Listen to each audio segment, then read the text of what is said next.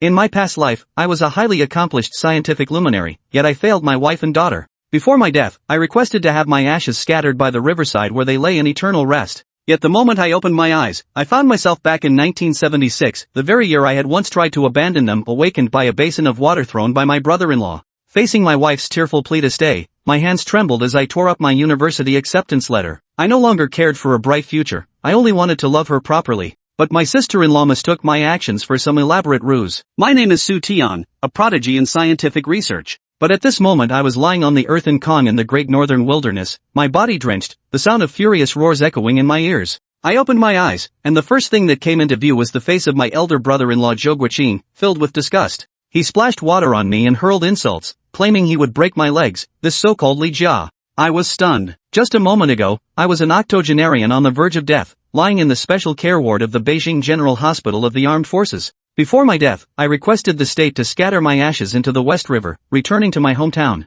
And Zhou Jie, my long-deceased wife, was standing at the door of the hospital room waiting for me. I met Zhou Jie over 60 years ago, when I was an educated youth sent to the countryside and assigned to the Shiha Brigade in the great northern wilderness. To escape the hardships of rural life, I married Zhou Jie, the beloved daughter of Secretary Zhou Kaishan. It was for that recommendation quota for a worker-peasant-soldier university student that could allow me to return to the city and change my fate. 3 years later, when the quota was finally in my hands, I convinced her to divorce me for selfish reasons. And now, I've actually been reborn, back to 1976, back to that biggest turning point in my life. Zhou Jie rushed in holding their 1-year-old daughter Lele, scolding her brother while helping me wipe my drenched body. She didn't know how deeply I once loved her, yet I was the one who pushed her into the abyss with my own hands. In my past life, I abandoned my wife and children to attend university in Beijing, was assigned to a research institution, and became a world-renowned scientist. But the deepest pain in my heart is the loss of my wife and daughter. Due to an incident, Zhou Kaishan and the two Zhou brothers lost their lives, while Zhou Jianqi was left disabled.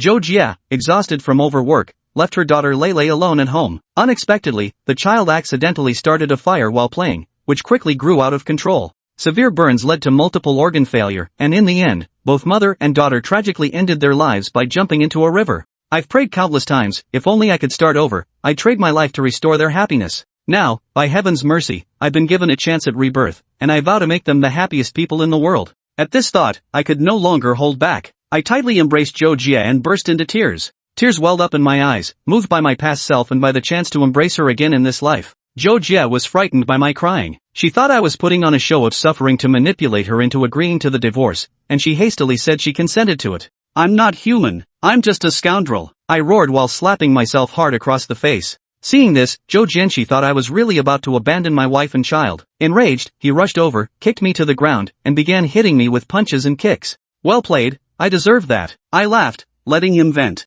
For the first time in decades, I'm so happy because the pain from my fists is real. I've truly been reborn. Both my wife and daughter are alive, and there's still a chance to make amends for all the mistakes. Zhou Jie helped me up with tender concern, and I gently caressed her face. Her skin was so smooth, a natural beauty. These years must have been hard on you. I whispered, I don't blame third brother for hitting me. A beast like me deserves to be beaten. I had Zhou Guoqing summon my father-in-law, then without hesitation climbed onto the roof beam, and tore into shreds that university admission letter hidden in the metal box. All three Zhou brothers were stunned. They couldn't comprehend why I, this selfish villain, why would I tear apart my own bright future with my own hands? Xiao Jie, without you and Lele, that worker-peasant-soldier university admission means absolutely nothing to me. I held Zhou Jie tightly in my arms. As long as they were by my side, I was willing to give up anything. Zhou Kaishan entered the room and, seeing the floor covered in paper scraps, his expression softened considerably. With a thud, I knelt down and kowtowed to him 3 times. Father, third brother's beating has completely awakened me. From now on, I will never abandon Xiao Jie and Lele. Only where family accompanies you can it be called home.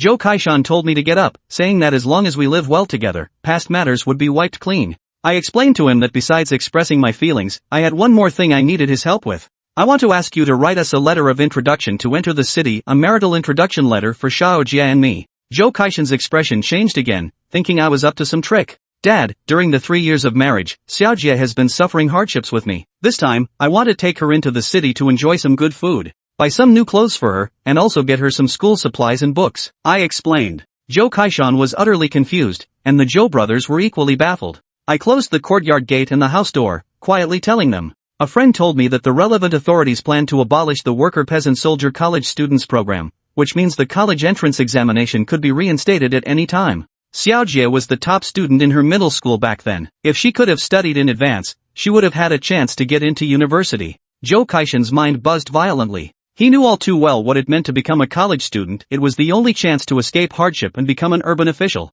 I further reasoned, even if my analysis was wrong, having Zhou Jie pick up her textbooks again wouldn't do her any harm. In the future, whether it's job recruitment in the city or continuing to recommend worker peasant soldier university students, she will always be more qualified than others. Zhou Kaishan happily patted my shoulder and laughed loudly. Damn it, you've really had your brain opened up, kid. Come to the team office tomorrow morning to pick up the letter of introduction. At night, holding my delicate little wife in my arms, I sigh at how wonderful it is to be young. Zhou Jie asked me softly, Brother Tian, are you really not leaving anymore? Silly girl, if I do leave, it'll be with all of you. I kissed her forehead, confident that the national college entrance exams would be restored next year, and our family of 3 would go to university together. We'd return to the city together. In my past life, I spent decades becoming a genius spanning dozens of fields, nurturing countless top experts. This time, I'll use my knowledge to help Zhou Jie become one of the first batch of university students after the exams resume, showing her a broader horizon. I believe you. Zhou Jie smiled sweetly. The next day, we came to the brigade headquarters. Zhou Kaishan took his granddaughter over, handing us a couple's introduction letter and a few national food coupons. Zhou Jie looked at him in surprise. Dad, how come you have so many national grain coupons? This was originally prepared for your schooling, and now it's just the right time to use it. Zhou Kaishan said he would go to the city to buy some delicious food and also get some malted milk powder for his eldest granddaughter. After sending us away, Zhou Kaishan quickly walked over to the telephone in the team office. Old Su, my daughter, and Xu Tian have already set off. You need to stay alert, that kid is full of tricks. On the other end of the phone came his friend's irritated scolding. Chapter 4, I've seen opportunists before, but never one this shameless. These days, if you're not in good health, you probably won't last long in the city. Man, that bus we rode was like a giant steamer completely stuffy. It's barely faster than an ox pulling a cart. The only upside is it's warm enough. Around 1 p.m. Xu Tian and Zhou Jie appeared at Haizhou bus station looking utterly bedraggled.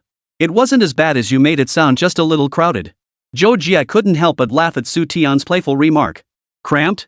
That bus meant for 40 people had at least 100 packed in, plus tons of chickens, ducks, and geese. We were squeezed like sardines in a can. Returning to a time decades ago, Xu Tian felt somewhat out of place. To say nothing of other things. The transportation system was far too backward. In contrast, Zhou Jie, experiencing the city for the first time. Everything felt fresh and exciting. The streets were bustling with people coming and going. Bro, with buildings this tall, what happens during a big windstorm? Won't they get blown over? Oh my. They use the toilet indoors. How unsanitary. What if the elevator gets an electric shock when going up and down? There are buildings over 400 meters tall overseas? Goodness, do foreigners build their houses so high because they have less land?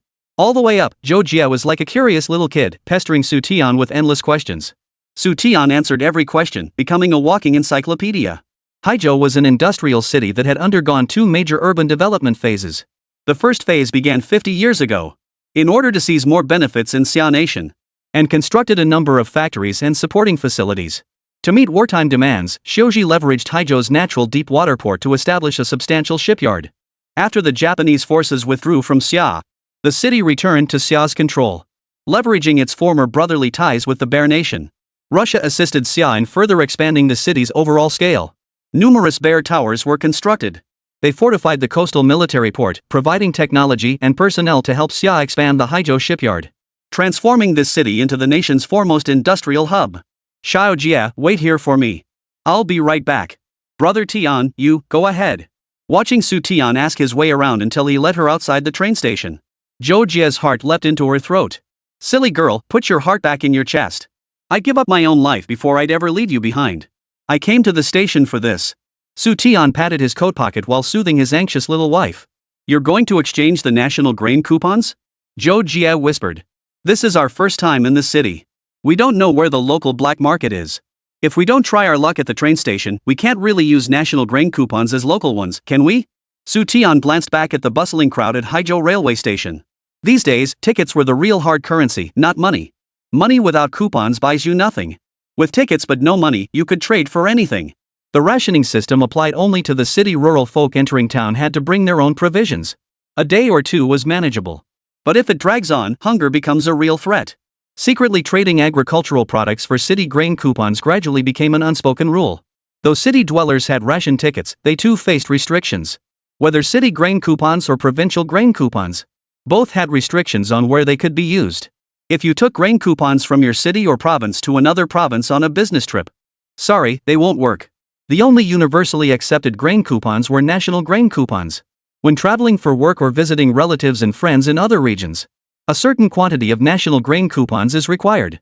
The quantity of national grain coupons provided by the unit to business travelers is limited. They were allocated almost strictly based on daily personal consumption. Just imagine. After finally getting the chance to travel elsewhere, who wouldn't want to bring back something for their family and children?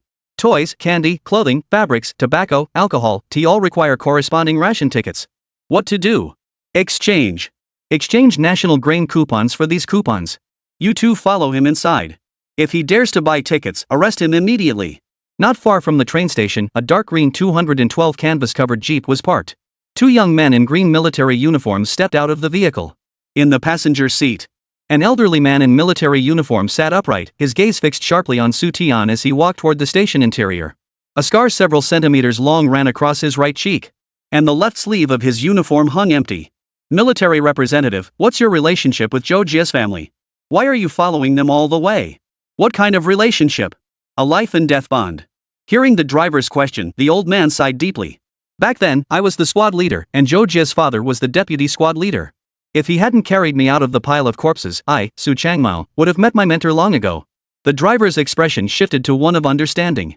He pressed on, military representative, I suppose Comrade Zhou Jie's father was also a combat hero? Su Changmao nodded. A top-tier combat hero. Ah! The driver's face paled with shock. He had thought the military representative was already a legendary figure. Little did he know there were always greater heroes beyond. The father of Zhou Jie, the country girl, was actually a special class combat hero. If old Zhou hadn't been uneducated and hot-tempered, unable to compromise, he wouldn't just be a brigade secretary now. No need to bring up those ancient history. Su Changmao sighed. Old Zhou's daughter was like his own daughter. If Xu Tian continued with his scheme of abandoning his wife and daughter to return to the city, Su Changmao would let him go. But the destination wouldn't be a university, it would be prison. A few minutes later, a soldier rushed back. Reporting, Commander, Xu Tian. What about him? Su Changmao asked in a deep voice. He was engaging in large-scale profiteering inside, exchanging national grain coupons for various local food coupons. Had he not witnessed it himself? The soldier would never have believed someone could justify profiteering with such righteous indignation. Time rewound to a dozen minutes earlier. Xu Tian sneaked into the waiting hall. Spotting anxious-looking passengers, he would proactively approach them. Need help coordinating grain coupons? Just exchange them. Why make it sound like some kind of coordination? Old Zhou was absolutely right. That Xu Tian kid really has a lot of tricks up his sleeve. Thinking something major had happened, it turned out to be nothing more than exchanging national grain coupons for local ones. While such things are not permitted, but some matters cannot be judged by the same standard. Commander, Xu Tian refuses to mention transaction or exchange, insisting only on coordination. The soldier continued his unfinished sentence. Not everyone dares to trade with Xu Tian. Individuals are forbidden from privately trading grain coupons. If caught, the charges could range from minor to severe. Xu Tian's explanation was that they weren't trading, they were coordinating among the people. Coordinating to get it into the hands of those who needed it more. To maximize their utility. They're all issued by the state, whoever uses them is using them. Su Changmao was speechless. He'd seen profiteers before, but never anyone as shameless as Xu Tian. Chapter 5, Science and Technology for Strength, Humanities for Governance. This much? Seeing the various ration tickets Xu Tian brought back, Zhou Jie was so shocked she couldn't find words. 5 national grain coupons, each worth 5 caddies. 25 jin worth of national grain coupons. Xu Tian had exchanged nearly 200 jin worth of local grain coupons. Plus a huge stack of non-staple food coupons and other types of ration tickets. Yeah, with this, we won't have to worry about food even if we stay in the city for a month or two. Seeing his young wife's exaggerated expression, Xu Tian felt quite accomplished. Most people in the 1970s were simple and honest. They had no idea how to haggle over prices. In his previous life, the nation had tightened its belt to focus on economic development. Funding for military research and development, as well as military construction, had been drastically cut. Everything, absolutely everything, had to give way to economic development. A saying circulated back then.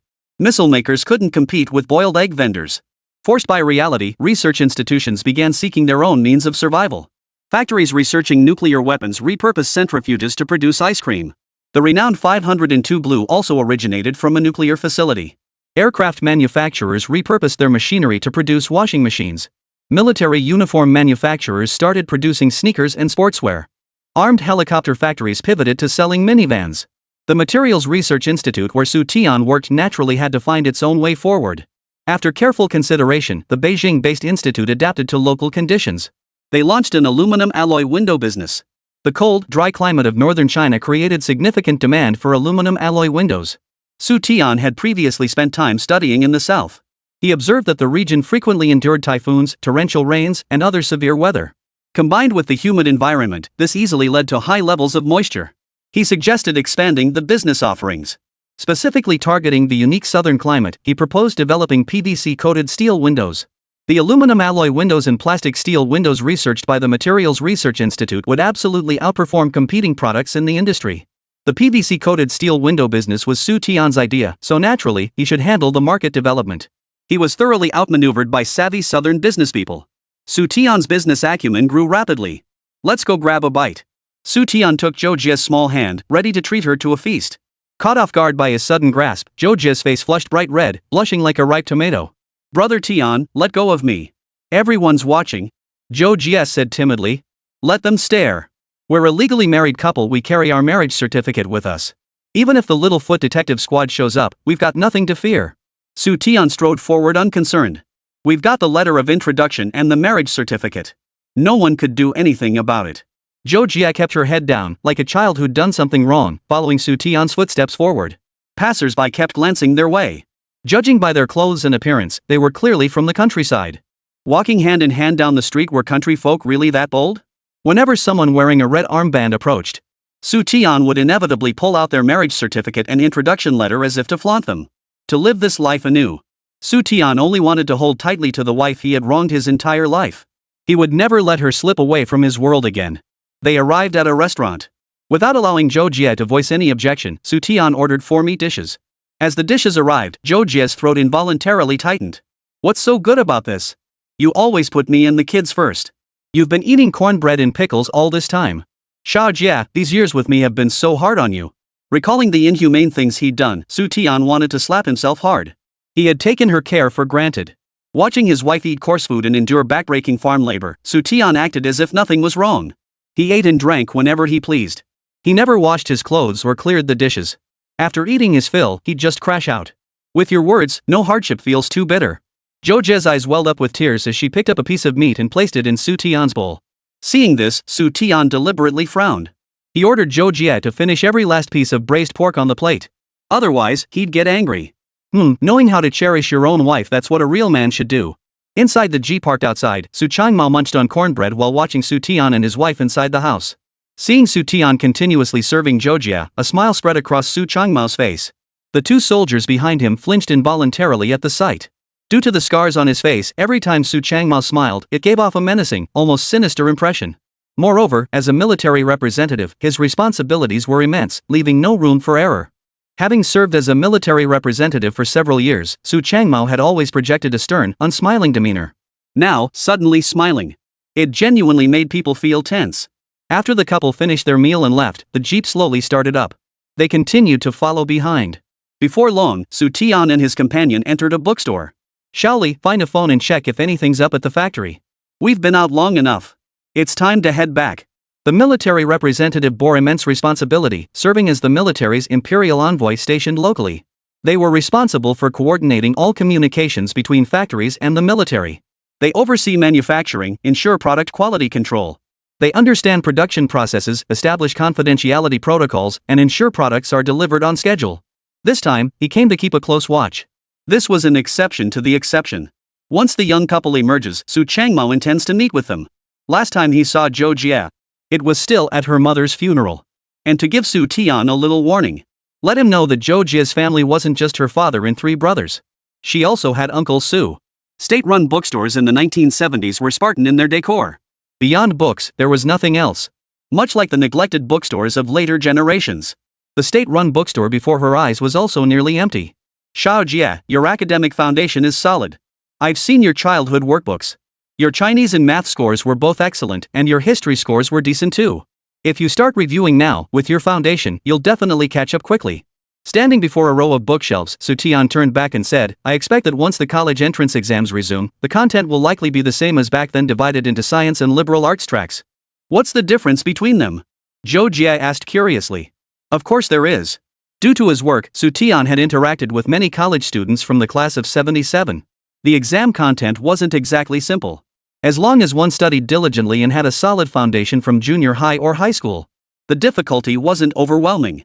The college entrance exams would resume next year, but English questions wouldn't appear until several years later. I imagine the science exams will include physics and chemistry, since they are the foundational subjects for science.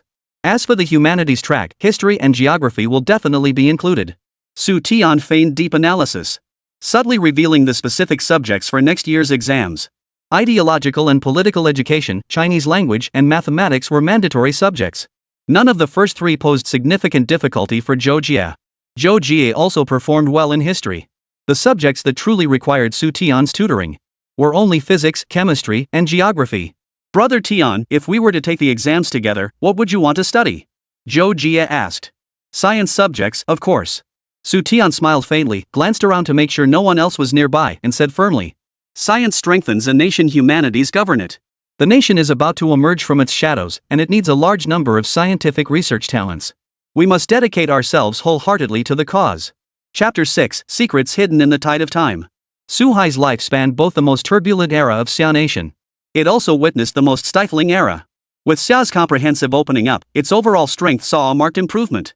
Seeing its neighbors suddenly rise again, the bear immediately began causing trouble. It launched a proxy war. It incited the White-Eyed Nation, which owed Xia immense gratitude, to stab Xia in the back. After finally waiting for the bear to collapse, the White Eagle Nation began treating Xia as its imaginary enemy. White Eagle Nation would see Xia ships sailing normally at sea just like that. Their justification? We have our own reasons to suspect this vessel. Despite finding absolutely no issues, the White Eagle Nation shamelessly declared, we have grounds to withhold the details of our investigation. They treat everyone like fools. And this is merely the beginning. The White Eagle Nation is treating Xia's airspace and maritime territories as if they were their own backyard. They come and go as they please. They cut off your GPS signals without warning. Technological barriers, technical blockades, trade restrictions. They've mastered these tactics to perfection. The moment Xia raises objections, the West immediately pins the label of seeking an arms race and destabilizing the region on Xia. The frustration of the past 30 years. Only those who lived through it can truly grasp the depth of humiliation and helplessness. Then, I'll study science too. You want to study science? Xu Tian, who had been recalling that humiliating incident, looked at Zhou Jie in surprise. In his mind, the best choice for Zhou Jie was to study humanities. Brother Tian, whatever you study, I'll study too.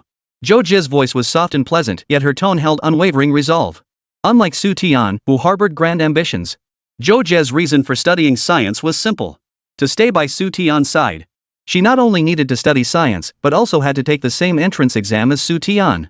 Attend classes in the same class. That way, she could see her husband every day. Jia, are you absolutely sure about this? Xu Tian was confident he could tutor Zhou Jie to study science and get into university. The challenge, however, Zhou Jie, with no foundation in science or engineering, would inevitably have to work harder than others to keep up with university courses. Xu Tian couldn't bear to watch his wife burning the midnight oil studying science subjects. Zhou Jie nodded. As long as she could study alongside Xu Tian, she was willing to endure any hardship. All right. Xu Tian took Zhou Jie's hand and said with emotion, Xiao Jie, let's study science together. Your name will surely be etched in the future history of science in Xia Nation. Hey, you too. You've been acting quite inconsiderate all the way here. Now that we're in the bookstore, why are you two still all lovey-dovey? Just then, a sudden voice cut through the air. Turning around, they saw an elderly man in military uniform standing at the bookstore entrance, watching them with a faint, ambiguous smile. The man had only one arm, yet his military bearing remained undiminished. Your Uncle Su? Zhou Jie wasn't sure, but she vaguely felt the old man resembled her father's old comrade in arms. Su Changmao feigned anger. No wonder they say once you have a husband, you forget your parents. Uncle Su hasn't visited you in just a few years, and you've already forgotten me completely. You really are Uncle Su. Overjoyed, Zhou Jie introduced him to Xu Tian beside her. Brother Tian, this is Uncle Su Changmao, my father's old comrade in arms. He used to visit our home often when I was little. Every time he came, he'd bring us all sorts of rare treats. Uncle Su, hello. Xu Tian greeted the elderly man politely. As they spoke, Xu Tian couldn't help but wonder. Judging by the old man's bearing and age, he must have held a high position. But then a question arose. The The Zhou family had suffered a major upheaval. There was no way he hadn't heard about it. When Xu Tian returned to Shiha Brigade years ago, he had never heard of any military personnel attending Zhou Kaishan's funeral. Su Changmao frequently visited the Zhou household, a testament to the close relationship between the two families. Facing Zhou Jie, who had lost her father and brother and was now raising her daughter alone. Why didn't Su Changmao offer a helping hand? Even if work commitments prevent me from attending my old comrade in arms' funeral, helping care for my old comrade's only blood relative was simply the right thing to do. It's been years since I last saw her, and now she's grown into a young lady. Your father told me your daughter is absolutely adorable. Next time I come to town, you must bring her along so Uncle Su can see her. Su Changmao's words carried deep concern for Zhou Jie. Zhou Jie's face lit up with a sweet smile. Su Tianyue grew increasingly puzzled. Su Changmao's concern for Zhou Jie bordered on treating her like his own daughter. Something's off. Su Tian thought to himself. Su Changmao suddenly shot Su Tian a glance. Seeing Su Tian's calm smile, Su Changmao frowned. Those who had fought their way through decades on the battlefield and ultimately survived carry an aura of natural authority that commands respect without needing to raise their voice. That stern gaze just now. Not even a young educated youth sent to the countryside. Even seasoned soldiers in the military couldn't remain completely unfazed. Su Tian, however, remained completely unfazed, even managing a calm smile. This kid's composure is way too old school. Xiao Jia, Uncle Su needs to talk to your husband about something. Could you wait at the bookstore for a bit? This. Worried her father might speak ill of Su Tian in front of Uncle Su, leaving him with a poor impression, Zhou Jie hesitated whether to follow him out. Xiao Jia, just listen to Uncle Su. Stay here and wait for me. Su Tian spoke up, reassuring Zhou Jie not to overthink it. As Zhou Jie's senior, Su Changmao was naturally Su Tian's senior as well. When an elder asks a younger to step outside for a chat, how could one refuse? Zhou Jie spoke uneasily, Uncle Su, Tian treats me very well. Could you please? Relax. Uncle Su isn't some wild beast, he's not going to eat your man, is he? Su Changmao shot Su Tian a knowing look. He led him over to the jeep. Kid, I'm a soldier. I'm used to getting straight to the point. Ever since you entered the city, I've been following you. Know why? Su Changmao stared coldly at Su Tian, radiating an aura of authority that commanded respect without anger. Worried I'd pull a fast one, ditch Xiao Jie, and take off on my own. Su Tian smiled faintly. Good to know. Su Changmao continued, Xiao Jie's father and I weren't just comrades in arms, we were brothers who shared life and death. His daughter is my daughter. If I ever find out you've done anything to wrong Xiao Jie, I'll blow your brains out myself. No need for the Zhou family to deal with you. Su Changmao patted the pistol holstered at his waist with his remaining hand. This gun has taken down scoundrels and foreign big noses. But it's never been used on a faithless bastard. Su Tian forced a bitter smile. Uncle Su, I want to make my position clear here. Commander. The ship's steel plates have a major problem. The soldier who'd gone to call the factory sprinted back toward them. Su Changmao's expression darkened. Start the vehicle. We're heading back immediately. Ship deck steel. Su Tian's body trembled. Understood. The reason Su Changmao hadn't reached out to help Zhou Jie when she was at her lowest point. Because at that moment, he was likely already under investigation. Or perhaps stripped of his position and sent down for re-education. Chapter 7, Circumventing the Obstacle, Protecting Su Changmao. His previously composed demeanor vanished, replaced by an indescribably grim expression. The ship's steel plates mentioned by the soldier represented a missile destroyer that Xia Nation was secretly constructing. As the military representative at Haizhou shipyard, he would be held accountable. Xiao Jie, come out for a moment. Seizing the moment while the driver started the car, Su Changmao called Zhou Jie out. Xiao Jie, Uncle Su will be heading back soon. You two should live well together. If Su Tian ever wrongs you, come straight to Uncle Su. Uncle Su won't let him get away with it. With that, Su Changmao ruffled Zhou Jie's hair. Without looking back, he got into the car and drove away. Watching the receding car, Zhou Jie looked utterly confused. Brother Tian, why did Uncle Su rush off like that?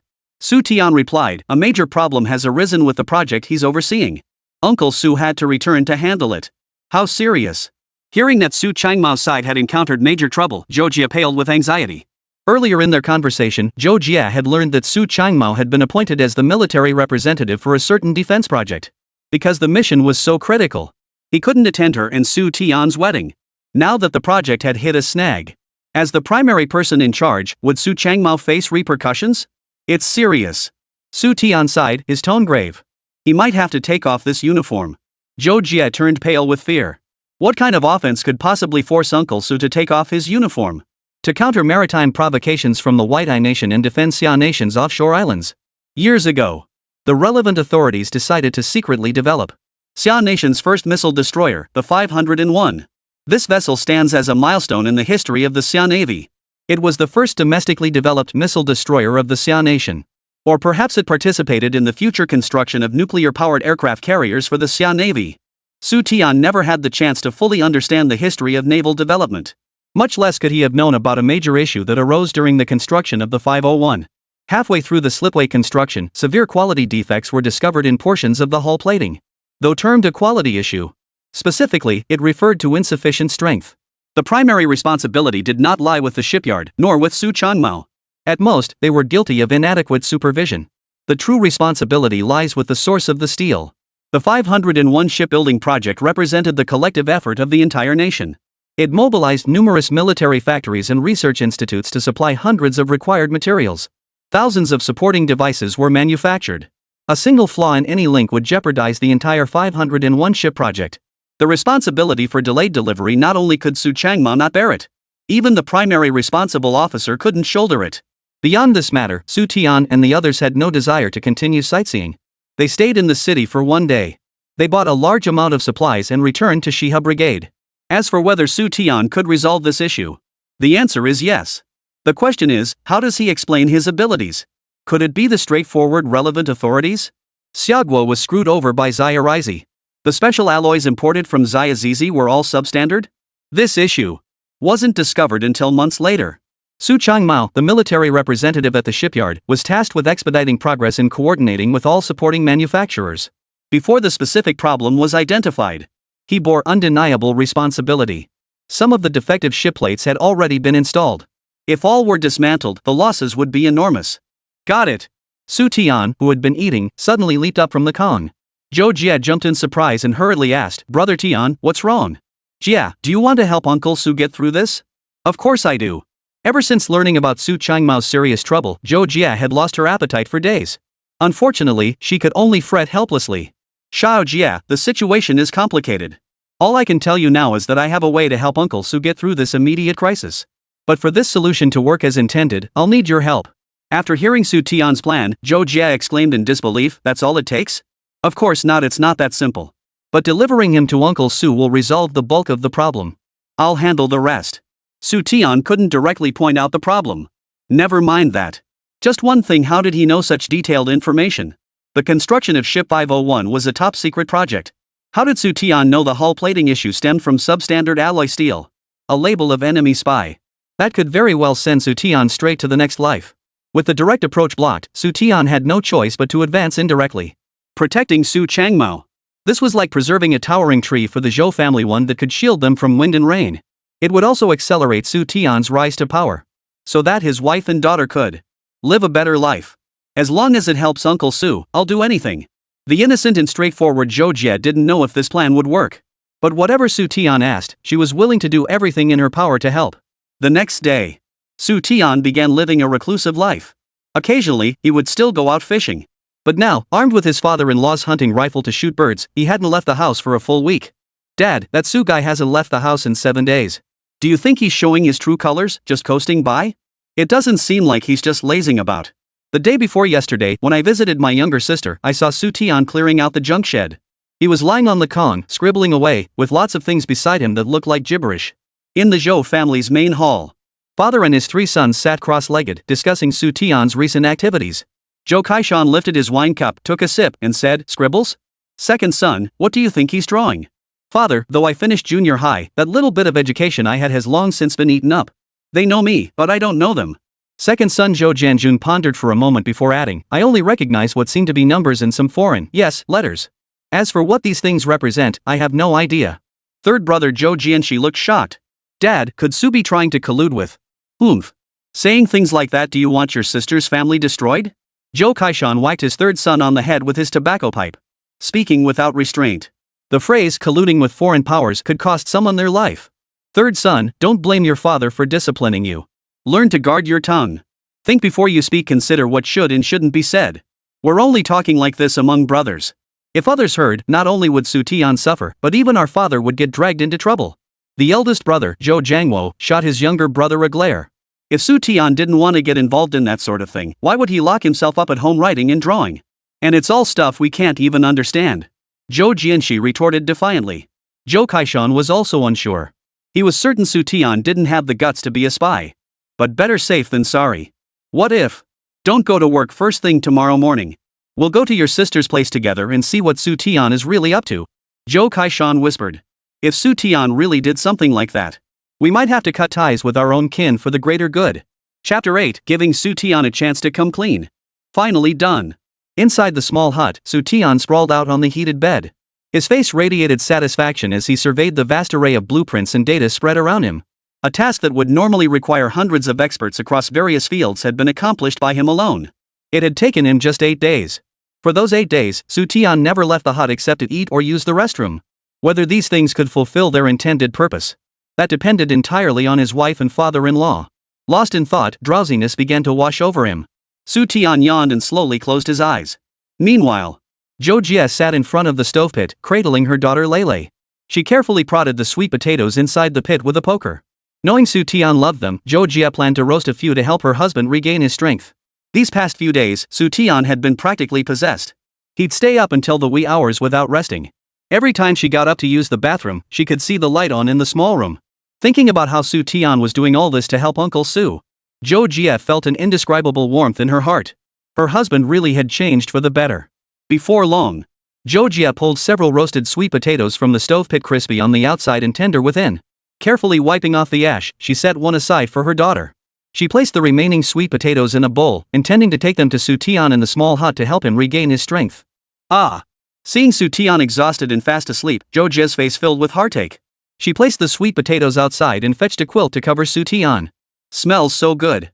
Just then, third brother's voice came from outside. Father, why are you here? Stepping outside, Zhou Jie looked surprised. At this hour, father and my 3 older brothers should already be at work. How come they all showed up here together? Zhou Kaishan glanced at the small hut behind Zhou Jie.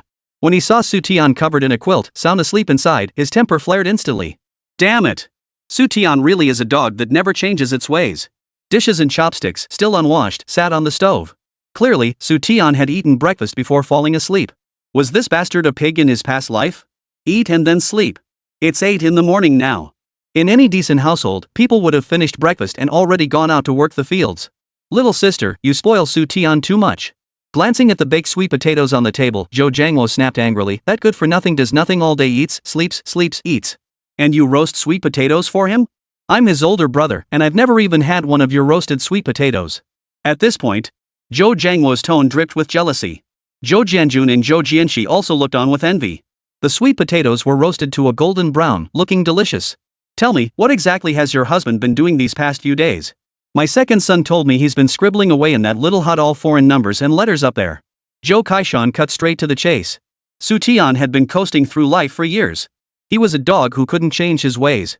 He only cared whether Xu Tian had been up to no good. As a former soldier, Zhou Kaishan despised nothing more than traitors who sold their country for personal gain. Last night, his sons had gone home to rest. Zhou Kaishan had spent the entire night pondering, and the more he thought about it, the more uneasy he felt. He claimed he went into town to buy books and school supplies for his daughter. But who could be sure Xu Tian was telling the truth? What if he went into town to contact his accomplices? If he wasn't meeting up with accomplices, why did he start scribbling and drawing the moment he got back? I don't know what brother Tian was drawing either, but he said. What did he say? Zhou Kaishan pressed. He said these things could help the country. Help the country? Little sister, you actually believe that nonsense? The Zhou brothers all looked utterly speechless. Good heavens! What kind of mind-altering potion had Xu Tian slipped to their sister? Why does Zhou Jie believe everything he says? Help the country? Was that even something Xu Tian should be saying? He's not worthy. In the eyes of the Zhou brothers, those with real ability either enlisted in the military or stayed in the city. Only the incompetent were sent to the countryside to join the production brigades. Xu Tian's performance over the years indirectly proved the Zhou brothers' point of view. Good for nothing, yet never goes hungry. A freeloading slacker, a lazy good for nothing. Daughter, move aside. Zhou Kaishan wouldn't tolerate a single word from Xu Tian. He pushed his daughter aside and strode into the inner room. The 3 brothers followed closely behind, entering the room together. The entire con was covered in papers filled with writing, even the con table was covered. Picking up a sheet at random, Zhou Kaishan stared at it as if it were hieroglyphics. Not a single word made sense to him. He turned to look at his 3 sons. The 3 brothers shook their heads in unison. Even Zhou Jie and Zhou Jianjun, the most educated in the Zhou family, couldn't decipher it, let alone Zhou Jianhe and Zhou Changmao. Ha ha ha. A silly chuckle escaped Xu Tian's sleeping mouth as his body rolled slightly to the side, pulling the quilt tighter around himself. I'll make you pay for sleeping. Zhou Kaishan grew angrier by the second. He crumpled the blueprints in his hand and threw them on the floor, stomping on them with all his might. Dad, what the hell are you doing? Brother Tian stayed up all night drawing these. You're being too harsh. Seeing the blueprints trampled and soiled, Zhou Jie felt heartbroken. She hurriedly crouched down to pick them up. Dad, what are you? Zhou Jie's startled cry woke Xu Tian. Seeing the scene before him, Xu Tian froze in shock. You bastard. Tell me straight up. What are you writing this stuff for? Those foreign codes and letters, are they your spy contact passwords? The third brother, Zhou Jianxi, was the most impatient. He rushed to the edge of the bed and grabbed Xu Tian by the collar. What spies? Xu Tian asked blankly. Third brother, let him go. Dad. Let go. With us men here, he won't get away. Zhou Kaishan's face darkened and Zhou Jianxi reluctantly released his grip. Xu Tian, listen carefully. I am no longer your father-in-law. I am here in my capacity as secretary of the Shiha Brigade, representing the organization to formally question you. What exactly are these things you've drawn? Tell us the truth, don't even think about denying it. After all, he was his daughter's man. Zhou Kaishan forced himself to suppress his anger, deciding to give Xu Tian a chance to confess voluntarily. Voluntary confession might still offer a chance at survival. But stubborn resistance would only lead to certain death. Zhou Kaishan would rather support his daughter for the rest of her life, enduring her resentment forever. He would never tolerate leaving a cancerous threat to the nation alive. You're treating me like a spy, huh? Xu Tian was at a loss for words. Given the current scene, it was nothing short of a three-way interrogation. Father, Brother Tian isn't a spy. He drew these things for the sake of the country. And for Uncle Su. Fearing that further explanations would only make things worse, Zhou Jie had no choice but to reveal the truth. Last time he returned from the city, Xu Tian had instructed Zhou Jie not to tell Zhou Kaishan about Su Changmao's troubles just yet. Zhou Kaishan was merely the brigade secretary. He wasn't a military industry specialist, much less a metallurgy expert. Telling him would only make him anxious without offering any real help. Dad, Tianga said these things could help the country improve steel quality and also help Uncle Su get through this crisis. Zhou Kaishan's eyes widened in disbelief. He couldn't believe what he was hearing. These scribbles could actually improve steel quality. Chapter 9, Step-by-Step Analysis to Persuade the Father-in-Law. Brother Tian said once I finish drawing them, I should ask you to deliver these to Uncle Su. Then Uncle Su will deliver them to the Haizhou steel plant. As long as the steel mill experts see these blueprints, Brother Tian will find a way to help Uncle Su. No one knows a father better than his son. Zhou Jie knew Zhou Kaishan's temperament all too well. Under normal circumstances, no matter what Zhou Jie asked for, Zhou Kaishan would readily agree. But there was one thing not even the heavens themselves could sway him. Throughout his life, Zhou Kaishan despised traitors and spies above all else. Back on the North Korean battlefield, Zhou Kaishan's unit was tasked with mopping up a band of stragglers. As the battle drew to a close, someone on the opposite side shouted in Xia language, "Don't shoot. I'm a captured Xia national." That single phrase led to a catastrophic mistake. Believing the enemy to be one of their own, the soldiers halted their attack. But the next second, bullets rained down like a storm. Zhou Kaishan and several other soldiers were struck down. Thanks to prompt medical attention, Zhou Kaishan survived. As for the other soldiers, not a single one survived. After the ceasefire, feeling deeply guilty toward the fallen comrades, Zhou Kaishan chose to retire and return to his hometown. Hold on. Jolted out of his shock, Zhou Kaishan snapped back to reality, his eyes narrowing sharply at Xu Tian. Steel production is the domain of scientists and steelworkers. How could you, an educated youth sent to the countryside, possibly understand such matters? And what does any of this have to do with helping old Su get through this? If you don't explain yourself clearly, don't blame me for sending you to the commune. Zhou Kaishan barked. Dad, Tian really isn't a spy. Please don't do this. Zhou Jie was on the verge of tears, begging her father not to send Xu Tian to the commune. If Xu Tian ended up at the commune labeled as a spy, he'd be in for a world of trouble. Third son, take your sister outside. Zhou Kaishan steeled his resolve and ordered his third son to take Zhou Jie and his granddaughter away. He could bend his principles time and again for his daughter. But when it came to national security, no one's pleas would sway him. Sis, you know how temperamental Dad is. Don't make him angry. Zhou Jianxi practically dragged Zhou Jie out to the outer room. Closing the door, Zhou Kaishan spoke in an icy tone, Xu Tian, if you have even a shred of humanity left, answer my question immediately. Dad, please don't get angry. Let's sit down and talk. Xu Tian felt no anger toward Zhou Kaishan's ruthlessness.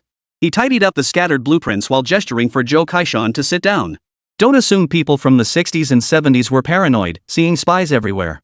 But staying vigilant was essential.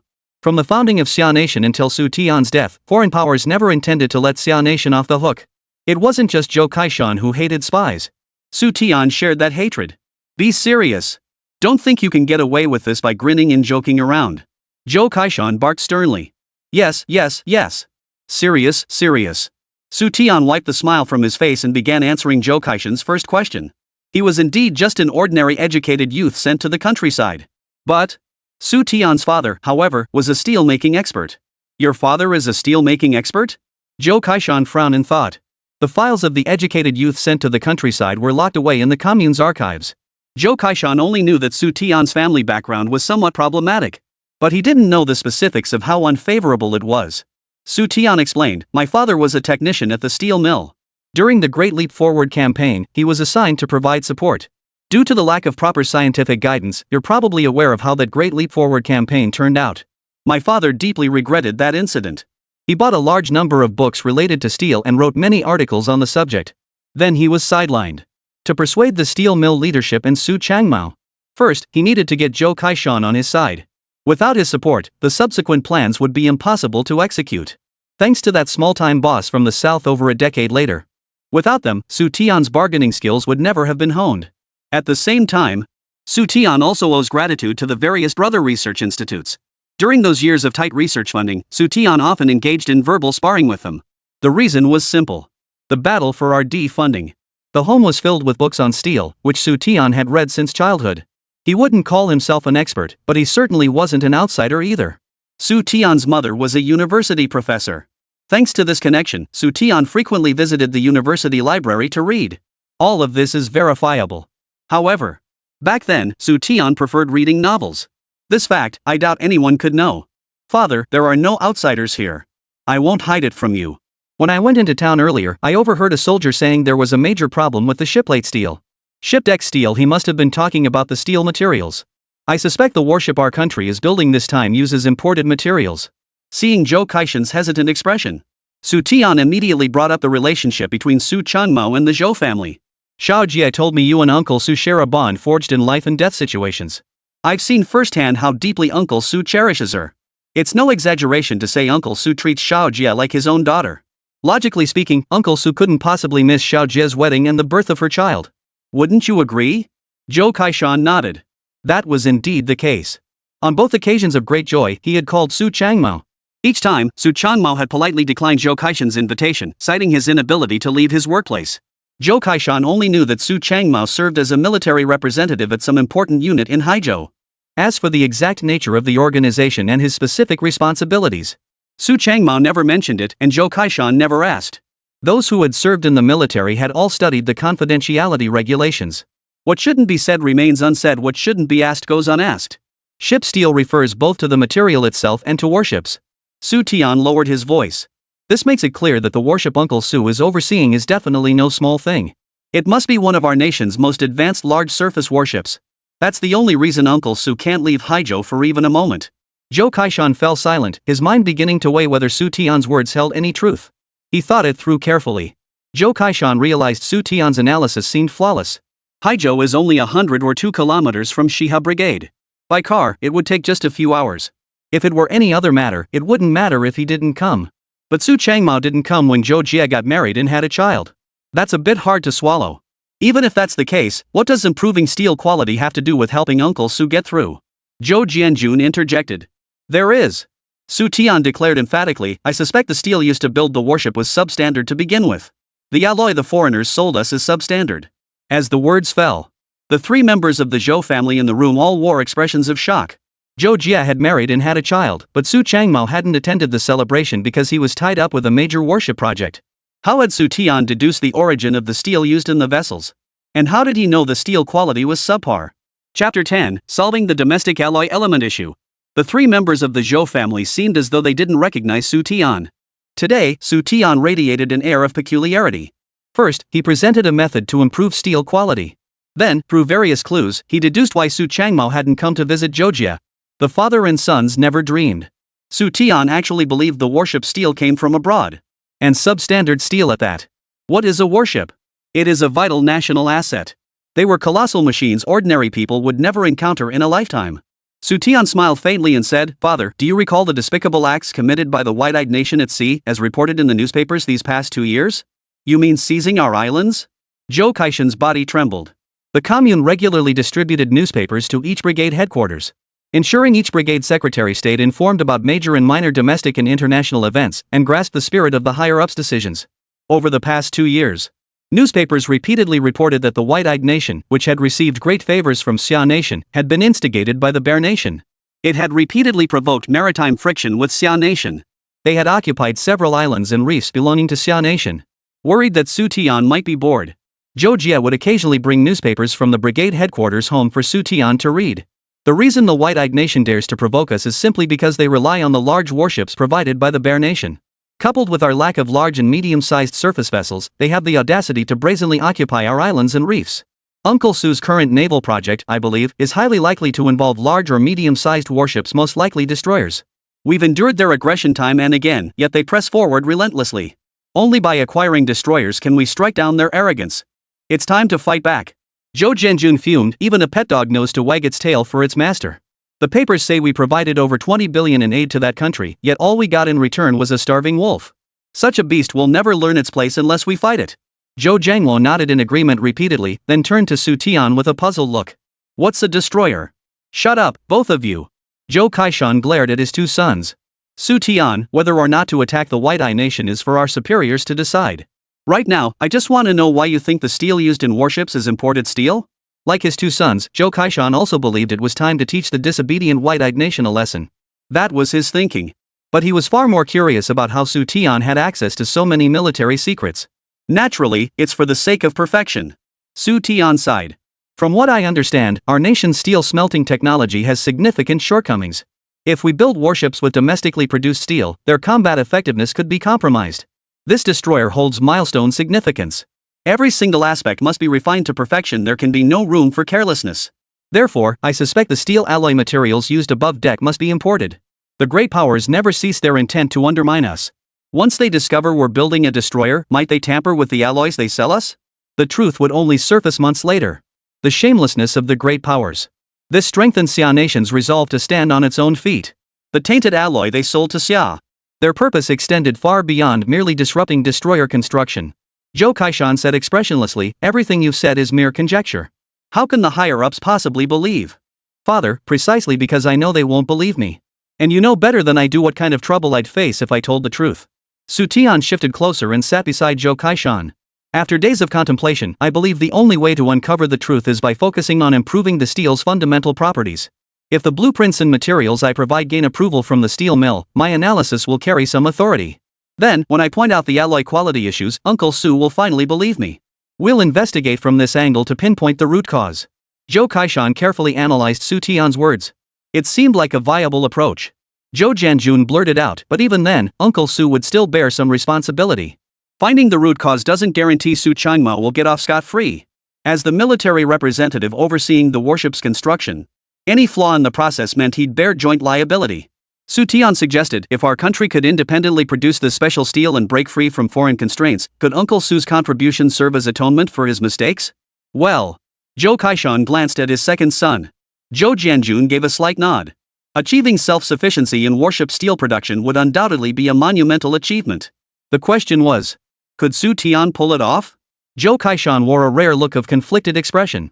Zhou Kaishan had a rough idea of what Xu Tian was up to. Using his connection with Su Changmao, he planned to persuade him to hand over these blueprints to the experts at Haizhou steel plant. The experts confirmed the feasibility of the blueprints. Only then would Xu Tian have the chance to remind Su Changmao to inspect the alloy quality. Then, Xu Tian assisted the steel plant in producing and manufacturing the substitute special steel. This contribution helped Su Changmao get through the crisis. Father, Uncle Su is your old comrade in arms. You can't just stand by and watch him fail, can you? Besides, is there any other way we can help him? Even if you personally told him the alloy raw materials were faulty, do you think he'd believe you? Whether Xu Tian or Zhou Kaishan told him about the alloy material issues, Su Changmao would never believe it. One had only a high school education, while the other had only learned to read in the army. They were brazenly criticizing the alloy materials. No one would believe them. The direct approach was blocked. Only complex detours remained. Father, you must personally deliver the blueprints to Uncle Su, so he can present them to the steel mill's experts. Would doing this harm the nation or the people's interests? Zhou Kaishan shook his head silently. These blueprints won't harm anyone. On the contrary, they could improve the quality of our nation's steel and free us from reliance on foreign imports. Why wouldn't we give it a try? If it fails, we'll find another way to help Uncle Su. If it succeeds, the entire nation will be grateful to you. Xu Tian casually placed a grand responsibility on Zhou Kaishan's shoulders. His son-in-law had made some technical innovations and asked Su Changmao to show them to the steel mill experts. It neither violated principles nor required much effort. With Zhou Kaishan personally involved, Su Changmao couldn't possibly refuse such a favor. You little rascal, stop flattering me. I can pass it on to old Su, but what if the steel mill experts don't trust you? Or if they set your work aside to review later? What then? Unbeknownst to himself, Zhou Kaishan found Xu Tian's words resonating. Soon, he would personally visit the commune. He would thoroughly review Xu Tian's personal file. Give me a chance to meet with them face to face. I guarantee I can convince them. Xu Tian said confidently, I know they won't believe me right away, so I'll need one more thing. What phrase? I have a solution to the problem of domestic alloy elements being difficult to control. Chapter 11, the current task is to buy, not to build. As one of Xia Nation's major industrial hubs, Haizhou not only hosts the nation's largest shipyard. Haizhou steel plant is also quite substantial. It ranks among the nation's 5 largest steel mills. It employs numerous experts and technical specialists. It was impossible for them not to recognize the advanced nature of Xu Tian's technology. Xu Tian's initial approach was to enter the city under the guise of working as a laborer. He had Zhou Jie ask Zhou Kaishan to hand over the blueprints to Su Changmao. His justification was pursuing technological innovation to secure 2 worker positions for himself and his wife. Regardless of whether Zhou Kaishan believed Xu Tian could revolutionize steel technology, as long as Zhou Jie pleaded earnestly, the old man would have to comply even if he didn't want to. Now, besides reforming the system, Xu Tian could only tell the truth. Compared to persuading Su Changmao, persuading Zhou Kaishan was easier. Second brother, put all these blueprints away from me. Be careful not to damage them. Saying this, Zhou Kaishan picked up the blueprint he had trampled on and carefully wiped the mud off it. Father, you didn't actually believe what he said, did you? Zhou Changmao asked in surprise. If it helps old Su, I'm willing to be a rolling stone for once. Zhou Kaishan glared at his eldest son. He wasn't trusting Xu Tian, he was doing it purely to help his old comrade in arms. Zhou Kaishan had already made up his mind. First, he'd go to the commune to pull Xu Tian's records and check his family background whether it matched his story. If it was true, he'd buy a ticket to Haizhou tomorrow. Even if he had to wear down Su Changmao with persistent nagging, resort to threats, or resort to cursing, he would make sure those blueprints reached the steel mill. The steel mill had so many experts. Whether Xu Tian's skills would meet their standards would be obvious at a glance. If it fails, at worst I'll be teased by my old comrades. But what if he succeeded? Then the old comrades would have a chance to pass through unscathed. The next day, the West River Brigade was abuzz. Brigade Secretary Zhou Kaishan had gone into town alone. Not on official business, but to visit relatives and friends. The news spread like wildfire, leaving many feeling as though the sun had risen in the west. Ever since Zhou Kaishan returned from military service to become the brigade secretary, he had never once gone into town for personal reasons. After waiting several days without seeing Zhou Kaishan return, Zhou Jie was practically consumed with worry. It had been 4 days since her father went into town, yet he still hadn't returned. Could something have gone wrong? Compared to his restless young wife, Xu Tian remained much calmer.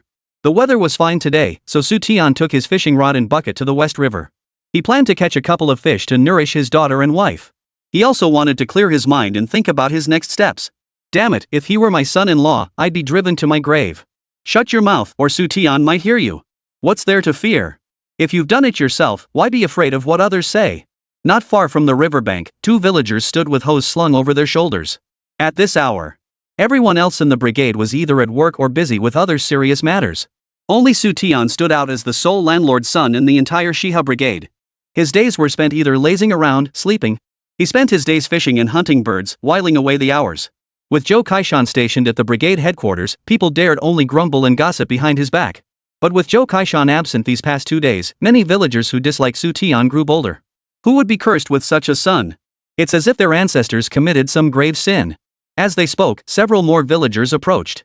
They exchanged barbs and sarcastic remarks. As if afraid Xu Tian couldn't hear them, their voices grew louder and louder. Xu Tian stood calmly, rod in hand. His past self had indeed been unpopular. He understood perfectly why his fellow villagers disliked him. His grand ambitions of making a difference in the world had been ground down by the harsh realities of life, leaving him utterly resigned. As long as he wasn't starving, had food and clothes, let others curse him if they wished. He didn't care about a few pounds of flesh. Only in this second life could he truly make a difference in the vast world. The series of research projects he had reluctantly abandoned years ago. Xu Tian was confident he could give them a second life, just as he had been given his own. Long-range bombers, large transport aircraft, nuclear submarine programs, and the first-generation aircraft carrier of Xia Nation that never saw the light of day. Great wall computers, high-end chip research, laser weapons. Over the next decade or so. Due to various technical reasons, Xia Nation shelved dozens of high-end research projects. Brother-in-law. Brother-in-law. Just then, Zhou Jianjun's voice echoed from the distance. Xu Tian remained motionless, his gaze fixed intently on the river's surface. As Zhou Jianjun rushed over, Xu Tian pulled the fishing rod taut with all his strength. A large fish was reeled in. Brother-in-law, father's back, and Uncle Su is here too. Hurry, hurry back. Zhou Jianjun was out of breath, urging Xu Tian to hurry back. Parked outside the entrance to Xu Tian's small courtyard stood a military green jeep. Su Changmao puffed on his pipe, taking one drag after another. Zhou Kaishan squatted on the ground, puffing on his pipe. Their faces grew increasingly grim. Father, Uncle Su. Seeing Xu Tian arrive, Su Changmao tossed his cigarette butt aside and said, Xu Tian, how certain are you that the imported alloy is the problem? At this, Xu Tian froze for a moment. Speak up. How certain are you that the imported alloy is the problem? Su Changmao demanded sharply. 70% certainty. Xu Tian replied solemnly. Do you dare to make a solemn pledge? I dare. Though unaware of the details, Xu Tian declared in a clear voice, there's definitely something wrong with the imported alloy. If we investigate along this line, I guarantee we'll uncover the problem. Old Zhou, I'm heading out. With that, Su Changmao darted back to his car. Xu Tian was utterly baffled. Had Su Changmao come all this way just to demand a definitive answer? He turned to look at Zhou Kaishan. What was going on here? Let's talk inside. Zhou Kaishan walked inside with his hands behind his back, his expression complex.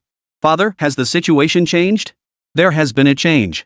Zhou Kaishan said bitterly, this trip to the steel mill with old Zhou really opened my eyes. Damn it! How did so many spineless cowards appear? It's been over 20 years since the founding war, and some still think foreigners are invincible. Foreign goods are always ing superior. Recalling the events of the past 2 days, Zhou Kaishan felt like his lungs were about to explode. The factory director and chief engineer dismissed Xu Tian's technology as worthless. They claimed importing foreign alloys was for the greater good to learn their technology. In reality, they were completely reliant on foreign products. Even the deputy factory manager who supported Xu Tian became the target of their joint ridicule. They berated him for trusting the words of a down-to-the-country educated youth. Rather than trust science. They say the content on your blueprints is pure fantasy. They also called you a speculator trying to boss around professionals. Ironically, some veteran workers think it's worth a try. Not only was Zhou Kaishan furious, but Su Changmao was equally livid. After just a few glances, they dismissed Xu Tian's technology outright. Their words were laced with sarcasm and insinuation. A high school student could solve the problem of unstable alloy elements. If that were the case, they could all go home and take care of their kids. If that were all, it might be bearable. But he kept harping on how superior foreign alloy technology was. The current task is to buy, not to build. He worried his old comrades in arms might also misunderstand Xu Tian's motives as opportunistic. Zhou Kaishan had no choice but to tell Su Changmao that Xu Tian was doing all this for him. Gaining recognition from steel experts and pinpointing the issues with imported alloys. In short, Xu Tian's proposal was completely rejected. Su Changmao, however, intended to try finding problems with the alloy. Chapter 12, Did you bring an extra set of clothes when you came? Xu Tian, you're a good kid. Your old man's a rough and tumble sort, don't hold it against me. Zhou Kaishan patted Xu Tian's shoulder, his expression a complex mix of emotions.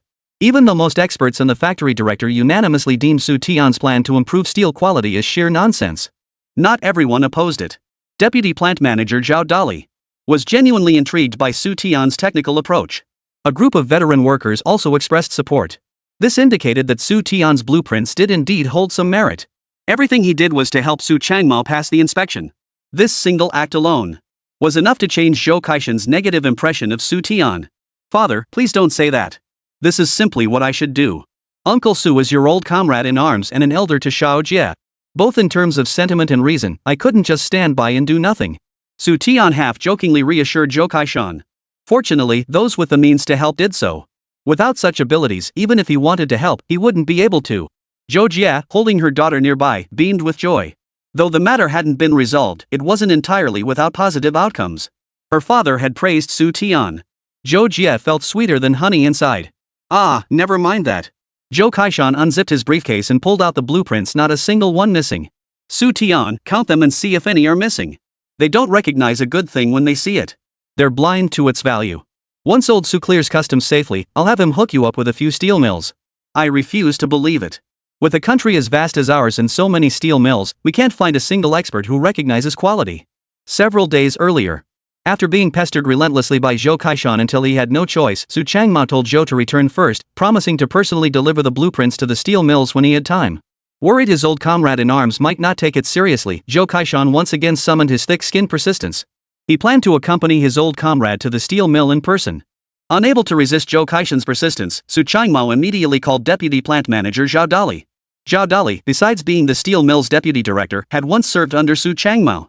With this connection, the two smoothly gained access to the steel plant. Upon first seeing the blueprints, Zhao Dali reacted with great excitement. He believed the technology held great promise. Yet no one could have anticipated what would happen next. When he convened a meeting of factory leaders to discuss whether they could produce a batch of steel using the new technology, he was met with ridicule from numerous experts. The specifics of the situation. Zhou Kaishan didn't even want to think about it. The mere thought of it would surely make him so angry he couldn't eat. Although the matter hadn't been resolved, Su Changmao had come to trust Xu Tian a little more. This time, he had come specifically to learn more about the situation. Father, Uncle Su left after asking only a few questions. Does he truly trust my brother-in-law? Xu Tian worried not only about Zhou Jie and Zhou Kaishan, but also about Su Changmao.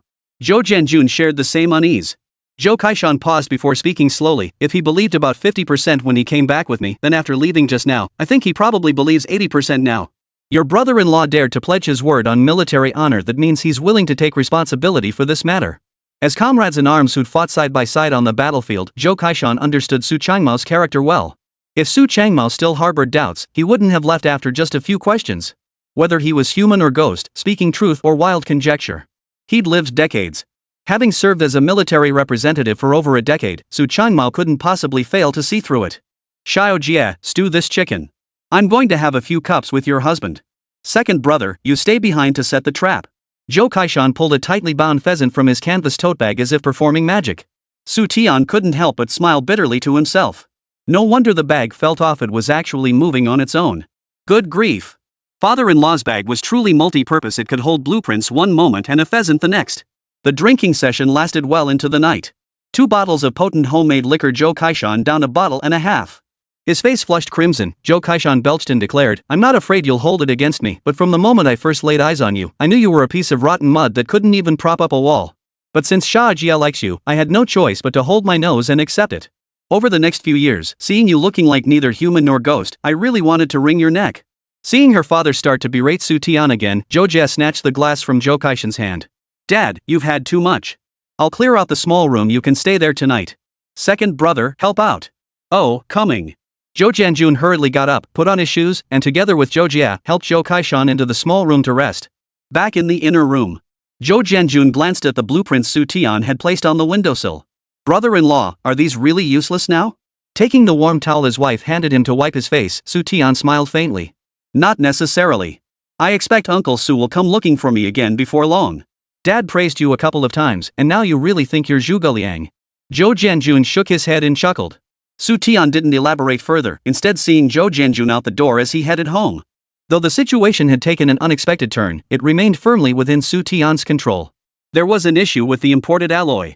The relevant authorities would certainly have to find a solution. Xu Tian had a plan to substitute the imported alloy with a domestic alternative. Regardless of whether it could ultimately replace it. We must try to find out. Xiaogua's history of being held by the throat began over a decade ago. Xu Tian. A week later, early one morning. A voice boomed like firecrackers, startling Xu Tian into jumping up from the Kong bed. Come with me. Before Xu Tian could see clearly, a cold arm reached into the blankets. Grasping his arm, it yanked him straight off the Kong. Uncle Su, even if you're making me leave, you should at least let me get dressed first. You can't expect me to freeze to death wearing just a vest and shorts, can you? Xu Tian wrenched free from Su Changmao's large hand, already guessing what would happen next. You have 5 minutes. Get dressed, grab your blueprints, and get in the car. Su Changmao raised his single arm to glance at the time.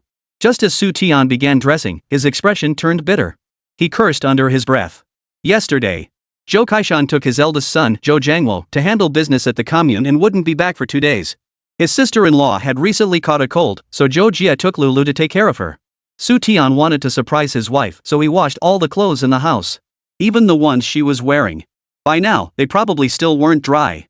Why aren't you dressed yet? Dawdling around like this if you were my soldier. Remembering that Xu Tian had helped him through a tough time, Su Changmao softened his tone and said, "Your wife isn't home, and you can't even get dressed? Uncle Su, did you happen to bring an extra set of clothes when you came?" Xu Tian asked awkwardly. "I washed all the clothes at home." Su Changmao felt a black line appear on his forehead. "Do you really think that's possible?" "Probably not." Chapter 13, Serval Mentality. The driver's facial muscles twisted unnaturally. He forced himself not to laugh out loud, time and again. Back seat. Xu Tian wore a military overcoat, his expression even stranger than the driver's. Two hairy thighs peeked out from beneath the coat's hem. His feet were clad in a pair of green Liberation Army boots. His hair was a tangled mess, completely uncombed. This appearance was truly not fit for public viewing.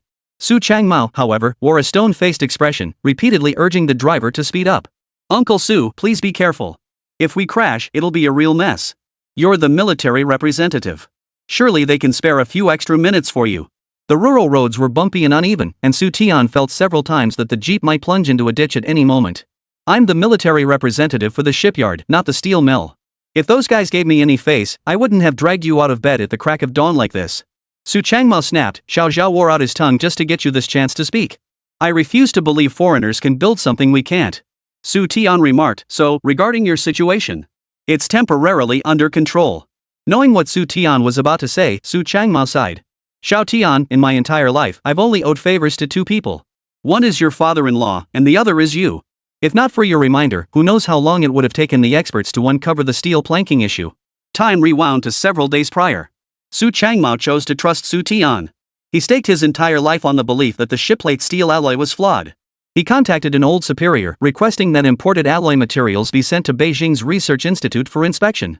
After 7 full days, a glimmer of hope finally emerged. The alloy materials were indeed found to have quality issues. The unit responsible for processing the alloy into shipplate steel was now under investigation. The task of resolving the shipplate steel issue fell to Haizhou Iron and Steel Plant. It was precisely because of this Zhao Dali was able to persuade the factory leadership and experts to give Xu Tian a chance to explain the technology. Xu Tian remarked calmly, "There are good and bad techniques. Not understanding them isn't a big deal. What I fear is those who pretend to understand when they don't, mocking others for their lack of comprehension because of our own shortcomings." Su Changmao's brow furrowed. Xu Tian clearly had an underlying meaning. "Xiao Tian, driverly has been with me for over a decade, absolutely trustworthy. No one in the car will make a big deal out of it, and no one will shut you up. Speak your mind directly, no need for beating around the bush." Having served as a military representative for over a decade, Su Changmao had seen it all. He could tell the difference between genuine words and deceitful ones. Xu Tian wasn't just speaking in riddles, he was probably taking a veiled shot at someone else. "Uncle Su, I'll just speak freely then. If I say anything wrong, please forgive my youthful ignorance and loose talk." "You call yourself young and ignorant? Your child is already over a year old." Su Changmao shot Xu Tian a withering look. "Let him speak his mind." Xu Tian said, "The state's 3-4 plan was undoubtedly well-intentioned. By introducing foreign equipment and technology, it aimed to enhance our own scientific research capabilities." "You know about the 3rd and 4th plans?" Su Changmao looked surprised. Several years ago, relevant state departments made a coordinated decision to launch a large-scale technology import initiative. It was named the 3-4 Plan. It involved importing technology, equipment, and materials worth tens of billions of foreign currency from a large number of Western developed countries. These imports were to be integrated with domestic equipment to construct major industrial projects. The entire 3-4 Plan encompassed a series of projects including petrochemicals, fertilizer and steel production, power stations, and more. This marked the largest foreign technology introduction project in the history of Xia Nation since its founding. It stands as the largest foreign technology introduction initiative in Xia Nation's history. Those in related industries would not find this surprising. As a former educated youth sent to the countryside, how could he even know about this? Zhou Jie took almost all the newspapers from the brigade office home. Mentioning the newspapers, a contented smile touched Xu Tian's lips. Feeling unworthy of Xu Tian, Zhou Jie went out of her way to please him after they married. Xu Tian loved reading, and the few books he brought with him had been read to tatters. Zhou Jie saw this and kept it in mind. Half the villagers in Shiha Brigade were illiterate. Anyone who had attended elementary school was considered educated. Written materials were scarce. Zhou Jie set her sights on the brigade newspaper. Every time the paper arrived at the brigade, the next day, it would inevitably appear before Xu Tian. Ha ha ha. Su Changmao couldn't help but burst into laughter. He knew about this. Zhou Kaishan, as the brigade secretary, frequently had to convey the spirit of the newspapers to the members. He couldn't bring himself to ask Xu Tian for it. The stubborn Zhou Kaishan instead walked to the commune to find the same newspaper. In my view, the third and fourth five-year plans exemplify the principle of learning from foreign powers to strengthen ourselves. Adapting foreign methods for our own use by introducing equipment, technology, and relevant materials has enhanced our own research capabilities. Unfortunately, not everyone grasped the spirit of the higher-ups. Seeing the diverse array of foreign equipment and witnessing their vastly superior performance compared to domestic models. Immediately, a group of people started proclaiming that the moon is rounder abroad, that foreign things are simply better. How is this any different from decades ago when matches were called foreign fire and candles foreign wax? Su Changmao's smile gradually faded, replaced by a peculiar expression. Xu Tian continued, the shipplate steel has issues. The alloy composition is one of the most critical areas to investigate. Have the experts prioritized this issue? Su Changmao shook his head. Why? Because it's imported, and it comes from the industrial powerhouse Little Days. Xu Tian gave a cold chuckle. The mentality of foreign-obsessed sycophants persisted in Xia even at the time of his death. The moment Xia achieved any technological breakthrough, someone would immediately jump out, scrutinizing every detail with a magnifying glass. If foreign countries ever claimed Xia's technological innovations plagiarized the West, no need to wait. Online sycophants would instantly emerge to kiss up. Foreign moons are rounder, foreign air is sweeter. They monopolize technology because they respect patents. Xia can only be the world's factory, never reaching high-end fields. Introducing foreign equipment and technology is about learning from them, so we can stand on our own 2 feet. No matter how good someone else's technology is, it's still theirs. When they choose to sell to you, you can buy without issue. But what happens when they stop selling to us or jack up the prices? Beg and plead? Or swallow our pride and pay whatever price they demand? Xu Tian had experienced the feeling of being held by the throat far too many times. Just thinking about it brought tears and rage. Well said. Having parents is no substitute for having it yourself. The more I hear you talk, the more fired up I get. Why aren't you my son-in-law? Su Changmao slapped Xu Tian on the back. This kid was just like him. Ouch. Xu Tian nearly lost his breath from the blow, his fiery resolve vanishing in an instant. Good heavens. Must have fought tigers in his youth. If one hand could pack that much punch, 2 hands would surely crush him. Chapter 14, Without imagination, how can science progress? Haizhou steel plant office conference room. The room was thick with smoke. 8 people were present. They were plant manager Sun Li, deputy plant manager Zhao Dali, chief engineer Yang Weiman, and several department heads. Sun Li tapped the ash from his cigarette and glanced at his watch. Old Zhao, 3 minutes left. The meeting's about to start. Representative Su and that guy.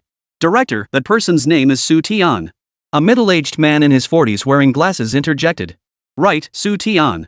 Old Zhao, you're a veteran worker with seniority. You've been at the steel mill longer than I have. It's only because of you that everyone took time out of their busy schedules to attend this meeting. If they don't show up when the time comes, don't blame us for pulling a fast one on you. Across the conference table sat a man in his 50s with a dark complexion. He was Zhao Dali, the steel mill's deputy director. Deputy Director Zhao, as the production manager, no one knows our factory's production situation better than you. Our production targets were already heavy, and now with the imported alloy issues, the burden of our sister factory's tasks has fallen on our shoulders. Everyone's practically trying to split themselves in 2 to get the work done. And you, sigh. The bespectacled man shook his head inside, looking thoroughly dissatisfied. Alright, old Zhang, enough complaining. Your production scheduling department needs to find a solution quickly to resolve the alloy shortage for production. Completing the tasks assigned by higher-ups is the top priority. Sun Li stubbed out his cigarette and instructed Section Chief Zhang, who oversaw production scheduling. Urge the relevant departments to expedite the procurement of qualified imported alloys. The warship was halfway built when the hull plating failed. This was no minor matter. A warship without qualified special steel is like a person without clothes. No matter how beautiful it is, it can't go out. As the words fell, many couldn't help but chuckle. The next second, the conference room door swung open. Representative Su, you're right on time. Seeing Su Changmao enter, Tian Li's face broke into a broad smile as he prepared to greet him, only for that smile to freeze instantly. Everyone stared intently, their expressions turning astonished. What on earth was trailing behind Su Changmao? A young man in his early 20s, his hair a messy, disheveled mess like a bird's nest. Barefoot, he wore a pair of Liberation Army-style shoes. He wore a military overcoat over a red track vest. Below that, a pair of blue shorts. What kind of ne'er-do-well was this? Su Changmao, the esteemed military representative of the shipyard and a decorated veteran, how could he bring such a person inside? Old leader, could this be Comrade Xu Tian? Zhao Dali stood up and asked. Su Changmao nodded and gestured for Xu Tian to sit beside Zhao Dali. Sun Liyue's face turned ashen. Su Changmao was pushing his luck too far. All this talk about Xu Tian's skills being worth a shot. Xu Tian looked like a bum. If he could do research, Sun Liyue could fly a plane into the sky. This was utter nonsense. Chief Engineer Yang Weiman adjusted his glasses, scanning Xu Tian's attire from head to toe. He shook his head, speechless. Right on schedule. Let's begin the meeting. Su Changmao couldn't be bothered with how others perceived Xu Tian's attire. He cut straight to the point and declared the meeting open. Hold on. Yang Weiman raised his hand and looked at Xu Tian. Comrade Xu Tian, last time Representative Su came to our steel mill with a stack of papers, let's call them blueprints for now. He claimed you had a solution to enhance the quality of domestic alloys and special steels, and that you could solve the problem of domestic alloy elements being difficult to control. He also mentioned your father is a metallurgy expert, and you grew up immersed in the field, making you something of an insider. Am I correct? May I ask who you are? Xu Tian asked politely. Comrade Xu Tian, allow me to introduce you to our factory's chief engineer, Mr. Yang Weiman. The gentleman seated next to Representative Su is Comrade Sun Li, our factory director. Immediately, Zhao Dali introduced each attendee's identity to Xu Tian. Xu Tian smiled. Hello, Engineer Yang. You're absolutely right, those were indeed my words. Hearing this, Yang Weiman leisurely lit a cigarette and inquired, which metallurgical university did your father attend? Has he published any papers? Which steel mill did he work for? Xu Tian replied, my father never attended university. He studied at a technical college and never published any papers. Before being sidelined, he was an ordinary technician at Shingang Steel. Hearing that Xu Tian's father was merely an ordinary technician who had never published any papers, Director Zhang curled his lips in disdain. It truly proved the saying, ignorance breeds boldness. Yang Weiman seemed unsurprised by Xu Tian's response. Taking 2 puffs from his cigarette, he stood up and said, Comrade Xu Tian, you possess the spirit of daring to think and act boldly. That's commendable and certainly worth encouraging. But everything must adhere to scientific principles. At this stage, while our country can produce its own alloys for shipbuilding steel, various material and technological constraints make it difficult to guarantee consistent quality. Our nation attempted to improve the quality of domestically produced alloys for manufacturing special steel many years ago. The results were devastating. Sun Li lifted his teacup for a sip, his face clouding over with a look of reluctance to revisit the past. Years ago, several major domestic steel mills collectively tackled the challenge of improving the quality of domestically produced alloys. All were defeated by the problem of unstable alloy elements. Almost everyone present at today's meeting had almost all been involved in that project. Just last year, our group of experts discussed this very issue. Yang Weiman paused, then stubbed out his cigarette. Su Changmao inquired, what was the conclusion? As difficult as climbing to the heavens. Yang Weiman said bitterly, after reviewing foreign materials, we found the theory is sound, but the practical difficulties are as numerous as cow hairs. With that, Yang Weiman slowly sat down. The notion of replacing imported alloys with domestic ones is far too naive. Advanced alloys developed by foreign countries over decades of research. To think we could replace them in a mere decade or so. What else could it be but naive? Sensing the factory director's growing impatience, Director Zhang spoke up, Representative Su, forgive me for saying this, but in my opinion, this meeting today was entirely unnecessary. The conclusions from last time were already clear. Science isn't fantasy, and you can't expect overnight success. We all want to develop a domestic alloy that rivals foreign ones, but we must face reality. Just as Su Changmao was about to speak, Xu Tian stood up and looked at Director Zhang. Director Zhang, you said science isn't fantasy. Then let me ask you this, who said that science requires imagination, and that innovation is the essence of invention? Without imagination, how could science ever progress? A century ago, people said humans could fly like birds into the blue sky, leave Earth, and land on the moon. These were concepts, all dismissed as fantasy. Now, does anyone still call them fantasies? All eyes turned sharply toward Director Zhang. Director Zhang's face flushed crimson. Unprepared for Xu Tian's sharp tongue. Chapter 15, A Dialectical Perspective, Alloys Must Serve Us. Ha ha ha, well said. Without the spirit to dare to dream and dare to act, how could science progress? Su Changmao was the first to applaud. Zhao Dali and the 2 section chiefs followed suit. Naive, childish, impossible. It had almost become Chief Engineer Yang's catchphrase. Director Zhang was no less critical. Due to his work, Director Zhang frequently handled imported equipment and raw materials. He never failed to praise them highly. Now, Xu Tian calmly refuted their pessimistic views. Zhao Dali felt an indescribable surge of excitement. As the production manager, Zhao Dali had no objection to using imported materials. What he opposes is excessive dependence. Chief Engineer Yang only knew how to research and discuss. The moment he felt an obstacle was insurmountable, he'd immediately back down. Comrade Xu Tian, I admit you have a point. Science does require innovation and breakthroughs, but that doesn't mean acting blindly or impulsively. Letting amateurs direct professionals is a recipe for disaster. Yang Weiman countered, we too want to break free from dependence on imported materials and develop our own high-end alloys. But the problem is, we can't do it right now. What do we do about that? We must temporarily rely on imports for now. Only when the time is right should we consider walking on our own. Engineer Yang is right. We've suffered enough from rushing ahead recklessly. Moving too fast will only lead to stumbling. Many nodded in agreement with Sun Li's call for caution. With such heavy production demands at the factory, there was no time to indulge this educated youth in his rural escapades. If not for the face owed to Zhao Dali and Su Changmao, Xu Tian wouldn't have even been allowed into this meeting room. Let alone Chief Engineer Yang personally debating with him. Sun Li spoke calmly, Comrade Xu Tian, you may not be aware of our steel mill's current situation. Our plant is one of the nation's major key steel mills, burdened with heavy production quotas every year.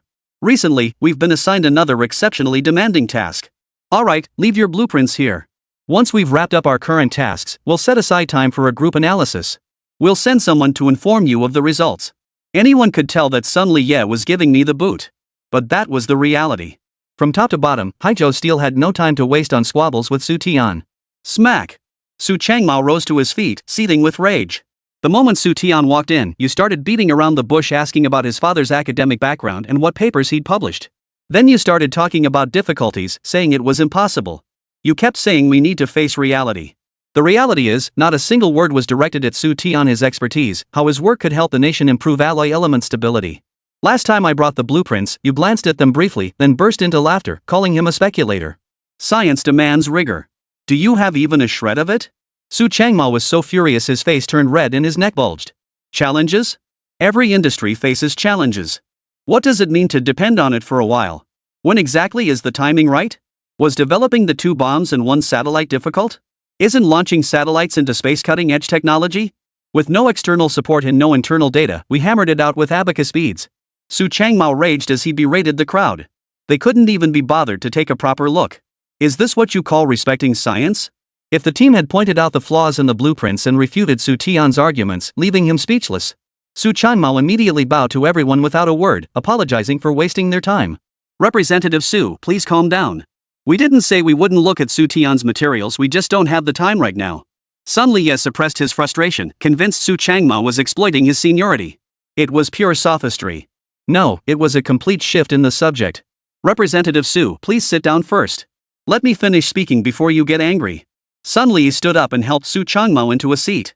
As the military representative at the shipyard, you should know what our most urgent task is. Not studying blueprints, but producing qualified special steel to replace the defective shipplate steel. Su Changmao opened his mouth but said nothing. Sun Li picked up the notebook beside him and placed it on the edge of the conference table. Your task is to oversee the construction of the warship. Our factory's task is to produce the ship steel for building that warship. This is the most critical matter at hand. Sun Li then picked up another person's notebook and placed it atop his own. Producing the replacement ship steel doesn't depend on me, nor on those present here today. It requires the concerted effort of the entire factory. Everyone must work overtime to forge qualified replacement ship steel. Isn't this the paramount task? Distracting ourselves with other matters and delaying the completion of our warships, you cannot bear that responsibility, and neither can we. Every single problem boils down to time. Every minute and every second is more precious to us than gold. Is it not criminal to squander precious time analyzing a blueprint of questionable technical merit, thereby disrupting normal production tasks? Isn't this irresponsible to the people? To produce high-quality shipplate steel within the stipulated timeframe, we absolutely must have imported alloy steel. With each statement, Sun Li would pick up a notebook from one of the attendees and stack it on top of the pile. Representative Su, these are the urgent issues we must resolve. Only when these problems are resolved can we discuss other matters or take other actions. You're a veteran soldier and a combat hero, we all hold you in high regard. But that doesn't mean our steel mill should unconditionally follow your lead. Sun Li spoke in a low voice, raising a dialectical question. The world may be vast, but the smooth completion of the warship takes precedence. Without imported alloy steel, it is impossible to produce qualified shipplate steel. Without qualified shipplate steel, the warship cannot be completed smoothly. At that moment, someone outside called Director Zhang's name, asking him to step out to take a call. Director Zhang tiptoed out of the office. The factory director was genuinely furious. If Su Changmao persisted in arguing, the meeting room would surely erupt in chaos. Better step outside for a moment to avoid getting caught in the crossfire. Inside the conference room, Su Changmao stared at the mountain of problems piled before him, sighing inwardly. Sun Li was right.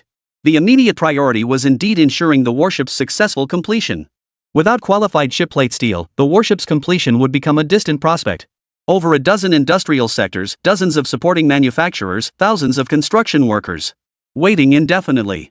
No one can shoulder that responsibility. Xu Tian, let's go. Su Changmao picked up his military cap from the table. Uncle Su, please wait a moment. Xu Tian approached Su Changmao and looked at Sun Liyue, whose face was twisted with anger. Director Sun, you left out one crucial issue. What issue? Sun Liyue demanded sharply. The issue of removing the fuel from beneath the pot. With that, Xu Tian bent down and snatched Tian Liyue's notebook from the table. Clatter. As the notebook at the very bottom was pulled out, the mountain of problems collapsed with a crash. If foreign countries cut off alloy supplies, it would sever the foundation of all problems. Xu Tian stated, enunciating each word clearly. You have your dialectical questions, and I have my dialectical perspective. Alloys should serve us, not the other way around. That's my dialectic. Chapter 16, Foreign nations have manned rockets and aircraft carriers, do we? Comrade Xu Tian, you've said it perfectly. Whether it's technology, equipment, or means of production, they must serve the construction of our motherland, not the other way around. The construction of domestically produced warships cannot be delayed, nor can it be begged for. Deputy Plant Manager Zhao Dali clapped enthusiastically. Xu Tian's words and the metaphors he used were truly inspiring. Comrades, numerous problems are not frightening. What is frightening is losing the courage to solve them. Why do foreigners dare to sell us defective alloy materials? Because they firmly believe that even if we discover problems, we'll just swallow our anger and keep buying from them. Refusing to buy would leave us stranded without high-end alloys. No matter how you slice it, it boils down to them looking down on us. Zhao Dali's expression shifted from agitation to indignation. Relying on others? Their support could crumble. Relying on others' help? Over a decade ago, the bear had already taught Xia Nation a lesson it would never forget. They turned on us in an instant, leaving us without a single blueprint. We treated those Russian experts as honored guests back then, guided by brotherly friendship and respect for science. Yet they grew increasingly presumptuous, deliberately manipulating us. At the slightest sign of disagreement, they immediately resorted to threats, insisting we couldn't accomplish anything without them. Only by having it ourselves can we forever avoid being bullied or blackmailed by others. Zhao Dali urged everyone to carefully consider Xu Tian's earlier words. What happens if foreign suppliers cut us off? Working overtime to ensure the supply of special steel for domestic warship construction is indeed the most urgent task. But let's not forget. The core of this urgent task is securing the alloy raw materials. Comrade Zhao Dali. Sun Liyue snapped sharply, Xu Tian's youthful ignorance is one thing, but you're a veteran of this factory, why are you getting caught up in this nonsense too? This isn't a debate, nor is it a stage for anyone's solo performance. Sounding lofty won't solve anything. Blindly preaching boldness and recklessness only harms others and yourself. With that, Sun Liyue shot a fierce glare at Xu Tian. Relying solely on imported alloys does indeed leave us vulnerable to foreign control. But how can we produce special steel without their alloys now? As the steel mill director, I bear the crucial responsibility of supplying special steel for domestically built warships. I must be accountable to every worker in this factory and to the mission I carry on my shoulders. Over 20 years had passed since he first entered the steel mill. Sun Li has seen far too many young men who are wet behind the ears, spouting nothing but empty boasts. Anyone can spout grand rhetoric. In the end, they're just empty promises. Issues that Chief Engineer Yang Weiman and a whole team of experts couldn't resolve. What gives Xu Tian the audacity to claim? How could he possibly solve the problem of unstable alloy elements in domestic production? Could it be that among all those metallurgical experts and steel industry engineers, couldn't match him a high school graduate who was sent down to the countryside? Nonsense. I think the factory director is right. The top priority is to produce the shipbuilding steel to meet naval construction needs. Solving the domestic alloy issue can come later after all, foreigners haven't stopped supplying us yet. That's not how you should frame it. Just because they haven't cut us off now doesn't mean they'll keep supplying us forever. I think we should walk on two legs, purchase imported alloys while simultaneously organizing our own team to develop them domestically. That's a complete waste of time. Foreign metallurgical technology is decades ahead of ours. Without foreign experts guiding us step by step, who knows how many years it would take us to figure it out on our own. If imported goods are superior in everything, why bother building our own large warships? Why not just buy them directly from foreign countries? Severe disagreements erupted among the attendees. Deputy Plant Manager Zhao Dali and two department heads sided with Xu Tian. They abandoned all fruitless debate and immediately reviewed the technical drawings Xu Tian had provided. Zhao Dali had previously skimmed the blueprints. Not being a technical expert, he couldn't understand most of the content. However, he believed some elements were worth testing. The other section chiefs, however, unanimously supported Sun Li. First, purchase the imported alloy to resolve the ship plate steel issue. Then we'll address other matters. Everyone, calm down and hear me out. Chief Engineer Yang Weiman, who had remained silent throughout, raised his hand to interrupt the heated debate. Everyone has valid points, but please don't overlook a critical issue. Our superiors have given us only 2 months. Within 2 months, we must produce the special steel to install qualified hull plates on the warship. The importance of this mission trumps everything else. Surely no one disagrees with that? Yang Weiman surveyed the room. Our partner manufacturer made a grave error by failing to thoroughly inspect the alloy's quality.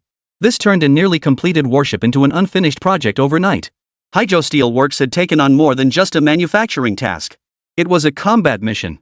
On the battlefield, missing an opportunity to strike means losing your head. Problems on the industrial front carries equally grave consequences. Nothing is more important now than fulfilling the tasks assigned by higher authorities. Debates over whether to produce domestically or import, or whether to conduct research. All such matters must be postponed. The mission trumps everything. To waste a single day is a crime. To persistently disparage and reject imports, how is that any different from the incompetent and decaying feudal dynasties? These words left the crowd speechless. The mission trumps everything, no one dares to question it.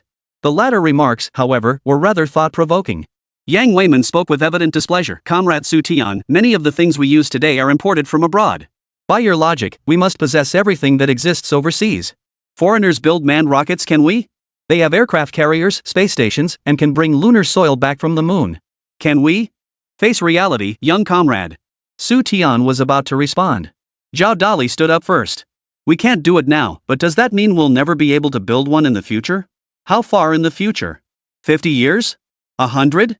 Yang Weiman countered with 2 questions before shifting his tone. Comrade Zhao Dali, what you're saying isn't much different from what I just said. I also said that we will eventually have domestically produced alloys. But right now, we need to focus on the immediate task at hand. Just then, Director Zhang, who had stepped out to take a call, returned breathlessly. We've got it, the imported alloy is here. Instantly, all eyes turned toward the doorway. Sun Li couldn't hide his excitement as he urgently asked, how much? Which sister company supplied the material? No, not a sister company. It's West Han's. They're willing to supply us with the high-end alloy we need. Director Zhang quickly caught his breath and joyfully announced to everyone. The problem was solved. West Han's was willing to supply freely. Chapter 17, today they demand tenfold, tomorrow they'll dare to demand twentyfold. Ha ha ha. Truly, when you think there's no way out, a new path appears. With sufficient special alloy, I can start production immediately. As long as the alloy arrives on time, 2 months should be more than enough. In my view, foreigners aren't all heartless. The moment the phrase unrestricted supply of imported alloys was uttered, the atmosphere in the room shifted instantly. Gone were the earlier tensions and heated arguments. Department heads chattered excitedly about their upcoming tasks. Yang Weiman and Sun Liyue exchanged a glance. Relief washed over both their faces. If not for the lingering issue of imported alloys. Otherwise, they wouldn't have found time to hold this meeting. Now, everything was ready except for production. As for Xu Tian and his technology, he can go sit in the shade. Comrade Xu Tian, you heard everything. Haizhou Steel Plant is about to enter a critical production phase. We all have important matters to attend to. You should return now. Once we're done with this busy period, we'll notify you. Sun Liya bluntly issued his dismissal. Keeping Xu Tian here any longer. Besides wasting everyone's time listening to his wild fantasies. It served no purpose whatsoever. Metallurgical techniques developed over decades or even centuries abroad. He wants to run before he can walk. People like him should stay in the countryside forever, receiving education from the poor peasants and lower middle peasants. Whether in enterprises, schools, factories, or government agencies. People like Xu Tian can only harm the nation and its people. Xu Tian replied with a faint, ambiguous smile, West Han's isn't exactly a living Buddha, Director Zhang. Their open supply comes with conditions, doesn't it? Director Zhang's expression shifted subtly at Xu Tian's inquiry. Director Zhang, what's the price for this batch of alloy? Zhao Dali inquired. Slightly more expensive than the alloy we bought from Little Life. Slightly more expensive? Ha ha ha. Xu Tian sneered coldly, it should be significantly more expensive, shouldn't it? What is the actual price? Su Changmao demanded in a low voice. Director Zhang cautiously glanced at Sun Li. Seeing Sun Liyue give a slight nod, Director Zhang stated, it's nearly 10 times more expensive than the alloy we've been purchasing from Xiaoliu's place. Yesterday, the West Han's family proactively approached the Xia nation's overseas trade representative. They expressed willingness to export the required alloys to Xia at 10 times the price. High-end alloys were critical to major national defense projects. After collective deliberation among multiple departments, it was decided to delegate the final decision to Haizhou Steelworks. After all, Haizhou Steel is both an expert in this field. and the manufacturer of steel for naval vessels. A single stone sent ripples across the pond. The room erupted in uproar. 10 times? Why don't they just rob someone? To develop the economy and enhance technological strength. Due to the West's strict defense and various covert sabotage efforts, Xia Nation's economic development progressed at a snail's pace. Even so, the nation tightened its belt and allocated substantial funds to launch the third and fourth five-year plans, importing countless industrial projects and equipment from the West. Despite immense economic pressure, the nation persisted in building modern destroyers to safeguard its maritime borders and uphold Xia's national dignity. The large destroyer project further strained Xia's already meager finances. The Western Han's condition for opening up supplies was nothing short of extortion. This is extortion. It's blatant profiteering from our crisis. We cannot pay this money. Zhao Dali declared indignantly, once we give in, they'll only push further. Today they demand tenfold, tomorrow they'll dare ask for 20-fold. If we haggle with them, these bastards will surely impose an embargo on us. Daring to demand 10 times the price from Xia Guopu's Xians had no genuine intention of doing this deal. It was pure extortion, taking advantage of the situation. The appetites of wolves can never be sated. Endlessly yielding to their unreasonable demands would only push Xia into an even more passive position. Director Zhang approached Sun Liyue and lowered his voice. Director, West Han's claims supplying us with this alloy involves significant risk. After all, given our relationship with the White Eagle Nation. At this point, Director Zhang lowered his voice even further. That's precisely why they're demanding 10 times the price.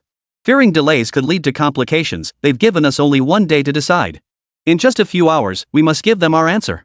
Thud. Sun Liye slammed his fist down on the table. After a long silence, Sun Liye looked at Chief Engineer Yang Weiman, whose expression was grave.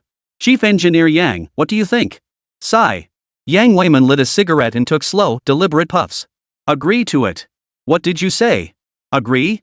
Zhao Dali and several section chiefs stared at Yang Weiman in disbelief. They're holding a knife to your throat, slicing chunks of flesh from your body. And you're telling me to just endure it? Comrades, the alloy Shaori sold us is defective. We absolutely cannot buy from them again.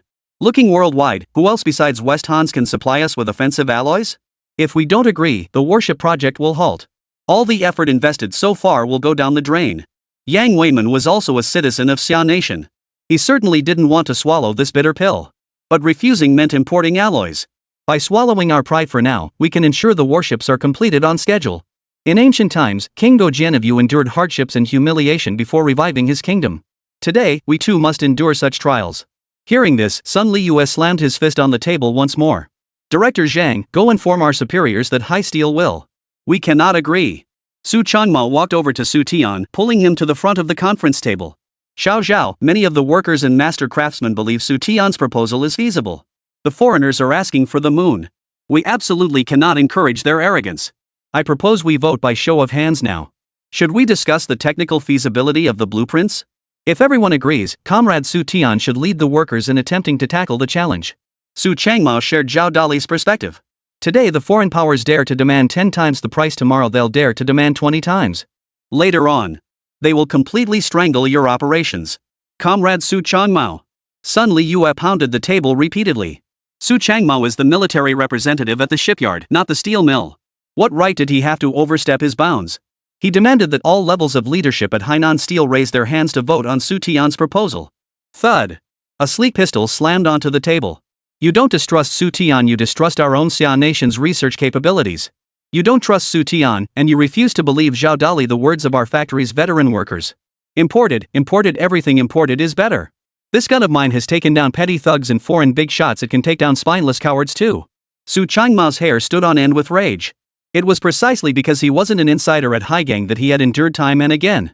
But now, he couldn't take it anymore. Chapter 18, you're better suited to be a foreigner's agent than a chief engineer. Xu Tian, I saw you talking earlier. Speak your mind freely. If that spineless fool kicks you out, I promise my gun won't agree.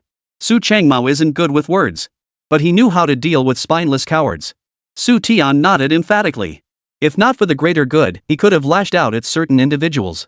Years later, blindly idolizing foreign technology and uncritically trusting foreign experts had become a prevailing trend. A large number of research projects that could have narrowed the gap between Xia and the West were forced to shut down. This development bears some relation to the aforementioned circumstances. Being tricked by the bear into a ditch. The humiliating episode of being played for fools occurred just over a decade ago. Has everyone forgotten? Director Sun and Chief Engineer Yang keep praising foreign products and insisting we must learn from them. I'm not opposed to importing foreign equipment or technical materials, but importing doesn't mean we have to depend on them. And it certainly doesn't mean they can dictate terms to us. What is trade? Fairness and equality. If their terms are reasonable and their quality is excellent, we should certainly buy from them. Xu Tian declared his stance in a clear voice. Introducing foreign technology and purchasing foreign materials is an inevitable process in a nation's technological development. But purchasing does not mean dependence. Self-reliance and independent research are the true foundations of national strength. As for the learning issue you mentioned, the direction was flawed from the very beginning. Learning does not mean following in others' footsteps. Having said this, Xu Tian turned to Chief Engineer Yang Weiman, who was constantly wiping sweat from his brow. Chief Engineer Yang, your earlier remarks were rich in historical references. I happen to have an ancient saying to offer you in return. Yang Weiman instinctively asked, what saying? A disciple need not be inferior to his master, nor a master necessarily superior to his disciple. Foreign countries aren't as perfect as you imagine. Their technology isn't necessarily beyond our ability to surpass. You say science isn't fantasy, but I believe you are the one who should truly abandon illusions. Xu Tian stepped forward, closing the distance between them. He repeated Yang Weiman's earlier words back to him verbatim. If we hadn't blindly idolized foreign nations and believed certain people's nonsense, our chips, what have we been striving so hard to develop for? Why are we acting as money delivery boys for foreigners? Xu Tian stopped himself in time. His emotions were running too high. He nearly revealed one of the great grievances that had long plagued Xia's scientific community. Last year, the relevant authorities successfully manufactured the first lithography machine. In a few more years, Xia Nation would also give birth to an even more advanced step and scan lithography machine prototype. To be perfectly honest, at this stage, Xia's semiconductor capabilities are on par with foreign counterparts. Purely in terms of technology, Xiagua trails only White Eagle Nation. The gap is nowhere near as wide as it would become later. Take the transistors on Xia's first satellite alone. Had already reached the cutting edge of the semiconductor industry at that time. That year, the day the step and repeat lithography machine prototype was born.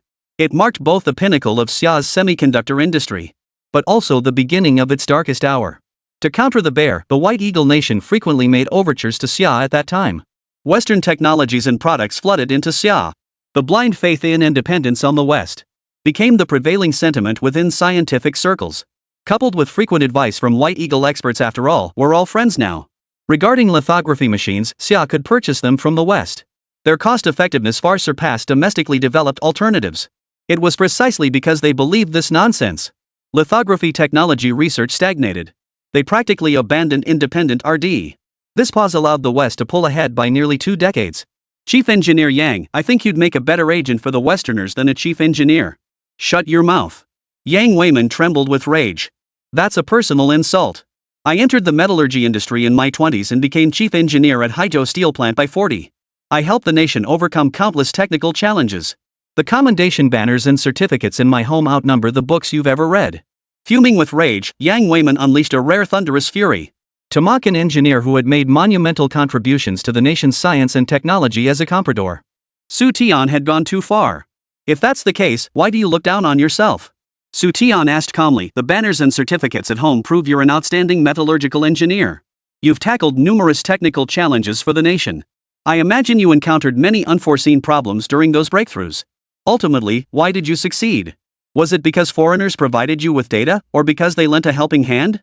After becoming chief engineer, your eyes only saw how advanced foreign technology and products were. How vast the gap between us and them. Why can't you see the breakthroughs you once achieved? I imagine I'm not the only one with these questions, right? Xu Tian's piercing questions sparked deep reflection among countless people. Once upon a time, Yang Weiman repeatedly visited the workshops, working alongside the workers to drive technological innovation, tackling technical challenges together. Whenever he encountered an unsolvable problem, he would stay up late poring over reference materials. As Yang Weiman himself once said, his commendation certificates and honorary banners outnumbered those of any other employee in the entire factory. These honors were earned through his hard work and dedication. Now, Yang Weiman has changed. He has become timid and hesitant, afraid to readily pursue technological innovation. He now blindly follows foreign technology. Years ago, whenever anyone encountered technical issues, they would seek Yang Weiman's advice. Yang Weiman would not only patiently explain and pinpoint the issues, he also encouraged everyone to embrace innovation. Don't be afraid of failure. Failure is the mother of success. Without Yang Weiman's encouragement, Zhao Dali, who had only a primary school education when he returned from the military, would never have been able to teach himself a series of metallurgical techniques. He rose to become the deputy factory director in charge of production. Engineer Yang, you've changed so much that you've become almost unrecognizable to us. In the past, even if Comrade Xu Tian's technical drawings showed the slightest feasibility, you would lead us all in studying and experimenting with them. Now, you don't even have the patience to finish reading them. Zhao Dali pointed out the problems with Yang Weiman with deep regret. Yang Weiman was the chief engineer, the most technically proficient person in the entire factory. He should have examined Xu Tian's technical drawings in greater detail than anyone else. No. Yang Weiman not only lacked the patience to continue reviewing them, he repeatedly raised objections and made discouraging remarks. Yang Weiman felt a mix of emotions. Zhao Dali picked up the blueprint Xu Tian had left on the table and said, Engineer Yang, if you recall how you led us back then, how you guided us through technical challenges and achieved technological breakthroughs, I urge you to study it carefully. With that, Zhao Dali placed the blueprints before Yang Weiman. When heavy burdens press down, if not the masses, then who else can we rely on? Rely on the Western powers? They would only strangle us, choking us until we were completely suffocated. Surrender to their threats. Chapter 19, Steel Smelting and Forging Processes. Glancing at the blueprints before him, Yang Weiman lifted his head to survey the group. Factory director Sun Li turned away, smoking in silence. Director Zhang leaned in close, whispering something indistinct. Several section chiefs shot Yang Weiman complex looks. Alright, I'll take a look. Yang Weiman took a deep breath, removed his glasses, and wiped them carefully. He put them back on and began flipping through the blueprints before him. Meanwhile, Director Zhang glanced furtively at Su Changmao with a troubled expression. I'll take the fall if anything goes wrong. Hurry up and go. Sun Liyue glanced at his watch. He urged Director Zhang to contact their superiors immediately and agree to West Hansa's demands. Time was pressing, regardless of whether Xu Tian's technology was feasible, or whether it could lead to innovation. Sun Li couldn't afford to waste any more time on Xu Tian. He was the factory director. He bore responsibility for everything. The reason he didn't let everyone discuss Xu Tian's blueprints wasn't because he truly looked down on them. He had no choice but to act this way. Zhao Dali and some workers were convinced the blueprints were feasible. Once they gained support from others, it would inevitably enter the testing phase. How would they test it? They would naturally be assigned furnaces for the trials. As one of the nation's major steel mills, Haizhou steel plant had various production targets to meet each year. Each furnace had its own specific task. The sudden assignment of the previous task made the steelmaking furnace issue particularly challenging. Normal production tasks must not be disrupted, yet the higher level assignment must be completed on schedule. At this critical juncture, the existing steelmaking furnaces were already insufficient. Assigning Xu Tian another furnace to tinker with, it would be like signing Sun Liyue's death warrant. Stop right there. Seeing Director Zhang trying to slip away, Su Changmao barked out a sharp command to halt him. Comrade Su Changmao, please continue to flaunt your seniority. I am the factory director. I have the authority to arrange all work at Haizhou Iron and Steel Plant. Sun Li glanced at the gun on the table and said coldly, I will write a detailed report on your actions today and submit it to higher authorities. Step aside. Director Zhang needs to contact the relevant departments immediately to finalize the import agreement for alloy with West Hans. If something goes wrong, you and that Xu Tian you brought along won't be able to just walk away. At worst, you'll get a few reprimands from higher-ups. But I'll bear full responsibility. Sun Li immediately adjourned the meeting. Not only was Director Zhang leaving, but Sun Li also intended to depart immediately to arrange the allocation and use of the steelmaking furnace. What Sun Li hadn't anticipated was this. Apart from Director Zhang taking a few steps, everyone else remained frozen in place. I order you all to return to your posts immediately. Chief Engineer Yang, come with me to the office. We need to discuss how to produce qualified ship steel once the alloy arrives. But Yang Weiman seemed oblivious, his eyes fixed unblinkingly on the blueprints before him. You lot.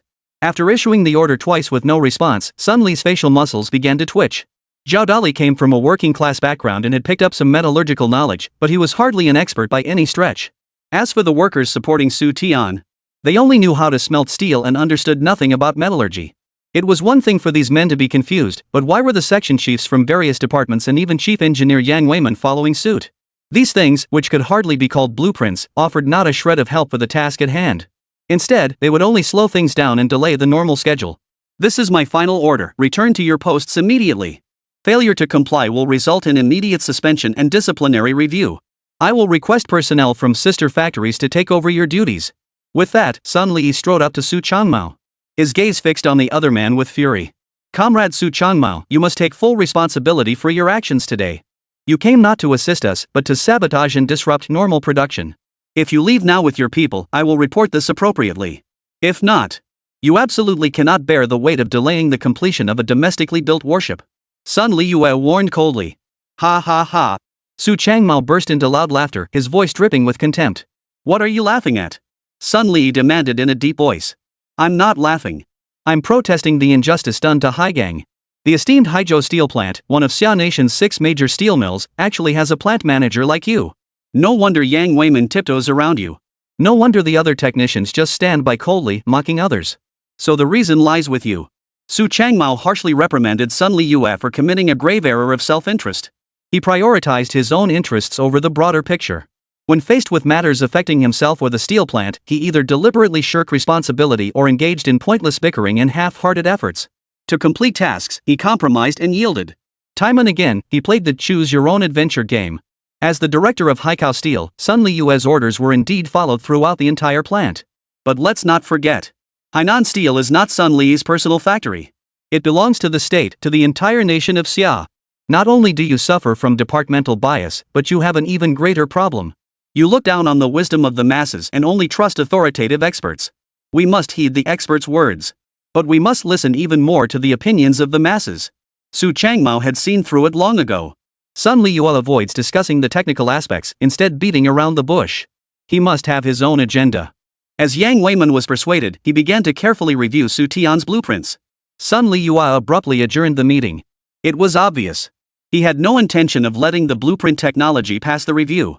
At this very moment, if Su Changmao still couldn't see through it, he'd have wasted over a decade as a military representative. What's wrong with respecting science? Is it wrong to demand the entire factory fulfill the superior's orders? If educated youth sent to the countryside can come up with innovative solutions, what's the point of having scientists? Sun Li retorted sharply. Whether they were educated youth sent to the countryside or ordinary factory workers, neither possessed the relevant metallurgical theoretical foundation. You're beyond redemption. Su Changmao sighed. Getting angry with someone like this was truly not worth it. Every word sounded reasonable. Every word clung to the doctrine of productivity. This is impossible. Absolutely impossible. This isn't something you could possibly research. Yang Weiman shot to his feet. His gaze toward Xu Tian was filled with utter shock. Zhao Dali quickly asked, Chief Engineer Yang, is there a problem with the blueprints? There is, a major problem. Yang Weiman pointed at a blueprint beside him, his expression as if he'd seen a ghost. How could he possibly have a solution to control low oxygen in molten steel? He even has a solution for low oxygen in rare earth metals. It doesn't make sense theoretically. Absolutely not. Yang Weiman trembled as he pulled out his pen. He drew a line at the bottom of one section. Director, come take a look. Oomph. Seeing this, Sun Li hurried over. What he saw left him speechless. Sun Li was completely dumbfounded. The promised domestic alloy technology. Why were there steel smelting processes in the blueprints? Carbon steel smelting process? Or alloy steel process? He couldn't make heads or tails of it. Sun Li stared at Yang Weiman in bewilderment. Yang Weiman muttered, I don't know. Chapter 20, the double low oxygen technology that stunned the chief engineer. Among all metallurgical experts in Xia Nation, Yang Weiman would undoubtedly rank among the top 100. Before the chaos began, Yang Weiman frequently traveled abroad for advanced studies and field research. He prided himself on his deep understanding of international metallurgical advancements and steel technologies worldwide. The more he observed, the deeper his realization grew. No comparison. Absolutely no comparison. When Xia Nation's metallurgical technology was placed before Western nations, it was like a toddler just learning to walk. The West? A towering, muscular giant. They were simply not on the same level. With honors piled high, he became the chief engineer of High Steel. Yang Weiman grew increasingly cautious. No matter what technical challenge arose, he would meticulously evaluate the pros and cons of pursuing research. He constantly weighed the potential negative repercussions of research failure. Would it jeopardize the honors he had earned? Whether theoretical research or other explorations, Yang Weiman would unhesitatingly choose to halt it immediately. The more you do, the more mistakes you make, the less you do, the fewer mistakes you make. This became his guiding principle in later life.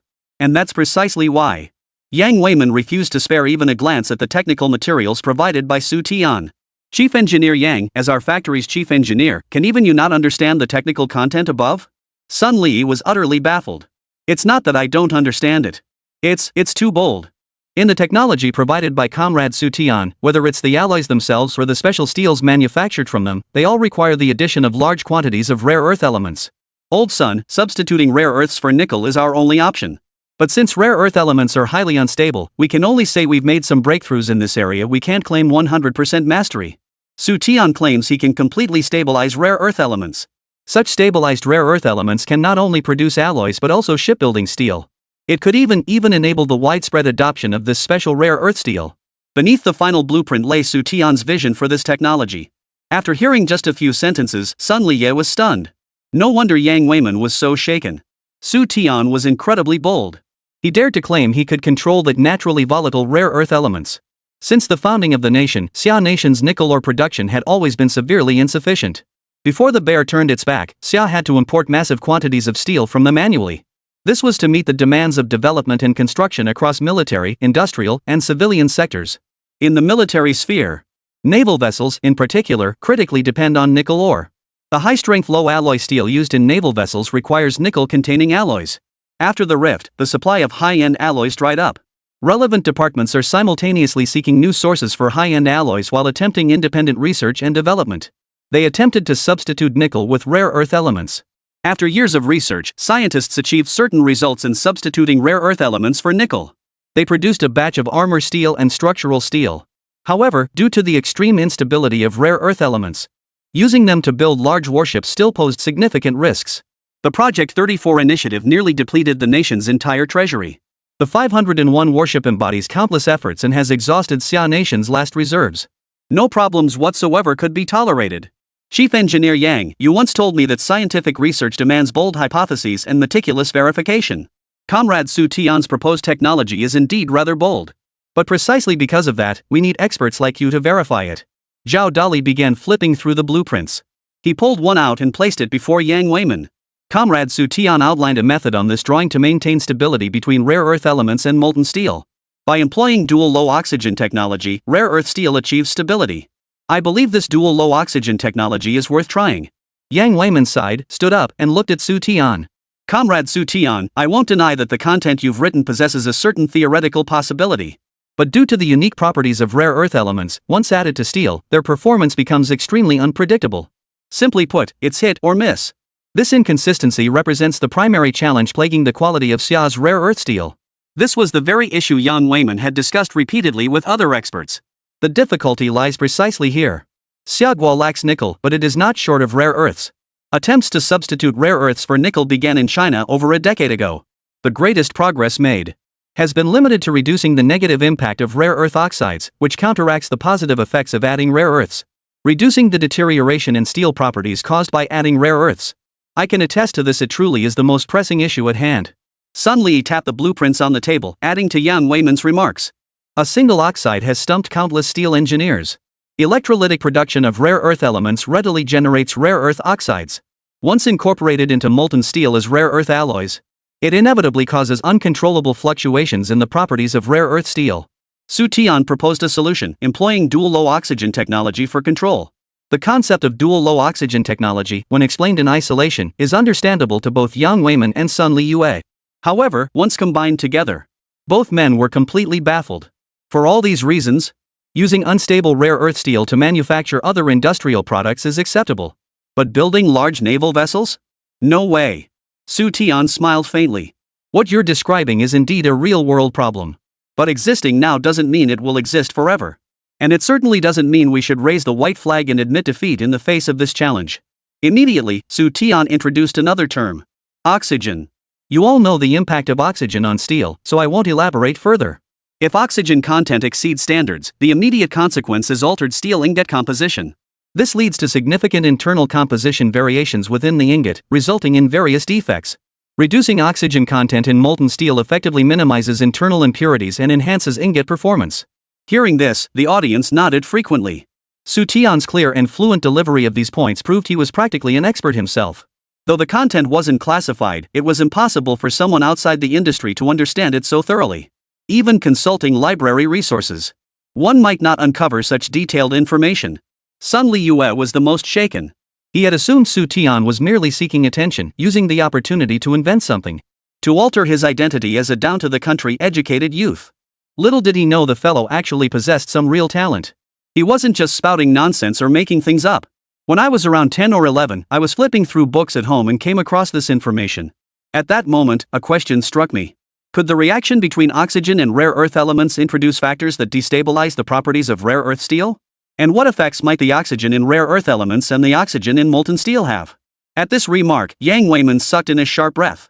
So you researched the dual low oxygen technology. Chapter 21, Producing Special Alloy Steel Using Carbon Steel. Truth cannot be clarified without reason, principles cannot be understood without debate. As Xu Tian articulated the questions that had puzzled him in his youth. Even Su Changmao, an outsider to the field, gained a clear understanding of the significance of the dual low oxygen technology. Deputy Plant Manager Zhao Dali's eyes brimmed with admiration. After all, he was an educated man, his explanations were clear and well organized. Unlike him, he understood the interplay at work, yet his tongue-tied nature left him utterly unable to articulate it. The oxygen content in molten steel and the oxygen within rare earth elements were likely the stumbling blocks affecting the performance of rare earth steel. Xu Tian's proposed dual low oxygen technology.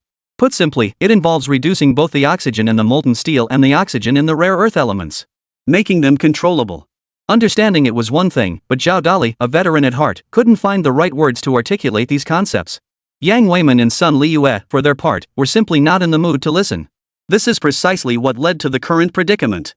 Can their internal oxygen content truly be controlled? Director Zhang muttered to himself. He couldn't believe this monumental challenge would be solved by an educated youth. Comrade Xu Tian's solution addresses far more than just internal oxygen levels, it also enables artificial control over impurities and rare earth solid solutions. Zhao Dali declared proudly, this is the power of collective wisdom. If we do nothing, all that awaits us is the relentless pressure from foreign powers. Comrade Xu Tian says relying on foreign countries to continuously supply us with raw materials is nothing short of a pipe dream. I think this statement should be posted in the production workshop for every worker to see. The surprises Xu Tian brought to Zhao Dali went far beyond this. What Shaogui needed most right now was money. Addressing this, Xu Tian explicitly stated, one of the key features of his dual low oxygen technology is its cost-saving potential. It requires no additional costs, nor does it necessitate changes to the production process. Existing casting equipment is fully capable of implementing it. Comrade Xu Tian has not only pinpointed the core issues plaguing us but also provided corresponding solutions. Moreover, he adapts to local conditions and, given our nation's current economic pressures, spares no effort to reduce costs. His meticulous problem-solving, bold innovation, and commitment to saving the nation money exemplify a spirit worthy of emulation by all of us. Zhao Dali led the applause. Instantly, the conference room erupted in applause. Su Changmao, who had only one arm, was obviously unable to clap. In the unique manner of elders praising juniors, he smiled and patted Xu Tian on the shoulder. Noticing Yang Weiman's lips twitch, Xu Tian smiled and asked, Chief Engineer Yang, do you have any further questions? Yes. Yang Weiman retrieved the blueprint he had marked with lines. The smelting process you provided, is it for carbon steel or alloy steel? Technically speaking, it closely resembles carbon steel smelting processes. But you also want to incorporate alloys. What exactly does that mean? At this, the applause in the conference room abruptly ceased. This question had also puzzled Zhao Dali. Simply speaking, for the purpose of building warships, both carbon steel and alloy steel are viable options. But when examining the details, carbon steel falls short of alloy steel by several orders of magnitude in performance. Carbon steel is a common type of steel containing only one element internally: carbon. A century ago, all warships were built using carbon steel. In the decades that followed, scientists built upon carbon steel technology to develop alloy steel. During the smelting process of carbon steel, one or more alloys are added to transform it into alloy steel. Certain alloy steels are also known as special steels or military-grade steels. They are specifically used for manufacturing military weapons. The warships of major naval powers are uniformly constructed using special alloy steel. Using the same smelting process for carbon steel, they produce the special alloy steel required for warships. Zhao Dali couldn't make heads or tails of it. Though carbon steel and special alloy steel share a common origin, their applications are worlds apart. Special steel is widely used in vehicle manufacturing, railroad tracks, industrial machinery, and shipbuilding. But the shipbuilding mentioned here wasn't referring to warships. Rather, it refers to civilian vessels. Xu Tian explained with conviction, no matter what kind of scientific research, economic considerations must always be factored in. If overly complex methods are employed, it will inevitably necessitate modifying the steel furnaces. This would inevitably cause costs to skyrocket. Therefore, I adopted an inclusive approach, using existing equipment for smelting carbon steel to produce special alloy steel. Before anyone could ask, Xu Tian smoothly pulled out a blueprint. He invited everyone to gather around and take a look. Holy! Is this even the alloy steel we know? Hardness, ductility, rust resistance, toughness. This shouldn't be called special alloy steel, it should be called high-strength special alloy steel. Material formulations, smelting techniques, all the processes, we can handle it all. Well, not exactly. Some materials aren't available at our plant, but our sister factories have them. That's obvious. All domestic steel mills are in the same boat. Knowing our needs, how could sister plants not allocate resources to us? The major problem that's been plaguing us for days just got solved. Someone pinch me, I feel like I'm dreaming. For us, it was just a few days of difficulty.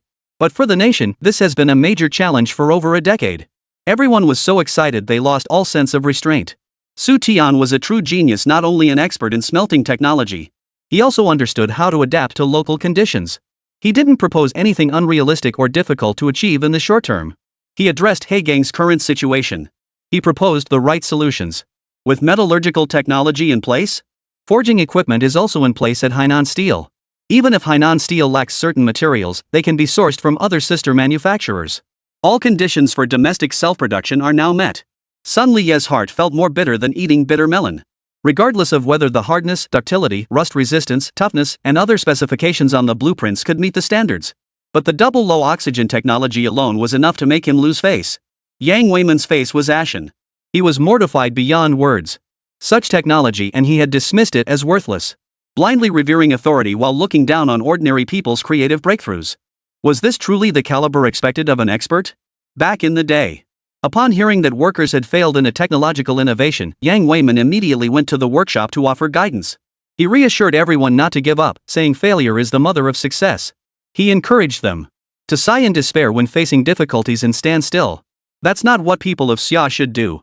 Without the courage to try and the fortitude to face failure, Xiaoguo could never have achieved the 2 bombs in 1 satellite program, let alone industrialization. Scene after scene of long-forgotten memories surfaced in Yang Weiman's mind. He stared at the blueprints before him, then glanced at his own hands growing increasingly soft and delicate. Director, as chief engineer, I request you allocate the blast furnace to us. I must join comrade Xu Tian and our workers in tackling this experimental challenge together. Chapter 22, Guards at the entrance, machine gun positions deployed above. In that moment, Yang Weiman felt transported back to his youth. Back then, Yang Weiman worked day and night alongside the workers in the workshops, discussing technical issues together. He had visited every workshop. He even worked alongside them, his hands developing blisters and calluses. Though exhausting, each day felt profoundly fulfilling. Comrade Sun Li, if you still cling to your Western worshipping mindset, you will no longer be our factory director. Zhao Dali declared loudly, I will lead the workers in independent research. Whatever problems arise, I, Zhao Dali, will take full responsibility. And me too. Yang Weiman's voice carried a resolve unseen in years. We are also willing to take responsibility. The deputy factory manager and chief engineer both sided with Xu Tian. Several department heads joined in, expressing their stance as well. Without attempting the technology, we'll never know if it works. Even if we fail, we will have no regrets. To free Xiaoguo from the stranglehold of foreign dependence, where they dictate terms at will. Everyone had given their utmost effort. Xu Tian felt an indescribable sense of emotion. The future Xia miracle that will leave foreign nations speechless, the Xia speed. It didn't fall from the sky. Nor were they bestowed by charity. It was forged by a collective countless supporting units. Countless unsung heroes working together to forge it. The fiery era naturally possessed the spirit of the fiery era. Though living conditions and national strength were still lagging behind, the spirit and vitality surpassed any other era. Zhao Dali declared in a resonant voice, comrades, time is of the essence. Let's get moving immediately. I'll handle the blast furnace issue. Director Li, return to the steelmaking workshop immediately and have the workers prepare. Director Qian, you'll oversee the rolling mill. Once we hear Old Zhao, no need to say more. We're not new to this factory, we know exactly what to do next. The group comprised personnel from key production departments including the blast furnace shop, rolling mill, alloy shop, and rolling mill. Haizhou Steel Works was a large state-owned enterprise employing tens of thousands of workers, with all supporting workshops fully equipped. Director Zhang, the production scheduling department must ensure full support for this task. Is that clear? Director Zhang's expression twisted with conflict as he stole a glance at plant manager Sun Li. Sun Li seemed to have aged decades. He sat slumped in his chair, utterly drained. Understood. Director Zhang replied. Comrade Xu Tian, we'll need to trouble you to stay at our factory for the next few days. No problem. Xu Tian smiled faintly. Seeing everyone so full of drive has ignited a fire within me too. I'll leave only when we produce qualified special steel. Upon hearing this, Zhao Dali extended his massive hand and clasped Xu Tian's firmly. Comrade Xu Tian, rest assured and boldly lead us in tackling these technical challenges. Should any issues arise, you need not bear responsibility, we will shoulder it for you. Should this project truly succeed, the Haizhou Steel Group will personally commend you to higher authorities. Xu Tian sensed the collective fervor and eagerness to get started. A genuine smile spread across his face. Workers of this era never shied away from hardship. Nor did they lack the courage to face failure. Besides, Xu Tian wouldn't let them fail. Xiao, you've forgotten one thing. Su Changmao said abruptly. Zhao Dali looked puzzled. What did I forget, sir? Safety.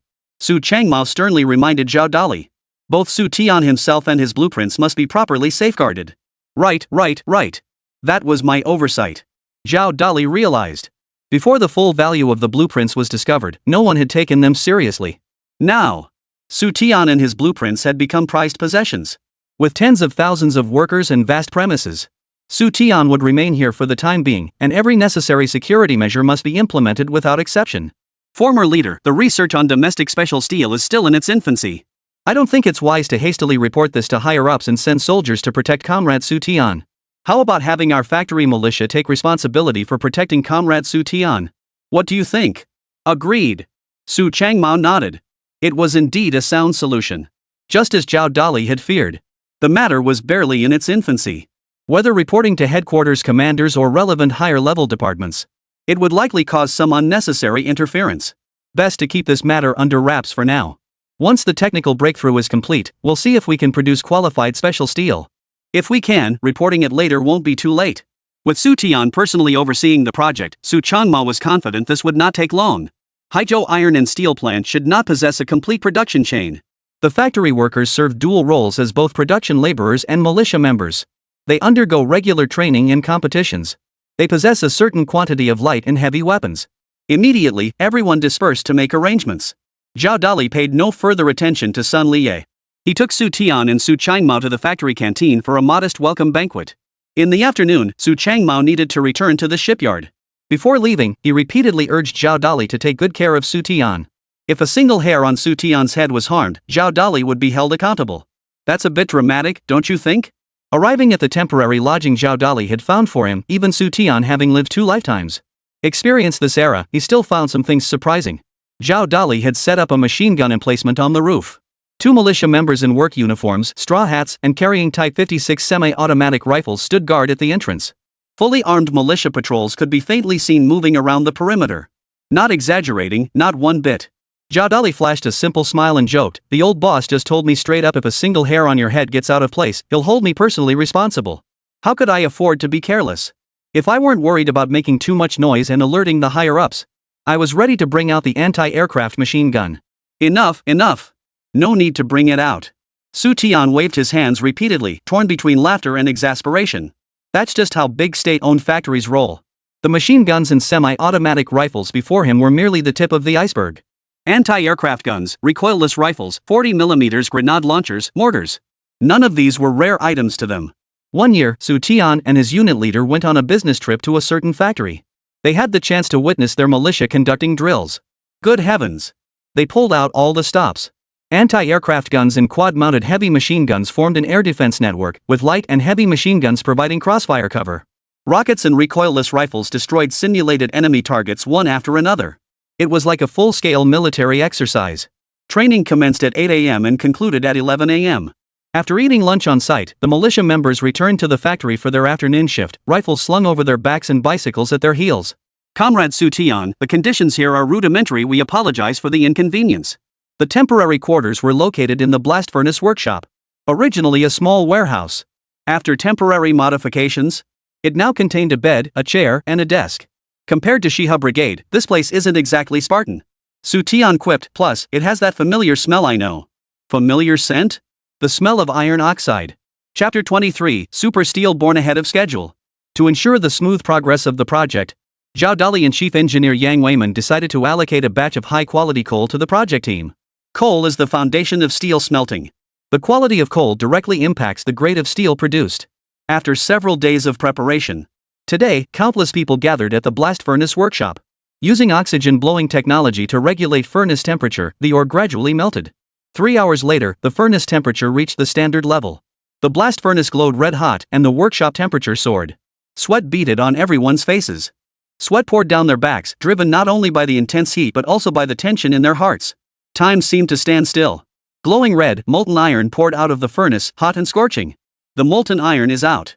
Please don't let anything go wrong. Don't say such discouraging things, it just makes me more nervous.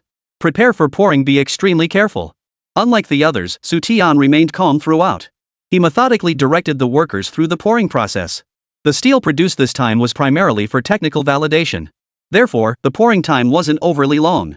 By evening, the first batch of samples appeared before everyone. Xu Tian said, "Chief Engineer Yang, it's in your hands now." Yang Weiman said nothing, bending down to run his fingers over the special steel before him. Whoa!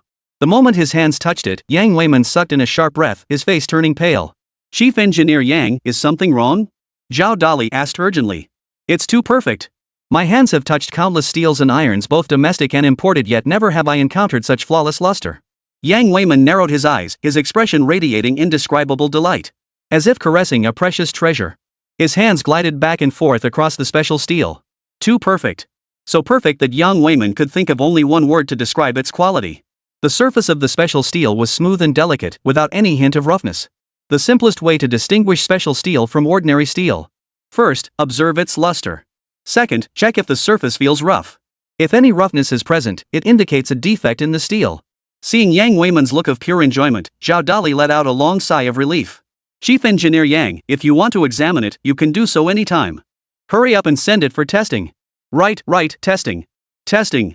Yang Weiman snapped out of his reverie, summoning several curious workers to carry the special steel straight to the technical department.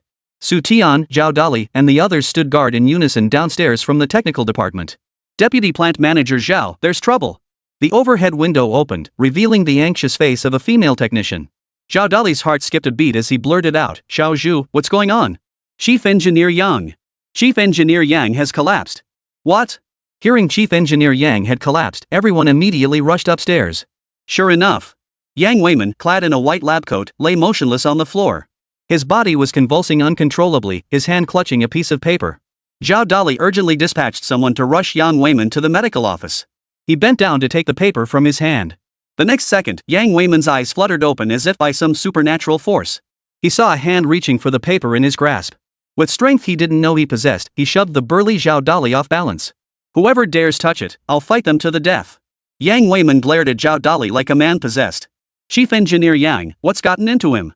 Sensing something was terribly wrong with Yang Weiman, Zhao Dali turned to the technician. The female technician shook her head. "I don't know either. Chief Engineer Yang just collapsed after seeing the latest results." "Chief Engineer Yang, it's Zhao Dali."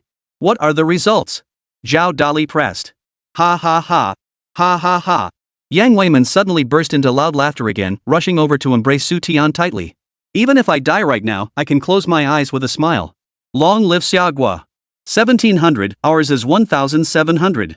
The crowd was utterly baffled, suspecting Yang Weiman might have suffered some kind of shock. Zhao Dali quickly signaled, and two workers immediately pulled Yang Weiman away. They forcefully snatched the paper from Yang Weiman's hands. Zhao Dali bit his lip as he read it. Holy! After just a few glances, Zhao Dali's mood turned wildly frenzied.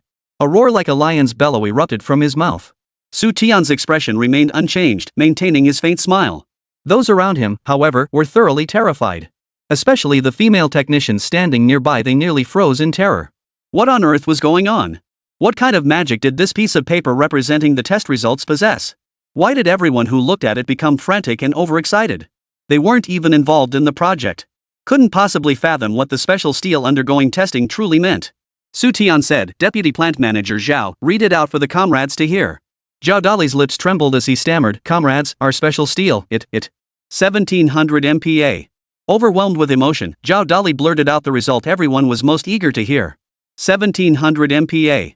The special steel developed with Xu Tian's technical guidance achieved a yield strength of 1700 MPa. Thud, thud, thud. No sooner had he finished speaking than people began collapsing one after another. Director Zhang looked utterly horrified, gasping, "Old Zhao, you didn't misread it in your excitement, did you? Check again, is it 1700 or 170? Zhao Dali snapped back irritably, "Even if I'm uneducated, I can still tell 10 from 2 zeros. It really is 1700 MPa. Director Zhang felt his breath catch. It felt like a massive iron hammer had smashed down on his skull.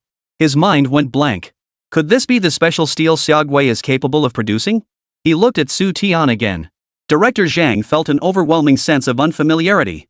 Was he really an educated youth sent to the countryside? Someone with only a high school education?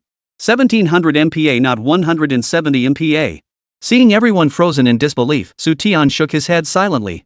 This steel had a resounding name. Super steel. The true value is 4500 MPa. Used to build nuclear fusion aircraft carriers. Addressing the weak metallurgical foundation of Xia Nation in this era, Xu Tian refined the technology through days of meticulous refinement. He had originally anticipated a minimum of 2000 MPa. The instrumentation, it must be faulty. Director Zhang shouted, we couldn't possibly produce special steel rated at 1700 MPa. The testing equipment must be faulty. Section Chief Hu, inspect the machine. Zhao Dali was about to counter Director Zhang's claim. But upon second thought, he decided it was safer to play it cool. Director Hu of the technical department personally took charge. They worked until dawn, personally guaranteeing the equipment was flawless. Director Zhang plopped down onto the floor. Was Xu Tian human or divine? Special steel rated at 1700 MPa developed by a rural-bound educated youth. In that moment, everyone was stunned. With this breakthrough, no one would dare to strangle Xia's nation again. Xia Nation can keep the Western nations firmly in its grip at any time. Xu Tian broke the eerie silence in the room. Deputy Director Zhao, we can report this to Representative Su. Chapter 24, To Hell with West Hansa's Sky-High Alloy. Xia Nation, Capital City. Ship Research Institute, Director's Office. Shaoli, arrange a plane immediately. I need to head to Haizhou Steelworks right away. Director Pang Jingzhong, visibly agitated, picked up the internal phone and instructed Secretary Li to contact the Air Force. Prepare a plane for me immediately. Not a minute to lose. The saying pressure is motivation couldn't be more accurate. Superiors had given Haizhou Steel Plant a 2-month deadline.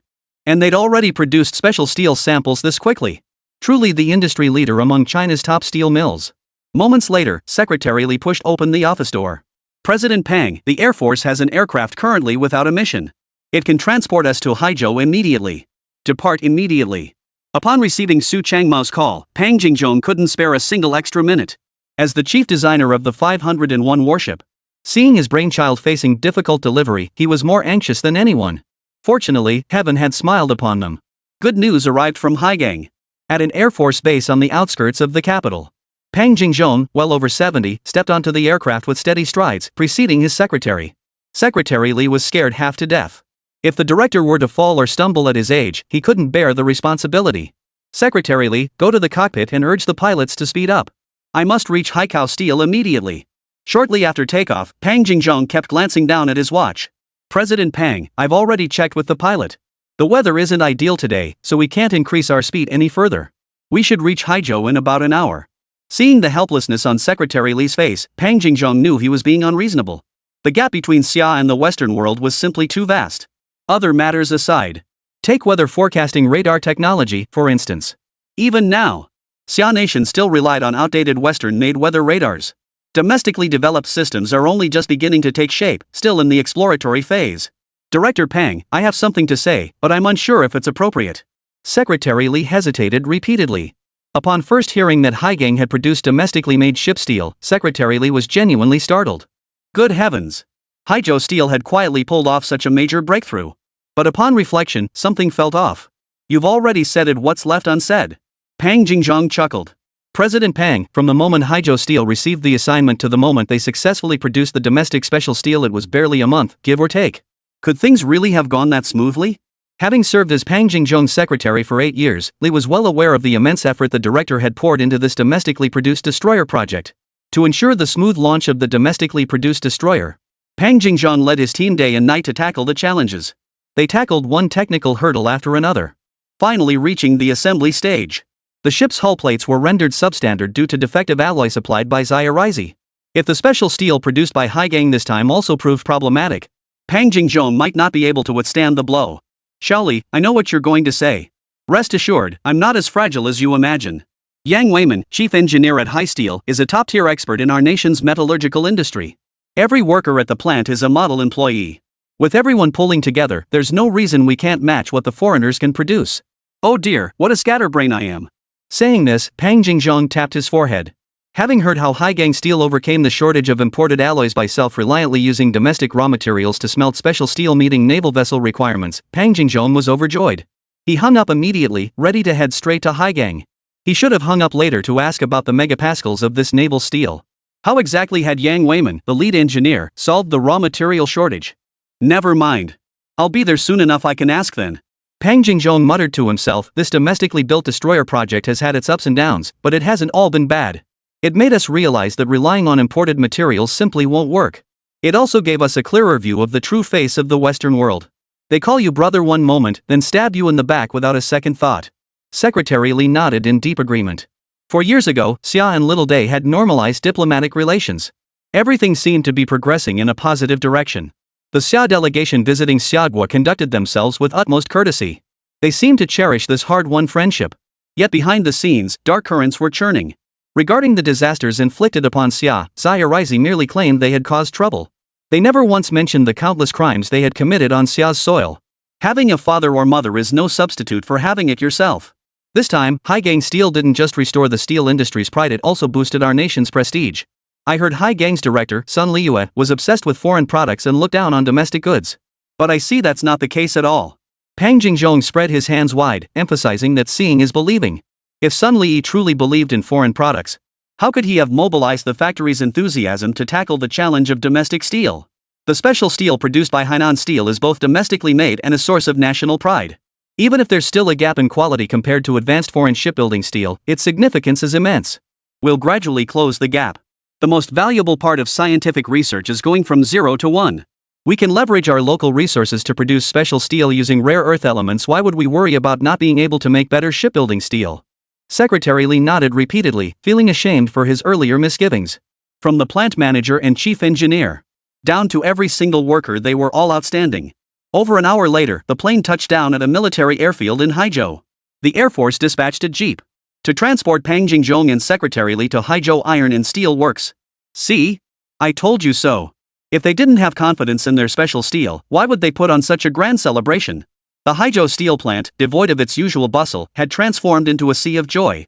Bright red celebratory notices were plastered everywhere. Deafening cheers and the clanging of gongs and drums filled the air. Firecrackers crackled intermittently. Workers from every workshop danced and sang in celebration of their triumph. The jeep heading toward the plant's technical department encountered several groups of celebrants along the way. Pang Jingzhong rolled down the window and raised his hand to join in the applause. Secretary Li adjusted his glasses and exclaimed with emotion, "This is man conquering nature. Let West Hansa's exorbitant alloy go to hell. Quick, let me see our pride-worthy steel." Not long after, Pang Jingzhong burst into the testing lab, impatient to see the domestically produced special steel. Before anyone could speak, Pang Jingzhong spotted the steel ahead. He took 3 steps in 2, rushing forward swiftly. He stretched out both hands to touch the steel's surface. In an instant, the smile vanished from Pang Jingzhong's face. His expression grew serious. His eyebrows knitted tightly together. Secretary Li felt a jolt of alarm. Whenever President Pang wore this expression, it signaled a storm was brewing. Chapter 25. The young man was handsome, but why won't he speak clearly? Pang Jingzhong turned away without a word, his gaze piercing as he surveyed the room. He had once inspected work at Haizhou. Everyone present had seen him before. The plant manager, deputy plant manager, chief engineer, and heads of each workshop. Several hours had passed, and Chief Engineer Yang Weiman had finally regained his composure from his earlier frenzy. "Comrade Sun Liyue, this is the special steel produced by your factory, correct?" Pang Jingzhong asked impassively. "Director Pang, is there something wrong with our special steel?" Sun Li could tell from Pang Jingzhong's expression that he was deeply displeased. "Answer my question. Is this the domestically produced special steel manufactured by your factory?" Pang Jingzhong raised his voice, demanding sharply. "Yes." Yang Weiman interjected, "Director Pang, the steel you were examining earlier is indeed domestically produced naval steel from our factory." "Let me explain it." "Enough."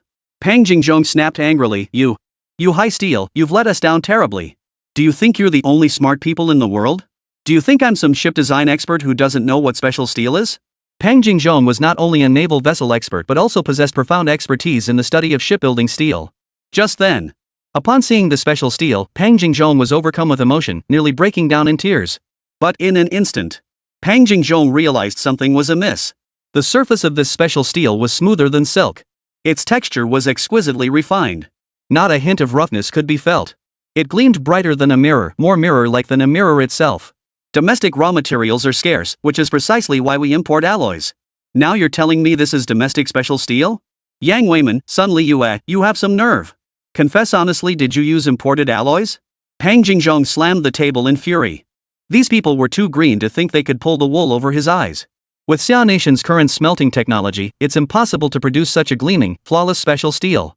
If domestic raw materials had replaced the imported alloy, the steel surface would inevitably show some roughness. The answer was crystal clear. They used imported alloys and passed them off as domestic materials. Who gave you the audacity to pull off such an international farce? Do you even realize what you're doing? At best, this is deceiving our superiors. At worst, you're betraying our nation. Su Changmao's face was blacker than a pot bottom.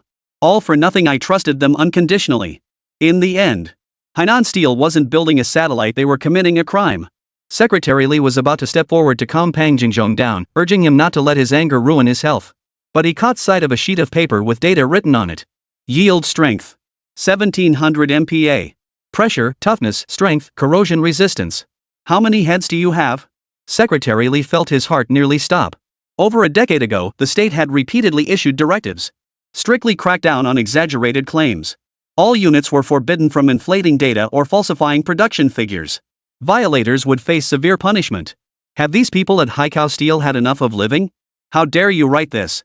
Pang Jingzhong snatched the test report, ready to kick these bastards to death. Yield strength 1700 MPa. Why didn't you write 7100 MPa? Even the HY-100 special steel used by White Eagle Nation to build aircraft carriers only has a yield strength of 680 MPa. High steel is truly formidable, so advanced that our smelting technology has left White Eagle behind by over a decade. Their most advanced special steel barely reaches 680 MPa. Our naval steel is truly formidable, doubling theirs with room to spare. Secretary Li shook his head silently. This time, the leadership of High Steel was bound to face consequences. But blame couldn't be placed on others. The blame lies squarely with themselves for creating such an egregious exaggeration. President Pang, we didn't fabricate anything. This steel truly. Shut up. Pang Jingzhong rudely cut off Deputy Plant Manager Zhao Dali's words. Comrade Zhao Dali, you come from a military background. Have you forgotten all the discipline instilled in you during your service? Be truthful. If you can't produce it, just say so. No one will blame you. Falsifying data and inflating figures. Even if you could deceive me, could you deceive other metallurgical experts? You can hide the truth for a time, but not forever. Have you all forgotten this basic principle? Flushed with fury, Pang Jingzhong raged at the audacity of those present. The two global giants of today. The White Eagle Nation and the Giant Bear Nation are undisputed leaders in warship steel. Even so, not a single one has produced special steel exceeding 1000 MPa. Your little tricks won't fool me, let alone. At this point, Pang Jingzhong turned his fire on Su Changmao again. Comrade Su Changmao, you're a naval officer. Others might not understand the situation, but surely you do? The HY-80 and HY-1000 shipbuilding steels from White Eagle Nation have yield strengths of 580 MPa and 680 MPa, respectively. These two special steels are used to manufacture nuclear submarines and aircraft carriers, respectively. They're classified as strategic materials by White Eagle Nation and strictly prohibited from export. Surely you're aware of that? The yield strength of the old Russians' AK-25 special steel from years ago was only 590 MPa. In recent years, I've heard they've developed even more advanced special steels based on AK-25. Estimated to be around 600 to 700 MPa. High Steel claims they've developed a domestic special steel with 1700 MPa yield strength, and you don't have a shred of doubt? Bro, use your brain. Is that even possible? Pang Jingzhong was nearly driven mad with rage.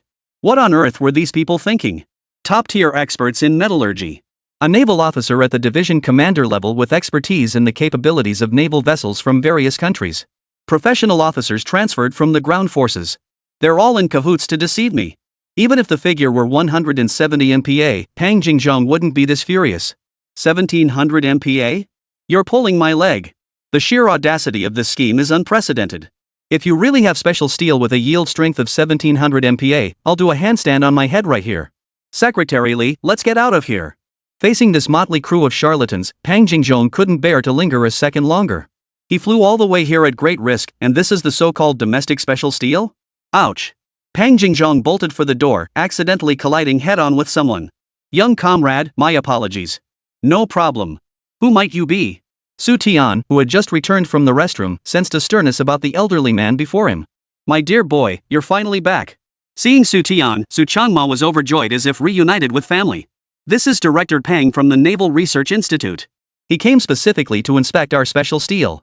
Professor Pang. I never knew you were so vigorous in your later years. How could you have passed away just a few years ago? Xu Tian exclaimed in astonishment. Pang Jingzhong's face turned green. The people at Haizhou steel plant must be out of their minds. The people inside the room were all faking it. The young man before him had such a handsome face, why couldn't he speak like a normal human being? Chapter 26, Unfathomably Impressive. Despite being 70, academician Pang maintained remarkable physical health. His hearing is sharp, his eyesight clear, and he walks with a vigorous stride. If someone said he was in his 50s or 60s, many would believe it. This was what it meant to be vigorous in old age. He passed away just a few years later. Are you upset? Xu Tian glanced inside the room. Every single one of them looked downcast and dejected. Their faces bore an inexpressible sense of grievance. Comrade, please move aside. Pang Jingzhong snapped impatiently. Dean Pang, please calm down. You've misunderstood, we didn't engage in any fraud. Moments earlier, the group had been scolded into a daze. They hadn't even had a chance to explain. Pang Jingzhong's mouth was like a machine gun, his voice booming as he berated everyone. No one could get a word in edgewise. Seeing Xu Tian return, Su Changmao quickly summarized the situation in a few words. He truly lives up to the legend, born with a temper that abhors evil and tolerates no compromise. Xu Tian thought to himself, seeing is believing. True to his name, Pang Jingzhong dedicated his life to serving his country. He successfully led the research and development of multiple gunboats and submarine chasers for the Xiao nation. He was also the chief designer for 2 generations of domestically produced destroyers. The 501 missile destroyer was both the work old Pang was most proud of and the one he was least satisfied with. The ship's structural steel issues remained unresolved throughout its development. It wasn't until the subsequent 502 ship that a fundamental solution was finally achieved. Xu Tian had just graduated from university and was in his 2nd year of employment. Mr. Pang suddenly passed away. It was said to be due to health reasons. Mr. Pang, I fully understand how you feel. If I were in your shoes, seeing these things would make me even angrier than you are. But as the saying goes, without investigation, there is no right to speak. Facing Pang Jingzhong's piercing gaze, Xu Tian extended an invitation with neither subservience nor arrogance. Join us for a tour of the smelting workshop. See the smelting process with your own eyes. Examine the materials used in smelting. When the new batch of steel is ready, Pang Jingzhong will wait at the testing lab to personally observe the results. Upon hearing this, Pang Jingzhong fell silent. Yang Weiman said, Director Pang, we all understand your feelings. Even if you don't trust us, shouldn't you at least give us a chance to prove our innocence? Very well. I'll see what you can come up with. Pang Jingzhong agreed to visit the workshop not because he trusted Xu Tian. He simply wanted to get to the bottom of things. As for the 1700 MPa yield strength, Pang Jingzhong didn't believe a single word of it. Let's go. Xu Tian turned and headed for the exit. Soon, the group arrived at the blast furnace workshop. Throughout the entire visit, Pang Jingzhong remained silent. Secretary Li, however, sensed something was amiss. The workers were all beaming with joy. And it was a genuine, heartfelt joy. It certainly didn't look like they were putting it on.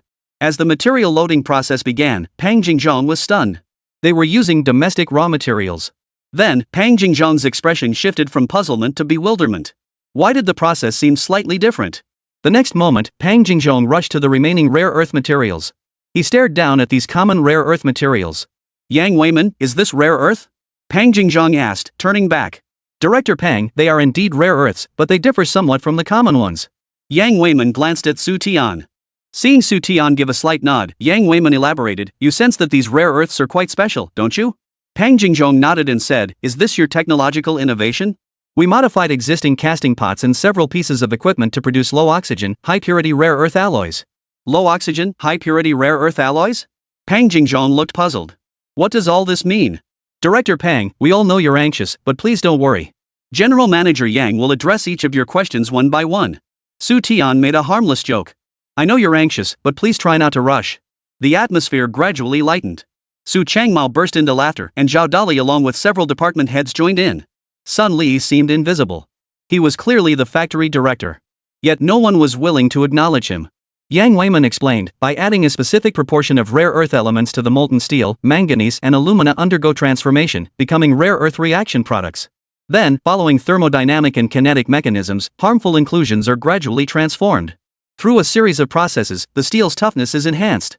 At the same time, low-oxygen, high-purity rare earth alloys can undergo deep deoxidation, reducing the number of inclusions, achieving technological breakthroughs through low-oxygen, high-purity smelting. The primary goal is to reduce oxygen content in molten steel, minimize internal impurities, and enhance steel performance.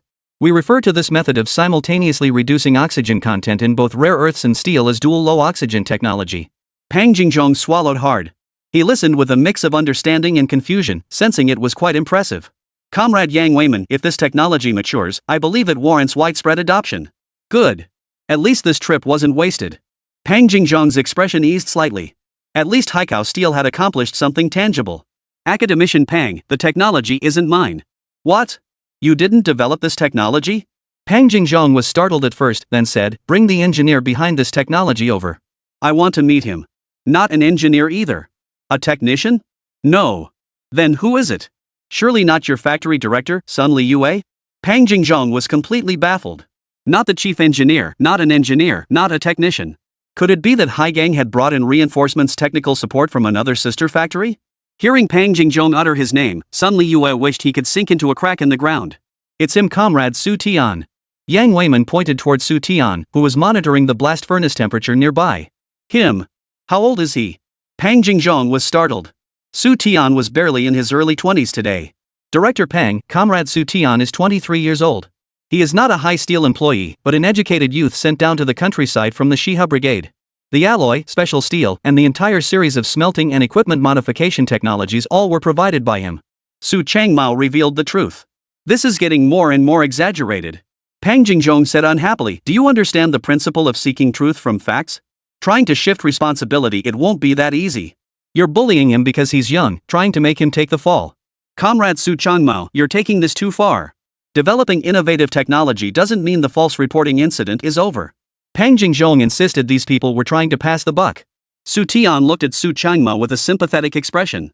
Su Changmao shook his head and sighed.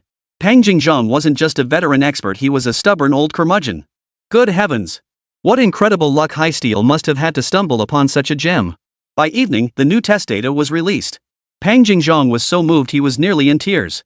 Secretary Li gaped, staring at Xu Tian with an expression like he'd seen a ghost. Is this guy human or a god? Yield strength, 1700 MPa. Every other property was so absurd it seemed like a joke. And yet, damn it, it was all true.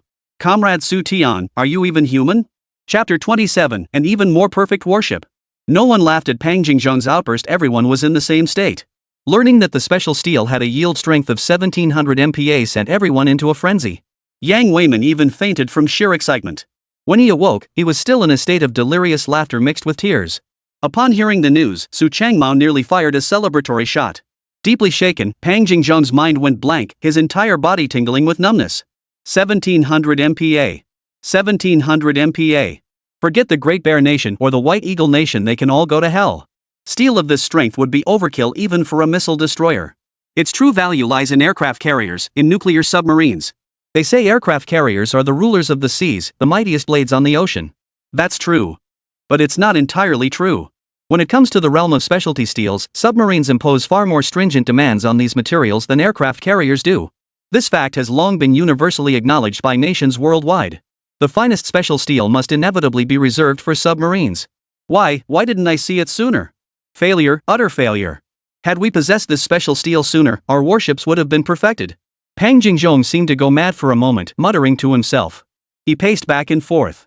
Multiple takeoffs and landings without a single issue, truly ushering in a new era, a new era. Secretary Li approached, concern etched on his face. President Pang, are you all right? How could I possibly be fine? Do you know what 1700 MPa signifies? Pang Jingzhong lost his composure, grabbing Secretary Li by the collar and shouting, it means that if we use this steel for aircraft carrier decks, carrier-based aircraft can achieve frequent takeoffs and landings and even carry heavy carrier-based aircraft. In future naval warfare, whoever's carrier-based aircraft can. Do you know what the heart of an aircraft carrier is? The flight deck. A high-strength flight deck. This special steel has low manufacturing costs, excellent formability, and just the right weight. It's practically made for aircraft carriers. No submarines too. Submarines underwater. Infected by Pang Jingzhong's enthusiasm, Su Changmao chimed in, listing the myriad advantages of this steel for underwater submarines. The first and most crucial benefit. It significantly increases the submarine's diving depth. Its yield strength is ridiculously high. Impact toughness, tensile strength, elongation, reduction of area. All reach intimidating levels. Through curling and bending technology, the pressure hull, the most critical component for nuclear submarines, can be manufactured to enable dives exceeding 1,000 meters. 1,000 meters, comrades. No major naval power in the world has a submarine capable of diving deeper than that. This record is highly likely to be broken by us. Su Changmao declared with fervor. The Russians threatened us, saying that without their help, our navy wouldn't be able to build nuclear submarines in 10,000 years. The Western powers looked down on us. Over 20 years ago, one of their frigates brazenly sailed into our inland waterways, believing that a single warship could intimidate our million-strong army. And what was the outcome? Their wild ambitions turned to dust. Su Changmao clenched one fist and sneered coldly, 5 years ago, we built our nuclear submarine. The Russians said we'd never build one in 1,000 years. We did it in just 10.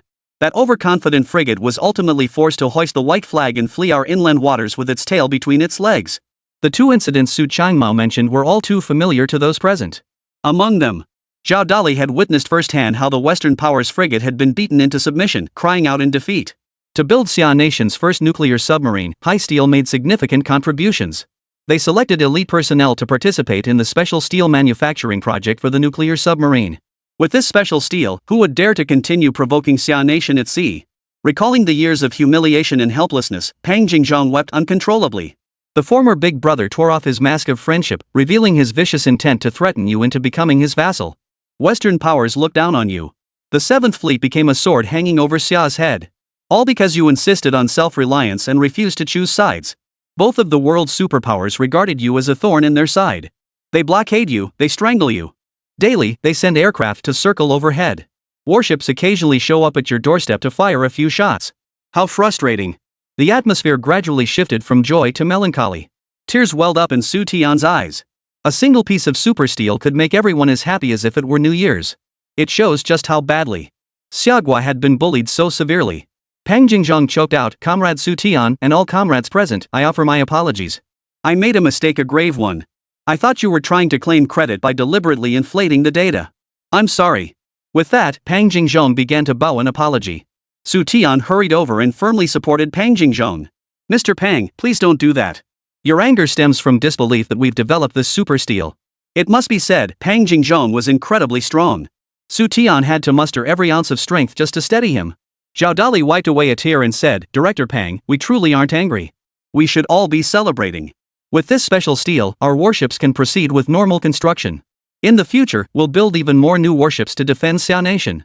Pang Jingzhong nodded emphatically. Running every day and exercising is to live a few more years. To contribute more to the nation.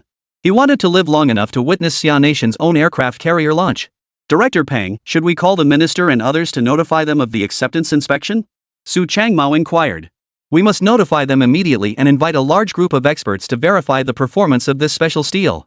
Pang Jingzhong's tears turned to laughter as he cracked a joke. Once these experts arrive and witness the performance of this special steel, they'll be so stunned they won't be able to close their mouths. Shocked to the point of numbness, they won't be able to form coherent words. I reckon defending against the giant Bear Nation's Type 58 missile cruisers with 76mm naval guns and torpedoes should be more than sufficient. The question is whether they can defend against its SSN-3B anti-ship missiles. The Type 57 missile destroyer was one of giant Bear Nation's main surface warships. Su Changmao felt its displacement tonnage directly matched Xia Nation's missile destroyers. I doubt it.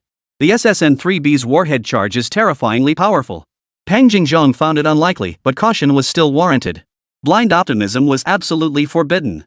Ordinary anti-ship missiles were one thing. The SSN-3B missile, also known as the carrier killer. It was the Russians' trump card specifically designed to take down the White Eagle Nation's aircraft carriers. Its 900-kilogram warhead payload was no joke. Upon hearing this, Xu Tian's lips twitched. In the end, he said nothing. A playful smile touched the corners of his mouth. SSN-3B missile, ha! Chapter 28, Stocking up in the city, returning with a full load. Comrade salesperson, we won't be taking the rice or flour for now. Double the white rabbit milk candy from 5 pounds to 10 pounds. Add 3 more cans of malted milk powder. No, make it 4. Add 4 more pounds of white sugar. Snowflake cream from 1 bottle to 4 bottles. Haizhou First Department Store. 2 young female sales clerks with braided pigtails, clad in white smocks, frantically searched for merchandise. An older woman, cracking sunflower seeds as she checked the various tickets on the counter. Today is truly bizarre. The store had just opened when a landlord tycoon walked in. Without a word, he slapped a thick wad of bills on the counter. Then he went on a buying spree. The shopkeeper, who'd worked there nearly 20 years, was genuinely stunned.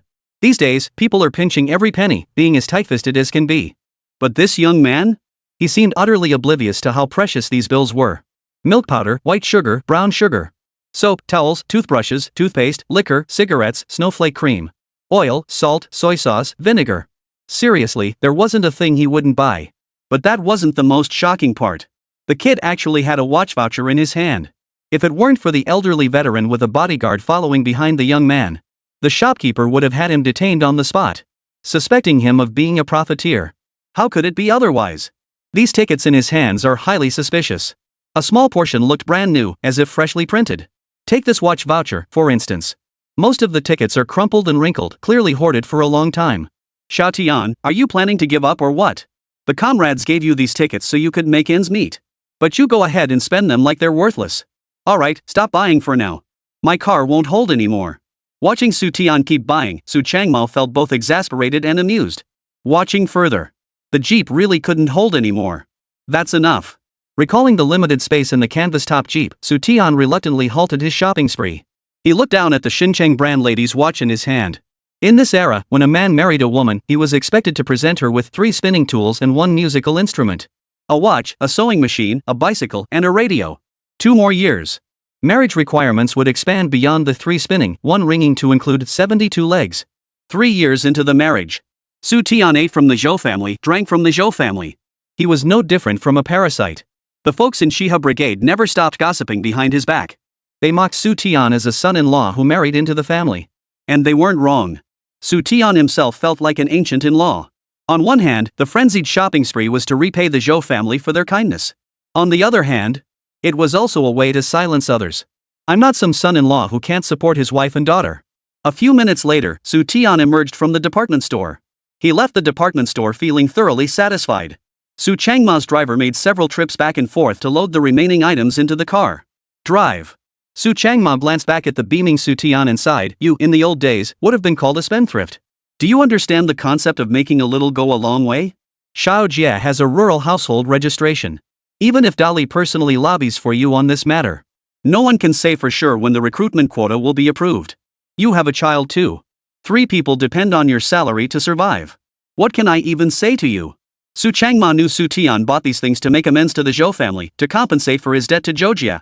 And that was precisely why Su Changmao chose not to interfere. He handed over the watch voucher he'd saved for his daughter to Xu Tian.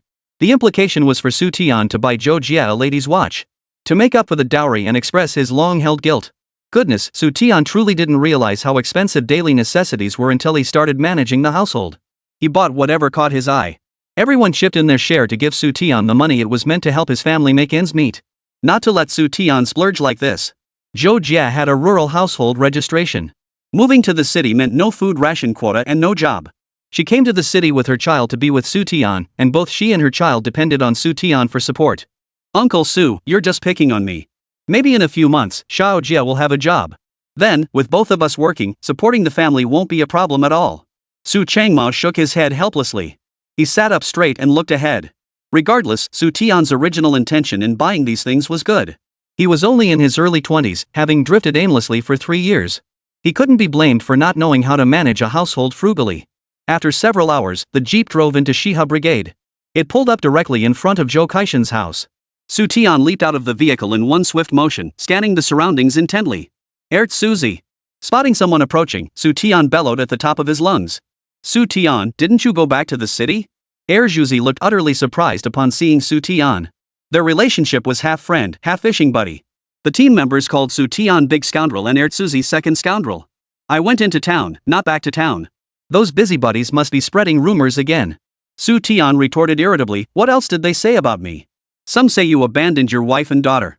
To save face for your daughter, the Zhou family announced you were temporarily assigned to Haizhou by higher authorities. Others say that not long ago, the county garrison warehouse was robbed and you stole the goods. They saw you early in the morning wearing a vest and shorts, and soldiers came to your house and took you away. Xu Tian's face turned green. What do you mean arrested? It was clearly Su Changmao who invited me to leave. He wasn't dressed. My clothes were in the wash and hadn't dried yet. Just glad you didn't run away. Because of this incident, the Zhou brothers have been getting into fights almost every day. If they hear anyone bad-mouthing you, they'll slap them right in the face.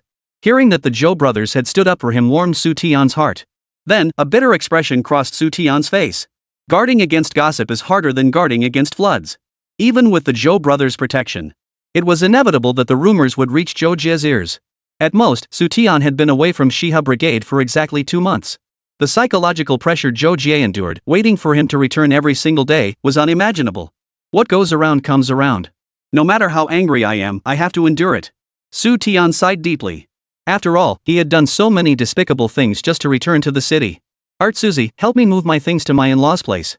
Once we're done, I'll treat you to a bottle of liquor. Xu Tian practically shouted the last sentence. That shout was sure to draw out plenty of busybodies. Seeing all the things he'd brought back, the busybodies wouldn't dare ask directly. They'd surely try to pry information from Suzy, the helper. Magic defeats magic, it's that simple. What the hell? Holy! You really stole from the garrison warehouse? Suzy was nearly scared out of his wits, letting out a blood-curdling scream. The jeep was packed with an astonishing array of goods: oil, salt, soy sauce, vinegar, tea, cigarettes, liquor, malted milk powder. Xu Tian really had stolen from the military supply depot. Or had he robbed the supply cooperative? The goods displayed on the shelves of the town's supply and marketing cooperative probably weren't as complete as what was in the vehicle. Chapter 29, a bold plan to send his wife to Longcheng. Brother Tian, you're too kind. I'll go notify them. Half an hour later, at the Zhou family courtyard gate. Suzy clutched a bottle of Beidahuang, his eyes fixed on the big white rabbit milk candy sitting on the millstone. If you want some, just say so. No need to be polite with me. Xu Tian generously grabbed 2 handfuls of the candy and stuffed them into Suzy's pockets. Suzy was so moved he nearly cried. One year during the new year, Suzy's father brought home a single piece of candy. Suzy licked it once, his mouth filling with sweetness. He'd heard it was called milk candy, specially made for foreign guests. Not only were they delicious, but they were also exceptionally nourishing. People said a few pieces of this milk candy were equivalent to a cup of milk. Su Changmao, sitting by the millstone smoking a cigarette. The more he watched Xu Tian, the more he liked him. He discovered another virtue in Xu Tian. A simple class sentiment. How precious to beta milk candy was, ordinary people didn't know. But Su Changmao certainly knew. Xu Tian could be clueless, could be idle. But he absolutely couldn't lack class consciousness. This is the fundamental baseline of being human. Stop standing there like a dummy. Get moving. Seeing Suzy's tear-filled eyes, Xu Tian gave him a playful shove with a smile. Earlier, Xu Tian had asked Suzy to go to the fields and inform the Zhou family father and son in Zhou Jie that he had returned. No one has to cook tonight, just bring your wife and kids over to my in-laws' place for dinner. Xu Tian, sit down. Let's have a chat, just you and me. Okay. Xu Tian nodded and sat cross-legged on the floor. Seeing you all smiles along the way put Uncle Zhou at ease. Don't lose heart. Opportunities will come again. Deputy Minister Lu isn't unwilling to give you this chance. A talent like yours, what leader wouldn't want to use you? Wait a little longer, Tian. Dawn is about to break. Su Changmao looked up at the sky, still dark but beginning to lighten, hoping Xu Tian would understand the unspoken meaning behind his words. Uncle Su, I can't do it, but Xiao Jie can. Xiao Jie. Su Changmao sprang to his feet, staring at Xu Tian with uncontrollable intensity. This kid must be out of his mind. He actually wanted Zhou Jie to do something like this. If Zhou Jie could do it, it'd be more unbelievable than Xiaogua having an aircraft carrier tomorrow. Uncle Su, please calm down. In terms of hard qualifications, does Xiao Jie meet the requirements? It's not about eligibility. Having her participate in the tank and armored vehicle symposium is utterly preposterous. Su Changmao shook his head repeatedly. Not a chance. Xu Tian must be pulling his leg. It had to be. Time rewound over a month earlier. Through direct contact with Pang Jingzhong, the minister and deputy minister of the Marine Machinery Department, along with a large group of relevant experts, all arrived in Haizhou. After half a month of meticulous testing and evaluation, Xu Tian's special steel garnered unanimous approval from the experts. However, due to a minor flaw in Xu Tian's background, coupled with the recent turbulent political climate, a celebratory banquet was naturally out of the question. Nevertheless, the deserved rewards were still distributed. It was precisely at this juncture that an unrelated figure emerged. Lu Yong, Deputy Minister of the Ministry of Aviation. Upon learning that the Maritime Machinery Department had obtained a super special steel with a yield strength of 1700 MPa, the Ministry of Aviation seemed to have found a godsend. They immediately arranged to meet with the project's chief engineer. The Naval Aviation Department oversaw the shipbuilding industry, while the Land Aviation Department managed the weapons industry. Like the Naval Aviation Department, the Land Aviation Department also had an urgent need for special steel. They inquired about Xu Tian's knowledge of armor-grade special steel. Xu Tian answered fluently, offering numerous valuable insights. He assured them that if entrusted with the project, he would deliver expert-grade special steel that would satisfy the Land Machinery Department. Unfortunately, Xu Tian's background made the Land Machinery Department hesitant to employ him. Otherwise, Lu Yong wouldn't have come personally. A single phone call could have transferred Xu Tian to the Ministry of Machinery. By the way, one of the rewards for Xu Tian's work on a major national research project One of his rewards was that his status changed from being an educated youth sent to the countryside to becoming a technician at Haizhou Steel. Zhou Jie comes from a pure and red background. Her grandfather was a poor peasant who died persecuted by landlords. Her father is a combat hero and brigade secretary. You couldn't find a single blemish on her record even with a magnifying glass. Plus, Zhou Jie's learning ability is no slouch, especially in mathematics. She has a strong natural talent. I'm confident she can fully grasp the technology one provide within 3 to 4 months. Xu Tian knew Zhou Jie's capabilities all too well. Forget tanks, she'd never even touched a tractor. But what did that matter? Zhou Jie may not understand the relevant armored technology, but Xu Tian did. While guiding Zhou Jie through the relevant technical terminology, he poured all his ideas into her mind. It was clear that Vice Minister Liu held him in high regard. As long as Su Changmao could ask his former superior, the Minister of Naval Aircraft, to put in a good word for him, Zhou Jie might very well be able to participate in the tank armor upgrade discussions. This resume would not only resolve Zhou Jie's employment quota issues, but also serve as a bonus point when she takes the college entrance exam at the end of this year. After graduation, when it comes to job assignments, simply having participated in a land machinery department project would make every department eager to recruit her. Xu Tian's way of compensating Zhou Jie was not to use his foresight to earn vast sums of money and turn his wife and daughter into wealthy ladies. That's not compensation, that's keeping a canary. He wanted Zhou Jie to have a career of her own. A future. Zhou Jie would attend all manner of important events. Her title would not be Mrs. Su or Mrs. Su, but as Ms. Zhou Jie, Professor Zhou, Academician Zhou, or perhaps President Zhou. In short, Xu Tian would never allow Zhou Jie to become his accessory. Zhou Jie deserves a life of her own brilliance. Future encyclopedias must include a page dedicated to her. Sigh. Su Changmao took several deep drags on his cigarette before flicking the butt onto the ground and crushing it underfoot. He understood Xu Tian's meaning. He was to serve as Zhou Jie's behind-the-scenes strategist, pushing his wife into the spotlight of higher-ups. In that sense, Xu Tian was absolutely a real man. But upgrading the armor of main battle tanks was no trivial matter. If Zhou Jie faltered or failed to accurately convey Xu Tian's vision, it could backfire spectacularly. Uncle Su, here's what I suggest. Let's put this matter aside for now. Today, we'll all gather for a meal and drinks to properly celebrate. I'll ask Zhou Jie's opinion tonight or tomorrow, see what she thinks. If Zhou Jie agrees, I'll give you a call then, and we can discuss it further, okay? Su Changmao pondered for a moment before replying, there's no need to rush. The conference isn't until next summer. You can stay put at the brigade and spend a good new year with your father-in-law. After the new year, bring Zhou Jie to Haigang. I'll come over for dinner at your place and I'll ask her myself then. If she's truly confident, I'll put my old face on the line to support you too. But if it turns out to be that kind of thing, don't blame Uncle Su for not helping you. Risk often accompanies opportunity. If Zhou Jie could accurately convey Xu Tian's views, the job quota matter would likely be a sure thing. Perhaps by next autumn, Zhou Jie might become a technician at Haigang Steel. Chapter 30, Belated Compensation, the Zhou Family Gathering. Good heavens, Mother! All this fine grain rice and flour combined must weigh over 100 pounds. Mom, I want candy. Xiao Sanzi, hurry up and bring me the candy.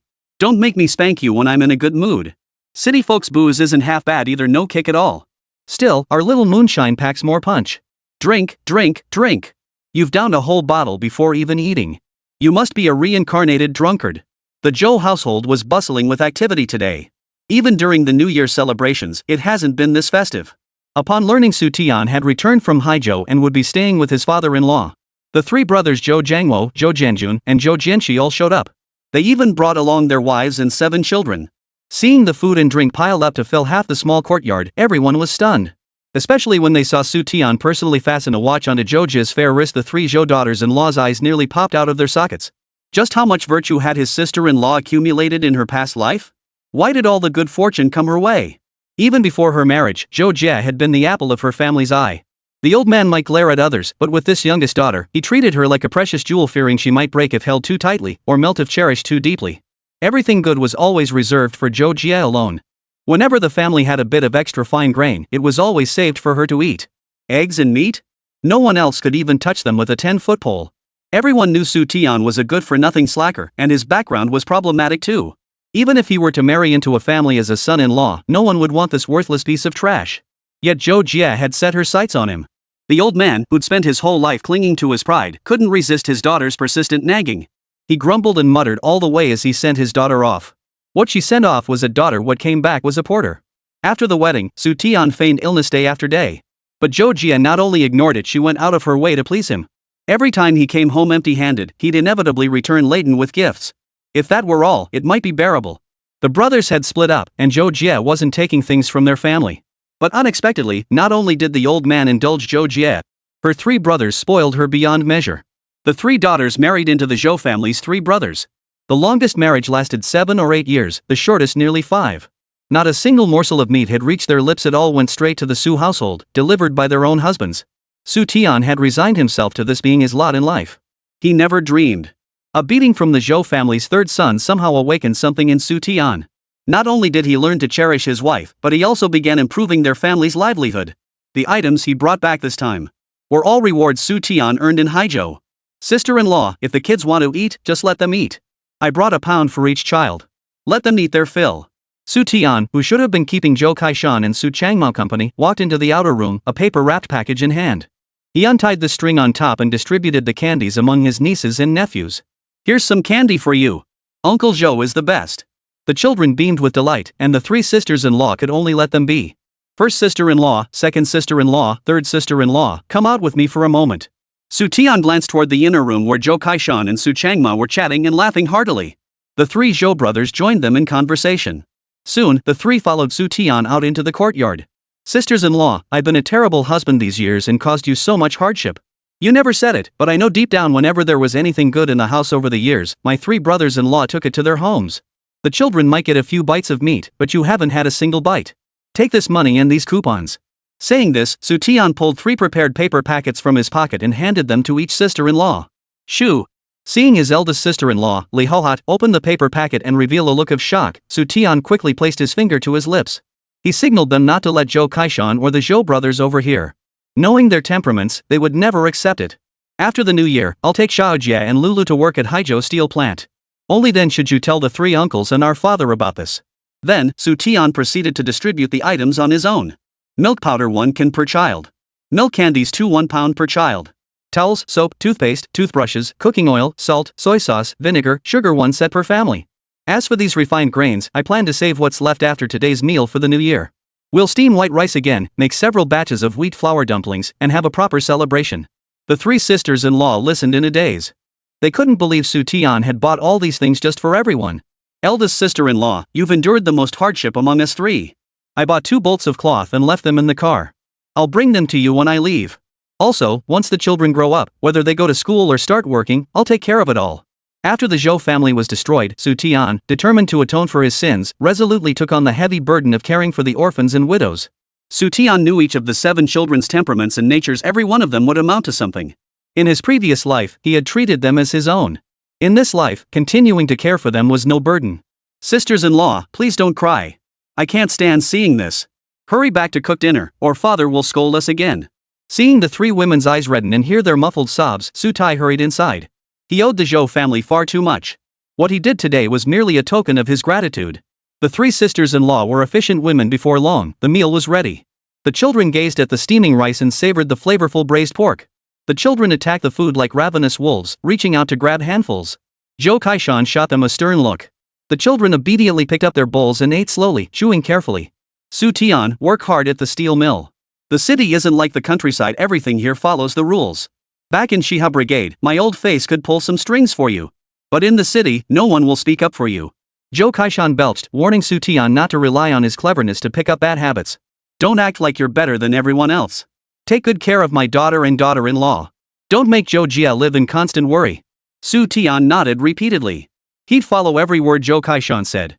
Zhou Jie held Lulu close, her cheeks flushed rosy. Her heart was sweeter than honey. Not just the 3 sisters-in-law, everyone felt Zhou Jie must have accumulated great virtue in a past life.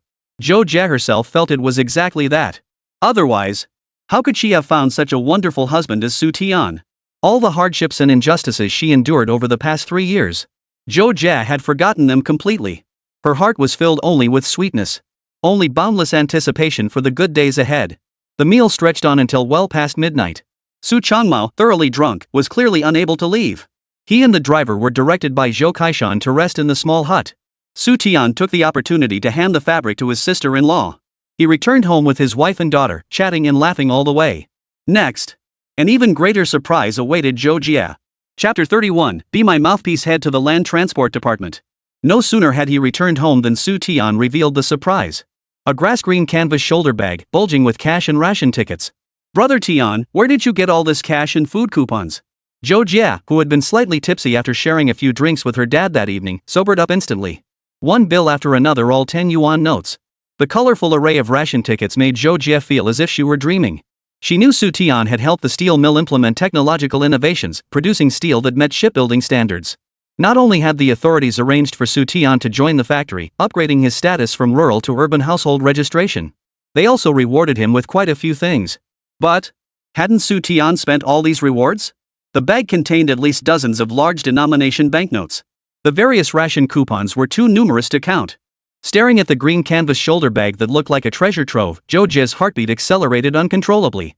Her eyes were fixed on the money and vouchers inside. Xu Tian bent over the wash basin, washing his face as he explained, "The marine machinery department gave me 500 yuan. Since I helped Haizhou with technical innovations, they awarded me another 200 yuan, plus 100 jin of rice and flour.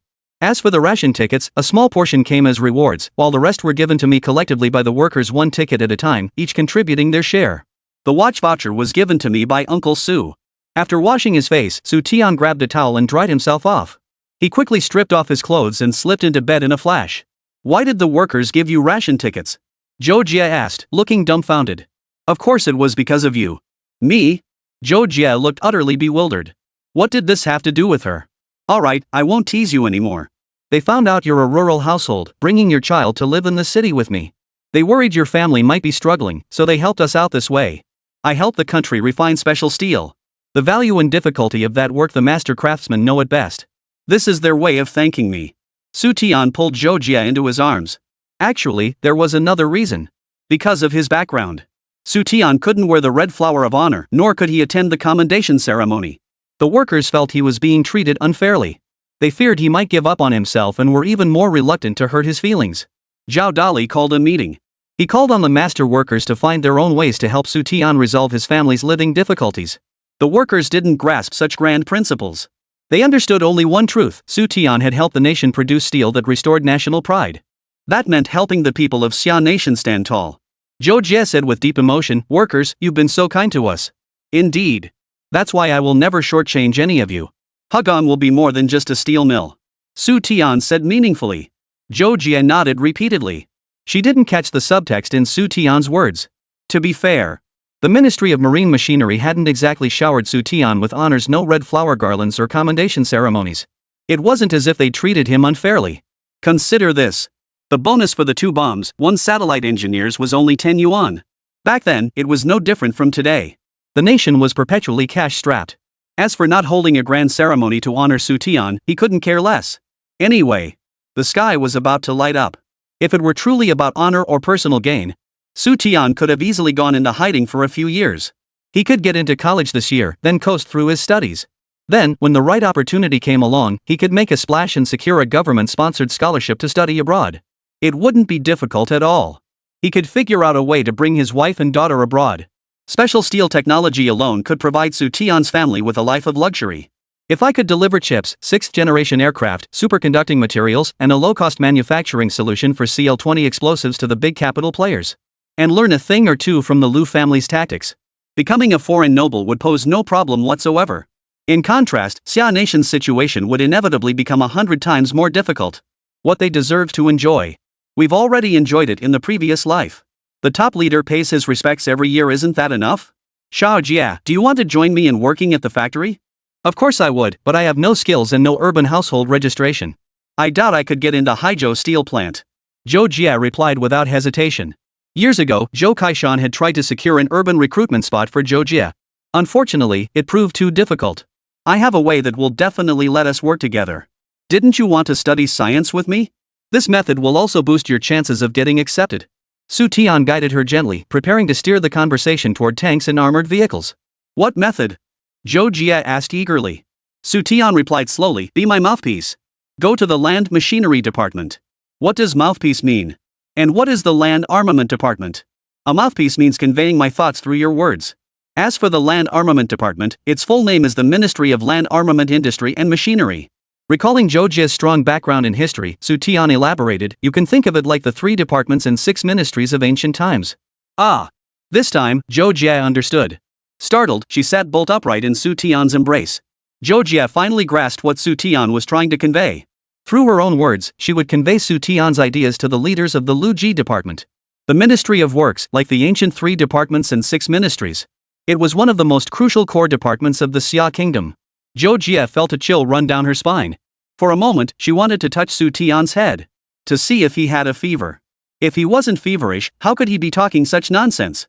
The Ministry of State Affairs was a core department of Xia, while she was merely a countrywoman with only a junior high education. Now she was being asked to negotiate with the head of the Ministry of Land and Transport. Just the thought of it made Zhou Jie break out in goosebumps all over. Xu Tian sighed, anticipating Zhou Jie's reaction. This matter should have been handled by me, but you know my family background. Until my father's situation is clarified, my record won't be cleared, so there's no way I can be involved in this project. You're different. Even though we're married, you're the descendant of a veteran. Your lineage is pure and red-blooded, you'll pass any scrutiny. This project is crucial for our nation. Perhaps, it could prevent many unnecessary sacrifices. Xu Tian narrowed his eyes slightly. Upgrading this tank's armor might alter the fate of another tank model. 2 years later, in the conflict, many soldiers could have survived because of it. Brother Tian, please stop talking about it. I'm scared. Zhou Jie curled into Xu Tian's embrace. One moment he was talking about his background, and the next he was mentioning sacrifice? Alright, I won't say another word. Xu Tian gently patted Zhou Jie's back. Since Zhou Jie didn't want to do it, Xu Tian wouldn't force her. Perhaps there was another solution. Under Xu Tian's reassurance, Zhou Jie's wildly fluttering heart finally settled. Clutching Xu Tian tightly, Zhou Jie asked cautiously, Brother Tian, is there going to be a war? Chapter 32, The First Step of Change, Moving to the City to Work. Xu Tian replied in a gentle tone, Don't worry about it so much. It's getting late. Let's rest. For some reason, Zhou Jie felt that Xu Tian had become somewhat unfamiliar lately. Compared to the husband who used to just pretend to be sick, loaf around, and wait for meals, the Xu Tian of today had developed an air about him that Zhou Jie couldn't quite place. Not only had he helped the country solve a major problem, but also developed a deep concern for the nation and its people. Last time, Xu Tian took Zhou Jie to the bookstore to buy study materials. Not wanting to be apart from him, Zhou Jie asked whether he planned to study humanities or sciences when he got into university. Xu Tian said he would study science. At the same time, he uttered a remark that deeply impressed Zhou Jie. Science strengthens a nation, humanities govern it.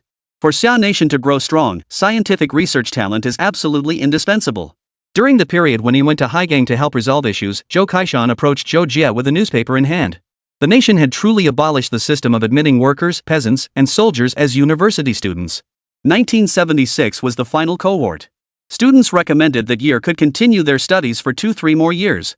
Starting next year, recruitment of worker peasant soldier students would cease. The information Xu Tian had heard from other educated youth had become reality. This proved that the nation truly intended to reinstate the college entrance examinations. The nation urgently needed a large pool of scientific research talent to serve the country. Zhou Jie was just an ordinary country girl. She was also a sharp-minded woman. With the nation at peace today, Xu Tian suddenly brought up sacrifice. If not war, then what else could it be? During her idle moments, Zhou Jie would occasionally glance at the newspapers at home to pass the time. What's wrong? Seeing Zhou Jie staring blankly at him, Xu Tian asked with a smile. Zhou Jie pursed her lips and said, Is it the White-Eye Nation? Xu Tian's brow furrowed.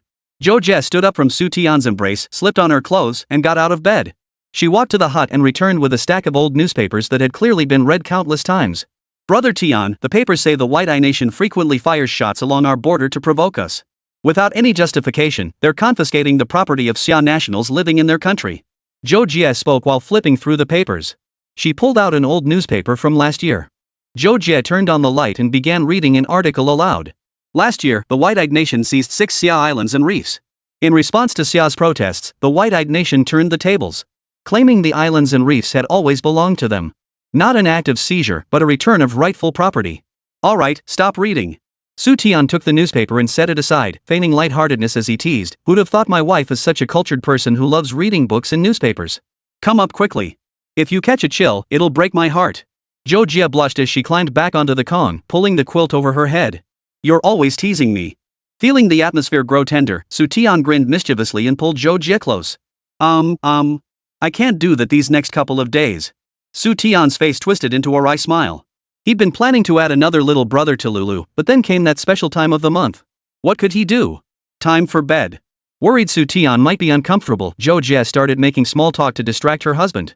Tian, you still haven't answered the question I asked you earlier. Xu Tian wore that helplessly amused expression again. Zhou Jie's mind was truly unfathomable. She actually remembered what happened earlier. Maybe it will, maybe it won't. These aren't matters for ordinary folks like us to concern ourselves with. Now, be a good boy and go to sleep. Xu Tian replied dismissively.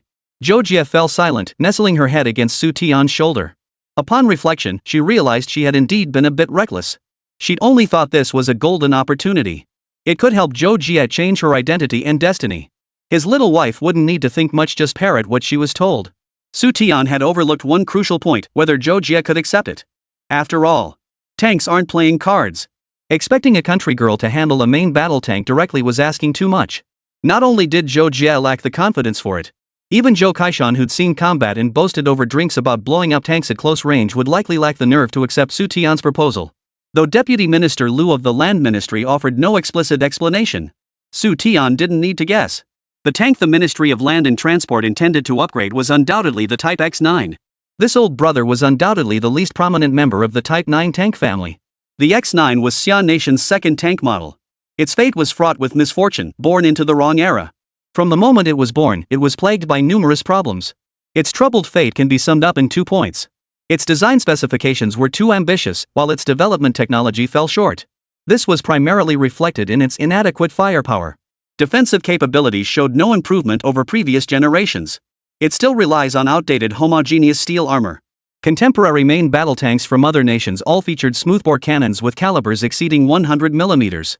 The X9 tank's caliber was only 100 mm. If this were the only issue, it wouldn't be a major problem. The real problem was that its 100mm smoothbore gun was utterly unreliable. It suffered from poor accuracy, and after firing, powder residue would remain in the chamber. It required frequent cleaning. A total of 105 defects, both major and minor, were identified. Commanding officers of units that received it have cursed it endlessly. Rather than calling it a new generation main battle tank, it's more accurate to describe it as an upgraded version of the previous generation. The improvements were minimal. Winter gave way to spring. Before they knew it, the day arrived for Xu Tian and his family of 3 to report to the city. Su Changmao, busy with the final touches on Ship 501, used his connections to secure a Jiefang truck for Xu Tian. A broken home is worth a fortune. This saying proved absolutely true when applied to Zhou Jie. She wanted to take everything. She couldn't even bear to leave behind the chamber pot. Sweating profusely, Zhou Jie saw Xu Tian grinning at her and asked nervously, "Brother Tian, will our neighbors laugh at me for bringing so much stuff into the city?" "You're overthinking it. These days, no one's wealthy. When moving, people naturally take everything they can carry." Xu Tian walked over to Zhou Jie and gently wiped the sweat from her forehead. "Dad, uncles, you should head back now. Once we're settled at the factory, we'll come pick you up right away." Xu Tian bid farewell to the group with a heavy heart. Thinking of leaving the home she'd lived in for over 20 years, Zhou Jie's eyes grew redder and redder. She threw herself into Zhou Kaishan's arms and burst into tears. "Silly girl, moving to a new home is a happy occasion, don't cry. It's not like we'll never see each other again. Shiha Brigade is only a few hours' drive from Haizhou. During the off-season, your father will come into town to visit you and your granddaughter. Remember, you must get along well with your neighbors." Tears welled in Zhou Kaishan's fierce eyes. His 3 sons all looked as if they were about to cry too. "It's getting late. You should go now." Zhou Kaishan forced himself to hold back his reluctance and urged his daughter and son-in-law to get in the car. "Dad, you must come visit me in the city." As the truck started moving, Zhou Jie leaned out the window, waving frantically at the Zhou family. Xu Tian comforted her, "Jie, give me a few years. I'll bring Dad, your uncles, sisters-in-law, and all the nieces and nephews to the city. Better days are just around the corner." Chapter 33, Neighbors in the Workers' New Village. The house assigned to Xu Tian's family was about 1 or 2 kilometers from the factory grounds. This area had once been a cluster of shanties. Surrounding it was wasteland overgrown with mugwort. A dozen or so local families lived there. As the steel mill rose from the ground, nearby vacant lots were gradually put to use. The workers themselves took initiative to build a residential area for factory employees. They named it Workers' New Village. Over time, Hainan Steel grew in scale. The workforce surged from over 1,000 to tens of thousands. In the late 1950s, the state allocated funds for Hainan Steel to construct numerous block-style apartment buildings. These became some of the earliest multi-story buildings in the area. Compared to these, the family housing in other factory districts seemed far less impressive. The mere presence of an indoor toilet was enough to make countless people green with envy. "The bus is here." A dozen men and women stood in front of a row of single-story houses. Zhao Dali flicked his cigarette butt to the ground and called back, Master Wang, fire the blast. Got it. A coarse voice echoed, followed by the crackling and popping of firecrackers filling the street. Factory manager Zhao, Master Zhang, Master Wang. How could I let you wait out in this freezing cold? The truck came to a stop, and Zhao Dali yanked open the passenger door. No need for formalities. We're neighbors now. If you ever need anything, just give us a shout. Noticing the woman beside Xu Tian, her head wrapped in a scarf, cradling a child, Zhao Dali exclaimed dramatically, "Oh my, this must be my brother's wife. She looks like a fairy." "Xiao Jia, this is Director Zhao from Haizhou. You can call him Brother Zhao from now on," Xu Tian introduced with a smile. "Acting Director," Zhao Dali corrected. In light of Sun Liyue's passive attitude toward the special steel project. Following deliberation by the relevant authorities, Sun Liyu was relieved of his position as director of Haizhou Steel and reassigned as deputy director of the seamless steel pipe factory under Haizhou Steel. Zhao Dali was promoted to acting plant manager. Zhao. Brother Zhao. Suddenly, under the gaze of so many people, Zhou Jie blushed so deeply she couldn't lift her head. "We're both from the countryside, but look at that girl, how come her voice is so pleasant? Now look at you, your voice is like firecrackers, loud enough to be heard 3 miles away." A dark-faced middle-aged man in his 40s, clad in a blue cotton coat, sneered at the woman beside him wearing a padded jacket. "What's that supposed to mean? You want to divorce your old wife and marry a young factory girl? Wang Qianjin, you should take a good look at yourself in the mirror." The middle-aged woman retorted fiercely, daring him to try. If she didn't beat him until he was crawling on the floor, she wouldn't be Sun Xiui. "Enough, enough. If you want to fight, take it home. Don't scare my sister-in-law," Zhao Dali called back over his shoulder. "Factory director, even if you gave me the courage, I wouldn't dare fight her. Good grief, last time I just gave her a shove, and dozens of women stormed into the workshop, pointing fingers and yelling at me." Wang Qianjin grumbled resentfully. "I know your wife has a temper, but you keep saying things to provoke her. Don't forget, she was just a teenager when she led the villagers to the front lines delivering military rations. She wasn't afraid of bullets flying everywhere, so why should she be scared of your loudmouth? Sis, don't worry. That's just how they are, they feel off if they don't bicker every day. You'll see over time they're both good people.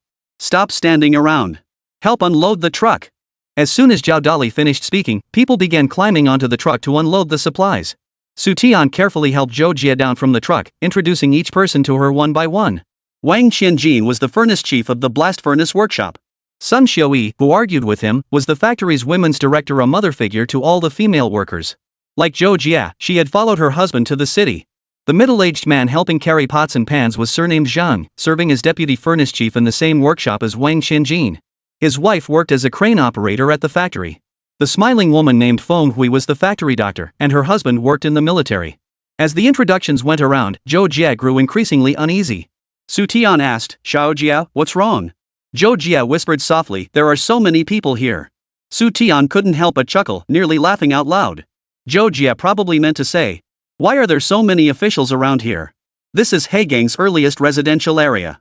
Almost everyone, workers and leaders alike, lives here." Later, when Haizhou expanded and built some staff housing, Brother Zhao and many other veteran workers in leadership positions generously gave up their spots to employees facing financial hardship. To be honest, when Xu Tian first came to view the apartment, he found it a bit odd too. The neighbors around him were either the factory director, the women's committee head, furnace chief, deputy furnace chief, or workshop director. Like Zhou Jie, Xu Tian was quite curious. After inquiring with Zhao Dali, he learned. Everyone chose to stay here because they had been educated by the organization for many years. They were taking the initiative to set an example. Good housing was scarce, and if they moved out, they'd surely face gossip. They decided to wait until the factory had more housing available before considering a move. Before long, the entire truckload of belongings was carried inside. The house assigned to Xu Tian was located in the center of the workers' new village. Specifically, it was on the left side of 5th Road. All the houses in the workers' new village were built in rows. Like rows of the character. Roads ran through the center, numbered sequentially from 1 to 5. Houses lined both sides. Built over 20 years ago, the red brick houses showed signs of decay. The interior layout of the houses wasn't much different from what Xu Tian was used to in the countryside. There was a small courtyard with several rooms inside. The previous owner had moved out several months ago. It was kept fairly clean, though. As the factory's women's affairs director, Sun Xiui often helped welcome employees' families moving from the countryside to the city. She pulled Zhou Jie aside to offer warm greetings and advice on how to navigate city life. She gave detailed explanations about food, clothing, shopping, and other aspects of daily life. After her first dinner in the city, Zhou Jie sat on the edge of the heated bed with Lulu in her arms. Everything felt so new and exciting. To use the restroom, she had to walk several dozen meters to the public toilet. To buy grain, you had to take grain coupons to the grain store. To buy scarce non-staple goods, you absolutely had to bring your ration book to the grocery store. Remember, never go to the wrong one. Xu Tian's grocery booklet could only be used at the grocery store in the workers' new village area. Riding the bus required a monthly pass. All these rules made Zhou Jie's head spin. Fortunately, she had schooling and wrote down everything she couldn't remember. Brother Tian, stop working for now. You go to work tomorrow, I'll handle packing everything. I want to say a few words to you. Hearing this, Xu Tian, who had been washing dishes and chopsticks, roughly wiped his wet hands on his clothes. He stepped into the room and sat down beside Zhou Jie. Do you feel like city life has too many rules? Xu Tian asked with concern. There are a lot of rules, but I've written them all down. I won't let anyone laugh at me. Zhou Jie cradled her daughter, who had just fallen asleep, and nestled against Xu Tian's shoulder. Brother Tian, about that thing you mentioned, I want to give it a try. What is it? Xu Tian asked, puzzled. Zhou Jie stammered, It's about the tank. Huh? Xu Tian stared at Zhou Jie in surprise. Why are you staring at me like that? I'm just asking if I can understand it, I'll give it a try. Zhou Jie mustered every ounce of strength to voice the words she'd bottled up inside for days. Chapter 34, Night Talk at the New Home, Tank Armor and Brunel Hardness. To Zhou Jie, his daughter and Xu Tian were his entire world. No matter what Xu Tian wanted to do, Zhou Jie would never refuse. Only that last incident had truly shaken her. When Zhou Jie was young, Zhou Kaishan often recounted his heroic exploits from years past.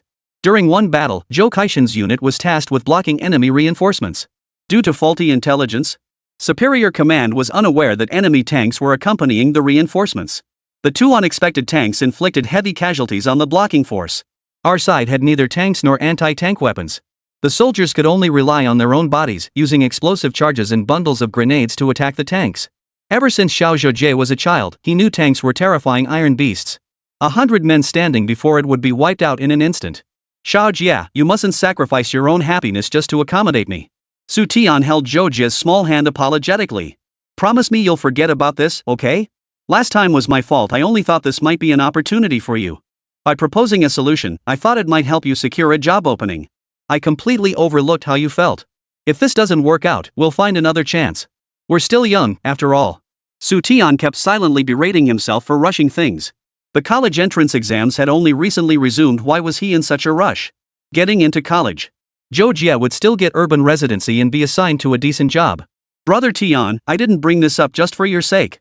Zhou Jie said with a complex expression, when I was little, my dad often told me stories about his time in the war. He said that if we'd had our own tanks back then, so many soldiers wouldn't have had to die.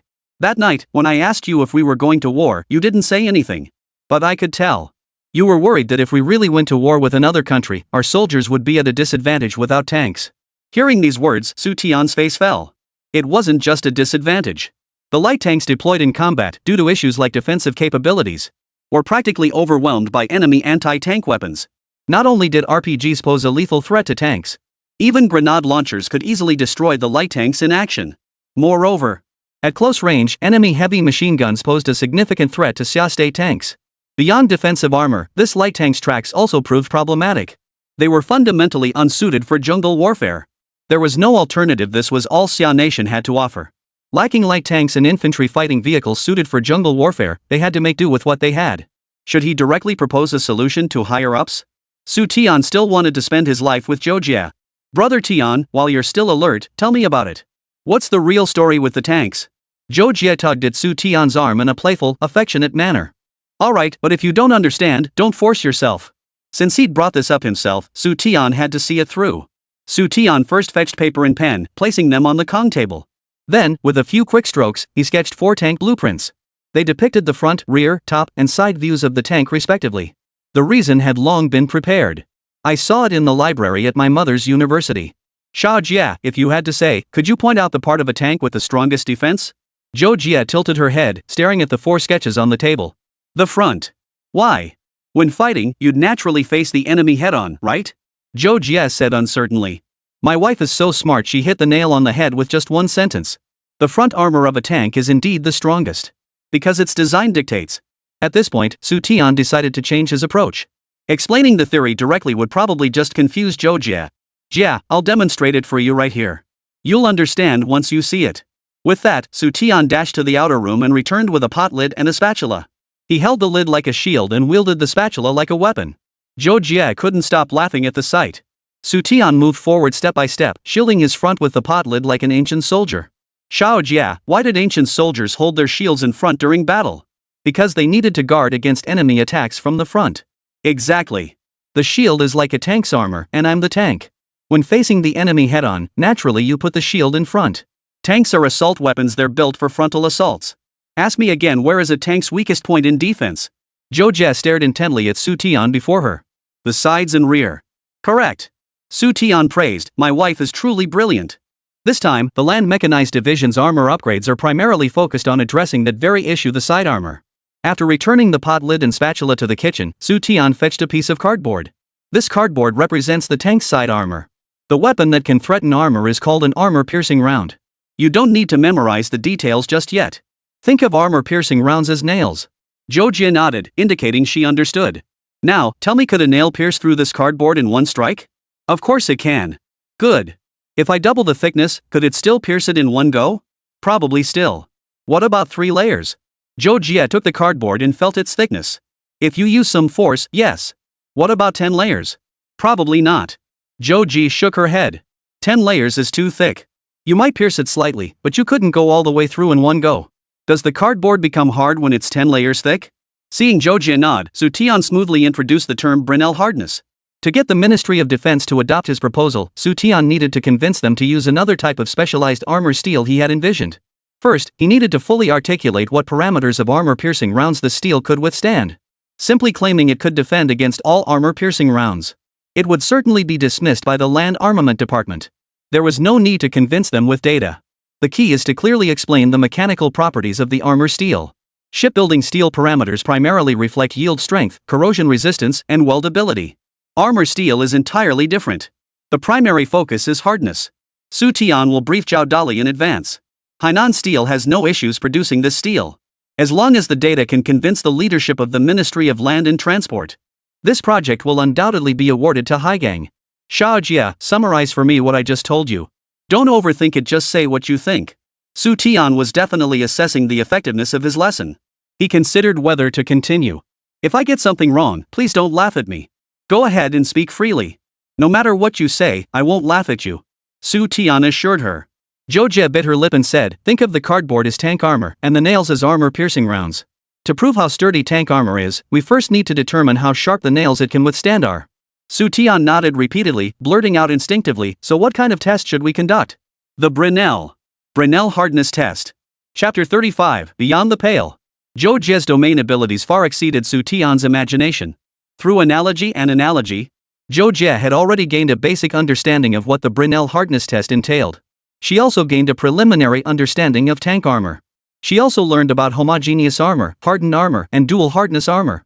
Zhou Jie listened intently, while Xu Tian taught meticulously. Before they knew it, it was already past midnight. Oh my, it's so late already. You should go to bed, you have work tomorrow. Glancing at her Xinjiang lady's watch with the corner of her eye, Zhou Jie was startled. It felt like she hadn't learned much. Over 5 hours had passed. Zhou Jie, you make the bed. I'll go fetch water for you. Xu Tian headed to the kitchen after saying that. After teaching for several hours, Xu Tian felt a great sense of accomplishment. He could teach an academician. He could guide his wife from complete ignorance to understanding various types of armor. By the time he finished, it was already 1 a.m. Lying in bed, Xu Tian said with a look of self-satisfaction, Zhao Jie, wasn't my lecture at all boring? It was fascinating. Zhou Jie replied excitedly, I thought this would be really hard, but after you explained it, it doesn't seem so difficult. It actually seems pretty interesting. Xu Tian replied, interest is always the best teacher. Only when you're genuinely interested in something can you stick with learning it. Then would you be willing to keep teaching me? As long as you don't get bored, I'm happy to keep teaching. Xu Tian wrapped his arms around Zhou Jie and grinned mischievously, after class, the teacher's going to give you some homework. If you don't finish it, haha. You're so annoying. Zhou Jie's cheeks flushed pink as she fluttered her beautiful eyelashes. Ask away. I want to know if I'm cut out for this too. What's the purpose of sloped armor? Increases defense and has a chance to deflect armor-piercing rounds. Hearing Zhou Jie's crisp reply, Xu Tian felt a surge of playful curiosity. He asked what composite armor was. It's like sandwiching other materials between 2 layers of cardboard, like inserting a piece of iron to enhance its defensive capabilities. In your own words, it's layering multiple materials to enhance the defensive properties of tank armor steel. Zhou Jie grew increasingly fluent as she explained, adding that composite armor could also reduce the tank's weight. It's more advanced than all steel armor. The couple engaged in a lively back and forth, thoroughly enjoying themselves. Seeing that Zhou Jie could answer every question with ease, Xu Tian marveled at how his wife was undoubtedly an underappreciated scholar. He began to lose his composure. If they kept playing, dawn would break. He went off script. What is ceramic armor? Around 7 in the morning. Xu Tian reluctantly bid farewell to Zhou Jie and her daughter before heading out to report to the technical department. Xiao Su, you've been up all night, haven't you? Not far away, Xiao Dali was just leaving his home. Seeing Xu Tian with his dark circles, he felt both amused and exasperated. Young people have boundless energy, but they should still exercise some restraint. Looking like this at the factory, he was bound to attract gossip. Yeah, don't even ask. Xu Tian said with a mix of laughter and exasperation, I really was up most of the night, but it wasn't quite what you'd imagine. It's just that thing, right? What else could it be? Xiao Dali pulled out a pack of cigarettes and lit one without waiting for Xu Tian. Knowing Xu Tian didn't smoke, he didn't offer him one. Factory director, wanna help you get rid of that acting title? Since it was work hours, Xu Tian naturally couldn't call him Brother Zhao anymore. What? You have a way? Xiao Dali tapped the ash from his cigarette, thinking Xu Tian was joking. No way. I wouldn't say it anyway. Xu Tian chuckled. Last night, my wife and I talked about tank steel for most of the night. What? Tank steel? Xiao Dali stopped in his tracks, staring straight at Xu Tian. This joke was, well, that's just... Xu Tian glanced around and lowered his voice. Last time I accompanied the testing at the shipyard, Deputy Minister Liu from the Ministry of Land and Transport in the capital hinted that they're planning to upgrade the tanks. Since you asked me, what aspect do you think they'll upgrade? Armor. Xiao Dali, who had served in the military, blurted out. That's what I thought too. I wanted to contribute to the country, but now that my dad's been sidelined. Sigh. Xiao Dali sighed with mixed emotions. I can't make it, but my wife can. My father-in-law is a veteran soldier. Xiao Jie comes from a good family background. With Comrade Su helping out, maybe we can secure her a spot to go to Beijing for the discussions. Who knows? That armored steel project might just land at our Haizhou steel. Xiao Dali was completely dumbfounded. Xu Tian's explanation wasn't complicated, and with Xiao Dali's years as deputy plant manager, his expertise in the field was exceptional. He grasped Xu Tian's plan. It was simple: leverage Zhou Jie's clean background to potentially secure an opportunity to present the technology. He would convey Xu Tian's proposal to the higher-ups. The question was, wasn't Xu Tian being a bit too bold? To cultivate his wife, who came from the countryside, into a weapons specialist? That was harder than getting Haizhou to independently produce special steel. But then Xiao Dali shrugged it off. Without that bold ambition, how could Xu Tian possibly develop shipbuilding steel? Xiao Su, is this even feasible? It all feels so far-fetched. Xiao Dali couldn't care less about whether he got a permanent position. He just felt Xu Tian's ideas were a bit unrealistic. Xu Tian shrugged it off. Director, if Xiao Jie didn't have the capability, I wouldn't have mentioned a word to you. Last night, I taught her for a few hours, and she made incredible progress. Sure, it's just the basics, but it's not something just anyone could grasp. Xu Tian revealed without a trace of emotion that his actions were partly driven by a desire to alleviate the nation's burdens. On the other hand, there was a bit of self-interest involved. If Zhou Jie succeeded, wouldn't that also mean the recruitment quota issue could be resolved? No wonder you're so invested. Xiao Dali wasn't inflexible. Wanting to secure a job for his wife and upgrade her status from rural to urban household registration was only natural. Xu Tian also possessed the ability to develop special steels. Approaching it from this angle wasn't surprising either. How do you want me to help? Just so you know, I won't do anything that breaks the rules. I promise not to break any rules. I'll ask the factory director to help me borrow a few books. Xu Tian gradually steered the conversation toward weaponry and equipment. He explained his keen interest in the subject and wished to study through reading.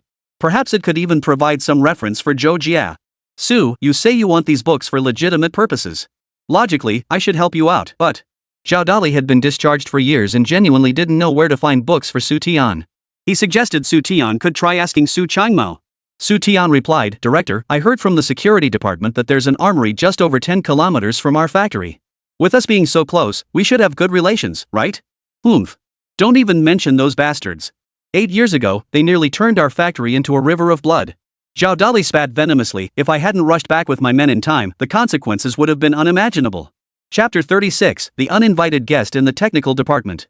That happened? Xu Tian exclaimed in surprise. The Hongguang military factory? They're completely out of control.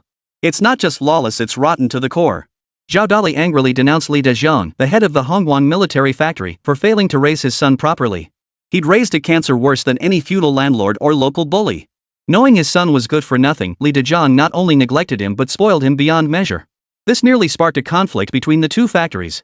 In the 1960s and 1970s, Xia Nation witnessed a peculiar phenomenon. Small factories revolved around large factories. Large factories served as the core, surrounded by a vast network of supporting small factories. Take Haizhou as an example. Surrounding it were coking coal plants, machinery factories, and military factories. The coking coal plants supplied coal to Haizhou. The machinery factory and military factory serve as downstream enterprises for Hainan Steel. Hainan Steel supplies them with high-quality steel for forging weapons and industrial machinery components. The coking coal plant is affiliated with Haizhou, while the other two factories operate independently.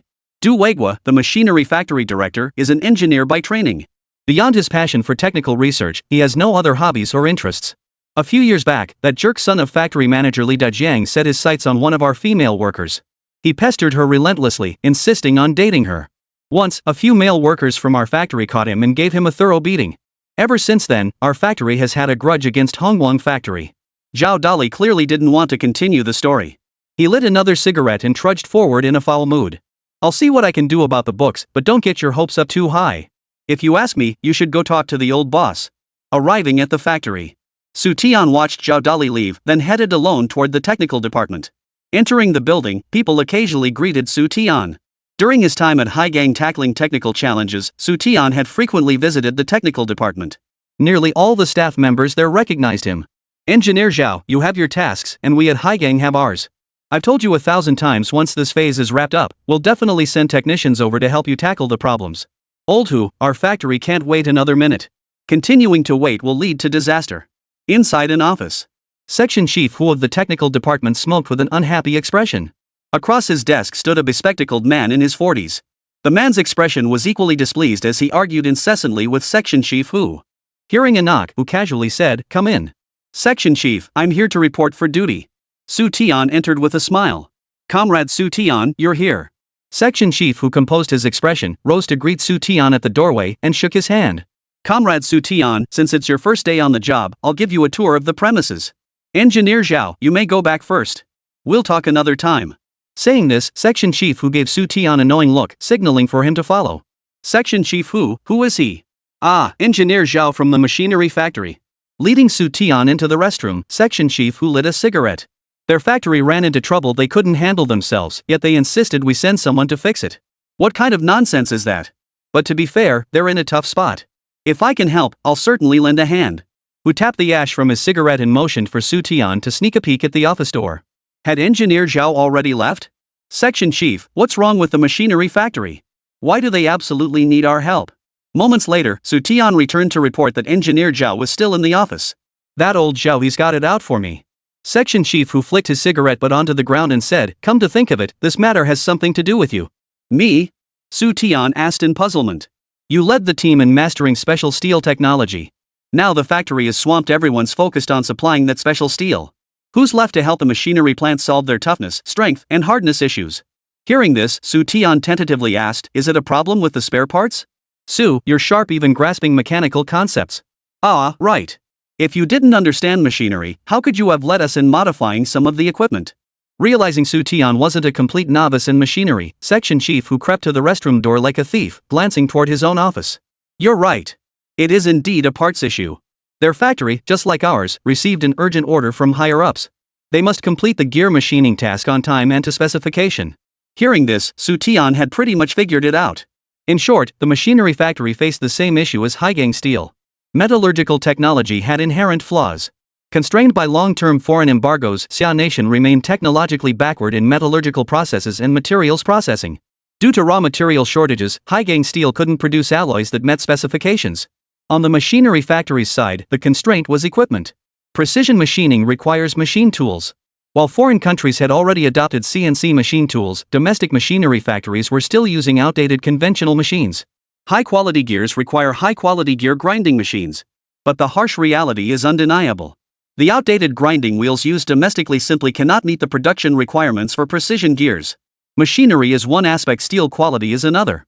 Forcing machining will only lead to one outcome. Hardness and toughness cannot coexist. "Director, I might be able to help them solve this problem." "You have a solution? Are you serious?" Section Chief Hu exclaimed in surprise. Section chief, even if I can't solve it, there's no loss to our factory.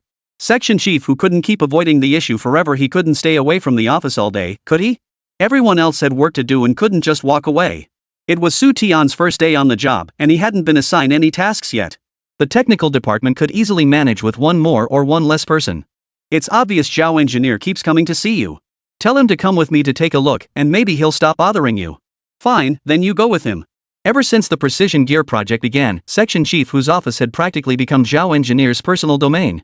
He came almost every single day, rain or shine. Fed up beyond measure, section chief who could only offer perfunctory responses or find ways to slip away. If Xu Tian could truly help the machinery factory resolve the issue of substandard gear quality, it would be a favor to him as well. Even if the problem remained unsolved, it would at least buy him a day of peace. As Xu Tian had said, Engineer Zhao clearly wouldn't leave until he achieved his goal. A mountain of tasks awaited him in the technical department. He couldn't exactly conduct business in the restroom, could he? Immediately, section chief who led Xu Tian back to the office. Seeing Zhao engineer about to speak, section chief who preempted him, Engineer Zhao, allow me to introduce our factory's new technician, Comrade Xu Tian. Don't let his youth fool you, he's exceptionally capable. Even I, as the head of the technical department, have to admit he's better than me. So, I'll have him accompany you on this trip. To send Zhao off, section chief who went on and on praising Xu Tian's abilities. Xu Tian felt his face flush slightly. Chapter 37, is Haizhou the favored son, while the machinery plant is the stepson? Tens of kilometers away stood Haizhou's first machinery plant. The factory conference room was filled with smoke, ashtrays overflowing with cigarette butts. Technical staff and factory leadership filled the seats around the conference table. Engineer Zhao had gone to Haizhou Steel seeking technical assistance, but the group felt there was little hope. If Haizhou had the capability to help, they would have sent someone long ago. The deadline set by higher-ups was fast approaching.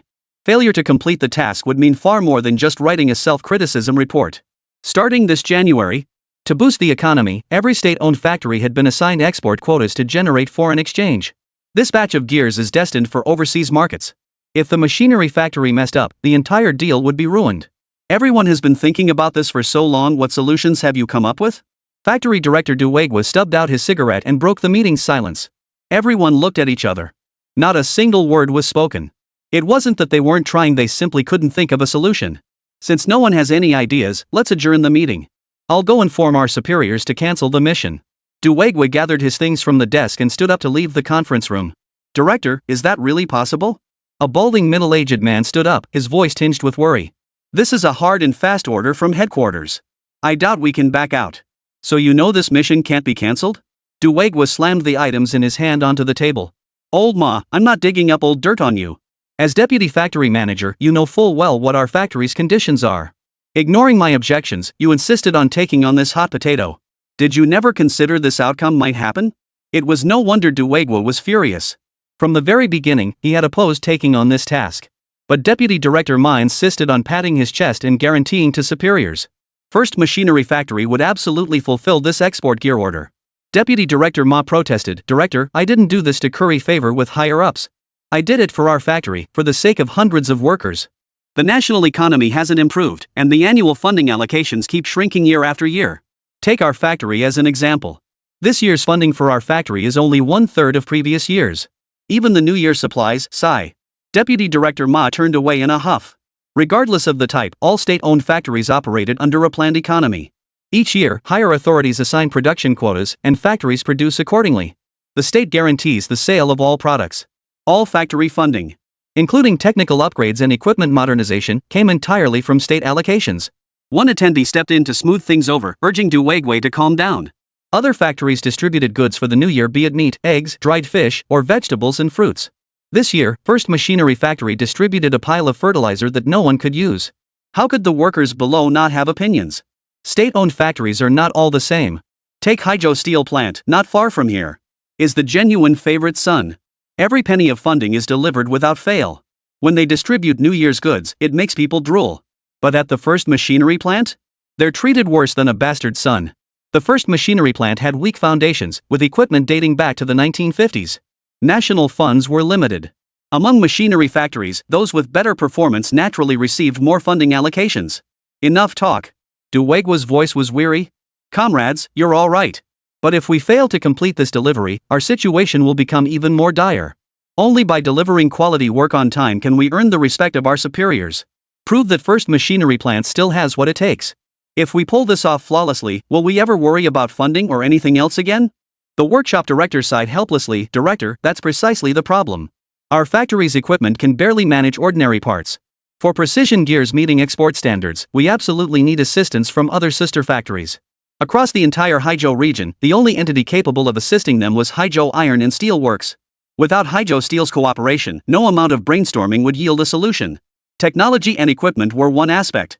The steel supplied by Haizhou Steel also posed problems. All these issues needed to be tackled collectively. Relying solely on the machinery factory, isn't that asking too much?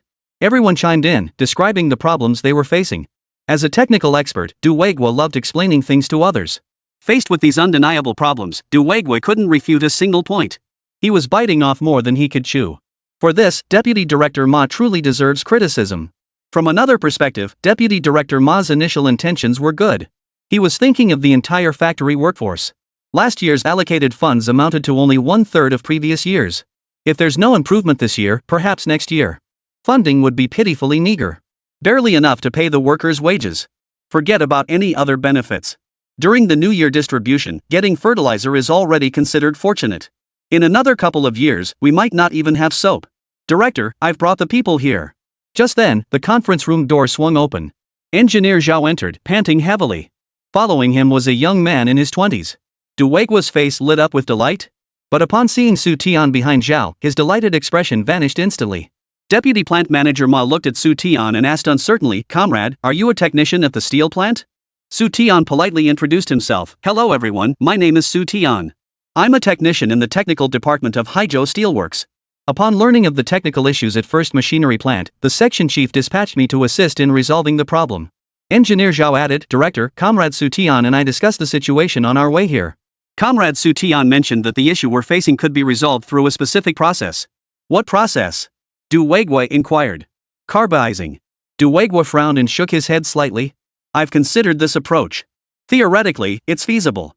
But practically speaking, we simply lack the experimental conditions. Even if we had the necessary experimental conditions, we simply don't have that much time. We need to ensure both the gear's hardness and its toughness. Carbizing could indeed achieve this. To achieve this, extensive experimentation is required to derive precise data. The carbizing process involves infusing carbon elements into the gear's interior. Increasing carbon content enhances gear hardness, followed by a new round of precision machining. Only then can the dual requirements of hardness and toughness be met. The most critical aspect is mastering the corresponding heat treatment data. To obtain these data, extensive experimentation is essential. Not to mention that First Machinery Plant's equipment is outdated and funds are scarce, making such experiments impossible. Even if it could, the number of experiments required would easily exceed several thousand. Time was running out for everyone. The delivery deadline might arrive before the experiments are even completed. What Du Weiguo needed wasn't someone telling him that carbizing could solve the problem at hand. What he needed was concrete data. Or at least a general direction. Mastering this process would not only enable the production of precision gears meeting specifications, but also significantly aid in the production of other components. Chapter 38, A Genius Too Young. Xu Tian stated bluntly, Director Du, I'm here to help everyone solve problems. Why don't we get started right now? Could you take me to the workshop? If any issues come up, we'll discuss them on the spot and resolve them immediately. What do you think? Well, technicians aren't good at smooth talk, they prefer to get straight to the point and speak plainly. Seeing Xu Tian's confident demeanor, Du Weiguo turned to the others. Seeing no objections, Du Weiguo said, Alright, let's head to the workshop now. Being a technician at Haigang Steel meant Xu Tian had some skill. Plus, he was sent by section chief who was backup. Perhaps it was worth giving him a chance. Before long, the group arrived at the workshop. Du Weiguo brought out over a dozen substandard gears. Technician Su, these are gears we produced earlier. No matter what method we use, we can't guarantee their quality. The biggest issues lie in the gear's toughness and hardness. Sometimes the hardness meets standards, but then the toughness falls short. Xu Tian silently examined the defective gears before him. Indeed, both aspects were problematic. Issues with the process and equipment were causing numerous broken teeth. Switch to 35 steel. You mean change the steel? Deputy Plant Manager Ma's face turned pale. Does this man even understand the difference? Comrade Xu Tian, did Engineer Zhou ever tell you what these gears are used for? Heavy machinery gears. If you know that, why are you replacing them with 35 steel? Deputy Plant Manager Ma pointed at a gear and said, Grade 35 steel has very low toughness. It's only suitable for manufacturing steel plates and pipes. Heavy machinery gears are critical to production safety. You may not be aware, but these gears are for export. This is the first time the relevant department has exported precision gears overseas. If the buyer discovers any issues, not only will the deal fall through, but will also face hefty compensation claims. If something goes wrong, can you shoulder that responsibility? Xu Tian replied calmly, whether problems arise after installing them in heavy machinery is a matter for the future. The immediate issue is that you can't deliver gears that meet specifications. How can we even discuss the potential risks down the line? Your concerns are based on the assumption that we deliver successfully and the customer uses the gears in their machinery. I'm not wrong about that, am I? Correct, but... Du Wei was suddenly interjected. Old Ma, do as he says. Switch to 35 steel and machine a new batch of gears. Deputy Plant Manager Ma reluctantly replied, Director, arranging workers to remachine a batch is no problem, but how do we resolve the process? I'll handle the technical aspects. Just help me with the tools. Xu Tian needed to make on-site modifications to the gear hobbing machine first. For some reason, Du Wei felt that Xu Tian standing before him didn't seem like a young man in his early 20s. He seemed more like a seasoned research expert. His face showed no trace of youthfulness or timidity. He exuded a convincing air of expertise. Prepare his tools. Calling over the workshop foreman, Du Wei decided to personally oversee the modification of the gear hobbing machine. Whether Xu Tian was genuinely capable or merely a fraud, Du Wei was confident he could tell. Taking the tools handed to him by the workshop manager, Xu Tian didn't utter a single word. He actually began modifying the old-fashioned gear hobbing machine before their eyes. Deputy Plant Manager Ma remarked in utter bewilderment, Director, what's this guy's background? If I didn't see his face, I'd swear he'd been in our industry for decades and was a top-tier engineer at that. Whether it was repairing machinery or modifying it, it was impossible to accomplish such tasks flawlessly in one go. Even the most skilled master technicians repairing gear hobbing machines would always inspect as they worked. Xu Tian seemed like the very inventor of this gear hobbing machine. Du Wei murmured to himself, is he really just a technician from the steel mill, or is he actually from the machinery factory? Director, could it be that someone in his family is an expert in this field? I can't think of any other explanation. This old machine of ours was imported from the Bear Country back in the day. Only the Russians could have mastered it so thoroughly. Deputy Director Ma rubbed his bald head. 20 years ago, one would have assumed Xu Tian must have studied in Bear Country. But now? Not a chance. Never mind anything else. Xu Tian's skill in adjusting the card slots was more masterful than even the most seasoned veterans. Quiet, everyone. This time, there might be a surprise. Du Wei ordered everyone to watch silently. Technical staff were assigned to document every step Xu Tian took. Time ticked by. Xu Tian arrived at the first machinery plant shortly after 9 in the morning. He then entered the workshop to begin modifying the machinery. Before he knew it, several hours had passed. The cafeteria chef kept coming in, only to be sent away again and again by Du Wei. With the problem unresolved, what was there to eat? Calipers. Xu Tian suddenly looked up and held out a hand. Hold on, I'll get it for you. Du Wei rummaged for the caliper. Once he had the caliper, Xu Tian began measuring. Half an hour later, Xu Tian asked for paper and pen again, jotting down a series of procedures. Director Du, let's start with the quenching process. Du Wei immediately complied. Goodness, it's so late already. Glancing at the time on Du Wei's wristwatch, Xu Tian suddenly announced he was ready to head home. Comrade Xu Tian, the work here isn't finished yet. Could you stay a little longer? It was already 7 p.m., long past the steel mill's quitting time. Deputy Plant Manager Ma stopped Xu Tian, hoping he would stay to guide the carboizing process. Although Xu Tian had written the data on paper, without his presence, everyone felt uncertain. Xu Tian hesitated, it's not that I don't want to stay. To achieve the hardness increase, we need to maintain a constant temperature for 6 hours. If I stay here, I won't get home until dawn. You see, my wife just moved to Haizhou from the countryside. She's still unfamiliar with city life. Leaving her alone overnight. Go home for now. Oh, and leave us your address. If any issues arise, we can come directly to you. Understanding Xu Tian's predicament, Du Wei felt it would be inappropriate to insist further. After all, Xu Tian was a technician at the steel mill, not under the machinery factory's jurisdiction. He was here only to provide technical assistance, not on secondment to the machinery factory. If he simply left, there was little anyone could do about it. Besides, Xu Tian had already left behind the relevant data. As long as they followed the data for smelting, there shouldn't be any major issues. Arrange for someone to escort Xu Tian back. Du Wei instructed the cafeteria to prepare a meal.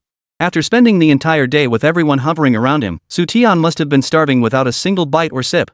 Just as Xu Tian had said, the most critical carboizing process requires maintaining the workpiece at a constant temperature for 6 hours. After completion, a tempering process is also required. Chapter 39, an extremely dangerous gift. What on earth is going on? The next day, when Xu Tian arrived at the factory for work, he was stunned by the scene downstairs. Downstairs at the corner, a large pile of fertilizer is stacked. It looked like a small mountain.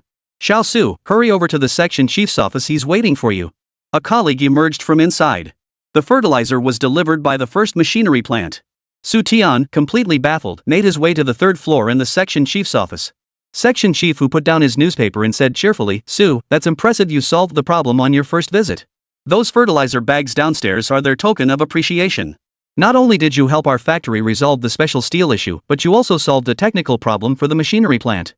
In recognition of your performance, I'm awarding you 2 bags of fertilizer on behalf of the factory. This stuff is in high demand in the countryside. Your in-laws will definitely find them useful. Learning that the gear manufacturing issue at the machinery plant had been resolved, Xu Tian breathed a sigh of relief. Though the 1970s were tough, factories were backed by the state. Life was barely manageable. But in another year or two, things would get truly dire. Factories would become self-supporting, forced to find their own ways to survive. Machinery broke down? Fix it yourself, the state wouldn't allocate a single penny. When materials were scarce, you had to find your own solutions. In short, the capable survive, the mediocre collapse. This holds true for state-owned factories and research institutions alike. Missile scientists earn less than boiled tea egg vendors. Driven by necessity, every research expert becomes a jack of all trades. They can sketch aircraft blueprints with one hand and set up a street stall to make wontons with the other. They can build tanks and repair worn-out machine tools. In short, if you can build it yourself, you won't spend money buying it. Think 2 bags of fertilizer isn't enough? Fine, 4 bags but no more. Seeing Xu Tian's hesitation, section chief who added 2 more bags. Section chief, it's not that I think it's too little. I'm just wondering, first machinery factory isn't a fertilizer plant. Where did you get so much fertilizer? Xu Tian feigned curiosity. Speaking of the first machinery plant, they've had a rough time lately. Section chief who sighed.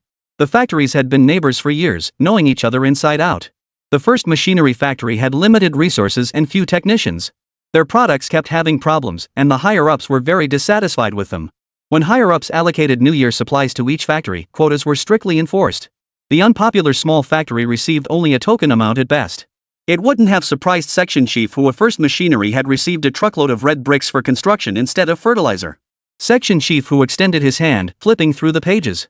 While all hands are equally important, some are thicker than others. Got it? Understood. Xu Tian chuckled. Once they resolve their process and equipment issues, their situation should improve somewhat. Their lives might get easier, but ours? Not so sure. Just like first machinery plant. Not long ago, Haizhou steel plant also received an export-driven foreign exchange generation task assigned by higher authorities. Their flagship product was singular, special steel. Special steel falls under defense-grade steel and is classified as top secret. High Steel was responsible for its production but couldn't use it as a foreign exchange commodity. Other steel products were of average quality. Relying on the golden brand of a major state-owned factory, the subsidies from higher authorities would not diminish for the time being. But how long can this situation last? Suddenly, foreign exchange generation targets were imposed on all factories nationwide. This was a clear signal. Section chief who sensed something amiss. Without a flagship export product, the good times for Haizhou Steel were unlikely to last much longer. Guessing was one thing, but it had nothing to do with the technical department anyway.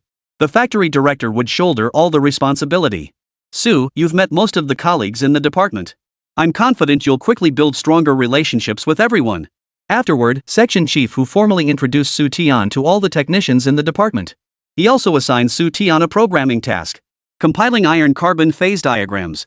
After work that evening, Xu Tian stared at the 4 bags of fertilizer assigned to him with a frown. Each bag weighed 50 pounds, so 4 bags totaled 200 pounds. He couldn't possibly carry them all home at once. Ring-a-ling. He was considering making multiple trips when he heard a bicycle bell ring behind him. He turned to see Zhao Dali approaching. Zhao Dali deftly dismounted his bicycle and pushed it over to Xu Tian. I heard about what happened. Good job. Here, load the fertilizer onto the bike. I'll help you haul it back. Thanks, factory director. It's after work hours, no need to call me factory director. Zhao Dali helped Xu Tian load the fertilizer onto the bicycle. 200 pounds of fertilizer pressed down on the bike, yet it showed no sign of bending or warping. Zhao Dali gripped the handlebars with both hands and pedaled forward steadily. Brother Zhao, our factory got assigned foreign exchange earning targets too, right? 1 million. Zhao Dali sighed. Now I finally understand you don't know the cost of daily necessities until you're the one managing the household. The first thing I faced as acting factory director was figuring out how to make money. Special steel is banned from export, and foreigners won't touch the rest. It's driving me crazy. When he was deputy factory director, Zhao Dali only needed to manage production. He ensured the production targets set by higher-ups were met with quality and quantity guaranteed. Now, however, he had to oversee not only production but every aspect of the factory, making all the final decisions.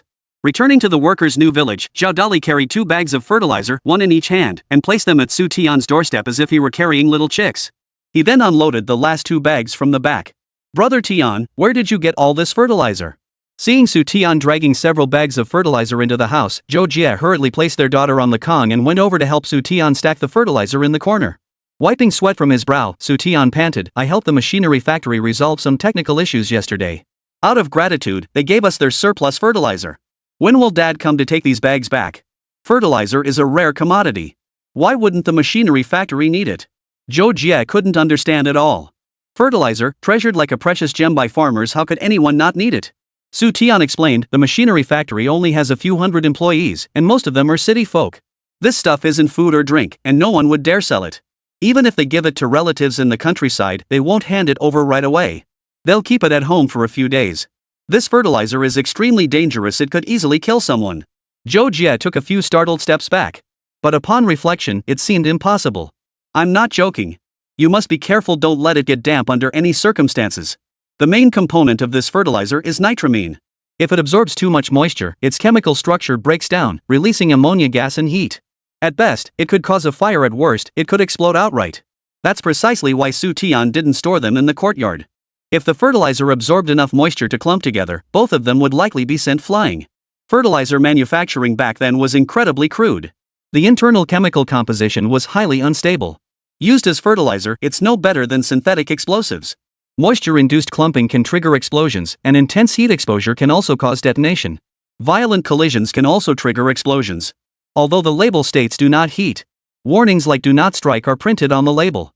The real question is, how many people actually read the fine print? Xiao Jia, find a cloth to cover these items. I'll head over to Brother Zhao's place. He was concerned the remaining fertilizer stored at the factory didn't meet proper storage conditions. Xu Tian must immediately alert Zhao Dali to move it to a dry storage location. Chapter 40, The Super Weapon of Wartime. I never imagined fertilizer could be so dangerous, one slip up and it could explode or catch fire. Hearing you say that, it really is a hot potato. Zhao family residence, living room. Zhao Dali was startled by Xu Tian's warning. He only knew that fertilizer could enhance soil fertility and increase crop yields. He never imagined the fertilizer delivered by the machinery factory could catch fire, even explode. He was even more astonished by the stringent requirements for handling and storage. No wonder so much of the fertilizer allocated to the machinery factory for the new year at the end of last year was still left over. Xiao Su, did the machinery factory send us this stuff just to bring us bad luck? Zhao Dali had already decided, tomorrow at work, he'd instruct the logistics department to assign someone specifically to oversee these fertilizers. He planned to distribute it as quickly as possible. As Xu Tian put it, this stuff was like a pile of gunpowder barrels ready to ignite at any moment. The slightest mishandling could spell disaster. Over 2,000 bags of fertilizer equivalent to 2,000 explosive charges. That won't happen. Factory manager Du is an honest man. He wouldn't do such a thing. In recent years, the machinery factory had been operating at a near deficit. Even if they wanted to offer parting gifts as tokens of appreciation, they simply couldn't afford it. Xu Tian's casual gesture effectively solved a monumental problem for the first machinery factory. The only thing they could possibly offer was this unwanted ammonium nitrate fertilizer. Distribute this fertilizer immediately. Every extra day it stays in the factory means one more day of danger. Zhao Dali had only mentioned it offhand. Of course he knew what kind of person Du Weigua, the factory director, was. Nitrate, sulfur, charcoal, add a bit of sugar, and you've got black powder. Speaking of explosives, Chief Engineer Yang is a master in that field. He was already a master craftsman at the Huangdong Arsenal in his teens, producing vast quantities of guns, cannons, and ammunition for our troops. Had the nation not needed steel experts, I believe Chief Engineer Yang could have excelled in the military industry. Xu Tian was quite shocked upon hearing this. He never imagined the refined and scholarly Chief Engineer Yang Weiman had actually come from the Huangdong Arsenal. The Huangdong Arsenal was Xia Nation's first munitions facility, established during the tumultuous war years. Facing powerful enemies externally and lacking any resources internally, the experts, masters, and apprentices at Huanya Cave Arsenal exhausted every means to procure production resources. They supplied frontline troops with a steady stream of guns, cannons, and ammunition. This dealt a severe blow to the aggressor's arrogance. Many who emerged from its halls became top-tier experts in military manufacturing and industrial production. What? Don't you believe it? Don't be fooled by Engineer Yang's scholarly demeanor now. Back in the day, he was ruthless. Ever heard of the heartless cannon? When it came to tales from the war years, Zhao Dali, like all veterans of that era, had endless stories to share. I've heard of it. It's a high-powered long-range projectile weapon.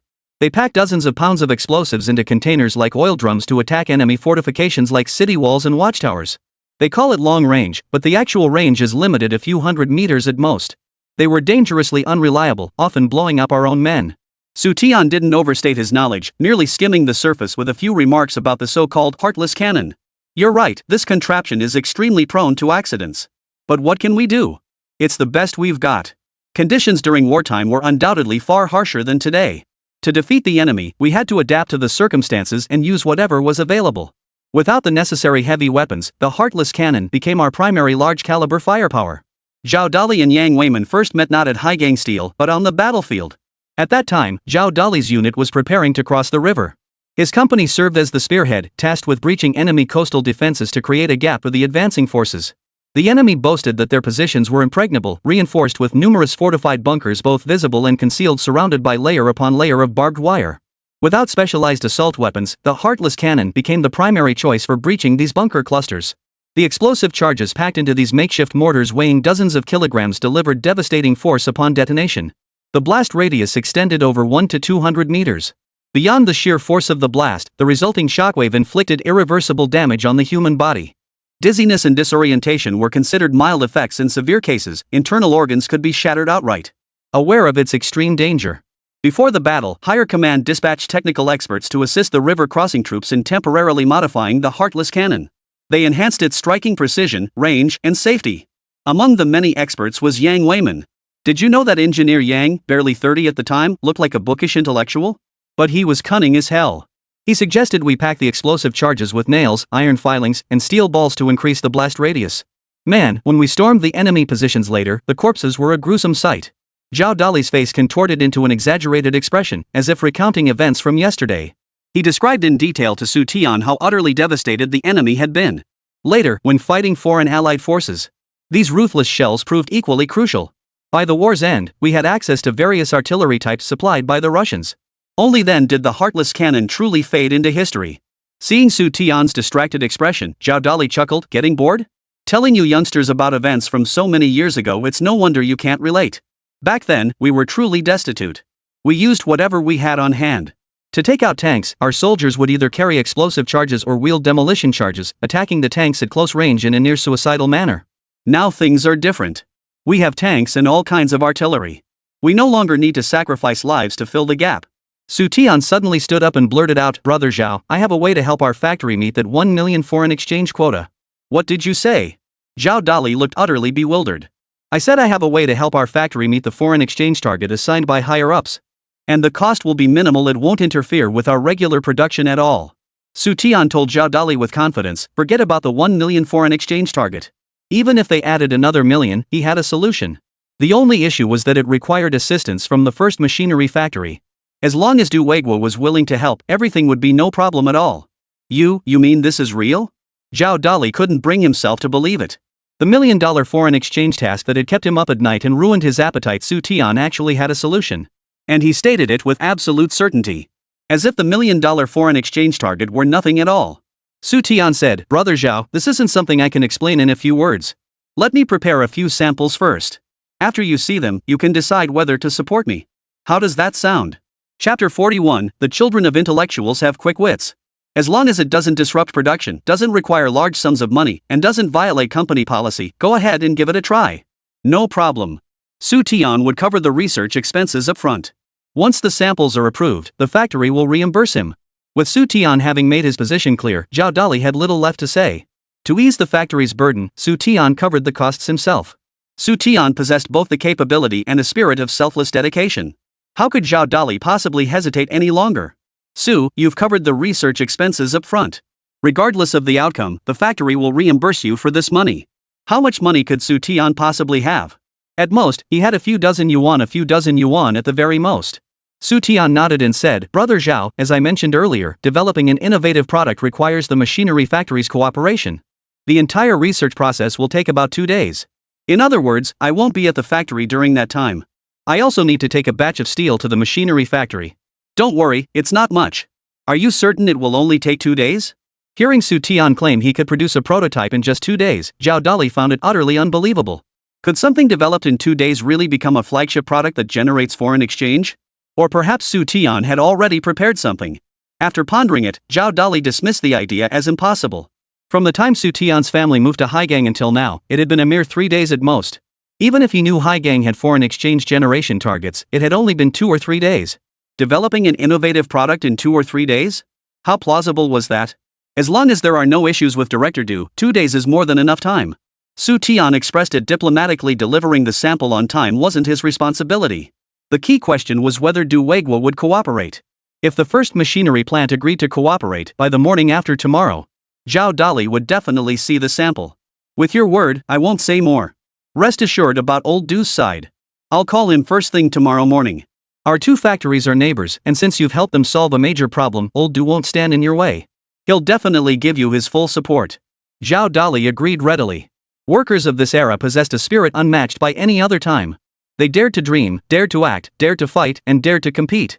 Xu Tian had anticipated Zhao Dali wouldn't refuse, and he felt quite pleased inside. With this opportunity secured, the future discovery plan he had outlined might be completed 2 or 3 years ahead of schedule. Laying a solid foundation first. That would save a lot of time down the road. After discussing business, Zhao Dali invited Xu Tian to stay for dinner. Having lost his wife in middle age, Zhao Dali raised 2 children alone. He also had to send money back to his hometown regularly, living a very tight life.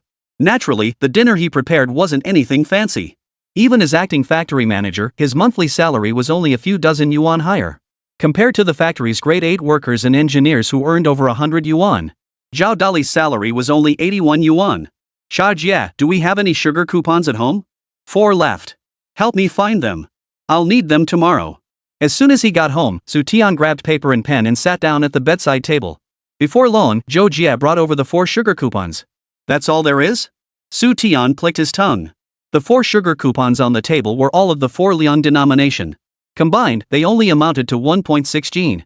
Zhou Jie reminded him, you forgot last time you went back, you bought several jin of sugar for my brother, my other brothers, and my father. Right. Xu Tian recalled. Through the special steel project, Xu Tian had acquired a large stack of ration tickets. Like a nouveau riche, he splurged lavishly, stockpiling food, clothing, and daily necessities, hauling it all back to Shihe Brigade. He was making up for the years he'd neglected his wife and the Zhou family. It felt good at the time, but now he was at a loss. Sigh, I guess this is the only option left. Glancing at his arms, Xu Tian sighed inwardly. He vowed never to do such a thing again. Little did he know, he'd have to do it all over again. The path to entrepreneurship is fraught with countless battles. The path was his own choice. No matter how bitter or exhausting, he must press on. The next day, at 11 a.m., Xu Tian arrived at the first machinery plant, entering the director's office. Comrade Xu Tian, are you all right? Knowing the purpose of his visit, Du Weiguo was about to invite Xu Tian to sit down when he noticed something was off about Xu Tian's complexion. His face was pale, and his legs seemed weak. I didn't rest well yesterday, but it's nothing serious. Director Du, let's get straight to the point. Xu Tian cut straight to the chase, stating he needed to borrow machinery from the factory to produce several steel tanks. The steel for the tanks would be supplied by Haizhou. The machinery factory only needed to provide the equipment and a few assistants. Steel tanks. Du Weiguo murmured to himself for a moment before saying, Comrade Xu Tian, your 2 requests are fine. Could you show me the blueprints first? Certainly. With that, Xu Tian handed the blueprints he had drawn overnight to Du Weiguo. Is this a gas cylinder? Du Weiguo studied the blueprints carefully, finding them increasingly similar to a gas tank. Have you seen one before, Director Du? Xu Tian asked with a smile. Last year during a business trip to the capital, I visited a foreign mechanical engineer working in our country and saw this device at his home. He mentioned that to accommodate foreign technical experts who weren't accustomed to using coal-fired stoves, a special batch of gas cylinders was specially approved and manufactured for their use. As the 3rd and 4th 5-year plans gradually unfolded, a large contingent of foreign experts was invited to join the effort.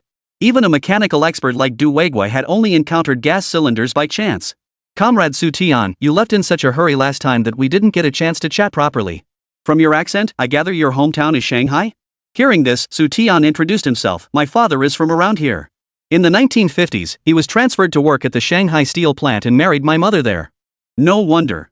The technical experts who came to Xiaogui under the 3rd and 4th 5-year plans were mainly concentrated in major cities like the capital and Shanghai.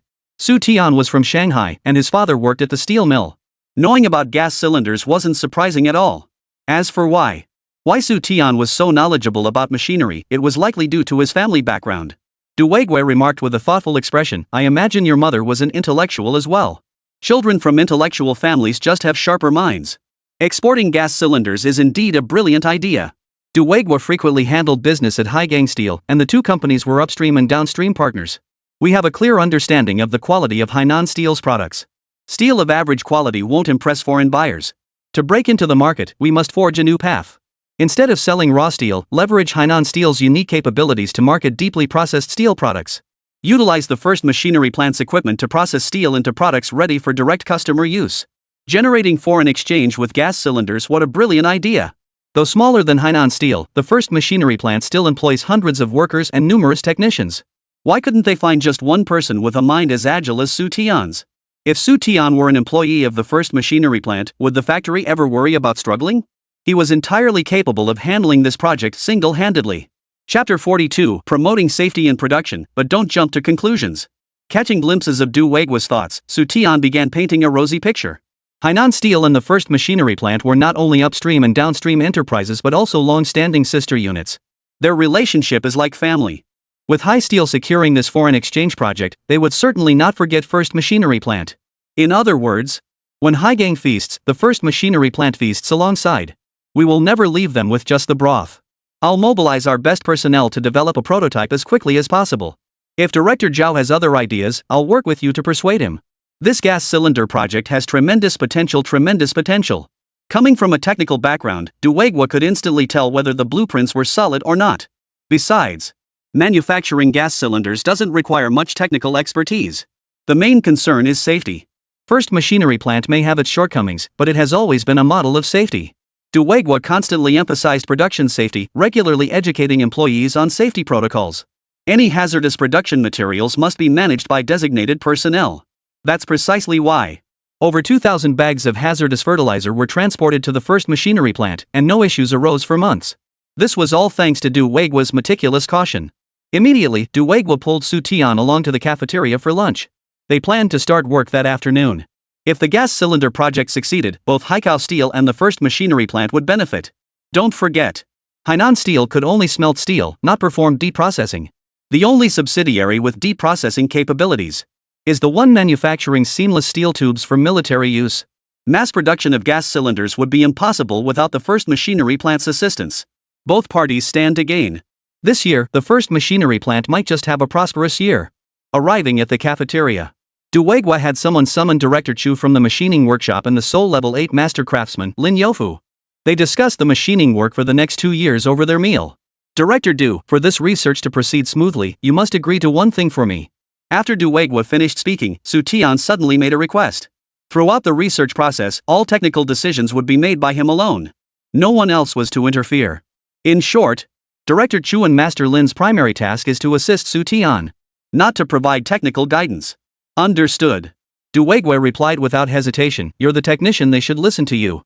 They'll follow your lead. If anyone refuses to listen, come straight to me, I'll handle it. After lunch, Du Weiguo personally accompanied Xu Tian to Haizhou to collect steel samples for research. Less than 24 hours after the project began, someone sought out Du Weiguo. Director, is the product Xu Tian brought us to research really a gas cylinder? In the office, Du Weiguo, who was studying carbizing technology, looked up to see Director Chu with a puzzled expression. Old Chu, why would you ask that? Could it be that Comrade Xu Tian isn't leading your research on gas cylinder steel? Du Weiguo rose to invite Director Chu to sit down, then poured him a cup of hot water.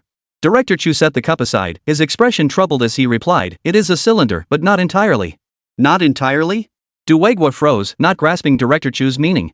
Director Chu stood up and explained, a few hours ago, we successfully processed 3 cylinders.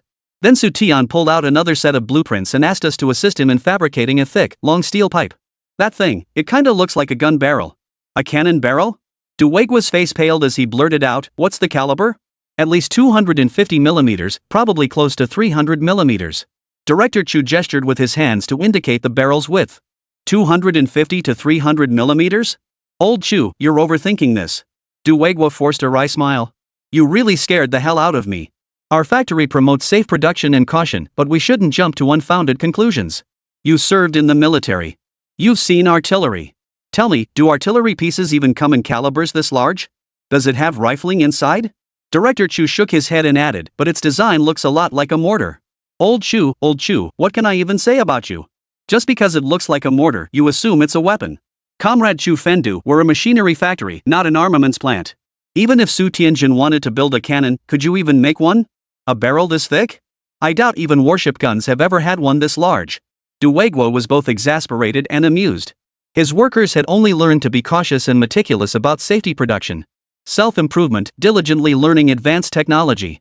Absorbing foreign technology to manufacture superior machine parts. All these principles had fallen on deaf ears. Manufacturing cannon barrels requires special steel. Haizhou has the capability, would they possibly give it to Xu Tian? Don't forget. The steel Haizhou shipped for research this time was procured by Du Weiguo and Xu Tian together. Genuine ordinary steel.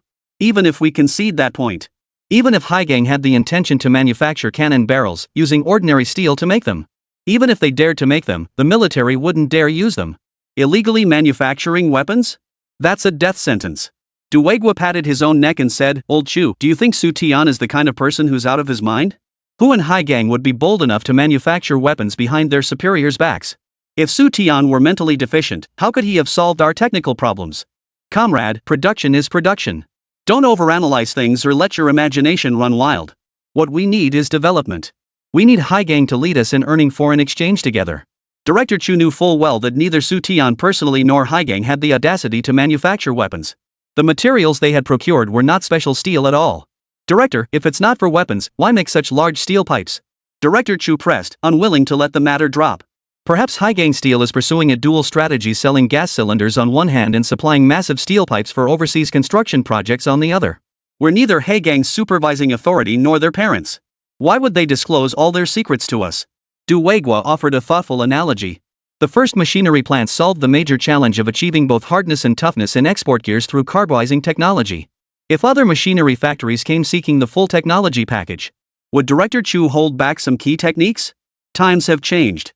Now, every factory has its own foreign exchange earning targets. Back in the communal pot days, sharing was just sharing after all, we were all sister factories. But in today's climate, who wouldn't keep a few tricks up their sleeve? Sharing all technology freely with sister factories? Their capabilities in every aspect surpass those of First Machinery Factory. Will higher authorities still assign gear export tasks to First Machinery Plant? Director Chu suddenly understood, blushing with embarrassment. Director, you truly see the bigger picture. Haizhou Steel wouldn't possibly share all their technology and ideas with us. Allowing us to co-produce gas cylinders with them is already a generous gesture. Good to know. Now get back to work. Du Weiguo patted Director Chu on the shoulder. Chapter 43, The Unscrupulous Canon of the Extra-Large Class. After seeing Director Chu off, Du Weiguo continued studying the carbizing technology left behind by Xu Tian. People these days tend to be overly suspicious. Or they tend to overreact. Du Weiguo had long since grown accustomed to such behavior. Manufacturing artillery barrels? Director Chu certainly had some nerve. On the other side, Director Chu wasn't the only one with issues. Xu Tian's little wife, Sister Zhou, was also involved. Brother Tian, I figured out the homework you gave me yesterday. That evening, upon returning home, Zhou Jie held their daughter in one arm while tugging at Xu Tian's sleeve, urging him to follow her into the inner room. Xiao Jie, who are you upset with? Why on earth would you smash a bowl? Seeing the shards of the rice bowl scattered on the floor of the inner room, Xu Tian's expression darkened. Xu Tian knew Zhou Jie's temperament best. She never argued with anyone. Unless someone spoke ill of Xu Tian. For her to be so enraged she smashed a bowl meant she was clearly furious. Brother Tian, I'm not angry. I smashed the bowl for an experiment. Sister Zhou placed Lulu on the Kong and declared triumphantly, didn't I just tell you? I found the answer to the homework you gave me yesterday.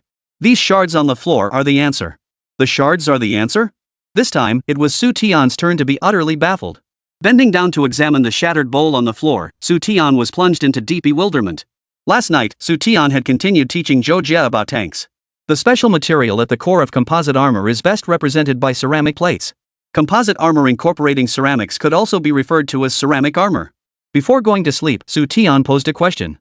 Why are ceramic armor plates embedded into the exterior of a tank's hull in a pattern resembling brickwork? Why not form them into a seamless, continuous shape?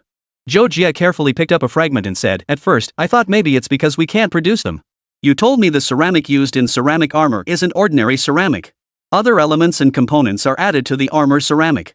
Later I realized it has nothing to do with the ceramic manufacturing process. Xu Tian asked with keen interest. So you use these bowls for your experiments? Not exactly. It was inspiration from Lulu. Zhou Jie gazed at her daughter Lulu, who lay sleeping peacefully on the bed, her expression radiating maternal tenderness. Completely absorbed in Xu Tian's unanswered question, Zhou Jie had forgotten to prepare dinner for her daughter. Hearing Loli's hungry wails, Zhou Jie hurriedly prepared a bowl of malted milk. Amidst the crying, Loli's little hand knocked over the ceramic bowl holding the malted milk. The bowl hit the floor and shattered into pieces. Just as Zhou Jie was about to grab a dustpan and broom to clean up, a sudden thought struck her. If the ceramic were embedded in one solid piece on the tank's exterior, the moment the tank came under attack, the ceramic armor would shatter instantly. Just like a bowl dropped on the floor. Once shattered, it would serve no purpose whatsoever. Realizing this, Zhou Jie tossed several large fragments onto the ground, and they did not shatter further.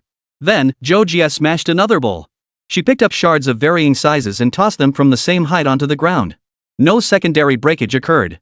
Zhou Jie said uncertainly, Brother Tian, is this the structural issue you mentioned?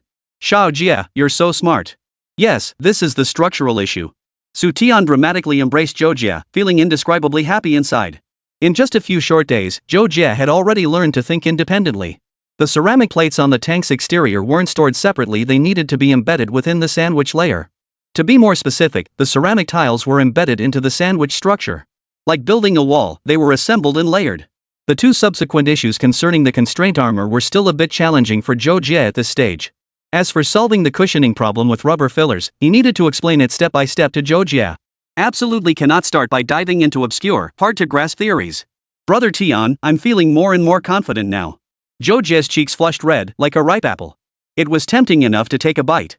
In that case, the day after tomorrow Sunday I'll invite Uncle Su over in the evening. He can talk to you in person. If you're truly confident in yourself, it'll be up to you to convince Uncle Su. Xu Tian teased. I will definitely try my best to convince Uncle Su to let me take your place and fulfill your dream. Zhou Jie said, her head bowed. Jie, there's something else I need to tell you. I'll be staying late at the factory tomorrow night. If you're afraid to sleep alone, I can invite Sister's son over. What do you think? No need. I can manage alone. Go handle your work. I can take care of the kids by myself at home. Don't worry about me. Her husband was a capable man who did respectable work. Zhou Jie didn't want to hold Xu Tian back. She repeatedly assured him she was already accustomed to life here. Xu Tian nodded and said no more. Playing with our daughter together with my wife. The next evening, Xu Tian returned home with two workers from the machinery factory pulling a handcart. He loaded the 4 bags of fertilizer piled in the house onto the cart and took away a green canvas tote bag. Ring ring. By the third morning, Zhao Dali had just arrived at the office when he received a call from Xu Tian. The research was complete. But the items were rather large, so the factory would need to send a large truck to pick them up. Good work, kid. You said 2 days, and you didn't waste a single one. Zhao Dali hung up, chuckling as he called the factory's fleet department. Arrange for a truck to pick up the goods at the machinery factory. After a moment's thought, Zhao Dali decided to accompany the truck. He wanted to see for himself what kind of foreign exchange project Xu Tian had pulled off for the factory. This can't be. Upon arriving at the backyard of the processing workshop, Zhao Dali was utterly stunned. Duwagua said with considerable pride, Factory Director Zhao, who would have thought our factory could produce the sample in just 2 days? Gas cylinders? They're not exactly high-tech. Don't let the recent tough times at First Machinery Factory fool you. Our technical skills are top-notch. Making 3 in 2 days? Doubling that would be no problem at all. Inspect the goods. See if they meet export standards. 3 brand new cylinders stood nearby. Beside them lay an exceptionally thick steel pipe, nearly 4 meters long. Numerous spare parts were scattered around the area. Zhao Dali strode quickly to the parts, bent down to pick up several, and began measuring them against the steel pipe. Then, Zhao Dali suddenly lifted a cylinder and shoved it toward the pipe's opening. The cylinder slid in smoothly, fitting perfectly. Is there something inside that cylinder? Zhao Dali could feel the contents inside just by lifting it. If it were just an empty cylinder, it wouldn't feel like this. Xu Tian said, it's filled with some fertilizer and sugar. Are you out of your mind? Hearing Xu Tian's own answer, a chill shot up Zhao Dali's spine from the soles of his feet. Heartless bastard. A super-sized heartless bastard. The moment he saw the gas cylinder and the thick steel pipe beside it, Zhao Dali's memory instantly flashed back over 20 years. As the cylinder slid perfectly into the steel pipe, Zhao Dali nearly lost his mind. Chapter 44, a little inspiration from the prohibited brewing manual. Though the contraption before him differed in many ways from the heartless cannon he remembered. But once you understand one principle, you grasp them all. This damn thing was just a larger version of the heartless cannon. Nitrate, sulfur, charcoal, add some sugar and you've got black powder. The cylinder contained ammonium nitrate and sugar, undoubtedly processed through a series of chemical refinements. Essentially, it was the explosive charge for the heartless cannon. The ground-level components can assemble the launch isolation plate. They can also raise the barrel at an elevation angle. With a fuse and barrel. Loading the propellant. Zhao Dali dared not think any further. Sensing something was off, Duwegwa couldn't help but ask, "Old Zhao, what did Comrade Xu Tian do wrong? Why are you so furious? That kid, he's illegally manufacturing weapons." The moment the words left his mouth, Zhao Dali regretted them. Illegal weapons manufacturing was a capital offense. If word got out, not a single person present would be able to escape involvement. What? Duwegwa's pupils dilated in shock. These things are weapons? Factory director, I've always thought this thing looked like a cannon barrel. You insisted they weren't, claiming cannons don't have such a large caliber and that there were no rifling grooves inside. Director Chu looked resentful. He'd reminded Duwegwa countless times, but the man refused to believe it. He always dismissed it as wild speculation. And now? Even Zhao Weigua, the former combat hero, said these things were weapons. How could that be false? Director Zhao, these aren't weapons. They're part of the foreign exchange project I secured for our factory. Amidst the chaos, Xu Tian casually explained their purpose. Civilian products for foreign exchange earnings. They have absolutely nothing to do with weapons or military equipment. Bull. Zhao Dali's face turned green with rage. Xu Tian's words might fool someone like Du Weigua who'd never seen combat. But fool him? Absolutely impossible. Director Chu, stand guard outside. Don't let anyone get close. Zhao Dali knew full well he'd already caused trouble. The urgent priority now was to destroy this junk immediately. If anyone knowledgeable saw them, the first machinery plant would be in trouble, and Haizhou would suffer the consequences too. Illegal weapons were a capital offense. Even if they were outdated relics from 30 years ago, weapons were weapons. Director Du, consider this a favor owed to you. The matter ends here with us. I'll take these back to Haizhou Steel shortly and find a way to destroy them. With that, Zhao Dali glared at Xu Tian. He trusted Xu Tian implicitly. Whenever Xu Tian made a request, Zhao Dali never objected. He provided materials and helped connect him with machinery factories. All he asked was for Xu Tian to help the steel mill develop export-oriented products. But what did Xu Tian go and do? He developed weapons. And damn it, a ruthless cannon with devastating power. If this thing exploded, it could wipe out half the machinery factory in an instant. Sigh. Only now did Du Weigua realize. Instead of using perfectly good gas cylinders, he'd turned them into cannon shells. What kind of nonsense is this? And he'd been hoping the first machinery factory could get a piece of the action and solve its funding problems. Well. If he didn't get fired and investigated, he'd be lucky. Hold on. Xu Tian stopped Zhao Dali, who was about to move the gas cylinder, then turned to Du Weigua, whose face was etched with bitterness. Director Du, have you heard about the alcohol ban? Prohibition? Du Weigua was completely baffled. At this critical moment, instead of focusing on getting things done, why was he asking about a prohibition? Xu Tian spoke calmly. 58 years ago, the White Eagle Nation, after considering various factors, unexpectedly enacted a prohibition on alcohol. The production, sale, or transportation of any beverage containing more than 0.5% alcohol is illegal. Where there's a policy, there's a countermeasure. Faced with the sudden prohibition, the citizens of Baiyan demonstrated astonishing ingenuity. Listening to Xu Tian's detailed account, Du Weigua vaguely recalled an incident. He also seemed to grasp Xu Tian's true intentions. Immediately, Du Weigua turned to Zhao Dali and said, "Old Zhao, do you remember 20 years ago when the higher-ups assigned us heavy drinkers to attend the banquet welcoming experts from Giant Bear Nation, specifically tasked with keeping them company over drinks? That was over 20 years ago. Why bring it up now?" Zhao Dali asked distractedly. Those Giant Bear experts praised our high-proof baijiu, saying it was the kind of liquor real men should drink more fiery than their vodka. They also sarcastically remarked that White Eagle Nation's brews were nothing but mouthwash. Du Weigua recounted the entire incident in one breath. 20 years ago, under the aid agreement signed between Xia and Giant Bear Nation, a large contingent of Giant Bear Nation experts arrived in Haizhou to support local production and construction. Given that every Giant Bear was a barrel of liquor, even the scientists were notorious heavy drinkers. Local factories received orders to select personnel capable of drinking over 2 gin of liquor to participate in the welcome banquet. After 3 rounds of toasts, the large contingent of Giant Bear experts and accompanying military personnel arrived, raising their thumbs in praise of the northern liquor's rich flavor. Downing a shot felt like swallowing a red-hot steel rod. What a thrill! One expert, emboldened by the alcohol, sarcastically remarked that the liquor supplied by White Eagle Nation to Giant Bear Nation during the war was nothing but subpar mouthwash. Only men who can hold their liquor are true warriors, capable of winning battles on the field. Someone immediately quipped, just having something to drink is good enough. If we were to rewind decades, White Eagle's wartime aid to Bear Country would never have included liquor. Duwagwa continued. Professor Androv mentioned that to circumvent prohibition, certain White Eagle enterprises devised something called non-wine making instructions. You mean instructions for making wine without actually brewing it? Zhao Dali exclaimed in realization. Yes, that's the very manual. Duwagwa felt a whirlwind of emotions. He was beginning to grasp what Xu Tian intended. While finished products couldn't be sold, raw materials for winemaking could be. Some liquor companies even included a do not brew instruction manual when selling brewing ingredients. These manuals meticulously detailed how to brew liquor using the materials, with steps so precise they were practically teaching you how to brew step by step. At the end, they'd write something like, prohibited from performing the above brewing operations. Violators assume all consequences. They sell grapes, various small equipment, and fermentation materials. Not the finished product. Duwagwa cast a complex glance up and down at Xu Tian, who remained utterly unfazed. Comrade Xu Tian, you mentioned the prohibition earlier. Your goal was to make us understand. These items you've made are civilian products, not military weapons, right? Xu Tian pointed at the items scattered on the ground. Civilian-grade steel pipes, propane cylinders, various steel machine parts. Did any of these even resemble weaponry?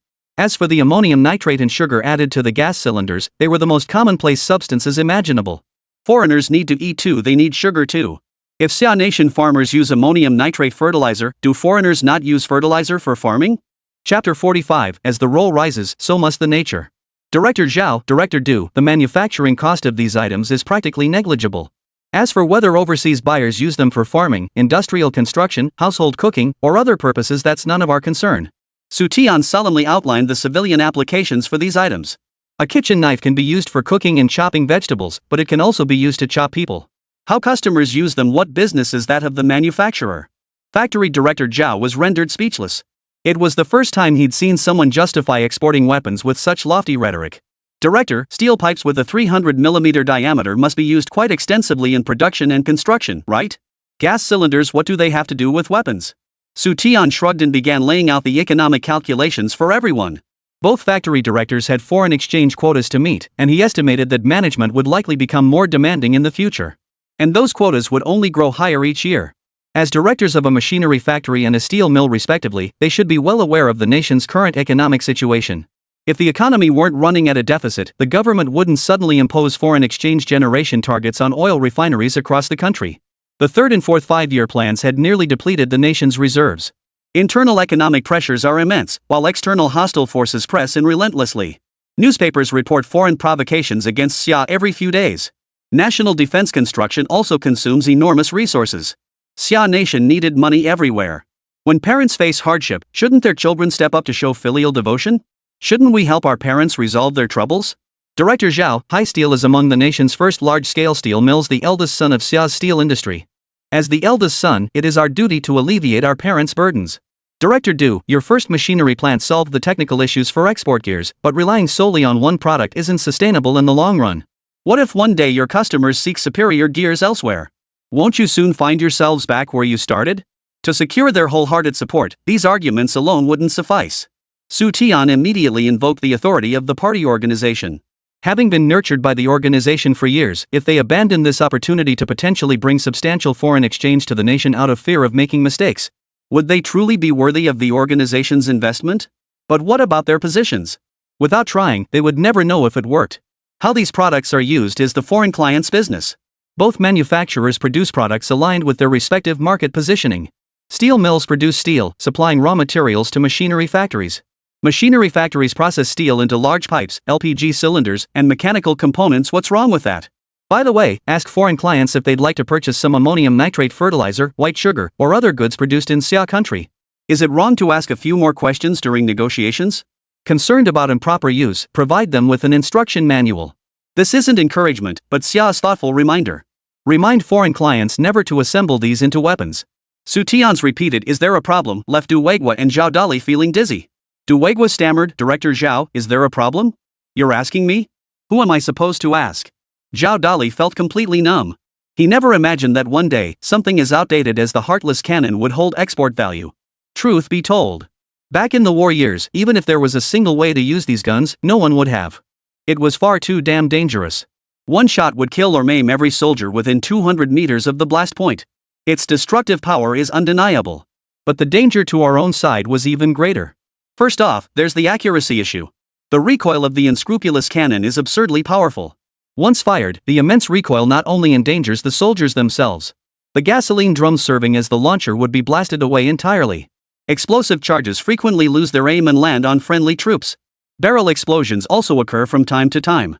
Yang Weiman, the current chief engineer of the steel plant, offered a spot on assessment. The unscrupulous cannon packs a powerful punch, but its drawbacks are even greater. Xu Tian, would anyone actually buy this thing? Zhao Dali had zero confidence. Xu Tian claimed it had zero production costs, and that statement wasn't entirely inaccurate. The manufacturing process was indeed uncomplicated. The required production costs were practically negligible. Xu Tian chuckled, "Factory director, whether anyone buys it isn't our concern. How to contact foreign clients and persuade them to buy is the responsibility of the higher-ups. Our job is to first test its dangerous modes. Clearly inform the sellers that assembling these components and launching them could cause catastrophic destruction. Remind them never to do so, providing concrete data to tighten their safety precautions. All product manuals include warning notices and precautions. Including detailed hazard data and dangerous procedures is entirely in line with international standards." Du Weiguo listened, stunned. His preconceived notions about Xu Tian underwent a complete 180-degree shift. He had assumed Xu Tian came from an intellectual family and was quick-witted. He had assumed Xu Tian's extensive knowledge of science and technology stemmed from family influence and a lifelong love of reading. But now, looking at Xu Tian again, Du Weiguo was utterly baffled. Xu Tian didn't just mention exporting weapons, he made it sound so noble and righteous. It was impossible to find a single flaw in his reasoning. Feeling the timing was right, Xu Tian absolutely played his trump card. "Director Zhao, Director Du, the value of these items extends far beyond generating foreign exchange for us. They will also deal a severe blow to the arrogance of Western powers and imperialism. Supporting our impoverished brothers in the Third World, giving them the unwavering confidence to overcome the forces of imperialism." As the words fell, Zhao Dali and Du Weiguo both wore solemn expressions. Supporting Third World nations in their anti-imperialist and anti-colonial struggles had long been Xia Nation's policy. Opposing all forms of hegemony and aiding the oppressed peoples of the Third World to reclaim their destiny. This was Xia's unshakable duty. "Old Du, why don't we discuss this?" Zhao Dali said slowly. "Then let's discuss it." Du Weiguo nodded repeatedly. Xu Tian's earlier words might not fully convince them. Plus, supporting and helping our impoverished brothers in the Third World, fighting imperialism and colonialism. The meaning was the same. The mighty Bear Nation, which should have championed the Third World, had long since degenerated into a hegemonic empire just like the White Eagle Nation. The two superpowers had long pursued aggressive military expansion, with bases scattered across the globe. The task of helping impoverished nations rise up and counterbalance them naturally fell to Xia Nation. Elevated to the level of anti-imperialism and anti-colonialism. The nature of the matter must rise accordingly. One day later, a report from Haizhou appeared on the desk of Vice Minister Liu at the Ministry of Land and Machinery in the capital. That afternoon, several black sedans pulled into the Ministry of Land and Transport compound. Half an hour later, a high-level meeting commenced in conference room number 1. In attendance alongside Vice Minister Liu were numerous high-ranking military officials. Chapter 46, Is Weapon Safety and Stability Important? Good heavens, who is this Xu Tian to even consider exporting the enhanced version of the unscrupulous cannon from Haizhou? Even if we dared to sell this thing, no one else would dare. Comrades, we all lived through the war years. Who hasn't used the heartless cannon? That thing has too many problems. 300mm caliber, maximum range 2000 meters. They actually put that in writing. Add a few hundred meters more, and it'd nearly match the Japanese Type 92 field gun's max range. Quiet, everyone. This report has something interesting. Look closely. Welding stabilizing fins behind the gas cylinder maintains flight stability, which must improve accuracy to some degree. But that means adding rifling. Without rifling, the launch tube risks barrel burst at any moment. Over a dozen veteran military commanders attending the Land Machinery Department's emergency meeting expressed unanimous disbelief at the report's audacity and absurdity. The youngest among the attending generals was over 50 years old. They had all weathered the harsh years of the past. Even if they hadn't personally used the unscrupulous cannon, they had witnessed its destructive power. Haizhou's report further detailed the destructive capabilities of this enhanced version of the unscrupulous cannon. The shell's construction was simple to the point of crude. The only difference from the original design might be the shell structure. Back then, they used explosive charges combined with various shrapnel fragments. Today, it's the same formula. The only change is that the explosive charge has been replaced with a steel cylinder offering better safety performance. The explosive material is loaded into the cylinder, following the old formula of adding various small metal objects. Screws, nails, ball bearings. As for the destructive power, you can probably guess. The blast generates a shockwave that propels the metal fragments outward, either killing instantly, or inflicted penetrating wounds. Production costs were low, and fabrication was exceptionally simple. Many veteran generals present were tinkering with these devices. Comrades, everyone has reviewed the report. What are your thoughts on this device? Deputy Minister Liu inquired. A gray-haired, straight-backed veteran general remarked, Deputy Minister Liu, this device is indeed terrifyingly powerful, but its safety cannot be guaranteed. Who would buy it if safety can't be guaranteed? The others nodded in agreement. The primary prerequisite for weapons exports is ensuring safety. Buying a pile of weapons that could blow themselves up at any moment? Only if foreigners were all madmen. Deputy Minister Liu knew full well how dangerous this contraption appeared. Yet, the report mentioned Xu Tian's name. To be perfectly honest, Deputy Minister Liu held Xu Tian in very high regard. He thought what the nation thought and solved what the nation needed. Overcoming all manner of difficulties, he led the master craftsmen working overtime to produce the special steel required by the Navy. This achievement alone. Deputy Minister Liu wanted to bring Xu Tian to the Land Machinery Department. With a little cultivation, he might just develop another weapons expert. Unfortunately, Xu Tian's background was somewhat sensitive. The Su family had overseas connections. And not just one. Xu Tian's mother, Yimin, had studied physics abroad in the Giant Bear Nation. She studied under Igor, the late Giant Bear Nation's leading authority on nuclear physics. Xu Tian's father, Su Wenbin, was born into a capitalist family. Over 20 years ago, he abandoned his wife and children and fled alone to the White Eagle Nation. The records are crystal clear. Xu Tian's grandfather, Su Huaimin, is suspected of having ties to certain military-industrial enterprises in White Eagle Nation. However, this fact. Xu Tian would never have been able to join the Ministry of Land and Transport. Xu Tian is Xu Tian, his grandfather is his grandfather. Absurd as it may be, this is the reality. I don't see it that way.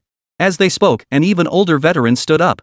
Comrades, the people of the Third World lack clothing and food, fighting the enemy with crude weapons. Does safety matter to them? The veteran soldier's words hit the nail on the head. Everyone was busy discussing the safety and stability of the enhanced version of the unscrupulous cannon. Yet they overlooked the most critical issue. Cost. Or rather, they ignored the practical realities of the Third World. External blockades. Over the years, Xia Nation has provided substantial aid to nations fighting imperialism and colonialism. This has drawn the shared hostility of both the Giant Bear Nation and the White Eagle Nation. In their eyes, Xia's selfless assistance has been twisted into an attempt to seize their territories, resources, and influence. Or even to replace them entirely.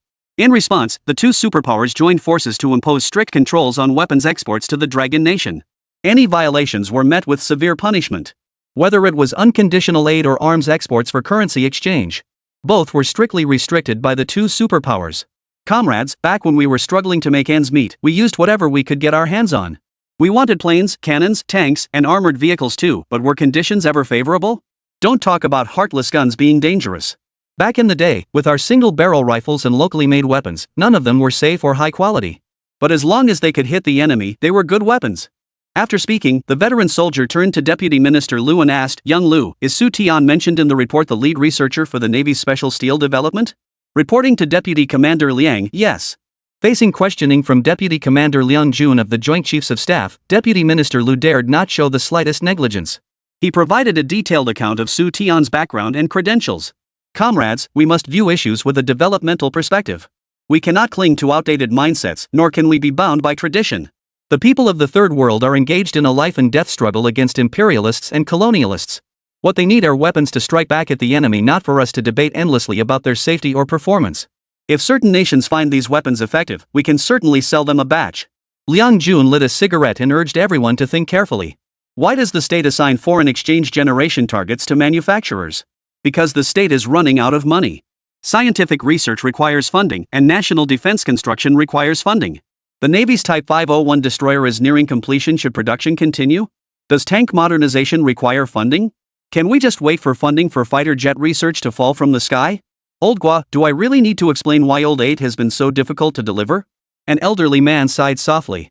The Old 8 mentioned by Deputy Commander Leon referred to the Air Force's next-generation fighter, the Long 8.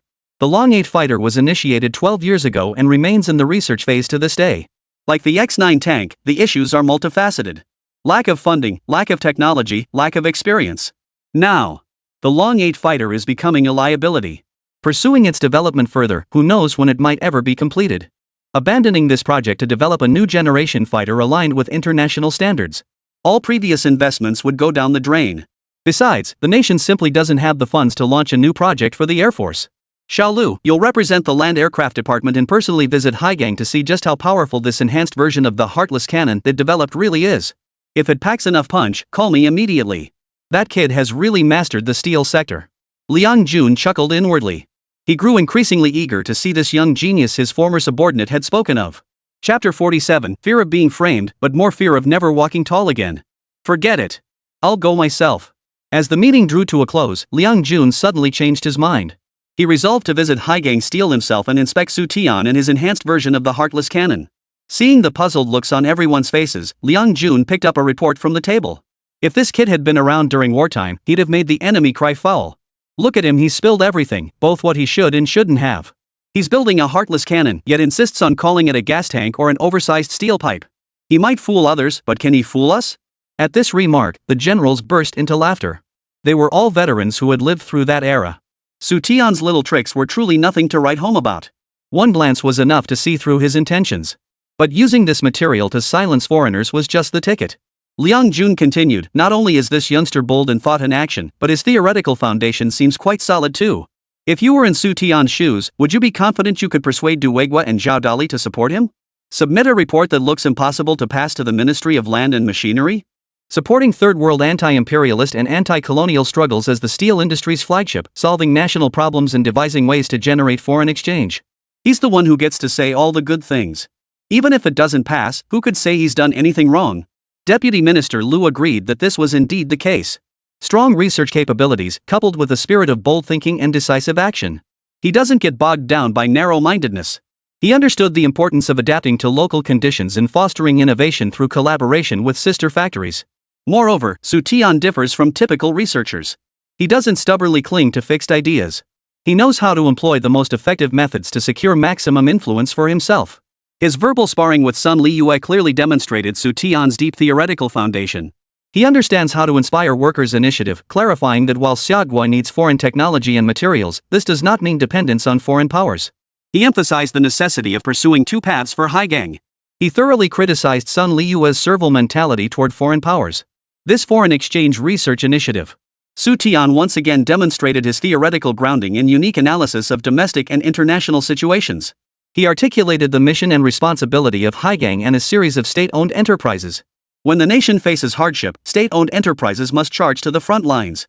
They must find every possible way to alleviate the nation's troubles. This approach perfectly complements Xiaogua's current development strategy. Struggle and economic development are equally important, neither can be neglected. The volatile international landscape presents both opportunities and challenges for Xia. What? The Deputy Commander-in-Chief of Headquarters is personally coming to inspect? Understood. We will accomplish the mission. Upon receiving the superior's call, Zhao Dali saluted the phone to demonstrate his resolve. Shortly after, a large group of workshop directors and section chiefs were summoned to the office. Department heads inspecting Haizhou Steel was nothing new. Zhao Dali never imagined the deputy commander would make a special trip over the heartless cannon incident. This was an unprecedented event. That day, the entire Haizhou plant sprang into action. A thorough cleanup was conducted, safety hazards were inspected. Militia assisted local forces in setting up checkpoints ahead of schedule to ensure the safety of the leader's inspection. A few days later in the afternoon, Haizhou Steel entered a state of martial law. Military vehicles rolled into the factory grounds one after another. From the plant manager and chief engineer down to the ordinary workers, everyone felt incredibly excited. The headquarters commander was inspecting Haizhou. This was not only an honor for the factory, but a source of pride for everyone. Liang Jun had come to Haizhou Steel under the guise of an inspection. The required formalities must be followed. After stepping out of the vehicle, Liang Jun shook hands with factory leaders and worker representatives before delivering a brief address. Guided by Zhao Dali, Liang Jun and his delegation toured multiple workshops at Haizhou. After completing the necessary formalities, several hours had passed. After dinner that evening, Liang Jun finally met Xu Tian at the Haizhou guest house.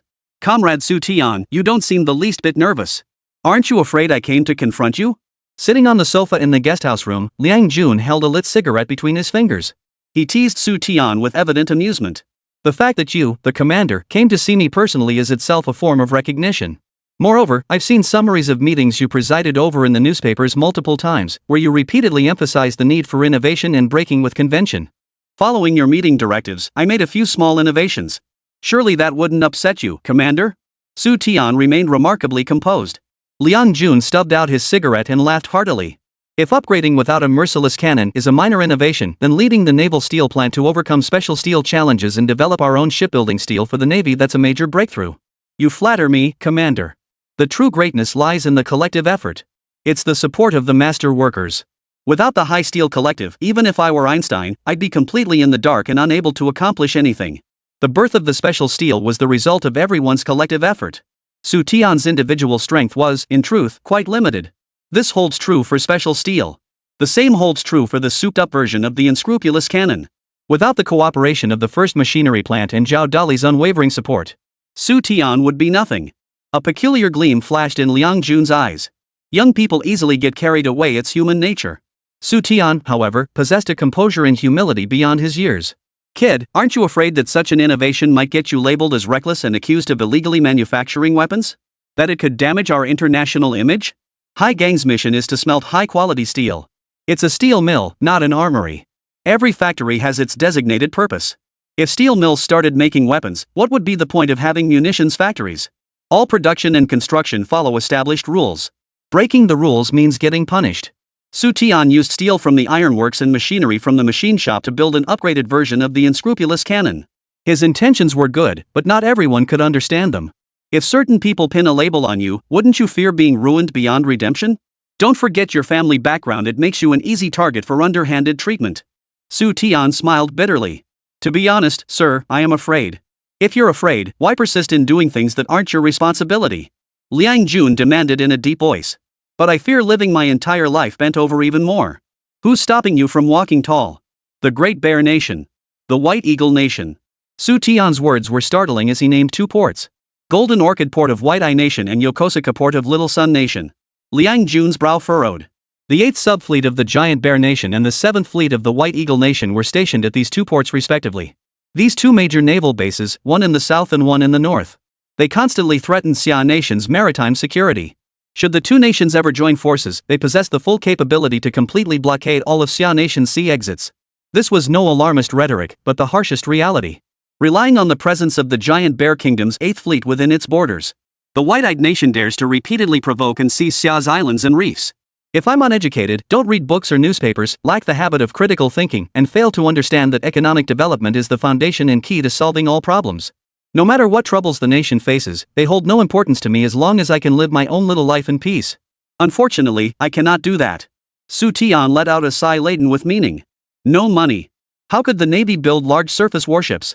Are they supposed to use gunboats and human lives to confront the aircraft carriers and massive fleets of the two superpowers? Chapter 48, Foreign-built fortunes are prepared for others. For years now, the Russians have been steadily increasing their troop presence along the border. In recent years, the White-Eyed Nation, which owes us a great debt of gratitude, has begun baring its teeth at us, gradually encroaching upon our bottom line. The Western powers, moreover, harbor relentless ambitions to destroy us. Little Japan superficially reconciles with us, expressing apologies for past deeds, but what's the reality? The alloys they sell us are all bloody substandard. A nation that prides itself on craftsmanship, can't they tell the difference between quality alloys and junk? Western Hans took advantage of the crisis, promising unlimited supply, then raised prices tenfold overnight. Speaking of these matters, Xu Tian's emotions began to run high. The nation must develop and build. Yet there are those who don't want to see Xia prosper. They scheme to cause trouble and make life miserable. Liang Jun stared silently at Xu Tian, his heart filled with mixed emotions. Even a child could grasp this truth, yet many remain blind to it. Everything foreign is supposedly superior, just bow to foreign powers, and all problems will vanish. What utter nonsense! Why did we ever turn against the Giant Bear Nation in the first place? Because they wanted to control us. Commander, I only have a high school education. I wouldn't dare claim to be highly educated. But I'm still willing to do my utmost to contribute to our nation's progress. We've tasted the bitter fruit of submission and compromise far too many times. I have no other flaws, but my one flaw is that I'm too stubborn to bend my back and live a life of compromise. Hearing this, Liang Jun suddenly burst into loud laughter.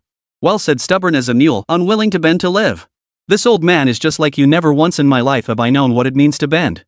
Liang Jun gestured for Xu Tian to sit on the nearby sofa. Once Xu Tian was seated, Liang Jun smiled and said, "Your heart is in the right place, wanting to ease the nation's burdens. But even if we sell this, it probably won't generate much foreign exchange. Don't you have any other ideas?"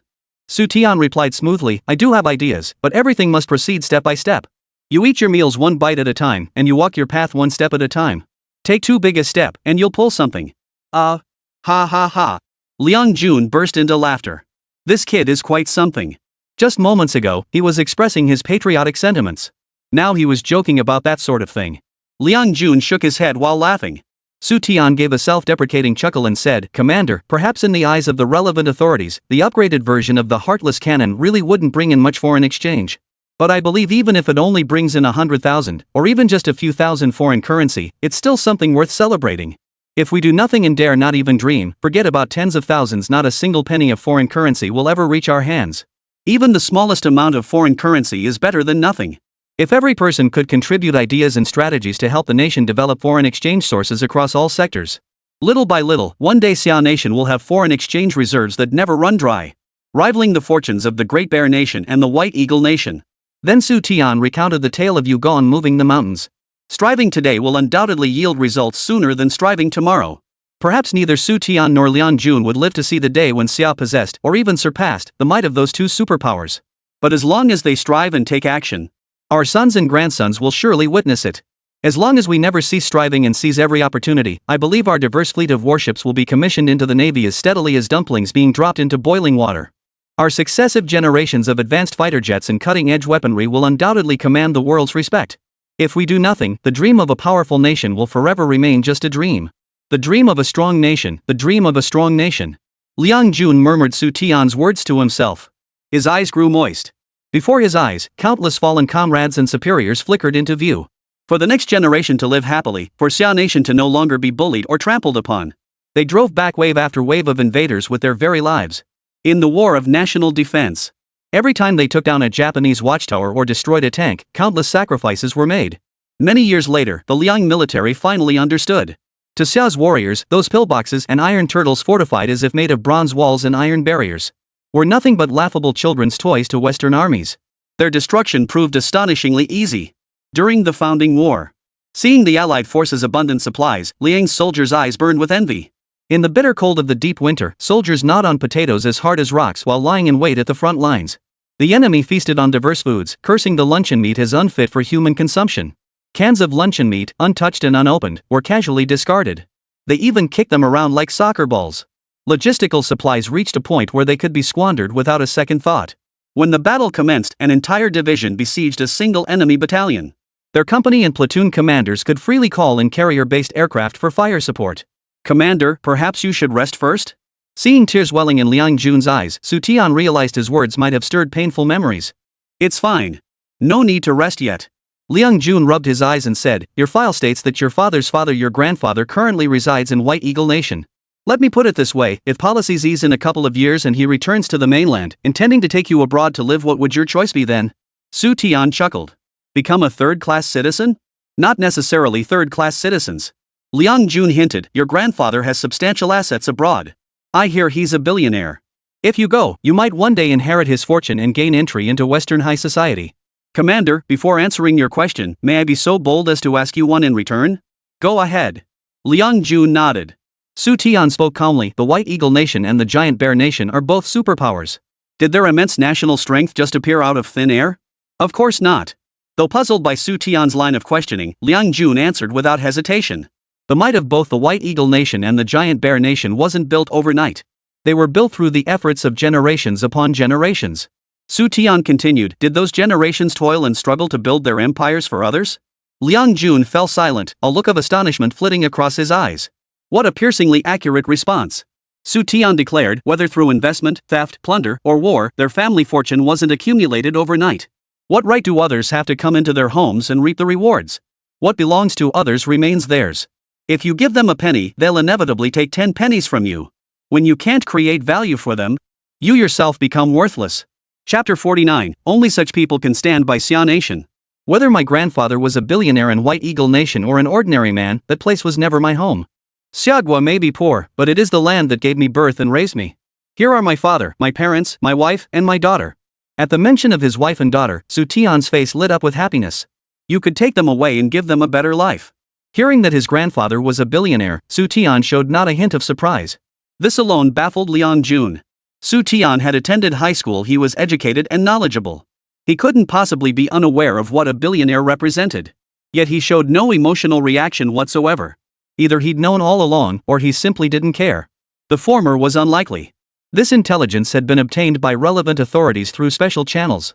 Liang Tian's grandfather had left the country nearly 30 years ago. He had never maintained any contact with the Su family. As for the latter possibility, Liang Jun grew increasingly curious about Xu Tian. At most, Xu Tian was not yet 25. A young man barely out of his teens, yet possessed of such profound patriotic sentiment. It wasn't unheard of, but Liang Jun had seen fewer than 10 such individuals in his lifetime. When our nation is forging ahead through hardship and struggle, if I were to take my wife and daughter abroad, how do you think they would view me? When my daughter asks me why we didn't stay in our own country, how am I supposed to answer her? A person must have faith. A rich material life is essential for survival, but material wealth alone does not define a person. Setting aside Xu Tian's previous life, where he received decades of organizational indoctrination. Even during the years before he joined the organization, he never left Xia Nation. Several years later, Xu Tian's grandfather did indeed return to China, inviting Xu Tian and his wife to accompany him abroad. The old man had started a family abroad. He had 4 accomplished sons and daughters. Xu Tian's parents firmly refused to leave the country. They saw the hope of Xia Nation's rejuvenation. Xia Nation had finally embarked on the right path. After enduring so many years of hardship, wasting so many years of their lives, they were unwilling to leave and unwilling to give up. As for Xu Tian, it was a matter of duty. If he left, who would care for the widowed mother and orphan children of the Zhou family? The old man refused to give up, summoning Xu Tian to the hotel. He planned to change Xu Tian's mind through an all-night conversation. Alas, those who walk different paths cannot journey together. Having weathered decades of storms, he had witnessed firsthand how Xia Nation rose from utter poverty to possess nuclear weapons, satellites, nuclear submarines, missile destroyers, aircraft carriers, new main battle tanks, 5th-generation fighters, 6th-generation fighters, and stealth strategic bombers. He personally overseen the asteroid defense program, manned lunar missions, and the establishment of a lunar base. What more could Xu Tian possibly want? In this lifetime, all he wanted was for his daughter and wife to be healthy and happy. To avoid the humiliations of the past, to join the ranks of the world's leading nations sooner. That was all. When it came to making money, Xu Tian had plenty of opportunities. He wouldn't stoop to fighting over inheritance with a bunch of banana uncles and aunts overseas. Liang Jun silently lit a cigarette, then pulled out another and offered it to Xu Tian. "Thanks, sir. I won't." Liang Jun took back the cigarette and said, "Do you truly believe our country can accumulate the same kind of wealth as the 2 superpowers? Any endeavor has 2 possible outcomes, success or failure. If I said I believed it 100%, you'd probably think I was just being smooth, trying to curry favor with you. Success or failure isn't the point. What matters is that we're willing to strive for success. I hold one conviction above all: our nation, Xia, is capable of creating miracles." With that, Xu Tian chuckled. If anyone else overheard our conversation tonight, they'd either laugh themselves silly or organize a public criticism session for me. A kid barely out of his teens spouting such lofty platitudes, it's frankly laughable. But I still ask you to believe that even though I'm only in my 20s, I have convictions. I believe you. Through tonight's conversation, Liang Jun confirmed 2 things. Xu Tian might be young, but he was far from naive. His thinking was remarkably mature. He possessed unwavering conviction. This conviction wasn't mere lip service, it radiated from within as an inner strength. Second, Xu Tian would never become a slave to money. Only someone like this could stand by Xiagua through thick and thin. "Xiao Su, it's getting late. You should go back and rest. Tomorrow, I'll see your heartless cannon with my own eyes." After Xu Tian departed, Liang Jun stretched his limbs. Tonight's meeting left Liang Jun deeply moved. Though Liang Jun held the rank of deputy commander-in-chief of the 3 armies and had encountered countless individuals throughout his life, it was the first time he had encountered a young man as complex as Xu Tian. The complexity lay in how Xu Tian, despite his youth, possessed a maturity of thought and unique perspectives that belied his age. Every word he spoke hit the nail on the head. "Guard!" The next moment, the corridor guard pushed open the door and entered. "Sir, what are your orders?" "Go fetch Su Changmao for me." "Yes, sir." Half an hour later, Su Changmao strode into the room, head held high, dressed in a brand new military uniform. Good heavens! Is such a thing even possible? Liang Jun could scarcely believe his ears. "Sir, to be honest, I wasn't just skeptical, I was genuinely shocked when I first heard about it," Su Changmao said with a wry smile. "Others dedicate their youth, then their entire lives, and finally their descendants. But this guy? He's even offering up his wife." Liang Jun crossed his arms, his face etched with disbelief. For the sake of national defense, Xu Tian turned his attention to his wife. He had his wife, Zhou Jie, relay the plan he wished to propose. Solve the armor issue for main battle tanks. "Changmao, you know Zhou Jie better than I do. Do you think she can accomplish what Xu Tian hopes she will?" Reporting to the commander, "I believe she can." Su Changmao stood and saluted. "Commander, I pledge my honor to vouch for her." I hope you can arrange for the land machinery department to give Comrade Zhou Jie this opportunity. I met with her today. Absence makes the heart grow fonder. Who would have thought she's practically half a tank expert now? Sit down first. Tell me in detail how she became half a tank expert. In the recreation room, Su Changmao recounted today's meeting in detail to Liang Jun. Due to Liang Jun's sudden arrival, Xu Tian was unable to accompany Zhou Jie in receiving Su Changmao. Thus, Zhou Jie met with Su Changmao alone. Without Xu Tian by her side, Zhou Jie appeared extremely nervous. Nevertheless, she managed to recount some of the armored vehicle knowledge Xu Tian had taught her. Zhou Jie's performance astonished Su Changmao, making him feel as if he were dreaming. A country girl who probably had never even seen a tank before. Yet she could clearly describe the various types of tank armor and their defensive weaknesses.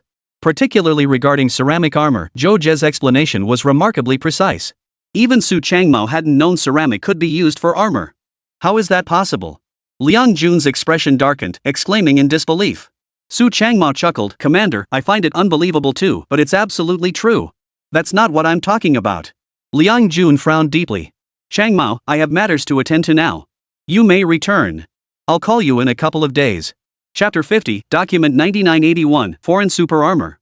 As soon as Su Changmao left, Liang Jun ordered a vehicle to be prepared to take him to the local garrison command headquarters. There was a secure military phone there. 1,000 kilometers away, in the capital. Deputy Minister Liu, who had already retired for the night, received a secure call from Liang Jun. "Deputy Minister Liu, this is Liang Jun. Do you recall Document 9981, the classified report recently returned by our overseas operatives?" "Deputy Commander, are you referring to the ceramic armor?" Deputy Minister Liu clearly recalled every detail of Document 9981. It was a top-secret document. Last June, the largest newspaper in the Sunset Kingdom reported that the country was researching an unprecedented super armor. The article contained only a few dozen words. Not a single word mentioned the materials used in the super armor. It used every possible superlative to praise how its creation would shock the world. It would rewrite the history of tank armor. Document 9981 records the super armor so lavishly touted by Sunset Kingdom media belonged to ceramic armor. Deputy Minister Liu, who had spent his entire career in military industry, heard for the first time that ceramics could be used as tank armor. The Sunset Kingdom's super armor project was shrouded in meticulous secrecy. Our overseas comrades exhausted every avenue to uncover that it was ceramic armor. Beyond that, nothing else was known. Perhaps the secret of the tank's ceramic armor will soon be revealed. "Ah!" Deputy Minister Liu exclaimed unexpectedly, "Deputy Commander, have our overseas comrades obtained new intelligence?" "Not overseas comrades, it's one of our domestic comrades. And you've actually met this person?" "I've met them?" Deputy Minister Liu mentally reviewed the tank armor experts he knew. Upon receiving Document 9981, Deputy Minister Liu immediately convened relevant experts for an internal review. Unfortunately, like him, none of these experts had any knowledge of ceramic armor. Given this, Vice Minister Liu decided to pool collective wisdom. To hold a symposium, ostensibly to brainstorm ideas for the new armor. "Actually, I'm just looking around. Does anyone know about ceramic armor?" "I won't keep you in suspense, this person is Xu Tian." "Impossible." Deputy Minister Liu blurted out without hesitation, "Deputy Commander, when I met Xu Tian last time and asked him a few questions, he didn't mention ceramic armor. He only said our armor needs improvement to switch to composite armor." I considered composite armor a mainstream option and wanted to include him in the discussion, but his background is simply too unusual. "You're telling me Xu Tian knows about ceramic armor? That's ridiculous." Deputy Minister Liu simply couldn't believe it. The super armor project, classified as top secret by the Sunset Kingdom, had actually been mastered by a young man. "Do you think I'm the type to joke about things?" In a few words, Liang Jun explained Xu Tian's intentions. In a few months, the symposium would convene. Deputy Minister Liu could grant Zhou Jie a special exemption. Then we'll see whether Xu Tian truly understands ceramic armor. How did he learn all this? If Comrade Su Changmao heard correctly, the issue could be quite serious. The armor research conducted by the Sunset Kingdom is highly classified. Even our own experts don't know what ceramic armor is. Yet Xu Tian seems to know it very well. Don't you find this situation rather peculiar? Alarm bells rang in Vice Minister Liu's mind. How could a former educated youth who had been sent down to the countryside know about ceramic armor, something even armor experts were unaware of? The matter itself reeked of peculiarity. To obtain further research materials, our overseas comrades spared no effort. Unfortunately, no progress had been made thus far. Deputy Minister Liu felt a vague sense of unease. Deputy Minister Liu, given your position, it's both right and necessary to be vigilant. But one should not jump to conclusions about a person. Without investigation, there is no right to speak. What is the mission of a spy? It is to pry into secrets, not to hand over vital secrets to us. After a lengthy conversation with Xu Tian, Liang Jun developed a strong favorable impression of him. Reminding Vice Minister Liu, is Xu Tian an overseas spy? What's needed is an investigation, not jumping to conclusions. From Liang Jun's perspective, Xu Tian was absolutely not a foreign spy. He could vouch for that, and Su Changmao could too. Deputy Minister Liu paused briefly before saying, if Xu Tian's identity is above reproach, I suggest we question him immediately. Why did you have Xu Tian's wife inform us only months later? If we approach Xu Tian now, with all this commotion, what if we scare him off? Xu Tian may be mature beyond his years, but he's still just a young man in his 20s. If Xu Tian's wife, Zhou Jie, could provide detailed information on the ceramic armor technology, would it be difficult for the Ministry of Industry to master this technology? Liang Jun reiterated his stance. Proceed step by step, don't rush things. That's true, but whatever happens, I'll take responsibility. Proceed according to the original plan. After hanging up, Liang Jun walked out of the duty room without a word. He instructed the driver to return first. He walked back to the guest house with his bodyguard. Refusing Vice Minister Liu's immediate request to question Xu Tian was, in fact, a form of protection for Xu Tian. Liang Jun sensed that Xu Tian's capabilities extended far beyond what was apparent. Perhaps in the future, he would achieve even greater things. The winds of change were shifting day by day. The unhealthy practices of overinterpreting and being overly suspicious might soon become a thing of the past. Truth-seeking would once again become the guiding principle. Before the situation was settled, it was absolutely not a good idea for Xu Tian to be out in the open. Youngster, this old man has never misjudged anyone in his life. Don't let me down. Walking back to the guest house, Liang Jun wore an inscrutable smile. Cultivating talent is no easy feat. But to destroy one? Or even a few hours. The next morning, as if nothing had happened. Accompanied by steel mill executives as usual, he continued touring Haizhou Steel. After lunch, Liang Jun, accompanied only by a few guards, followed Xu Tian, Zhao Dali, and others to the mountainous area behind the factory. With no weapons testing range available locally, they had to make do with minimal arrangements. Several guards set up a perimeter nearby to prevent unauthorized personnel from approaching. Liang Jun bent down and picked up a gas cylinder lying on the ground. Wow, this thing's heavy. If it were packed with explosives, I'd say it's no different from an aerial bomb. Commander, it could indeed serve as an aerial bomb. But why would any nation capable of deploying real aerial bombs use this thing as a substitute? Xu Tian's invention was based on 5 simple principles. Cheap and effective. Safety and stability? Forget about it. That makes sense. How many poor countries can afford to bomb others with aircraft? Liang Jun set down the steel cylinder and brushed the snow from his hands. Had Su Tianshang lived in wartime, Liang Jun would have promoted him to Minister of Military Industry. Chapter 51. Do you know where the sugar in that cylinder came from? You've taken the principle of adapting to local conditions to its absolute extreme.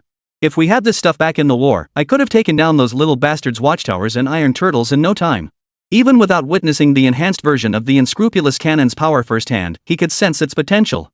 Once detonated, its destructive force would be no less than and likely far greater than the original unscrupulous cannon. Xu Tian quipped, Commander, no offense to myself, but if I'd been born in wartime, we could have marched right to the enemy's homeland. Ambitious. Well, the past is the past. Let's focus on the future. How's your end of the preparations coming along? Liang Jun inquired. Everything's ready. Behind Xu Tian stood a massive steel pipe. Mounting brackets were attached to both ends of the pipe. Without these devices, the steel cylinders fired from the pipe could only strike enemy targets several hundred meters away. With them, the range extended to at least 2 kilometers. Liang Jun walked up to the makeshift launcher, examined it from top to bottom, and sighed, if we'd had this technology back then, building a batch of these simple launchers could have saved many soldiers from dying in barrel explosions. Others couldn't grasp the significance, but Liang Jun, who had lived through the war years, understood all too well the importance of this launcher. Mounting the unscrupulous cannon on the launcher significantly enhanced strike precision and stability. Moreover, the attack range could also be extended. The subsequent steps held no surprises for Liang Jun. Separator plate, propellant charge. Then attach the fuse and everything was ready. Everyone step back. We're about to fire. Xu Tian pulled out a match, signaling everyone to retreat to a safe distance. Just because they'd already conducted one test launch didn't mean this one wouldn't go wrong. Caution was essential. Zhao Dali urged, Comrade Xu Tian, you must prioritize safety. Light the fuse and return immediately, no lingering. Factory director, rest assured. I know what I'm doing. Without further ado, Xu Tian lit the fuse. Not daring to linger for even half a second, he sprinted back with all his might. No way. If it blew up, he wouldn't have 10 lives to spare. The moment Xu Tian plunged back into the crowd, a heartless cannon erupted with a deafening, muffled boom. Whoosh! The steel cylinder shot out like an arrow from the barrel of a rifle. Boom! An explosion erupted in the woods 2 kilometers away. Several large trees were caught in the blast, crashing to the ground with a thunderous roar. Taking the binoculars handed to him by his guard, Liang Jun peered forward. Damn, not only would the Japanese Iron Turtle tanks be no match for this thing, but even the T-34 tanks from back in the day would be reduced to scrap metal after a few hits. The blast site lay in utter ruin. Several large trees were snapped clean in half at the trunk, while rocks were uprooted by the blast's shockwave. Any soldier unaware of the situation would surely assume this area had been hit by large-caliber howitzers. Or perhaps an aerial bombing raid. They'd never guess the explosive that struck this place was a gas cylinder. Nor were they filled with military explosives. Just sugar and fertilizer. Your factory's foreign exchange project shows great promise. I'll discuss it with colleagues from other departments upon my return. I believe getting it approved won't be a problem. If they could produce another groundbreaking, jaw-dropping research breakthrough, Liang Jun would agree to one of his conditions. As long as it was within Liang Jun's capabilities, Xu Tian could name his terms. Even if it meant Liang Jun serving as Xu Tian's bodyguard for a day, it wouldn't matter. Kid, an old man's promise is always good. Come find me any time to cash it in. Liang Jun raised his thick, calloused hand and gave Xu Tian's shoulder a hearty pat, encouraging Xu Tian to keep up the good work. Ow! A cry of pain escaped Xu Tian's mouth as his brow furrowed tightly. He looked utterly miserable. Liang Jun looked at his own hand. He hadn't even used much force. Why was Xu Tian in such agony? Worried that Liang Jun might not be able to back down, Zhao Dali tried to smooth things over. Comrade Xu Tian, besides following the commander's instructions to work on inventions and innovations, you really need to start exercising more. You're just too frail. No. Liang Jun noticed cold sweat beading on Xu Tian's forehead. He shoved Zhao Dali aside and reached to unbutton Xu Tian's cotton jacket. Xu Tian blocked him with his other hand. Commander, I'm fine. The factory director is right, I lack exercise and can't handle much strain. Don't move. Liang Jun stripped off Xu Tian's cotton coat and rolled up his sleeves. A trickle of blood seeped from his right forearm. What happened? Zhao Dali stared in disbelief. How could Xu Tian be injured? Xu Tian rubbed his arm and said with feigned ease, Commander, I'm fine. You don't need to worry about me. Xu Tian, did someone pick on you? Zhao Dali demanded angrily, tell me who did this to you, and I'll go settle the score with them right now. Liang Jun's voice grew solemn. Did you donate blood a few days ago? Seeing he couldn't hide it, Xu Tian nodded slightly. Guards, take him to the factory infirmary in my vehicle. Get his arm checked. After Xu Tian got dressed, 2 guards helped him into the jeep. Liang Jun's voice turned icy as he demanded, Comrade Zhao Dali, do you know where the sugar in that cylinder came from? Didn't Xu Tian bring it from home? How much of this scarce commodity could his family possibly have? What kind of factory director are you? The military frequently organized soldiers to donate blood to local civilians. According to regulations, each individual blood donation was rewarded with 2 gene of white sugar. You're such a fool. Comrade Xu Tian must have plunged straight back into his project research after donating, which is why the needle mark on his arm hasn't scabbed over yet. Liang Jun, eyes red with anger, scolded Zhao Dali, who was clearly not a competent leader. Others might not notice, but Zhao Dali was both a steel mill leader and Xu Tian's neighbor. Xu Tian was racing against time to conduct research for the factory's foreign exchange earnings. He traded blood donations for sugar to fuel his experiments. Commander, I was wrong. I bear full responsibility for this matter and should be held accountable. Zhao Dali hung his head in remorse. Liang Jun's criticism was spot on. As Xu Tian's neighbor, he had been as oblivious as a wooden statue, noticing nothing. It's not just your fault, I share responsibility too. I talked with Xu Tian for so long yesterday and didn't notice anything wrong with him. Liang Jun rummaged through his pockets, pulling out a handful of loose change and several grain coupons. This is all I brought this time, enough to buy Comrade Xu Tian some nutritious food. Give him a few days off so he can rest properly at home. After a moment's thought, Liang Jun asked, did Comrade Xu Tian enjoy reading? Zhao Dali quickly replied, yes, he loves reading. Just the other day, he asked me to get him some books and materials on weapons. When I get back, I'll arrange for someone to deliver a batch of books. You'll be responsible for picking them up and personally delivering them to him. Don't say Liang Jun found them, just say Zhao Dali got these books through his connections. Understood? Understood. Zhao Dali declared loudly. Sir, why didn't you tell Comrade Xu Tian? Why are you asking so many questions? Just do as you're told. Execute the order. Liang Jun shot Zhao Dali a disapproving look. Chapter 52, Father-in-law comes to town. People in the 60s and 70s had no clear concept of blood donation. They only knew it drained one's vitality. Given this, Zhao Dali granted Xu Tian a 2-week leave of absence outright. Chief Engineer Yang, you can skip a meal, but you absolutely must take these eggs. During the days Xu Tian spent at home resting up, people came by daily with gifts. The day before yesterday, sister's son delivered a pound of millet. Yesterday, factory director Zhao Dali delivered 2 pounds of homemade pickled vegetables. This morning, chief engineer Yang Weiman entered the Su household carrying a basket of eggs. Xiao Su, if you refuse again, it'll be like you're looking down on me. Your words last time were like a revelation to me. I've been looking for a chance to thank you. You didn't take a single penny from the factory to earn foreign exchange for us, instead figuring out ways to get the materials needed for your research yourself. To secure enough sugar, you. Looking at Xu Tian's arm, Yang Weiman felt a flood of emotions.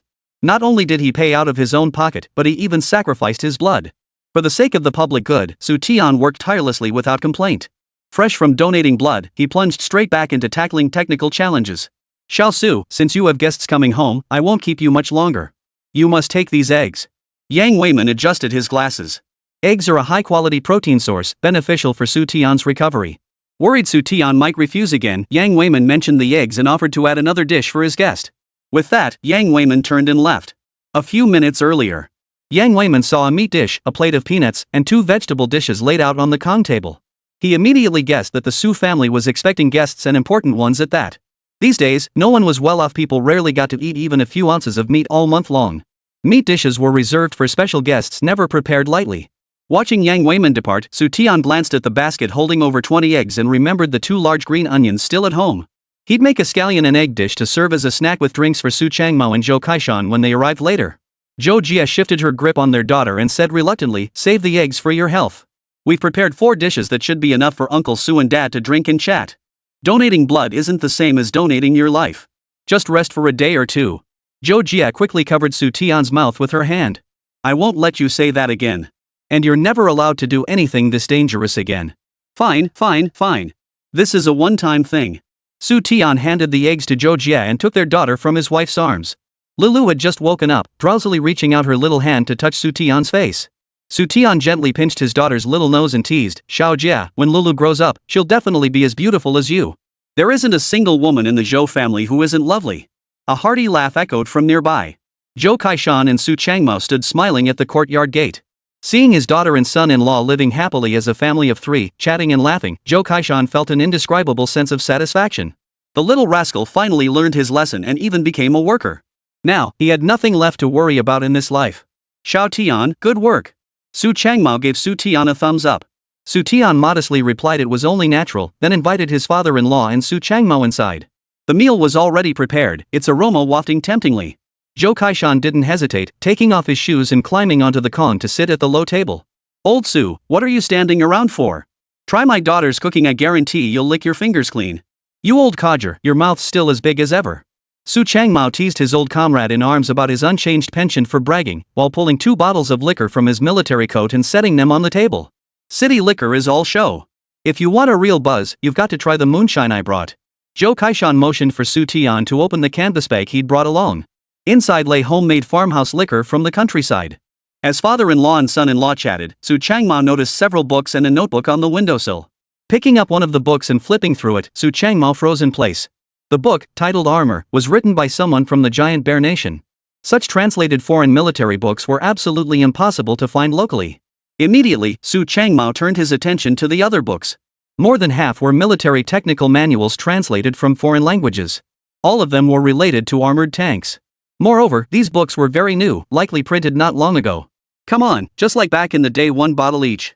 Zhou Kaishan handed over a bottle of liquor with a defiant look. "Like I'm scared of you." Su Changmao took the bottle of Beidahuang and downed a large gulp. Zhou Kaishan followed suit, refusing to be outdone. Zhou Jie hurriedly interjected, "Uncle Su, Dad, don't drink so fast. Eat something first before drinking. It's a habit from the war days. Everything else can wait, but eating and drinking must be done quickly." Su Changmao set the bottle on the table inside. Back then, the troops were always on combat alert.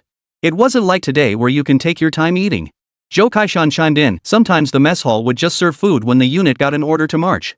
We'd have to eat on the go while marching. You youngsters wouldn't believe what that was like. The 2 old comrades in arms alternated between heated arguments that left their faces flushed crimson and bursts of hearty laughter as they drank and ate. Throughout the meal, Zhou Jie kept winking at Xu Tian. She pointed toward the books on the windowsill. Xu Tian looked resigned. Tonight's armored vehicle lesson was probably out of the question. With his father-in-law and old comrade in arms and high spirits, could he really interrupt their drinking to announce it was time for Zhou Jie's lesson? Let them drink on their own. Xu Tian and Zhou Jie were going to the study to learn. Su Changmao suddenly set down his chopsticks and smiled faintly. Go about your business. Old Zhou and I plan to drink for quite a while yet. You two don't need to stay with us. Go to the cottage and rest. The subtle glances exchanged between Xu Tian and Zhou Jie couldn't escape Su Changmao's sharp eyes. Knowing exactly what they intended to do, Su Changmao proactively created an excuse for them to leave. He then took the books and notebooks from the windowsill and placed them by the edge of the Kong. Father, Uncle Su, you two carry on drinking. We'll head to the small room for a while. If you need anything, just call out. Understanding Su Changmao's intention, Xu Tian wore a look of gratitude. Once in the small room, Xu Tian unfolded the little table and placed the books on it. Xiao Jia, we've covered the basics of ceramic armor. Starting today, we'll move on to a new subject. This subject is extremely important and will be significantly more challenging than what we've covered before. Xu Tian half-jokingly reminded Zhou Jie to prepare for tackling tough challenges starting today. Every subject was vital. If the foundation isn't solid at this stage, the subsequent material won't connect. Brother Tian, I'm not afraid of difficulty. As long as you're willing to teach, I'll study diligently. We'll start now with the limits of materials. Xu Tian picked up his pen and sketched a simple formula. All armor materials, regardless of type, have a limit. Once that limit is exceeded, the material used as tank armor will fracture. Using concise and clear terminology, he gradually explained stress plots and displacement plots to Zhou Jie. He gradually introduced the fundamentals of finite element analysis. Chapter 53, She Will Make You Proud. Whether learning the fundamentals of finite elements or calculating the limits of armor materials, a large number of formulae must be introduced. This was the most challenging hurdle at hand. Zhou Jie listened intently as Xu Tian picked up his pen to continue writing formulas. Within moments, over a dozen sheets of paper were filled to the brim with Xu Tian's writing. All of them were formulas Zhou Jie couldn't understand. Xiao Jie, don't worry. It's okay if you don't understand these formulas now. We'll take it step by step. I've drawn these formulas as examples. Let's start explaining from the first page. To ensure she could concentrate fully on the lesson, Zhou Jie carefully laid her sleeping daughter on the Kong. She continued listening to Xu Tian explain the principles behind the formulas. Old man, you never would have guessed, would you? Maybe one day, Xiao Jie will have the chance to become a technician and engineer. At some point, Su Changmao and Zhou Kaishan had left the heated bed and come down to the floor. They both looked toward the small hut. Xu Tian taught earnestly, while Zhou Jie absorbed every word with intense focus. I never would have dreamed my daughter would end up studying tanks. You never imagined it, but I certainly didn't either. Perhaps this is fate. Hearing this, Zhou Kaishan glanced at his old comrade in arms beside him. Since when did you start believing in this superstitious nonsense? Su Changmao replied, remember that ambush battle back in the day? Zhou Kaishan retorted irritably, you're deliberately trying to get on my nerves, aren't you? I might forget my own name, but I'll never forget that ambush. Without those two tanks joining the fight, the battle would never have been so brutal. To destroy the enemy tanks, our soldiers charged forward fearlessly, clutching explosive charges and demolition tubes. Every time I recall that scene, my heart bleeds like crazy. Su Changmao and Zhou Kaishan would never forget that brutal defensive battle for the rest of their lives. To destroy the enemy tanks, 2 entire platoons of soldiers were sacrificed. Zhou Kaishan never expected tanks to appear in the enemy's ranks. Even if he had known beforehand, there was no other option but to trade lives for lives. They possessed neither tanks nor anti-tank weapons. How else could they fulfill their mission without sacrificing lives? After the first tank was destroyed, the enemy immediately changed tactics. They retreated entirely behind the tanks. One soldier, determined to go down with the tank, managed to get close to the second one. The tank was blown up, and the soldier's legs were torn to shreds by the explosion. Before withdrawing from the battle, the soldier grabbed Zhou Kaishan's hand. He asked him repeatedly, when will we have tanks of our own? When will we no longer have to sacrifice lives to fight tanks? Back then, those 2 enemy tanks cost us heavy casualties. Today, your daughter begins studying tanks, isn't this fate? We too must possess tanks as advanced as our enemies, so we never again have to trade lives for them. Su Changmao gave Zhou Kaishan a heavy slap on the shoulder. Without another word, he returned to the bed. He picked up the bottle and downed the last half bottle in one gulp. Zhou Kaishan watched Xu Tian and Zhou Jie in silence. Deep within, a voice whispered to Su Changmao. The 2 young people in this small room would achieve greater things in the future than their parents ever did. Their contributions to the nation would also be greater. Su Changmao grabbed a handful of peanuts, popping them into his mouth one by one. Old buddy, this is what they call the new generation surpassing the old. Xiagwa belongs to us, but even more so to these young people. Just wait and see. Your daughter's future accomplishments will make you proud. The drinking session stretched into the night, the 2 old comrades in arms chuckling foolishly. They collapsed onto the bed without a care for their appearance, reminiscing about the old days. Their eyelids grew heavy, and they drifted into a deep sleep. At 5 in the morning, Zhou Jie yawned as she rose from the heated bed. Glancing at her husband and daughter sleeping soundly, Zhou Jie smiled sweetly, dressed, and prepared breakfast. A moment later, Zhou Jie heard a noise coming from the courtyard. Wiping the water from her hands, she went outside to investigate. In the courtyard, Zhou Kaishan and Su Changmao looked as if they had just finished heavy labor. Both were panting heavily. "Dad, Uncle Su, what were you two doing so early in the morning?" Zhou Kaishan said with a smug grin. "Hey, kid," Uncle Su wouldn't take no for an answer. "He insisted on racing me. Could I let him get away with that? We ran 20 kilometers. Old Zhou, no offense, but after all these years sitting in an office, you have to admit your body's not what it used to be. You couldn't beat me back then, and you certainly can't beat me now. I work the fields with my team every day. My stamina is leagues ahead of yours. I let you start a kilometer ahead, but I caught up in no time." Su Changmao gasped. "I wasn't prepared this time. Just you wait next time, I'll be back before you." Watching the two bicker like children, Zhou Jie suppressed a smile. She motioned for Zhou Kaishan and Su Changmao to come inside and warm up. After running over 20 kilometers, they must be drenched in sweat. If they rested in the yard and got caught in the breeze, they'd catch a cold for sure. Zhou Jie was famously quick at cooking and chores. By the time Xu Tian and his daughter rose, breakfast was already prepared. Golden millet porridge with pickled vegetables, plus 4 hard-boiled eggs. For people of this era, millet porridge with pickles and boiled eggs was truly a delicacy. "Old Zhou, I can't keep you company today, I've got work to attend to. Your son-in-law will show you around for a few days. When you leave, I'll definitely make time to have another drink with you." After breakfast, Su Changmao tidied his military uniform and prepared to rush back to work. After seeing Su Changmao off, Zhou Kaishan returned to the Kong, sitting cross-legged against the Kong cabinet. "Su Tian, come here. I have a few words to share with you." Su Tian sat down nearby and helped Zhou Kaishan roll a cigarette. Taking the rolled cigarette from Su Tian, Zhou Kaishan lit a match and took a deep drag. "This trip into town was partly to see you guys, but also to ask you to see if you could help the team get a few more bags of fertilizer." Asking his son-in-law for a favor for the first time left a bitter taste in his mouth. But there was no other way. Securing more fertilizer was crucial to Shiha Brigade's harvest this year. Fertilizer was a wonderful thing. Not only does it improve soil quality, but it also boosts yields. To be honest, if it weren't for the fertilizer business, Zhou Kaishan really wouldn't have had time to visit his daughter and son-in-law in the city lately. A few days ago, Xu Tian called and invited Zhou Kaishan to bring his 3 brothers-in-law to stay in the city for a couple of days. Zhou Kaishan appreciated Xu Tian's thoughtfulness, but he simply couldn't get away. It wasn't until he heard the factory had given Xu Tian several bags of fertilizer that he finally agreed to come into town for 2 days. Seeing his daughter and granddaughter was one reason. But the fertilizer was the main reason. "Dad, this shouldn't be too much trouble. I'll go talk to our factory manager tomorrow." The machinery factory had donated 2,000 bags of fertilizer to Haizhou Steel, which hadn't been distributed yet. Proposing to help the farming brothers with production and construction, Zhao Dali shouldn't refuse to give him a few extra bags of fertilizer. Chapter 54, Can leaves and wheat straw be used as pig feed? That's great. If we can get one more bag, our brigade's harvest this year will be a bit better than last year's. Zhou Kaishan flicked his cigarette butt to the ground, his expression troubled. "If it weren't for the sake of our brigade's people, I'd never have asked you to pull strings like this. You've been with our brigade for several years now, but since you married Xiao Jie, you haven't set foot in the fields to work. You just sleep all day at home, read newspapers, and have no idea how tough life has been for the brigade these past years." In Zhou Kaishan's view, the educated youth had no clue what real hardship meant. They thought being sent down to the countryside was all about suffering and hardship. Little did they know their lives were already quite comfortable. First year in the countryside. The education office provided each educated youth with 35 pounds of grain each month. The members of the production brigade watched with envy beyond words. Though Shiha Brigade no longer experienced the extreme hunger and occasional fullness of earlier years, people still often starved to death. They could barely scrape by. In a famine year, their grain would last only 7 or 8 months. The remaining 4 months would require foraging in the mountains for wild vegetables to stave off hunger. If they could get more fertilizer, Shiha Brigade should be able to have a good year. "Father, to give the villagers a good year, fertilizer alone won't be enough. Xu Tian's fertilizer was purely a stroke of luck, a chance occurrence." The first machinery factory had just been allocated 2,000 bags of fertilizer.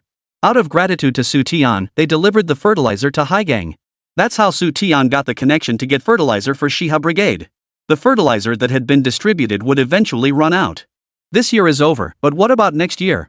We'll worry about next year when it comes. For now, let's make sure we get through this year comfortably. Zhou Kaishan knew that a few dozen bags of fertilizer wouldn't solve any fundamental problems. But something was better than nothing, right?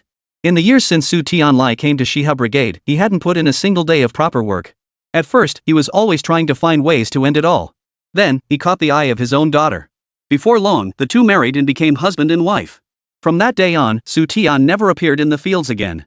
If you want to find him, there are two places where you're sure to spot him. Either at home or by the river. You city-bred educated youths will never understand how truly hard rural life is. Zhou Kaishan, his face weathered by years, steered the conversation back to the early 1960s. Xu Tian murmured, "Dad, do you trust me?" "What kind of question is that? If I didn't trust you, would I have the nerve to ask you this?" Zhou Kaishan could see that Xu Tian had changed. He wasn't the useless lump of mud he used to be. He urged him to speak his mind. No need to hold back. Xu Tian called Zhou Jie over and asked her to wait in the courtyard for a moment. If anyone came by, she was to call out. Knowing Xu Tian and her father had important matters to discuss, Zhou Jie didn't ask questions. She carried Lu Luao to the courtyard. "What exactly do you want to say?" "Dad, the winds are about to change." "You little bastard, how dare you say that?" Zhou Kaishan slammed the door shut. "Dad, there's no one else here. Would you betray me? I'm telling you this because next year, we might be able to start a side business." "Good heavens. Don't scare your old man." Zhou Kaishan's face turned deathly pale. What did he mean by side business? It meant becoming a landlord, and that would get your tail cut off. Even raising 2 or 3 extra chickens could get you labeled. And once that heavy label stuck, 10 Zhou Kaishans couldn't bear the weight. "I'm not asking you to lead the villagers into side businesses right now. I'm just preparing you mentally. Once the winds shift, you can't wait or hesitate. The longer you wait and watch, the emptier your stomach grows." Xu Tian said solemnly. Zhou Kaishan frowned deeply. "You're not deliberately teasing me, are you?" "Father, would I joke about something like this?" "I wouldn't dare joke about this matter. I've actually heard the rumors. Plus, I've seen some related articles in the papers lately. I'm quite confident we can really start a side business next year." Xu Tian mentioned a name, Zhou Laonian. Zhou Laonian was the pig-raising expert of Shiha Brigade. Because he raised a few extra pigs, he was soon labeled a landlord. Prepare in advance. Gather materials in advance, they'll prove invaluable when pig farming begins. Keep an eye on Zhou Laonian regularly, don't let people bully him. Once we start the side business, old Zhou will be indispensable. Once the political climate shifts, Xu Tian will call Zhou Kaishan to notify him. First, get the pig farming operation up and running. Step by step, improve the villagers' lives. That's true enough. Old Zhou is our blood relative. Within 5 generations, helping him is only right. But what if the winds don't shift? If we have everyone prepare piglets and materials for pigsties in advance, and the political climate doesn't shift, your old man here is going to be in big trouble. Even Zhou Kaishan, who had faced death on the battlefield and never flinched under enemy gunfire. Now he showed signs of tension and unease. Xu Tian lowered his voice. "If you're still uneasy, I have another suggestion. Once higher-ups permit farmers to engage in side businesses, the brigade will step in to purchase piglets and build pens. If anyone asks, just say they're collective property. Privately, hand the piglets over to capable individuals. They'll either hand over a portion of the meat or pay a fee. If higher-ups inquire, just say we assign team members to help the brigade raise them, and we'll calculate their shares accordingly." "That's a clever plan, but how will we handle feed?" Zhou Kaishan pondered Xu Tian's words and decided it was worth a try. Purchasing them under the brigade's name would effectively make them collective property. Handing the piglets over to villagers with prior pig-raising experience would ensure they'd be well cared for. But problems would arise. Livestock, like people, needed to eat. Currently, Shiha Brigade could barely feed itself halfway to satiety each year, just enough to stave off starvation. There's no surplus grain left to feed livestock. I'll handle the pig feed issue. Shiha Brigade had plenty of pig feed, which was precisely why Xu Tian had instructed Zhou Kaishan to prepare it in advance. The brigade has ready-made pig feed? The more you talk, the more confused I get. Zhou Kaishan was nearly baffled by Xu Tian's words. As the brigade secretary, no one knew the situation in Shiha Brigade better than Zhou Kaishan. Every household was short on grain. How could there possibly be feed? Using grain as feed is out of the question. Even if you agreed, the other villagers wouldn't accept it. The pig feed Xu Tian referred to meant corn stalks, rice straw, and wheat straw for burning. Even leaves could be used as pig feed. Nonsense! Zhou Kaishan glared at Xu Jian in exasperation. That brat was so out of touch. Burning wheat stalks, corn stalks, and rice straw as feed?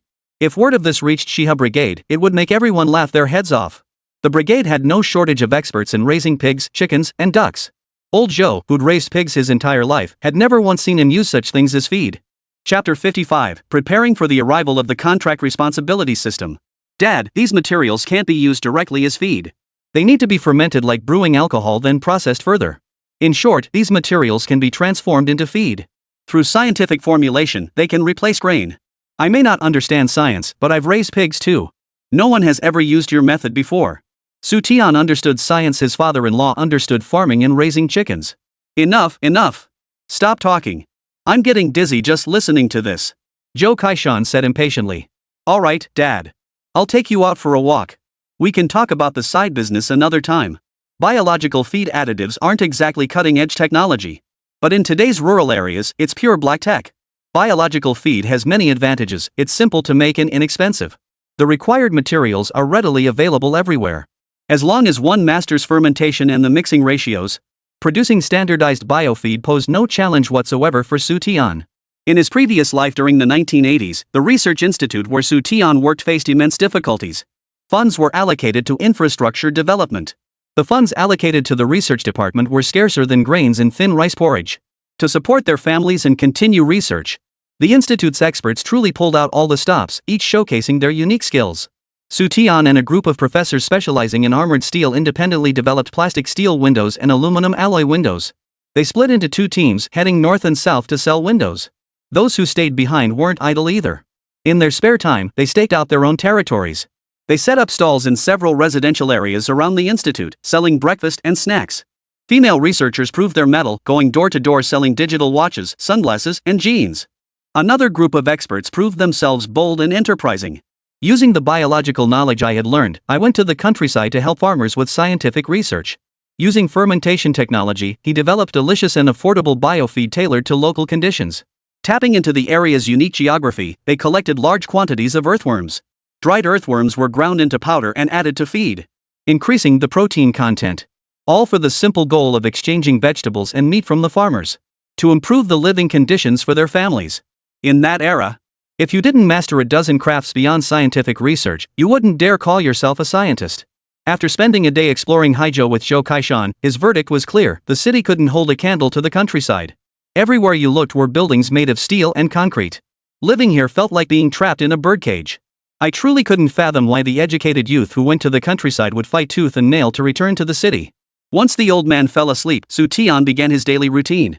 Xu Jie, you're the only one who can handle Dad's temper. I suggested something to him, but he just won't believe me. No choice, we'll have to call on our little genius here. Under the covers, Xu Tian held Zhou Jie close and recounted this morning's conversation to his wife in full detail. Xu Tian wanted to help the Shiha Brigade develop a side business and proposed manufacturing biological feed. Unfortunately, Zhou Kaishan refused to believe him. He thought Xu Tian was just trying to flatter him. Brother Tian, will this plan work? I can convince Dad to give it a try, but what if the pigs get sick? Zhou Jie was hearing for the first time that wheat straw and corn stalks could be used to make pig feed. And to top it off, they'd need to add earthworms to the mix. It absolutely won't harm them. Xu Tian turned his body and said confidently, you went to middle school. If our dad doesn't believe in science, are you going to doubt it too? Biological feed is absolutely viable. As long as we strictly follow the fermentation standards, mix and stir according to the process, and add earthworms to boost protein. Besides earthworms providing protein, there's another ingredient that can also supply rich protein. What is it? Maggots. Zhou Jie exclaimed dramatically, maggots as feed? Both maggots and earthworms are packed with protein. Once the policy is finalized, we'll convince Dad together to purchase piglets under the brigade's name. Xu Jie, don't you want life in Shiha Brigade to get better day by day? Zhou Jie nodded, but then a major problem occurred to her. The brigade might not have that kind of money. That's easily handled. I'll take care of the money. When the time comes, I'll give you a sum to present to our father. Consider it my token of goodwill to the brigade. All these years, our family has benefited greatly from the brigade. Xu Tian chuckled wryly. The Shiha Brigade's newspapers almost always ended up at the Su household. Beyond that, the brigade's telephone had practically become Xu Tian's personal line. If not for the sake of the monk, then for the sake of the Buddha. For his father-in-law's sake, Xu Tian was determined to help Shiha Brigade improve their quality of life. The production-linked contracting system was about to be implemented. As long as his father-in-law followed his instructions, life at Shiha Brigade might not change overnight. But things would absolutely improve year after year. Having enough to eat and wear was just the beginning. Even better days lay ahead for them. Before the good times arrived for Shiha Brigade, Xu Tian's good fortune came first. The next day, Xu Tian went to the factory to discuss with Zhao Dali whether they could allocate more fertilizer. Zhao Dali first handed Xu Tian a letter of appointment. In the special steel incident, plant manager Sun Li received severe criticism from higher-ups. He was reassigned to work at the seamless steel pipe plant under Haizhou Steel. Zhao Dali, deputy director of Haigang, was appointed acting director by higher authorities. With his promotion, the deputy director position became vacant. Yesterday, the higher-ups finalized the personnel appointments. Old Hu, head of the technical department, was promoted to deputy plant manager. Xu Tian was promoted from technician to head of the technical department. Xiao Su, you're the fastest promoted employee since Haizhou's founding. You've only been on the job a few days and already jumped from technician to department head. Zhao Dali encouraged him, keep up the good work. Who knows? Maybe one day, my position as factory director will be yours. Xu Tian responded modestly, Director, you flatter me. I'm already overwhelmed by the honor of being appointed head of the technical department. Asking me to be director would be putting me in an impossible position. I can see you're quick-witted, have foresight, and possess technical skills. If you truly became Haizhou's plant manager, I believe our factory's development would surpass its current state by more than tenfold. Zhao Dali always spoke his mind. What I admire about Xu Tian is his straightforwardness. No need for all that flattery. Accompanying the appointment notice was a document from headquarters. The enhanced version of the unscrupulous cannon, developed jointly by Xu Tian and the first machinery plant, had been formally approved by the military. As a foreign exchange earning product developed through the collaboration of the two factories, the foreign exchange profits from official exports were allocated separately to both factories. The foreign exchange challenge eased considerably. How could Zhao Dali not be pleased? Zhao Dali had served in the military before becoming a factory worker. He admired those with real talent the most. When others were promoted from technicians to technical department heads by their superiors, Zhao Dali would inevitably raise objections. But when it came to Xu Tian, not only did Zhao Dali not question it, but neither did anyone else. To question Xu Tian, one must first help Hainan Steel solve its foreign exchange earnings dilemma. Then solve the special steel issues plaguing the Navy. Chapter 56, Delaying the plan until tomorrow, and the daylight will be gone. Regarding Xu Tian's appointment as head of the technical department, few at Haizhou Steel had anything negative to say. To earn the workers' respect, one must first demonstrate capability. Those without real ability, even if they were the nephew of the Jade Emperor himself, wouldn't get a second glance from the master workers. Secondly, he kept a low profile and mingled freely with the workers. In this regard, Xu Tian excelled. When researching special steel tracks, Xu Tian was courteous to everyone. He never carried himself like a technical expert. Third, and most crucially, he could help workers solve real problems. What does it mean to deliver tangible results? Naturally, it means resolving real difficulties. He initiated foreign exchange projects to ensure that the treatment of Hainan Steel by higher authorities remained unchanged. This is the essence of implementation. The first machinery plant, due to outdated technology and aging equipment, repeatedly failed to complete the production tasks assigned by higher authorities. Its treatment grew increasingly unfavorable year after year. Last New Year, they only received 2,000 bags of fertilizer. If Haizhou Steel fails to meet this year's foreign exchange targets, who knows what they'll distribute during the new year? Through the changing seasons, several months had passed since Su Tiancheng became head of the technical department. Su, perhaps we should reconsider this matter. The steel mill's mission is to produce various types of steel for the nation with guaranteed quality and quantity. The machinery factory's mission is to manufacture various machinery and components. Even if the leadership favors you, causing such a big stir all at once might jeopardize your personal career prospects. First thing this morning, Xu Tian delivered a special surprise to Zhao Dali. A detailed plan for establishing a branch factory appeared before Zhao Dali. In the proposal, Xu Tian truly embodied the phrase audacity knows no bounds. He planned to collaborate with the first machinery plant to jointly establish a branch factory, to venture into the military manufacturing sector. Seeing Xu Tian about to speak, Zhao Dali closed the report before him and waved his hand. Su, don't let personal grudges interfere with work. You plan to apply to higher-ups to establish a military branch factory targeting the Hongguang military factory, right? It's unnecessary. While Haizhou Steel has had conflicts with the Hongguang military factory, those are matters of the past. Besides, even if you submit this report, higher-ups won't approve it, they'll just give us a thorough dressing down. After calming down, Zhao Dali instinctively thought of the Hongguang factory. Having been at Haizhou for over half a year, Xu Tian likely knew all the details of the historical feud between the two factories. Li Dajiang's son from Hongguang factory had harassed a female high steel worker and was severely beaten by male high steel workers. After the incident, Li Dajiang came to demand retribution, only to be sent packing by Zhao Dali's sharp rebuke. The Li family kept quiet for several months, and Zhao Dali thought the matter had been settled. Little did he know. On the very day of the female worker's wedding, Li Dajiang's son, drunk as a skunk, led a mob to disrupt the celebration. That very day, Zhao Dali was officiating the wedding ceremony. Zhao Dali immediately ordered his men to detain Li Dajiang's son and the rowdy bunch. They were locked up in the warehouse until after the wedding, to be taken to the police station the next day. He'd be charged with hooliganism. His son was a piece of trash, but his father, Li Dajiang, was an even bigger piece of. Upon learning Zhao Dali intended to send his son to the station, Li Dajiang brazenly led a group of men to seize him. And these bastards even came armed. Upon receiving the news, Zhao Dali, then head of the factory's armed forces department, immediately mobilized the militia to seize weapons.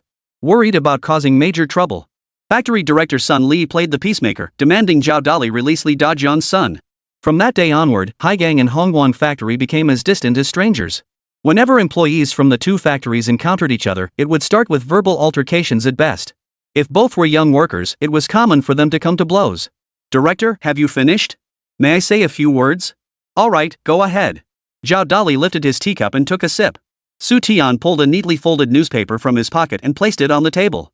Director, have you seen this summary of the domestic economic planning meeting? Hearing this, Zhao Dali set down his teacup and unfolded the newspaper to read.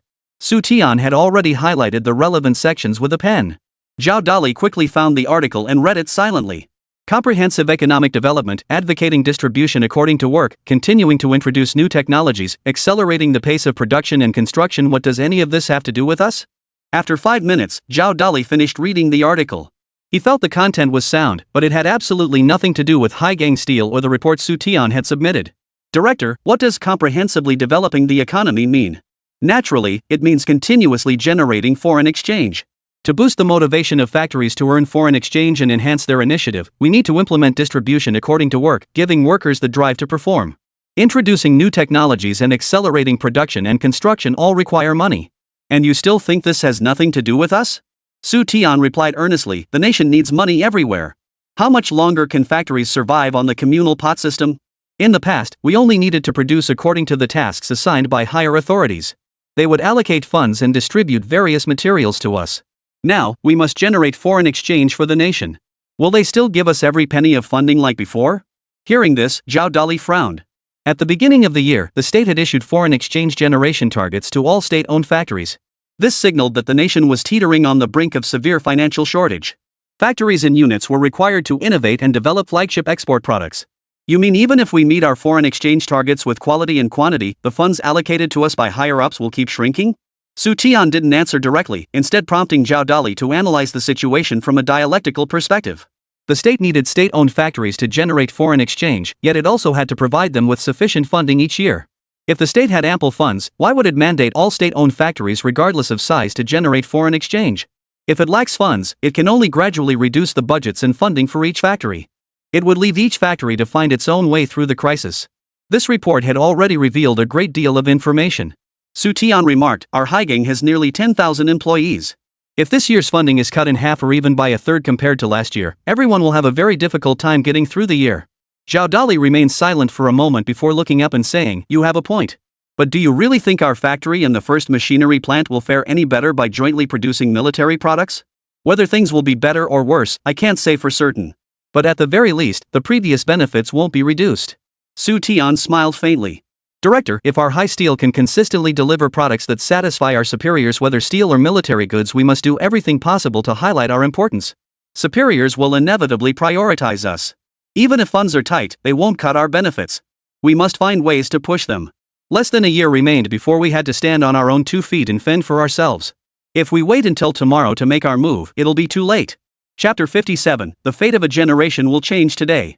Even though Xu Tian had lived through those events, he couldn't possibly remember every detail clearly.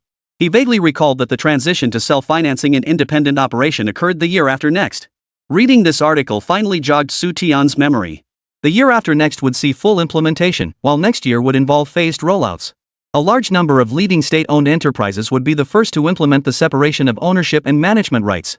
They would retain a portion of their profits and gain greater autonomy. Back then, every factory had to manage its finances with an abacus.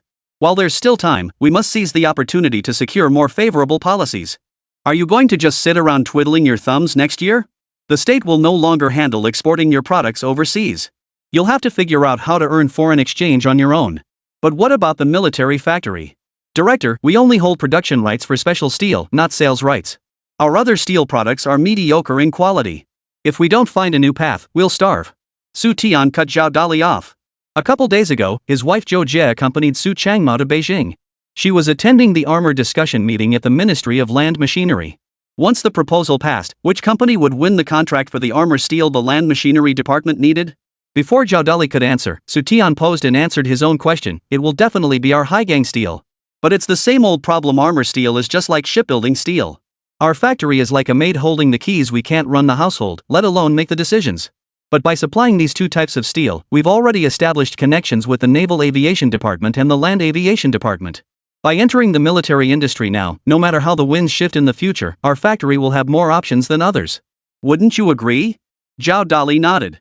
Multiple avenues mean more opportunities, a principle he understood well. To be honest, during his trip to the capital for a meeting last month, Zhao Dali had picked up some unsettling rumors. Some sister steel mills were already facing dire straits. Research funding that used to be approved with just a report submission was now either halved or subjected to endless revisions. In fact, funding applications from several factories had been outright rejected by higher authorities. Additionally, the state suddenly imposed foreign exchange earning quotas on enterprises and factories nationwide without any prior warning. Many enterprises and factories were caught completely off guard. Asking them to generate foreign exchange immediately was somewhat unreasonable. Some established and large factories submitted reports requesting extensions for meeting the foreign exchange targets, or to have their foreign exchange targets. Without exception, they were all severely reprimanded. If you can't handle it, get replaced. Failure to meet targets meant no one would be spared. It was clear the nation was truly desperate. Director, your only concern is whether higher-ups will approve our application. That they'd consider high steel and first machinery plant entering the military industry together to be a pipe dream. Don't forget, when the commander inspected us last time, he promised me something. If I could present research that satisfied him, the commander would grant me one request within the bounds of discipline. Zhao Dali stood up in shock. Zhao Dali certainly remembered the commander's promise from headquarters. After all, he had been present at the time. Armor steel that should count as a major scientific breakthrough, right? We're not asking higher-ups for money, nor are we demanding supplies. We're pooling the best talent from both factories to build a new plant and continue serving the nation. The commander-in-chief has no reason to refuse. No money, no personnel, no supplies. Leveraging the existing capabilities of Haizhou and the first machinery plant to contribute to national defense construction. With such wise and discerning leadership, making the right decision should be straightforward. The only thing required from the state is policy support. I finally understand why the commander made such an arrangement. Zhao Dali looked at Xu Tian with a complex expression. Before Liang Jun departed, he instructed Zhao Dali to deliver a batch of military equipment manuals to Xu Tian. He was not to mention his name. Just say Zhao Dali delivered them. He assumed the commander, being so busy, might not remember this request. Yet on the third day, a large shipment of brand new books arrived directly at Zhao Dali's office from the capital. Many of the books were foreign publications translated into Chinese. As for why the leader didn't speak plainly, Zhao Dali analyzed that he was worried Xu Tian would get cocky. Xu Tian might flaunt his special favor from the leader. Now it seemed the leader's intentions were beyond his comprehension. Worrying about Xu Tian's arrogance was only one aspect. The commander must have recognized Xu Tian's talent in weaponry and equipment. Otherwise, sending him some common weaponry manuals would have sufficed. The inclusion of foreign military equipment manuals clearly signaled an intent to cultivate Xu Tian. If the commander-in-chief himself sees Xu Tian's potential and talent, why should he make excuses and refuse? Su, I'll first discuss this matter with Director Du of the machinery factory. If the higher-ups approve, we'll proceed with the next steps. What do you think? Thank you, Director. Since there's nothing else, I'll head back now. After over an hour, he finally persuaded Zhao Dali. Xu Tian took the initiative to excuse himself. It wasn't that Xu Tian was set on pursuing weapons and equipment development, he was equally proficient in other fields. The question was, what else could make more money than selling arms? In another 2 or 3 years, Persia was about to clash with General Sada of Mesopotamia. When the cannons roar, gold flows like water. By the end of the war, the two warlords had spent a staggering $200 billion on military expenses alone. $200 billion in the 1980s, what a terrifying sum. The White Eagle Nation, which never acted humanely, and the Bear Nation, which had changed its colors, provided thoughtful assistance to this war. Arms embargo. China's military factories all made a killing. Beyond arms exports, Xu Tian had an even grander plan. To salvage those projects that had been cut short. First and foremost, the lithography machine. Being choked off once was enough. If it happened again, Xu Tian would be the first to refuse. The ninth master must continue pushing forward. As for the issue of high targets, Xu Tian has solutions for that too. The WS6 turbofan engine absolutely cannot be scrapped. Back in his office, Xu Tian picked up today's newspaper as usual. After glancing at it for just a few moments, Xu Tian shot up from his chair. He grabbed the paper and rushed out the door.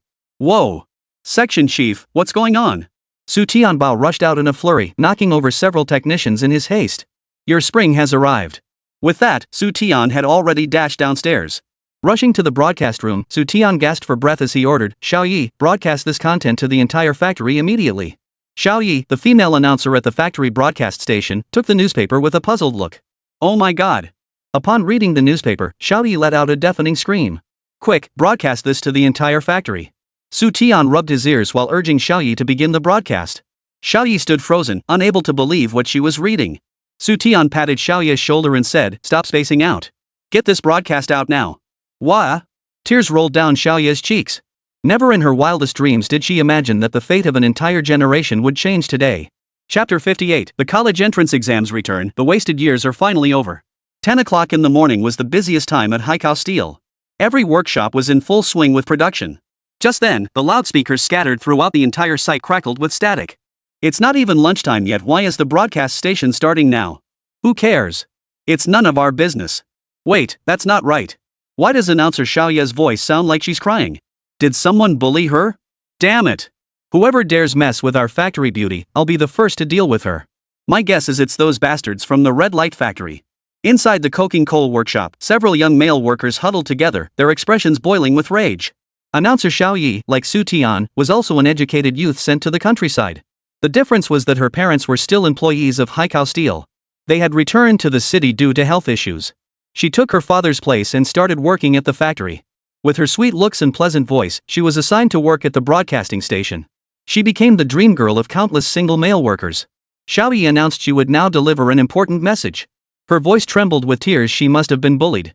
"What important announcement? I haven't heard anything about it." Zhao Dali, who was discussing matters with Chief Engineer Yang Weiman, couldn't help but glance out the window. When higher-ups issued important directives, Zhao Dali should have been the first to know. "Don't look at me, I don't know either." Yang Weiman shook his head and walked over to the window. "Restore college admissions. Abolish the recommendation system and reinstate academic examinations. Workers, farmers, educated youth who went to the countryside or returned to their hometowns, all who meet the criteria may apply."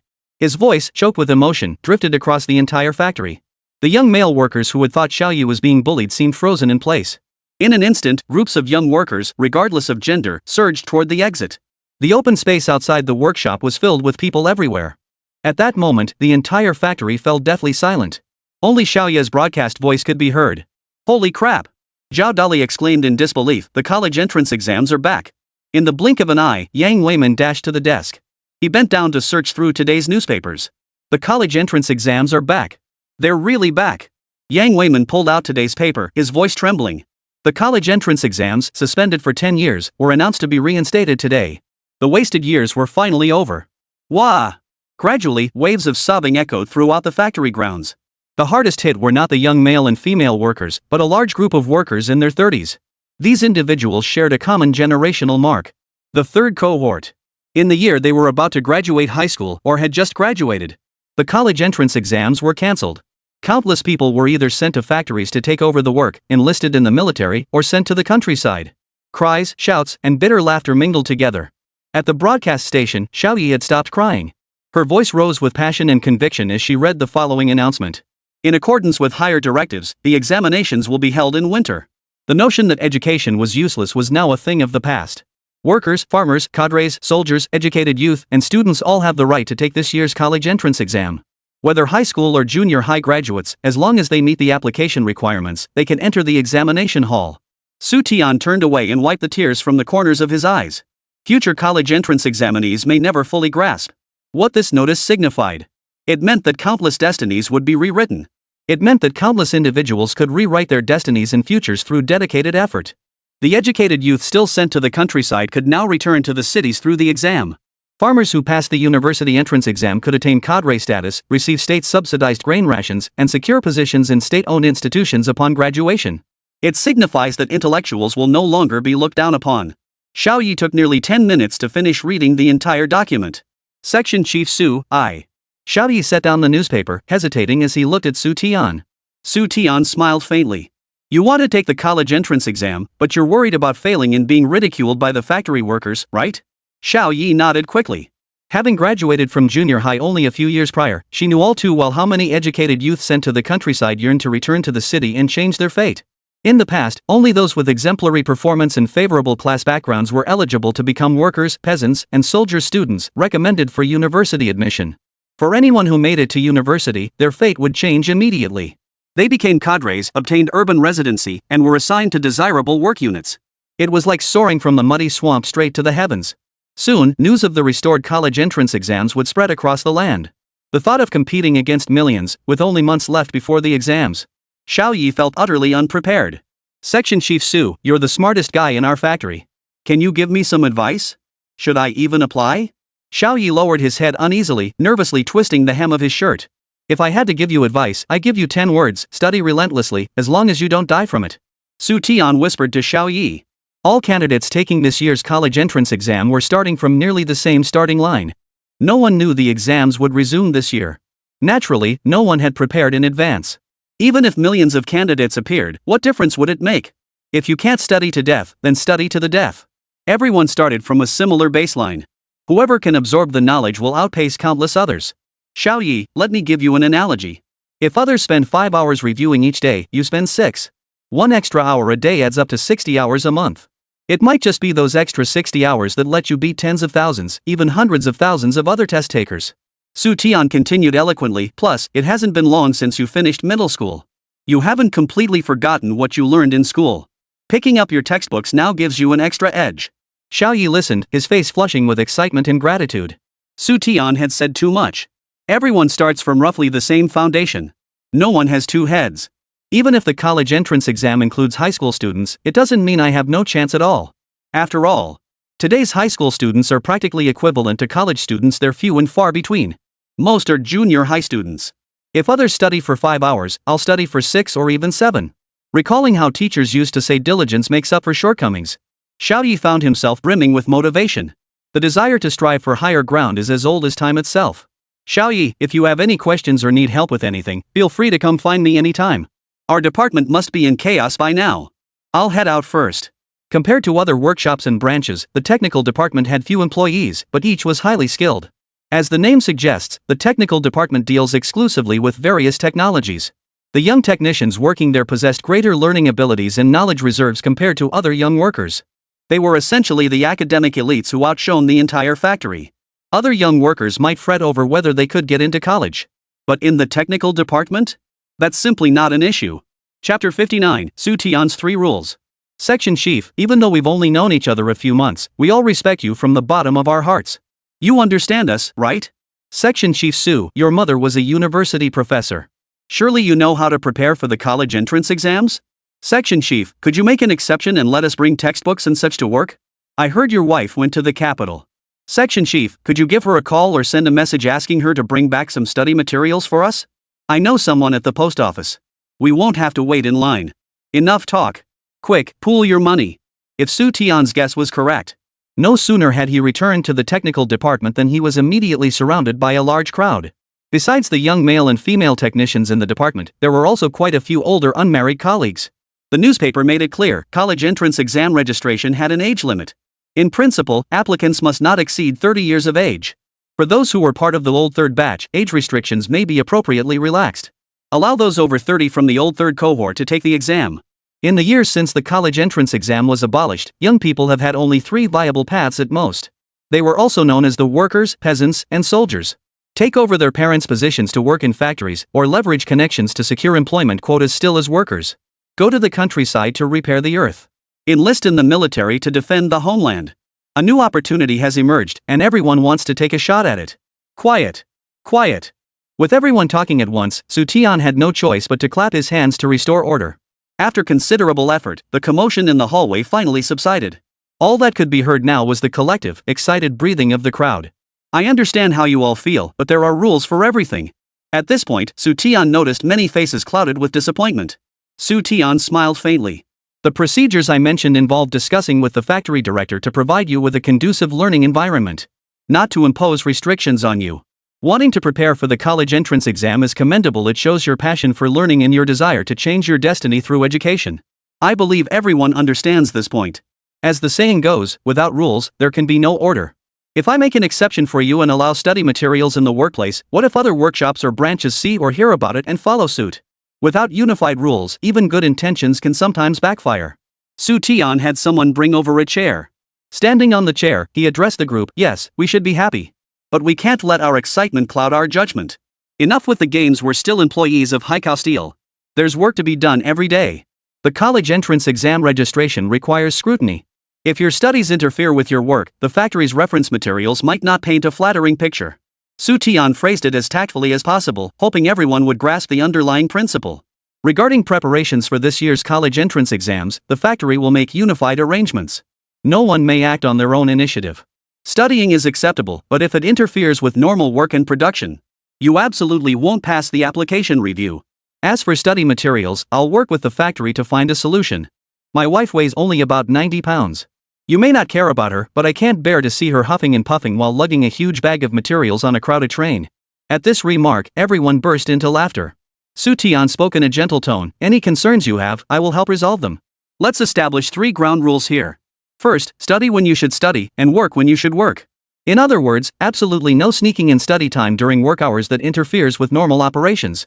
Second, uphold our factory's fine tradition of mentoring and passing on knowledge. You are the educated individuals of our factory. Whether in foundational knowledge or learning ability, you far surpass the average worker. You're not the only ones in the factory who want to go to college. Other young workers share that aspiration.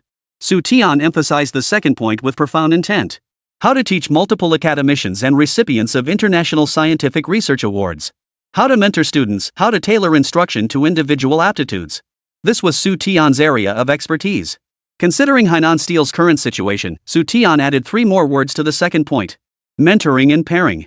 Pairing students with strong learning abilities with those who struggle academically. Pairing high achievers with those struggling academically. Got it? Got it! The group shouted in unison. Xu Tian wore a satisfied expression as he continued. Third, behave yourselves during this period. If anyone bullies you, remember, never fight back. Run if you can. If you can't run, scream murder. Report any grievances to the factory, or come straight to me. Listen up, everyone. For your own futures, stay out of trouble. No right or wrong for the next few months. If you see anyone from Hongguang factory, make sure to steer clear. The college entrance exam background check is no joke. A single blemish could ruin your entire life. Xu Tian wasn't worried about much else. His only concern was that the others might lose their temper and fight with the red light factory crew if they encountered them. Everyone nodded in haste. They were all adults. They understood Xu Tian's meaning perfectly well. No matter what conflicts arose before, they never affected the group. They were now factory workers. Even if they faced disciplinary action, what could they do? They'd just keep working as laborers. At worst, they'd have their wages docked, write self-criticisms, and be barred from raises for several years. As long as they didn't commit heinous crimes or utterly despicable acts, the factory won't fire them lightly. But this time was different. After a decade, Xiaoguo reinstated the college entrance exam system, and personal background checks were undoubtedly conducted with extreme rigor. If records show misconduct like fighting or brawling, there truly is no future. As long as you keep these 3 points in mind, I guarantee many of you will successfully enter university and become the envy of everyone as officials. Xu Tian would arrange for a batch of study materials. At the same time, he would mobilize engineers and experts from the factory who had attended university to serve as instructors. This would help everyone further enhance their knowledge base. Everyone was so moved they were nearly in tears. Self-study and formal instruction yield vastly different results. Starting this year, the content for the next 3 or 4 years of college entrance exams wouldn't be particularly difficult. It will cover material equivalent to what students learn from 8th grade through senior year of high school. As long as you grasp the essentials, full-time study isn't necessary. Xu Tian had his own methods to boost everyone's admission chances. Section Chief, will the factory leadership agree? A male technician cautiously voiced his greatest concern. No matter how promising Xu Tian's assurances might be, if the factory leadership didn't agree, none of this would come to fruition. Your job is to study hard and work diligently. Whether the factory leadership agrees or not, that's my problem to solve. Xu Tian could easily see what everyone was truly worried about. After all, Hainan Steel wasn't a school, it was a large factory with various production tasks. A large number of young male and female workers preparing for exams would inevitably impact production to some extent. If production targets were missed, the factory leadership would bear direct responsibility. It's lunchtime now, go ahead and cheer to your heart's content. But when you return to work this afternoon, put that excitement aside.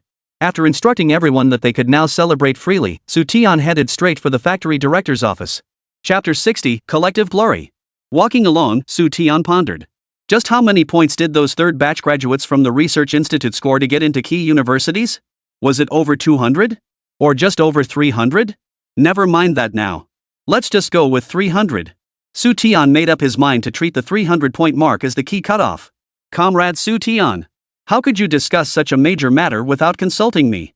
No sooner had he entered the factory director's office than Zhao Dali unleashed a torrent of scolding upon him, announcing the resumption of the college entrance exam during work hours. What a huge mistake.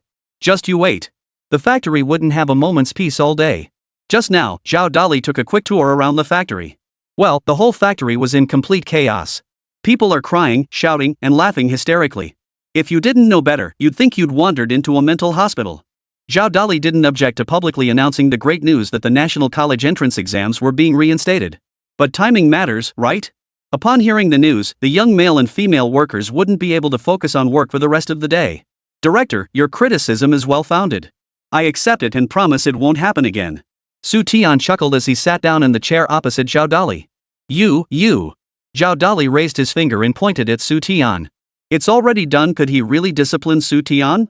Director, I came to see you today to discuss something with you. First, about organizing group study sessions. Group study sessions? Are you suggesting our factory provide study resources for workers who want to take the college entrance exam? Zhao Dali wasn't slow on the uptake. He vaguely guessed Su Hai's intentions. If we didn't have the resources, that'd be one thing. But the key is we do have them. Large state-owned factories function like mini societies, equipped with every imaginable facility. Not only did they have an armed forces department, security section, large cafeteria, and logistics office.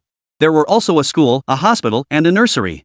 With Zhou Jie and Su Changmao heading to Beijing, the task of caring for their daughter Lele naturally fell to Xu Tian. Xu Tian had to work during the day and couldn't constantly look after Lulu. The nursery school solved his problem. Beyond the daycare, Haizhou also operated a primary school and a secondary school for employees' children. Dozens of full-time teachers. Director, the nation's reinstatement of the college entrance exams holds profound significance.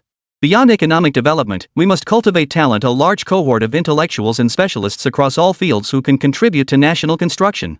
You've been nurtured by the organization for years. You wouldn't go against its direction, would you? Enough with the high-minded talk. Zhao Dali shot Xu Tian a withering glance. Even though I didn't get much schooling, I know how important intellectuals are. Greenlight it. Allowing them to take the college entrance exam is fine. You mentioned providing study conditions and borrowing classrooms from the children's school. That shouldn't be a problem either. The real question is, how will we handle production quotas? Having lived through the war years, Zhao Dali didn't carry many prejudices. He genuinely respected intellectuals. At the same time, Zhao Dali understood what getting into university meant for these young people. To describe it as changing their fate and destiny would be no exaggeration. But no matter how you looked at it, what about the factory's production quotas? The burden on Haizhou's shoulders was no light matter. As the leading state-owned steel mill, Hainan Steel annually undertook a massive volume of production quotas mandated by the state. Now with the added foreign exchange generation task, it urgently needed technical personnel to pool their wisdom and efforts. They need help developing more flagship products. Take your technical department alone. Out of 215 employees, 60% are young people. Other workshops and branches also have many young male and female workers. Well, if we give them study conditions, how can they focus on work? If the factory fails to meet production targets, forget about college. One big blame will be pinned on us, and none of us will ever recover. Zhao Dali tapped his forehead, careful not to be labeled as sabotaging work. The restoration of the national college entrance exam was a positive development. But that doesn't mean everything is back on track. When Sun Li was factory director, why did he focus solely on production and avoid meddling in other matters? Wasn't it because he feared being labeled? Director, you're absolutely right. Education must never interfere with production. That's an ironclad rule and our fundamental principle. Xu Tian continued along the lines of Zhao Dali's remarks. Production is the key. No one could argue against that. But what if people studied during their breaks instead of using work time? Learning, too, requires a scientific approach. By allocating time scientifically, we can achieve both learning and production without compromise. Zhao Dali replied non-committally, how exactly do you plan to apply this scientific approach to achieve both? That brings us back to the main topic. First, let me make it clear, the factory provides learning opportunities, but this isn't free. Everyone must sign a pledge. Study is study, work is work. No using work hours for learning. Xu Tian spoke eloquently, first explaining how to ensure everyone's commitment to production. Team leaders and nearby co-workers would oversee compliance. If anyone was caught studying during work hours, a mark would be recorded against them. 3 consecutive violations would be recorded in their personal files. This approach serves as a deterrent. The college entrance exam requires personal background checks. A flawed record issued by the factory effectively ruins one's future prospects. Except during work hours, learning is permitted at any other time. Lunch breaks, after work in the evenings, and on days off. If you truly want to learn, you'll always find the time. Studying in secret, constantly fearing discovery. Studying under such anxiety actually reduces efficiency. Zhao Dali said, mutual supervision is worth a try, but won't it give people ammunition to criticize us?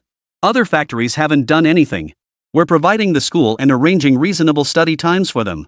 I'm afraid it might invite criticism. Hearing this, Xu Tian smiled faintly. Factory director, trading a few months of criticism for the red banners and decorations from higher-ups, which do you think is the better deal? The accolades, of course. Xu Tian rose and walked over to Zhao Dali, picking up the pen and paper beside him. He began scribbling on the paper. Haizhou had a total workforce of over 10,000 employees. There were about 3,000 young workers under the age of 30.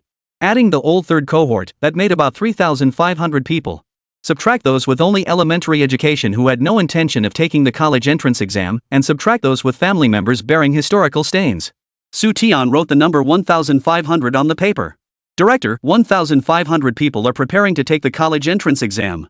That's my conservative estimate. If several hundred of them get into university, wouldn't that be a source of pride for our factory? Well, I suppose it would. Zhao Dali replied uncertainly. Not should be, but definitely counts. Xu Tian fetched today's newspaper and read aloud the announcement abolishing the worker-peasant-soldier recommendation system and reinstating the cultural examination. Workers, farmers, soldiers, cadres, and educated youth who went to or returned to the countryside. All eligible candidates could apply. What did this signify?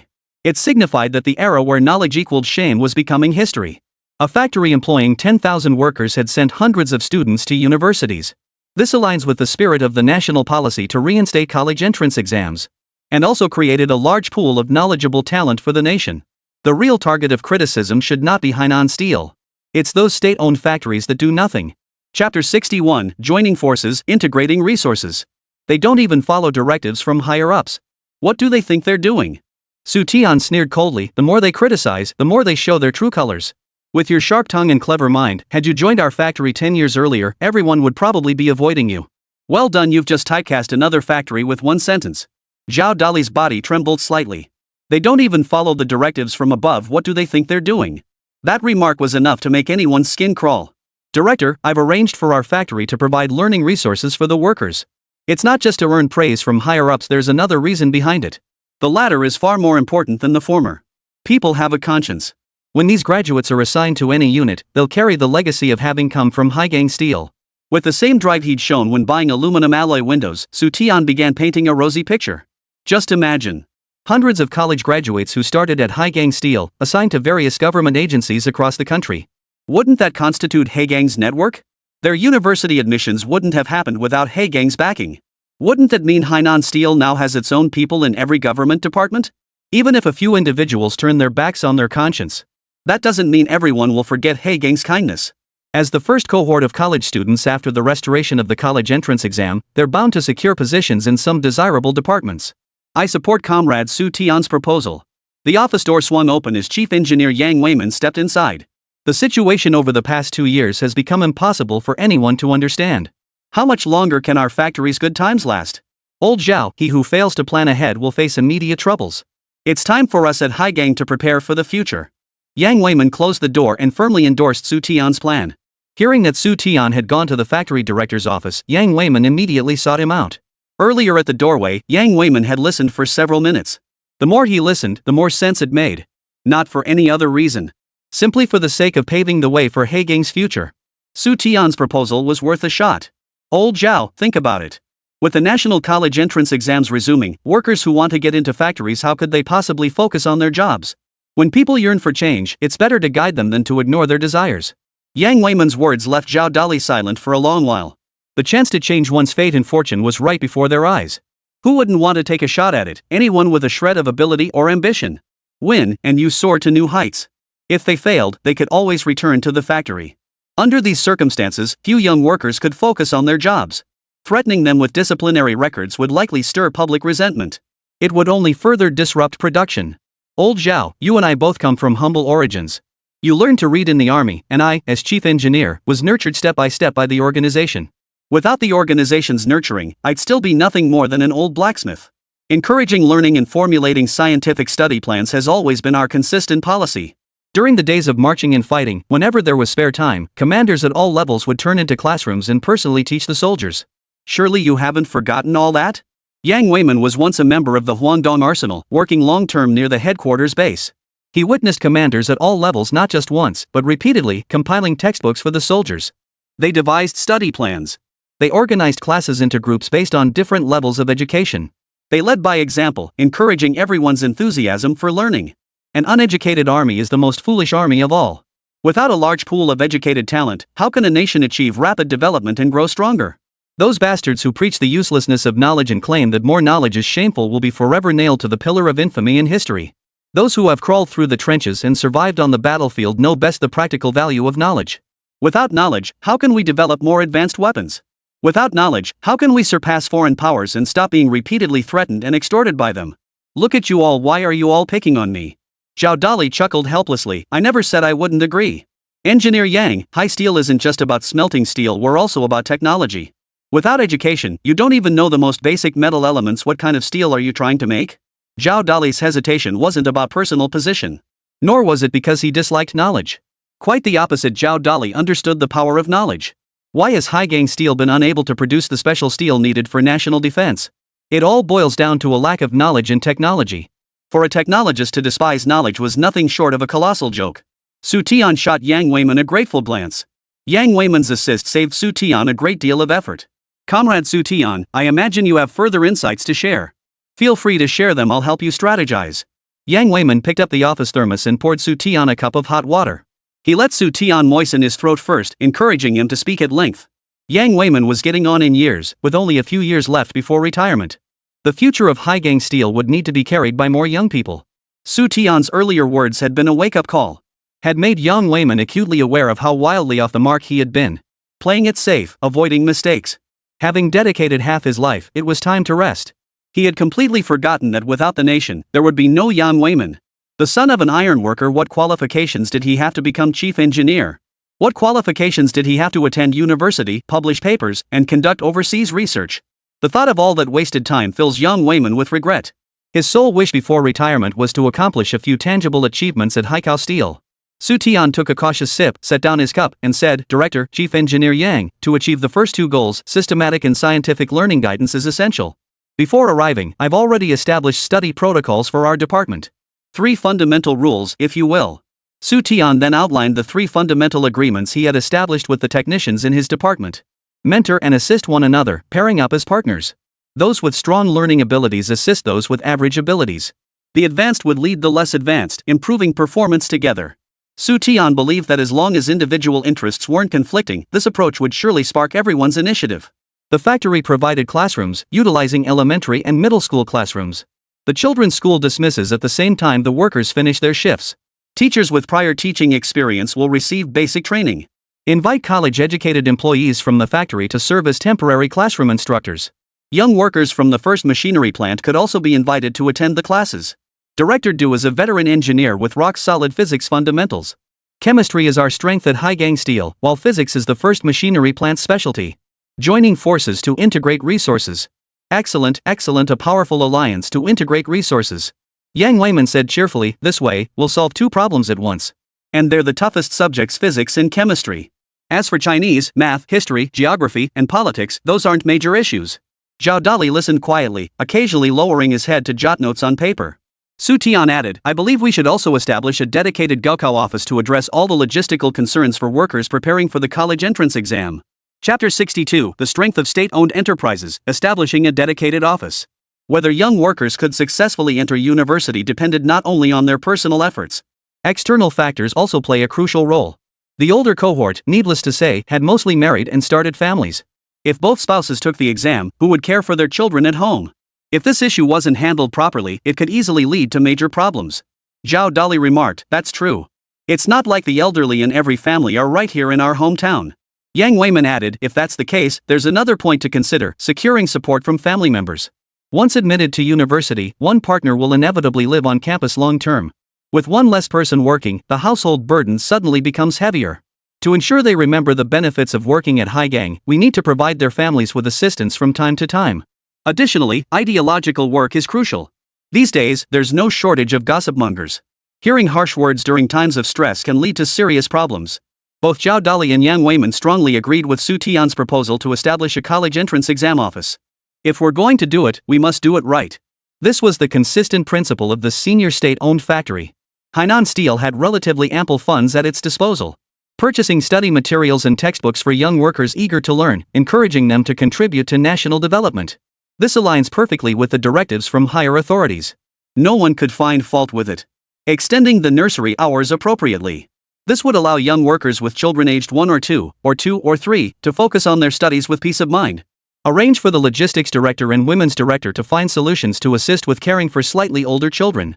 At 3 p.m., Zhao Dali convened a meeting of factory leadership. Having been briefed beforehand, the meeting's direction remained firmly aligned with Xu Tian's vision. Zhao Dali conveyed the directives from higher authorities, emphasizing the importance of collective study and talent cultivation. Xu Tian and Yang Weiman provided supporting arguments. The factory director and chief engineer expressed clear support, and with Xu Tian addressing any questions or concerns. One by one, Xu Tian's proposals were unanimously approved. Zhao Dali was appointed as the temporary director of the College Entrance Examination Office, with Xu Tian, head of the technical department, and Yang Weiman, chief engineer, serving as deputy directors. Personnel from logistics and other relevant departments were temporarily assigned to serve as clerks. If this meeting doesn't produce results, none of us will be leaving work today.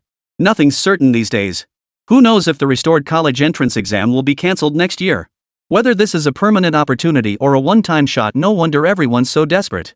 Now I get what Chief Engineer Yang meant by better to guide than to suppress. Look at all these workers gathered below, must be close to a few hundred. This turnout reminds me of the standoff with Hongwan factory back in the day. Thank goodness we didn't go against the grain, otherwise, these workers would have eaten us alive. The meeting had barely concluded when an unexpected scene unfolded before their eyes. Word must have leaked out somewhere, for countless young male and female workers had gathered below the meeting hall. Looking down from the corridor window, a sea of heads stretched as far as the eye could see. The section chiefs and directors who attended the meeting all wore bitter smiles. Upon reflection, it was understandable. If they were eligible, they'd probably try their luck too. Director, it's up to you. Xu Tian murmured. Zhao Dali patted Xu Tian on the shoulder, leaving him with a meaningful look. Comrades, after collective deliberation by the factory leadership, starting the day after tomorrow, our children's elementary school and middle school will transform into evening study sessions at 6 p.m. Comrades wishing to participate should register with your workshop director tomorrow. Zhao Dali had someone fetch a chair, then stood upon it to relay the main points of the meeting to everyone. Amidst the crowd, Xiao Yi, dressed in a floral shirt and blue trousers, listened with particular attentiveness. The workers at the front were all from the technical department. They had learned of Xu Tian's arrangements earlier than the other workers. Hearing Xu Tian's plans approved one by one with their own ears, many had tears welling up in their eyes. Xu Tian hadn't deceived them. He had genuinely persuaded the factory director and the entire leadership team. They had agreed to provide study conditions for everyone. Clatter! When they heard the factory would even establish a college entrance exam office to assist students aspiring to take the exam by resolving all their concerns. A thunderous applause erupted on the spot. Xiao Yi clapped wildly with excitement. Even as her palms turned crimson from clapping, she felt no pain. Xiao Yi felt confident in Chinese, history, geography, and even math. But when it came to physics and chemistry, Xiao Yi had absolutely no confidence. He wasn't alone in this, many others felt the same way. Except for the technical department folks who dealt with chemistry daily. Among the young male and female workers at the factory, very few truly understood these subjects.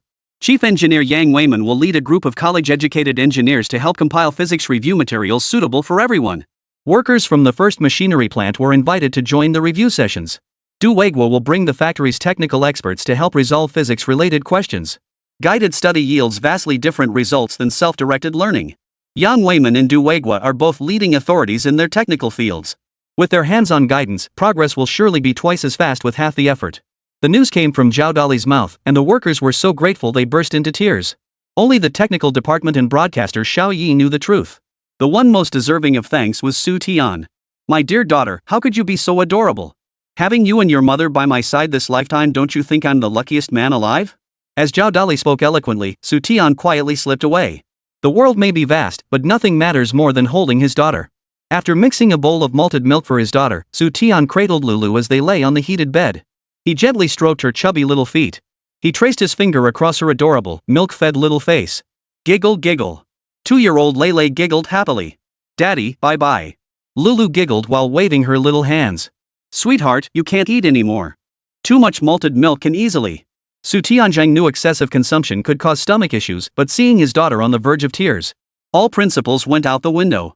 He immediately picked up his daughter and poured another bowl of malted milk. After preparing the malted milk, Xu Tian blew on it to cool it down before carefully feeding it to his daughter. No matter how good malted milk is, it still can't compare to formula. Lulu is right, in the middle of her growth spurt we absolutely must find a way to get her some formula. Thinking of the formula, Xu Tian couldn't help but think of his parents. Just a few months after giving birth to Xu Tian, his mother received a transfer order relocating her from Shanghai to Beijing. Thanks to the formula his mother mailed from the capital each month, Xu Tian grew up healthy and strong. When he saw his mother again, Xu Tian was already 13 years old. Her superiors reassigned her to teach at Shanghai University. Her departure lasted 13 years, leaving Xu Tian and his mother with a strained relationship. Knowing Xu Tian loved reading, in an effort to mend their relationship, she helped him obtain a library card for the university library. Even though Xu Tian practically lived at the library, his relationship with his mother never truly improved. It wasn't until 5 years after her death that Xu Tian realized how much of a jerk he had been. It wasn't that she didn't love him. Compared to loving Xu Tian, she loved her country even more. Chapter 63, The Triumphant Ambition of Conquering All Heroes Under Heaven. That year, the Xia Kingdom declassified a large group of experts involved in nuclear weapons research. Among them was the name of his mother. Yi Min, a disciple of Igor, the nuclear physics authority of Giant Bear Nation, was ordered to transfer to the nuclear machinery department. She secretly participated in the research of Xia Nation's first nuclear weapon. Until her death, my mother never revealed this secret. Tears welled up in Xu Tian's eyes. He would have to wait another 2 years to see his parents. July of the year after next. Only then would they be able to emerge completely. In this lifetime, Xu Tian must make amends for his debts to his daughter and wife. He also felt remorse toward his mother. Others would be released gradually starting next year. Only Xu Tian's parents would have to stay an extra year. The reason was simple. Their status was too unique. His mother, Yi Min, was taught by a leading nuclear physicist in Giant Bear Nation who had participated in the nation's entire nuclear bomb, hydrogen bomb, and first nuclear reactor research programs. Su Wenbin's father was a capitalist from White Eagle Nation, a billionaire tycoon. In the words of the younger generation, the Su family was stacked with buffs, simply surviving to see the day of liberation. That alone was no small feat. Perhaps I could write them a letter. Thinking of his parents' plight, Xu Tian resolved he must do something. He didn't have the means to get them out early. Sending them photos of his wife and daughter along with the letter would surely bring them great joy. As for sending gifts, he didn't even need to consider it. He wouldn't even get past the first hurdle. Right. When Xiao Jie comes back, we'll take a new family photo and have someone deliver it to my parents. Xu Tian already had someone in mind to ask for help. The next day, Xu Tian took the morning off work, borrowed Zhao Dali's bicycle, and headed straight for the first machinery factory. Seeing the capable Xu Tian arrive, Du Weiguo wasted no time inviting him to stay for lunch. Director Du, I'm not here for lunch. I'm here to resolve practical difficulties for both our factories. Xu Tian poured himself a glass of cold water with his usual ease. He downed it in one gulp. Riding a bike in this scorching heat was practically a death sentence. Du Weiguo was completely baffled. Section Chief Su, are our two factories facing any real difficulties right now? Does math count as a practical difficulty? Oh, you're talking about the college entrance exams. Math really is a major hurdle. Du Weiguo shared his concern. When it came to supporting young workers taking the college entrance exam, Du Weiguo proved even more proactive than Zhao Dali. After receiving Zhao Dali's call yesterday afternoon, Du Weiguo spent the entire night brainstorming solutions and handwriting physics study materials. For physics and chemistry, Haizhou Steel and the machinery factory were providing tutoring assistance. But math was proving particularly difficult. Du Weiguo understood the concepts of geometry and algebra, but he didn't know how to teach it. He couldn't possibly compile materials on his own. As for the math books in the bookstore, some were ridiculously simplistic. Or they contained very little usable information. Those thick math books were filled with nothing but criticism. They're called math books, but they're more like language arts textbooks. Using this junk to improve young workers' math skills is nothing short of misleading the next generation. Xu Tian wiped the sweat from his forehead and said, I heard from Chief Engineer Yang that your first machinery plant often helps repair machinery for the printing factory. Don't even mention it. Du Weiguo snapped irritably, their ancient printing presses break down every other day. The old technicians retired, and the new ones are just second-rate. Once when they had a major breakdown, the factory reached out to Du Weiguo for help. Out of class solidarity, Du Weiguo took his team to take a look. It took them the entire afternoon to fix it. Ever since then, the printing factory became dependent on the machinery factory. Whenever trouble struck, they'd come straight to the first machinery factory for help. Our first machinery plant is practically becoming a subsidiary of the printing factory. Du Weiguo, being a man of principle, couldn't bring himself to refuse. Xu Tian remarked, well, after helping them so many times, it's about time they returned the favor. I'll head over to the post office to send a telegram to my wife. Have her see if she can get some math books from Beijing. There aren't enough copies to go around. If we want one for each person, we'll have to photocopy them. Have them print the physics materials your factory compiled along with our factory's chemistry materials too. I suspect it won't be long before the printing plant is too busy to help us. It wasn't that Xu Tian didn't want to make the call. The problem was he didn't know when Zhou Jie and Su Changmao would be at the guest house. A telegram was the more direct option. Telegrams cost 3 cents per character. Listing all the book titles and explaining the content clearly would take at least 100 words. Paying for it personally would be heartbreaking. But no matter how painful, it must be sent. It's only a matter of days. Every educational book on the market will inevitably be swept off the shelves. Printing presses everywhere would inevitably run non-stop. Yesterday, higher authorities officially announced the nationwide resumption of college entrance exams. Many will inevitably wait and see for a while. In 5 or 7 days, the whole country will be buzzing with activity. Comrades, we must race against time. At this very moment, Xu Tian felt a surge of triumph, as if all heroes had fallen into his net. The first batch of college students he personally mentored, they were all valuable connections. Not just connections for Haizhou, but connections for Xu Tian himself. During his early working years, Xu Tian often heard the third batch veterans at the institute chanting rhymes about the 7-month periods. Golden 77, silver 78. Guaranteed placement, living off the state. The scholars who entered university in 1977 and 1978 were almost exclusively assigned to core departments after graduation. Right. I'll go see their factory manager this afternoon. If they won't print for us, we'll just have to figure out how to fix the machines ourselves when they break down. Du Weiguo nodded vigorously. A capable person is a capable person. He could find solutions to any problem. With him in the area, whatever challenges the first machinery plant faced could be overcome. Suddenly, an indescribable expression flashed across Du Weiguo's face. Section Chief Su, are you planning to apply? Lost in his excitement, Du Weiguo had overlooked one crucial detail. Xu Tian also met the eligibility requirements for the college entrance exam. If Xu Tian had any major issues, he wouldn't have been able to get into Haizhou. These past 2 years have been tough enough. Xu Tian shook his head. Plans never kept pace with change. He never imagined he'd end up at Haizhou. His original plan was to lie low for a year. Then, once the college entrance exams resumed, he'd take his wife with him to university. But that was no longer possible. Zhou Jie, however, could stick to her original plan. She would first join Haizhou Steel, then register for the college entrance exams. She'd wait until she graduated from university. Xu Tian now had the authority to transfer Zhou Jie back to her original factory. A ringing phone interrupted the office's silence. Yes, he's here with me.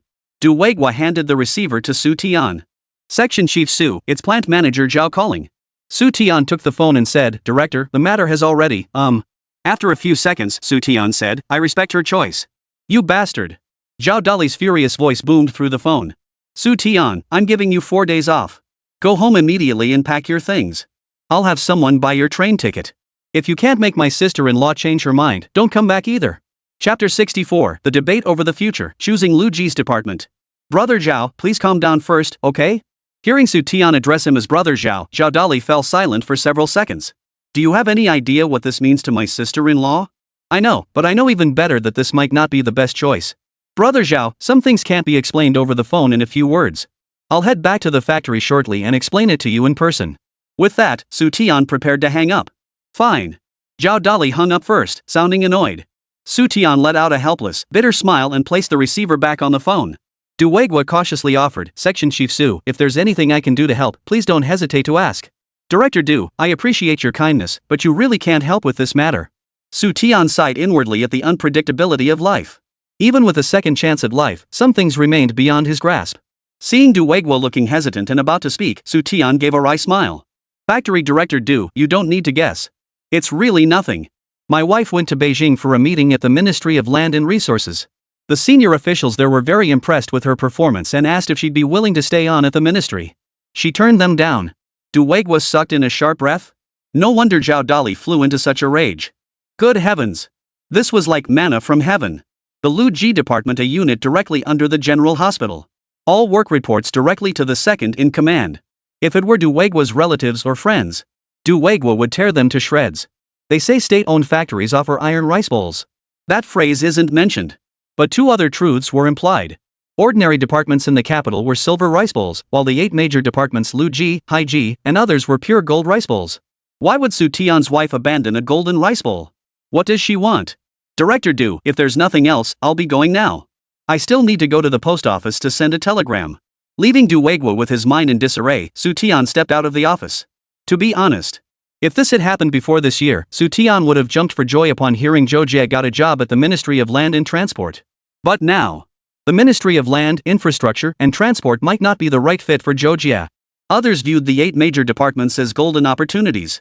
Beyond the generous benefits and high status, they also get to interact with senior leadership from time to time.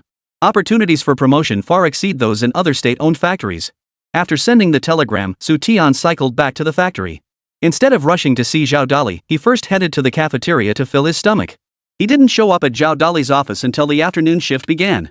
Several hours later, Zhao Dali had calmed down considerably. He no longer raged as he had initially, accusing Xu Tian of only caring about himself and completely disregarding Zhou Jie's future. Director, it's truly a great opportunity for Zhou Jie to join the Land Transport Department. I understand the thoughtful intentions behind Uncle Su's call asking you to persuade me. But to be honest, what we consider a good opportunity might not necessarily be right for Zhou Jie. Xu Tian calmly explained to Zhao Dali the reasons behind Zhou Jie's refusal of her superior's offer. First, Zhou Jie is a family-oriented woman. She is also a mother. Whether or not she brought Lulu to work in the capital, it would be a struggle for her. Second, the college entrance exams were just around the corner. Zhou Jie had made it clear she intended to take this year's exams.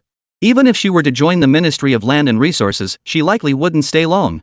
Unless Zhou Jie gives up on the college entrance exam. With only a junior high school education, how long could she realistically hold a position at the Ministry of Land and Transport? But an opportunity like this is as rare as hen's teeth. Zhao Dali stood up and said, if your education isn't high, you can learn gradually. I don't believe every staff member at the Ministry of Industry is a college graduate. Xu Tian, I'm not speaking to you as the factory director now. You call me Brother Zhao, and I've always regarded you as my younger brother. Though we've only known each other a short time, I can tell you're someone worth having as a friend.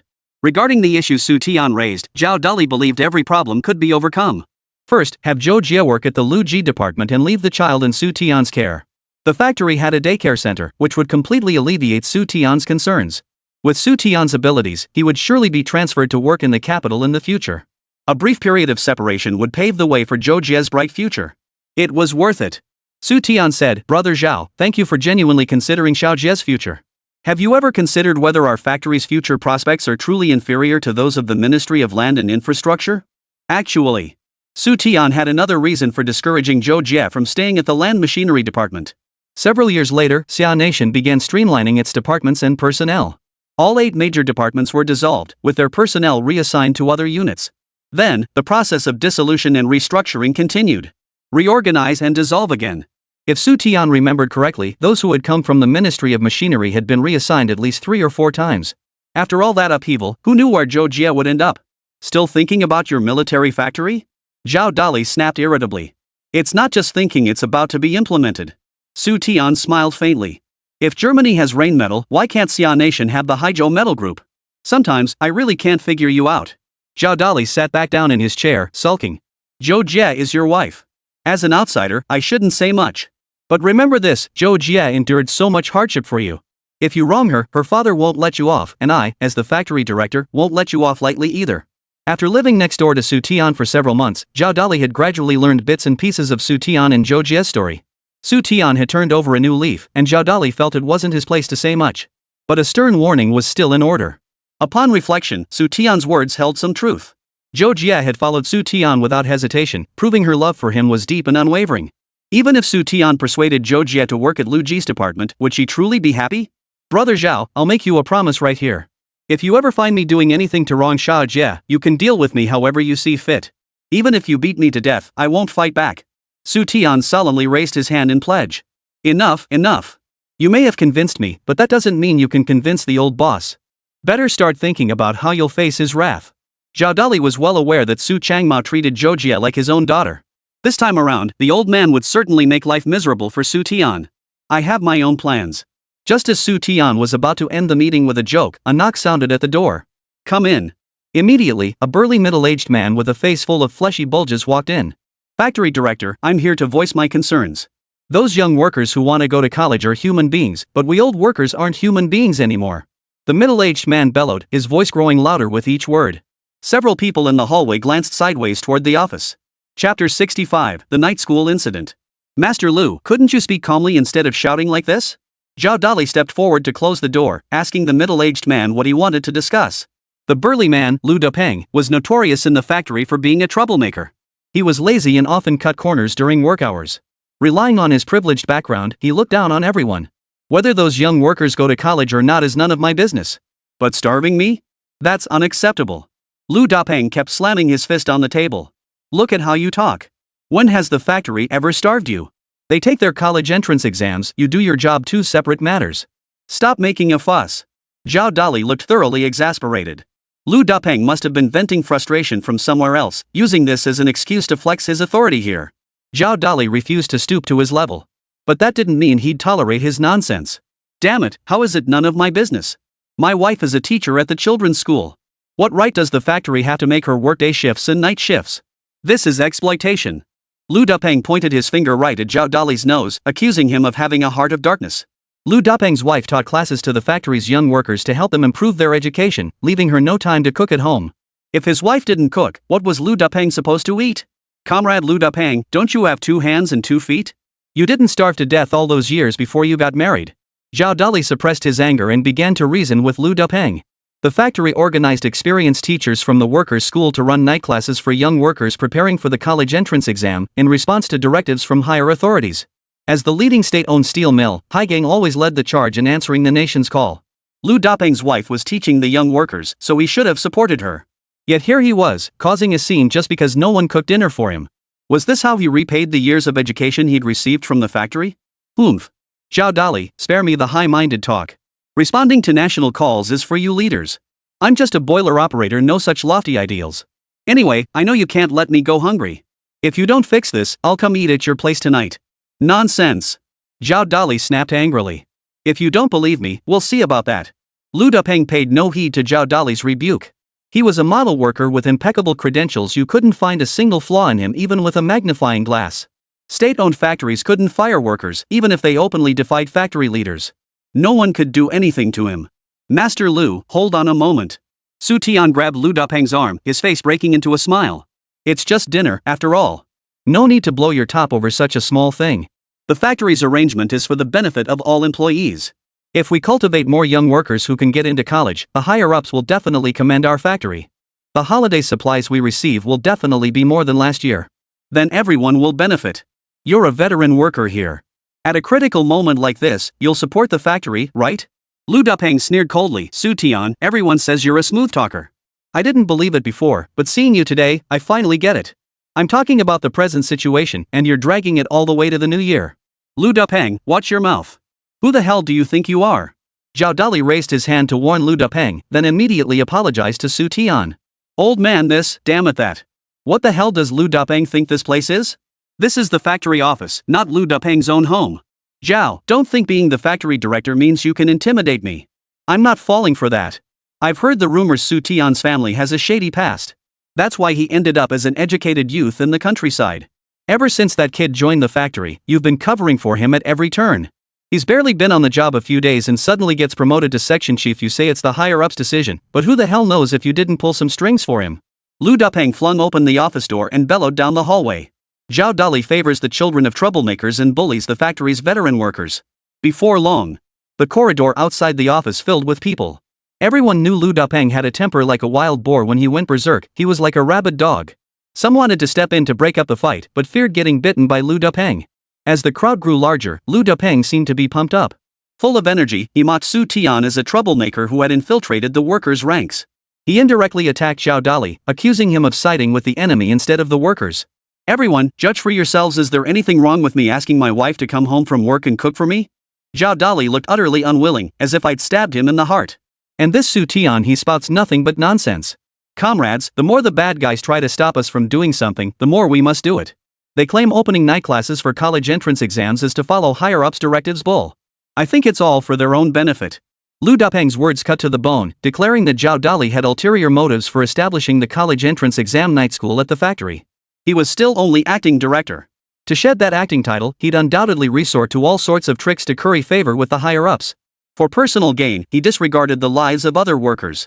Does someone like that have the right to lead us? As the words fell, many onlookers wore solemn expressions.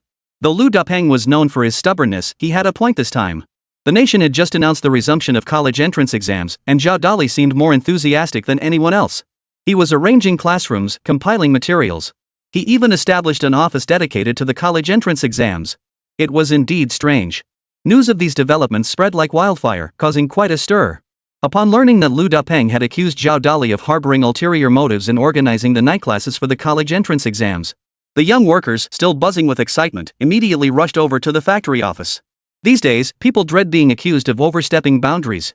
If Zhao Dali succumbed to the pressure and cancelled all the arrangements announced yesterday, if the college entrance exam night school were suspended, the young workers' chances of getting into university would plummet. Never mind the other subjects. Take physics and chemistry alone. They'd have to rely entirely on self-study. Xu Tian furrowed his brow. Something felt terribly off. No matter how he looked at it, Zhao Dali seemed to have come prepared. This didn't feel like a spur-of-the-moment attack. Before long, downstairs in the hallway, a large crowd of young workers had gathered. In my opinion, they should just shut down the college entrance exam night school. The factory has no obligation to provide learning opportunities for those restless young workers. Exactly. Without these night classes, things might actually settle down. Ever since yesterday's meeting, every workshop has been in chaos. Old Lu has a point. There are definitely people with ulterior motives behind this. Someone started the chant, and soon the crowd was filled with shouts demanding the night school be shut down. The young workers who had rushed over listened with hearts pounding, immediately speaking out to demand the night school be preserved. Chaos erupted on the scene. It looked like a fight could break out at any moment. Chapter 66. There are diligent workers, but there's no shortage of slackers. Xiao Yi, the announcer who had rushed over upon hearing the news, was nervous as hell. She stared helplessly at Xu Tian, who remained silent. Forget whether the night school for college entrance exams would be cancelled or not. If this continued, the veteran workers and the young workers would surely come to blows. Clatter! A water cup was slammed hard onto the floor. The clamor and shouting in the room abruptly ceased. Zhao Dali brushed tea leaves from his hands and dragged a chair over with a grim expression. Placing it in the center of the crowd, he stood upon it and surveyed the room. Whether to keep the night school for college entrance exam prep or cancel it, that's something the factory leadership will discuss in a meeting. This is work time. You're abandoning your posts without permission. Is this what we workers should be doing? Swearing and cursing, ready to fight over such a trivial matter. Your fellow workers, class brothers, not enemies. Veins bulged on Zhao Dali's forehead as he shot a fierce glare at the instigator, Lu Dapeng. A trivial matter nearly escalated into a brawl between veteran and young workers. Zhao Dali, if we're all brothers in the working class, why are you playing favorites? Lu Dapeng began recounting two incidents in a sarcastic tone. Everyone knew the truth. Lu Dapeng, due to health issues, frequently fell ill and was hospitalized. Ever since Zhao Dali became factory director, everything changed. Numerous employees who were ill and needed hospitalization had their wages docked. If you got sick and needed hospitalization during work hours, the factory was supposed to cover everything. Moreover, monthly wages must be paid in full without any deductions. Yet now, factory workers who fall ill due to their jobs and are hospitalized at the staff hospital are actually having their wages docked. What else could this be but favoritism? Xu Tian, a bastard with a problematic family background, was not only allowed to work in the factory, but also promoted to section chief. There must be something fishy going on. As the factory director, Zhao Dali knew better than anyone what was really going on. Add to that his special favoring of Xu Tian. Lu Dapeng asked with a forced smile, Zhao Dali, your stance is problematic. Be careful you don't get taken down. Lu Dapeng, you're making baseless accusations. I, Zhao Dali, walk with my head held high and have never done anything to betray the factory. Zhao Dali's face flushed crimson with anger as he retorted that Lu Dapeng was talking utter nonsense. The policy of docking wages for hospital stays was entirely misrepresented. This policy was implemented to eliminate the bad habit of factory workers faking illness. Year in and year out, Lu Dapeng spent at least half the year hospitalized. He collected his full salary while feasting daily on the hospital's patient meals. If he were genuinely ill, that would be one thing, but he cursed with more vigor than anyone else. And he ate more than anyone else. If everyone were like him, there wouldn't be a sick person left on earth. Xu Tian suddenly understood. No wonder Zhao Dali made such a huge fuss. It wasn't worth ruining relations with Zhao Dali over dinner. And it certainly wasn't worth attacking Xu Tian's background like a rabid dog. Everything, absolutely everything, was about self-interest. People come in all shapes and sizes, and High Steel alone employed tens of thousands of workers. Where there are good people, there are naturally bad ones. There were diligent, honest workers, but there were also slackers who cut corners, coasted through their days, and waited for death. Clearly, Lu Dapeng was the latter. Xu Tian knew all too well about faking illness. One of Xu Tian's former direct supervisors had done it from the day he started work until he was transferred. For a full 5 years. He spent less than 2 weeks a month at the office. He practically lived in the hospital, 1 week hospitalized recuperating, the next week recuperating at home. His salary and bonuses were paid in full. He enjoyed full reimbursement for medical expenses, a private room, and nurses on call at all times. If one person gets away with this, soon there will be a second, then a third. Zhao Dali wouldn't tolerate such nonsense and would definitely call a halt. If he couldn't stop it, he'd simply dock their pay. It perfectly matched Zhao Dali's straightforward military temperament. Lu Dapeng sneered, "Zhao, you say I'm hitting on patients, got any proof?" My booming voice is natural, and my hearty appetite comes from my parents giving me a good stomach. There are plenty of patients who eat well and talk a lot. Why aren't you docking their pay? This is clearly targeting us old workers on purpose. As soon as he finished speaking, someone immediately stepped up beside Lu Dapeng, joining in the accusations that Zhao Dali was abusing his authority as factory director. Fearing that one day, if they were hospitalized, their wages would be docked too.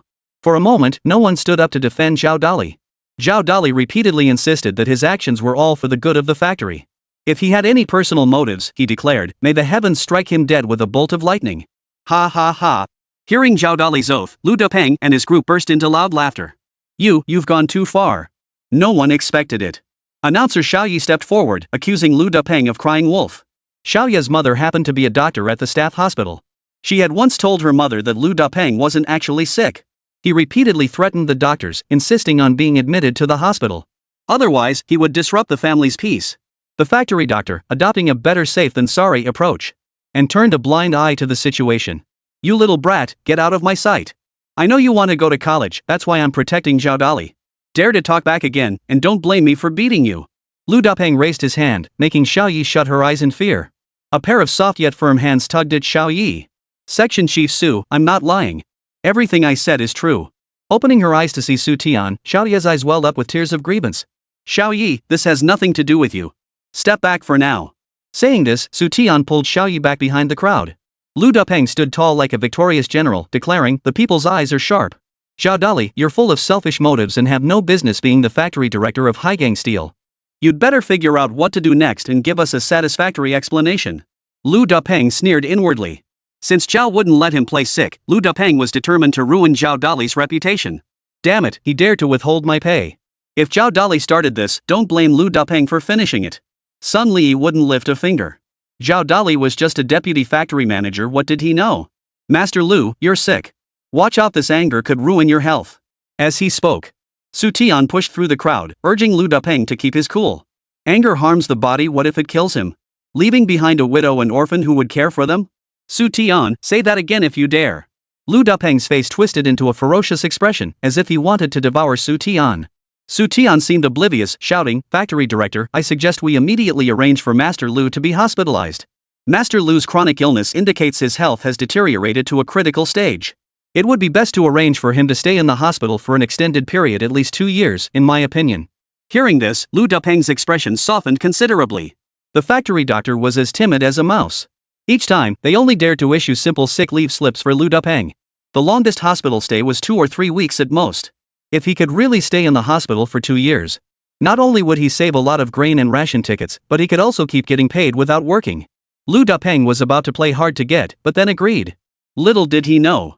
Xu Tian's next words nearly made him faint with rage. Chapter 67, This isn't a fight, it's a persecution incident. Comrades, as you all know, our factory does have a hospital, but it can only treat minor illnesses and injuries. Master Lu's prolonged hospitalization indicates his condition has reached a critical stage. I believe Master Lu should be transferred to Haizhou Dongfeng Hospital, where the medical expertise is unmatched. Whether it's medical facilities or doctors, Dongfeng Hospital is the best. Zhao Dali's expression darkened. Xu Tian was trying to get Master Lu killed. Zhao Dali wasn't the only one whose face turned pale, many others also wore expressions of shock. Xu Tian. Damn you. Lu Dapeng's face twisted into a demonic grimace. Xu Tian looked utterly innocent as he said, Master Lu, I suggested the factory director send you to a major hospital. If you don't appreciate it, that's one thing, but why are you cursing me? Isn't Dongfeng Hospital the best hospital in our area? Lu Dapeng opened his mouth, but found no response to that. Master Lu, Section Chief Su is asking you a question. Isn't Dongfeng Hospital good enough? The doctors at Dongfeng Hospital are as pure-blooded as you are. They'll care for you best. What are you all standing around for? Quickly find a vehicle and take Master Lu to Dongfeng Hospital. This time, it was the young workers' turn to fight back. They sarcastically described Dongfeng Hospital as the most suitable place for Lu Dapeng's recuperation. It has a prestigious reputation and excellent medical facilities. Most importantly, the doctors there were exceptional. They were all good comrades like Lu Dapeng, with rich combat experience. High ideological consciousness, clean family backgrounds. If the factory wouldn't cover his medical expenses, the young workers were willing to pool their money to reimburse Lu Dapeng. Lu Dapeng turned to face the young worker who had just sneered at him. If looks could kill, he would have finished off Xu Tian first. Dongfeng Hospital was indeed the best hospital in Haizhou. Except that the word once must be added before it. Ever since the hospital was taken over, all the experienced doctors and nurses inside had been labeled as bad elements. They were either assigned to sweep streets or clean toilets. A large group of young men and women from all walks of life, after glancing through medical textbooks for 2 days, have replaced them as medical staff. I heard the head of surgery used to be the hospital cook. The pharmacist came from a veterinary clinic. Going to Dongfeng Hospital for treatment? Only if you've had enough of life. A decent person might walk out missing something. Let alone staying there for 2 years. Shut the hell up, all of you. Lu Dapeng snarled through gritted teeth. Xu Tian, you set me up. Xu Tian chuckled. Master Lu, your words are getting harder and harder to understand. I sent you to a top hospital and you say I'm screwing you over. Is just standing by and watching you drop dead at home from illness what you call helping you? The young workers couldn't stop laughing. Lu Dapeng wouldn't dare go to Dongfeng Hospital. Yet he dared not utter a single word against Dongfeng Hospital. If he said it, he'd be in big trouble. Zhao Dali sighed deeply. Cultured people curse without uttering a single vulgar word. Lu Dapeng raised his hand, threatening menacingly, you damn well better believe I'll beat you. I don't. Xu Tian replied calmly, workers don't beat up fellow workers. Only bullies, landlords, capitalists, bad elements, and spies would harm their fellow workers. Oh, and there's one more kind. Xu Tian said with a faint, mocking smile, those who infiltrate the workers' ranks, thieves. These thieves are more despicable than the others. Others do harm openly, but these thieves do it in secret. They sow discord, deliberately create conflicts to disrupt production, calling it criticism, but really serving their own selfish interests. They seize on any excuse to muddy the waters. Master Lu, why does what you just did feel so familiar? You. Lu Dapeng lashed out at Xu Tian with a slap. If Xu Tian kept talking, he'd be branded a saboteur in no time. Ah! Xu Tian let out a blood-curdling scream like a pig being slaughtered, staggering backward. Clang! Stumbling back 5 or 6 steps, Xu Tian slammed headfirst into the concrete wall of the corridor. His forehead was scraped raw by the wall, blood trickling down in streaks. Everyone stared in stunned silence, never expecting Lu Dapeng to strike with such brutal force. A single slap sent Xu Tian flying several meters. What immense strength that must have taken. Section Chief Su, how are you? Xiaoyi pushed through the crowd, cradling Xu Tian's head as she wept uncontrollably. Xu Tian's voice came out in broken gasps, I'm not dead. Death doesn't belong to workers. Before he could finish, Xu Tian looked at Lu Dapeng, whose face was frozen in shock. Toward him, his arm trembled as he raised his hand. After a few feeble attempts, his arm slumped limply downward. Wha? Lu Dapeng, you murderer. Section Chief Su never provoked you or wronged you. Why did you strike such a deadly blow? Xiaoyi sobbed as she spoke. Had Lu Dapeng beaten Xu Tian because he'd hit a nerve? Who knew he was so frail? I only gave him a light tap, barely using any strength. Besides, Xu Tian cursed me, he deserved a lesson. Lu Dapeng stared down at his right hand. He really hadn't used much force. Angry as he was, Lu Dapeng wasn't stupid. If he really beat Xu Tian to the point of expulsion, he'd be the one in trouble. Xu Tian, his head resting on Xiaoye's lap, sighed inwardly. This girl's eloquence was truly lacking. She handed him a knife, yet insisted on using the handle to strike him. Sis, you don't need to keep repeating yourself. Get to the point. Lu Dapeng. A furious shout erupted from beyond the crowd. Chief Engineer Yang Weiman pushed through the blocking crowd with an icy expression. I see you weren't just trying to teach Xu Tian a lesson, you were playing your cards close to your chest. A cornered dog will bite. Yang Weiman pointed at the blood on Xu Tian's head and shouted, I was right outside just now. I heard everything clearly. Xu Tian said all that, and you didn't lift a finger. You just started hitting him the moment he described what a work saboteur is. If that's not a guilty conscience, what is it? Yang Weiman stepped before Lu Dapeng, his eyes blazing with fury. You're the one who's always playing sick, yet you nearly killed Comrade Xu Tian with a single blow. Is there a single truthful word in your mouth? Before Lu Dapeng could retort, Yang Weiman launched into Xu Tian's contributions to Haizhou steel. First, he helped Haizhou develop special steel, solving a major national technological challenge. Just months ago, to meet Haizhou's foreign exchange quota, he was willing to trade his blood for sugar. Among the plant's 10,000 workers, how many could match Xu Tian's dedication? He loved the factory more than himself. What had Lu Dapeng done? Noticing everyone's attention focused on the suddenly appearing Yang Weiman, Xu Tian immediately mouthed to Xiaoyi. Director, I suggest we report this immediately. Xiaoyi wiped away tears and choked out, this isn't a fight, it's an act of persecution. Once the authorities investigate, they should first check if Lu Dapeng is actually ill. If he isn't ill, his years of prolonged hospitalization amount to exploiting the state and siphoning off collective assets.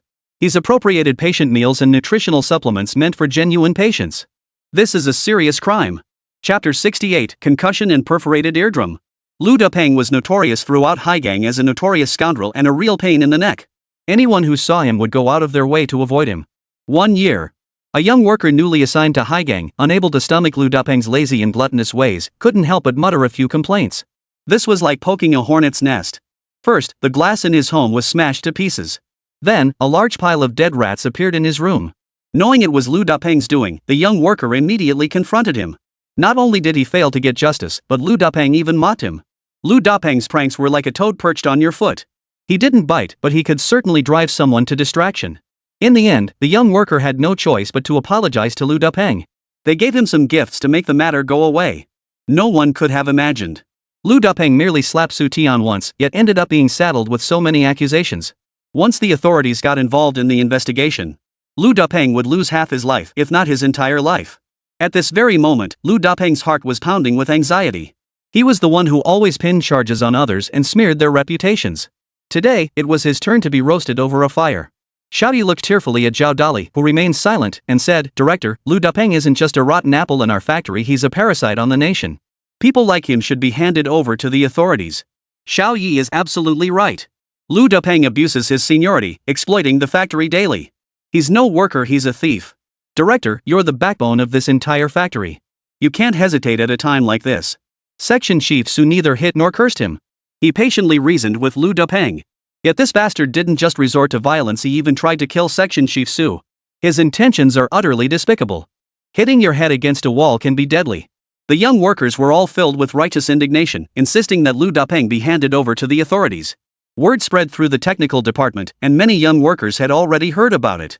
The idea for the night school during the college entrance exam period was actually Xu Tian's. Every detail had been meticulously planned by Xu Tian himself.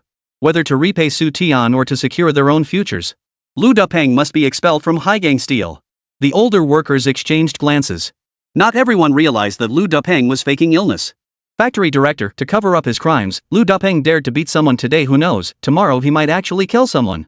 Xiao Yi grew increasingly agitated as he spoke, his mind racing with sudden clarity. Time rewound to before the incident. Xu Tian quietly imparted his plan to Xiao Yi. He planned to deliberately provoke Lu Dapeng. The moment Lu Dapeng struck, Xiao Yi would immediately pin a charge on him. The more serious the charges, the better. She would emphasize the need to report it to the authorities. Xiao Yi, not yet 20, had never witnessed such a scene. As her mind went blank, Xu Tian had already begun his provocation. "You damn brat, shut the hell up." Lu Dapeng roared furiously at Xiao Yi. If the cops really showed up, things would get seriously messy. "You're the one who should shut up." Zhao Dali snapped. "Lu Dapeng, you've got some nerve. Not only do you refuse to admit your mistake, but you're escalating things by threatening others. Haigang Steel isn't your playground.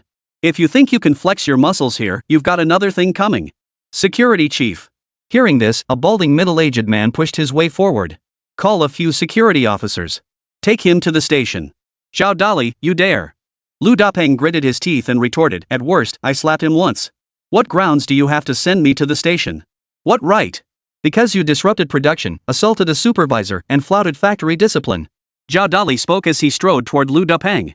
Standing before Lu Dapeng, Zhao Dali enunciated each word. "Whether it's the workers' hospital or Haizhou Steel, they're all state property. You've been faking illness to collect state wages every month, isn't that a crime? Assaulting a supervisor, threatening others, who do you think you are?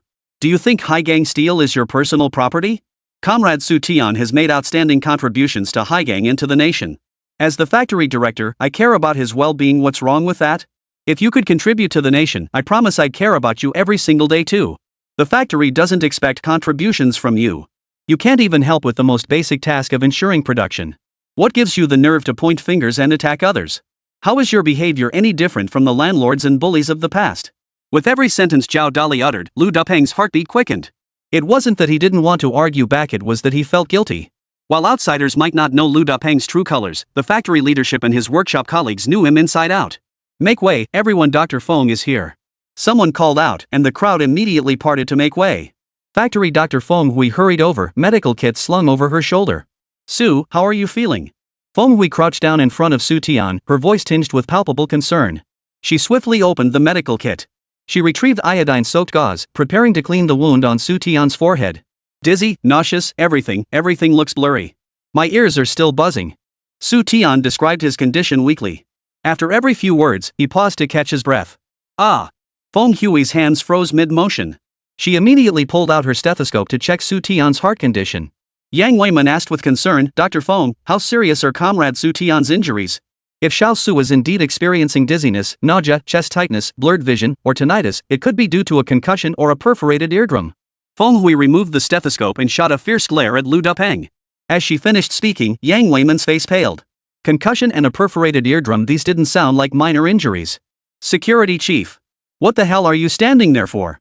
Get the security officer to take Lu Dapeng to the institute immediately. Yang Weiman clearly regarded Xu Tian as the future chief engineer of Haizhou Steel, his own successor. Hearing Xu Tian might have suffered a concussion from the beating, Yang Weiman wanted to kick Lu Dapeng to death. Don't report this. Xu Tian managed to say with great difficulty, even if Lu Dapeng is guilty of 1,000 mistakes, he's still one of us at Haizhou Steel. With proper education, I believe he can be reformed. Xiao Su, what on earth are you thinking? How can you still speak up for that beast at a time like this? Yang Weiman snapped angrily, his gratitude won't come from your pity. A leopard can't change its spots. Let's hand him over to the station for processing. Xu Tian gasped weakly, his voice faint. Chief Engineer Yang, they say you don't air your dirty laundry in public. If we really send him away, how will the other brother factories view us? I believe we should give Lu Dapeng a chance. If we at Haizhou can conquer even Special Steel, surely we can reform a single person? Chapter 69, No Pain, No Gain. Is that really labor reform? At these words, many workers wore expressions of deep emotion. Many harbored reservations about Xu Tian becoming head of the technical department at such a young age.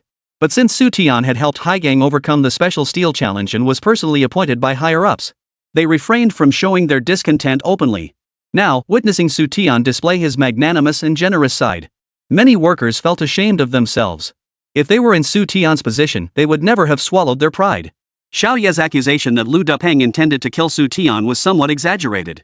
Even if he didn't intend to kill, his attack was certainly brutal enough. One slap sent Xu Tian flying 5 or 6 meters. What immense strength and hatred must that have taken? Add to that the potential for concussion and a ruptured eardrum. Under such circumstances, anyone would hold Lu Dapeng accountable. Yet for the sake of Haizhou's reputation, Xu Tian chose to forgive Lu Dapeng. He was willing to give him another chance. Such magnanimity even plant manager Zhao Dali might not possess it. While veteran workers marveled at Xu Tian's magnanimity, the young workers were furious. Keeping such a piece of it Haizhou was nothing short of disgusting. One young worker shouted, Section Chief Su, Chief Engineer Yang is right. Lu Dapeng is a dog that never changes its ways. Just send him to the police station. One serious injury charge will be more than enough to make him suffer. Cold sweat poured down Lu Dapeng's forehead. He dared not utter a single word now. Having spent years visiting hospitals to play the sick patient, Lu Dapeng knew a fair bit of medical jargon. Whether it was a concussion or a ruptured eardrum, both were serious injuries. This was getting serious. Lu Dapeng would definitely end up behind bars. He might have dared to act like a tough guy at Haizhou Steel, but that didn't mean he'd dare to keep causing trouble at the station. These past 2 years weren't like the old days.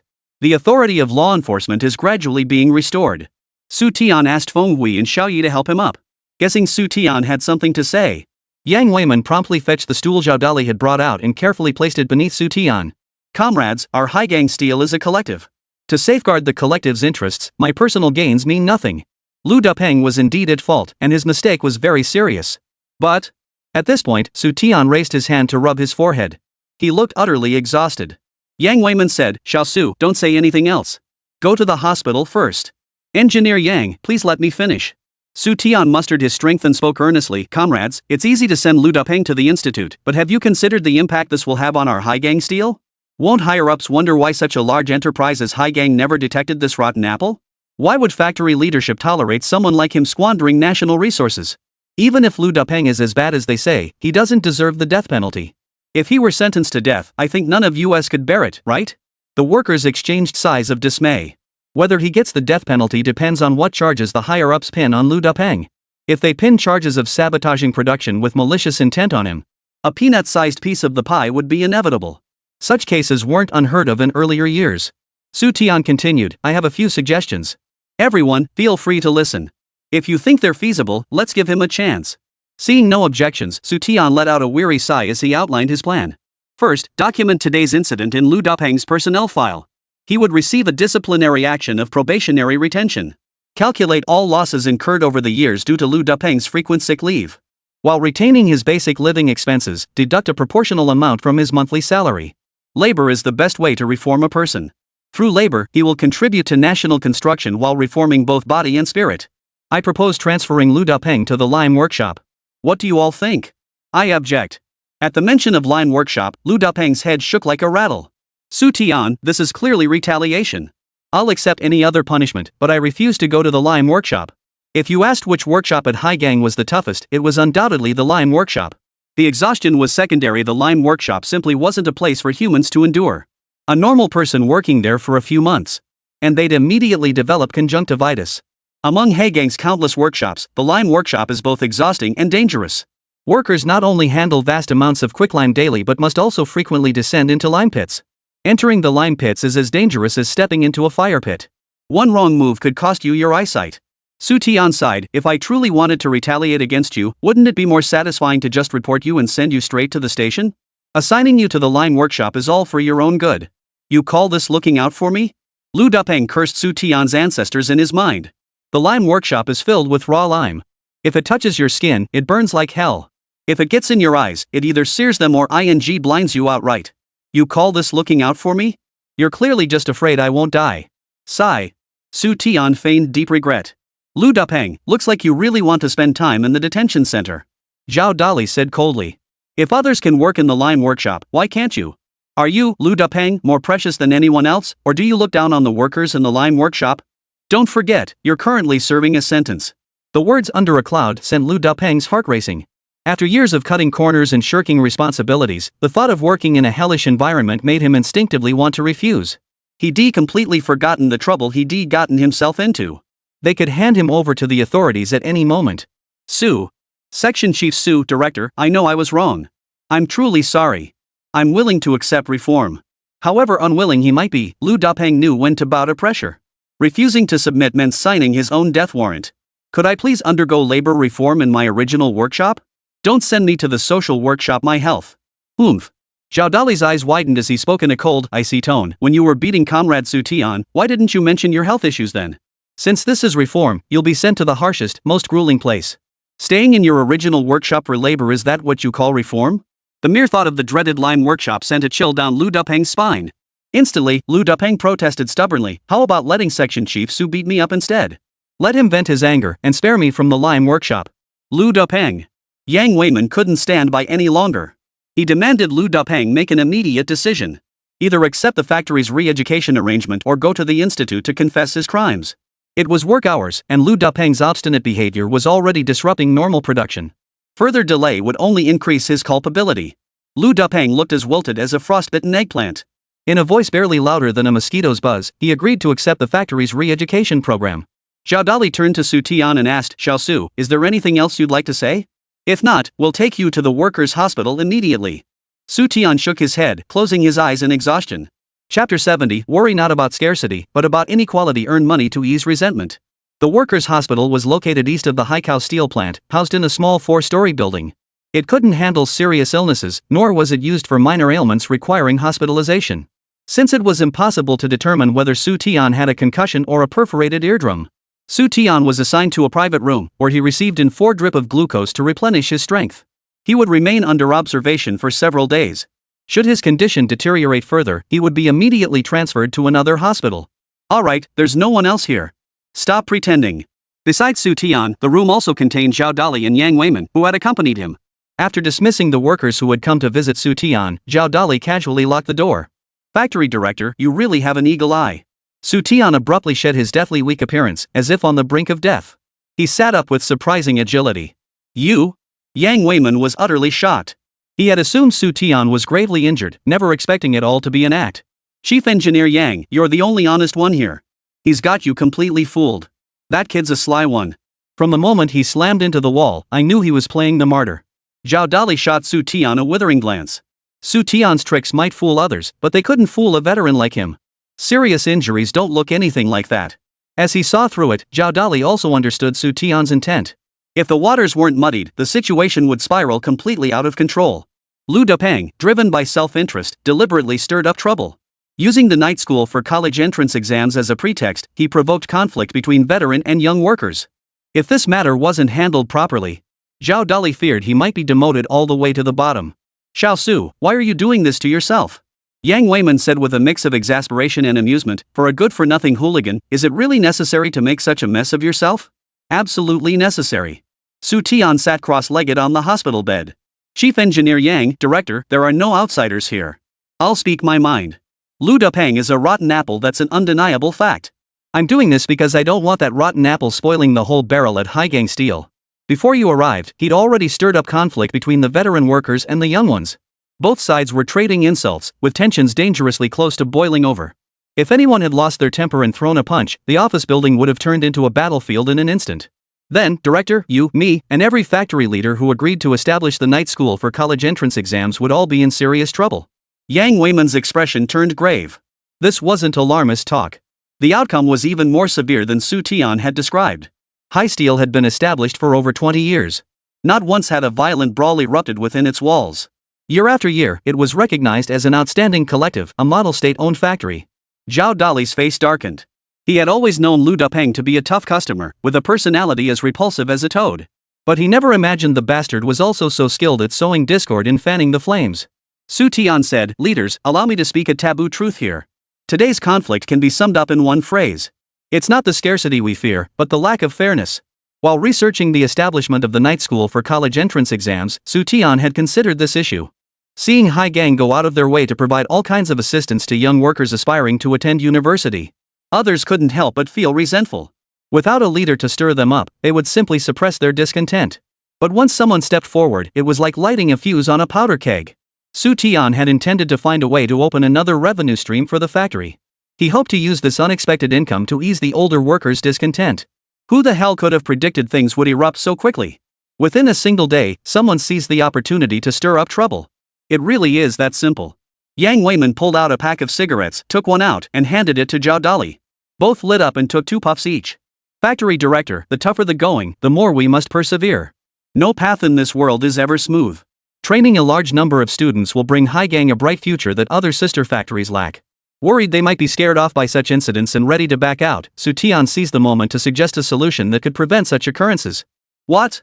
Sell books. Upon hearing Xu Tian's proposal, both Zhao Dali and Yang Weiman were dumbfounded. A steel mill selling books? Had Xu Tian lost his mind? Xu Tian's solution was straightforward. Leverage their strengths to sell college entrance exam review materials. Haizhou had a large pool of engineers and technicians. Chemistry knowledge was child's play for Haizhou. The first machinery plant handled physics, while Xu Tian took charge of mathematics. The 3 parties joined forces to produce accessible math, physics, and chemistry study guides. These materials would be provided free to young workers at night school while also being sold externally. Right, selling books, but we can't handle it alone. We need to clear 2 hurdles. Xu Tian held up 2 fingers. To sell books, first we need books. Second, even with books, we still need a department to handle sales. Once we secure connections with the printing plant and bookstores, our tutoring materials will sell like hotcakes. Ouch. Zhao Dali and Yang Weiman both let out yelps of pain. Their cigarettes had burned their fingers. Flinging away the cigarette butts, Yang Weiman asked uncertainly, "Will this work? Won't higher-ups think we're neglecting our main duties?" Quite the opposite. By doing this, we're solving problems for the higher-ups. Xu Tian smiled. Chief Engineer Yang, you know what a mess bookstores are in these days, right? Do they have any tutoring books that can help students prepare for exams and improve their grades? Yang Weiman frowned thoughtfully.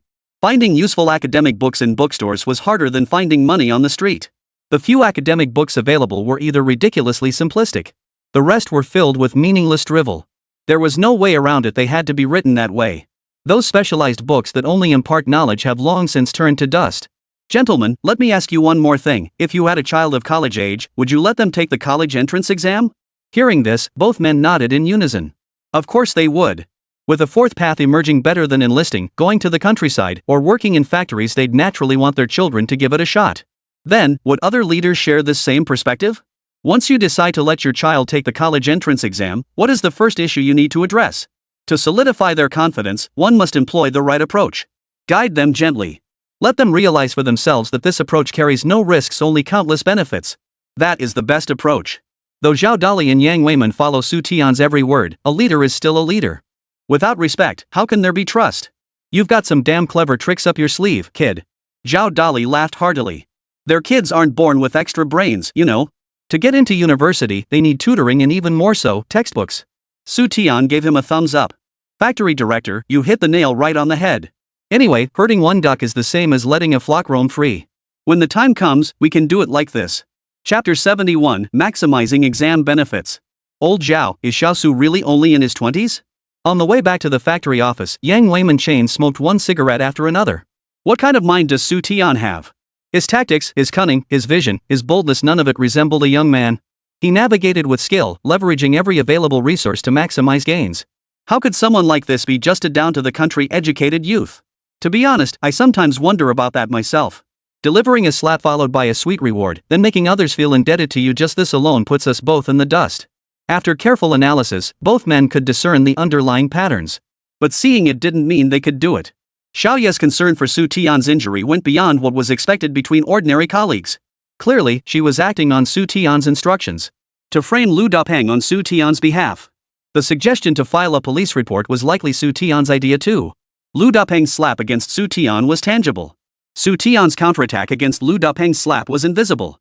The invisible slap was far more vicious than the visible one. It plunged Lu Dapeng directly into an abyss of no return. Then, Xu Tian reached out again, pulling Lu Dapeng up from the abyss. But he didn't pull him all the way up.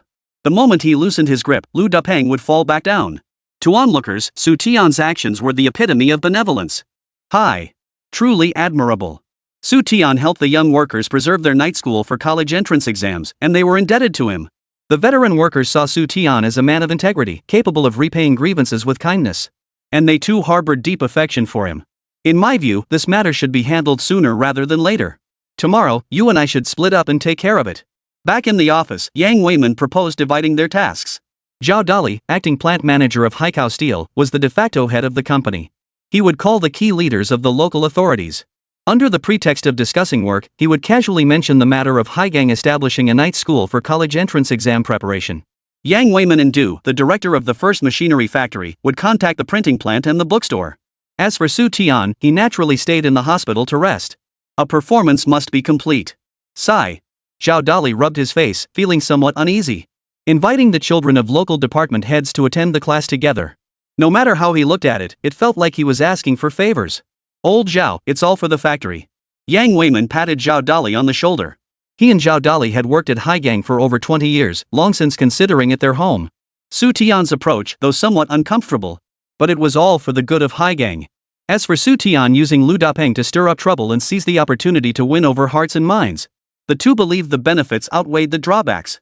Given Xu Tian's cunning, skill, vision, and intellect, he would undoubtedly become a key leader at Haigang in the future. With such a leader at the helm, Haigang's prosperity was assured.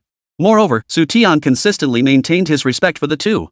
He proactively credited them with the initiative to establish the night school. This gesture alone proves Xu Tian understands the importance of maintaining boundaries. By inviting the children of key local department heads to attend the night school together, who wouldn't give Hainan Steel some face? If their children gained admission to university, their debt of gratitude to Haigang would only deepen. No wonder Lu Dapeng spent year after year on sick leave. In this day and age, that really was a life of luxury. After staying in the hospital for several days, Xu Tian found himself reluctant to leave the workers' hospital. 3 meals a day were delivered to his room. He read when he felt like it and slept when bored. His salary continued uninterrupted. If he needed anything, all he had to do was ask. Knowing Xu Tian still needed to care for his daughter, Zhao Dali arranged for a small bed to be added to his private room. After 7 days, Xu Tian felt he'd gained at least 2 or 3 pounds. Lulu had also gained quite a bit of weight. This combination of making an example to deter others and winning over hearts proved effective. Xu Tian's standing at Haigang Steel rose at a visible pace. The sheer number of workers who came to visit him these past few days spoke volumes. Director, I'm back. After dropping Lulu off at daycare, Xu Tian headed to the factory office with renewed vigor. Living the good life, huh? You've even put on weight. Zhao Dali teased. Back then, the workers came to visit me in droves. You'd bring 2 apples, I'd bring a bag of walnuts, no wonder I gained weight. Xu Tian chuckled. If I'd stayed longer, the hospital ward would have turned into a supply cooperative. Alright, let's get down to business. Zhao Dali handed a document to Xu Tian. While you were hospitalized, we've mostly wrapped up everything. Hainan Steel, first machinery plant, printing factory, and our bookstore, the 4 of us have reached an agreement. After deducting the required fees, we'll distribute the book sales revenue proportionally. Additionally, nearly all the children of local department heads who wish to attend university are willing to enroll here. Xu Tian divided his attention, listening to Zhao Dali's report while scanning the agreement. Once Zhou Jie brought the books back, sales would inevitably skyrocket. But these were just small sums, primarily meant to subsidize factory workers, suppressing discontent. The opportunity to make big money would have to wait. Factory director Master Lu should have settled in by now after transferring to the lime workshop. Don't get cocky now that you've gotten your way. You've made Lu Dapeng's life a living hell. Recalling Lu Dapeng's miserable state these past few days, Zhao Dali couldn't help but chuckle. Lu Dapeng was sent down to perform labor reform as punishment. Every time he tried to cut corners or put on a tough guy act to avoid work, workers would inevitably call out his misdeeds. After a few rounds of this, Lu Dapeng was thoroughly tamed. On top of that, Lu Dapeng nearly ruined the young workers' futures. The dozens of light industrial workers in the lime workshop banded together to target him. The protective gear issued to Lu Dapeng would vanish within days. The young workers criticized Lu Dapeng for not taking care of his protective gear, which was why it kept disappearing. Without his protective gear, Lu Dapeng suffered terribly. His hands were burned by the lime, looking like pickled chicken feet. Xu Tian remarked with a faint, mocking smile, if it doesn't touch the soul, how can it achieve the purpose of labor reform? Hearing this, Zhao Dali's expression turned stern. Xiao Su, Lu Dapeng got what he deserved. What you're doing to him is essentially ridding the factory of a pest. But regardless, this method is rather underhanded. Try to use it less often in the future. Zhao Dali glanced at Xu Tian. Xu Tian replied calmly, rest assured, director. As long as it doesn't tarnish our factory's reputation or harm its interests, everything is negotiable. As long as you remember those 2 points, I'll rest easy. Then, Zhao Dali glanced at his watch and looked up. Are you feeling better now? I wasn't injured to begin with. At most, I got a little scrape from a slap. Staying in the hospital for 6 or 7 days will make me stronger than ever. Xu Tian rolled up his sleeves and patted his arms. He looked as fit as a fiddle. That's good. Zhao Dali stood up and headed for the door, saying, old boss, Xu Tian is as tough as nails. Go ahead and give him what he deserves. As the words fell, Su Changmao, who should have been in the capital, emerged from the adjacent office. In his hand was a feather duster, the origin of which was unclear. Xu Tian's face froze in shock. Chapter 72, A Prophecy Fulfilled, the economic pressure has truly arrived. Uncle Su, this situation isn't surprising. To develop and narrow the gap with Western nations over the years, sacrifices are inevitable. Endurance is merely the beginning. Over the next 2 to 3 years, even greater changes are likely to unfold. Factory Director's Office. Su Changmao smoked his cigarette with a look of deep concern. Zhao Dali was lost in thought. Only Xu Tian spoke with great confidence. The sky won't fall if there's a problem, solve it. If there are no problems, create some and solve them. Looking at the worried Su Changmao, Xu Tian patiently reasoned with him. You little brat, I don't need you lecturing me. Of course I know to prioritize the greater good. But this means our military development will stall again. This trip to Beijing was primarily for Su Changmao to accompany Zhou Jie to the Ministry of Land and Equipment. Participating in the tank and armored vehicle discussions was merely incidental. The real work, or rather, the primary purpose, was to report to the leadership of the Naval Ministry on the progress of the missile destroyer construction. They hadn't anticipated this. The relevant departments were about to implement a series of sweeping changes. First and foremost was the reduction of project budgets across all units, whether it was major state-owned factories or national research institutions. In short, it was time to tighten our belts. The third and fourth 5-year plans were in full swing, demanding funds everywhere. Beyond the massive development funds required for the third and fourth 5-year plans, numerous other areas also demand significant expenditures. The purpose of reinstating the college entrance examination was to cultivate a large number of highly educated, high-quality talents in various fields for Xia Nation. How to cultivate them? It wasn't simply a matter of enrolling them in universities and having them attend classes for a few days. The state has a series of arrangements in place. In the future, it was highly likely that a group of people would be sent abroad for further studies. During his time in the capital, Su Changmao visited many former leaders and comrades in arms.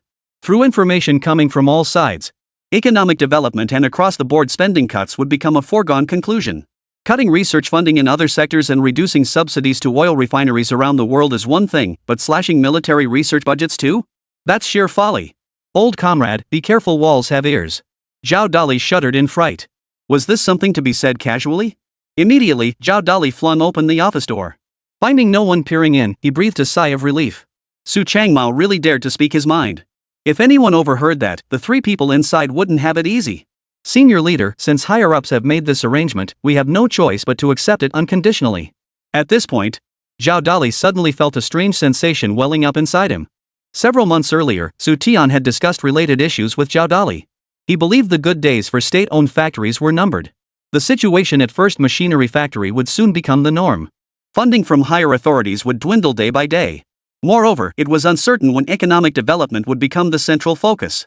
The previous model, where higher authorities set annual production quotas and factories were solely responsible for manufacturing. The planned economy model, where the state handled all sales, is also set to change. At first, Zhao Dali dismissed these concerns. He thought Xu Tian was worrying needlessly. The unfavorable situation at First Machinery Factory was merely an isolated case. Failing to meet higher-level targets, coupled with outdated equipment and a lack of R&D capabilities, had made them unpopular with the authorities. Receiving less funding year after year was a natural consequence.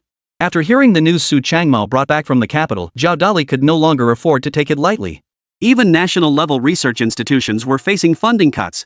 How could countless state-owned factories below them possibly remain unscathed? Having grown accustomed to the communal pot system, if Hainan Steel faced funding issues, the workers below would certainly hold him, the factory director, accountable. Xu Tian, if that day truly comes, what should we do at Haizhou? Zhao Dali turned to Xu Tian with a questioning look, seeking his guidance on how Haizhou could navigate this challenging environment and minimize the impact on itself. Diversify our operations. Think outside the box. Xu Tian replied solemnly, when funds are tight, the top priority is survival. Even if it means selling ice pops or taking on side businesses, we must guarantee our workers regular income. 10,000 workers form the foundation of our Haizhou. They are the bedrock of all our development. If their interests aren't safeguarded, Haizhou's situation will deteriorate day by day. Xu Tian then brought up the newspaper he had shown Zhao Dali not long ago.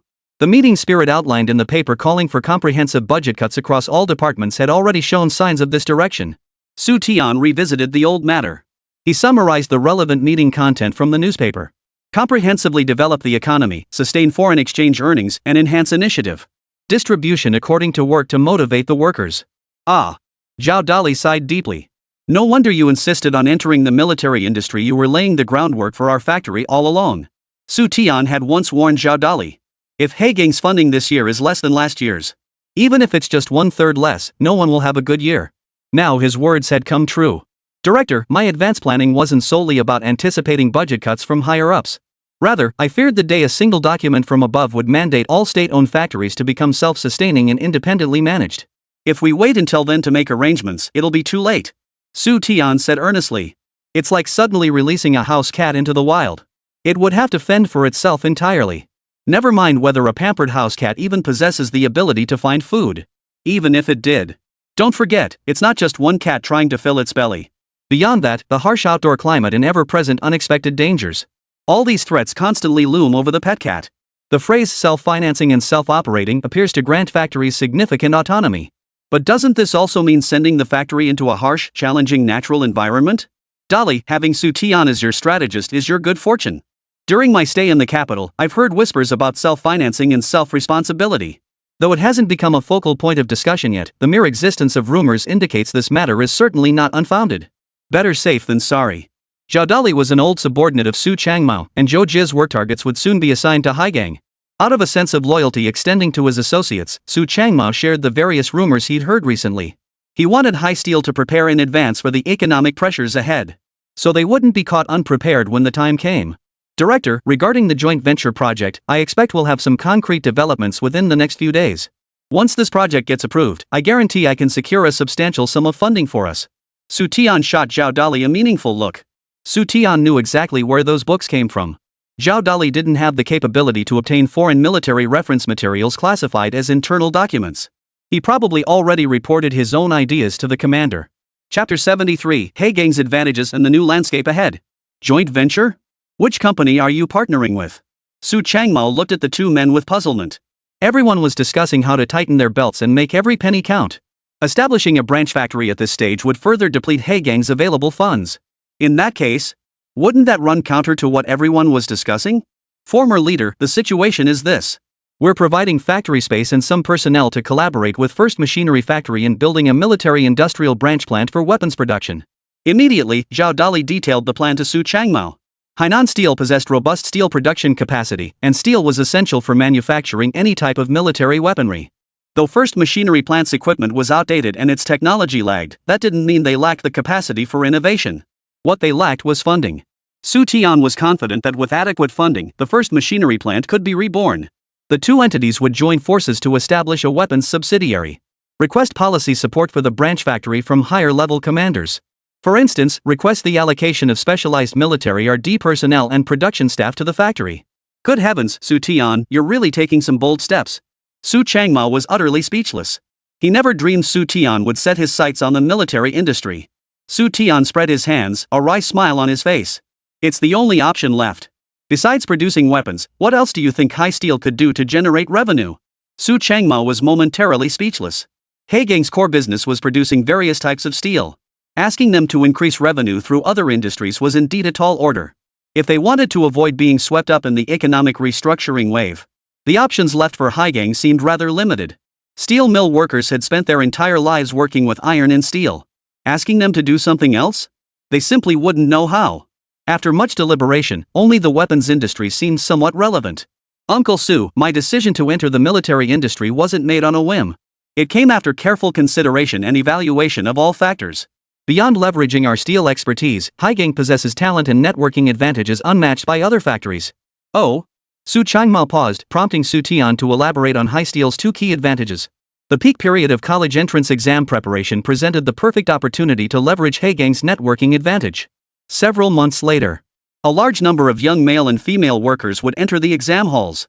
Even if only 1 in 10 were admitted, it would be a tremendous boon for Haizhou. These individuals would graduate from Haizhou and be assigned to various departments, carrying with them a sense of loyalty and obligation. Should Haizhou ever approach them, provided it doesn't violate policies or involve personal interests, they would likely lend a hand in resolving issues for the company. The restoration of the college entrance exams signifies its permanent continuation. There would be no more sudden policy reversals. In other words, there will be entrance exams next year, the year after, and every year thereafter. The establishment of the night school for the college entrance exam served two purposes. On the other hand, the more young workers who pass the college entrance exam, the more it elevates the status of the night school. It transformed the temporary nature of the night school into a permanent fixture. Zhao Dali and Su Changmao were dumbfounded. Xu Tian's ideas were truly beyond the reach of ordinary people. Upon careful reflection, Xu Tian's ideas weren't mere fantasies. They held genuine potential for implementation. Suppose this year's college entrance exam saw a large number of Haizhou employees gain admission to universities. A flood of honors would pour into Haizhou. Local leaders would praise the company. Superior authorities would undoubtedly hold Haizhou up as a model and promote it extensively.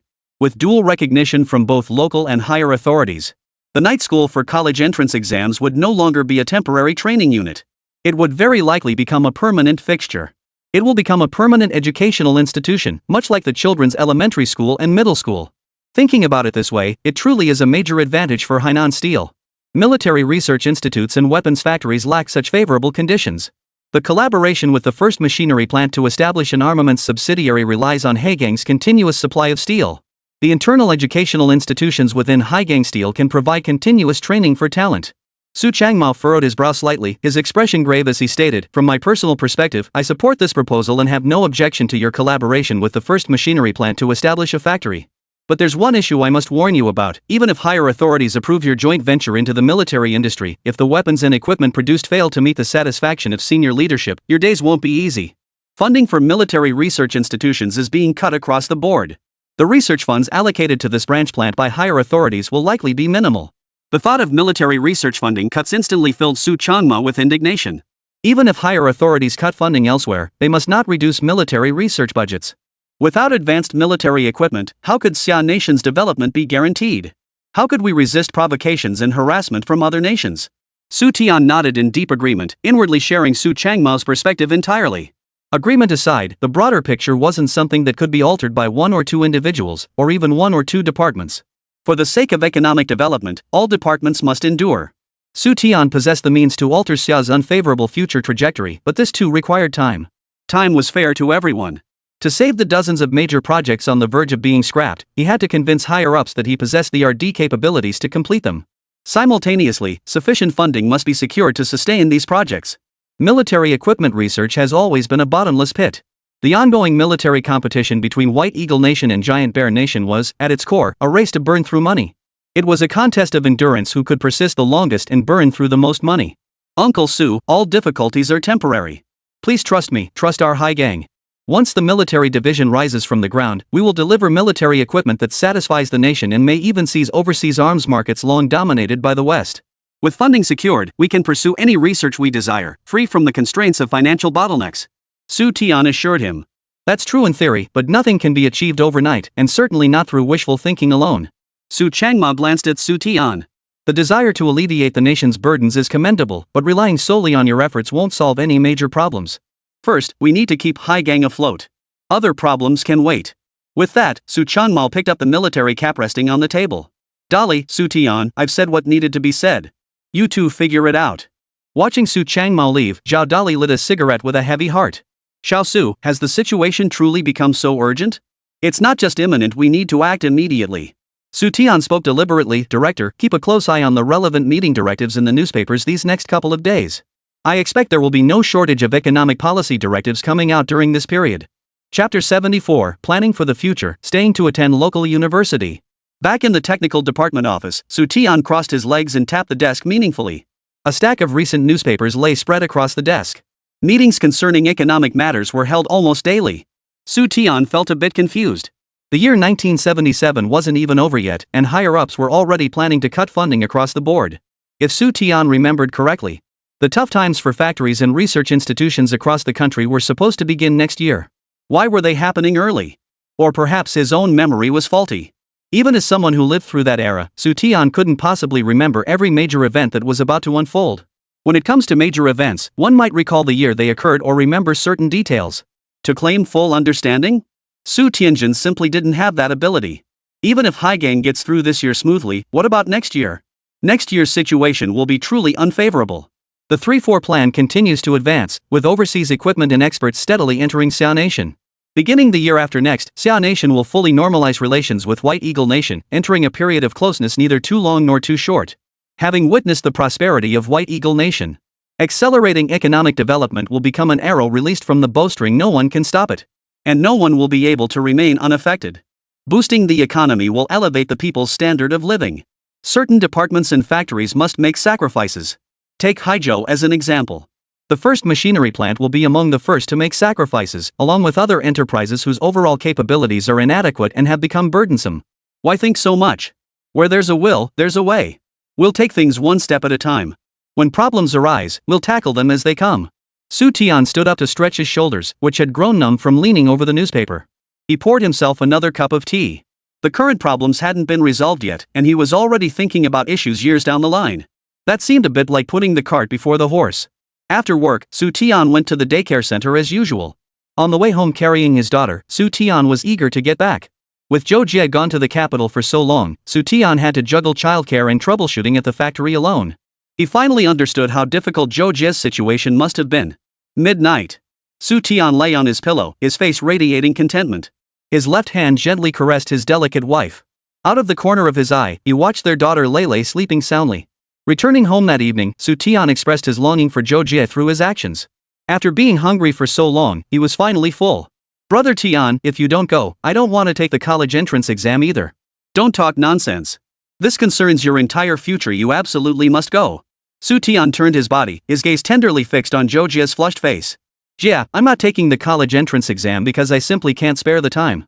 I've just started making headway at Haizhou. If I take the exam and go to university, all the hard work I've put in might go down the drain. I genuinely can't leave. It's not that I don't want to be with you. Xu Tian patiently reasoned with Zhou Jie. It wasn't that Xu Tian was going back on his word. Agreeing to take the college entrance exam with Zhou Jie had genuinely been his sincere wish. At the time, he was an educated youth sent to the countryside, and she was a village girl, both rural residents. To give his wife and daughter a better life, Xu Tian first needed to resolve his status issue, transitioning from rural to urban residency. Then, by entering university, he could give them both an extra layer of prestige. Yet plans never keep pace with change. A series of subsequent events completely disrupted Xu Tian's arrangements.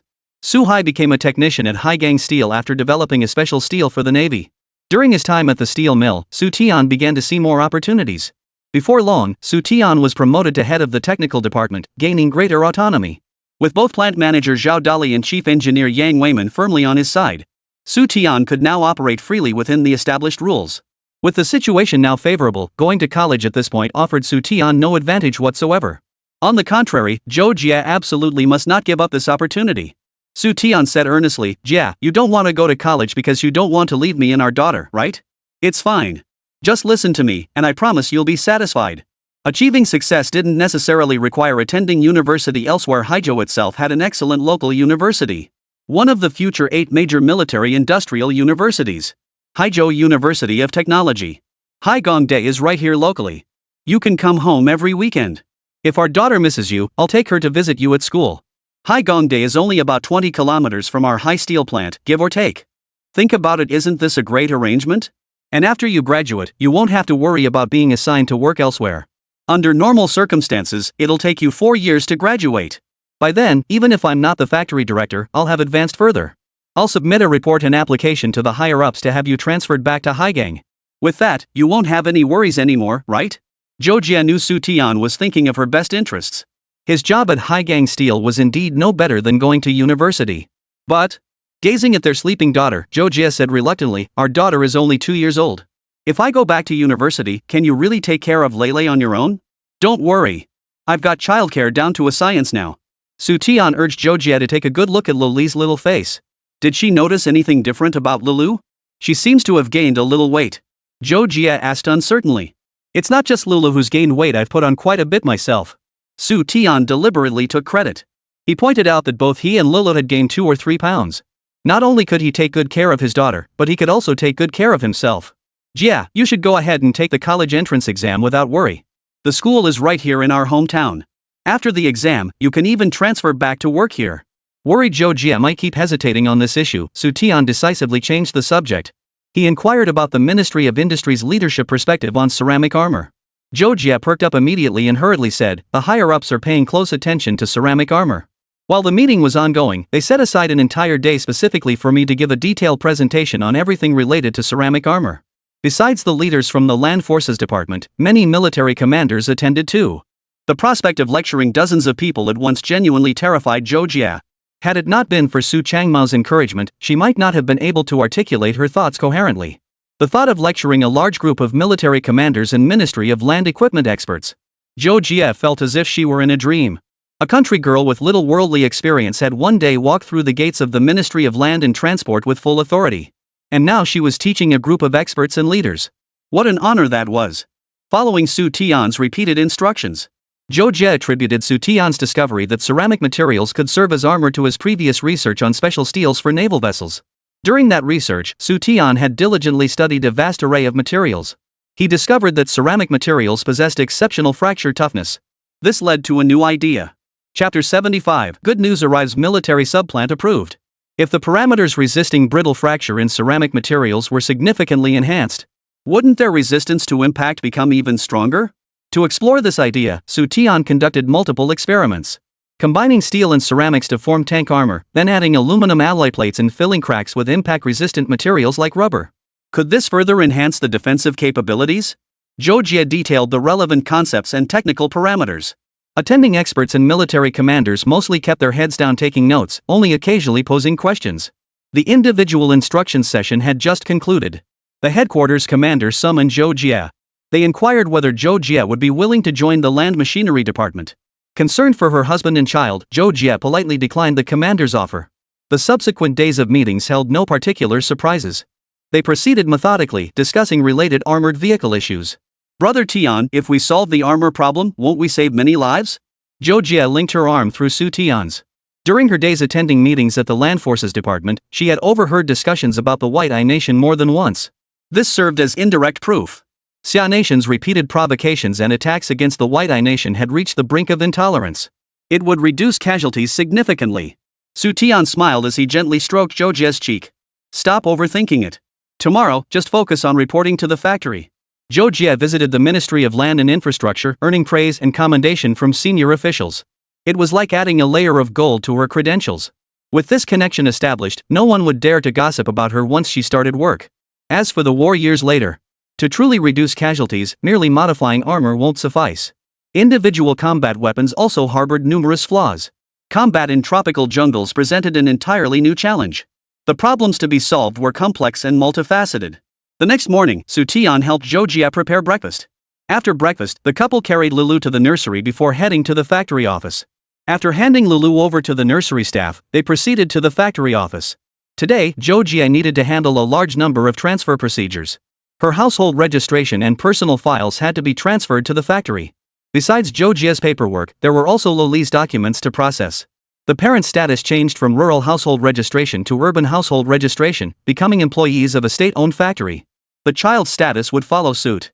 By the time they finished the rounds, it was already 4 p.m. The heads of logistics and personnel assured him the paperwork would be completed within a week. After seeing Zhou Jie off to her department, Xu Tian planned to return to his office for a quick nap. It would be quitting time in just a few more minutes. Then, the couple would pick up their child together and bring them home, cooking a couple of simple dishes to celebrate. Ring ring ring. No sooner had he stepped into his office than the phone on his desk rang unexpectedly. Xu Tian picked up the receiver and said, "Hello, this is the technical department of Haizhou Steel. Who are you looking for?" "I'm not looking for anyone else, just you." "Sir." Hearing Liang Jun's voice on the line, Xu Tian immediately sat up straight. "Sir, what are your orders? You're quite the handful, kid. I'd say you give even Sun Mukang a run for his money when it comes to causing trouble. First you set up night classes for college entrance exams, then you partnered with printing plants and bookstores. You're acting more like the factory director of Haizhou than Zhao Dali." "Sir, I'm a timid soul, please don't scare me." Xu Tian began deliberately playing dumb. Everything he did was for Haizhou Steel, for the nation. Setting up the night school for college entrance exams was in response to higher-ups' call to provide qualified talent for the nation. Collaborating with the printing factory and bookstore to sell textbooks was also for the greater good. The night school allowed young male and female workers aspiring to take this year's college entrance exam to study without any worries. Generating revenue was also for the greater good. It provided a compensatory opportunity for employees unable to take the college entrance exam. If anyone were to speak ill of the factory's night school for college entrance exams, or if someone stirs up trouble, a good thing will inevitably turn bad. Not only would it hinder the nation's talent development, it could even spread to other factories. If Haizhou's night school program thrives, sister factories will surely follow suit and emulate it. "So you're saying all this is for the sake of the nation?" Without hesitation, Xu Tian replied, "Haizhou is the flagship of state-owned steel enterprises and a model for all state-owned factories. When the nation needs us, how could we stand idly by?" "Kid, you're getting more and more insincere. If we hadn't heard rumors, would Haizhou really be doing this? You're just paving your own path and calling it a road. Spouting these lofty principles won't fool me." Liang Jun's words laid bare Haizhou's true motives. Setting up night classes for the college entrance exam to serve the young workers at the factory was one thing. But opening its doors to the children of local officials? If that isn't paving the way for Haizhou, what else could it be? State-owned factories and research institutions would see their allocated funds dwindle day by day. Haizhou must have sensed the looming crisis through various channels. These maneuvers were merely preparing for the future. To hear Xu Tian justify it all so grandly was nothing short of a curious tale. If any other leader had engaged in this conversation with Xu Tian, they might well have been moved to tears. Having fought battles all his life, Liang Jun could easily tell whether someone was genuine or not. Su Hai remained unflappable as he stated, "Commander, Haizhou is preparing for its future by taking precautions. This is also helping the nation shoulder its burdens. Should the funds allocated from above prove insufficient, our employees would inevitably voice discontent. By laying the groundwork in advance, we can prevent any grievances from arising. Isn't this also sharing the nation's burdens? Fundamentally, there's no difference between the two." Xu Tian calmly outlined the positive aspects of this approach. Every sentence revolved around alleviating the burden on higher-ups and lightening the nation's load. Using this as a model to inspire other state-owned enterprises. Together, they would contribute to the nation's talent development. On the other end of the line, Liang Jun at headquarters found himself both amused and exasperated. He'd seen plenty of young people with ideas and brains. But someone as sharp and resourceful as Xu Tian? This was a first. Xu Tian was fortunate to have a supportive factory director and chief engineer. At any other factory, such an approach would never be permitted.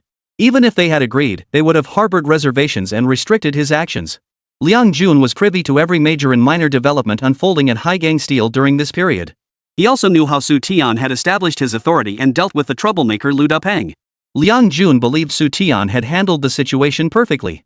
Sending Lu Dapeng to the detention center would have served the same purpose. But that kind of authority carried many hidden dangers and side effects. Xu Tian's approach of combining kindness with authority was the most masterful tactic. "Comrade Xu Tian." Liang Jun's tone suddenly turned exceptionally serious. "Yes. Based on the collective decision of headquarters leadership, we propose to approve the selection of personnel from both Haizhou and the first machinery plant to establish a military-industrial subsidiary." The series of announcements Liang Jun made next were nothing short of a godsend for Xu Tian. Chapter 76, Times have changed, only the crying child gets fed. The conference room at Haizhou steel plant was filled with smoke. It resembled a fairyland. A meeting that would determine the fate of 3 factories was underway. Seated around the conference table were leaders from Hainan Steel and representatives from the first machinery plant. And Xu Tian, head of Plant 501. Following discussions and deliberations by higher authorities, Hainan Steel and First Machinery Plant would each contribute personnel, equipment, and funding to jointly establish a new factory. Externally, it was named Haizhou's 4th branch factory. Internally, it is referred to as Plant 501. The direct superior department was the Ministry of Land, Infrastructure, and Transport. This arrangement created a rather interesting situation. Plant 501's parent company, Haizhou Steel, was directly under the Ministry of Metallurgical Industry. The first machinery plant, which participated in the construction and production of Plant 501, originally belonged to the Ministry of Industrial Machinery. After 2 years of increasingly poor performance, it was transferred from the Ministry of Industrial Machinery to the Haizhou Industrial Office. It became a local state-owned enterprise. 3 factories sharing the same roots and origins now had 3 different parent organizations. As soon as the meeting began, it immediately drew laughter from many attendees. Xu Tian, head of the technical department at Haizhou Steel, was appointed deputy plant manager of Plant 501. Yang Weiman, chief engineer of Haizhou, who came from the Huangdong Arsenal, also served as chief engineer of Plant 501. Deputy plant manager was filled by Chu Jianjun, workshop director of the first machinery plant. Comrades, our superiors place great importance on Plant 501. We absolutely must not disappoint them. Regarding the construction of Plant 501, everyone must pull together like a tight rope. If anyone drops the ball, don't blame me for dealing with them. Zhao Dali cut through the banter, emphasizing that Plant 501 represented both Haizhou Steel's innovative self-reliance initiative, but also a demonstration of higher leadership's care for this veteran state-owned enterprise. To pave the way for Plant 501's entry into the military industry sector, headquarters leadership specially invited Xu Tian and Yang Weiman to travel to the capital in 2 weeks to participate in discussions on new firearm designs. Though merely as observers, their presence signified the leadership's attention to this subsidiary. At that time, the leadership would certainly inquire about the progress of Plant 501's development. Everyone must ensure Plant 501 shows tangible progress within the next 2 weeks. After speaking, Zhao Dali turned to Du Weigua. Director Du, please share your thoughts. Hearing this, Du Weigua stubbed out his cigarette and replied with a smile, to be honest, collaborating with Haizhou to establish this branch factory is a tremendous advantage for our first machinery plant. Our technicians and workers at First Machinery Factory aren't cowards. As long as our defunding is secured and their incomes are raised, we can develop innovative technologies just as well. We can manufacture gears and mechanical parts, and we can also produce weapons. Funding shortages, outdated equipment, and neglect from higher-ups, these are the reasons First Machinery Factory has been going downhill. With adequate funding, the workers can be well-fed and warmly clothed. Nothing would be a problem.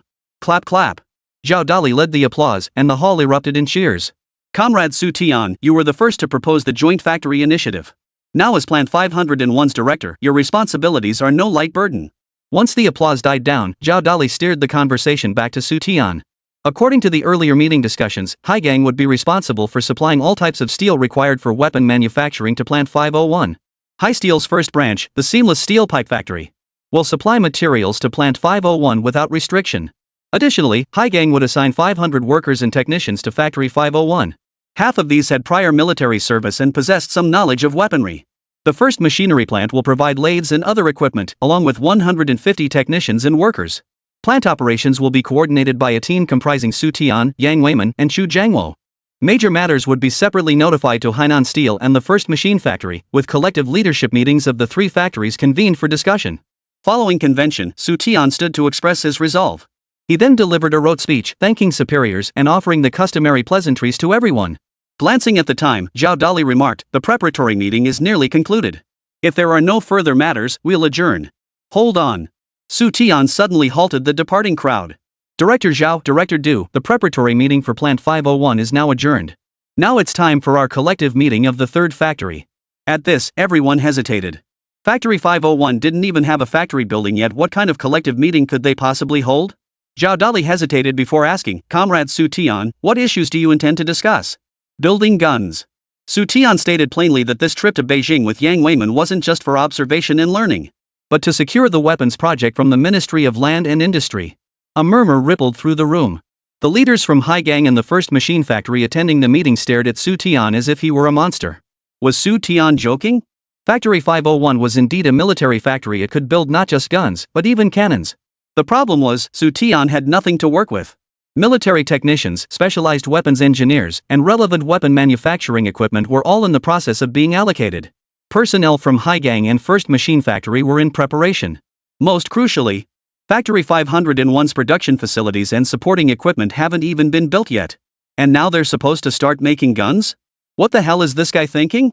Stunned, Yang Weiman suddenly blurted out, "Comrade Xu Tian, you mean to snatch this Ministry of Land Machinery project from our competitors?" Xu Tian nodded as he walked to the conference room door and casually closed it behind him. "Everyone here is family.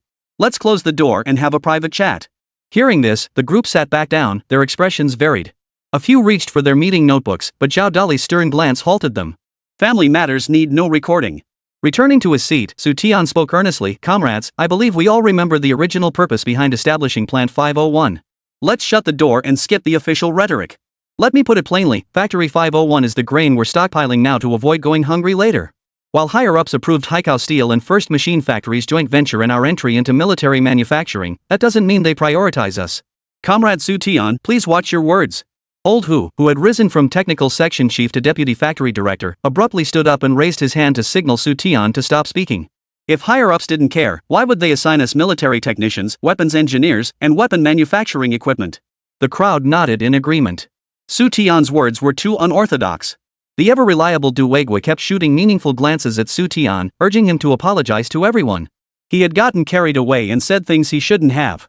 Xu Tian replied calmly, "Superior leadership has indeed allocated specialists and equipment to us, but it seems everyone has overlooked one crucial issue, funding.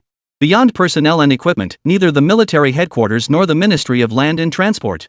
Not a single penny in funding." Xu Tian sighed, "Since everyone accuses me of treason, I'll add one more thing. In the past, it was the crying child who got fed. Now, it's the child who performs well who gets fed." Chapter 77, The good days of equal distribution are truly coming to an end. The funds for establishing the factory were jointly provided by Hainan Steel and the First Machine Factory. Building a factory just requires land, it doesn't cost much. What Haizhou Steel has in abundance is idle land. Military factories differ from ordinary factories. Research and development funding is the key. Comrades, in the official document approving our entry into the military industry and the formal construction of Plant 501, did the higher-ups mention a single word about allocating research funds? Without research funding, Plant 501 will be nothing but an empty shell. Surely we can't expect the two parent factories to cover all expenses, monthly salaries, research funding, equipment maintenance, and every other cost? Xu Tian looked at Zhao Dali and Du Weigui in turn. The document's content was indeed thrilling. But the problems it revealed were truly chilling. To put it bluntly, the higher-ups were treating Plant 501 as a pilot project. A self-financing pilot project. Comrades, please think this through carefully. If this proposal for joint factory construction had been submitted just 2 years ago, would higher-ups have approved it? A machinery factory and an ironworks jointly proposing to establish a military factory, attempting to break into the defense industry. Presenting such a proposal to senior leadership would be seen as either absurd or heretical. How could something so unlikely to gain approval suddenly pass? What were the higher-ups' intentions? Approving our two factories' entry into the military industry essentially treats us as a pilot project gathering data on self-sustaining enterprises seeking new avenues. If successful, it will be replicated. If not, there will be no consequences. These few words left everyone speechless. Xu Tian's reasoning was undeniably sound. The document indeed made no mention of funding. It simply stated that Haizhou and First Machine Factory must figure it out themselves. Having no prior exposure to the military-industrial sector, the vast majority of leaders were unaware how exorbitantly expensive R&D funding in the military-industrial sector could be. They assumed it would be like before. Superiors would assign tasks and provide research funding. Comrades, times have changed, and our mindset must evolve accordingly. This year is not like previous years, and now is not the past. The nation is running out of funds. Otherwise, why would countless state-owned enterprises, large and small, be tasked with generating foreign exchange? Why else would they be cutting research funding across all departments? Money won't come to us by waiting. We must take initiative and prove to superiors that funding us is worthwhile. The era of transformation is upon us. The nation's development trajectory is shifting, and people's entrenched mindsets must adapt accordingly. Those who refuse to change, clinging to outdated ways, you'll be left behind by the times in the blink of an eye. By next year, economic restructuring will transition from gradual pilot programs to nationwide implementation. A large number of state-owned manufacturers, unable to keep pace with the times, are facing increasingly difficult circumstances. This includes major state-owned steel giants like Hainan Steel. Next year, steel mills across the country, large and small, will all begin their decline. The emergence of a colossal entity will severely squeeze their survival space. To put it plainly, just looking at our steel enterprises, I believe major changes are imminent. The third and fourth five-year plans make it clear, large-scale steel projects will be introduced. With new steel projects on the horizon, who do you think the state will prioritize for its scarce and dwindling funds? Something Xu Tian couldn't say outright. He had to find a way to steer the conversation and heighten everyone's sense of urgency. It's not as dire as you make it sound. Even if new steel projects emerge, we remain the industry leader. Higher-ups wouldn't cut off our funding. Comrade Xu Tian, you're exaggerating more and more. None of the attendees believed Xu Tian's assessment, though their voices betrayed a hint of unease. Comrades, please quiet down. Yang Weiman spoke up. Recently, I attended a meeting at the ministry where we discussed precisely this new project. In recent years, the state invested heavily to import complete sets of steel equipment and technology from countries like Japan and the West. The plan was to establish a modern steel plant with international advanced standards, incorporating substantial foreign technology. Although ministry leadership hasn't specified when this major steel plant will break ground. But based on my analysis with several old friends, it will start construction as early as next year, and no later than 1979. Judging by the meeting discussions, this steel plant will be unmatched domestically in every aspect: scale, technology, personnel, and all other conditions. Forget about our Haizhou steel, even the industry's true heavyweight, Angang steel, pales in comparison. In an instant, the conference hall erupted with waves of astonished murmurs. Who could have imagined? Haisteel's tough times were fast approaching. Previously, absorbing the first machinery plant had earned them disfavor from higher authorities. Its status plummeted layer by layer, from a ministry-level enterprise to a city-level one. The annual allocations of various funds grew smaller each year, and the New Year's provisions distributed during the holiday season had dwindled to almost nothing. Who could have imagined that Hainan Steel would soon follow in the footsteps of the first machinery plant? With national funds limited, they naturally prioritized key enterprises within priority industries. Jabali exclaimed in shock. Old Yang, is the situation really that dire? I'm not entirely sure myself, but I know this new steel plant under construction is in a completely different league compared to our Haigang. Yang Weiman sighed. The project was approved by several top leaders based on paper data and documentation. The large-scale steel equipment and technology being introduced. Each one stands as a towering presence that Haigang must look up to. Once construction breaks ground and production commences, its production capacity would crush any other steel mill in the industry, employing over 10,000 workers. Seeing the expressions on everyone's faces grow solemn, beads of nervous sweat began to form on many foreheads. Xu Tian breathed a sigh of relief. Finally, everyone felt the urgency. Yang Weiman was mistaken. The new international steel mill to be built in the future. Its capacity won't just surpass one competitor, it will be a force capable of taking on 100. From its inception through the next 2 decades, it will remain the most brilliant protagonist in the steel industry. A single plant will dominate the competition. Yang Weiman sighed and said, Comrade Xu Tian put it well, this year is not like previous years, and now is not the past. We must find a way to gain the attention of higher-level leadership. Otherwise, all the policies and funding will flow to others. Many of us not only work at Haizhou Steel ourselves, but our children and grandchildren do too. Even if not for ourselves, we should consider them. Economic pressures will only intensify day by day. Waiting and begging won't solve anything. Having lived decades and weathered countless political campaigns, as part of the first generation of college graduates nurtured by the nation, Yang Weiman's vision far surpassed that of his peers. This time, the nation was determined to transform its backward economic situation. The days of equal distribution among factories are likely truly coming to an end. Chapter 78, Utterly Brazen. Snatching food from the peasants' bowls. Numerous signs indicated the state was tightening its purse strings. It intends to concentrate its efforts on major undertakings. If it's true, as Xu Tian said, that they've approved the collaboration between Hainan Steel and First Machine Factory to establish a military-industrial subsidiary, it's not merely important. It was more of an experiment. Attempting to get state-owned enterprises accustomed to the collective system to find ways to fend for themselves. Attendees smoked one cigarette after another, wondering how the situation had suddenly become so difficult. Every workshop had large numbers of workers. At least 300 or 400, as many as 700 or 800. If the funds allocated by higher authorities continued to decrease year after year, Hainan Steel might well end up like the first machinery plant. They'd be begging and pleading everywhere to scrape together money. Xu Tian said, Comrades, everything must be done step by step. The state's funding allocation to us won't decrease overnight. We still have time, but it's running out. We must prepare as much winter grain as possible before the situation worsens. This time, no one dared to challenge Xu Tian's unconventional thinking. Once winter arrives, it will be too late for excuses. Yang Weiman spoke up, Comrade Xu Tian, I wholeheartedly support your proactive approach to increasing the higher-ups' attention on us, but... At this point, Yang Weiman shifted his tone. However, having Factory 501 take the initiative and compete with other military factories and weapons research institutes for this weapons development project was somewhat premature. Currently, among the leadership of Factory 501, only 1.5 people possessed expertise in weapons technology. One is Yang Weiman, and the other is Xu Tian barely. To expect other units to compete for this project based solely on them is nothing short of wishful thinking. Although I came from the Huangdong arsenal, after 1953 I ceased involvement in weapons-related work and dedicated myself entirely to metallurgical research. Comrade Xu Tian is highly skilled in armor and steel for weapons, but this project from the land machinery department involves firearms. It's not your technical field. As for me, ha ha ha. Yang Weiman chuckled wryly. His knowledge of firearms was no small matter. The old-style revolver, a Hanyang-made rifle, the Type 38 rifle, the carbine. He could both repair and build these guns. Even the Type 56 semi-auto rifles used by the factory militia were within his grasp. The weapon under discussion at the Ministry of Land this time was neither a semi-automatic rifle nor an automatic rifle. Instead, it was the sniper rifle. To this day, the military had not officially adopted sniper rifles. Yang Weiman was among the few who knew the inside story of why sniper rifles were neglected. Having participated in the founding battles of the nation, he understood profoundly the immense shock the Western coalition's firepower had inflicted upon our forces. After the war, developing heavy firepower became the primary focus of military research. All types of light weapons were relegated to secondary importance. Many, including Yang Weiman, firmly believed that aircraft, tanks, and artillery were the undisputed protagonists of the battlefield. Light weapons held little sway over the battlefield.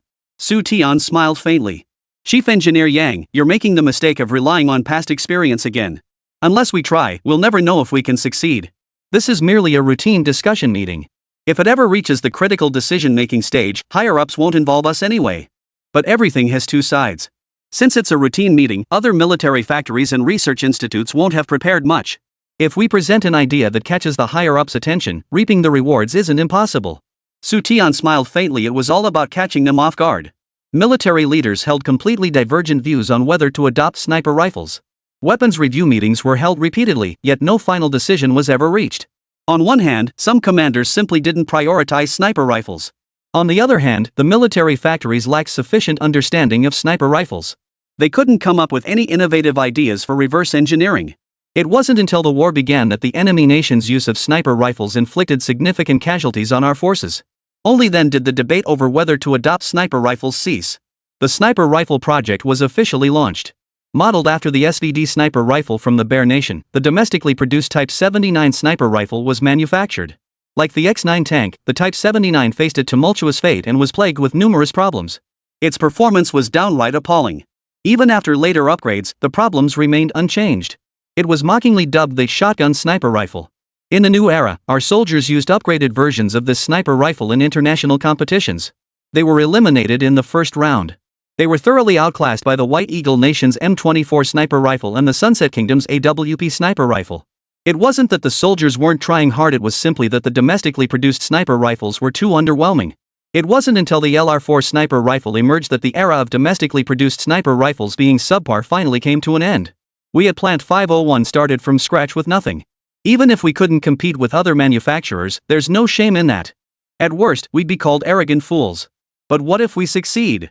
That would be extraordinary. Xu Tian guided everyone to consider both paths, success and failure. If we lose the competition, beyond some mockery, it wouldn't cost us a single ounce of flesh. Factory 501 had nothing to lose. Even if superiors were displeased, beyond reprimands and lectures, what else could they do? But if they succeeded? A newly established small military factory would outshine the competition and claim first place. Its reputation would skyrocket overnight. Superior leaders would look upon Plant 501 favorably. Would securing funds even be an issue then? The group exchanged glances, finding Xu Tian's reasoning compelling. It wouldn't cost them their lives to try, why not? Comrades, who knows? When I return from the capital, I might just bring you all a surprise you never saw coming. Hearing this, Zhao Dali eagerly asked, what kind of surprise? Xu Tian smiled mysteriously and replied, the surprise is best saved for last. Rest assured, I'm 80% certain this surprise will become reality. By this point in the meeting, the discussion had expanded beyond just Plant 501. Both Haizhou Steel Plant and First Machinery Plant were now strategizing how to prepare for the coming winter. Preparing for the coming winter. Factory 501 was an attempt by both plants to generate revenue, but to keep things going. They cannot rely solely on its financial support. After all, what 501 factory will ultimately become remained uncertain. to ensure stable funding and allow workers to focus on their tasks. Both factories must find their own solutions. The meeting concluded. Xu Tian followed Du Weiguo out. Xu Tian felt confident about securing the weapons contract. To enable Plant 501 to achieve greater things, it was essential to further strengthen ties with local comrades. As the saying goes, local officials hold more sway than distant authorities. Though Plant 501 was nominally under the direct jurisdiction of the Land Machinery Department, one mustn't take that at face value. The Ministry of Land Machinery oversees numerous units. If not 1,000, then at least 800. To survive, we must rely on ourselves. Xu Tian insisted on partnering with First Machine Factory, not out of pity for them. He had other, greater purposes in mind. Upon entering Du Weiguo's office, Xu Tian cut straight to the chase and laid out his plan. Du Weiguo looked utterly astonished. Xu Tian's audacity was truly extraordinary. Chapter 79, Building Local Connections and Establishing Relationships with Various Departments. Comrade Xu Tian, this action constitutes a disciplinary violation. If discovered and investigated by higher authorities, we'll all be in serious trouble. Du Weiguo shook his head like a bobblehead. Xu Tian actually intended to use the equipment from the First Machine Factory to produce a batch of electric fans. The purpose wasn't for personal use, nor was it to secretly sell them outside. Instead, he planned to gift them to local department heads. In the 1960s and 70s, electric fans were undeniably luxury items. Not only were they unseen in the countryside, even in cities, they were a rare sight. Only certain factories, government agencies, and gouged houses had them. Du Weiguo didn't object to building connections with local officials and making the rounds. Gifts like towels and soap were acceptable. Electric fans? It was surprising that Xu Tian could even think of that. Not only could the First Machine Factory never manufacture such items, but even if they could, they wouldn't dare give them away for free. Director Du, you've misunderstood. I didn't mean giving them away, I meant lending them. Xu Tian replied calmly, our high-gang steel needs innovation, and so does your First Machine Factory. I believe this electric fan project is perfectly suited for your factory. I'll provide the technology, you supply the space and equipment. Together, we'll develop an affordable, high-quality electric fan. Lend these to department leaders for use. It's essentially gathering public feedback. Only if the public approves can we proceed with production. Du Weiguo was dumbfounded. Did Xu Tian feel even a shred of guilt calling gift-giving lending? To be so unflappable and unapologetic, how could he be so shameless? Xu Tian replied with solemn earnestness, any new product must undergo a series of tests. Only after successful testing can sales begin. Having leaders at all levels try our new product first allows us to gather feedback while also serving as promotion. Once the relevant departments approve, the First Machinery Plant's products can be sold independently. The public will surely flock to buy them. Du Weiguo stammered, but our First Machinery Plant has never produced electric fans before. I've already addressed that. I'll provide the technology, your factory handles production. Future sales profits will be split 50-50 between Plant 501 and First Machine Factory. Xu Tian knew better than anyone else how well electric fans would sell. In 2 or 3 years, the essential wedding items, sewing machines, watches, bicycles, and radios would be replaced by the new 3 rotations and 1 sound. Watches, electric fans, washing machines, radios. Hainan Steel was directly under the Ministry of Metallurgical Industry, while Factory 501 fell under the guidance of the Ministry of Land Machinery. Each boasted a more prestigious title than the last, requiring trips to the capital for meetings. In the 60s and 70s, they were undoubtedly formidable entities. But once the 1980s rolled around, they were useless. The era of economic restructuring. All sorts of shady characters lurking beneath the surface suddenly surfaced en masse. Build good relationships with local authorities. They might not be able to help you much. But if you don't reach out, they'll have more than enough leverage to make sure you can't get anything done. Manufacturing electric fans isn't as complicated as you might think. It doesn't involve any high-tech components. Xu Tian picked up paper and pen from Du Weiguo's desk and began sketching the electric fan's design. Haizhou could supply all the steel and iron needed for electric fan production. Copper wire, electrical cables, and such. The First Machinery Plant has plenty. Find a few level 8 workers from the factory and demonstrate the blade manufacturing process to them. The master craftsman would pick it up in minutes. If no equipment is available, they can roll it by hand. At this stage, mass production isn't necessary yet. The main goal is to produce a batch of samples to send to. No to lend to local department heads for trial use. Half an hour later. Xu Tian straightened up and addressed the stunned Du Weiguo. Director Du, the only issue with mass-producing electric fans is the copper wire. Your factory's copper wire supply is only enough for about 100 units. To produce more fans, we won't get copper without support from local officials. Do you understand? Du Weiguo replied uncertainly, just by giving them these fans, they'll approve copper allocations for our factory? How will we know unless we try? Xu Tian shrugged.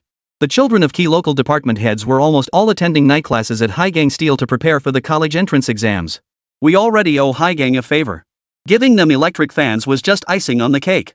Once their children got into university, the channels for mutual connections would be fully opened. In another year or two, the power of local departments would become absurdly vast. Xia Nation was short on copper, severely short.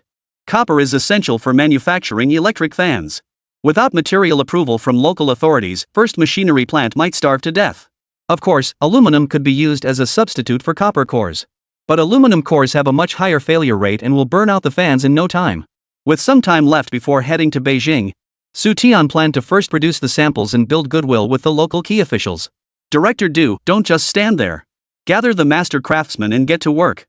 I'm doing this to generate income for you all. Du Weigua couldn't recall how he'd left the office. He was certain of only one thing. Xu Tian was more suited to be the factory director than he was. When it came to technical work, Du Weigua was undoubtedly top-notch. As plant manager, however, Du Weigua could only be described as barely holding his own.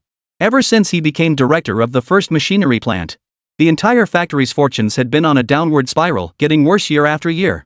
That afternoon, Xu Tian personally took charge, guiding several master craftsmen of the 8th grade in learning various manual manufacturing techniques. Director Du, I'll take this prototype with me for now. Oh, and lend me your bicycle for a day. When you have time in the next couple of days, go to the bike shed under the technical department to pick it up. Holding Du Weigua's bicycle keys, Xu Tian went to the shed to retrieve the bike. He secured the electric fan, which had taken an entire afternoon to handcraft, to the rear rack of the 28-inch bicycle. He rode leisurely onto the main road. Several minutes later, Xu Tian parked the bicycle beneath a residential building. He glanced up at the 4th floor, picked up the electric fan, and headed upstairs. This was the local municipal staff housing compound. Director Wang of the industrial office lived directly above. Section Chief Su. What brings you here? Please come in. A girl with braided pigtails, around 18 or 19 years old, opened the door.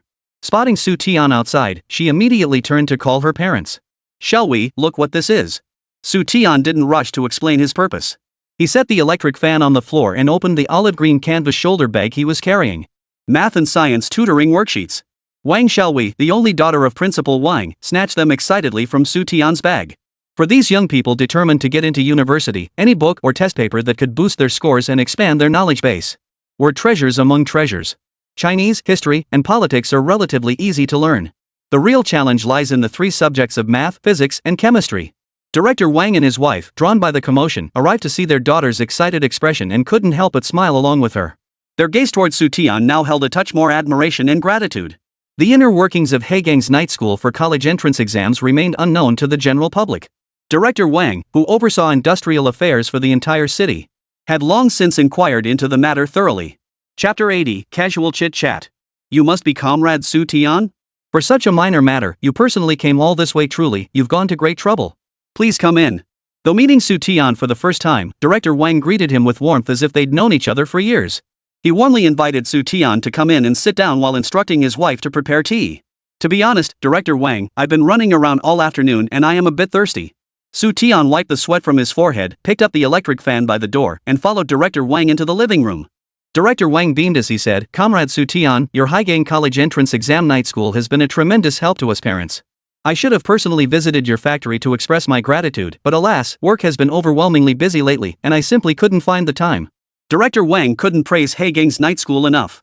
His praise made it clear that Haizhou truly lived up to its reputation as the big brother among the old state-owned enterprises. They always managed to stay one step ahead of others. By pooling the factory's resources, they ingeniously established a night school to aid exam preparation. This initiative solved the problem faced by students who wanted to take the college entrance exam but lacked study materials. Outstanding state-owned enterprises like Hainan Steel will not be forgotten by local officials for their contributions. Nor will the higher authorities. In just a few sentences, a wealth of information was conveyed. Xu Tian smiled and agreed, frequently deflecting compliments with self-deprecating remarks. Director Wang's meaning was crystal clear. Xu Tian needn't worry about Haizhou's future. In this round of state-owned enterprise restructuring, Haizhou Steel was not included in the list of enterprises transferred to local administration. Since the year before last, a large number of state-owned factories had gradually been transferred from central government administration to local management. The first machinery plant was one of them. It had been transferred from direct control by the first machine ministry to the local industrial office. Director Wang mentioned being busy lately, but it wasn't merely polite small talk. He was genuinely swamped. Due to the large-scale transfer of ministry-affiliated enterprises to local management, the industrial office, which had only been responsible for guiding township industrial production, was about to be restructured into an industrial bureau. They would assume full responsibility for industrial affairs across the region's counties and towns. As they spoke, Director Wang's wife brought in 2 cups of tea. Since Section Chief Su has come today, please don't leave just yet. Stay for a simple home-cooked meal. It's our way of showing our appreciation as hosts. Director Wang's wife warmly insisted, beckoning her daughter to help prepare dinner. Mom, I still have homework to do. You can prepare dinner by yourself. Wang Xiaowei, clutching the math and science practice sheets like a treasure, had already retreated to her room to tackle the problems with her pencil. This child. Director Wang's wife shook her head with a smile and said, please don't laugh at her, Section Chief Su. My Xiaowei doesn't have many hobbies, she just loves studying. Sister Wang, you're absolutely right. Even though Xiaowei hasn't been attending night school for long, I can tell she'll definitely get into college. Xu Tian said earnestly, Xiaowei just graduated from high school, and she already has a solid academic foundation. Add to that her attentive listening and eagerness to ask questions. If she keeps up this momentum, getting into university won't be a problem at all. Seeing how highly Xu Tian thought of her daughter, Director Wang's wife couldn't stop smiling. Her own health was poor, and Wang Xiaowei was her only child. Hearing others praise Wang Xiaowei brought her more joy than receiving compliments herself. Director Wang said, hurry up and start cooking. Section Chief Su has been busy all afternoon and must be starving. Once dinner's ready, bring out that bottle of my treasured aged liquor. I want to have a proper drink with Director Su. Alright, understood. Director Wang's wife smiled and said, Director Su, please chat with old Wang for a moment. Dinner will be ready shortly. With that, Director Wang's wife headed toward the kitchen. Sis, don't trouble yourself. I'll be leaving shortly. Xu Tian hurriedly stood up, indicating he still had work to do. With his task unfinished, he had no appetite for food. Task? Director Wang's wife turned back, her expression puzzled. It's already after work hours. What kind of task is this? Can't it wait until tomorrow? It could be postponed, but since it's an assignment, finishing it sooner means I can rest easier sooner. Xu Tian gave a wry smile. Sister-in-law, Director Wang, to be honest, I didn't come here specifically to deliver the review papers to Xiaowei. I was just passing by. This set of math, physics, and chemistry practice papers hasn't been mass-printed yet. The printing plant only made a small batch. The young men and women attending the college entrance exam night classes have varying learning abilities. One set of papers may not suit everyone. I took one set to try at home. Based on its difficulty, I'll decide whether to distribute it to the fast track, slow track, or regular classes. At the mention of fast track, slow track, and regular classes, Director Wang and his wife exchanged a glance. They looked utterly confused. Xu Tian explained, among the young men and women attending the college entrance exam night school, some have only a junior high education, others are high school graduates, and a portion are from the old 3 cohorts. With different educational backgrounds, their learning abilities naturally vary. If we put them all in one class, some would be completely absorbed while others wouldn't understand a thing. Director Wang, we're all on the same team here, so I'll be blunt.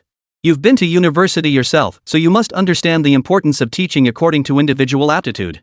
Director Wang's expression shifted to one of sudden understanding. To cultivate more college students, tailored instruction is indeed essential. The college entrance exam had been suspended for a decade. The dream of securing a future through hard study had become a luxury.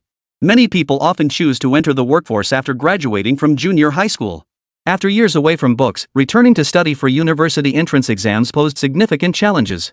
While teaching according to individual aptitude may be considered taboo, it proved remarkably fitting for the students attending the night school for college entrance exams. Director Wang's wife understood Xu Tian's meaning and replied calmly, My daughter. Sister-in-law, I've already said it. Xiaowei will definitely get into university. With her exceptional learning ability, she'll surely be in the advanced class. I gave her this set of practice papers precisely because I believe they will help improve Xiaowei's scores. If given to other students, they might not even recognize the content on these papers. Xu Tian quipped. Ha ha ha. Director Su, you really have a way with words. Director Wang's wife turned and said, Xiaowei, you heard what we said, right? Director Su holds you in very high regard. You absolutely must not let him down. Mom, don't bother me. I'm working on a big problem right now. It's really tough, but I'll figure it out. Wang Xiaowei kept her head down, scribbling furiously, completely absorbed in her studies. So engrossed was she that beads of sweat formed on her forehead, yet she had no time to wipe them away. Sis, Director Wang, you two go ahead and eat. I won't keep you company, I've got work to finish. Xu Tian stood up, carrying the electric fan as he prepared to leave. I refuse to believe we're giving away a fan for free and can't even deliver it properly. Xu Tian muttered under his breath, his expression betraying his frustration. Director Wang's wife froze at his words, blurting out, You're giving the fan away? Chapter 81, The Noiseless Electric Fan. Seeing Xu Tian enter with the electric fan, the couple assumed he'd bought it for their home. Electric fans were rare commodities these days. Even in officials' households, electric fans were rarely seen. Generally speaking, electric fans were only found in factories, work units, government offices, important gouged houses, and administrative offices. Xu Tian, so young yet already a section chief, managed to get an electric fan for his home, which truly made Director Wang's wife envious. Old Wang had worked for over a decade before being promoted from clerk to section chief. He was nearly 50 before he was promoted to head of the industrial office. Comparing people to people, it's enough to make you sick. Sis-in-law, the fan isn't a gift, it's on loan. Our factory partnered with First Machinery Plant to establish a joint venture, becoming sister factories. You've surely heard about the First Machinery Plant's situation. They're like an orphan, unwanted by anyone. While others may turn a blind eye, we at Haizhou Steel can't stand idly by. Leveraging First Machinery Plant's existing strengths, I helped them secure a project to produce electric fans. After hearing this, Director Wang and his wife were utterly astonished. First Machinery Factory can actually make electric fans? That seems a bit far-fetched. Electric fans have specialized manufacturers. If First Machine Factory had that capability, it wouldn't have ended up in such a state today. Sister-in-law, Director Wang, making electric fans isn't as complicated as you might think. It's just the fan blades, the motor, and the metal casing, nothing more. The First Machine Factory doesn't have specialized blade-making machinery, but they have level 8 skilled workers. Without machinery, they'll just tap into their initiative and handcraft some parts. Xu Tian outlined the plan. He described how he led the First Machine Factory to assemble this electric fan in a single afternoon using a mix of manual and mechanical methods. The First Machine Factory had plenty of copper wire, spare parts, and production tools. With the cooperation of several master craftsmen, building the electric fan was no problem at all. That said, handmade is handmade. To verify its performance, we needed someone to test it. At this point, Xu Tian wore a wry smile. He recounted his past as an educated youth sent to the countryside, where he had remained at Shiha Brigade. At the end of last year, Xu Tian was transferred to work at Hainan Steel. His time in the city, even counting every day, hadn't quite reached a year. Apart from Haigang and a few other units, he hadn't been anywhere else. Xu Tian discussed with the leadership of the First Machine Factory to lend some units the equipment for free on a trial basis for a period of time. Afterward, they would collect feedback from each organization. They would then confirm whether these handcrafted electric fans had any issues. If no problems were found, it would mean the First Machine Factory gained another product to sustain its livelihood. That was our plan, Xu Tian said with self-deprecating humor, but the road ahead proved to be full of twists and turns. Xu Tian said with a self-deprecating tone, after we finished building it, I approached several companies. Some didn't believe me at all, thinking First Machine Factory couldn't possibly make electric fans and suspecting I had ulterior motives. Others worried about the quality and flatly refused. Spreading his hands wide, Xu Tian continued, Director Wang, your industrial office is the direct superior of the First Machine Factory. Judge for yourself, what ulterior motive could I possibly have? First Machine Factory and our Haizhou Steel are sister units. Helping them find another avenue for growth, how did my good intentions become ulterior motives? True, First Machine Factory hasn't produced electric fans before, but who says only electric fan factories can make them? I refuse to believe that fans handcrafted by our master craftsmen at the first-class factory would have any quality issues. Through research and modifications with the masters, we solved the problem of loud noise. Foreign fans roar like tanks starting up, but ours are so quiet you'd barely notice them running. Xu Tian grew increasingly indignant as he spoke. Foreigners mocked Xiaogua, claiming it would never build an atomic bomb. Now, not only did Xiaogua have an atomic bomb, but they even possessed a hydrogen bomb. Xu Tian suddenly slapped his thigh. He picked up the electric fan and tiptoed into Wang Shelwei's room. At that very moment, Wang Shelwei was engrossed in solving problems, completely unaware that someone had entered. Xu Tian made a shushing gesture toward the Wang couple. He found the power outlet and plugged in the electric fan. Then, Xu Tian turned on the fan. The blades began spinning rapidly, yet the sound was remarkably quiet. Old Wang, listen, there's really no noise at all. Director Wang's wife was utterly astonished. Xu Tian had been deliberately exaggerating, but when the fan started, the noise was almost inaudible. Director Wang was equally astonished. As the head of the local industrial sector, Director Wang knew all too well how difficult it was to achieve quiet operation in electric fans. Xia Nation's electric fan industry had modeled itself after its former big brother, Giant Bear Nation. Bear Country's electric fans were built with solid materials and were extremely durable. Even if you kicked it hard with your foot, the fan would still work fine once plugged in.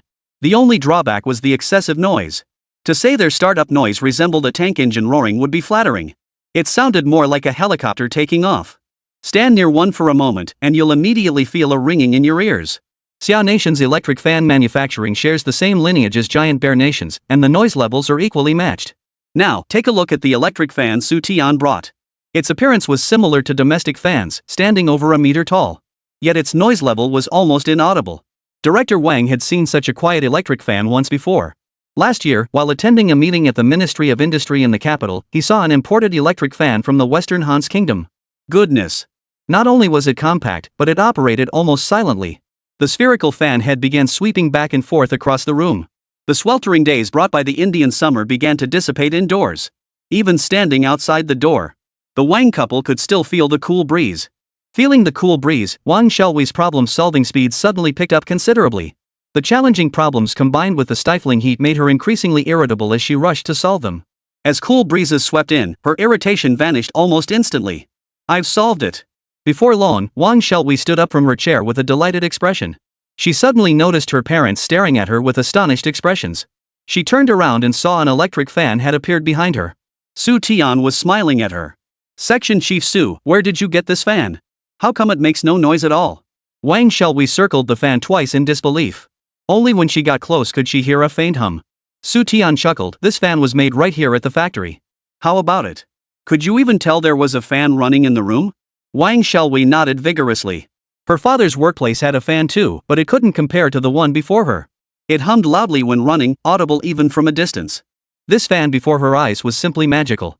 Wang Xiaohui had assumed it was an imported model. Not only did it not interfere with her studies, but it also delivered a gentle breeze. Chapter 82. Giving fans isn't a private favor, it's official business. Director Wang and his wife entered the room together. The family of three stared intently at the electric fan as if it were a rare curiosity. Section Chief Su, how did you manage to reduce the noise? I thought this was a technology only available abroad? Director Wang was utterly baffled.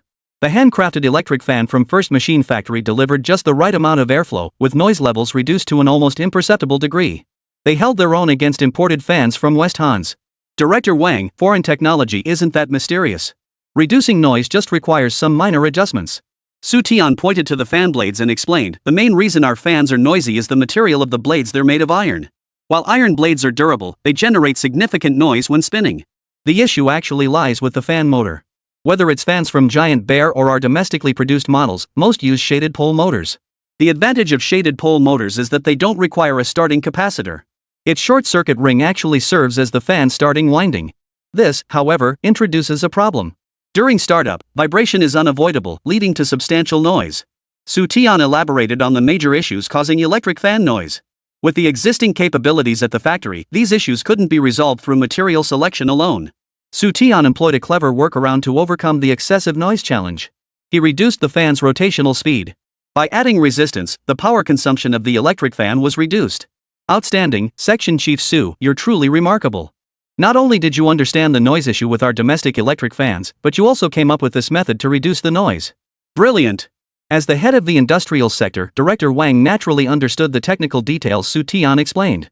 By adding resistance to reduce power, the fan's rotational speed is artificially lowered, thereby achieving noise reduction. The solution sounded simple, but it wasn't something just anyone could think of. And it certainly wasn't impossible to implement. Wang Xiaohui looked at him with admiration. Section Chief Su, you really know so much. Xu Tian responded modestly, compared to Director Wang, my skills are nothing special.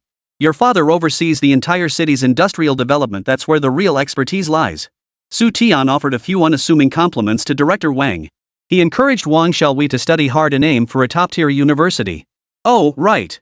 Xu Tian tapped his forehead and said, Director Wang, as the head of the industrial sector, no one here understands industrial products better than you. Electric fans are genuine industrial products. Why not keep this fan at your place for now? As a leader and industrial expert, you'll surely offer invaluable insights. Keep it at my place? Director Wang looked startled and shook his head. That won't do. People will talk. Xu Tian replied earnestly, Director Wang, First Machine Factory is directly under your industrial office. If you, as their leader, don't support them, who will? Besides, we're not giving the fan to you, it's on loan to your household. As an expert, you'll provide invaluable feedback. The head of the local industrial department helping to test industrial products from a subordinate enterprise who could possibly find fault with that.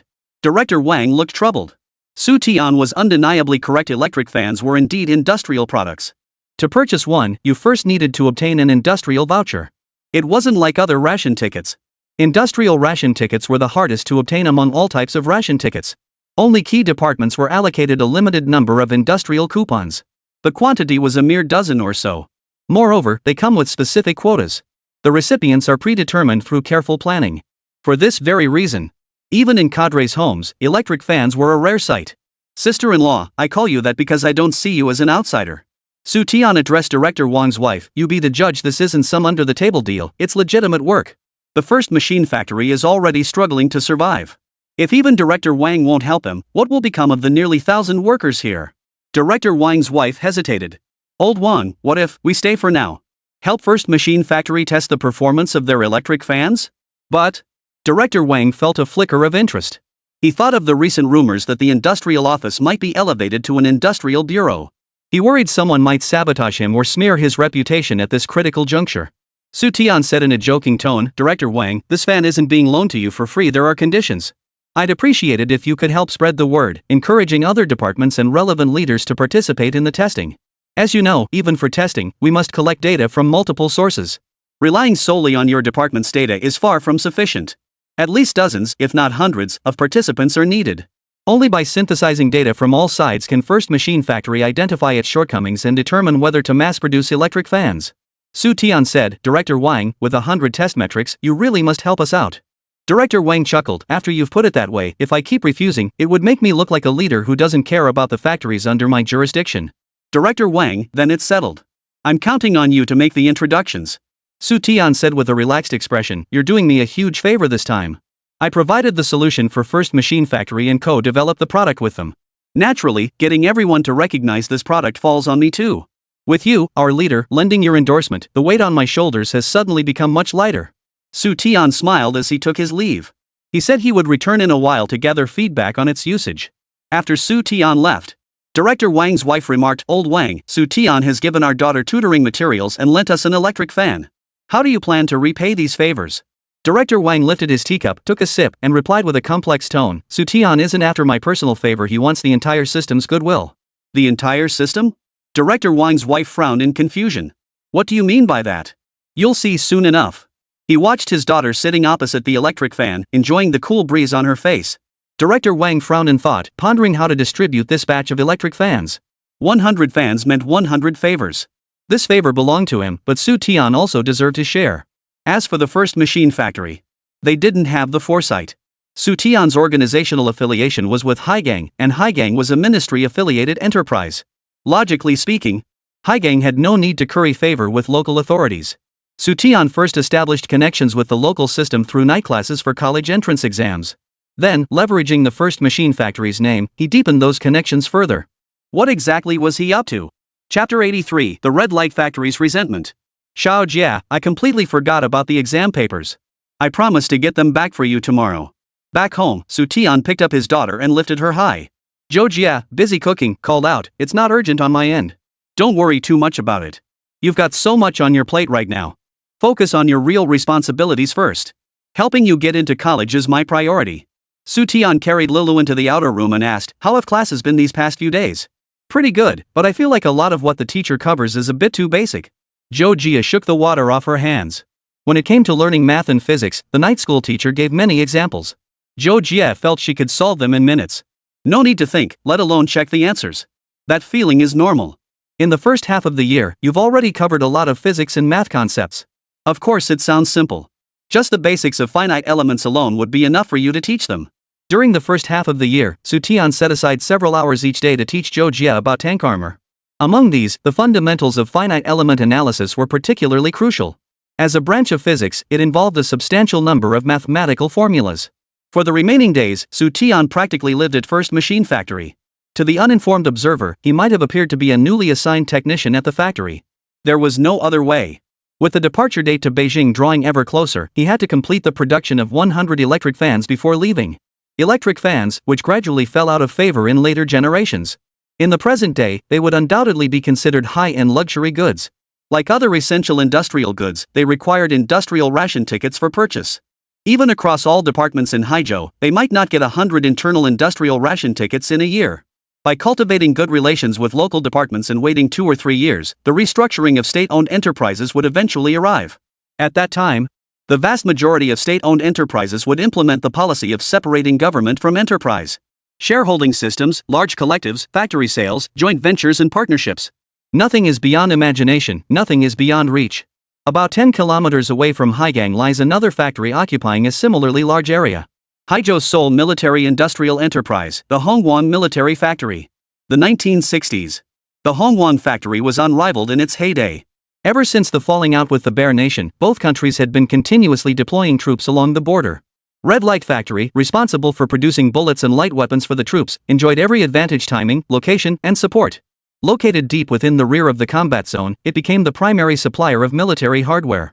Due to the high importance placed on the Red Light Factory, the military representatives dispatched by higher authorities were unlike those sent to other munitions plants.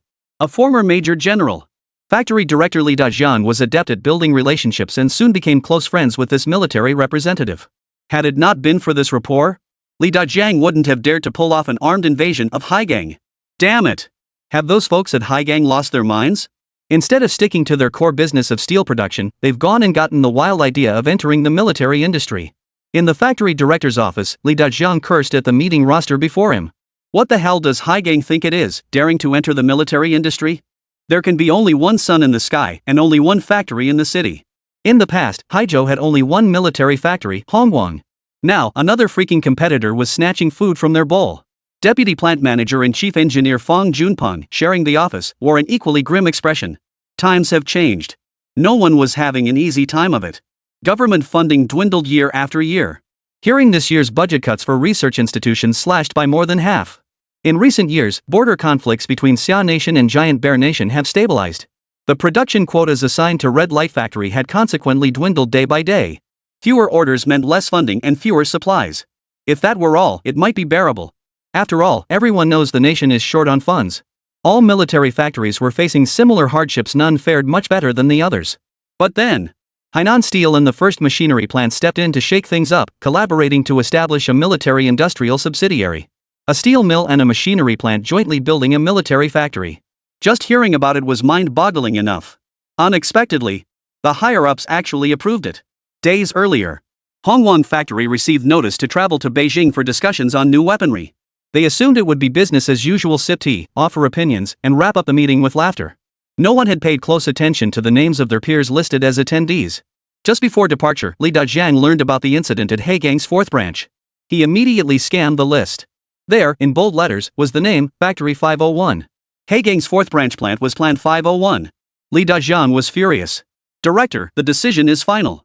There's no point in holding on to your anger. Even if Haizhou wants to meddle in the military industry, they don't have the capability. Fang Junpeng sneered, mocking Haizhou Steel for overestimating its capabilities.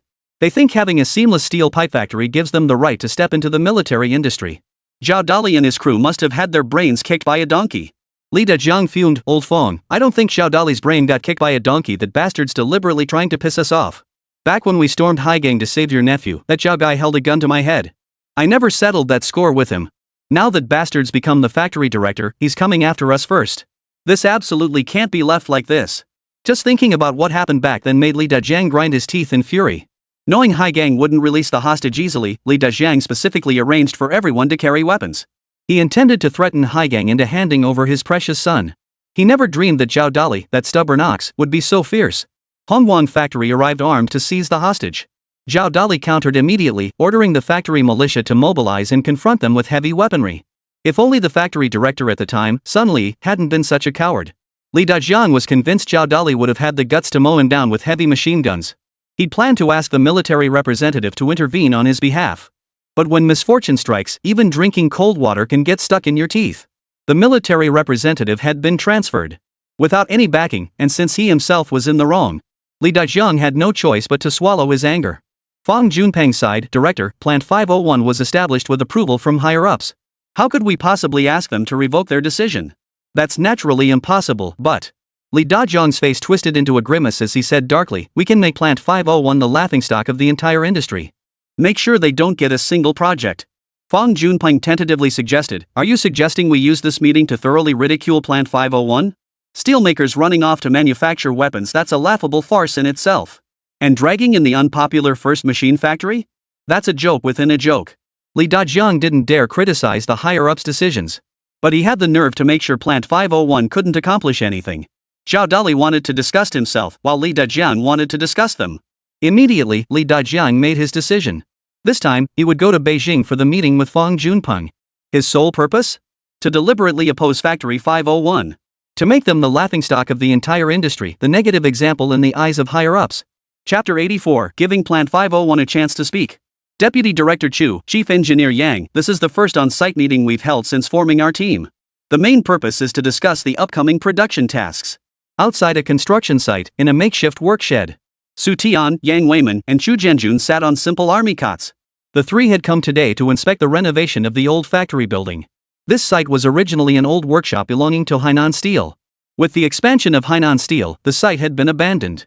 Now, this old factory building and a series of surrounding structures have been designated for use by Plant 501. Equipment and personnel are being transported here in stages.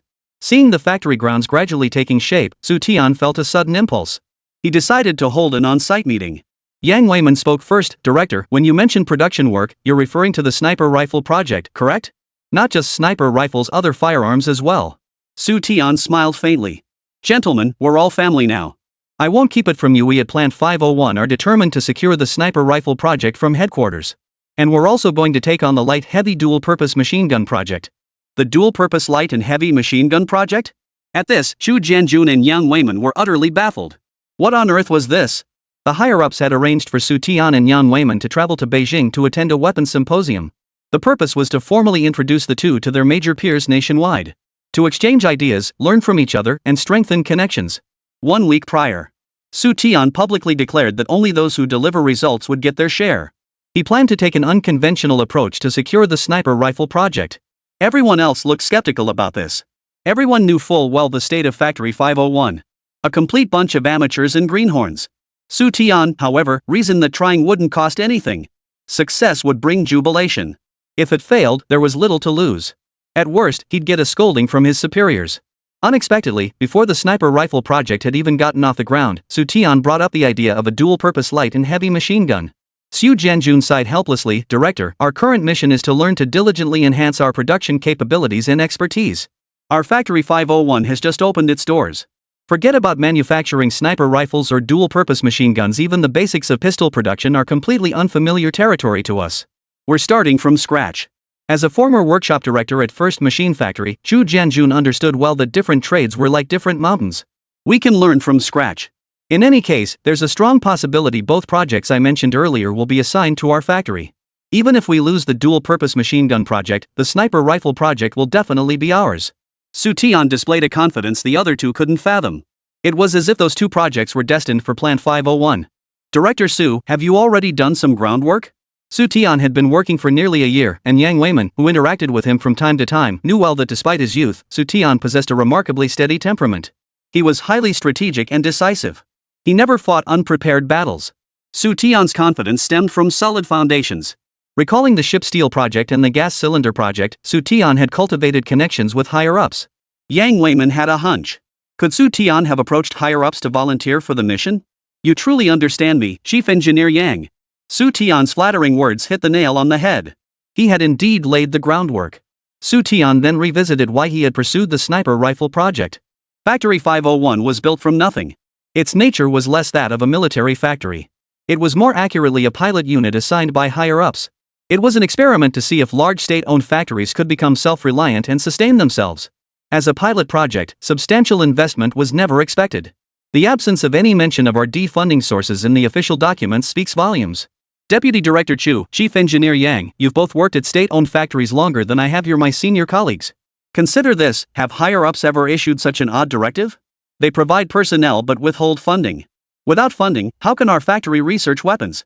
It's clear the higher-ups want us to become self-reliant. Only by delivering quality projects will we secure resources. Xu Jianjun and Yang Weiman exchanged a knowing glance. But what did this have to do with the groundwork Xu Tian had laid? Xu Tian continued, I firmly believe our 501 factory has a bright future ahead. But that path will be winding. To smooth out those twists and turns, we must lay the groundwork now. The military factories attending this symposium are all industry veterans, with even the youngest having over a decade of history. Even if they don't bother competing with us, the supervising authorities might not trust us. Therefore, I prepared 2 contingency plans. What Xu Tian said next nearly stopped both their hearts. 2 days prior, Xu Tian had dispatched an employee from the technical department on a business trip to the capital. The mission was to deliver a stack of blueprints to the Ministry of Land and Transport, to be handed over to Vice Minister Liu. This morning, Xu Tian received a call from Beijing. The blueprints had been delivered to the Land Machinery Department. Deputy Minister Liu is a weapons expert responsible for specific operational tasks. After reviewing the blueprints, he will certainly convene experts. They would meticulously study Xu Tian's blueprints. Su Changmao's face drained of color, while Yang Weiman's heart pounded violently. What shocked them was not that Xu Tian had taken it upon himself to send the blueprints to the Land, Maritime, and Air Defense Department leadership. It was the content of the blueprints. Xu Tian had not only submitted his envisioned sniper rifle design, but also blueprints for a dual-purpose light and heavy machine gun. No wonder Xu Tian had repeatedly emphasized that the factory would not only produce sniper rifles next, but also prepare for the production of dual-purpose light and heavy machine guns. It was waiting here for them all along. Comrade Xu Tian, you had absolutely no prior experience with firearms. How could you be so certain that the 2 blueprints you sent would catch Vice Minister Liu's eye? Yang Weiman forced himself to stay calm as he posed the most critical question. How could a weapon blueprint designed by an outsider possibly catch Vice Minister Liu's eye? How could Vice Minister Liu possibly approve them? And he'd even convene a meeting of weapons experts to discuss them? Xu Jianjun shared the same doubts. Xu Tian replied nonchalantly, of course, we identified issues during the research process and learned as we went. Chief Engineer Yang, how could you forget? Our factory may lack many things, but we've got plenty of machine guns. Haizhou employed over 10,000 workers, with a militia unit organized into a regiment. Heavy firepower was scarce. Semi-automatic rifles, heavy machine guns, and dual-purpose machine guns were plentiful. During this period, Xu Tian was truly pulling his weight for several people. He had to oversee electric fan production at First Machine Factory while also keeping a close eye on the construction progress at Plant 501. He also found time to visit the armory to familiarize himself with the performance of various weapons. Through his examination of the existing Type 67 dual-purpose machine gun, Xu Tian identified numerous issues with its design. He drafted a design for a new dual-purpose machine gun. He intended to use it as a stepping stone to gain the attention of higher-ups. He did not demand that the sniper rifle project be directly assigned to Plant 501. He only hoped that Vice Minister Liu to grant Factory 501 an opportunity to present its case. To stand out, all the groundwork is merely a means to an end. Ultimately, it all comes down to the real deal. Chapter 85, What madman drew these weapon blueprints? This Xu Tian is truly a freak. Every time something involving him comes up, it gives us a headache for ages. Capital City, Ministry of Land Affairs Building. Deputy Minister's Office. Deputy Minister Liu held a cigarette between his fingers, staring at the pile of blueprints on his desk with a peculiar expression. He muttered to himself. He had once suspected leaks from certain units.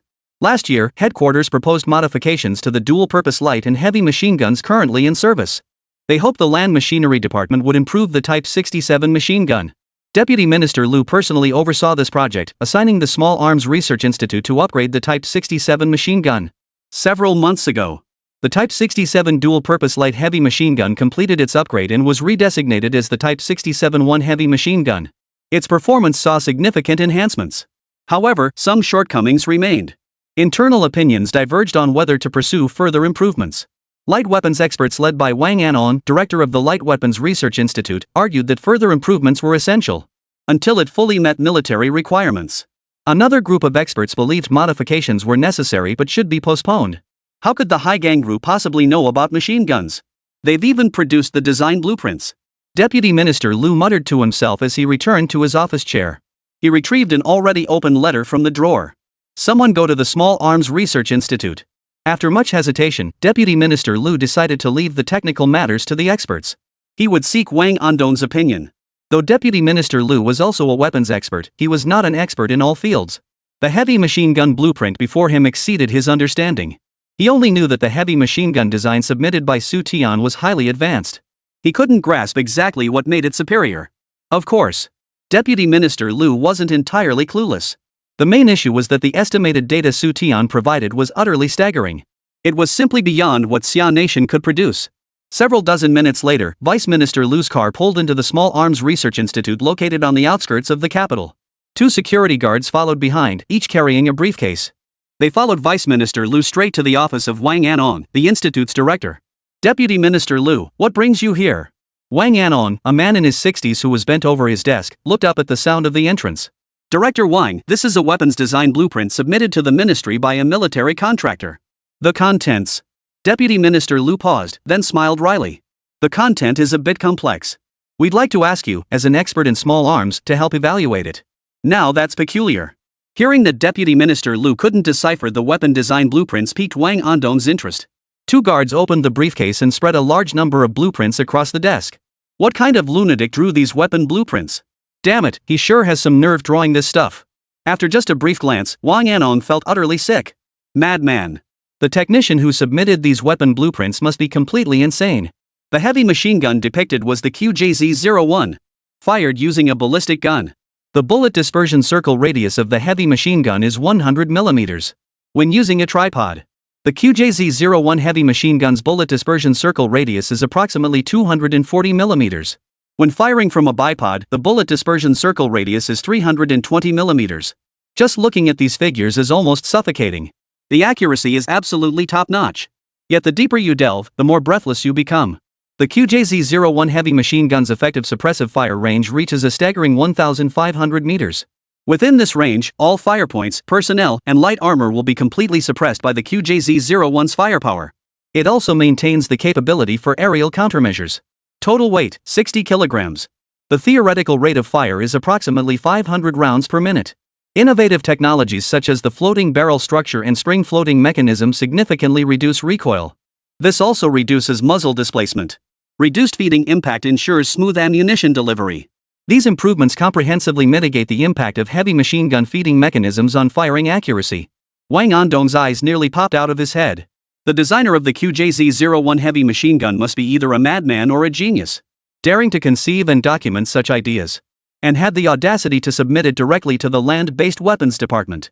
Director Wang, what do you think of the blueprints? I don't know. Huh? You don't know? Deputy Minister Lu was utterly baffled.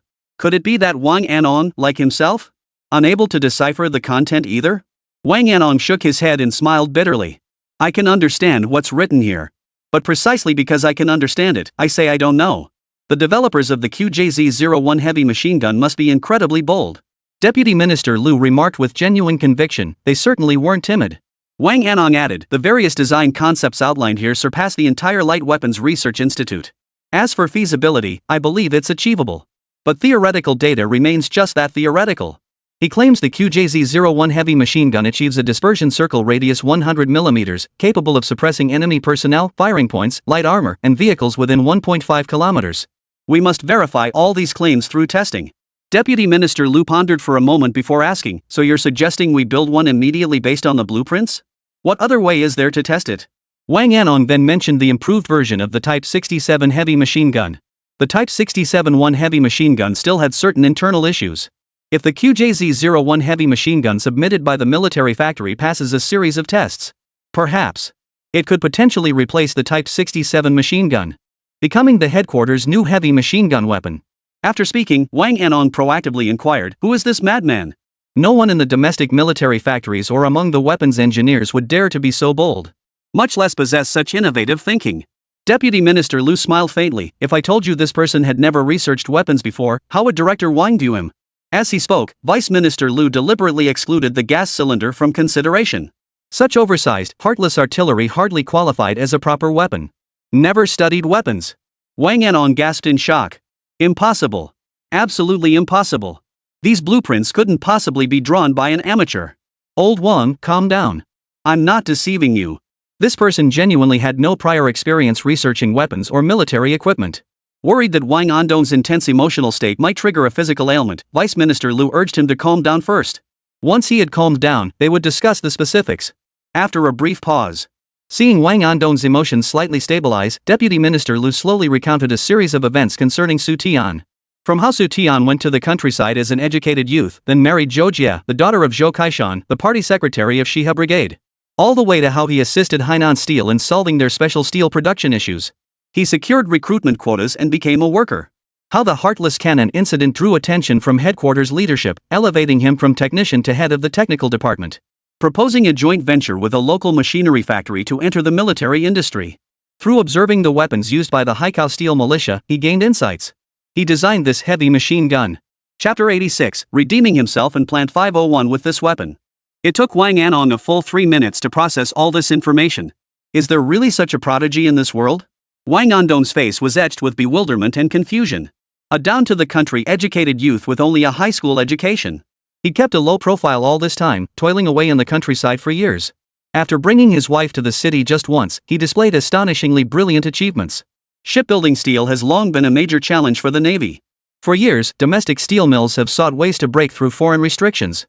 They developed domestically produced special steel that meets national defense requirements. The intentions were good, but reality proved incredibly difficult. Who could have imagined that the problem, unsolved by numerous large steel mills and thousands of technicians and engineers, solved the problem? Even more astonishing, the heavy machine gun design that had left Wang Anong both shocked and perplexed also came from his hand.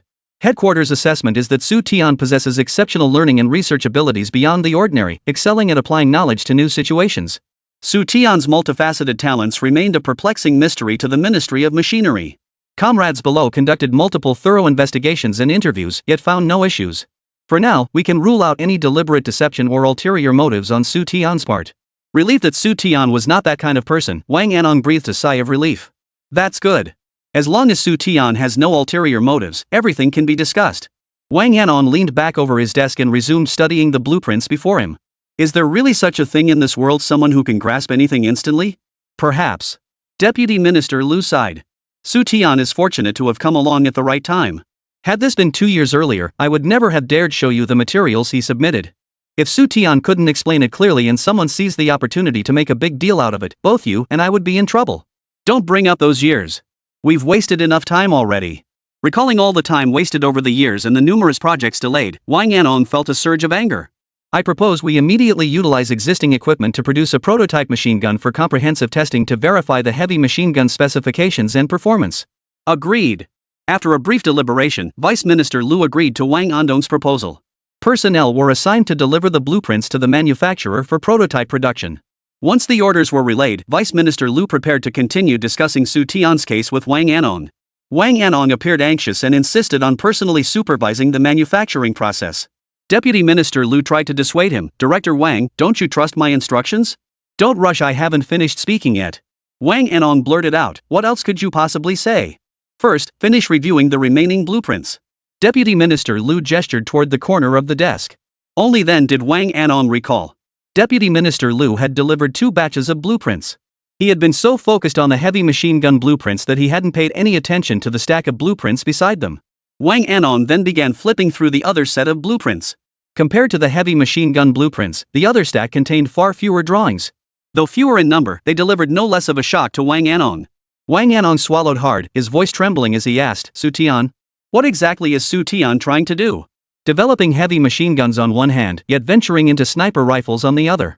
Since the founding of Xiao Nation, the military had never officially adopted sniper rifles. Research in this area had remained sluggish. Now, all major military powers possess their own sniper rifles. Aware of the deficiencies in sniper rifle capabilities, the Ministry of Land and Military Affairs has attempted to address these shortcomings. Military industry conferences were convened repeatedly, bringing together heads of military factories and engineers to pool their wisdom and develop a sniper rifle suitable for Xiao Nation. Due to a lack of experience, the meetings continued one after another. Yet no solution emerged. Deputy Minister Lu pulled out the letter he had previously read and handed it to Wang Anong. Director Wang, after reading this letter, you'll understand everything. Wang Anong immediately took the letter and scanned it rapidly. Moments later, Wang's expression turned exaggerated as he exclaimed, how does this kid's brain even work? Using a heavy machine gun to pave the way for his sniper rifle. Genius, after all, must have some qualities that set them apart from ordinary people. Deputy Minister Lu smiled faintly. Xu Tian submitted the heavy machine gun design to the ministry neither to seek credit nor to showcase his personal abilities. He only hoped the Land Air Ministry would grant him one small request. Using the sniper rifle blueprint specifications, he wanted the ministry to manufacture a standard-compliant prototype for Plant 501. In recognition of Plant 501's contribution of the heavy machine gun blueprints, he wanted to give the plant a chance to speak. To the leader overseeing the sniper rifle project, he wished to articulate his vision for the weapon. To express Factory 501's determination to fulfill the superior's mission. Empty words would convince no one. To gain the Ministry of Land Forces approval and establish Plant 501's reputation, we must deliver something truly impressive. Factory 501, under Xu Tian's leadership, currently possesses nothing. Equipment and personnel are still arriving in stages. Without the necessary resources, Xu Tian couldn't build the sniper rifle he envisioned. He submitted the sniper rifle blueprints along with the heavy machine gun designs to the Ministry of Aviation. It was, in truth, a last resort. Among the many components of a sniper rifle, the most challenging parts were not the receiver or the barrel. But it was an optical sight. No matter how skilled Xu Tian was, he couldn't conjure an optical sight from scratch with his current rudimentary equipment. Optical sights demand extremely precise magnification. It's simply not something that can be handcrafted. At best, the number of domestic manufacturers capable of producing military-grade optical sights could be counted on two hands. Military Telescope Factory. All are subordinate units of the Ministry of Land. Xu Tian intends to use this prototype rifle to vindicate both himself and Plant 501. They possess the capability to enter the military industry. Dragon Nation. In need of advanced sniper rifles. Having lived 60 years, Wang Anong gained a whole new understanding of audacity and bold initiative. Wang Anong smiled bitterly. Young director Su here seems intent on emulating King Zhuang of Chu, keeping quiet until he makes a stunning entrance. It's a bold idea, but a bit too flashy. Wang Anong felt quite favorable toward this young colleague he'd never met. Bold in thought and action, courageous in innovation. This was one of the essential qualities expected of military industry personnel. Yet in an environment that values humility and unity, stepping forward to be the first to speak up wasn't necessarily a good thing. Deputy Minister Lu remarked with a faint, ambiguous smile, "From what I understand, Xu Tian isn't the reckless type. If he's willing to be the one to stick his neck out, he surely knows the saying, he who endures heaven's grind is a true man, he who draws no envy is a mediocre talent." True enough, but, never mind. Wang Anong shook his head. Why should he concern himself so much with others' affairs? His primary focus now must be on weapon testing. If they could endure this period, Xu Tian and Plant 501 would have a bright future ahead. If they couldn't, it would only prove his overconfidence. Chapter 87, Super Modified Version, Type 171 Heavy Machine Gun. Immediately afterward, Wang Anong was plunged into deep confusion. From an unappreciated educated youth sent to the countryside, he gradually rose through the ranks. He was recruited into the factory and became a technician at Haizhou Steel. Before long, Xu Tian was promoted to head of the technical department. All circumstances proved it. Xu Tian was not the sort to be unaware of the gravity of the situation. With the national economy struggling, the R&D funding allocated to research institutes and factories has been shrinking year after year. This year, in particular, funding for all research institutes had been cut in half. The Small Arms Research Institute was no exception. Whoever develops a promising project capable of attracting higher-level attention, only then could they secure full funding and support. Could this be the reason? Wang Anong couldn't fathom Xu Tian's reasoning, but Vice Minister Lu could guess a thing or two. Comprehensive economic development and concentrated efforts to raise the people's standard of living. This was a decision set in stone. No dissent would be tolerated. State-owned factories, enterprises, institutions, and schools all required various funds allocated annually by higher authorities. The current situation is this. Relevant departments are no longer able to allocate sufficient funds and resources. To advance technology and invigorate the economy, funds must be available. You can only do as much as your budget allows. Some areas simply require patience. Last time, Headquarters Chief Liang Jun met with Xu Tian and spoke highly of him. He personally arranged for a large batch of specialized internal technical books to be delivered to Haizhou Steel and handed over to Xu Tian. This speaks volumes. Liang Jun held Xu Tian in very high regard. With the headquarters chief holding him in such high regard, Vice Minister Lu absolutely could not treat Xu Tian as just another ordinary young man in his 20s. Thinking 3 steps ahead was the most immediate impression Vice Minister Lu had of Xu Tian.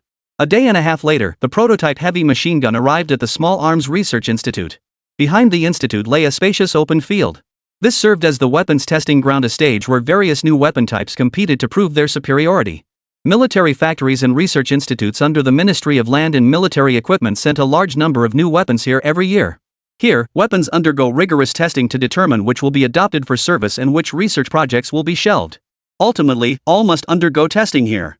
Director Wang, what do you think of this heavy machine gun? Deputy Minister Lu, who arrived punctually at the weapons testing ground, inquired with keen interest about the machine gun's performance. Setting aside other factors, its structure alone matches the blueprint perfectly, easy to assemble and straightforward in design. Maintenance and upkeep won't be overly complicated. Wang Anong shared his professional assessment of the heavy machine gun. During the manufacturing process, Wang Anong led a large team of technicians and engineers stationed around the clock at the Beijing military factory where the prototype was being manufactured. The only drawback was its weight. For Vice Minister Lu, weight was hardly an issue. If a heavy machine gun isn't heavy, what kind of heavy machine gun is it? Had Xu Tian heard these words, he would surely have smiled bitterly. This heavy machine gun was modeled after the Type 171 heavy machine gun. The Model 171's receiver is constructed from titanium alloy. Lightweight construction was one of its defining characteristics. But in this era, Xia Nation's limited resources made it impossible to produce titanium alloy that met the required standards. Xu Tian had no choice but to adapt to the circumstances.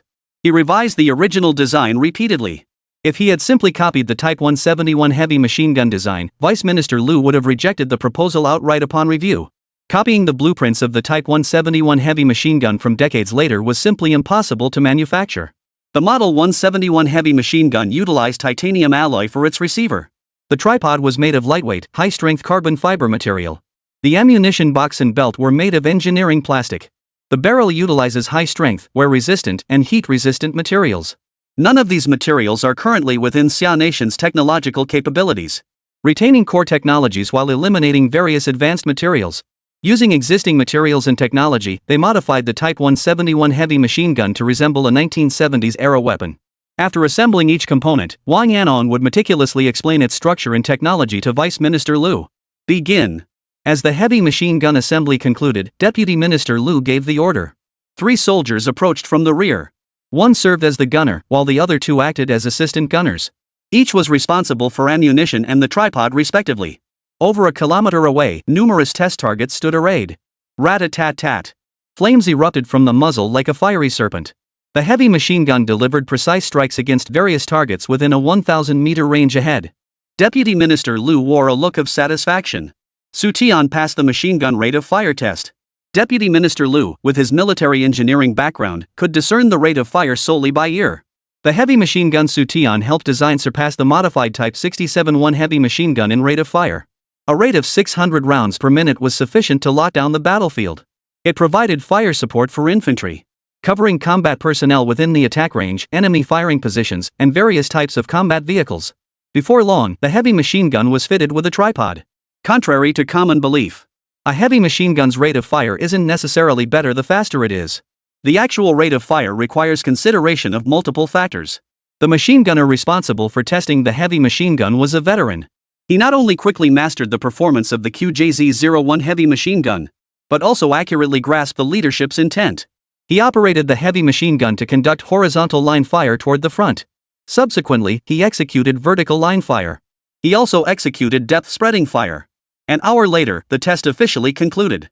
Wang Yanong fondly stroked the now-cooled heavy machine gun. Excellent performance. Minor flaws were completely negligible. Xu Tian skillfully integrated the barrel, gas tube, and automatic mechanism into a single inner receiver assembly. This created a floating receiver assembly. After the first recoil cycle, the entire assembly moved forward through a buffer, completing a new locking and firing cycle. The pressure generated by the propellant significantly dissipates the recoil force produced during firing. An additional internal mechanism effectively reduces the impact on weapon stability during firing. Meanwhile, numerous technicians rushed to their respective stations. With the heavy machine gun testing concluded, their mission begins. They examined the dispersion pattern produced by the heavy machine gun's fire. Wang Yanong remarked with satisfaction, Deputy Minister Liu, Director Su didn't exaggerate nor did he deceive us. The data from this test is as close to perfect as it gets. Of course, one test doesn't prove anything, but I'm confident there won't be any surprises in the upcoming tests. You can prepare the sniper rifle he requested. Deputy Minister Liu smiled faintly. After leaving your office that day, I've already made the arrangements.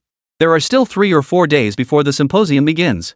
If we start production today, we'll be breaking our word by the time the meeting rolls around. Xu Tian had orchestrated all these maneuvers solely to secure an opportunity to demonstrate Plant 501's capabilities. Not to cut corners and directly secure the sniper rifle development project. This single fact alone proves that Xu Tian is not only bold but also meticulous. He understood the ways of the world. The Ministry of Defense was not solely under Vice Minister Liu's authority. Above him stood the minister and another deputy minister. Chapter 88, a warning shot at the conference, a greeting from a fierce rival. Late at night, in a roaring train's soft sleeper compartment, Xu Tian, who had already slept for a while, was awakened by sighs from the next berth. By the moonlight streaming through the window, Xu Tian saw his traveling companion, Yang Weiman, tossing and turning.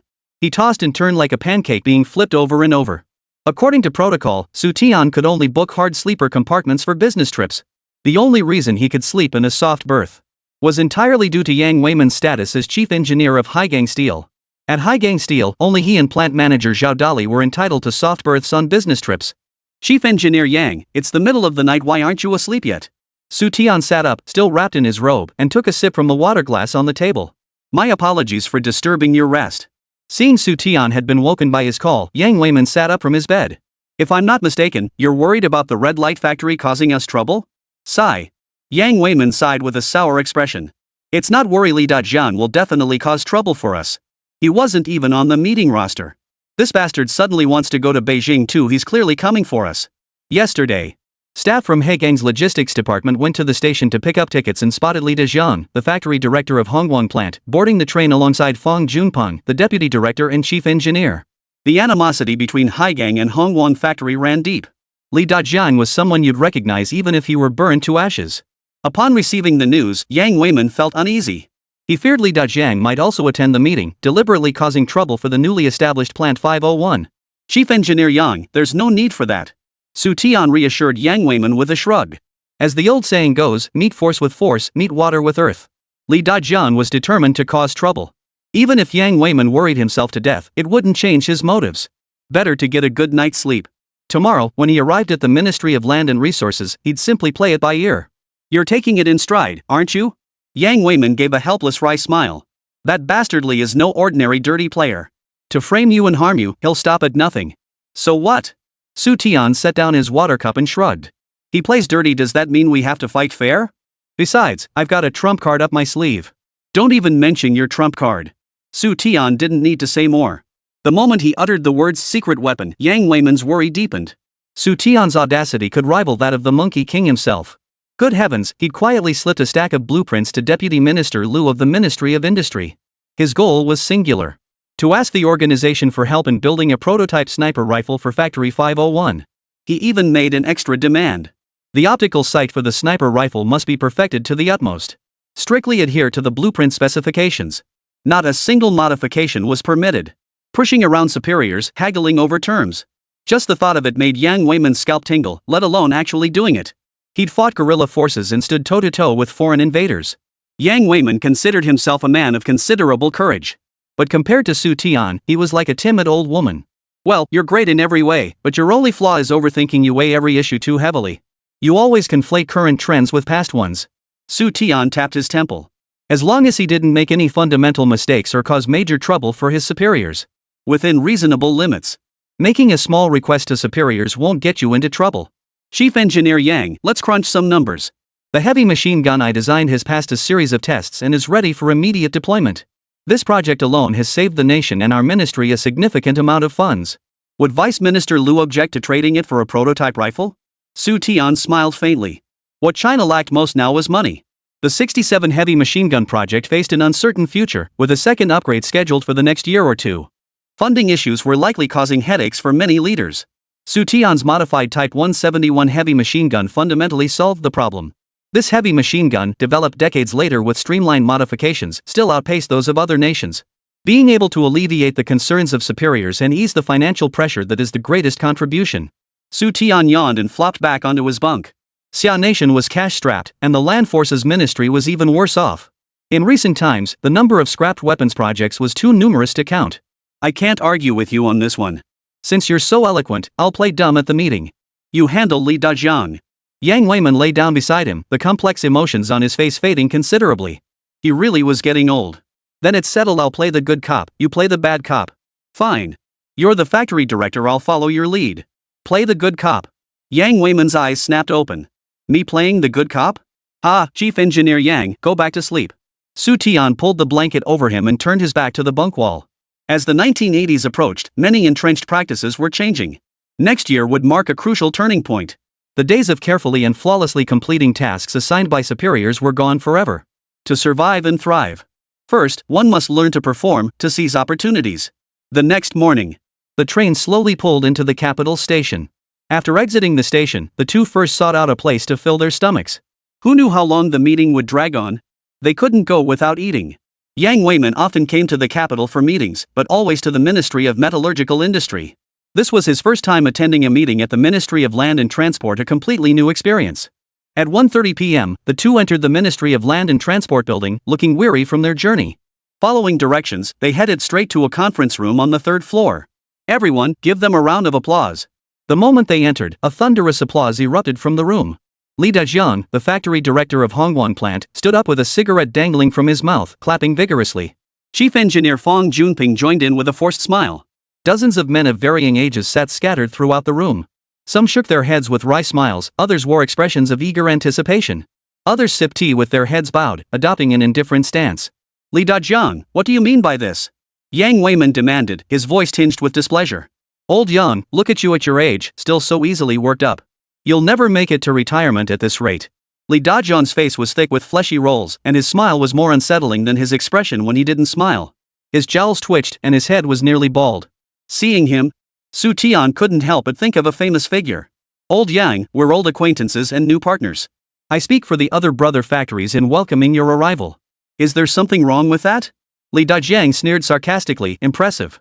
So now steelworkers can build weapons too. Comrades, let's work hard and strive to build a space shuttle someday. Emulate high gang spirit. Ignorance breeds fearlessness. Li Dajiang warmly ushered Yang Weiman to a seat, casting a sly glance at Xu Tian, who remained silent. This must be Comrade Xu Tian, the director of Plant 501? Comrade Xu, if I may ask, when will Plant 501 build an aircraft carrier? Our Hongguan plant will definitely lend our support, providing moral encouragement. Chapter 89, Director Li, you bear a striking resemblance to a notorious bully. Ha ha ha. The conference room erupted in laughter. Even the military factory representatives trying to stay neutral couldn't help but laugh. That old rascal Li Dajiang. Who knows where he picked it up, but he'd started cursing without using any dirty words. Before Xu Tian and Yang Weiman arrived, Li Dajiang had cursed their ancestors non-stop. His language was thick with profanity. The moment the two entered, Li Dajiang immediately launched into flattery. Every sentence was lavished with flattery, yet each remark was more cutting than the last.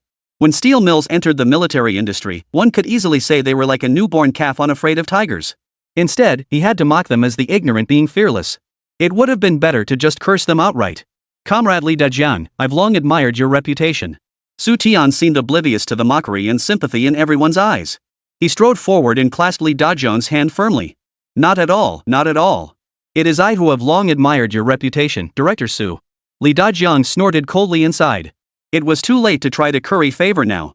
Becoming a branch factory director in your early 20s, that's no small feat, unlike us old hands who've toiled away for 10 or 20 years and still might not get promoted. Li Dajiang sighed deeply. Having connections really paid off. A factory director in his 20s. In another 5 or 6 years, who knows? He might even become a big shot. What are you all standing around for? Quickly introduce yourselves. If you don't make a good impression on Manager Su now, you'll be in for a rough ride later. Li Dajiang slammed his hand on the table, urging everyone to stand and introduce themselves. Director Li, please hold on. Xu Tian withdrew his hand and took another step back. He looks like him. Too much like him. Not only the looks, but the tone of voice, the mannerisms, it's almost identical. Hearing this, Li Dajiang frowned and hesitated. Too much like what? Too much like someone. Xu Tian slapped his thigh and exclaimed, Hu Han-san. The laughter in the conference room abruptly died down. Everyone stared at Xu Tian in stunned silence. Yang Weiman hadn't expected Xu Tian to fire off so suddenly, using Hu Hansen's name to mock Li Dajiang. Who was Hu Hansan? Step outside onto the street and ask any passerby. There wasn't a soul who didn't know him. A major landlord and a notorious bully. The common people's public enemy, a villain who deserved to be killed 10,000 times over. Li Dajiang's facial muscles instantly contorted into a menacing grimace. Anyone who knew him understood this meant Li Dajiang was about to lose his temper. Smack! Fang Junpeng slammed his hand on the table and stood up abruptly, his voice sharp with accusation. Factory Director Su, what do you mean by this? Our director welcomed you with good intentions, expressing congratulations to your Factory 501. And this is how you repay us? How dare you call our factory director a landlord bully? If you don't give us a proper explanation for this. When Deputy Minister Huang arrives shortly, we'll seek justice through him. At these words, everyone suddenly understood.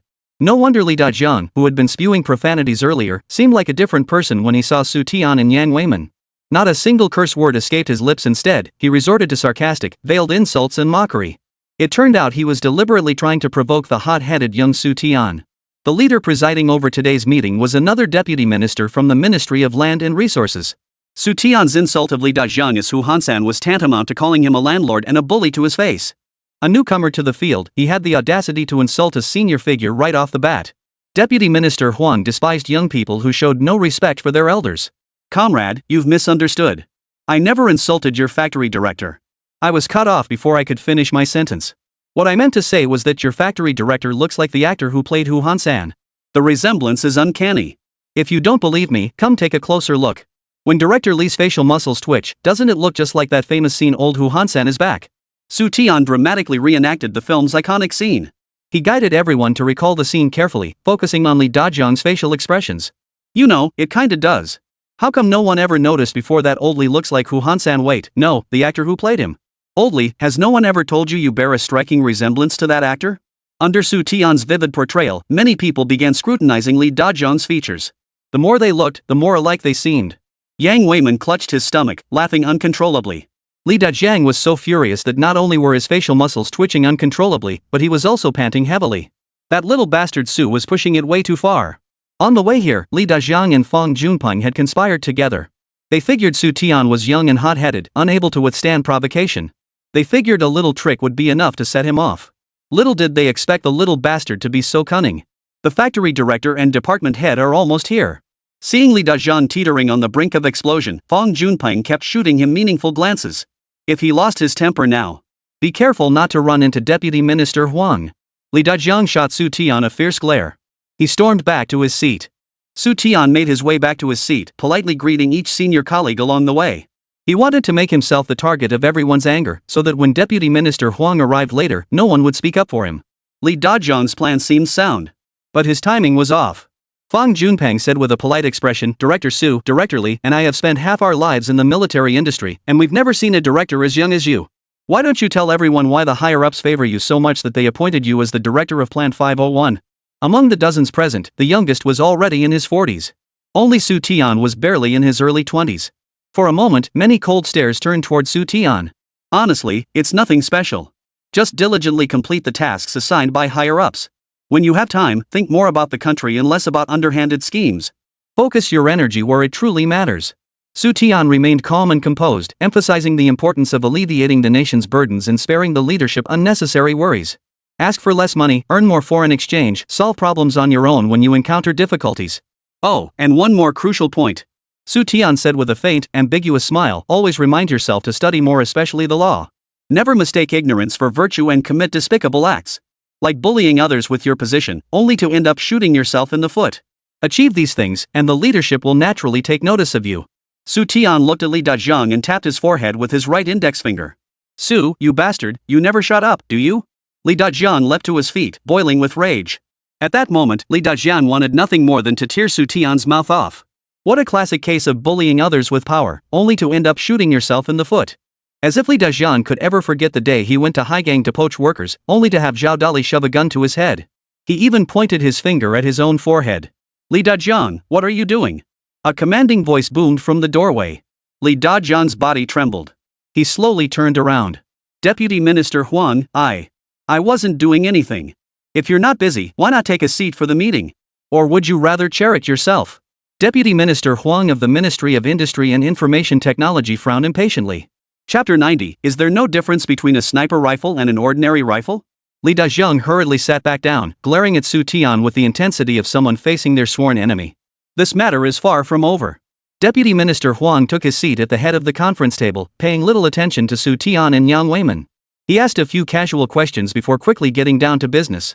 The discussion on sniper rifle development continued. Comrades, we've held no fewer than a dozen meetings on whether to develop sniper rifles and how to proceed. After synthesizing opinions from all sides, primarily those from the military units, it is necessary to equip our forces with sniper rifles. However, we lack sufficient understanding of sniper rifles. From the founding of our military to the present day, our soldiers have scarcely ever used sniper rifles. Your respective military industrial units have also had minimal exposure to this field. Last month, after deliberation, the ministry decided to procure a batch of sniper rifles from abroad. Deputy Minister Huang, a career military officer, had always been straightforward in his meeting style. Today's discussion is not about developing domestic sniper rifles. We are solely discussing the procurement of a batch of sniper rifles. A portion will be allocated to the troops to train a contingent of snipers. A smaller portion would be given to capable military factories for reverse engineering. Through reverse engineering, we will ultimately develop our own domestically produced sniper rifles. Li Dajiang's eyes lit up. Having Hongguang factory design and develop it entirely on their own? No one in the entire factory possesses that capability. With a sample to work from, reverse engineering it should pose no significant problem. Deputy Minister Huang, I wholeheartedly support the ministry's decision. As soon as Deputy Minister Huang finished speaking, Li Dajiang hastily raised his hand to pledge his commitment. Assigning the replication task to Hongguang factory would be absolutely no problem. At the same time, Li Dajiang cautiously inquired which country the state intended to import sniper rifles from. The specific results are not yet finalized. Once we have news, we will naturally inform you. Deputy Minister Huang then turned to the representatives of other military factories. He inquired whether they had confidence. Given the sample rifle, can you successfully reverse engineer a domestically produced sniper rifle? The group exchanged glances, but no one spoke. Why get excited over something that hasn't even begun? Though Vice Minister Huang hadn't stated it explicitly, as seasoned military industry veterans, they could guess. It could only be White Eagle Nation or the Western powers. As for the Bear Nation? Impossible. It wasn't that they lacked sniper rifles. On the contrary, the Great Bear Nation's sniper rifles are quite formidable. Due to a series of historical reasons, Xia Nation could not and would not import weapons from the giant Bear Nation. The current supreme leader of White Eagle Nation has paid 2 visits to Xia Nation. The thawing of relations between the two sides likely occurred within the past few years. Almost certainly. The ministry plans to import a batch of sniper rifles from the White Eagle Kingdom. Xu Tian couldn't help but sigh inwardly. The Xia Kingdom did indeed have plans to import a batch of sniper rifles from the White Eagle Kingdom. Ultimately, the deal fell through. It wasn't that White Eagle refused, but rather that they were too poor. White Eagle's weapons, much like those of the Westhans family, were notoriously expensive. Compounded by the fact that various departments could never reach a consensus on whether to adopt or develop sniper rifles. Thus, the matter was eventually shelved. It wasn't until 2 years later, when hostilities broke out along the border, that White Eagle's sniper rifles inflicted significant casualties on our forces. Only then did sniper rifles gain genuine recognition. Using SVD sniper rifles captured on the battlefield, the military industry department eventually reverse-engineered the Type 79 sniper rifle. Deputy Minister Huang, I have something to say. Xu Tian raised his hand abruptly. Deputy Minister Huang paused in surprise. Having just returned from a business trip, he knew nothing of the events unfolding over the past 2 days. He only knew that Xu Tian was a promising young talent favored by headquarters leadership. He was said to have great potential for development. Not only had he approved the establishment of Plant 501, but he had also granted Xu Tian and Yan Weiman observer status at the meetings. Director Su, does your Factory 501 also intend to secure this project? Li Dajiang finally found his opening. No matter what Xu Tian wanted to say, he couldn't be given a chance to speak. Slinging mud and pinning labels was Li Dajiang's specialty. Director Li, one shouldn't eat indiscriminately, nor should one speak recklessly. Xu Tian wouldn't rashly step forward to be the first to speak until the timing was right. Since you have no intention of taking this project, what else do you have to say? Li Dajiang demanded. Ask whatever questions you have. Deputy Director Huang picked up his teacup, took a sip, and lit a cigarette. I'd like to ask everyone, what criteria must a high-quality sniper rifle meet? Xu Tian inquired. Hearing this, Deputy Minister Huang tapped the ash from his cigarette and said, Comrades, our young colleague here is testing all of you. Why don't you give it a try? Deputy Minister Huang didn't take Xu Tian's questions seriously. Everyone knew the story of how Factory 501 came to be. A brand new factory that had never produced any weapons before. Out of curiosity, the person in charge inquired about the principles of sniper rifles. An admirable spirit of exploration. Director Su, I can answer that question for you. Li Dajiang began his explanation with feigned enthusiasm. What makes a good rifle? 8 words sum it up. Reliable, stable, quality, durable. During rifle firing, frequent jams must never occur.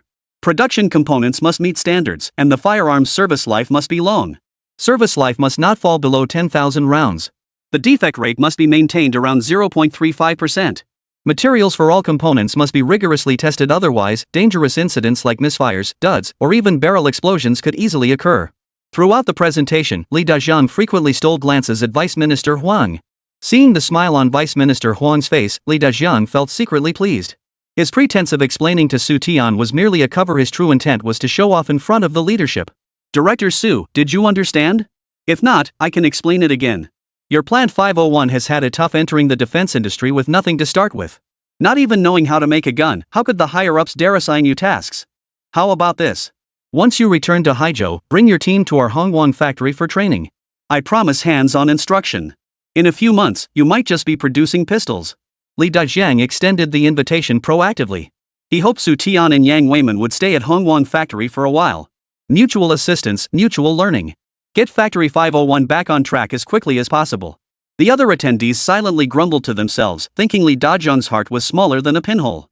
While showcasing his abilities, he never forgot to exact revenge. Once Xu Tian and Yang Weiman entered Hongwang factory. It won't be to learn, it'll be to suffer. Director Li, thank you for your kind offer. Should the need arise, I will visit Hongwang factory to learn from your experience. After politely expressing his gratitude, Xu Tian continued, Director Li, it seems you haven't answered my question.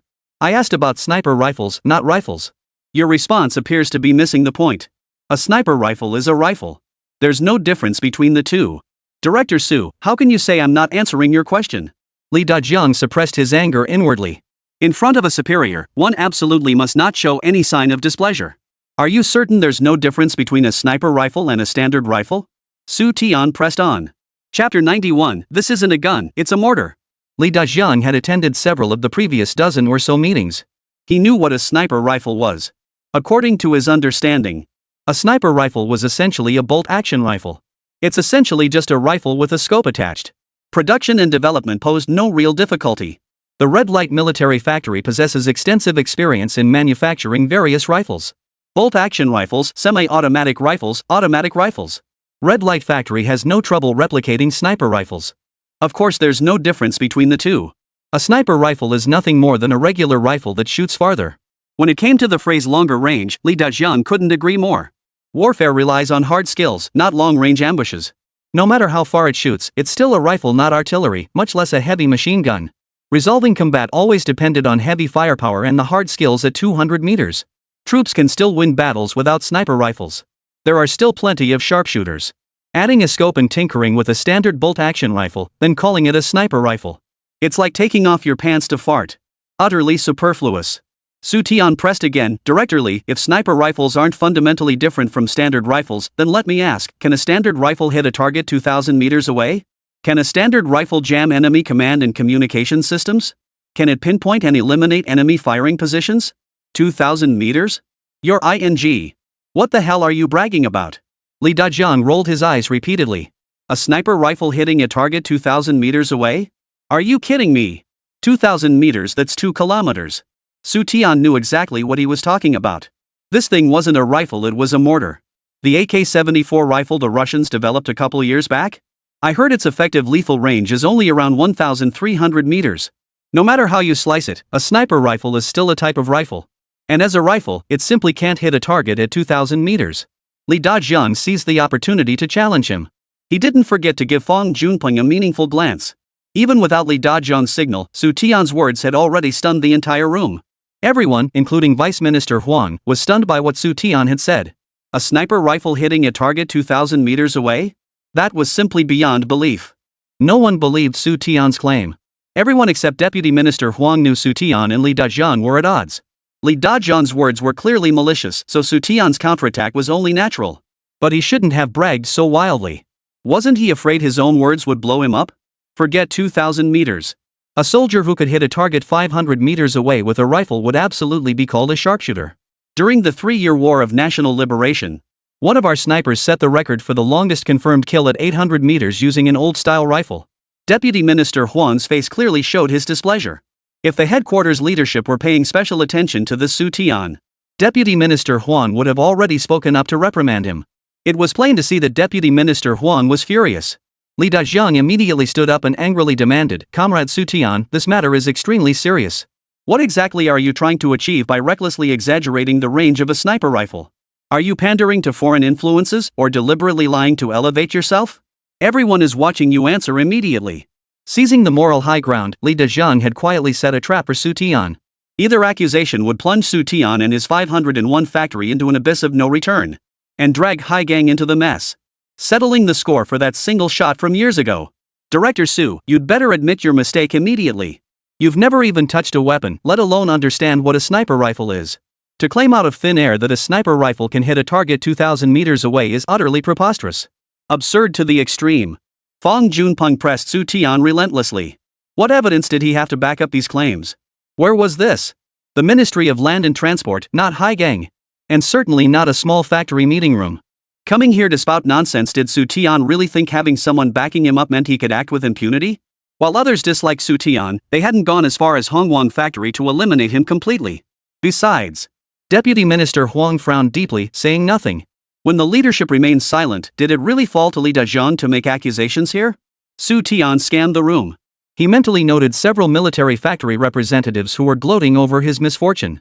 Deputy Minister Huang, I stand by my words. I have knowledge of sniper rifles, and I will present substantial evidence to prove every word I've spoken is true. Xu Tian looked at Deputy Minister Huang with neither subservience nor arrogance. The evidence was on its way. It should arrive before nightfall. Seeing Xu Tian's unhurried, steady composure, Deputy Minister Huang lit another cigarette. Are you certain you have evidence proving a sniper rifle can hit a target beyond 2,000 meters? I stake my organization's very existence on it. Xu Tian replied with unwavering composure. Yang Weiman couldn't help but smile bitterly inside. Xu Tian was walking a tightrope again. If this happened a few more times, he'd scare himself to death. Very well. Deputy Minister Huang took 2 deep drags on his cigarette before forcefully crushing the butt out. If you can bring the evidence you mentioned before dark, and it fully proves your claims are true. Once the sniper rifle import is finalized, I'll recommend to the minister that the reverse engineering project be assigned to your Plan 501. At this point, Deputy Minister Huang paused for several minutes. He couldn't guarantee the sniper rifle import would be approved. If he made a promise he couldn't keep, it would be a major embarrassment. Considering this, he amended his statement. Should unforeseen circumstances prevent the project from being assigned to your 501 factory, consider it a personal favor owed to you. Thank you for your trust, Deputy Minister Huang. I am confident the project will be assigned to our Plant 501. When our factory completes the project, would it be possible to invite Vice Minister Huang to attend our factory's celebratory banquet? Xu Tian's words once again left Deputy Minister Huang speechless. This kid was thinking way too far ahead. All right, I agree. Deputy Minister Huang glanced at his watch. Autumn nights fell early by 5 or 6 o'clock, darkness had already descended. There were still about 3 hours left before nightfall. Then, Deputy Minister Huang sank back into his chair, chain-smoking one cigarette after another. Beidahuang exchanged smug glances with his colleagues. Xu Tian was no longer fearless through ignorance. He was simply brainless. Regardless of whether Xu Tian could ultimately produce evidence, he had already placed himself in Plant 501 in direct opposition to everyone else. Just imagine. Every representative from the military factories present was a renowned veteran and expert in their field. What is Factory 501? It claims to be a military factory, yet it hasn't produced a single achievement. Factory director Xu Tian probably couldn't even fire a gun. He's just some young punk in his 20s, a former educated youth sent to the countryside. Yang Weiman is even more laughable. Chief engineer at Hainan Steel, he also serves as chief engineer at Plant 501. The deputy factory director hails from the moribund First Machinery Plant. Is this even a military factory? It was nothing but a makeshift operation. If the task of reverse engineering the sniper rifle fell to Plant 501, it wouldn't just be a blow to Hongguan Factory's reputation, it would be a slap in the face to every military representative at the conference. Without evidence, Xu Tian's career would be over. Produce the evidence, and prepare to become the industry's public enemy. Chapter 92, The Gossip-Mongering Military Factory Representative. 2 hours passed in the blink of an eye. The conference room was shrouded in smoke, ashtrays overflowed with cigarette butts before everyone. Cup after cup of tea was consumed. After a long wait, Xu Tian still showed no sign of movement. The mood grew increasingly somber. What the hell was Xu up to? He promised to produce evidence before nightfall, yet darkness was fast approaching. Xu Tian remained perfectly composed, showing no sign of urgency. He may not be in a hurry, but the others certainly weren't patient enough to wait. One by one, people rose and headed out to use the restroom. They claimed it was to use the restroom, but really, they just needed to get some air. You old hands, you saw it too. That saying about no beard, no reliability, it fits Xu Tian like a glove. Corridor. Beidahuang pulled out an unopened pack of peony cigarettes and began handing them out to those around him. Young people these days really say whatever comes to mind, without a care in the world. I hear Xu Tian and Deputy Minister Liu have a special connection. Better keep your mouths shut. Damn it, I can't stand these connections. Never even touched a gun, yet they talk about guaranteeing mission completion? Oomph. Damn it. That Xu guy just spouted a load of hot air, and now we old-timers have to sit here twiddling our thumbs. I came over this morning and haven't had a bite to eat since. The men smoked cigarettes while complaining about Xu Tian's recklessness. Claiming sniper rifles could hit targets over 2,000 meters away. Did he really think we were all 3-year-olds? Every single one of us here is a veteran of the military industry. They'd seen and handled more firearms, ammunition, and artillery shells than Xu Tian had meals under his belt. Oldly, no wonder you can't stand Xu Tian. That kid really deserves a good thrashing. The completion representative from a factory in southwest China grumbled about how both Xu Tian and Yang Weiman were utterly clueless. After all, Yang Weiman's status and seniority speak for themselves. Seeing Xu Tian spout nonsense, not only did he fail to rein him in, but he kept pretending not to hear a thing. Folks, I'm not bragging, but if Xu Tian could prove a sniper rifle hits targets over 2,000 meters, my red square could single-handedly fix every issue with the Type 63 automatic rifle. Li Dajiang rolled his eyes, drawing uproarious laughter from the crowd. Old Li, you're such a damn smart ass. If Director Wang were here, you'd drive him to his grave. A bespectacled, scholarly-looking chief engineer from the military factory raised his hand and playfully slapped Li Dajiang on the shoulder. Lu engineer, this isn't me being mean, I'm just stating facts. Why has the Type 63 assault rifle become the weapon no one in our industry wants to talk about? It's all because of Director Wang's reckless nonsense. 20 years ago, Wang Anong, then deputy director of the Small Arms Research Institute, led a team of military academy students in developing a new generation of automatic rifles. Every military factory found it utterly baffling. Leading a group of engineering students who hadn't even graduated yet to jointly develop and design a new generation of rifles. It was sheer nonsense. As it turned out, that was indeed the case. The Type 63 automatic rifle developed by Wang Anong and his students was riddled with problems. The rate of misfires was outrageous, and sometimes the barrel would even explode. The firearm's service life was severely substandard. At this point, Li Dajiang dramatically raised both hands. One hand formed a single finger, while the other fingers spread wide to form the number 8. Guys, that 63 automatic rifle they developed had 180 problems. 180 problems. You call that a gun? It's just like those Japanese junkers, not even good enough for suicide. Ha ha ha. The room erupted in laughter, many even laughing until tears streamed down their faces. No wonder Li Dajiang mocked Wang Anong. Director Wang's temperament was exceptionally stubborn. From the very start of the project, countless people had tried to dissuade Wang Anong. Those students are just greenhorns, they said. Leading them to develop a new universal rifle? It's absolutely impossible to succeed. Weapons manufacturing still relied on seasoned veterans like them. Wang Anong refused to buy into that notion. He believed the young had fresh ideas and boundless drive. Guiding them in new weapon development might just yield fresh perspectives. Veterans in the military industry possess their experience and technical expertise. Young people bring fresh perspectives and bold initiative. Mentoring the new generation, that's the right path. The future of the defense industry must be carried by the younger generation. The role of the older generation is to mentor and guide, helping the younger generation get started. They shouldn't just hog the toilet without doing their business. They talk a good game. But what they ended up with was a piece of junk that nobody wanted. After undergoing various tests, the Type 63 assault rifle exhibited a total of 180 issues, both major and minor. Not only was the quality shoddy, the precision of the barrel and receiver was so poor it was hard to look at. Li Dajiang took 2 deep drags on his cigarette before flicking the butt to the ground and crushing it underfoot. If old Wang hadn't acted on a whim and pulled off such an absurd stunt, he wouldn't have stuck around as deputy director for over a decade. He only got promoted to director 2 years ago. Truth be told, with old Wang's capabilities, had he just kept his head down and avoided all those shenanigans, he'd have been promoted to the ministry long ago and become our leader. Hearing this, the others exchanged sighs of regret. Ignoring everyone's pleas, he insisted on bringing the young man into his research. In the end, all his efforts only landed him in trouble. He remained stuck as deputy director of the Light Weapons Research Institute for 15 years. How many 15-year spans does one have in a lifetime? As Xia Nation's first-generation light weapons research expert, Wang Anong had every opportunity to enter the Ministry of Land and Machinery, serving as deputy minister or even minister. Old Wang's lesson tells us all, trusting those greenhorns is like believing the sun will rise in the west. Li Dajiang sneered coldly, just wait and see. Xu Tian is bound to screw up today. Old Wang is a veteran with seniority. Even if he causes major trouble, higher-ups won't dare touch him. Xu Tian? Oomph. Li Dajiang, if you love gossiping so much, why don't I transfer you to the Women's Federation? Then you can talk your heart out every day. At some point, Deputy Director Huang emerged from the conference room. He glared at Li Dajiang with a sour expression. Deputy Director Huang, why are you out here? Li Dajiang cursed inwardly. What kind of curse had befallen him today, getting caught red-handed by Deputy Minister Huang twice? What? Do I need to report my movements to you? No. You're the leader. How could I possibly ask you to report to me? Li Dajiang apologized grudgingly, casting a meaningful glance out the window. Deputy Plant Manager Fang Junpeng spoke up. Deputy Minister Huang, has Comrade Xu Tian's evidence arrived yet? Not yet. Deputy Director Huang shook his head and pointed at Li Dajiang. Li Dajiang, you're a man, not a woman. Stop gossiping behind people's backs.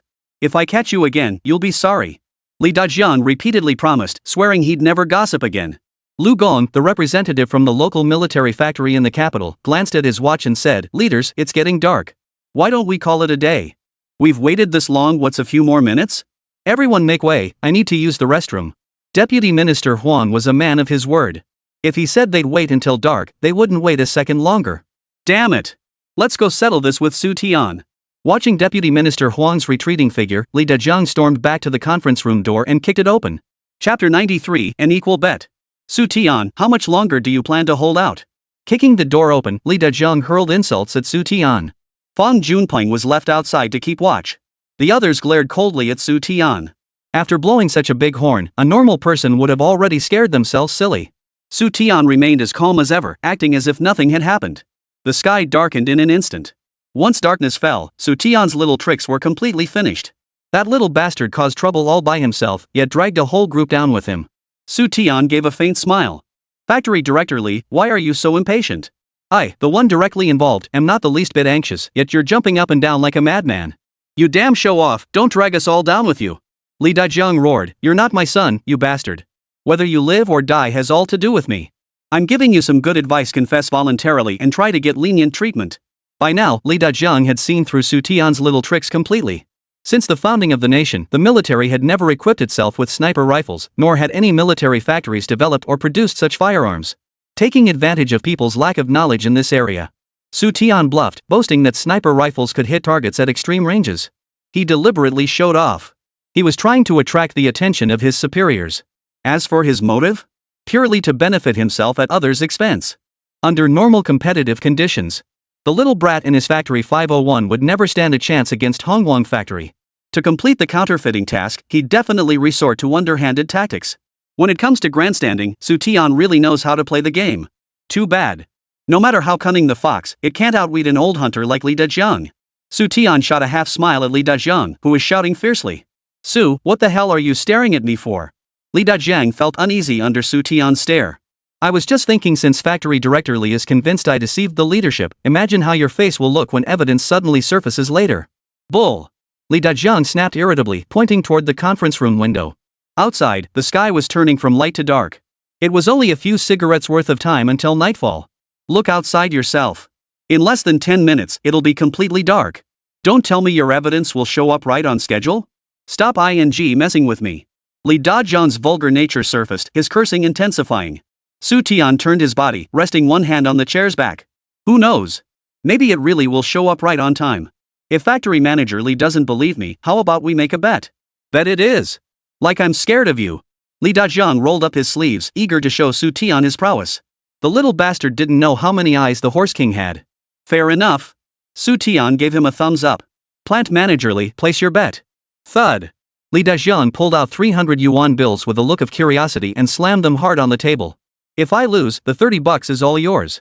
If you lose, you'd better report it to your superiors and request a transfer to our Hongwang factory. Anyone could tell Li Dajiang was out to destroy Xu Tian. Without evidence, it would amount to openly deceiving the leadership. Xu Tian couldn't possibly keep his position as director of Factory 501. There was a strong possibility he'd be demoted all the way down.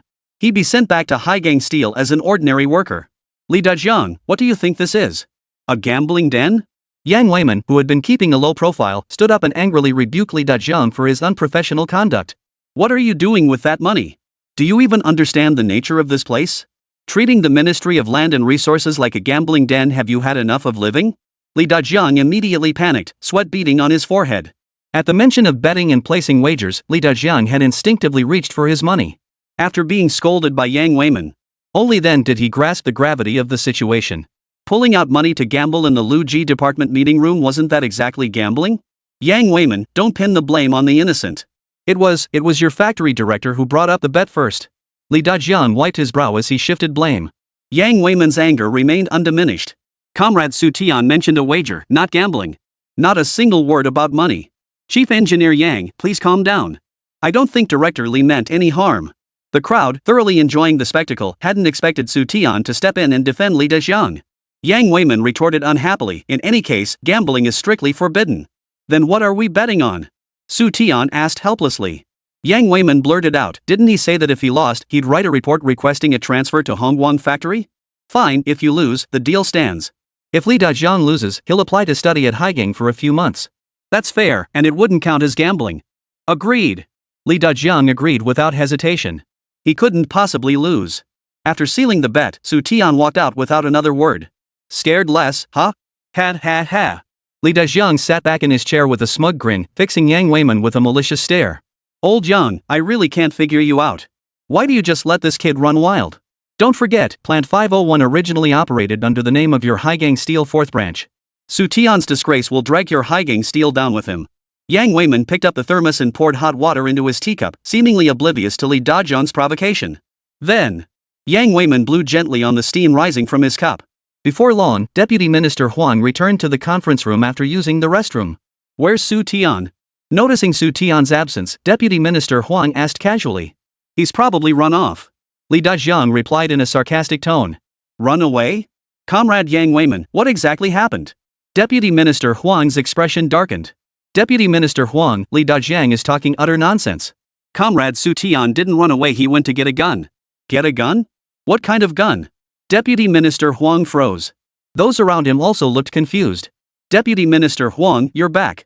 At that moment, the conference room door swung open once more. Xu Tian entered, holding a long wooden box in both hands. The box measured about 1.50 meters in length, with a width of 34 centimeters on each side. Its contents appeared to be quite substantial. Xu Tian struggled to place the box on the conference table. What is this? Deputy Minister Huang inquired. Sir, this is my evidence, a genuine sniper rifle. Xu Tian swiftly opened the lid, revealing a rifle with an unusual design. Inside the rifle case, besides the rifle itself, there were numerous items that appeared to be accessories. A scope. In that instant, Vice Minister Huang spotted something that shouldn't have been there. An optical sight for a sniper rifle. Seeing this peculiar gun in the case, the military representatives exchanged bewildered glances. Judging by its design and various features, it was neither a bear-type nor an eagle-type weapon. One thing was clear. It was not a domestically produced rifle from Xia Nation. Yang Weiman had told Xu Tian to fetch the rifle, never expecting him to actually bring one back. It was a rifle no one had ever seen before. Chapter 94, The Modern Sniper Rifle Crafted by Hand. Is this a sniper rifle? Deputy Minister Huang had seen the SVD sniper rifle from the Bear Nation before, which is why he knew what an optical sight was.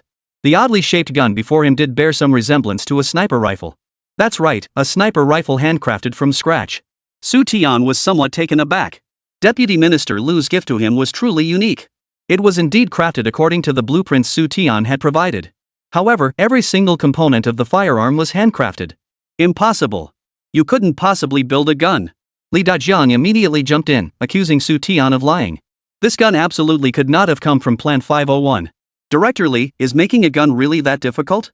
Xu Tian, shedding his previous impassivity, offered a forced smile. Ever heard the saying master one principle, understand 100? Once you grasp one firearm, researching others becomes twice as easy with half the effort. You're right.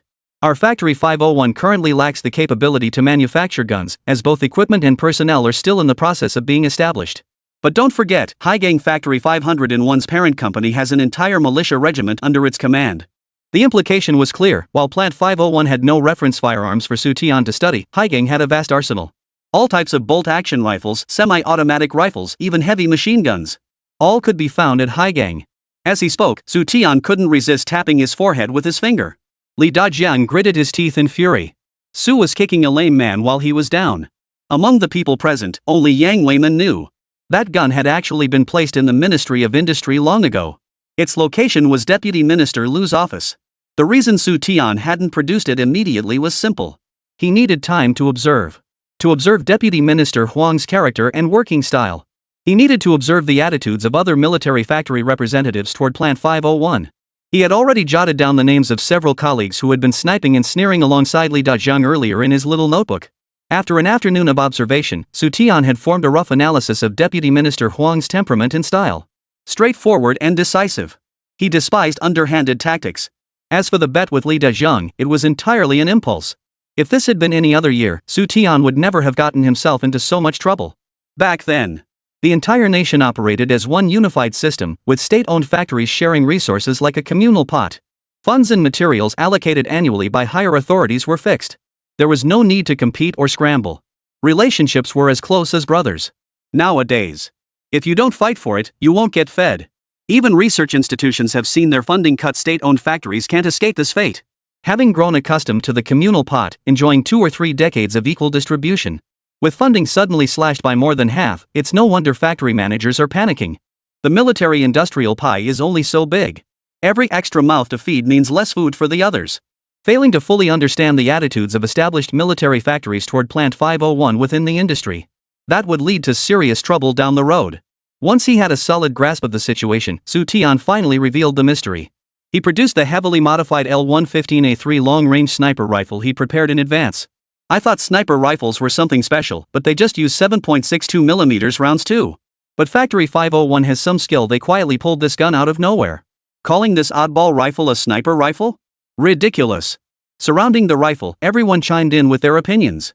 Their previous understanding of sniper rifles was limited to the Russian SVD, and didn't think sniper rifles were anything special.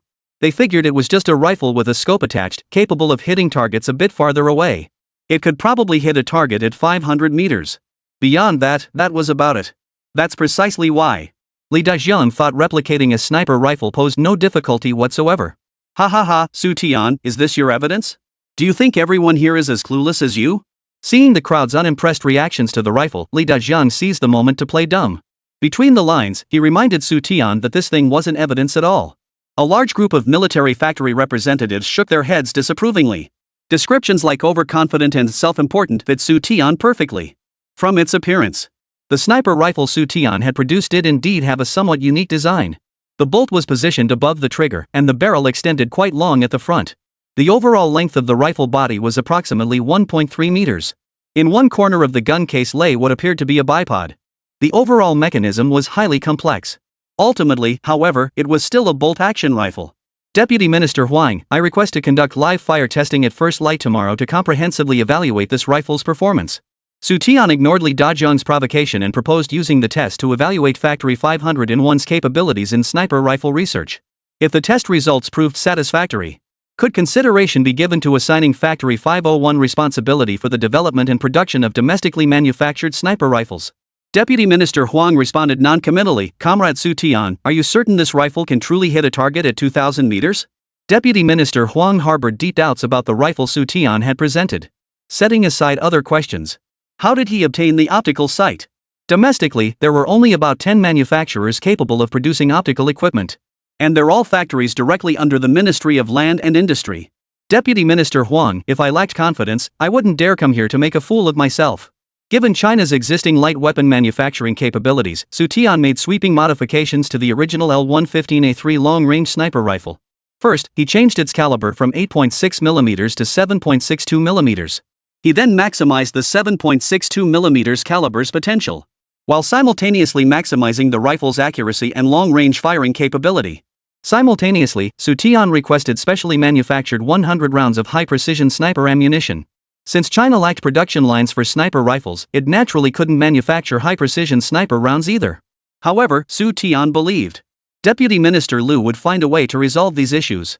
Sure enough, the military craftsman truly had a way. All handcrafted. Everyone report to the firing range at 8 a.m. tomorrow. With that, Deputy Minister Huang adjourned the meeting.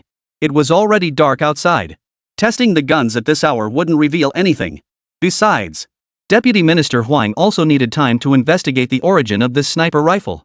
As Vice Minister Huang adjourned the meeting, attendees began leaving the conference room in small groups. Li Dajiang, who was leading the way out, offered a forced smile. Old Fong, now I get it. That little punk had something up his sleeve. Buying time. Fong Junpeng sneered coldly. I've hunted eagles my whole life. You think you can pull this kind of trick on me? Oomph. If I don't make Xu Tian look like a complete fool by tomorrow morning, I'll write my name backwards. Li Dajiang's voice dripped with murderous intent. Xu Tian was likely just trying to stall for time. He'd long heard that Vice Minister Liu held Xu Tian in high regard. He was surely planning to ask Vice Minister Liu to intercede, hoping to lessen the blame for deceiving his superiors. He might escape capital punishment, but he couldn't escape punishment altogether. Xu had likely forgotten. Besides answering to his superiors, he also had to answer for his bet. Chapter 95, The Complex Preparations Before the Shooting. The next day, Beijing Small Arms Research Institute dedicated firing range. Early in the morning, people began arriving one after another at the entrance to the institute's shooting range. Internal staff bustled about methodically. Multiple targets were being set up within a 2-kilometer range. Old Wang, you know exactly who Huang Qingjin is. You all knew about Xu Tian's situation, yet kept me in the dark. Made me look like a fool, nearly embarrassing myself in front of representatives from various military factories down there. In a corner of the range, Deputy Minister Huang glared resentfully at Wang Anong before him. Deputy Minister Huang, this has nothing to do with me. Deputy Minister Lu said he wanted to give you a surprise. A surprise? You too. Deputy Minister Huang was at a loss for words. If Xu Tian truly possesses the talent you describe, perhaps I should discuss with old Lu about transferring him to work under you as your assistant. What do you think? Aren't you the one who loves promoting and nurturing young talent? Wang Anon sighed almost inaudibly. He had pondered this very issue days earlier. Despite having only a superficial understanding of light weapons, Xu Tian had independently designed blueprints for both a sniper rifle and a heavy machine gun. This demonstrated his extraordinary talent in weapons research. Talents like Xu Tian's. In Wang Andong's era, there were actually many more like him. Why was Xiaogua able to rise from absolute poverty to possess nuclear strike capabilities today? It relied not only on experts returning from overseas studies, but also on a large number of self-taught local experts. Back in the day, Wang Anon persevered under immense pressure, insisting on bringing his students along to research the new automatic rifle. His motivation was to nurture the next generation and uncover talent. Unfortunately, the environment at the time was extremely complex. Despite the students' boundless enthusiasm, the Type 63 automatic rifle ultimately became a weapon of regret. The imperfections of the Type 63 automatic rifle did not mean the young students involved in its development lacked ability. Quite the contrary. Old Wang saw a vibrant energy in these individuals. Young people possessed imagination and creativity far beyond the imagination of their elders. Admittedly, the Type 63 assault rifle did indeed have numerous issues, but one cannot deny that it also possessed many strengths. Recalling that incident from back then again? Deputy Minister Huang inquired. May I ask you a favor? Hearing this, Deputy Minister Huang paused in surprise. Deputy Minister Huang, Deputy Minister Lu, and Wang Anong had been comrades in arms during the war years. Having worked and fought together for so long, their bond was exceptionally close. Later, due to work assignments, the three were assigned to different units. The friendship forged during the war years had never faded. Having known Wang Anong for decades, this was the first time Vice Minister Huang had ever heard him ask for a favor. Just tell me. As long as it doesn't violate discipline, I'll help you with anything. Wang Anong gazed into the distance. Just then, Xu Tian, Yang Weiman, and several other military factory representatives arrived outside the firing range. I've already discussed it with old Lu. Let Xu Tian develop freely without interference. Deputy Minister Huang raised an eyebrow. So you mean to see how far Xu Tian can go without any external interference? Wang Anong sighed, his voice tinged with regret. Why did the Type 63 assault rifle become this neglected, unwanted piece of junk? The inherent quality issues certainly reflect our shortcomings, but another part of the reason lies in. Enough! Deputy Minister Huang cut him off sharply. To continue would be to cross a line. Non-experts directing experts, administrative officials arbitrarily interfering with our work. Ignoring the actual conditions of Xia Nation. Pursuing top-tier performance across all metrics. It must maintain high accuracy while sustaining continuous fire. It must also be capable of bayonet combat. The battlefield spans harsh environments like deserts, snowfields, and jungles, yet the Type 63 assault rifle remains fully combat-ready. There are certain things everyone understands in their hearts. We all understand, but we must keep it bottled up inside, never speak of it outwardly. Deputy Minister Huang waved his hand and said, "Open the gate." Several soldiers approached the range entrance and unlocked the iron gate. The military industry representatives waiting outside streamed into the range. Seeing Xu Tian's bloodshot eyes, Li Dezhang gloated, mockingly remarking that he must have been up all night. As for what he'd been busy with, Xu Tian knew better than anyone. Xu Tian offered a faint smile. Director Li, you're still so fond of showing concern for others. Instead of expending so much energy worrying whether I've rested well, you'd be better off figuring out how to petition your superiors for permission to spend a few months observing and learning at Haigang Steel. Li Dezhang sneered coldly, stop putting on airs. Even if you managed to pull strings with Vice Minister Lu, what difference would it make? If that junk rifle can't hit a target 2,000 meters away, feel free to make a scene if you don't mind the embarrassment. I won't stoop to your level. Is everyone here? Deputy Minister Huang and Wang Anong approached the group together. Li Dezhang immediately put on a smile. Everyone's here. Director Wang, you've arrived too. Wang Anong, unimpressed with Li Dezhang, nodded impassively. Comrade Xu Tian, is there anything else you need to prepare? Deputy Minister Huang inquired. Yes, I still need an abacus, paper, and pen. What do you need those for? Deputy Minister Huang asked, puzzled. Xu Tian explained, reporting to Deputy Minister Huang, before firing, we need to calculate factors like wind direction, wind speed, and atmospheric pressure that can affect the trajectory. Deputy Minister Huang was completely baffled and turned to look at Wang Anong. Wang Anong gave a wry smile he didn't understand either. Despite his confusion, Wang Anong still fulfilled Xu Tian's request. The research institute had all the necessary equipment. Once the data was retrieved, Xu Tian sat cross-legged. He opened the gun case and began assembling the firearm components inside. What the hell is this guy up to? He looks like he's performing some kind of shamanistic ritual. It's really impressive that he knows all those technical terms like wind direction, wind speed, temperature, and air pressure. Xu Tian really went to great lengths to show off. No matter how much effort he puts in, it's still just a bunch of tricks. I don't believe his gun can hit a target 2,000 meters away. If a greenhorn can develop advanced weapons, what use are we old military engineers? If he really hits a target 2,000 meters away, we can all go home and hold our kids. The crowd watched from afar, their expressions dripping with contempt. Xu Tian was clearly just trying to attract attention. Little did they know. Xu Tian was employing every makeshift method to gauge wind direction and calculate ballistics. A professional sniper must be paired with an equally professional spotter. To achieve perfect accuracy with every shot, one must rely on a suite of instruments. With nothing at his disposal, Xu Tian could only observe target reference points using primitive methods. He assessed wind direction and speed, calculated Coriolis acceleration, and rapidly estimated distances using every available reference point. Modern snipers require complex preparations before firing. Factors like temperature, humidity, and the Coriolis effect all impact shooting accuracy. A sniper on the battlefield rarely get a second shot at their target. Chapter 96, The Weird Gun That Shocked the Crowd. Small arms research was Xu Tian's area of expertise. Xu Tian's influence could be seen in nearly every type of light weapon later adopted by the Xia nation. Personally testing firearm performance, however, was not Xu Tian's forte. But what could he do? In late 1970s Xia nation, those who could handle a sniper rifle could be counted on two hands. Guided by the idea that reading the 300 Tang poems would at least allow him to recite them, Xu Tian took matters into his own hands. Tailoring his approach to the L115A3 long-range sniper rifle's performance and structure, Xu Tian adopted a hybrid modification scheme blending local and foreign techniques. He adjusted the caliber of the original sniper rifle. He made sweeping modifications to the optical sight. He preserved the original rifle's high accuracy, reliability, and low maintenance costs. Everyone knows the original sniper rifle is excellent. Who wouldn't want to use a good thing? The critical issue is that, with Xia Nation's current production capabilities, it simply cannot manufacture the original version.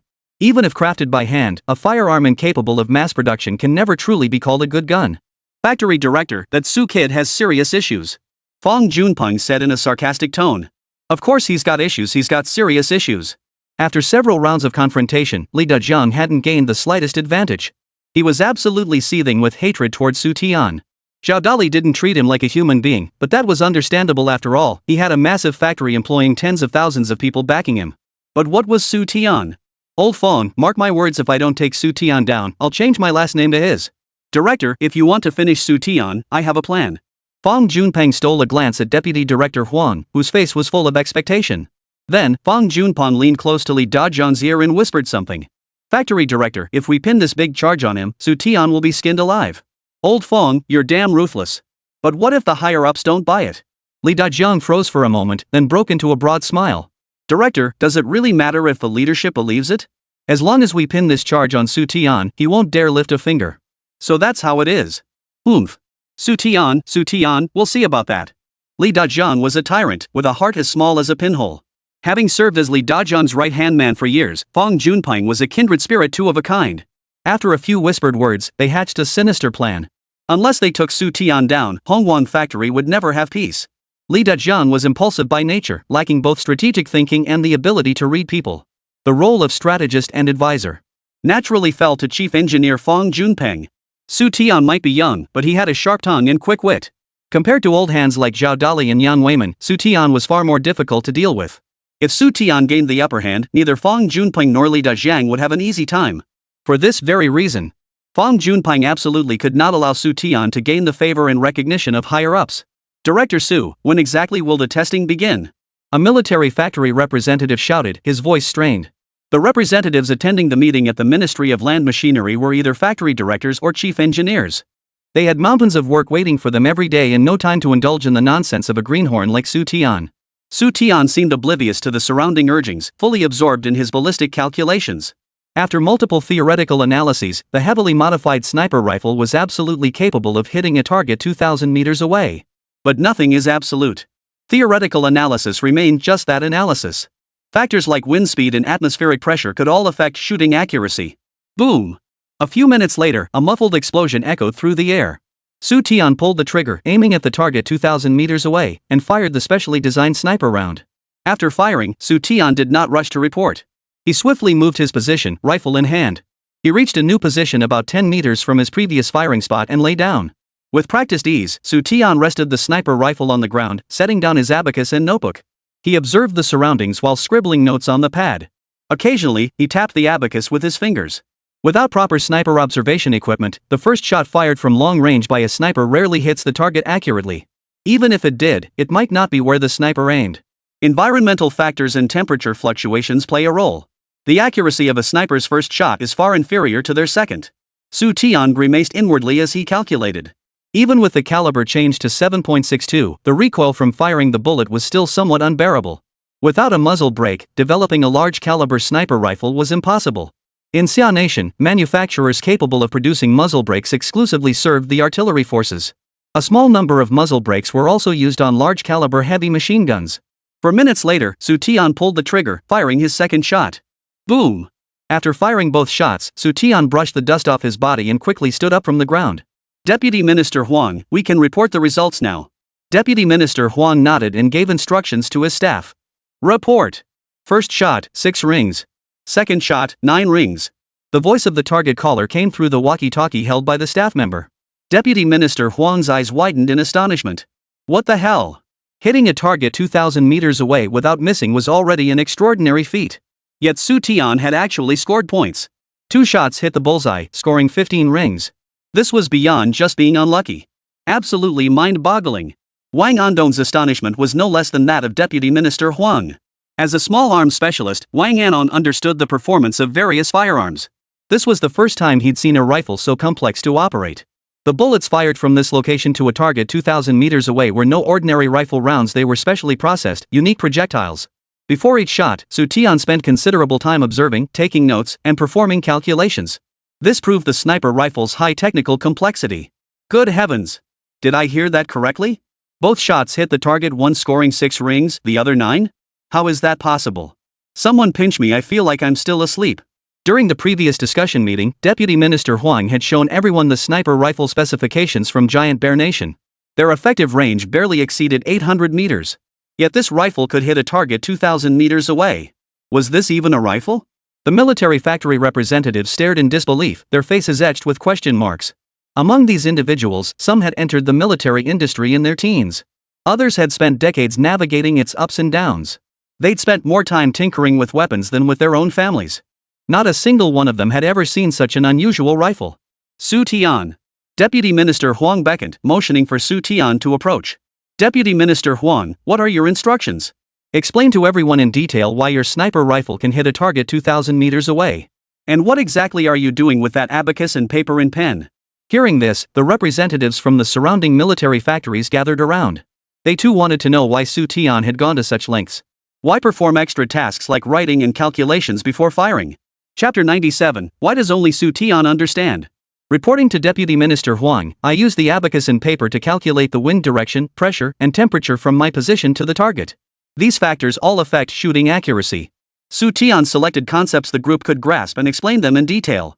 Sniper rifles are called sniper rifles because their mission is fundamentally different from that of ordinary rifles. Unlike conventional rifles, the sniper rifle's mission is to attack enemy commanders, vehicle drivers, key firepoints, disrupt and destroy enemy communication systems and command structures. They provide cover for advancing troops and neutralize high-value enemy targets.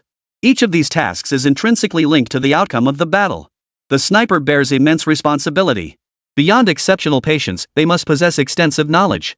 Once the shot is fired, it must be a decisive strike. Before firing, they must calculate every variable to find the optimal shooting opportunity. Ensure a single shot hits the mark, leaving the enemy no chance to retreat. Having explained the importance of calculating various factors for sniper accuracy, Xu Tian suddenly interjected, directorly, what else do you have to say? Of course I do. As the words fell, Li Dajiang suddenly raised his voice and shouted, Deputy Minister Huang, I suspect Xu Tian is an enemy spy. Silence fell over the room. As the words enemy spy left Li Dajiang's mouth, representatives from various military factories visibly flinched. Some quick-witted individuals began to grasp what Li Dajiang was after. Damn it! Slinging mud, pinning labels. That was exactly how Li Dajiang had climbed to power in the first place. Deputy Minister Huang said expressionlessly, repeat what you just said. Reporting to Deputy Minister Huang, I suspect Xu Tian of being a spy. Li Dajiang snatched the gun from Xu Tian's hand and bellowed, "Comrades, I have no personal grudge against Xu Tian. I suspect him of being an enemy spy solely for the sake of national security." Li Dajiang, blatantly lying through his teeth, embodied shamelessness to the core. He repeatedly emphasized that his suspicion of Xu Tian's identity stemmed purely from public duty. Not a shred of personal grudge. "Comrades, you've all heard rumors about Xu Tian's background. Last year, Xu Tian was just a sent-down educated youth. Then, for reasons unknown, he somehow got hired as a technician at Haizhou Steel. Before long, he was promoted to head of the technical department, and now he's one of us. Don't you all feel that Xu Tian is infiltrating our ranks?" "Hold on." Wang Anong cut off Li Dajiang's setup and asked bluntly, "Comrade Li Dajiang, if you have something to say, just say it directly. No need to beat around the bush. Tell me, what evidence do you have to suspect Comrade Xu Tian is a spy?" Li Dajiang froze. He hadn't expected Wang Anong to step in and defend Xu Tian. These days, once someone was linked to the word spy, they instantly became a figure everyone avoided. Recalling Wang Andong's incorruptible nature, Li Dajiang understood. Wang had developed an admiration for Xu Tian. That's why he stepped forward to shield him. "Director Wang, what I'm trying to say is, from his time in the countryside to his work at the steel mill, Xu Tian never had any exposure to weapons. Without any exposure to weapons, how could he possibly design a sniper rifle? The sniper rifle he designed can hit targets 2,000 meters away. We're all veterans of the military industry who's ever seen such an outrageously advanced weapon? This weapon must have come from the West. Only the West could develop something this advanced. I have reason to suspect Xu Tian is a traitor recruited by foreign spies. To help him infiltrate our core unit step by step, foreign intelligence agencies provided Xu Tian with the sniper rifle blueprints.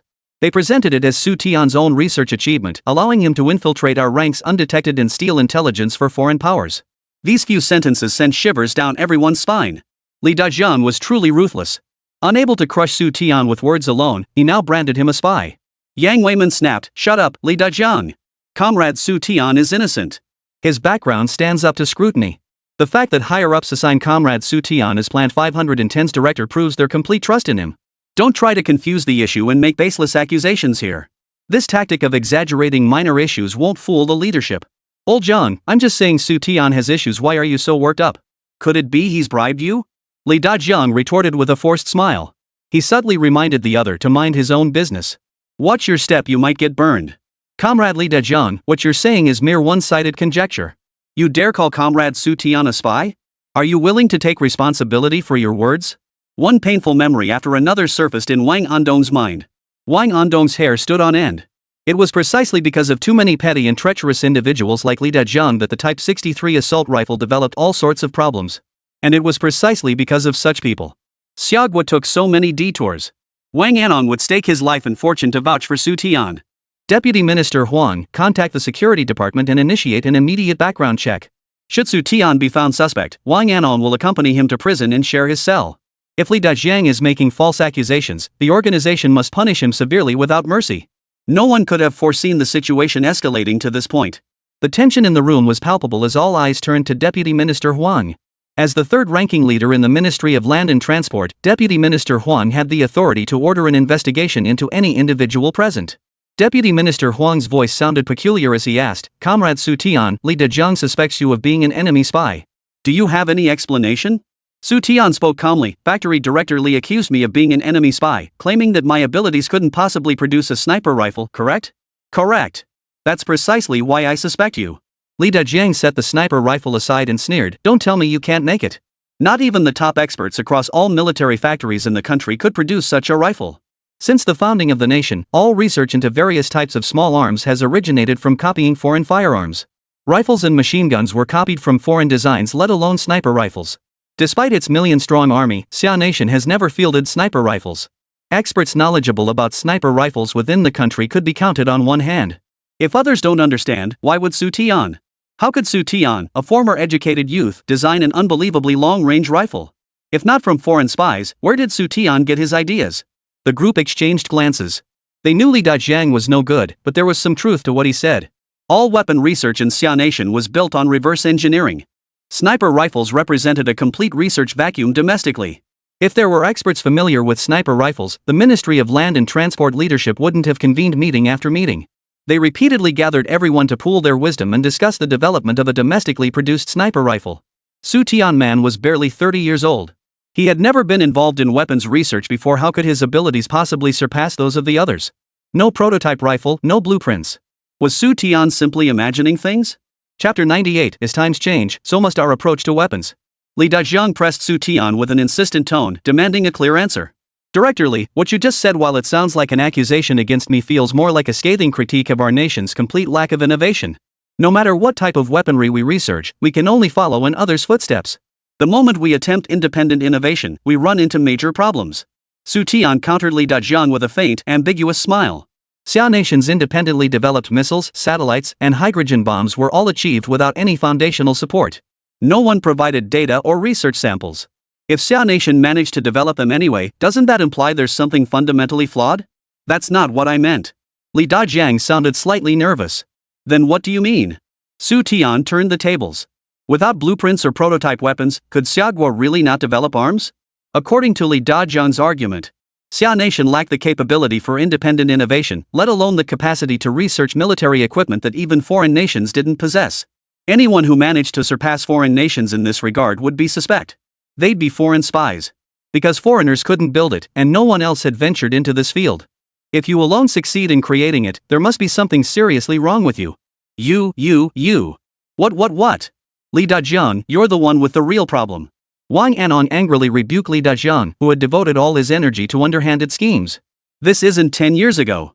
The era when petty villains could get away with their misdeeds is long gone. Director Li, as the head of a military factory, you don't even grasp the most fundamental principles of weapon design. Xu Tian pressed his advantage, relentlessly attacking Li Dajiang's outdated mindset. Just because Xiaguo copies foreign weapons doesn't mean we have to follow others forever. Imitation is a stepping stone to independent innovation. The goal is to build upon others' foundations and forge new paths. To develop weapons and equipment superior to those of other nations. Foreigners have one head and two hands, the people of Xia have one head and two hands too, they lack no parts. You suspect me of being a foreign spy? I see you as the one with the potential to be a Western lackey. Xu Tian snapped, if foreign countries can develop sniper rifles, why should developing new weapons in Xia be problematic or subject to suspicion? Li Dajiang's face drained of color. Xu Tian's counterattack was too sharp. Factory directors, engineers by age, I should address you as uncles and elders. By industry seniority, each of you is my predecessor. We've weathered hard times together when the Bear Nation looked down on us, when foreigners imposed blockades. Did you ever let pressure and hardship defeat you? Many minds drifted back over a decade. Facing multiple blockades, Xia nation did not collapse, and the military industry certainly did not yield. Xu Tian reflected, I understand your doubts. I get it. It's true those in our country who understand sniper rifles are few and far between. But limited knowledge doesn't mean we can't develop them. Our previous lack of knowledge about sniper rifles stemmed from our failure to prioritize this weapon. Some stubbornly believed sniper rifles performed identically to standard rifles. But as you just witnessed, are they truly the same? Can a standard rifle eliminate enemy commanders, key communications personnel, or destroy heavy fire points from 2,000 meters away? Xu Tian delivered the soul-searching question. Of course not. Xu Tian's earlier remark resonated profoundly with Wang Andong's approach to weapons development throughout his life. Learning and emulating foreign advanced technology is not wrong. But blindly copying others would never allow Xia nation to rise to prominence. Wang Andong was one of the few experts who firmly advocated for Xia nation to develop its own sniper rifles. In terms of weapon manufacturing and equipment research theory, foreign countries were indeed more mature and advanced than Xia. The widespread adoption of sniper rifles by combat units abroad undoubtedly stems from these advantages. Otherwise, why would the two major military powers in the East and West develop multiple types of sniper rifles? Xu Tian added, people dismiss sniper rifles as ineffective because they believe they have little impact on the course of battle. All I can say is that times are changing, and our understanding of weaponry must evolve with them. Disrupting enemy command and communication systems, destroying heavy fire points, and eliminating enemy commanders. These tasks can also be accomplished by deploying reconnaissance troops. Sending scouts right under the enemy's nose to launch attacks. Once the enemy is attacked, the surrounding area within hundreds of meters, even up to a kilometer, will be swept by fire. Enemy soldiers will swarm the area in search of threats, blocking our fighters' retreat routes. If we eliminate the enemy from 2,000 meters away, the mission succeeds, and our soldiers can withdraw swiftly. At this point, Xu Tian's expression softened into a smile. Deputy Minister Huang, I'd like to use you as an example. I hope you won't mind? Deputy Minister Huang waved his hand dismissively. Xu Tian took a deep breath and said, comrades, suppose the enemy received advance intelligence that Deputy Minister Huang would be here today to inspect critical operations and planned to assassinate him. What do you all think? How could the enemy succeed? The crowd was thoroughly stunned. Xu Tian and Li Dajiang were each bolder than the other. Li Dajiang relentlessly accused Xu Tian of being a spy, while Xu Tian launched a fierce counterattack. Just as the situation calmed, Xu Tian passionately explained the tactical value of sniper rifles on the battlefield. As the crowd grew increasingly engrossed, Xu Tian abruptly shifted his focus. Suddenly, he cited Deputy Minister Huang as an example. That enemy spies were planning to assassinate him. Can such claims be made so casually? Fortunately, Deputy Minister Huang was magnanimous and didn't take offense. Wang Anong surveyed the surroundings and remarked, under normal circumstances, enemy agents would find it extremely difficult to succeed. Whenever important personnel travel anywhere, they are accompanied by security personnel. The surrounding area undergoes advanced security preparations. Hundreds of meters might be designated as restricted zones. Unless the enemy agent hides in a place no one would ever imagine. Xu Tian pointed toward the distance and said, but what if an enemy agent was hiding 2 kilometers away with a sniper rifle? Who could have imagined that? How could anyone imagine he'd be hiding that far away? Xu Tian answered his own question, using this analogy to drive home a point. Guided by Xu Tian's reasoning, their focus shifted to another direction. Operations behind enemy lines. A scout equipped with a sniper rifle enters enemy territory or an area occupied by enemy forces. Who could possibly defend against a sniper strike from 2 kilometers away? Well said, Comrade Xu Tian. You've made an excellent point.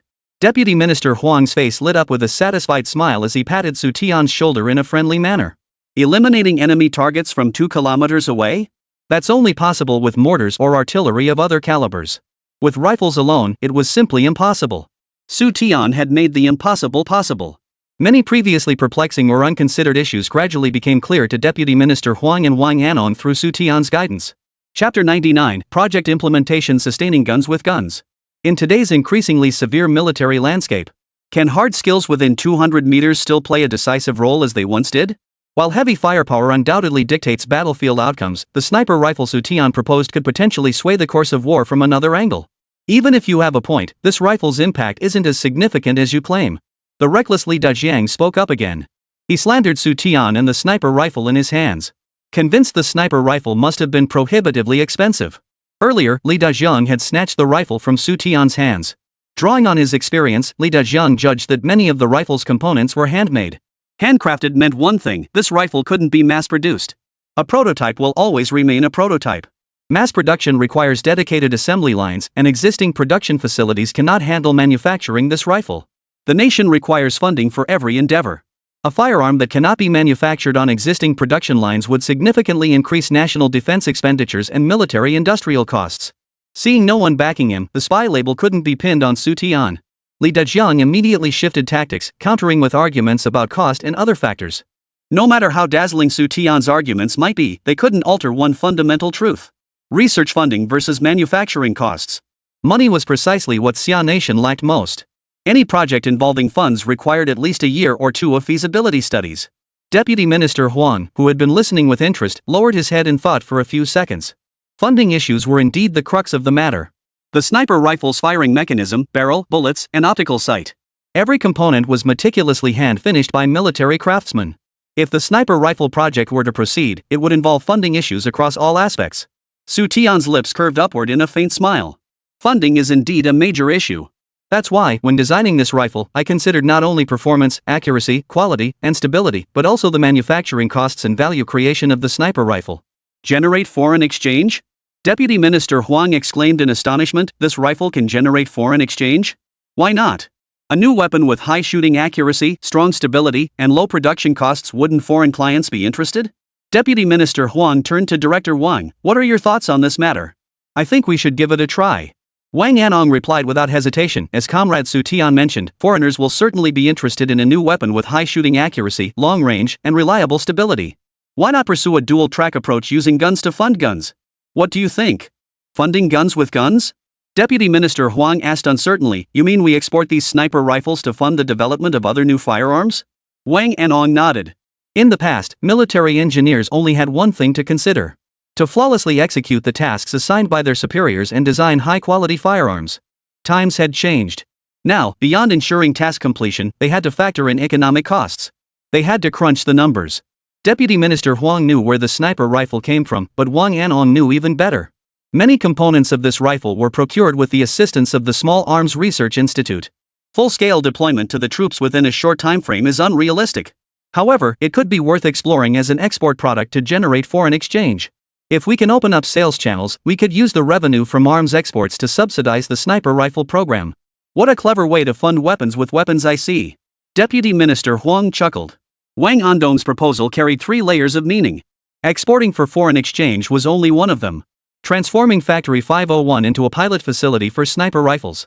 The Ministry of Land and Industry would allocate funds for small-scale production. A portion of the produced sniper rifles would be exported for foreign exchange. Another portion would be used for further research, leveraging this rifle to develop other similar firearm variants. Third, to equip certain specialized units. When does Director Li plan to submit a request to visit our factory for study? Xu Tian's remark snapped Deputy Minister Huang back to reality. Li Dajiang's face darkened as if he'd lost his parents. His facial muscles bunched together, making him look like a movie bandit or bully. Xu Tian continued, reporting to Deputy Director Huang, during yesterday's meeting when you stepped out to use the restroom, Director Li flat out refused to believe I could produce evidence to back up my claims. We made a bet, if the sniper rifle successfully hits a target 2,000 meters away, he'll come to Haizhou for a few months of observation and learning. Deputy Minister Huang's face darkened. To make a bet in the middle of a meeting like that. Li Dajiang was a fool and not just brainless. But how could Xu Tian do something like this? He actually went to the Ministry of Land and Resources meeting room to make a bet. Li Dajiang cursed Xu Tian's ancestors to the nth generation. Deliberately bringing up yesterday's wager in front of Deputy Minister Huang, clearly afraid Li Dajiang would renege. Li Dajiang gritted his teeth in fury. He now understood firsthand what it meant to shoot oneself in the foot. Director, let's just drop this matter. Yang Weiman stepped in to plead on Li Dajiang's behalf. After all, a bet was just a joke. Everyone could laugh it off, why take it so seriously? Li Dajiang never could have imagined. Yang Weiman, who had repeatedly subjected him to sarcastic jibes, would step in to smooth things over. But what Li Dajiang found even more unexpected was yet to come. Yang Weiman said calmly, a true man should act with integrity toward himself, but more importantly, he must possess a heart broad enough to embrace all things. One must not be petty like certain individuals. Where forgiveness is possible, granted for a true gentleman possesses magnanimity. Chief Engineer Yang, if you put it that way, I must offer a different perspective. Xu Tian replied with solemn earnestness, as you said, the bet was merely a joke. In truth, our purpose was to deepen our connection with Director Li. Visiting each other's factories to learn from one another, that's not a bet, it's building friendship. Xu Tian fixed Li Dajiang with a half-smile, half-serious gaze. He emphasized the words visit and learn with deliberate volume. Fine, I'll go. What are you going to do about it? Superior leaders stood by watching. Despite his deep reluctance, Li Dajiang reluctantly agreed. Yang Weiman and Xu Tian were both scoundrels, each worse than the other. One played the stern enforcer, the other the lenient mediator. Their double act was performed with uncanny precision. To the uninformed ear, it would sound like nothing more than a routine study visit. Only those in the know can truly grasp what this study tour entails. Haizhou and the Hongguang military factory had long been locked in a tense standoff. The two companies harbored deep-seated resentment. Once a manager visited the other factory, they'd inevitably be tormented until they cried out in misery. Silence, everyone. Deputy Minister Huang announced that the sniper rifle project would be led by Factory 501. Your factory will develop the rifle, and subsequent R&D and production tasks will also fall to you. Submit a report to the ministry promptly regarding the necessary funding and materials. With that, Deputy Minister Huang signaled for everyone to leave. He kept Yang Weiman and Xu Tian behind. He invited them to join him for a working lunch at the Small Arms Research Institute. Chapter 100, Imitation and Exploration are processes, not outcomes.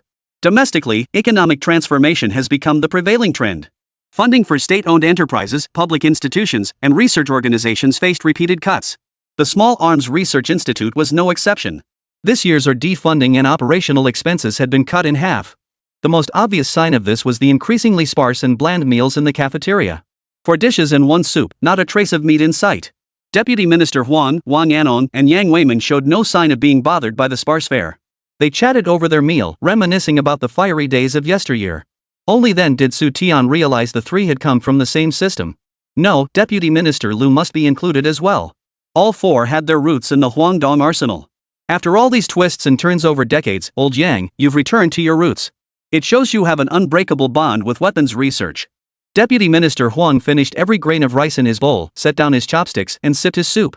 Yang Weiman replied with a touch of embarrassment, after leaving weapons research and working in the steel industry for decades, my old skills are far from sufficient.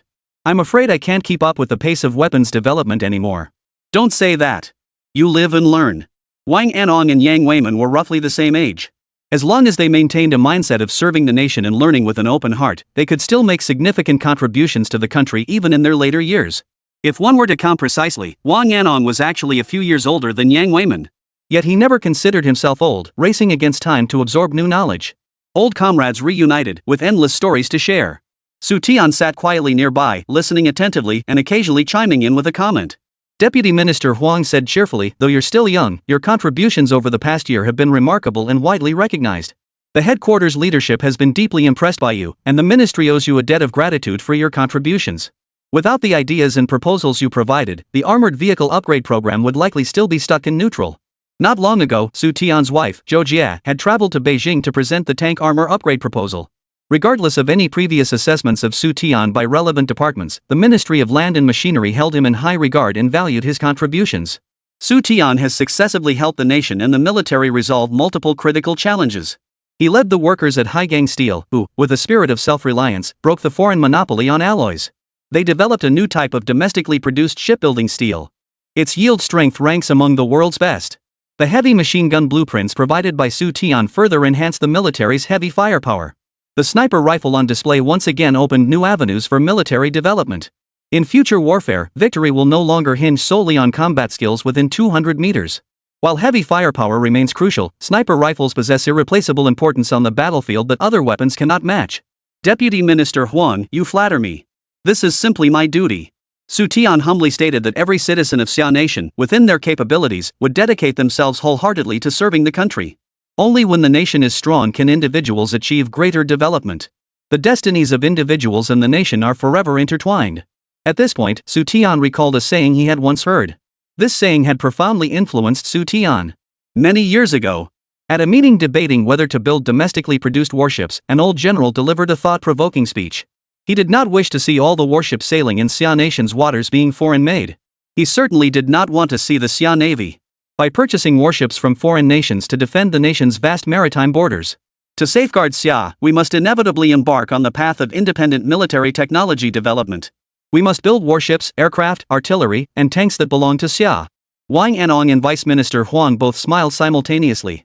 The speaker was none other than Liang Jun, the Deputy Chief of Staff at headquarters who held Xu Tian in high regard.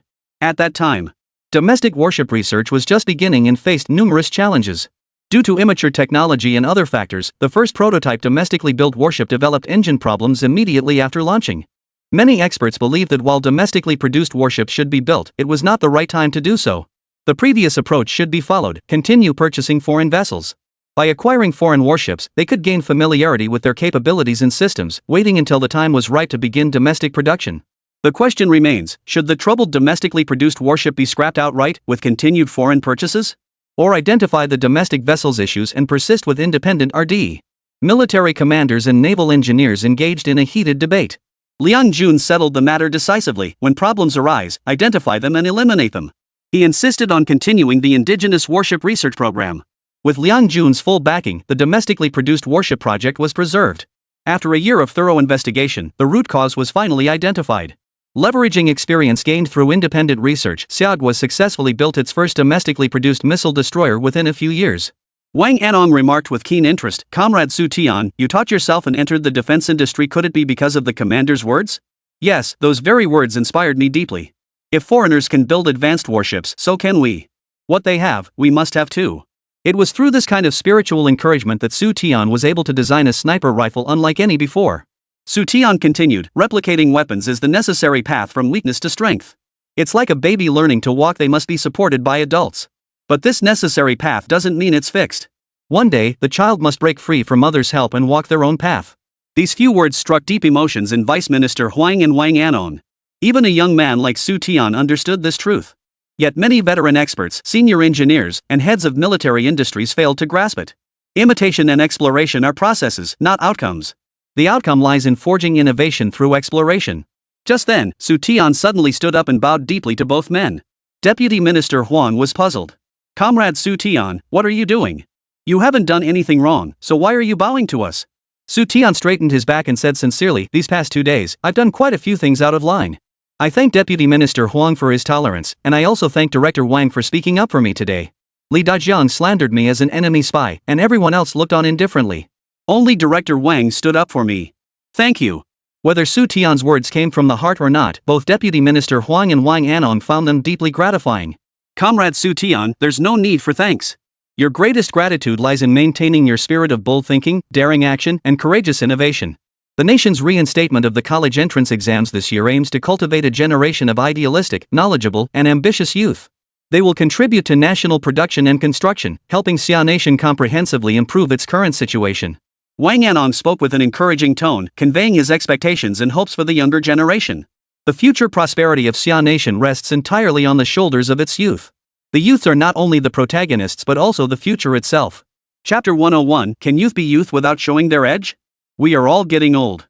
The future belongs to you young people. My advice to you boils down to 2 sentences: shine brightly within the military-industrial system and unleash your full potential. Young people are full of vitality, our hopes rest upon you. Deputy Minister Huang stated solemnly. As Deputy Minister of the Ministry of Land and Infrastructure, Huang was privy to information unknown to many others. Economic restructuring would continue indefinitely. Starting next year, the collective system would be gradually dismantled. Securing funding and policy support from higher authorities will depend entirely on one's own capabilities. Those with the strongest capabilities will be able to feed themselves. Those lacking such capability who attempt to coast along will inevitably face self-destruction. With the nation tightening its purse strings to prioritize foreign economic development, the Ministry of Land and Industry must likewise constrict its coffers. Equal distribution is no longer feasible. Those who bring in promising projects and develop high-value export products become the ministry's prized assets. Otherwise, he'd better prepare to fend for himself. After Xu Tian sat down, Wang Anong smiled and said, Comrade Xu Tian, take this opportunity to share your insights on the current weaknesses in our nation's weapons research, focusing specifically on small arms. Whether someone could become a talent, Wang Anong judged not by their academic credentials, nor by prior involvement in weapons research. His intuition told Wang Anong that Xu Tian possessed an extraordinary talent in weapons research. Of the 4 present, 3 were self-taught experts. Their achievements today were entirely self-made. Therefore, Wang Anong didn't place much emphasis on whether Xu Tian had prior knowledge of weapons or experience in that field. He guessed his old comrade was once again thinking about promoting new talent. Deputy Minister Huang encouraged Xu Tian to speak his mind freely. This wasn't a discussion meeting or a report session. It was merely casual conversation over lunch. Please don't put Comrade Xu Tian on the spot. He's just joined the military industry system and is still learning the ropes. Asking him to answer such a big question now is a bit much. Worried Xu Tian might falter, Yang Weiman stepped in to smooth things over. After a moment's thought, Xu Tian suddenly said, Deputy Minister Huang, Director Wang, if I say something wrong, please don't blame me. No hard feelings, no hard feelings. Wang Anong waved his hand dismissively, joking, didn't Vice Minister Huang say this isn't a formal report? It's just a casual chat. Say whatever comes to mind, no one will hold you accountable. What specific views do you hold regarding our nation's small arms research? What problems do you believe still exist in this field? Speak freely, no one will hold you accountable for any mistakes. If I were to speak, I'd say our small arms research has 2 main problems. First, there's an excessive focus on bullet power. Second, the accuracy of the various types of small arms we produce generally falls short of standards. As soon as he finished, Vice Minister Huang glanced at Wang Anong sitting beside him. His gaze held a hint of mockery. Wang Anong sighed deeply, his voice tinged with bitterness. Comrade Xu Tian, may I suggest that the current mainstream trend in small arms development is shifting toward smaller calibers? Xu Tian replied, I was just about to address that. Decades ago, nearly all types of ammunition were full power rounds. These delivered ample firepower and lethality, but they also came with significant drawbacks. In close quarters combat, their excessive power leads to unnecessary resource waste. Secondly, full power rounds are excessively heavy, making them impractical for large-scale carrying. I heard that several years ago, higher authorities convened a meeting where military industry experts and field specialists collectively discussed developing a new type of bullet, small caliber yet high-powered. Pursuing both a smaller caliber and greater lethality is inherently flawed. Yang Weiman felt his heart skip a beat. Let Xu Tian speak freely, he really dares to say it. Yang Weiman had also heard bits about the small caliber bullet project. It was roughly 7 years ago. The commander-in-chief convened heads of military industry departments, primarily the Land and Aircraft Ministry. They held a meeting on developing new ammunition, discussing the requirements for high rate of fire, lightweight, and high lethality. Wang Anong and Vice Minister Huang must have attended this meeting. Xu Tian believed the very nature of the meeting's discussion was problematic, as it amounted to exposing the shortcomings of the 2 individuals. Wang Anong sighed, I was one of the participants at that meeting. I raised objections during the discussion. I argued that some units were rushing to complete tasks assigned by higher authorities without considering practical realities. The discussions contained numerous inconsistencies and lacked theoretical analysis. If you were making the decision, what caliber of bullets do you think we should produce? Xu Tian spoke eloquently. Developing and producing small-caliber rifle bullets is the prevailing trend in international military development. Regarding the 5.8mm caliber discussed at the meeting, I see no issue with the caliber itself. The primary problem lies in the bullet's versatility. Continue research on the 5.8mm bullet, but shift the focus to prioritizing versatility. Others might not know, but Xu Tian knew all too well. From its inception to fielding, the 5.8mm bullet had always suffered from incompatibility issues with standard ammunition and machine gun rounds. It wasn't until over 2 decades later the compatibility issue was finally resolved. Having witnessed the military industry take a detour once, Xu Tian was determined not to see it happen again. Despite sharing the same 5.8mm caliber, rifle bullets, machine gun bullets, and sniper rifle bullets remained incompatible. Wang Anong nodded thoughtfully, while Vice Minister Huang tapped his fingers lightly on the table. Wang Anong had raised the issue of universal ammunition compatibility multiple times. Constrained by various factors, the proposal had never been approved. After lunch, Xu Tian and Yang Weiman returned to the guesthouse to pack their belongings. They would take the train back to Haizhou that evening. Their mission in Beijing had been accomplished. The sniper rifle project would be handled by Factory 501. The research and development funding would be allocated directly by the Ministry of Land and Machinery. On the way to the train station, Yang Weiman spoke with a heavy heart. "Xiao Su, you've been too conspicuous these past 2 days. You should tone down your sharp edges a bit from now on. Don't you realize that Vice Minister Huang and Director Wang were both participants in the discussions about small-caliber bullets? Raising these issues in front of them is essentially a slap in the face." Xu Tian countered. "Chief Engineer Yang, they're your old comrades in arms and colleagues. Do you really think Vice Minister Huang and Director Wang are the petty types? As for drawing attention, we absolutely must make our presence known right now." As Xu Tian had repeatedly emphasized in internal meetings at Haizhou. In the past, it was the diligent and capable children who earned the favor of their superiors. Now, it's the kids who know how to make their mark who get fed. Xu Tian certainly understood the saying about the nail that sticks out getting hammered down. But he understood even more clearly that in the face of the great tide of the times, only competition constantly making superiors take notice of you could ensure survival and thrive. Chapter 102, Factory 501 opens. What is Plant 501? It's a pilot project for restructuring initiated by headquarters leadership. Call it a pilot project if you like, or a guinea pig if you prefer. If it succeeded, it would open new avenues for all departments. If it fails, it won't make much difference. Factory 501 currently stands as a peculiar entity, starting from scratch with virtually nothing. How can we get Plant 501 back on track without making a strong showing? Yang Weiman smiled bitterly. When it comes to smooth talk, 10 of me couldn't match you. You've practically alienated everyone in the system. Xu Tian responded calmly. "Chief Engineer Yang, let me pose a hypothetical scenario. Suppose higher-ups announce that all state-owned factories must become self-sustaining next year, finding their own funding to stay afloat. How would we survive then? Starting from scratch with nothing, how can we compete with other military factories? The era of national coordination and shared resources is coming to an end. Survival of the fittest will become the norm." And at this meeting, higher-ups have already hinted at this direction. Hinted at that? Yang Weiman asked in confusion. "Where did you get that idea?" "Chief Engineer Yang, this isn't your first discussion meeting. Once superiors decide who gets an assignment, do other factories even get a say?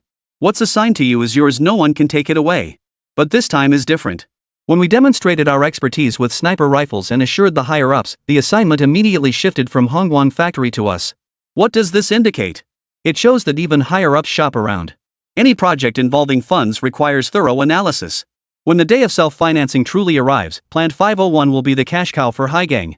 The more prosperous Plant 501 becomes, the longer Haizhou steel can survive. Didn't you say it yourself? The state plans to invest in building a large, modern steel production facility within the next year or two. Once that steel plant comes online, other steel mills will inevitably feel the impact. Xu Tian spread his hands wide and said, "If we don't open source it, what else can we do? We can't just sit around waiting to starve to death." Yang Weiman looked thoughtful. Yang Weiman had only a superficial understanding of the military-industrial complex. But when it came to the steel industry, there was nothing Yang Weiman didn't know. As time passed, word of the state's decision to build a large steel enterprise spread far and wide. Rumor had it that this colossal steel enterprise would be built in Xu Tian's hometown, Xincheng.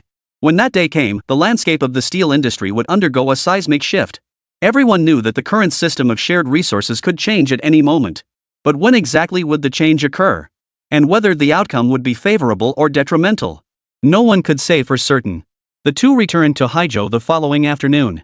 During Xu Tian and Yang Weiman's business trip to the capital, Factory 501 had been fully assembled. All machinery and personnel had been transported and were now in place. Deputy Plant Manager Xu Tian had been running around non-stop during this period, losing a noticeable amount of weight. The framework of Plant 501 was now in place. Engineers, technicians, and workers had all settled into their roles. As the factory director, Xu Tian needed to meet with everyone. On Monday morning, Xu Tian convened a meeting of the factory leadership. Plant 501 had a total workforce of 860 employees. There were 8 engineers and 36 technicians. All department heads and workshop directors were appointed by higher authorities. Though officially designated as the 4th branch plant of Haizhou Iron and Steel Works, Plant 501 was not under the jurisdiction of the Ministry of Metallurgical Industry. Its governing authority was the Ministry of Land Transport Machinery. Personnel appointments were also handled by the Ministry of Land, Infrastructure, and Transport. Comrades, this is the first leadership meeting since Plant 501 was established.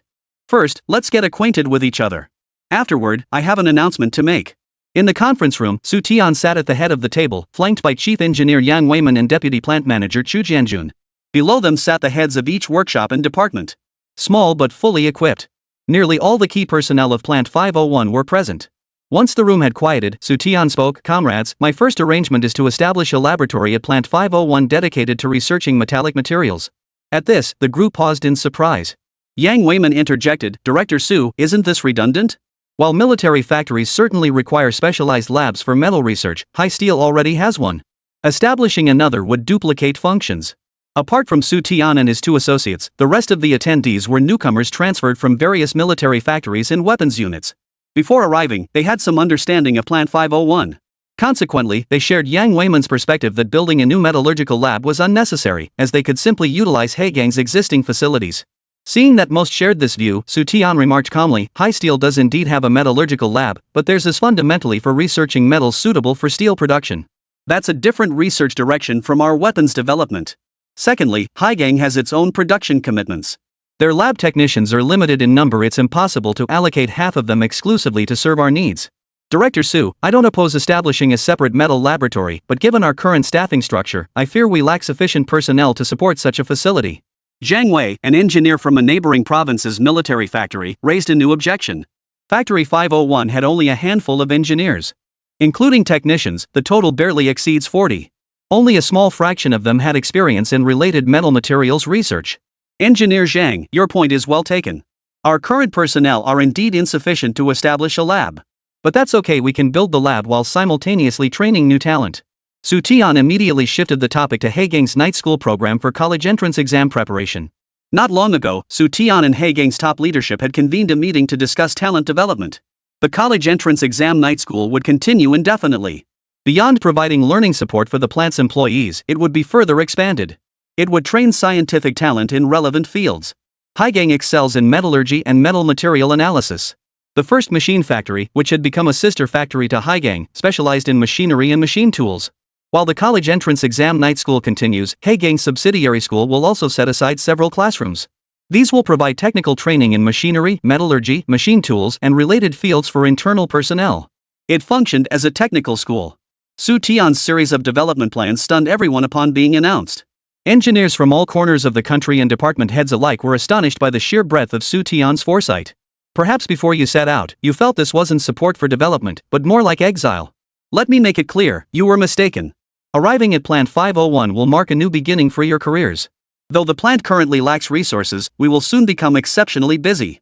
Xu Tian systematically painted a picture of a promising future for everyone. Chapter 103, To make money, first earn foreign exchange. Factory 501 was about to receive substantial funding from higher authorities to develop and produce sniper rifles for the nation. Xu Tian would strengthen ties with higher-ups to secure heavy machine gun production contracts for Plant 501. Simultaneously, Xu Tian would develop a foreign exchange project for Factory 510. This would further elevate the factory's standing in the eyes of higher-ups. Additionally, a subsidiary of Haizhou Steel possesses the capability to manufacture seamless steel pipes. Materials for producing gun barrels, artillery barrels, and other components will not be a concern. The machinery factory has a large number of experienced master workers who can provide technical assistance to Plant 501 at any time. Machine tool maintenance and production line inspections. Factory 501 possesses advantages unmatched by other military factories. While other military factories merely request personnel and funding from higher authorities, Factory 501 trains its own talent and secures its own resources through ingenuity. Clatter. Thunderous applause erupted in the room. Engineer Zhang Wei, who had previously voiced objections, stood up and asked, Director Su, what exactly is this foreign exchange project you mentioned? Xu Tian replied with unwavering conviction, I cannot guarantee the exact profits it will generate. But I can assure you of one thing. The living benefits Plant 501 offers you will absolutely surpass those at any other factory. You've been transferred from various military factories to support Plant 501's construction. You must be well aware of the situation at your original factories. Starting today, haven't the benefits at those plants been steadily declining? Xu Tian's words sparked immediate discontent. Hearing this, the group immediately began to grumble. The situation was indeed as he described. Benefits across all military factories and research institutes had been cut. Research funding, operational capital, and the quantity of goods distributed during holidays had all visibly diminished. The decline in benefits and funding cuts weren't limited to one or two factories, they affected the entire military-industrial system. Judging by the current situation, other systems aren't faring much better either. Xu Tian addressed the gathering, everyone, please be quiet. I assure you here and now, no matter how much funding is cut by higher-ups, Plan 501 will never shortchange you. Electricity and telephones upstairs and downstairs, this isn't just a slogan. It's the factory's promise to you. As a newcomer to the military-industrial complex, and given his age, Xu Tian knew he had to find a different approach to earn their respect. Over 800 people, each with their own agenda. Without uniting them as one and ensuring full implementation of his directives, he could never lift Plant 501 to its feet. No matter how much he talked, it all came down to one thing: personal interests mattered to everyone. Only by making them feel that coming to Plant 501 was the right choice. Only when they received treatment unavailable at their former workplaces would they genuinely contribute their full efforts. Whether newly established state-owned factories or those with 2 or 3 decades of history, they inevitably face one challenge. Don't let higher-ups assign foreign exchange generation tasks. Meet the annual foreign exchange earnings targets. Factory 501 was a pilot project and also a state-owned enterprise. As a state-owned factory, it had foreign exchange generation tasks. Deputy Minister Huang set an annual foreign exchange target of 80,000 foreign currency units for Factory 501. Compared to Haizhou Steel's 1 million, Factory 501's target was not particularly demanding. But let's not forget, Factory 501 had just been established, essentially a newborn infant. How could it get on track and fulfill its foreign exchange generation target? How could substantial income be generated for Plant 501 during this process? All these issues fell solely on Xu Tian's shoulders. After the meeting, everyone returned to their respective departments to familiarize themselves with their posts. Xu Tian made his way to the factory director's office and habitually poured himself a cup of tea. Holding the teacup, Xu Tian returned to his desk. Starting next year, the economic transformation would accelerate. New economic policies would emerge in batches every few months. Preparations for Plant 501 had already been made in advance. Next, Xu Tian must ensure Factory 501 can expand step by step. Currently, Factory 501's flagship product is only the sniper rifle. Whether the heavy machine gun project can be secured remains uncertain. Moreover, the sniper rifle project is an exclusive foreign exchange initiative under the ministry's purview. Not a single penny of the profits from sales would go to Factory 501. To generate revenue, another foreign exchange initiative must be devised. Kid, how does it feel to be the head of a factory? Is that chair comfortable enough to sit on? 1 week later, at noon, Xu Tian received a call from Liang Jun, the commander at headquarters. Liang Jun inquired amiably about Xu Tian's insights and feelings after becoming the top leader of a military factory and entering the defense industry system. Reporting to the commander, my experience can be summed up in 4 words: immense pressure. Liang Jun laughed heartily. That kid Xu Tian really says whatever comes to mind. Your biggest trait is your straightforwardness, you say what you mean. If you feel pressure, you say so. Unlike others who beat around the bush when a simple answer would suffice. Young man, you chose this path yourself. The pressure is inevitable. You feel pressure, but headquarters feels it too. The entire nation feels it even more. Then Liang Jun got down to business. Xu Tian had been submitting reports to the department for some time, requesting that the heavy machine gun production line be transferred to Plant 501. After deliberation, headquarters ultimately decided to assign the heavy machine gun project to another factory. Factory 501 had only recently been established, and heavy machine gun production involved complex challenges. Once Factory 501 had grown stronger, then they could consider adding more tasks. First, complete the sniper rifle assignment. Young man, don't harbor any misgivings. This decision is made out of concern for you.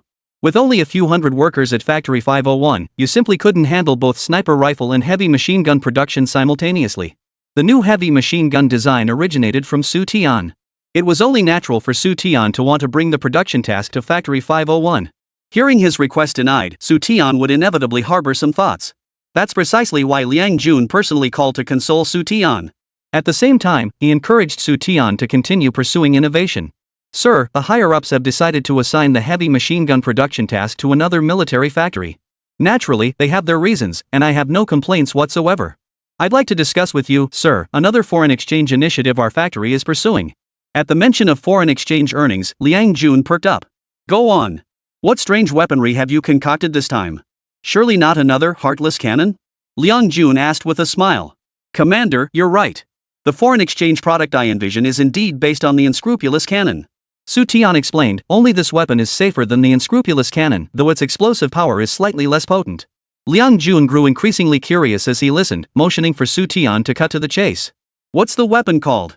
Is it an individual weapon or another type? Commander, this weapon's details can't be explained in a few words. How about this? I estimate I can produce a prototype within half a month. Come inspect it yourself. I guarantee you won't be disappointed. Compared to the enhanced Heartless cannon, this weapon can earn our country more foreign exchange and equip our troops, addressing a critical shortcoming in our military capabilities. Chapter 104, The Weapon That Defies Classification. Deputy Plant Manager Chu, Engineer Zhang, I called you in so early to announce two matters. This morning, Xu Tian dispatched staff to notify Deputy Plant Manager Chu Jianjun and Zhang Wei, the most senior engineer among the team. He instructed both to attend a meeting at the factory office. Once everyone was present, Xu Tian announced a personnel appointment. Chief Engineer Yang Weiman had returned to Haizhou Steel yesterday and would remain at the main plant for 3 to 4 months. During his absence, Zhang Wei would temporarily serve as Chief Engineer of Plant 501. Zhang Wei wondered aloud, why is Chief Engineer Yang returning to the main plant? I hadn't heard anything about him being reassigned back. While we're innovating and striving to meet our foreign exchange targets, the main plant hasn't been idle either. While Xu Tian and Yang Weiman were attending a conference in Beijing, Haizhou Steel's workers, technicians, and engineers experimented with improving existing metallurgical techniques. They encountered some issues during the process that required Yang Weiman's return to oversee the research. Don't forget, Chief Engineer Yang is not only our Plant 501's Chief Engineer, but also Haigang's Chief Engineer. When Haigang needs him, Chief Engineer Yang must return to oversee operations. In terms of job assignments, Yang Weiman's role as Chief Engineer of Plant 501 was actually a concurrent position. His personnel records and workplace affiliation had always been with Haigang. So that's how it is. I spent half my life at the military factory as an engineer, never expecting that upon joining Plant 501, I'd be promoted to Chief Engineer. Zhang Wei expressed his gratitude to the organization for their trust, half-jokingly. He pledged to diligently fulfill the duties of Chief Engineer during Yang Weiman's absence. He pledged to assist in the growth and expansion of Plant 501. The proposal for Zhang Wei to temporarily serve as Chief Engineer originated with Xu Tian. Military factories differ from other organizations in that they demand exceptionally high technical standards. The Chief Engineer serves as the technical brain of the military factory. With Yang Weiman absent, it was imperative to find a technically competent and respected individual to temporarily fill the role. After much deliberation, Xu Tian concluded Zhang Wei was an excellent choice. 51-year-old Zhang Wei had spent his entire career in the military-industrial system. He possesses both the credentials and the experience. His personality is also considered easy to work with. Yang Weiman raised no objections to Xu Tian's suggestion and wholeheartedly endorsed it. Whether in terms of work experience or military-industrial system credentials, Zhang Wei was an excellent temporary replacement candidate. While Yang Weiman did come from a military background, it had been over 2 decades since he'd been involved in weapons research.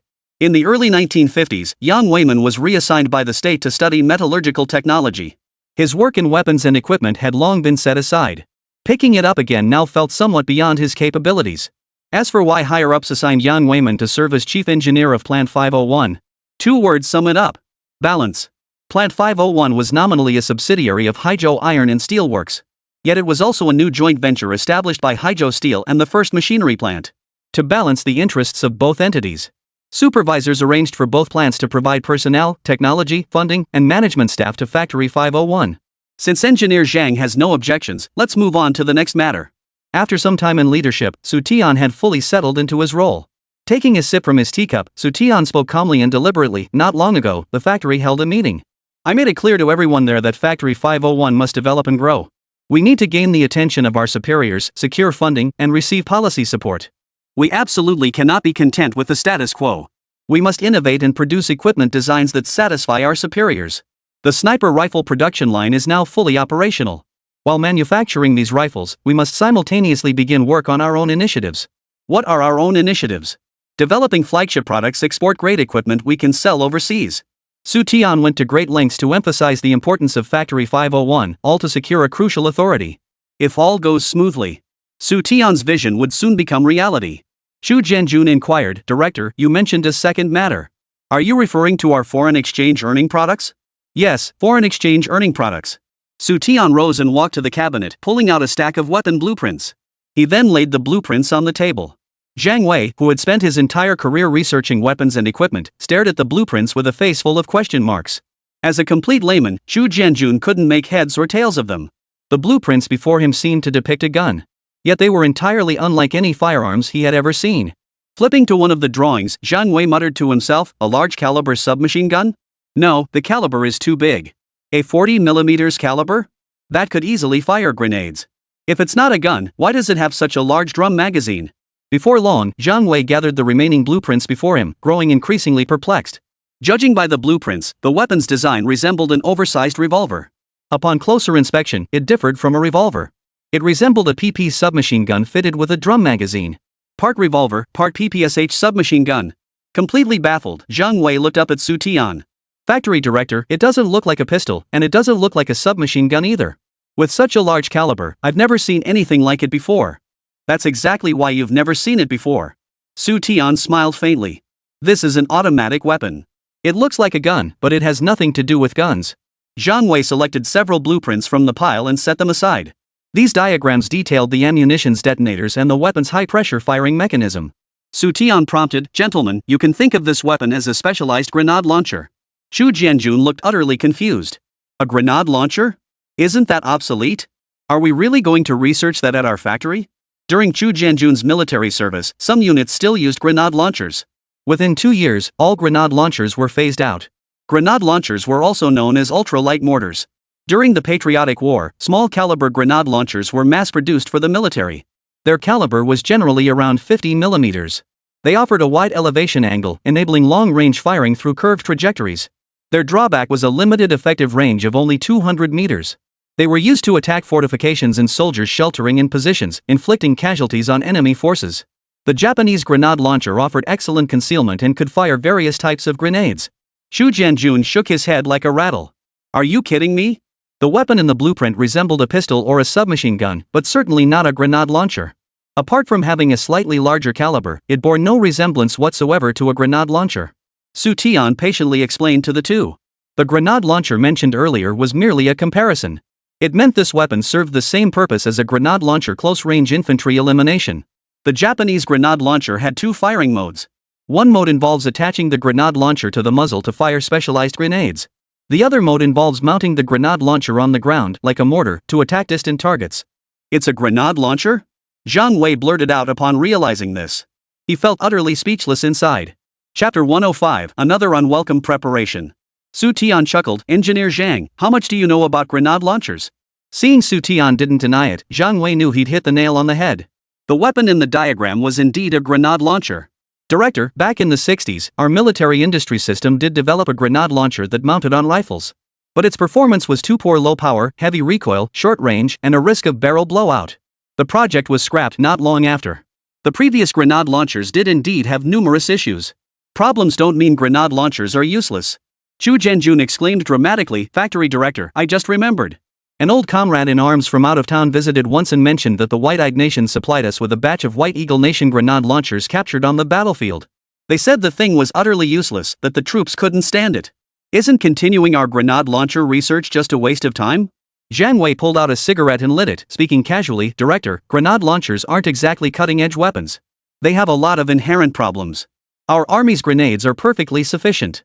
There's absolutely no need to develop this useless piece of equipment. Xu Jianjun chimed in, I agree with Engineer Zhang. Hand grenades are sufficient. In close-quarters combat, the firepower they provide can fully withstand enemy assault troops. For slightly longer ranges, mortars are sufficient. Hand grenades for close combat, mortars for engaging enemies at slightly longer ranges. Our current company and platoon combat formations are already perfectly optimized. Hand grenades and mortars can be used interchangeably. Even without grenade launchers, it won't affect our combat effectiveness. Xu Tian's expression shifted subtly. He had long known that grenade launchers, like sniper rifles, were currently undervalued. He was prepared for this. Still, he couldn't help but feel a pang of regret. Xu Jianjun and Zhang Wei, one a battle-hardened veteran, the other a military engineer. If even they dismissed the grenade launcher, one could imagine how others viewed it. In a sense, the fate of grenade launchers and sniper rifles was the same. Since the founding of the nation, neither weapon has ever appeared in the military's equipment inventory.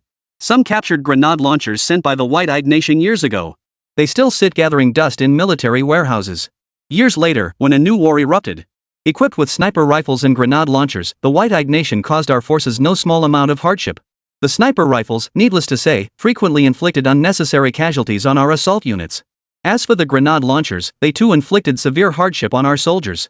The enemy could use grenade launchers to attack positions over 200 meters away. Despite our troops advancing in three-man teams, each grenade explosion still claimed several soldiers. Beyond that, grenade launchers posed another threat. The 60mm mortars issued to the troops struggled to suppress the grenade launchers' firepower. The grenade's throwing range was only a few dozen meters. Their attack range was no match for the grenade launchers. Grenade launchers are lightweight and easily portable by individual soldiers. Soldiers carrying grenade launchers can move freely across the battlefield. They offer tactical flexibility and superior battlefield survivability. Furthermore, grenade launchers can fire armor-piercing rounds, posing a direct threat to our armored units. Several months after the war began, the Ministry of Land Forces urgently launched the Grenade Launcher Project. This project was developed almost in tandem with the sniper rifle, both being reverse-engineered. Xu Tian spoke calmly. Deputy Plant Manager Chu, Engineer Zhang, I have two questions for you. How many personnel are required to operate the mortar currently in service with our forces? 5. Zhang Wei held up 5 fingers without hesitation. A 60mm mortar required 5 soldiers for disassembly, assembly, and operation. 2 soldiers carry the shells, while the other 3 carry the barrel, mount, baseplate, and accessories. A well-trained crew could assemble the 60mm mortar in a short time and deploy it rapidly for combat. Xu Tian pressed further. Can mortars and grenades destroy enemy armor head-on and pose a threat to tanks? If enemy forces advance to within 200 or 300 meters of our positions, can the 60mm mortar deliver precise strikes and sustain suppressive fire with continuous rounds? I'm afraid not. Having worked in military research for decades, Zhang Wei had handled all types of mortars. To be perfectly honest, the 60mm mortar's strengths and weaknesses were equally pronounced. Its strengths lie in its compact size and outstanding mobility. Its shells weigh about 2.6 Gn, with a lethal radius reaching 15 meters and a range approaching 1,500 meters. It serves as a crucial fire support weapon at the company and platoon levels. Total weight, 25 Gn. As for its shortcomings, they lie in the 60mm mortar's accuracy. Its accuracy is rated at 1%.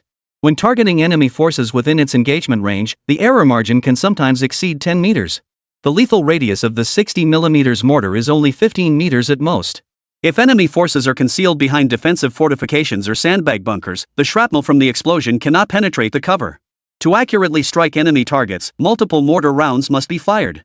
Regardless, this does not diminish the 60mm mortar's role as vital fire support at the company and platoon levels.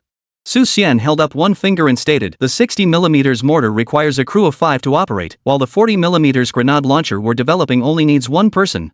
Its battlefield survivability and offensive capability far exceed those of the 60mm mortar. To get the entire factory to support his grenade launcher development, he first had to convince them. He needed to make them understand the numerous shortcomings of the 60mm mortar compared to the grenade launcher. The grenade launcher was compact, easily portable, and operated by a single person. Unlike the 60mm mortar, which requires a 5-man crew for disassembly and assembly. Mortar shells weigh about 2 pounds. The 40mm grenade launcher uses grenades no larger than a goose egg. The launcher itself is simple to manufacture, requiring only the grenade itself to be engineered. Internal structure of the grenade. To produce a highly lethal grenade, precision and safety must first be addressed. Once the fuse issue and the grenade's pressure balance are resolved, the rest becomes manageable. Xu Tian grabbed a sheet of white paper and began scribbling notes with his pen. A range of 200 to 300 meters is too close for a 60mm mortar. Hand grenades couldn't possibly be thrown that far. In this scenario, the grenade launcher would prove exceptionally effective. Enemy forces within 200 to 300 meters could be completely covered by the grenades fired from the launcher. Xu Tian remarked, grenade launchers are a relatively new invention. Aside from a few major powers like White Eagle Nation, most countries haven't adopted them for service, let alone conducted in-depth research in this area. When this new grenade launcher emerges, it will undoubtedly become a vital foreign exchange product for the nation. Zhu Jianjun and Zhang Wei exchanged glances. Chapter 106, an absolutely viable foreign exchange product. Xu Tian continued, the direct fire range of the grenade launcher is approximately 200 to 300 meters. With indirect fire, the effective range more than doubles, reaching roughly 500 to 600 meters. Enemies hiding behind cover or in trenches will have nowhere to hide from this grenade launcher. Jiang Wei responded skeptically, "Factory director, can our factory really research and produce such a formidable weapon? Why not?" Xu Tian replied with unwavering confidence, "With dedicated R&D and meticulous analysis, we will break through and develop a new flagship product. The 40mm grenade launcher will hold significant value, whether for export or military deployment." Deputy Director Chu, what are your thoughts? Xu Tian turned to Chu Jianjun. Chu Jianjun smiled wryly. "I'm an outsider to the defense industry. Hearing you explain this, it does seem our troops lack a heavy firepower weapon bridging the gap between grenades and mortars. Director, if you're truly committed to pursuing this, I have no objections." Seeing this, Jiang Wei hesitated for a moment. The factory director has already brought the blueprints. What more is there to say? Everyone should give it a try. If it succeeds, it would be a major achievement. Seeing both men choose to support him, Xu Tian breathed a sigh of relief. All that preparation finally paid off. By the end of the morning, Xu Tian had convinced both the deputy factory manager and the temporary chief engineer. Next came the formal development phase. Xu Tian's grenade launcher design incorporated an automated grenade feeding mechanism that hadn't yet gained widespread adoption. It was a new type of automatic weapon. Besides enabling indirect fire, it could also engage enemy targets at 200 meters in direct fire mode. Let's be honest. Developing a powerful grenade launcher ahead of schedule wasn't just about impressing superiors. The primary reason was to reduce casualties among combat troops. In 2 years, war will erupt. Due to a lack of understanding and appreciation for sniper rifles and grenade launchers. In the early stages of the war, our combat units suffered a certain degree of unnecessary casualties. Addressing these two weaknesses in advance would drastically reduce casualties. Even for veterans and military elites, the maximum range for a hand grenade thrown is no more than 90 meters. Achieving this range requires years of rigorous training. Grenade launchers, however, impose far fewer limitations. After basic training, even new recruits can operate them effectively. Besides sniper rifles and grenade launchers, Xu Tian had another weapon research project in mind. Traditional combat methods are increasingly ill-suited to modern military environments. Squad-level fire coordination has garnered significant attention from many nations. In other words, the importance of infantry squad units will reach a new level. Squad-level fire coordination requires the integration of multiple weapon systems. Assault rifles, general-purpose machine guns, sniper rifles, grenade launchers, rocket-propelled grenade launchers. The fear of insufficient firepower will become utterly apparent in the coming decades. At the squad level, every type of firepower is now readily available. At this very moment, Xia Nation is spending money everywhere. Weapons development faces numerous constraints, making significant progress in the short term difficult. Commander, the Land Machinery Department has a mountain of work. You could handle it alone, why bring me along? Capital City, Headquarters Building. Deputy Commander Liang Jun stood with his hands behind his back, studying the map spread before him. Northern border region, marked with numerous troop designations. Similarly, some troop designations were marked in the southern frontier region. Deputy Minister Liu had come to headquarters to report on the Land Machinery Department's recent activities. Tank and armor research had officially commenced. Based on the data and concepts provided by Xu Tian, armor specialists were conducting in-depth research on ceramic armor. Barring unforeseen circumstances, a comprehensive conversion to ceramic armor will proceed. On another front, work on the heavy machine gun is also proceeding methodically. The new heavy machine gun boasts formidable firepower suppression and battlefield strike capabilities. As a pilot export weapon, the Land Machinery Department is seeking buyers for the sniper rifle. Liang Jun turned and asked, "Aren't you curious what that little rascal Xu Tian has gotten himself into this time?" Deputy Minister Liu smiled faintly. "I can usually guess at other matters, but when it comes to Xu Tian, I can't fathom a thing. He started as a complete outsider, yet in no time, he taught himself to become a weapons expert. Whenever Xu Tian was involved, he never failed to surprise everyone." Deputy Minister Liu had grown somewhat accustomed to it. "There is one thing we can figure out." Liang Jun tapped his temple and said, "Xu Tian's most defining trait is his learning and creativity. He possesses an audacious drive. He acts on every idea without fear of failure. His approach to weapons research runs completely counter to that of your Land Machinery Department experts, or indeed the entire military-industrial system." Recalling Xu Tian's various unexpected, almost absurd weapon designs, Deputy Minister Liu truly didn't know how to evaluate him. During the meal, Xu Tian's thoughts drifted to the ceramic bowls at home. He analyzed whether ceramics could be applied to tank armor. To this end, Xu Tian conducted dozens of experiments. He concluded that ceramic could be one of the materials for a new type of composite armor.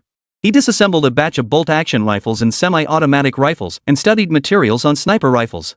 Xu Tian promptly designed a sniper rifle capable of engaging targets at 2,000 meters.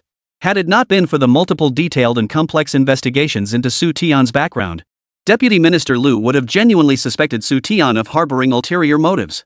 He had never had any contact with foreigners and had never done anything to arouse suspicion. How could he have so many bizarre ideas? These ideas seemed absurd, yet in Xu Tian's hands, they became possible. Half a month ago, I called Xu Tian intending to offer some comfort. Little did I know the kid would drop a bombshell claiming he'd developed a new concept based on the unscrupulous cannon. He planned to build a prototype weapon within 2 weeks. He even claimed this weapon could become an export item and address a critical weakness in our military, leaving me completely baffled. For days now, Liang Jun had been mulling over this matter. With only 1 day left until the deadline, he planned to take Deputy Minister Liu with him to Plant 501 tomorrow to quietly uncover what kind of big promise Xu Tian had actually made. What's really in that bottle? Alright, since you put it that way, how could I possibly refuse? Deputy Minister Liu flattered Liang Jun without showing it, and the pilot program he proposed was gradually achieving success.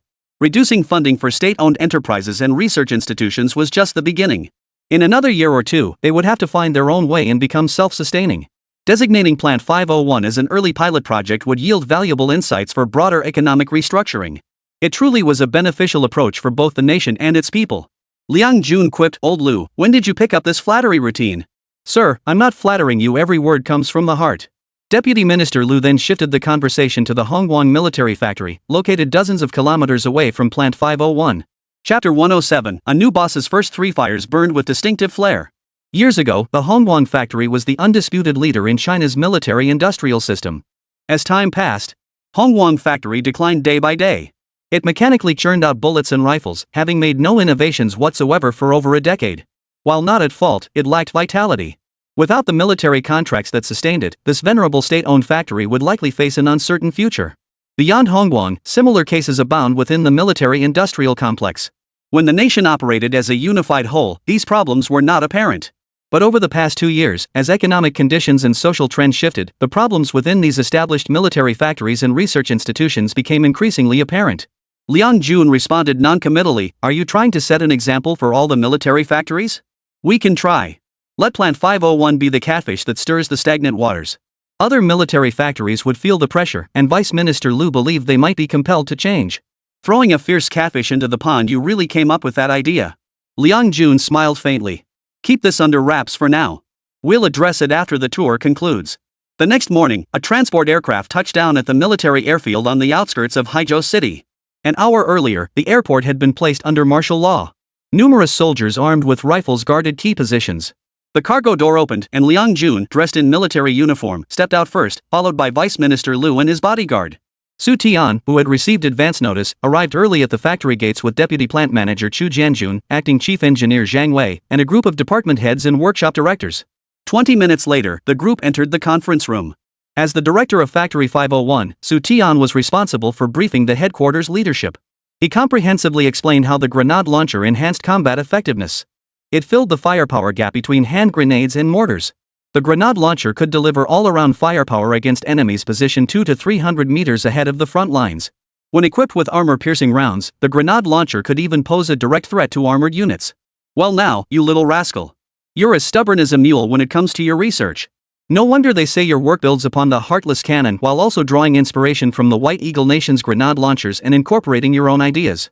Applying knowledge to new situations, independent innovation, excellent, truly excellent." Liang Jun's gaze conveyed satisfaction and admiration. Deputy Minister Liu quipped, "Comrade Xu Tian, your first acts as the new guy are certainly unique. You've just developed a new sniper rifle and now you're already working on a grenade launcher without pause. The commander truly didn't misjudge you, you're the real deal when it comes to getting things done." Xu Tian responded modestly, "Deputy Minister Liu, Commander, you flatter me. This is simply my duty. As the director of Factory 501, I have both the responsibility and the duty to help the nation overcome challenges and grow our military industry stronger and more robust." Xu Tian remained entirely unmoved by the praise from his superiors. He emphasized that without everyone's cooperation, he could accomplish nothing. Xu Tian provided only the concepts and blueprints, the rest was accomplished through the collective effort of everyone involved. Export-driven foreign exchange earnings were a crucial solution to the nation's economic challenges. Every state-owned factory bore the responsibility to shoulder the burden for the country. What Plant 501 was doing was simply fulfilling its duty. Liang Jun nodded, stood up, and said, "Let's go. Show us your grenade launcher." "Yes." Xu Tian immediately led the group to the weapons storage room. The grenade launcher had been completed several days prior. The armory was responsible for its safekeeping. Once inside, Xu Tian provided further explanation. Beyond its production workshops, Plant 501 also held a certain quantity of weaponry materials and explosives. Even so, the grenade launcher could currently only fire high-explosive grenades. Once research funding is allocated, Xu Tian is confident he can develop other types of grenades within a short time frame. Armor-piercing grenades, and grenades with a wider personnel killing range. After hearing the explanation, Liang Jun reached out and lifted the grenade launcher before him. Xu Tian provided further guidance. How to operate and use the grenade launcher. Liang Jun marveled, the grenade launcher itself weighs less than 10 jin, right? Reporting, sir, the grenade launcher itself weighs only 8.5 jin. Each grenade weighs 1 jin, and the magazine holds 6 rounds. The total weight comes to about 14.5 jin. Liang Jun listened attentively while examining the grenade launcher in his hands. The grenade launcher's shape did resemble a shortened PPSH submachine gun. A circular magazine was mounted on top. It can internally mount 6 grenades the size of goose eggs. Simple in structure and lightweight. A single soldier can operate it. Kid, no wonder you kept submitting reports to join the military-industrial system. Your weapon development skills are truly astonishing. Calling you a genius wouldn't be an exaggeration. This weapon is simple to manufacture, structurally uncomplicated, lightweight, and highly maneuverable, perfect for hit-and-run tactics. It truly bridges the gap between grenades and mortars as a firepower asset. Other military factories should learn from you, broaden their thinking, embrace bold innovation, and fear no failure. Pool our collective wisdom to enhance our troops' combat effectiveness and resolve a series of existing challenges. Liang Jun offered high praise for Xu Tian's grenade launcher design. Xu Tian modestly noted that the grenade launcher was not his original invention. Beiying Nation had begun equipping its forces with such weapons over a decade ago. Xu Tianxian's contribution lay in refining and improving upon this existing weapon system. He designed a weapon tailored to meet the operational needs of Xia Nation's military in its current circumstances. Liang Jun handed the grenade launcher to Deputy Minister Lu, who was standing nearby, eager to try it out. Deputy Minister Lu took it in hand and performed a few simple operations. Liang Jun patted Xu Tian on the shoulder, his tone filled with satisfaction. Young man, when are you ready to show us its power? Xu Tian smiled and replied, reporting to the commander, anytime is fine. Why wait? Let's do it now. Liang Jun had been waiting impatiently. Xu Tian immediately ordered someone to fetch the grenades. The group proceeded to the weapons testing ground. At the foot of the hill where the unscrupulous cannon had once been tested, over half a month of modifications had transformed the barren terrain into Factory 501's weapons testing ground. Just as Xu Tian reached out to take it, Liang Jun, gripping the grenade launcher, took a step back. I will personally oversee this weapons test. The words had barely left his mouth when the group was taken aback. No one had anticipated that the deputy commander would personally test the grenade launcher. Deputy Minister Lu's face instantly drained of color. Testing weapons inherently carried various risks. Although Xu Tian had assured them that previous tests had proceeded without incident. Who could guarantee that this test would go smoothly? What if the barrel blew up? What if other problems arose? Chapter 108, The Shell That Didn't Explode. Commander, how can you personally conduct weapon tests? Let others handle it. Yes, sir. Let us handle the testing. Testing new weapons carries inherent risks. Such dangerous tasks should be entrusted to professionals. The accompanying personnel were pale with fear. Even Deputy Minister Lu, who knew General Liang's temperament best, hadn't anticipated this. The Deputy Commander-in-Chief actually intended to personally serve as the weapons tester. No, this is far too dangerous. Deputy Minister Lu shook his head vigorously, strode quickly to Liang Jun's side, and reached out to seize the grenade launcher. Though over 70, Liang Jun remained remarkably strong. With a light shove, he sent Deputy Minister Lu flying over a meter away. Deputy Minister Lu persisted in his dissuasion. Commander, you always teach us that professional tasks should be handled by professionals. You can't lead by violating regulations. Look how scared you all are. Who said I was going to lead by violating regulations? As Deputy Commander of Headquarters and a veteran soldier, what's wrong with me testing new weapons for our army? Besides me, who among you has ever used a grenade launcher? Liang Jun wasn't acting on a sudden impulse, nor was this a whim. He was certain that no one on the scene was more qualified than him. Years ago, Xia and the White Eye Nation maintained close ties. The latter had gifted Xia with some grenade launchers captured on the battlefield. Liang Jun had personally operated a grenade launcher. Hearing this, Vice Minister Lu shook his head and smiled bitterly. Liang Jun's explanation sounded plausible, but it was pure sophistry. The commander had indeed used grenade launchers. But he used an outdated model manufactured by White Eagle Nation. The current test involved a new type of grenade launcher. The two weapons differed in performance, and their structures were incomparable. Commander, besides you, there's another person present who's even more qualified to serve as a weapons tester. Seeing that it was Xu Tian who spoke up, Liang Jun replied with interest, who was more qualified than me. Me. Xu Tian declared. Deputy Minister Lu nodded repeatedly, hastily concurring, Comrade Xu Tian is absolutely correct. He is the designer of this grenade launcher and has led technical teams to test this weapon multiple times. No one is more qualified than him to serve as the weapons tester and demonstrate the performance of the grenade projectile to you. As he spoke, Deputy Minister Lu kept giving Xu Tian meaningful glances. Xu Tian understood perfectly and said with a smile, Commander, I'll serve as the weapons tester. Do you have any objections? You little rascal, you're not leaving me any room at all. Liang Jun reluctantly handed the grenade launcher to Xu Tian. To be perfectly honest. As a soldier, especially a veteran who had lived through the years of extreme poverty, Liang Jun felt an extraordinary excitement toward new weapons. New weapons meant new destructive power. They also signaled the potential for the unit's overall combat capability to reach a new level. Taking the grenade launcher, Xu Tian said, Engineer Zhang, bring over the first ammunition box. Acting Chief Engineer Zhang Wei immediately had someone fetch the ammunition box. Xu Tian began assembling the grenade with practiced ease. Simultaneously, Deputy Plant Manager Chu Jianjun led technicians from Plant 501 in making temporary modifications to the surrounding environment. Factory 501 had been completed only recently. This site had been designated as a weapons testing ground for Plant 501 only a few days prior. The site had yet to undergo conversion for weapon testing. They had assumed that since the commander was visiting today, he would definitely take a day off and only observe the weapon launch tomorrow. Unexpectedly, the commander was so impatient that he insisted on conducting the weapon test that very day. Having served in the military, Chu Jianjun was no stranger to constructing defensive positions. The commander efficiently constructed several makeshift positions. Using sandbags, they piled up multiple 1-meter-high shelters. He assigned men to dig trenches with shovels. Testing targets were set up. Director, my site is ready. We can proceed with testing. Chu Jianjun reported. Without hesitation, Xu Tian raised the grenade launcher and adjusted his stance slightly. He aimed at the trench 150 meters away and pulled the trigger. Behind the trench stood several makeshift enemy targets constructed from wooden planks. Words like armored vehicle and tank were scrawled on them. The launched grenade streaked across the sky like a meteor. The goose egg-sized shell struck a wooden plank behind the trench with lightning speed. The expected explosion never came. Liang Jun, who had been watching with rapt attention, wore a look of disappointment.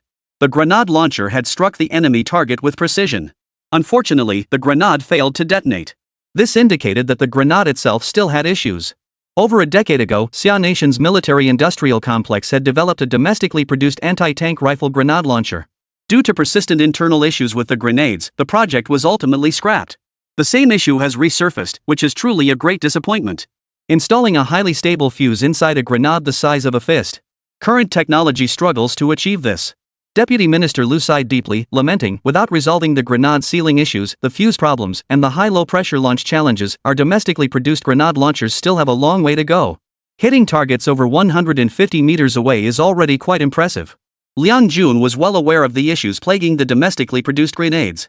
Various problems certainly exist, but Xu Tian's enthusiasm must also be encouraged. Problems exist to be solved. The existence of problems doesn't mean the grenade launcher research is worthless. Liang Jun said kindly, young man, you've done well so far. Keep up the good work. I believe you can definitely solve the grenade launcher issues.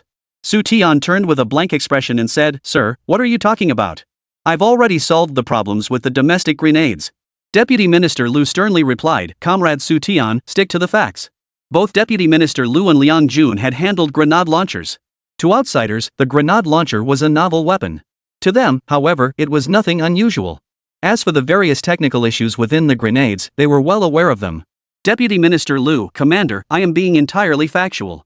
Our factory has already resolved the series of issues affecting the grenades. If you don't believe me, you can ask Engineer Zhang or Deputy Factory Manager Chu. Zhang Wei and Chu Jianjun immediately confirmed that Xu Tian's statements were entirely accurate. The grenade issues had indeed been resolved. If they're resolved, then why didn't the grenades detonate upon impact? Deputy Minister Lu countered. The grenades in ammunition box number 1 were never meant to detonate. Xu Tian paused, then understood. Handing the launcher to Zhang Wei beside him, Xu Tian bent down to retrieve a grenade from the ammunition box, making a move to toss it toward Vice Minister Lu. Deputy Minister Lu jumped in alarm and snapped, Don't you dare! Sir, the grenades in ammo box number 1 are all test grenades. There's no explosive charge inside. As the words fell, Deputy Minister Lu and Liang Jun exchanged stunned glances. The next moment, Deputy Minister Lu took the grenade from Xu Tian's hand. Judging by experience, the grenade in his hand weighed no more than a few ounces. Indeed, no explosive charge was installed inside. According to the data provided by Xu Tian, a single grenade should weigh 1 gene. Chapter 109, The Advantages of Light Infantry Combat. Test grenades? Liang Jun also noticed something amiss with this batch of grenades. Xu Tian nodded and explained, Commander, Deputy Minister Liu, conducting weapon tests requires evaluating all performance parameters. If we start firing live rounds right away, what's the point of further testing? The demonstration I just showed you was the grenade launcher's accuracy during firing. Hitting a 150-meter target is just the beginning. The true direct fire limit of the grenade launcher lies at the 250-meter mark. Xu Tian's Type 40 grenade launcher has a direct fire range of 250 meters. For indirect fire, the range extends between 500 and 600 meters. The reason Xu Tian didn't load live ammunition during the first public test was to allow Vice Minister Liu and Liang Jun to gain a comprehensive understanding of the grenade launcher. Observe the direct fire range and accuracy of the grenade launcher. Understand the firing process of the grenade launcher. The firing mechanism of the 40 grenade launcher closely resembles that of a single-barrel pistol. Pulling the trigger fires the grenade. The second grenade is simultaneously loaded. Firing can be conducted without interruption. During firing, the shooter must brace the grenade launcher against their shoulder. This counteracts the recoil force generated during firing. The 40mm caliber grenade launcher generates tremendous recoil. Only by maintaining a proper and scientifically sound firing posture can accurate strikes be achieved. So that's it. We thought the grenades themselves had technical issues. Liang Jun nodded as he listened. Xu Tian was absolutely correct. Weapons testing must evaluate not only offensive capabilities but also other critical aspects. Commander, with sufficient funding, I guarantee we can develop armor-piercing rounds for the grenade launcher by year's end to target enemy armored vehicles. Xu Tian pointed to the wooden target board marked with a tank. With a direct fire trajectory, it can accurately hit targets 150 meters away. Next, I'll demonstrate its maximum direct fire range. As he spoke, Xu Tian bent his front leg and slightly flexed his rear leg. He braced the grenade launcher against his shoulder, aimed at a more distant target, and pulled the trigger. The second test grenade whistled forward. It struck the target at the 250-meter mark with precision. Sir, to my knowledge, the farthest recorded grenade throw by our troops is around 90 meters. And that's a result from the army-wide competition. For ordinary soldiers, being able to throw 50 or 60 meters is already considered excellent. Suppose enemy infantry, covered by artillery fire, successfully closes to within 200 meters of our positions. Hand grenades would be useless at that range. Mortar attacks against enemies beyond 200 meters, setting aside whether the angle is sufficient, would suffer drastically reduced accuracy even if they hit. Grenade launchers comprehensively solve these issues. Equipping a single squad with one grenade launcher enables sustained, intense firepower capable of forcing advancing enemies to keep their heads down. The 40mm grenade launcher features a simple design, is easy to maintain, portable for rapid deployment, and delivers outstanding sustained firepower. Xu Tian demonstrated as he spoke.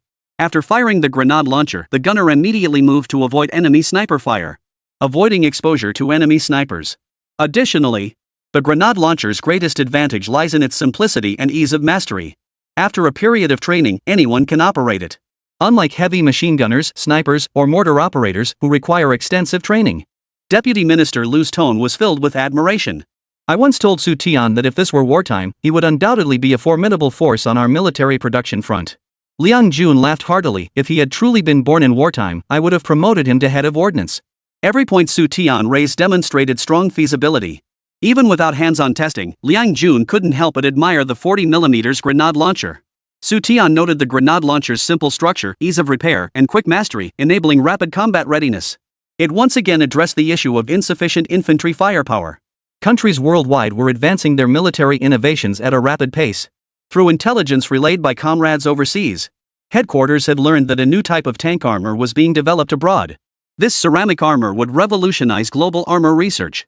A novel composite armor made of ceramic and infused with other materials. While not entirely bulletproof, its performance far surpasses current homogeneous armor.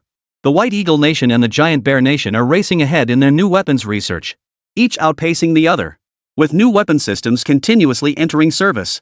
While Xia may not possess every foreign innovation, nor can it afford to fall too far behind. Developing new fighter jets and warships requires enormous investment. Given Xia Nation's current economic situation, it's difficult to catch up with foreign nations in the short term. Large-scale weapons research is constrained by funding and other issues, so efforts must first focus on light weapons. Enhancing company and platoon combat effectiveness plays to Xia's strengths. Leverage the advantages of light infantry operations. Old Liu, what's your take? Comrade Xu Tian has resolved all issues with the grenade launcher. I believe the military can adopt it for service and position it as a flagship product for overseas export to generate funds, thereby supporting research into other projects. Deputy Minister Liu offered high praise for Xu Tian's grenade launcher from a professional standpoint. It can accurately hit targets at 150 and 250 meters with direct fire capability. It boasts stable firing performance, lightweight construction, and a simple design that facilitates maintenance. It is also more easily carried by individual soldiers. Compared to traditional grenades, the grenade launcher offers a longer effective range. Unlike mortars, it avoids the cumbersome process requiring a 5 to 6 person crew for disassembly and assembly. Conduct live fire testing. Liang Jun ordered. Once live fire deployment proved equally flawless, the final hurdle for fielding the weapon with troops would be cleared. Xu Tian wasted no words and immediately complied. He ejected the remaining 4 test grenades from the magazine. He had someone carry the ammunition box containing live rounds. Xu Tian carefully loaded each grenade into the launcher. He raised the grenade launcher, aiming at a sandbag bunker. After completing his aim, Xu Tian decisively pulled the trigger. Boom! Caught completely off guard, the others felt their ears ringing. Liang Jun stared forward in stunned silence. The sandbag bunker hit by the grenade was shrouded in smoke. As the smoke cleared, the bunker was gone. Most of the sandbags that had formed the barrier were torn apart, while the remaining ones were scattered everywhere by the blast's shockwave. A small crater appeared at the point of impact. Deputy Minister Liu exclaimed in astonishment, "Good heavens!" Anyone unaware would think the front lines were under mortar attack, not a grenade test. Deputy Minister Liu, mortars can't fire continuously but our factory's grenade launchers can. With that, Xu Tian pulled the trigger repeatedly. The remaining 5 grenades were fired in different directions. Explosions rang out one after another. Each impact point was shrouded in a cloud of smoke. Chapter 110, at such a high price, would foreigners even buy it? The relatively clean ground was pockmarked by the grenades, sending mud and debris from the makeshift cover flying everywhere. They landed one after another, scattering like flowers from the heavens. How long did it take him? Liang Jun turned to look at the guards. The guards were utterly dumbfounded, none having thought to time it. Zhang Wei raised his hand and reported, "Commander, Director Su fired all 5 remaining grenades in 12 seconds. That's 2.4 seconds per grenade." That 2.4 second rate included Xu Tian's aiming time. Deputy Minister Liu's mind went blank. It was unimaginable what kind of devastating destruction enemy attacking forces would face if this weapon were deployed on the battlefield. And that was the destructive power of a single grenade launcher. What if there were 2, 3, or even more? Enemy forces near the front lines would suffer catastrophic casualties, if not total annihilation. Compared to Vice Minister Liu, Liang Jun's thoughts were broader and more far-reaching. Grenade launchers are not merely defensive weapons for fortified positions, they are also offensive weapons. Consider this scenario. A small unit infiltrates enemy rear lines to carry out sabotage missions. Each soldier equipped with a grenade launcher provides firepower equivalent to a small artillery battery. Or a tank company. The empty weight of a 40mm grenade launcher is 8.5 Jin. A single grenade weighs 1 Jin. Even packed to the brim, it wouldn't exceed 15 Jin. Thrilling. Absolutely thrilling. Liang Jun was so excited he felt hot all over, undoing the top button of his uniform. If the army had this weapon decades ago, those little bastards wouldn't even have a chance to surrender. To solve Heigang's foreign exchange earnings problem, Xu Tian came up with a wild idea. Building upon the old-style, heartless cannon, he developed an enhanced version with greater destructive power and longer range. By filling steel cylinders with explosives, he amplified its detonation force. But no matter how you slice it, while this thing packs a punch, its safety is far from guaranteed. It was practically attacking the enemy with their lives on the line. Unlike the completely unsafe, merciless cannon, the grenade launcher offered significantly greater safety assurances. Lightweight enough for hit-and-run mobile operations. Equipping scouts with them would turn them into an enemy's persistent nightmare. Then, Liang Jun undid a few more buttons and pulled the hem of his shirt back. Placing his hands on his hips, he signaled Xu Tian to load 6 more grenades. This time, Liang Jun insisted on trying it himself. Xu Tian shot a questioning glance at Deputy Minister Liu. Deputy Minister Liu spread his hands helplessly. The safety of the 40mm grenade launcher is assured. Let the commander give it a try. Understanding Deputy Minister Liu's meaning, Xu Tian began loading the rounds. Taking the loaded grenade launcher, Liang Jun removed his military coat and casually handed it to his guard. Mimicking Xu Tian's posture, he braced the grenade launcher against his shoulder. After a moment's thought, Liang Jun struck an odd pose. Whoosh! The grenade shot out with a sharp whistle. A thunderous roar echoed from the trenches ahead and behind. The explosion's smoke and dust completely engulfed the surrounding area for several meters. Xu Tian gave him a thumbs up and praised sincerely, "Commander, that's some serious gun skills." Hitting the trench with a direct shot like that takes serious skill. To hit so accurately on the first try, that's what makes a veteran a veteran. The bond between a veteran and his weapon runs deep in his blood. No matter the weapon, a brief observation was enough to grasp its essentials. Liang Jun moved swiftly to the left without a word. While moving, Liang Jun aimed and fired again. An explosion erupted at a target on the eastern side of the testing ground. Halting abruptly, Liang Jun performed an unexpected maneuver. He raised the grenade launcher, preparing for a curved trajectory shot. The grenade dove in a curved trajectory and struck the ground. Hundreds of meters away, an explosion echoed. Thunderous applause erupted from all around. Subsequently, Liang Jun demonstrated prone firing and kneeling firing techniques. Commander, your prowess remains undiminished from your prime. After Liang Jun finished firing all 6 grenades, Deputy Minister Lu clapped his hands repeatedly. No way, I'm getting old. Liang Jun returned the grenade launcher to Xu Tian, panting heavily. Back in my youth, I led troops on forced marches of dozens of miles overnight without breaking a sweat. Upon arrival, we were immediately combat ready. Now, after just a few tactical maneuvers, my back aches, my legs ache, and this old back can barely straighten up. With that, Liang Jun gave a self-deprecating chuckle. Age demands acceptance of its limitations. A few routine tactical maneuvers now felt incredibly difficult, though at least he hadn't embarrassed himself.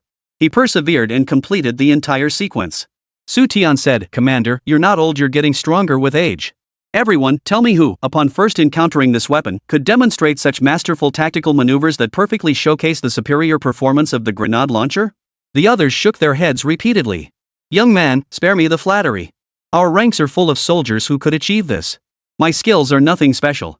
Liang Jun waved his hand dismissively, turning to Deputy Minister Lu beside him. Old Lu, these old bones of mine need some rest. You and Comrade Xu Tian discuss your thoughts. Yes, sir.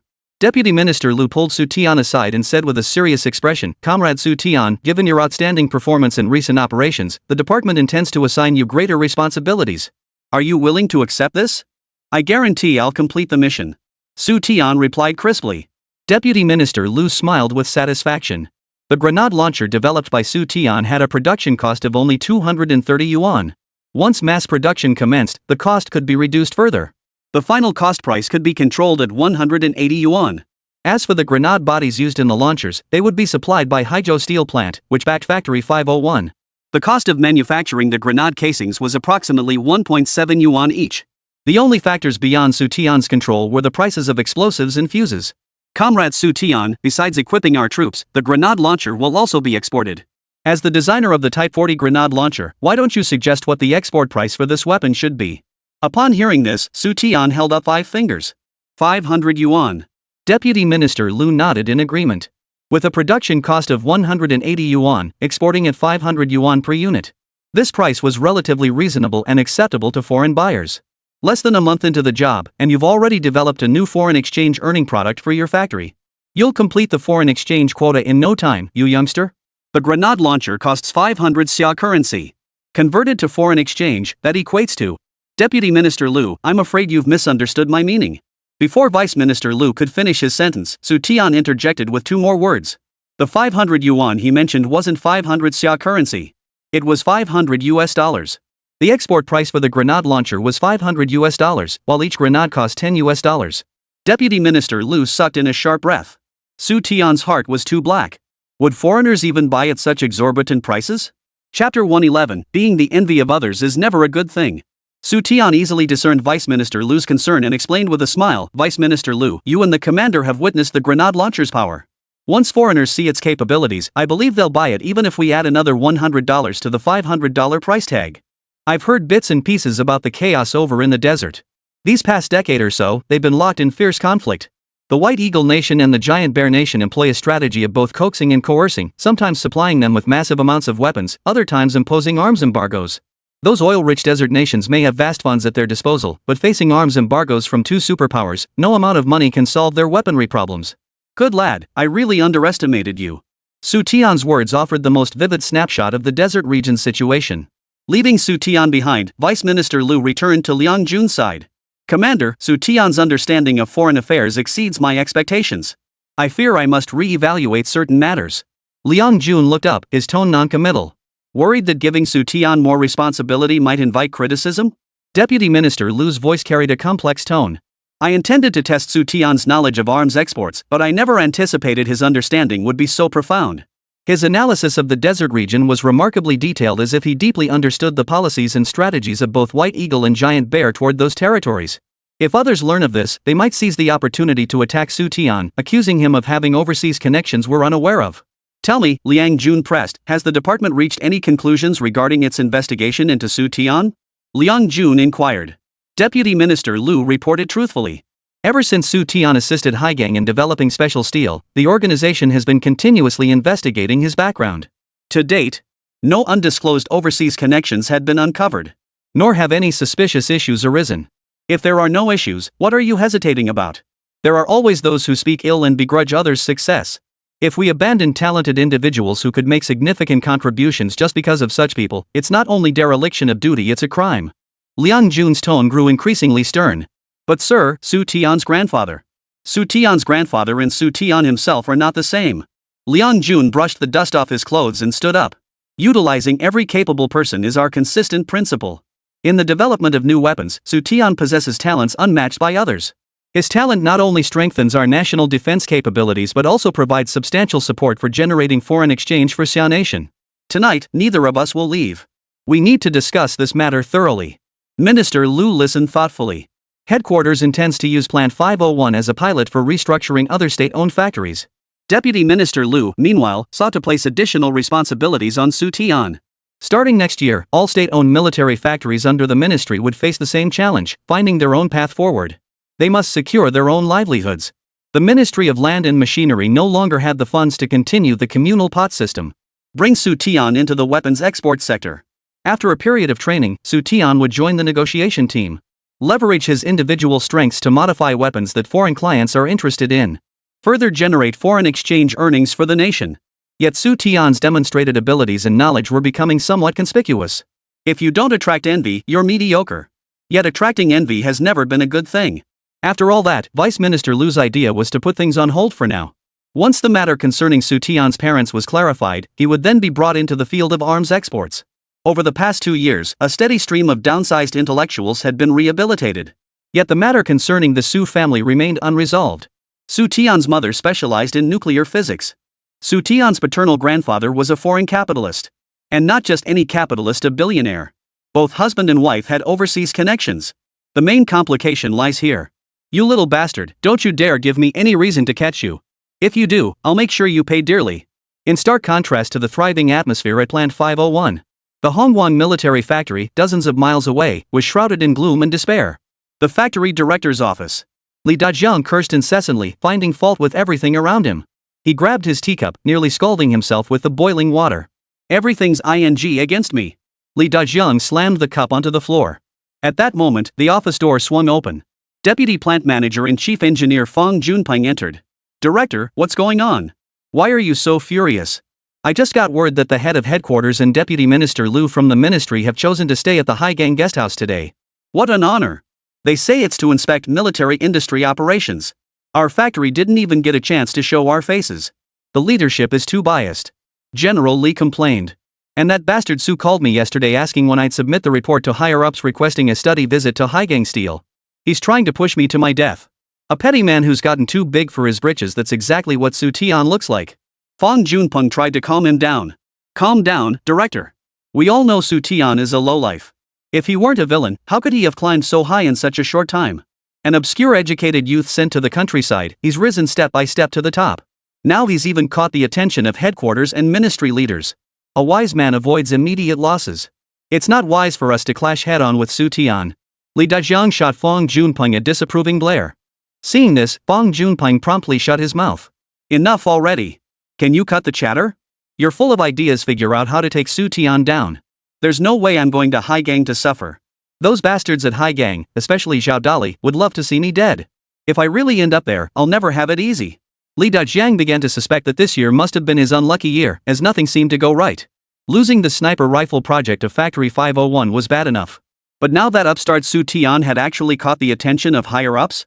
Deputy Commander Liang Jun from headquarters personally inspected Plant 501. Logically, since it was an inspection of the military-industrial system, the heads of local military enterprises should have been present to accompany him. Yet, Hongguang factory still hadn't received any notification. This was tantamount to telling them, this matter has absolutely nothing to do with you, Hongguang factory. Xu Tian is being allowed to expand unchecked. What if one day Xu Tian proposes merging with the Hongguang military factory?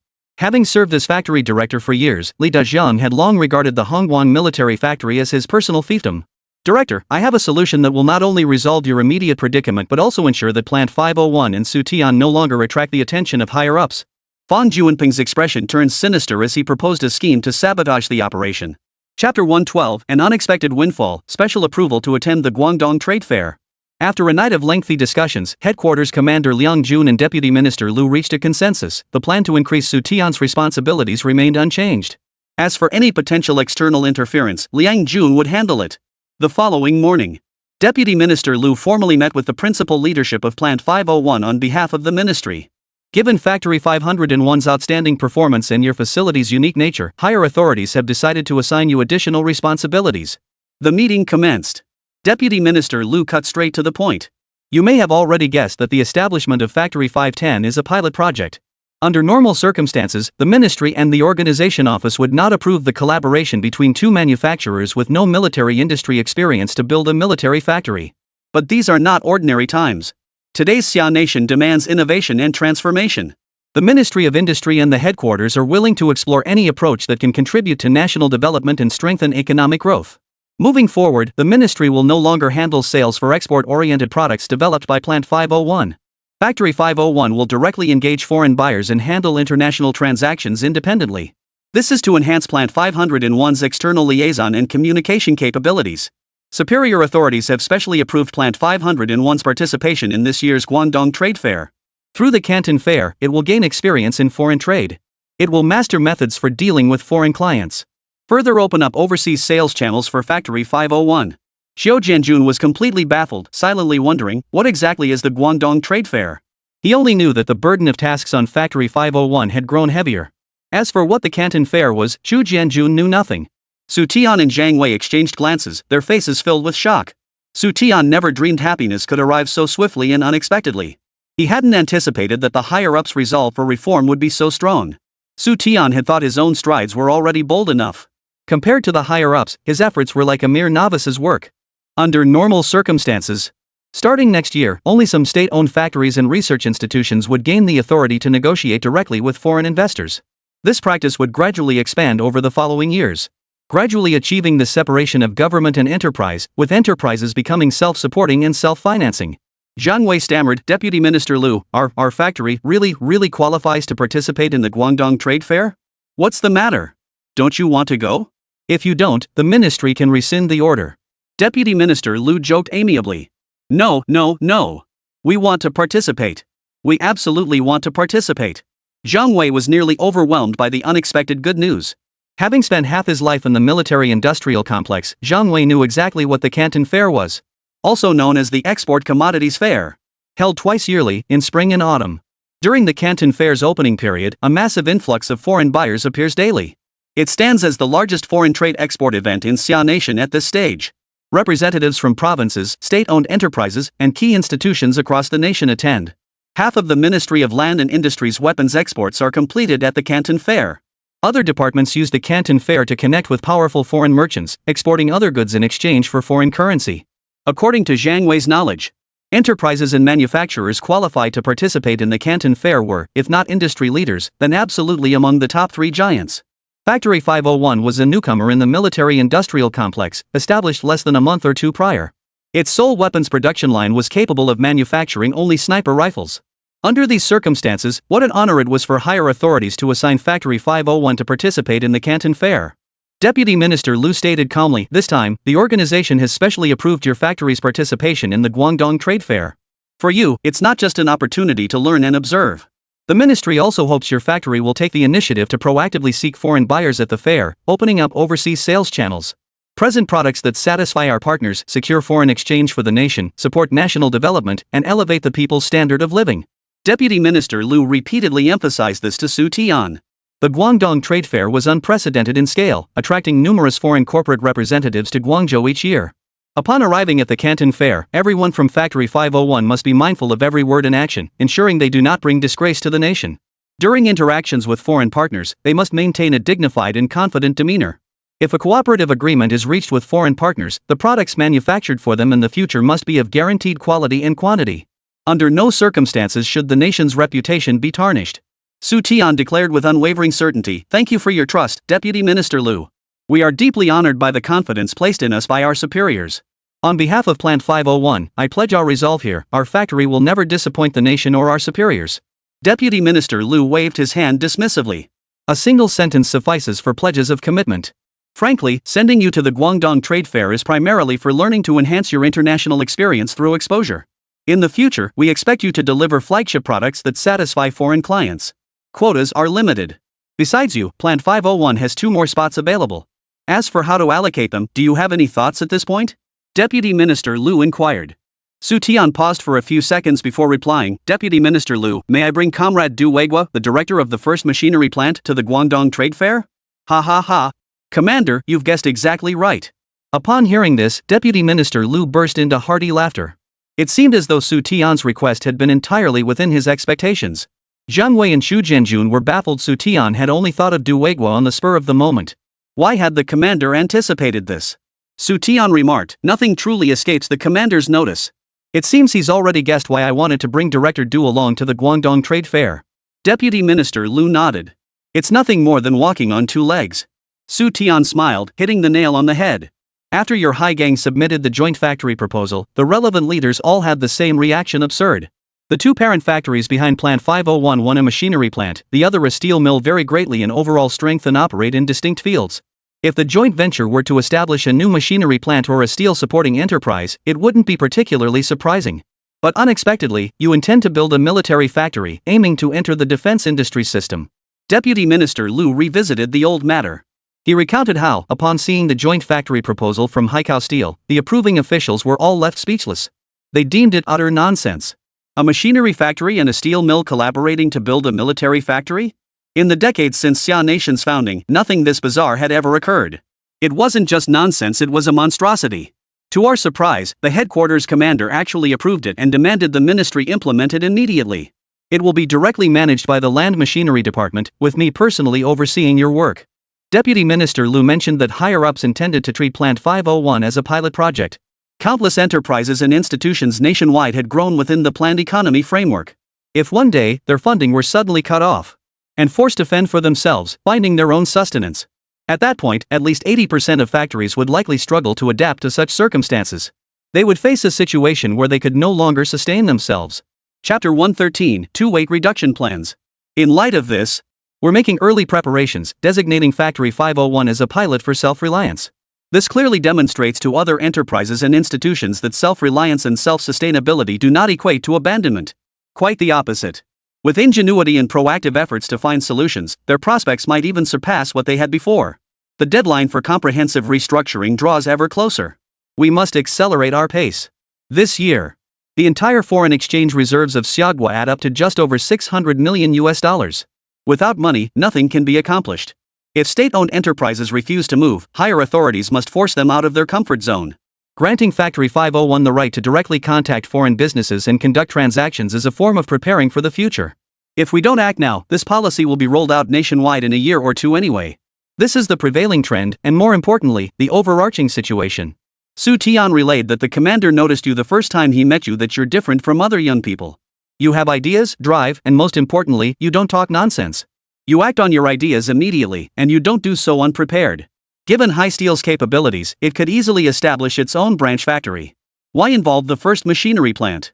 The headquarters leadership and I suspect you have your sights set on the first machinery plant's equipment and technology. Wasn't it you who recently assisted the first machinery plant in developing a domestically produced electric fan? Deputy Minister Liu turned to Xu Tian. Xu Jianjun from the first machinery plant felt his heart skip a beat. He hadn't expected the superiors to know about the electric fan project. Xu Tian maintained his composure. It was a last resort. It was.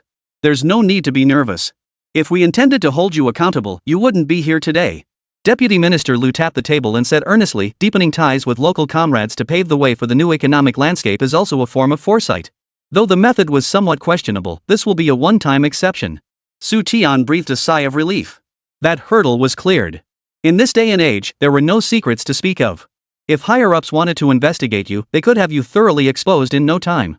Fortunately, Xu Tian always maintained a sense of moderation in his actions, lending electric fans to local officials for feedback on their performance, rather than outright gifting them. He hadn't crossed the line. At worst, the higher-ups might give him a stern warning. They wouldn't take any real action against Xu Tian. After all, both Xu Tian and Plant 501 were pilot units established by higher authorities. They served as a model for other state-owned enterprises. As long as Xu Tian didn't commit any fundamental errors, he wouldn't be brought down. Comrade Xu Tian, the trust the leadership has placed in you is unprecedented. Precisely because of this, you must remind yourself to be cautious in your words and actions, understanding what you can and cannot do. Worried that Xu Tian might get too cocky, Vice Minister Lu subtly cautioned him with a few words. Xu Tian nodded repeatedly. Now, let's move on to the second matter. Deputy Minister Lu pulled several blueprints from the bag on the floor and spread them across the office desk. Zhang Wei leaned in to take a look and asked uncertainly, Deputy Minister Lu, are these heavy machine gun blueprints? Deputy Minister Lu didn't respond to Zhang Wei but turned his gaze toward.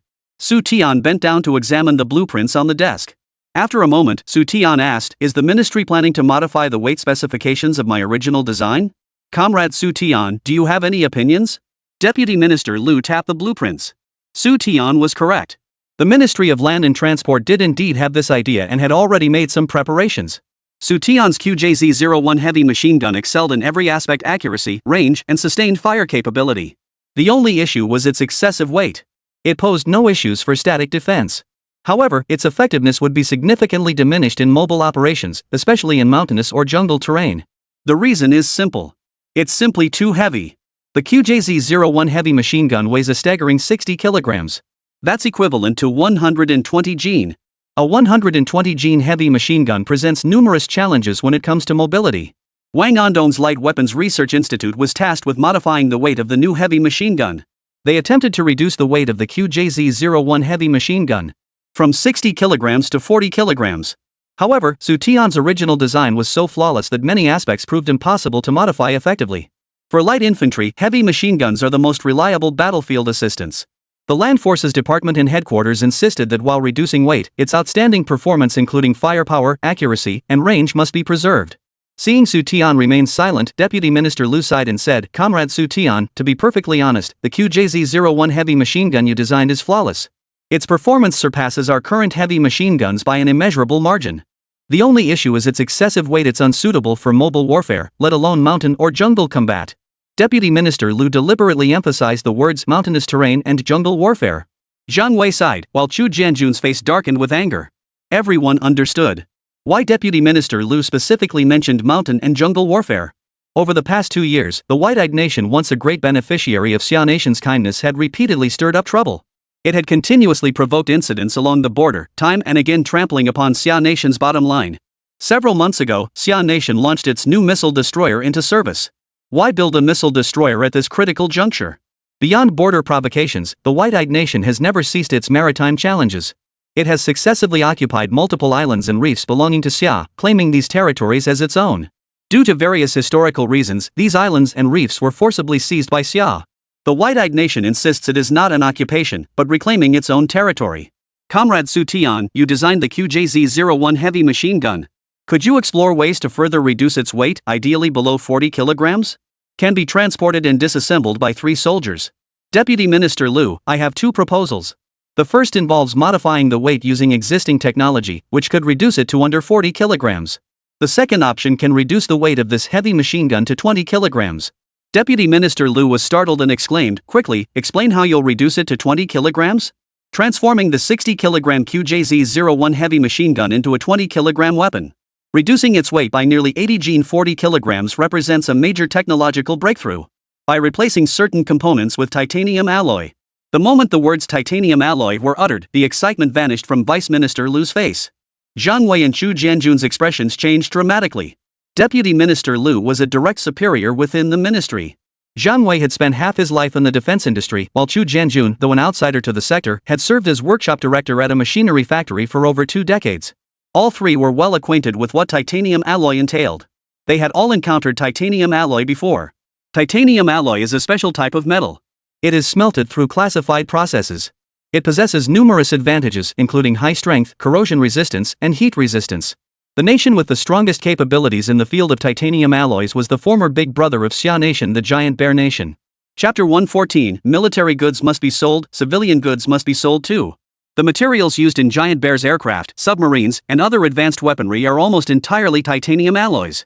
While titanium alloys offer exceptional performance, they come with exorbitant costs and present immense processing challenges. Xia Nation currently lacks the capability to process titanium alloys. Deputy Minister Lu pulled out a cigarette, took one, and lit it with a match. Placing it between his lips, he took 2 heavy puffs. Comrade Xu Tian, you wouldn't be suggesting we start from scratch? Return to your original field to help Haizhou resolve the titanium alloy issue before proceeding with the heavy machine gun modifications? Reporting to Deputy Minister Lu, solving the titanium alloy smelting problem requires a multi-pronged approach. First, we must import a certain quantity of metallurgical equipment. Not everything could be crafted by Xu Tian's own hands. Specialized metals like titanium alloy demanded foreign machinery. Xu Tian was now in a situation where even the most skilled cook couldn't work miracles without ingredients. If it were possible, Xu Tian wouldn't have designed the QJZ-01 heavy machine gun to be so heavy. Adapting to local conditions sometimes requires sacrificing certain performance aspects. Military-grade shipbuilding steel can be fully domestically produced by modifying existing smelting equipment. As for the highest-grade titanium alloys, the difficulty is no small matter. This is precisely why Xu Tian proposed 2 solutions. The first plan involved reducing the heavy machine gun's weight to 40 kilograms using existing metallurgical techniques. This involves modifying the blueprints and substituting certain components of the QJZ-01 heavy machine gun with alternative steel materials. The second option, utilizing titanium alloys, is considerably more complex. Xia Nation must possess titanium alloy manufacturing capabilities to undertake such sweeping modifications. When initially designing the QJZ-01 heavy machine gun, Xu Tian had considered this very issue. No matter how you slice it, it all comes down to money. Deputy Minister Lu sighed deeply. We'll set the second proposal aside for now. Regarding the first proposal, reducing the weight to 40 kilograms using existing technology, how long will it take to finalize the plan? Xu Tian paused briefly before replying, reporting to Deputy Minister Lu, I can present the plan by year-end. Prototype production can commence early next year. If all goes smoothly, finalization should be achieved by next summer. Without hesitation, Vice Minister Lu declared, good. I'm giving you 3 months. Present the QJZ-01 heavy machine gun modification proposal by year's end and begin trial production next year. Should you require anything, contact me directly. I will ensure all departments cooperate. Is there anything else you wish to discuss? Yes.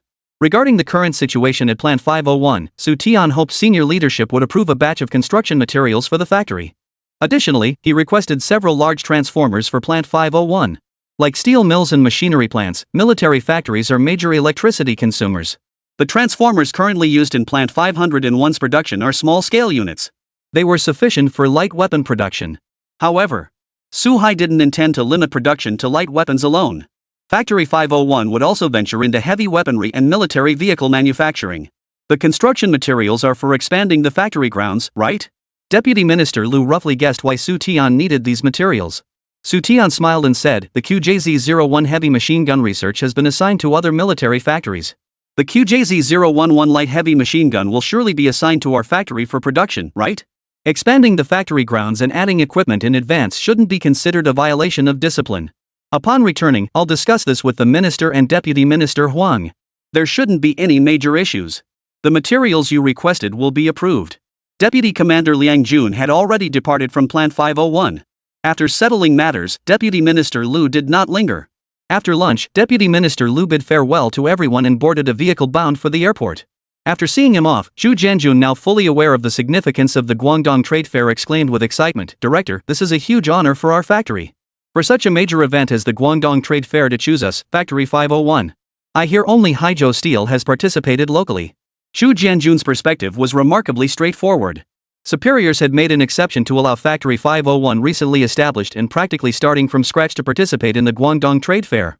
The opportunity to engage directly with foreign counterparts represented not only trust in Plant 501 but also recognition of its capabilities.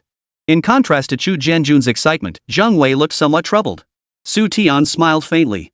Engineer Zhang, are you worried our factory might bite off more than it can chew? Zhang Wei replied with a hint of awkwardness, Director Su, please don't misunderstand. I just feel that with so many new responsibilities all at once, every task requires careful handling. While leadership sent us to the Guangdong Fair for learning and observation, they undoubtedly also intended for us to open sales channels there. Now they've assigned us the task of modifying the QJZ-01 heavy machine gun, while we're also producing sniper rifles. With so many tasks piling up all at once, if any slip-ups occur. Old Zhang, you intellectuals are great in every way, but there's one thing: you overthink everything and hesitate too much. Zhu Jianjun shrugged it off. What are difficulties? Haven't we faced plenty over the years? Every state-owned factory has its own challenges. What do you do when you face difficulties? Solve them. If there are difficulties, we push forward. If there aren't any, we create them and push forward. That's true enough, but Zhang Wei still felt uneasy. The current situation could be described as nothing short of a riot of flowers. The small Factory 501 not only received high-level attention from the ministry, even the headquarters commanders had nothing but praise. The higher they were praised, the harder they would fall. Even children understood this principle. Xu Tian said calmly, "Engineer Zhang, I'll handle the specific work arrangements. You can rest assured and just focus on your current tasks. This time, I plan to take you and Director Du. The three of us will attend the Guangdong Trade Fair together. I'll handle communications with the foreign parties. You and Director Du can focus on learning and observing." The reason for bringing Du Weiguo along was precisely as headquarters Chief Liang Jun had surmised. Xu Tian intended to concentrate all advantageous resources to leverage the strengths of Factory 501. What were the strengths of Plant 501? The backing of Hainan Steel and the first machinery plant. Plant 501's weapons research required metals of varying grades. Metallurgy was Haizhou's inherent strength. The golden period for weapons exports won't arrive for another year or two. During this interim period, how to sustain Factory 501's operations? The first machinery plant has become a force to be reckoned with. Military products must be sold, but civilian products must be sold as well. Walking on two legs is the only way to rake in the profits.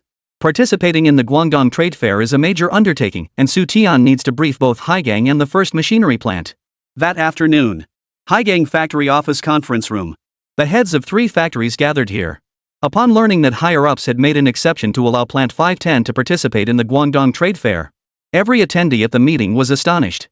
Zhao Dali said with a look of approval, "Comrade Xu Tian, the higher-ups' decision to appoint you as director of Plant 501 was truly wise." Before long, Plant 501 was permitted to participate in the Guangdong Trade Fair, which shows that the higher-ups highly recognize your work. Chapter 115, Troublesome Visitors Arrive, Reinforcements of Technical Experts. Beyond Zhao Dali, Chief Engineer Yang Weiman also expressed his approval of Xu Tian. Xu Tian stood up, a smile on his face, and said, "The trust placed in us by the higher-ups is not only an honor for Plant 501, but also for Haizhou and the first machinery plant. Without everyone's full cooperation, Plant 501 wouldn't enjoy its current prosperity. It takes a village to build a reputation." Xu Tian deliberately extended the trust and praise bestowed by higher-ups to encompass the entire team. Hainan Steel, First Machinery Plant, and Plant 501, these three factories could be seen as a single rope. A rope tightly twisted together. Without the support of Haizhou and First Machinery Plant, Plant 501 would not have reached its current position. Nor could it have earned repeated commendations from higher-ups. Today, Factory 501 holds special authorization from higher authorities to communicate directly with foreign businesses and conduct commercial negotiations. Future production tasks will inevitably require the support of the First Machine Factory and Haizhou Steel. Hainan Steel provides various weapon-grade steels, while First Machine Factory supplies machine tools. These two parent factories form the crucial cornerstones of Plant 501's advancement. As he finished speaking, thunderous applause erupted in the room. Xu Tian never strayed from mentioning Haizhou and the First Machine Factory, never forgetting that they were all in this together.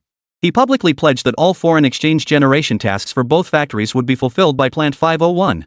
Funds received would be remitted proportionally to the relevant departments.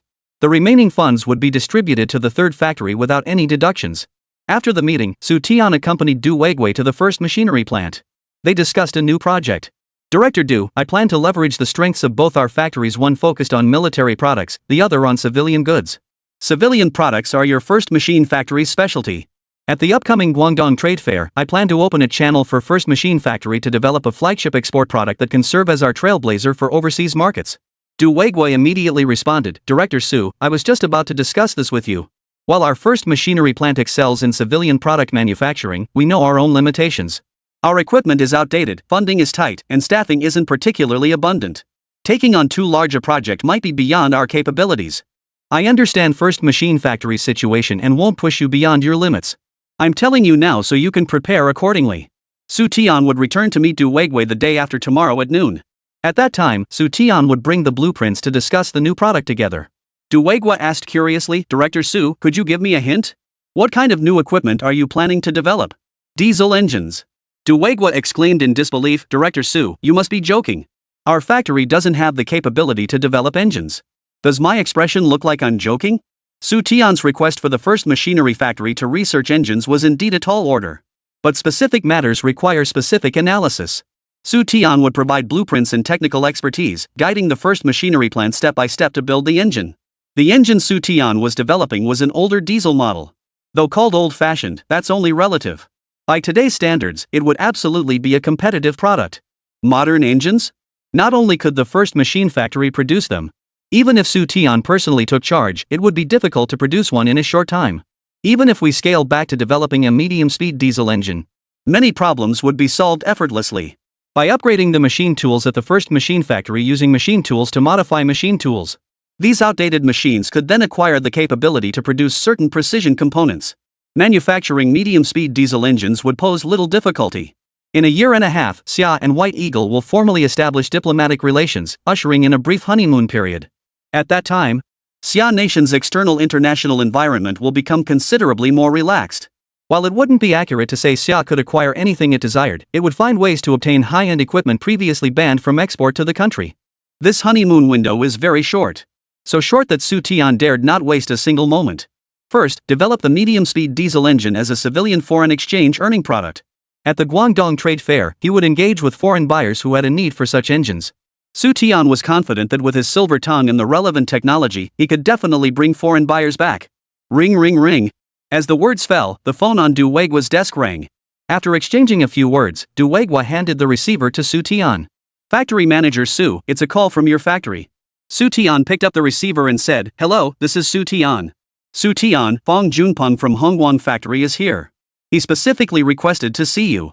That old fox keeps grinning like a weasel paying New Year's calls to chicken something's fishy." The call came from Chu Jianjun. Fong Junpeng, deputy director and chief engineer of Hongguang factory, had come to visit Xu Tian at factory 501. He claimed it was to build rapport and apologize for the previous incident. "I'll head back immediately." After hanging up, Xu Tian remarked with a faint smile, Li Dajiang finally couldn't sit still any longer. Du Weigua interjected, "Director Su, I've heard bits about the feud between Hongguang factory and yours. As the saying goes, it's better to reconcile with adversaries than to sever ties completely. Some things, I think, shouldn't be taken too far. Director Du is a decent man, always inclined to see the best in people. But Li Dajiang publicly labeled me an enemy spy at the Light Weapons Research Institute's testing ground, trying to destroy me." Xu Tian sneered coldly, "With people like that, if you don't teach them a harsh lesson, they won't just fail to learn their place, they'll get even more arrogant, thinking that's the best we can do." "Enough. I'll handle it properly. As for the engine matter, prepare yourself mentally. I'll bring you the blueprints tomorrow." With that, Xu Tian took his leave from First Machine Factory. He pedaled his bicycle toward Plant 501. Worried that Fong Junpeng might have dirty hands or other malicious intentions, Chu Jianjun, in charge of reception, led Fong Junpeng to a small meeting room. Deputy Plant Manager Fong is quite a rare guest. After an unknown amount of time, the conference room door opened. Xu Tian entered with a faint, ambiguous smile. Fong Junpeng stood up and smiled. "Director Su, you're too kind. Our director sent me here to convey his apologies on his behalf." With that, Fong Junpeng extended his hand. Xu Tian gave him a perfunctory two-shake handshake. After they each took their seats, Xu Tian remarked coolly, "If your factory director truly wished to apologize, why didn't he come himself? Instead, he sent you, his deputy director, to do the job. Could it be that he feels my status isn't worthy of him apologizing in person? Normally, Director Li would have come personally to apologize, but he's been quite ill these past few days, quite seriously ill, in fact." Fong Junpeng glossed over Li Dajiang's situation. When Factory 501 was first established, it was struggling in every aspect. As a veteran of the military industry system and a neighbor of Factory 501, the red light military factories saw this and grew increasingly concerned. They planned to send a group of technical experts to support Plant 501. Personnel transfers within the military-industrial system typically required only submitting a report. If no objections were raised, leadership would generally approve. At this point, Fong Junpeng produced a personnel roster. It contained over 100 names. Chapter 116, Ambitions to Merge the Hongguang Factory. The list was highly detailed. It included each person's name, age, gender, date of employment, and job classification. Xu Tian remarked with a half smile, "Deputy Director Fong, it seems Director Li has a case of heart disease, doesn't he? What do you think, Director Su?" Fong Junpeng plastered on a smile, countering with a question instead of answering. "Since Director Li isn't feeling well, I think we should just cancel the inspection tour." No wonder Director Su, despite his youth, has earned the recognition of his superiors. His future prospects are truly boundless. Hearing this, Fong Junpeng burst into laughter and extended his hand, clasping Xu Tian's firmly. "Rest assured, Director Su. I'll handle the personnel transfer immediately upon returning. It should take about. No need to rush. It can wait until I return." Xu Tian quickly cut Fong Junpeng off. "Return? Could it be that Director Su is planning a business trip soon? Fong Junpeng asked, his expression unchanged. Sigh. Xu Tian sighed, head bowed. The leadership trusts us at Plant 501 so much that I'm feeling overwhelmed and at a loss. Hearing this, Fong Junpeng inwardly cursed Xu Tian for being shameless. He was clearly taking advantage of the situation. Any factory that gains such high-level trust instantly becomes the envy of its peers. The reason is simple. Funds flowed in, materials were supplied. Especially in recent years, national funding has grown increasingly tight. Many non-essential funding requests are slashed whenever possible. If approval can be delayed, it absolutely won't be granted immediately. Hongguang Factory, resting on its laurels, now finds itself in increasingly difficult circumstances. Its former glory is no more. We had hoped to secure the contract for producing replica sniper rifles this time around. Securing that funding would have improved the factory's situation, primarily to ease the lives of several factory leaders. But unexpectedly, Factory 501 suddenly emerged. In no time at all, they humiliated Li Dajiang so thoroughly he was left with nowhere to hide. They had snuck in a sniper rifle ahead of schedule and won thunderous applause. Being trusted by leadership is a good thing, Director Su. Don't be so hard on yourself. Fong Junpeng, who had come bearing a mission, dared not offend Xu Tian lightly and offered a couple of lukewarm platitudes. It's not that I'm undervaluing myself, it's just that, sigh. Xu Tian sighed repeatedly, his face etched with helplessness. It seemed as though the leadership had assigned an impossible task to Factory 501. Fong Junpeng grew increasingly puzzled and couldn't help asking, Director Su, would you mind sharing what task the leadership has assigned your factory? Perhaps I could offer some suggestions. Go ahead. Xu Tian gestured for Fong Junpeng to sit down, adopting a humble demeanor as he explained, Deputy Director Fong, your Hongguang Factory is a veteran in the military industry system. Surely you've attended the Guangdong Trade Fair before? The Guangdong Trade Fair? Fong Junpeng shot to his feet, looking as though he'd seen a ghost. The leadership assigned your factory to participate in the Guangdong Trade Fair? Otherwise, I wouldn't be so troubled. What is the Canton Fair? It's the National Export Commodities Fair, packed with foreign buyers. I hear that every domestic enterprise and institution qualified to attend is a leader or big player in their industry. You're telling me our little Factory 501 should go to such a huge event? How could I not feel uneasy? Though he claimed to feel uneasy, Xu Tian showed no sign of lacking confidence. Shedding his earlier gloom, he launched into a detailed description of the Canton Fair's grandeur. Fong Junpeng's face darkened to the color of a pot bottom. Is this really a hardship? This is just showing off, right? That Su guy was infuriating as hell. Earlier, he'd been all gloomy and sighing. Fong Junpeng genuinely thought the higher-ups had assigned some monumental task to Plant 501. Turns out it was just about getting Factory 501 to participate in the Guangdong Trade Fair. Just as Xu Tian said, the companies invited to the Canton Fair are all industry leaders. What the hell is Factory 501 that it could even participate in the Canton Fair? Fong Junpeng's eyes burned with envy. He was both furious and envious. Who didn't know the Canton Fair was Xia Nation's primary window for foreign exchange earnings? Foreign exchange earnings? Fong Junpeng blurted out, does your factory generate foreign exchange independently and deal directly with foreign businesses? Don't even mention it. Xu Tian waved his hand dismissively. Counting myself in, our factory's foreign language talent barely covers 7 or 8 languages. With so many foreign buyers at the Canton Fair, our limited language skills are completely inadequate. Fong Junpeng clutched his chest with one hand. Su wasn't just killing him, he was murdering his spirit. 7 or 8 foreign languages, and he says it's completely inadequate? From top to bottom, Hongguang Factory couldn't find a single person who spoke a foreign language. Xu Tian continued, with a shortage of foreign language talent and a lack of manpower to generate foreign exchange, it's tough. By the way, Deputy Director Fong, you must have attended the Canton Fair, right? Would you mind telling me in detail how bustling the Canton Fair is and how many foreign buyers attend? Xu Tian wore an earnest expression, once again adopting a humble, inquisitive demeanor. Director Su, I suddenly have a stomachache, probably from something I ate at lunch. If there's anything else, we can discuss it next time. With that, Fong Junpeng took off. He couldn't stay any longer. Otherwise, Xu Tian would drive him to his grave with frustration. One moment he was boasting about the Guangdong Trade Fair being packed with foreign buyers, the next he was asking how many foreign buyers had actually attended. This was beyond bullying. It's like kicking a cripple when they're down. If Hongguang Factory had the chance to attend the Canton Fair, it would be half dead already. They would have already connected with foreign buyers. Corridor. Xiao Jianjun watched Fong Junpeng practically flee in disarray, his expression filled with puzzlement. Director, why is Mr. Fong leaving in such a hurry? He couldn't bear to stay any longer. With that, Xu Tian handed the list to Xiao Jianjun. He briefly explained Fong Junpeng's purpose. Director, there's something fishy about this list. Xiao Jianjun keenly sensed that the list was highly suspicious. Even if Li Dajian couldn't bring himself to report to higher-ups and request a 6 or 8 month study visit to Haigang Steel, he would find other ways to wriggle out of it. It was unthinkable to trade over 100 core technicians to Factory 501. There was definitely something fishy about the list. It's just sand in the mix. Xu Tian sneered coldly. These individuals are on temporary assignment. Their organizational affiliations will remain with Hongguang Factory. Director, if you understand this, why did you agree to accept them? Chu Jianjun was utterly perplexed.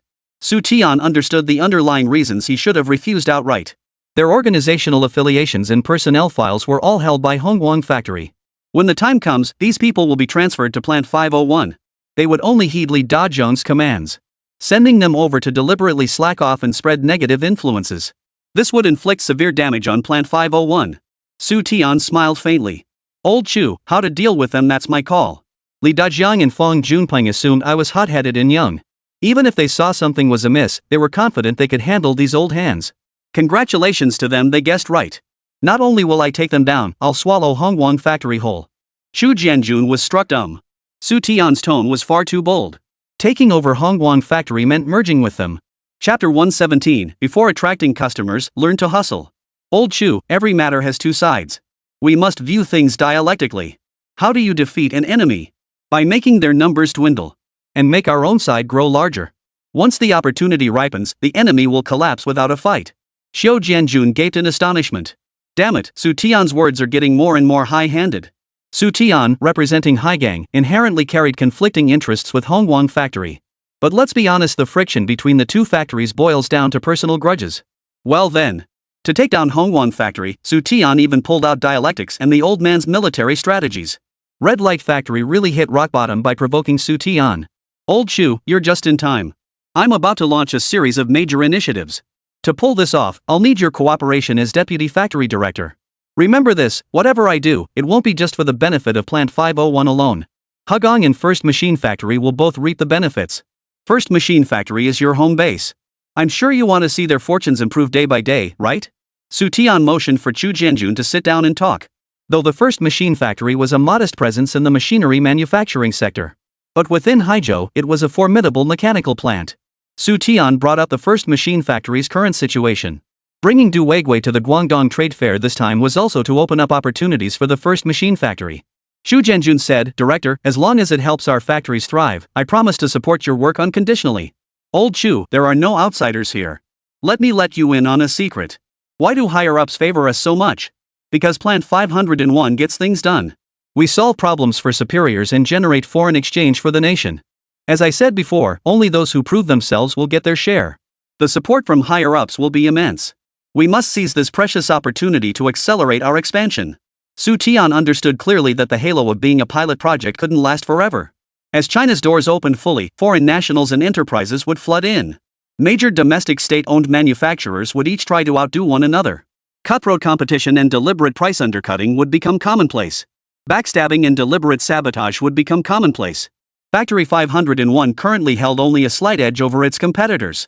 If it fails to build on this head start and widen the gap with competitors, it will soon be overtaken. After all, Xu Tian possesses a mind that sees things ahead of others, that much is true. But Factory 501's foundation remains too fragile. Hundreds of employees still lived in Haigang Steel's family housing. Housing for employees, welfare benefits, future housing allocations, medical care. A tangled web of complex issues. Today's state-owned factories differ from those of the future.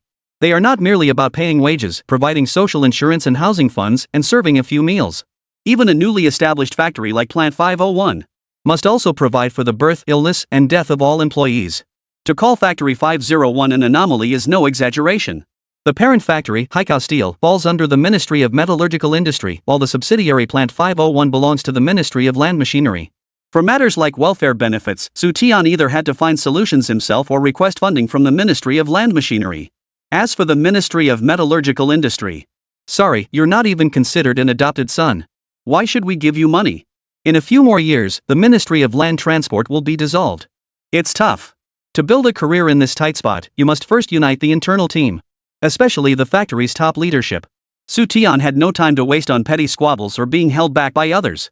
A few days later, Haizhou Railway Station. The platform was packed with people seeing off the departing. Zhou Jie held her daughter close, tears welling in her eyes. Jia, I'll be back in a few days. If you feel lonely living alone, you can invite sister Sun over to keep you company. Xu Tian embraced his wife and daughter. An indescribable sense of reluctance filled his heart. Fighting back the pain of parting, Zhou Jie whispered softly, "Don't worry about me and our daughter while you're in Haizhou. We can take care of ourselves." Aunt Sun said that as the wife of an official, I should be mindful of the bigger picture and not hinder your work. Hearing this, Xu Tian was so moved he gently kissed his wife's forehead. Instantly, Zhou Jie's cheeks flushed crimson. Beep. Beep. Beep. The train's whistle sounded, signaling departure. "Jia, go back inside. It's windy out here. Make sure our daughter doesn't catch a chill." Xu Tian motioned for Zhang Wei and Du Weigui to board first, then embraced Zhou Jie once more. A few minutes later, the train slowly began to move. This time without Yang Weiman accompanying them, the three could only afford ordinary berths according to their rank. Compared to passengers who could only afford hard seats, ordinary berths were already considered luxurious. These days, no ordinary person could afford a sleeper berth. They were either leading officials or state-owned factory employees on business trips or assignments. The spacious sleeper car held only about 10 people. After settling in, the three sat on the lower berths and held a small meeting. "Director Du, old Zhang, let's divide the tasks this time. While you two observe and learn, you'll also be responsible for publicity work. Don't let any sense of embarrassment get in the way." Xu Tian reminded them earnestly. Selling goods and attracting customers meant not only comparing prices but also knowing how to hawk your wares. In the past, quality spoke for itself. Now, it's the opposite. In terms of strength, both Factory 501 and First Machine Factory were mere minnows in the industry. Compared to the industry giants, they were simply no match. In terms of reputation, they were pitifully insignificant. What do you do when you lack fame? You hype it up. No, build it through publicity. Xu Tian set the tone. Bring at least one foreign investor back to Haizhou. Attending the Canton Fair for the first time, Xu Tian and his team were completely in the dark. To demonstrate their capabilities, they had to bring the foreign investor to their own turf. Zhang Wei and Du Weigui exchanged glances. That was the truth of the matter. But these foreign buyers weren't fools. Would they just follow along after a few smooth lines? Seeing through their thoughts, Xu Tian smiled faintly. "Didn't I just say? Your job is to spread the word, talk more, observe more. I'll handle the specifics. I propose the plan, so naturally I'll be the one to bring in the foreign investors.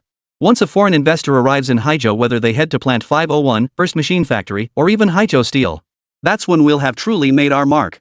With spring attending the Canton Fair, why worry about finding clients?" After a moment's thought, Xu Tian added a few more points. "Since we're tooting our own horn. Phew, since we're promoting ourselves, might as well make a big splash. Bring in the Land Machinery Department, a direct subordinate of Plant 501. The Land Machinery Department intends to expand the scale of Factory 501.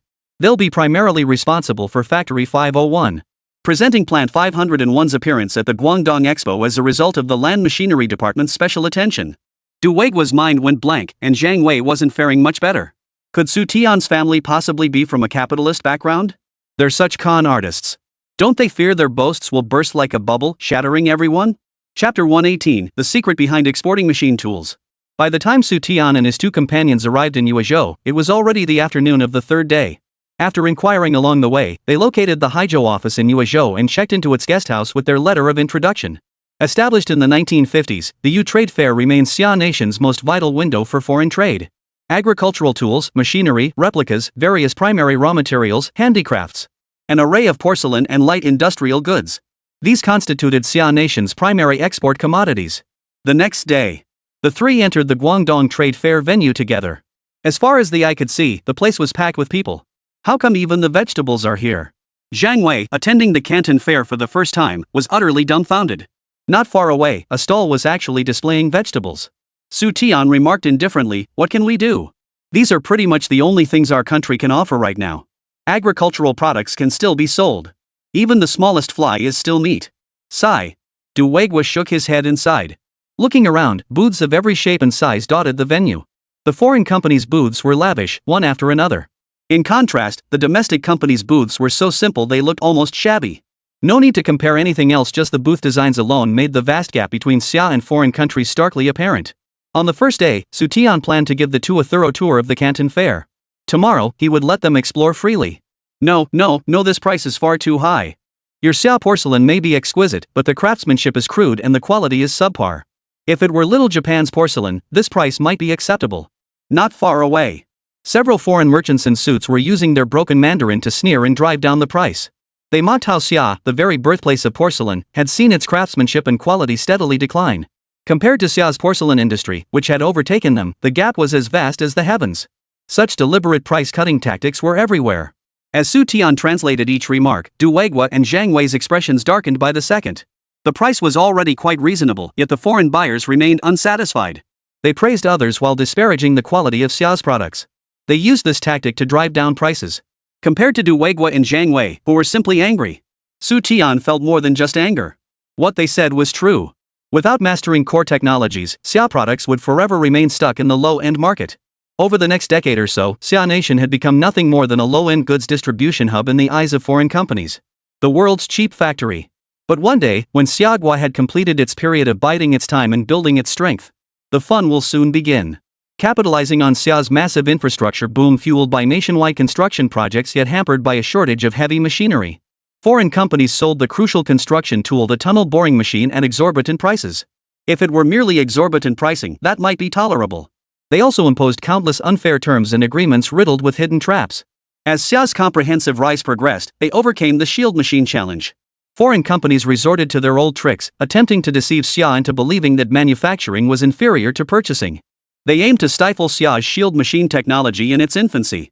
This time, however, Xia not only avoided the trap but accelerated its R&D and innovation in shield machines. Ultimately, domestically produced shield machines were successfully sold worldwide, securing over half of the global shield machine market share. The most ironic twist? Xia Nation's shield machines even captured market share in the country that first invented the technology. They brought the commercial battle right to the enemy's doorstep. Half an hour later, the trio came to a halt. Ahead lay Xiagua's corporate exhibition booth. It was surrounded by layers upon layers of people. The merchandise on display was exclusively industrial products. Televisions, washing machines, tape recorders, radios, electric fans, refrigerators. Du Weiguo glanced diagonally across the way, his eyes betraying an unmistakable spark of interest. A new machine tool. And CNC-controlled ones at that. If there's even the slightest chance, I'll buy one set. Du Weiguo muttered to himself, his nose stinging with emotion. He'd spent his entire life working with machinery. To Du Weiguo, machine tools were no less precious than a second wife. He'd long known about the advanced CNC machines abroad. If the first machine factory could get its hands on a CNC machine, it would be like upgrading from a musket to a cannon. Director Su, just look at what they're using versus what we're using. Our outdated single-axis machines can't hold a candle to their high-end CNC machines. High-end, huh? Xu Tian's face twisted into a cold smile. CNC machines are indeed high-end. Too bad. The foreign CNC machines available now were nothing but a ticking time bomb. Xiaoli was one of the COCOM signatory nations, meaning he had to consult his father before undertaking any significant action. Even though relations between Xia and the White Eagle Nation had been relatively good in recent years. To resist the pressure from the giant bear nation, the two nations will establish diplomatic relations the year after next. This does not mean foreign nations will genuinely permit Xia to possess advanced equipment. Director Su, why do I feel like I'm not up to par with CNC machine tools? Du Weiguo wondered aloud. As far as he knew, only a handful of countries in the world could produce CNC machine tools. Zairizhi CNC machine tools stand out as the cream of the crop. I don't look down on CNC machine tools, I look down on little days. Xu Tian said with a forced smile. Old Du, ever heard of the COCOM agreement? What's the COCOM agreement? Du Weiguo shook his head, but Zhang Wei, who had been silent until then, spoke up. Director, the COCOM agreement you mentioned, isn't its full name the Coordinated Export Control Agreement? Xu Tian nodded. Old Zhang, since you know what the COCOM agreement is, explain to Director Du who this agreement targets. Us. Zhang Wei's voice carried a complex tone. The original name of the Coordinated System of Export Controls was the Coordinated Export Control Agreement. It was signed 30 years ago by numerous Western nations, including Little Japan.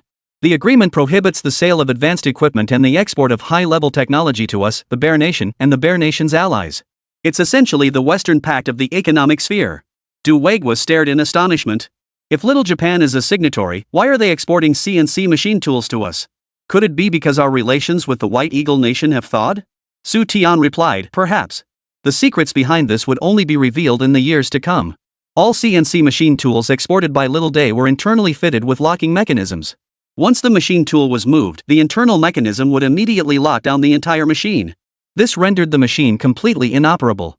Additionally, the machine would lock up if processing parts incompatible with civilian components. After all, CNC machine tools can process not only civilian products but also military ones. Moreover, Zairizhi also sends personnel to periodically inspect sold machines. They claim to provide premium after-sales service. But in reality, they are investigating whether Xiaodui is using the CNC machine tools for military applications. As another major CNC machine tool producer, Western Hans also installs machine tool lockdown devices. Compared to Zaireizi, Western Hans definitely deserves the title of a conscientious company. They rarely upgrade the lockout mechanisms. When selling CNC machines to Xia, they strictly limit usage scope. Xia pays with real money. Yet it never gained full usage rights over its own property. Wasn't that another form of blockade? Chapter 119, An Ingenious Approach, Setting Up a Scam. Old Zhang, Director Du, today we have free time. As we discussed on the train, whenever you run into acquaintances, start promoting Factory 501. If acquaintances or partner factories are negotiating with foreign buyers, find ways to slip promotional materials to them. At the entrance of the Guangdong Trade Fair, Xu Tian repeatedly urged the two men not to let pride get in the way. Losing face meant going hungry. Hundreds of people depended on the factory. Everything food, clothing, housing, transportation costs money. Before arriving, Xu Tian visited the Provincial Translation Bureau. He had the sniper rifle's technical specifications translated into multiple languages. He then had Du Weiguo locate a printing plant to print large quantities of promotional materials. In the 1970s, Xia Nation had no concept of advertising, self-marketing, or product promotion. It wasn't until 1979 that Xia Nation saw its first commercial advertisement. Holding the thick stack of promotional materials, Du Weiguo and Zhang Wei found themselves both amused and exasperated. Don't laugh. Distributing these materials isn't just work, it's a mission. Xu Tian sternly reminded the two, assigning 100 copies each. Even if only 10 people looked at them, that meant 10 more chances. Cast a wide net. You never know, you might just hook one or two foreign buyers in need of such weapons. Secondly, the brochures not only highlighted the performance of Factory 501 sniper rifles, it also highlights the capabilities of the first machinery plant. Equipped with world-class CNC machine tools, comprehensive production capabilities, and robust R&D capacity, it has made outstanding contributions to Xia Nation's domestic construction. Director Su, this is misleading. Du Weiguo was utterly speechless, his face darkening. CNC machine tools? Machine plant number 1 certainly wanted them, but the key conditions simply didn't allow it. It remained nothing more than a pipe dream. As for claiming full production and R&D capabilities, that was nothing but burning paper at a grave, a sham to fool the spirits. Director Du, I've repeatedly told you all to broaden your thinking and expand your horizons. Xu Tian wore an exasperated look. He tapped his temple. How could foreigners know that the first machine factory lacks CNC machine tools? Whether first machine factory possesses a complete production line and R&D capabilities? How could they possibly know? Remember, when you're out in the world, both your identity and your capabilities are things you must create for yourself. Xu Tian earnestly advised the two. With foreign investors and a potential partnership in place, would securing funding from higher-ups to purchase CNC machine tools still be an issue? The foreign investors were secured, and the project negotiations were nearly finalized. The only issue left was the equipment. Could the higher-ups really turn down business at their doorstep? Even if we take a step back.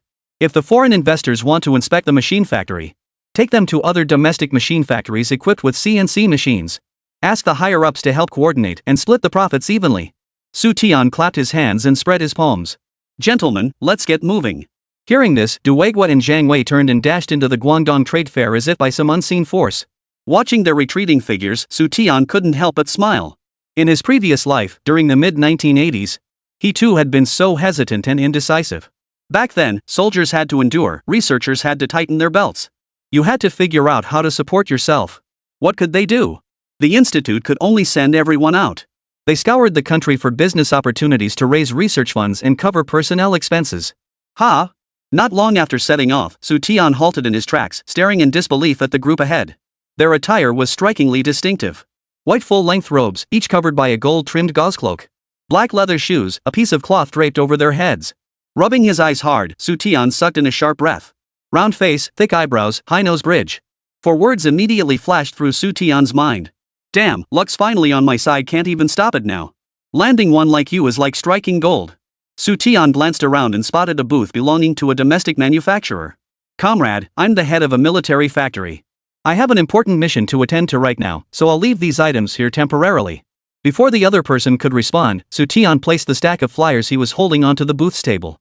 Snatching a pen from the staff member's hand, he wrote 4 bold characters across the cover of a promotional brochure in a sweeping, elegant script. Sigh. Only when Xu Tian grabbed 2 items and took off running did the factory staff snap back to reality. They tried to call him back, urging him to take the materials. Xu Tian ran faster than a rabbit. In the blink of an eye, he vanished without a trace. Following the group ahead, wherever they went, Xu Tian followed. After an unknown amount of time, the group ahead began to disperse. A man in his 50s, accompanied by a middle-aged man, headed toward Xiao Rizi's booth. Whoa! Xu Tian took a quick step forward and bumped into the older man. The burly man merely swayed twice. Xu Tian rolled onto the ground, letting out a pained cry. Seeing this, the older man instinctively reached out, muttering a few words in rapid succession. Just as the attendant beside him was about to translate, Xu Tian lifted his head and said, "I'm sorry, are you okay?" His flawless English startled both the old man and his attendant. Xu Tian stood up, brushed the dust off his clothes, and apologized, "I'm truly sorry. It's so stuffy and hot in here, and I was in such a hurry to use the restroom that I wasn't paying attention to where I was walking. I accidentally bumped into you too. My apologies." "It's all right. The heat really does make people lose their patience." The old man replied in stiff English, then proactively pointed Xu Tian toward the restroom. "Not right now." Xu Tian replied in English, "After that little bump, it seems to have gone away." "Ha!" The old man and his attendant froze for a moment before bursting into laughter. "Sir, you're quite the humorist." The old man chuckled as he spoke, "You're the funniest Chinese person I've met since arriving in China. And your English is the best I've heard too. Very witty indeed. You must have studied abroad, right?" Xu Tian chuckled, "I'm entirely self-taught in English." "Judging by your attire, you must be from the desert regions?" The older man nodded. "My entourage and I come from the vast, fertile desert regions. We've been invited by your country to visit your largest international export exhibition." Xu Tian quipped, "Sir, the most striking thing about being here must be the stifling heat, right?" "Stifling heat? Ha ha ha. Young man, why would you think that?" The old man asked with genuine interest. "As far as I know, cooling devices like air conditioning have long been commonplace abroad. Especially in desert regions, due to geography and climate, temperatures remain high even in winter." Xu Tian pointed upward. Thousands of foreign businessmen and domestic enterprise representatives attended the Guangdong Trade Fair. The vast venue was bustling with people, and the temperature was extremely stifling. The only cooling equipment available was a few dozen electric fans. "Sir, perhaps we should stick with manual cooling." With that, Xu Tian proactively handed over a set of promotional materials. He then used another brochure as a makeshift fan, waving it twice at himself. Chapter 120, An Interesting Young Man. The older man took the brochure and mimicked Xu Tian's actions, fanning himself. "Sir, your knowledge truly surprises me. Not only do you know about air conditioning, but you also possess deep knowledge of desert climates. And crucially, you've never even been abroad." The elderly man and his entourage had been in Xia country for nearly a week. During that time, the group visited multiple cities for sightseeing and inspection. The old man's immediate impression of Xia was one of lifelessness. Everything seemed lifeless. The colors of clothing on the streets were limited to just 3 or 4 shades, and the styles were remarkably similar. Beyond the lack of vitality, the overall discovery was one of significant backwardness. Common Western appliances like air conditioners, refrigerators, washing machines, and televisions. The old man had only seen them in the hotel where he was staying. The Canton Fair is China's largest export trade exhibition. It was astonishing that there wasn't even air conditioning. This clearly shows how backward Xia's economy is. The young man before him, however, gave the old man a refreshingly new perspective. He showed none of the nervousness or restraint that Chinese people often display around foreigners. He spoke wittily and possessed broad knowledge. To be perfectly honest, the old man had little interest in the Canton Fair. Only at the booths of Haizhou and some Western companies could he find things that piqued his interest slightly. The booths of various Xia companies were all rather lackluster. "Sir, after chatting for so long, may I ask your name?" "Aziz." The old man fanned himself to cool off as he spoke warmly. "Young man, and what might your name be?" Xu Tian replied, "My name is Xu Tian. I'm the manager of a state-owned factory." Hearing Xu Tian identify himself as the head of a state-owned factory, the old man's expression turned surprised. In Xia Nation, all enterprises and factories were state-owned. To hold such a position, one must be at least 34 years old. Xu Tian was so young. He was actually the head of a state-owned factory. Impressive. Truly impressive. Then, Xu Tian chatted with Aziz as if they were old friends, laughing and talking about the customs and scenery of the desert region. He praised the desert region's abundant resources and stunning landscapes. He mentioned how the Mesopotamian region had given birth to countless brilliant civilizations. Even though the desert regions are now plagued by constant disputes, war and conflict have ravaged the beautiful desert lands. It did not diminish the region's pivotal role in human history. Aziz and his entourage listened intently. Xu Tian smoothly steered the conversation toward the most prosperous nation in the desert region, the Peninsula Kingdom. He recounted how his mother was a university professor, and the university library was his favorite place to visit. The book said, "The people of the Peninsula Kingdom were warm, sincere, and peace-loving. Hearing this, smiles spread across both their faces. Over an hour passed quickly. As attendants began returning one by one, Xu Tian spoke up. Mr. Aziz, it has been a great pleasure conversing with you today. It seems you must be leaving soon. Until we meet again, farewell. With that, Xu Tian took his leave. He turned and walked away. Watching Xu Tian's retreating figure, Aziz smiled faintly. What an interesting young man. An attendant nearby chuckled. It is his honor to receive your praise, sir. If he were a citizen of our country, being able to converse with your excellency for so long would be the supreme honor for his family. Farid, don't you find it remarkable how well this young man knows our desert regions and the peninsula kingdoms? It's as if he's been there countless times. Aziz remarked calmly, some knowledge is never recorded in books. Hearing this, the attendant Farid sighed. Your excellency is quite right. Some of what Xu Tian just shared is precisely the kind of knowledge books would never record. For instance, war and conflict. Sir, it seems he forgot to take this document with him. At that moment, Farid noticed Aziz fanning himself with the document Xu Tian had handed him.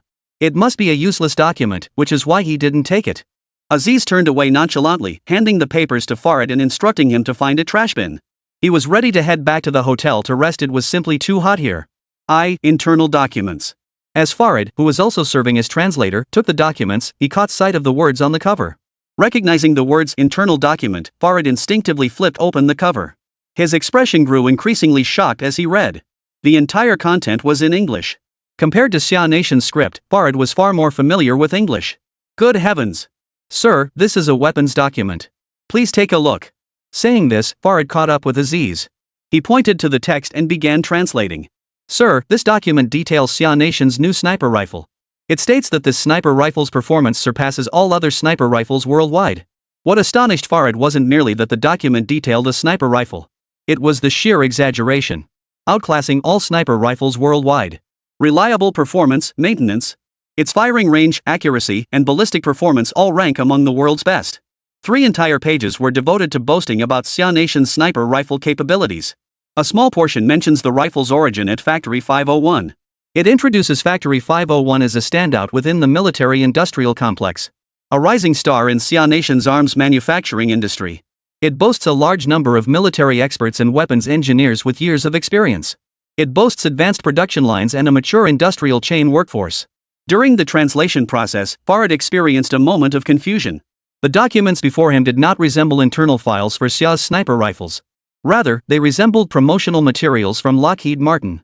Having frequently accompanied Aziz in dealings with global arms giants, Farid had never encountered a defense contractor so self-aggrandizing.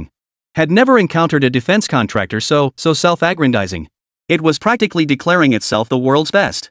Sir, how should we handle this document? Farid was at a loss for words.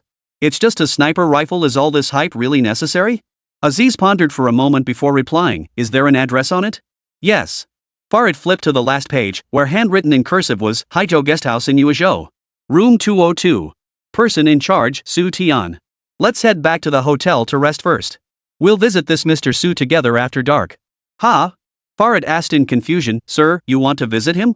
Farid, we've been in Xia for 7 days now. Have you ever met a Xia person who brags? Well, no. Farid replied truthfully, Xia people aren't adept at business negotiations. Unlike Westerners, they don't know all the sales pitches. They're reserved and meticulous. Aziz mused, this is an internal Xia document. How could it possibly exaggerate? Perhaps their sniper rifles truly are world-class. Returning found property to its owner is a virtue and tradition of our peninsula kingdom. Both professionally and personally, I wish to meet this intriguing young man again. Chapter 121, The Huge God of Wealth. Guest house room. Duwagwa and Zhang Wei lay on the bed, both looking displeased. One puffed on a cigarette, the other read a book. Xu Tian really was all talk and no action. He'd repeatedly urged them to distribute all 100 promotional materials in their possession. The two men gritted their teeth and tried every trick to get them out. They endured cold stares, pretending not to notice. Xu Tian, however, didn't distribute a single one. He brought back exactly what he'd brought in. Director Du, what time is it?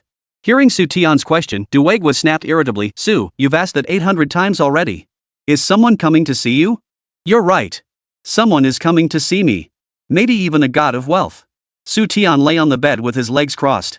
His gaze fixed on the ceiling, filled with anticipation. God of wealth? What god of wealth? Zhang Wei set down his book and sat up to ask. A really big god of wealth. Xu Tian gestured dramatically with his hands. Duwagwa sat up too? He looked across at Zhang Wei. Jiang Wei shook his head. No one knew what Xu Tian was up to. Back at the guest house, Xu Tian wore a constant smile on his face. He even laughed out loud from time to time. Old friend, whether Plant 501 can suddenly strike it rich depends entirely on your support. Xu Tian chuckled inwardly. By deliberately leaving behind promotional materials labeled as internal documents, the other party had effectively taken the bait. Even if they weren't interested in the content, they'd send someone to escort him back. Then, Xu Tian would have his chance to visit them. Claiming the materials were critically important, Aziz had sent someone to deliver them, effectively saving his life. This would naturally lead to the topic of sniper rifles. At the meeting, Xu Tian lavishly praised the Peninsula Kingdom, focusing solely on what Aziz wanted to hear. This was no casual chit-chat. Comrade Xu Tian, a foreign guest is seeking you. They're waiting downstairs. At that moment, the guesthouse manager pushed open the door, urging Xu Tian to hurry downstairs. The Canton Fair always brought the busiest period for regional offices. Foreign guests would frequently arrive to discuss business with manufacturers from all corners of the country. Coming! Xu Tian shot upright like a spring-loaded fish, swiftly laced up his shoes, and dashed downstairs. He came downstairs. Xu Tian was overjoyed. He had assumed Aziz would send someone to deliver the items, but never expected the man himself to arrive in person. Mr. Aziz, what brings you here? Xu Tian feigned confusion. Mr. Su, haven't you forgotten something? Aziz asked with a smile. Forgotten something? Oh my god. Xu Tian's expression changed drastically as he kept signaling to Aziz. Then Xu Tian said, Mr. Aziz, shall we discuss this upstairs? Would that be acceptable? Certainly. Seeing Xu Tian's visibly nervous state, Aziz and Farid were certain the documents were crucial to him. He was afraid the surrounding Xi'an nationals would find out. That was why he invited them upstairs to speak. Aziz turned to give a few instructions to his entourage behind him, then led Farid upstairs. Old Zhang, Director Du, you two go take a walk outside. Come back in 2 hours. Upon entering the room, Xu Tian promptly dismissed them without ceremony. Just as the two were about to ask why they were being sent out. But when they saw the two foreigners who had just entered, Duegua and the others froze in their tracks. Could these be the guests Xu Tian had been waiting for? The so-called big god of wealth he'd mentioned? Xu Tian blinked, and the two hurriedly put on their shoes and exited. After everyone took their seats, Xu Tian wiped his forehead even though he wasn't sweating. Mr. Aziz, you really saved my life. To be honest, this is our first time participating in the Canton Fair. I'm completely overwhelmed. Talking with you was just to ease my nerves. I hadn't noticed until now that one internal document was missing. Xu Tian stood up and bowed to Aziz. Aziz rose as well, replying, Mr. Su, there's no need for formalities. Returning something that doesn't belong to you to its rightful owner is a custom of US desert people and a moral standard. Thank you so much. If this had fallen into the wrong hands, my days as factory director would have been numbered. Xu Tian grasped Aziz's hand, shaking it repeatedly. Aziz was both amused and exasperated, glancing sideways at Farid. Farid nodded in understanding and interrupted Xu Tian's effusive gratitude. Mr. Su, please forgive me. When I realized this document might be important, I inadvertently glanced at a few pages. You brought documents about sniper rifles to your country's largest export exhibition. You were looking for overseas buyers, right? Xu Tian motioned for Farid to wait, then walked to the door and locked it from the inside. Gentlemen, strictly speaking, I shouldn't be telling you this. Because you're not prospective buyers. But since you returned it to me, it proves you're gentlemen. I trust you won't disclose it carelessly. I'll tell you then. Xu Tian confirmed their suspicions. He had indeed come seeking buyers. According to official regulations, the Guangdong Trade Fair would not host weaponry booths. Whether they could find interested buyers depended entirely on the capabilities of each military factory. This being his first time here, Xu Tian was completely in the dark. He knew nothing. After searching for ages, he still couldn't tell who might be a weapons buyer. The sniper rifle featured in the documents was the latest model developed by Factory 501. Paired with a specially designed optical sight, it boasts a range of 2,000 meters. Gentlemen, that's all I can say. If I continue, I'll be violating protocol. Xu Tian explained with a helpless expression. Unless the other party showed genuine interest and could prove their identity, Xu Tian would continue the introduction. 2,000 meters? Farid was once again dumbfounded. What the hell? A sniper rifle with a 2,000-meter range, from Xia? You've got to be kidding me. Aziz couldn't believe it either. As a weapons expert, Aziz had a clear understanding of all the latest weaponry worldwide. He'd never heard of a sniper rifle with a range exceeding 2,000 meters. The Peninsula Kingdom had purchased weapons from both the Giant Bear Nation and the White Eagle Nation. As for sniper rifles, the Peninsula Kingdom possessed several types. The M40A1 sniper rifle currently in use by the Peninsula Kingdom had an effective range of only around 800 meters. 2,000 meters. Is that a rifle or a cannon? The Giant Bear Nation's SVD sniper rifle has an effective range of 800 meters and a maximum range of 1,300 meters. What two superpowers couldn't achieve, Xia Kingdom has accomplished? Heaven help us. This was the most absurd thing the two had ever heard. Farid looked utterly mortified as he spoke in Arabic. Sir, we should leave. I feel like this guy is just spouting nonsense. Aziz remained silent. He too felt absurd and speechless.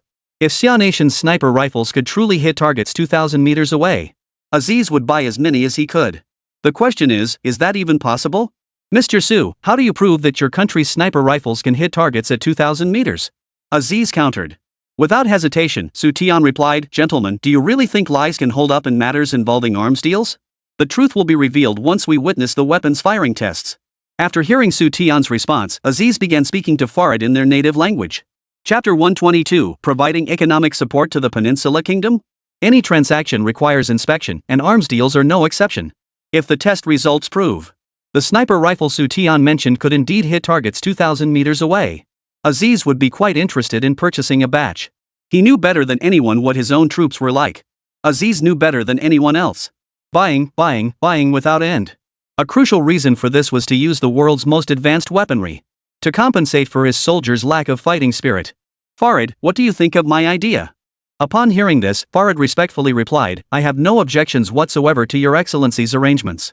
I have only a minor suggestion. Once Xia proves the superiority of their weapons, we can not only purchase a batch to equip our soldiers, but also use them as weapons ourselves. The desert region is currently in a period of turmoil.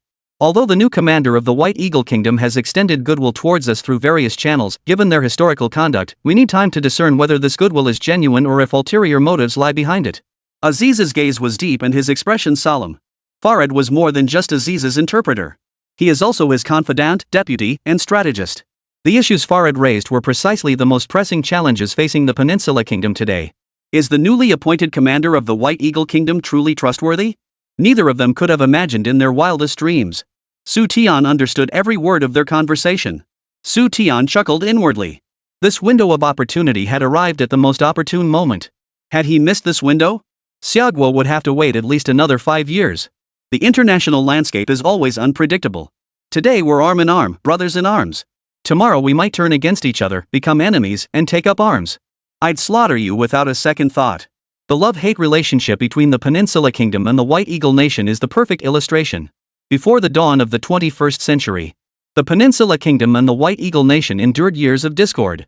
Since establishing diplomatic relations in the 1940s, the two nations had maintained a relationship of mutual respect and cooperation. The White Eagle Nation supplied the Peninsula Kingdom with substantial arms, personnel training. Military bases were deployed. They sought to transform the Peninsula Kingdom into a bulwark against the Great Bear Nation's encroachment into the desert regions. Unfortunately, the White Eagle Kingdom underestimated the capabilities of the Giant Bear Kingdom. Despite White Eagle's stringent defenses, Giant Bear ultimately broke through. They brought the Pharaoh Kingdom, the traditional overlord of the desert regions and a civilization of dazzling splendor, into their own camp. As the two superpowers each advanced deep into the desert region, the region became the world's largest powder keg. Compounded by the disruptive influence of the uncontrollable David Nation, the desert region witnessed a succession of large-scale wars. 4 years ago, the Fourth Desert War erupted. This conflict differed entirely from the 3 preceding wars. Regardless of whether their allegiance lay with the Great Bear Nation or the White Eagle Nation, numerous desert nations united and fired upon the Kingdom of David as one. The Pharaoh Nation led a group of nations in a frontal assault. The Peninsula Kingdom joined forces with another group of nations to attack from the flanks, using oil as their weapon. Demanding nations choose sides. Any nation supporting the Kingdom of David can forget about getting a single drop of oil from the desert regions. Want oil? Go dig in your own backyard. Global oil prices skyrocketed. Despite knowing that the Great David Nation is the White Eagle Nation's own father, many Western countries and White Eagle Nation allies still chose to stand idly by in the face of the desert nation's oil weapon. Countries like Little Day and others aligned with the Eagle Nation even plastered slogans in prominent locations, condemning David and supporting the desert nation's righteous actions. The Peninsula Kingdom initiated the oil war, yet it was a key beneficiary of White Eagle's support. This act was tantamount to stabbing the White Eagle Nation in the back beforehand. It was like grinding the White Eagle Nation's head into the concrete. The kind that sparks fly from.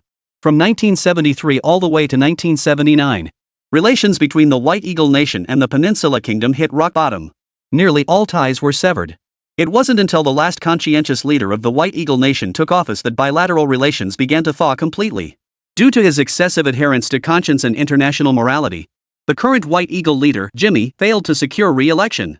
From that point onward, White Eagle embarked on a reckless sprint down the path of moral decay. It completely let loose. Mr. Su, to be perfectly frank, we are quite interested in your country's sniper rifles. Allow me to reintroduce the distinguished gentleman seated opposite you, His Royal Highness Prince Sulman of the Peninsula Kingdom. The main event was about to begin. Farid solemnly introduced their identities to Xu Tian. Surman Aziz, the younger brother of the Peninsula Kingdom's king. Current Director of Equipment and Minister of Defense for the Peninsula Kingdom. The highest echelon of the military. Farid's position was Chief Secretary and Chief of Staff to Prince Sulman. You're a prince of the Peninsula Kingdom? Pulling out all the stops, Xu Tian began to act with wild abandon. His face contorted with shock, disbelief, and wild elation.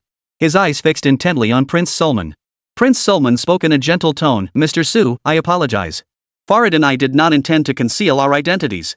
You are the most fascinating young man I've met since arriving in Xia. I feared that once I revealed my true identity, you might treat me like other people do, as a distinguished foreign guest rather than a friend. Xu Tian feigned a wry smile. Who would have thought my luck would be so good? The foreign guest I accidentally bumped into turns out to be a prince of a nation. Nor did I expect Mr. Su to be so talkative and humorous. Prince Sulman smiled faintly. He then inquired if Xu Tian was now available to elaborate on the details of Xia's sniper rifles. Of course, no problem at all. Xu Tian immediately launched into a comprehensive description. He detailed the sniper rifle's various capabilities. With some modifications, it could fully adapt to the unique climate and environment of desert regions. It offered excellent value for money and was robust and durable. Your Highness, I understand that following the last desert conflict, your nation has become a thorn in the side of the White Eagle Kingdom. I imagine the economic situation in the Peninsula Kingdom must be quite dire? Our Xia Kingdom has always detested the hegemony of the White Eagle Kingdom. Any nation bullied by them is our friend. At this point, Xu Tian tapped his fingers rhythmically as he spoke. To avoid placing excessive economic strain on your nation through this arms purchase, I'll offer a discount on the sniper rifles originally priced at $5,000 each, bringing the cost down to $4,500. Consider this our nation and Factory 501's economic support for your country. Xu Tian declared with righteous indignation. Upon hearing this, Prince Sulman's smile vanished abruptly. Farid's expression turned inexplicably peculiar. Discount? Economic support from Xia Kingdom to the Peninsula Kingdom? Is this even human speech? Buying a batch of sniper rifles could put economic pressure on the Peninsula Kingdom? Who does Xu Tian think he is? Chapter 123, is $5 million that much? What, you two still think it's too expensive? Sigh. Xu Tian slapped his thigh emphatically, holding up 4 fingers. For $1,000 I really can't go any lower. Prince Sulman, you plain ignorance again. Though I am the director of Factory 501 and the designer of this new sniper rifle, everything in our Xia nation including myself belongs to the state. My authority only allows me to offer you a maximum 20% discount. Alright then.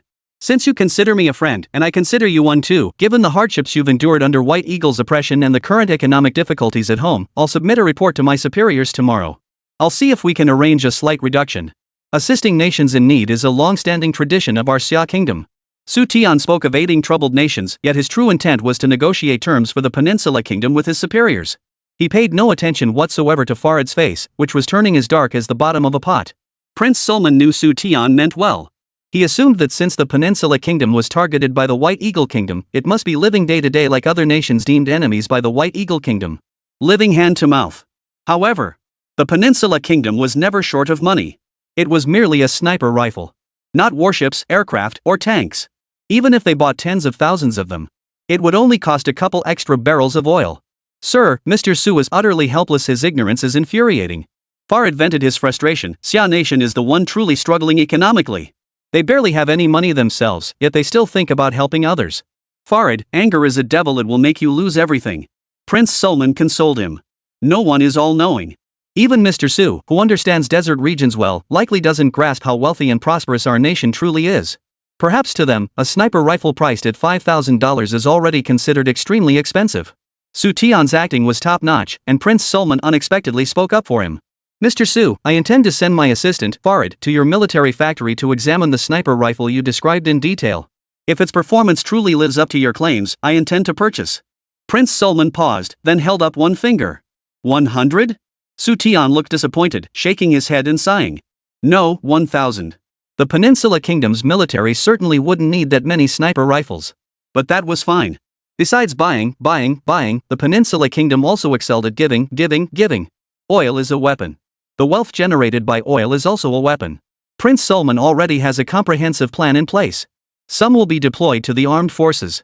The remaining sniper rifles will be gifted to nations willing to forge friendly ties with the Peninsula Kingdom. Meanwhile, the desert region is teeming with nobles and royal families. Prince Sulman must also maintain regular diplomatic ties with these individuals. These sniper rifles would serve perfectly as gifts for them. All for the sake of the Peninsula Kingdom. Watching Xu Tian's stunned, disbelieving expression, Farad couldn't help but burst into laughter. See? This is the true depth of the Peninsula Kingdom's strength. Buying 100 sniper rifles at once? The Peninsula Kingdom wouldn't stoop to such petty actions. If they don't buy, or buy enough to last a lifetime. Xu Tian stammered, the price is still $4,000 per rifle as I stated? Original price. Prince Sulman replied casually. But can your country's economy handle that? Xu Tian feigned concern as he calculated the cost for Prince Sulman. If purchased at the original price, each gun would cost $5,000. 1,000 guns would amount to $5 million. Farad couldn't help but interject, Mr. Su, I feel it necessary to explain our nation's economic situation to you. Thanks to the oil and natural gas bestowed upon us by the heavens, our Peninsula Kingdom has never known what it means to be short of money. $5 million is merely a minuscule sum for our nation. Xu Tian suddenly understood, so despite your country being targeted by the White Eagle Nation, your economy hasn't suffered any impact? Oomph. Farad snorted coldly, dismissively adding, the White Eagle Nation and the Western world may sanction any country they please, but they dare not sanction our Peninsula Kingdom. Compared to the Peninsula Kingdom, it is the White Eagle Nation that should be worrying about its economy. Oil is our weapon.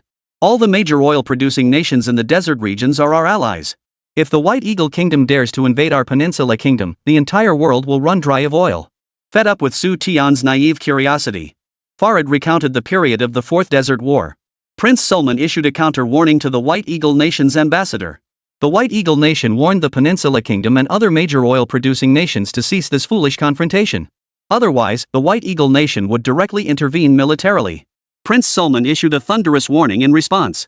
Should the White Eagle Nation take any armed intervention measures, the Peninsula Kingdom and other major oil-producing nations would double oil prices and have export volumes. Should the White Eagle Kingdom persist in its course, the Peninsula Kingdom would cease all oil exports. Should war truly erupt, the major oil-producing nations in the desert region would collectively detonate their oil fields, destroying the world's largest oil-producing region, plunging the entire world into an energy winter. Beyond warning the White Eagle Nation against rash actions, the Peninsula Kingdom has also issued a warning to the entire world. Any nation attempting to align with the White Eagle Nation to condemn or attack the Peninsula Kingdom will be designated an unwelcome nation.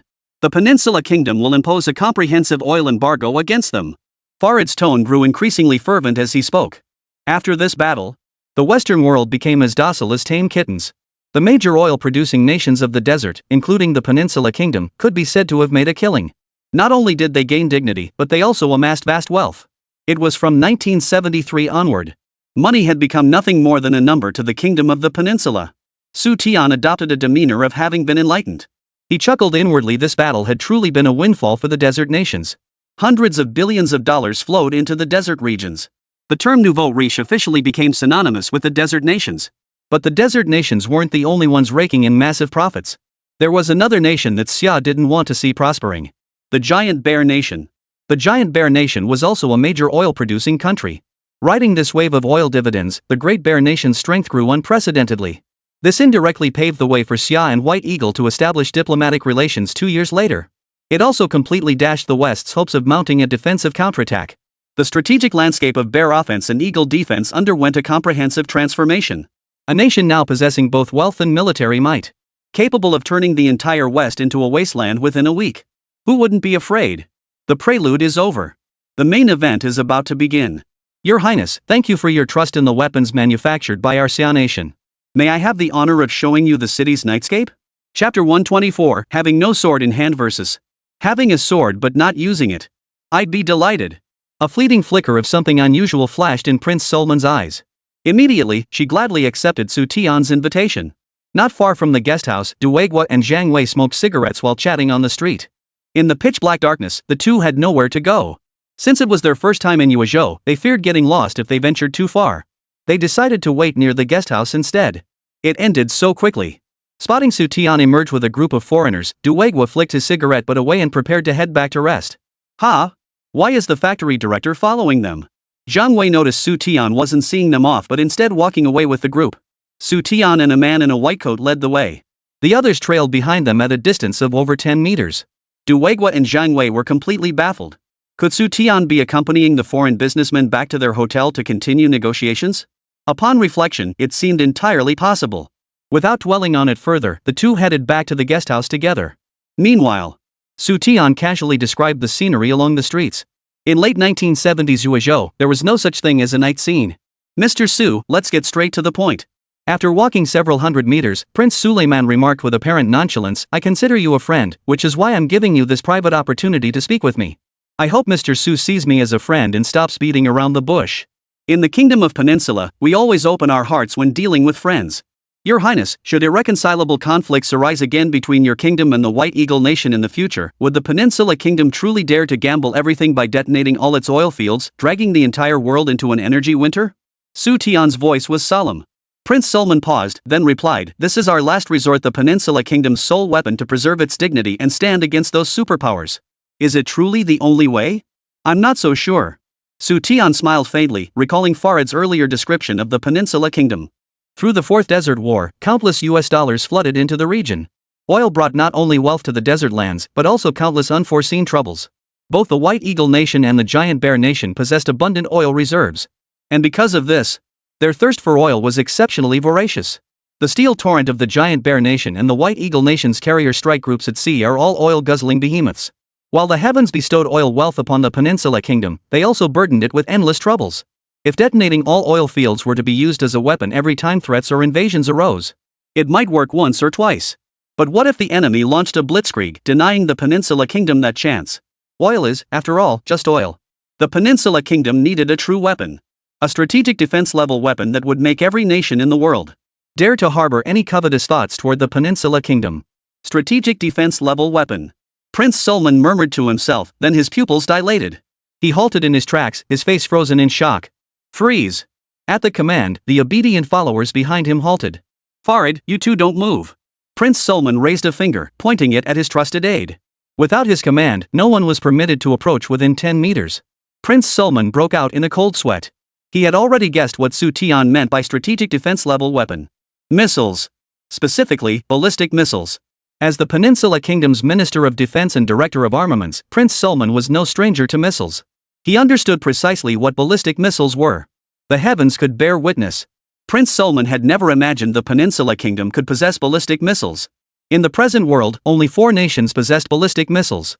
The Great Bear Nation, the White Eagle Nation, Xia and Gaul.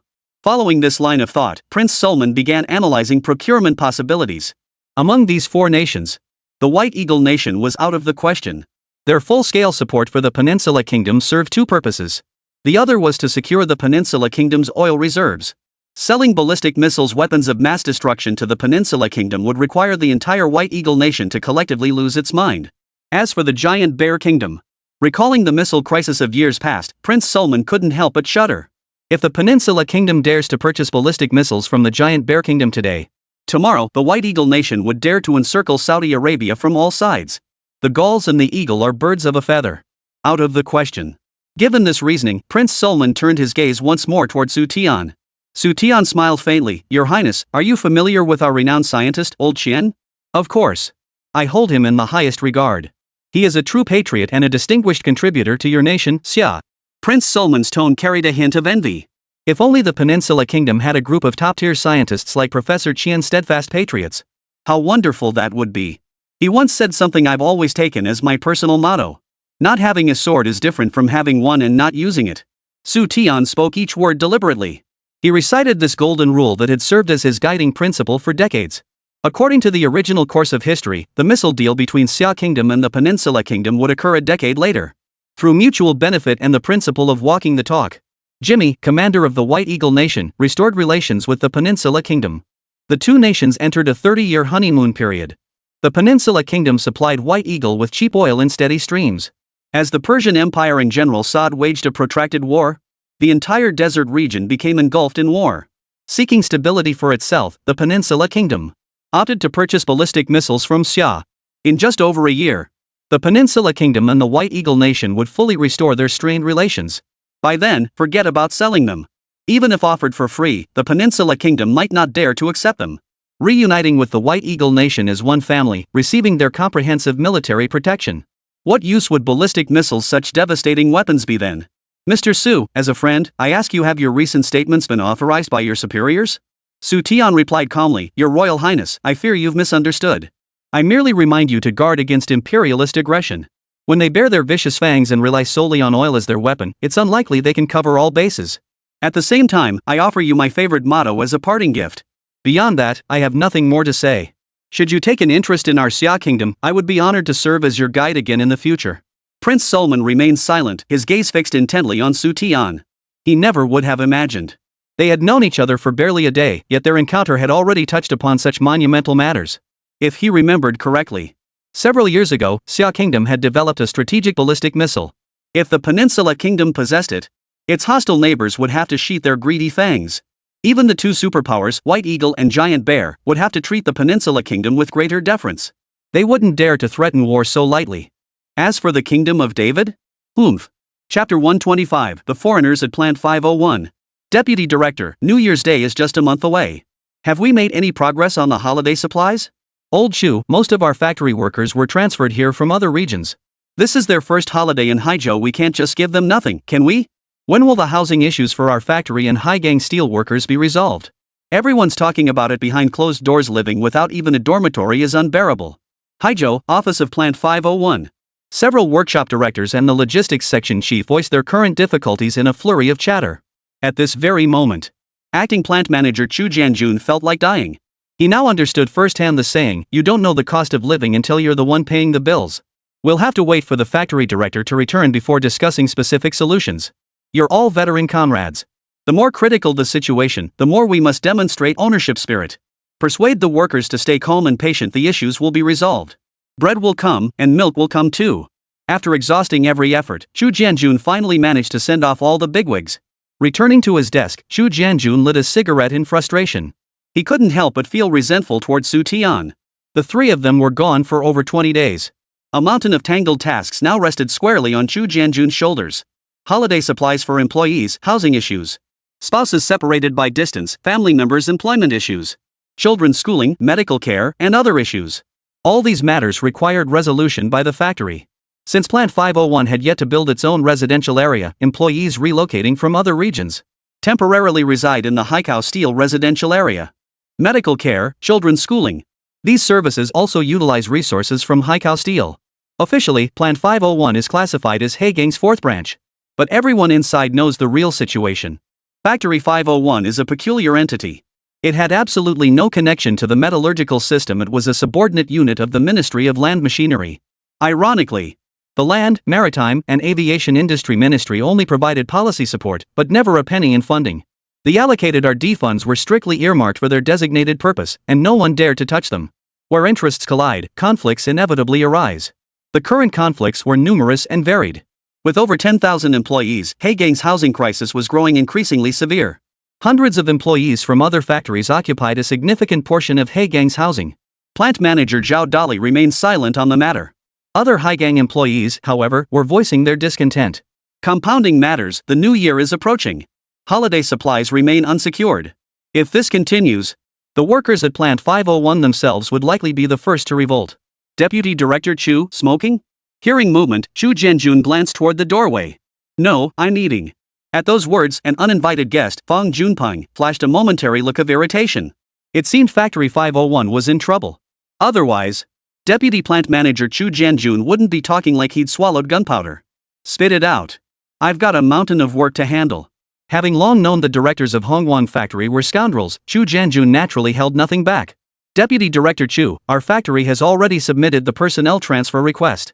There were no objections from higher-ups. I came here today to ask, when will the 100 or so personnel assigned to support Plant 501 be dispatched? Fang Junpeng walked over and sat down across from Chu Jianjun. When it came to Hongguang Factory lending a hand to support the construction of its sister factory, it had truly bled dry. The 100-plus personnel being transferred were all seasoned veterans.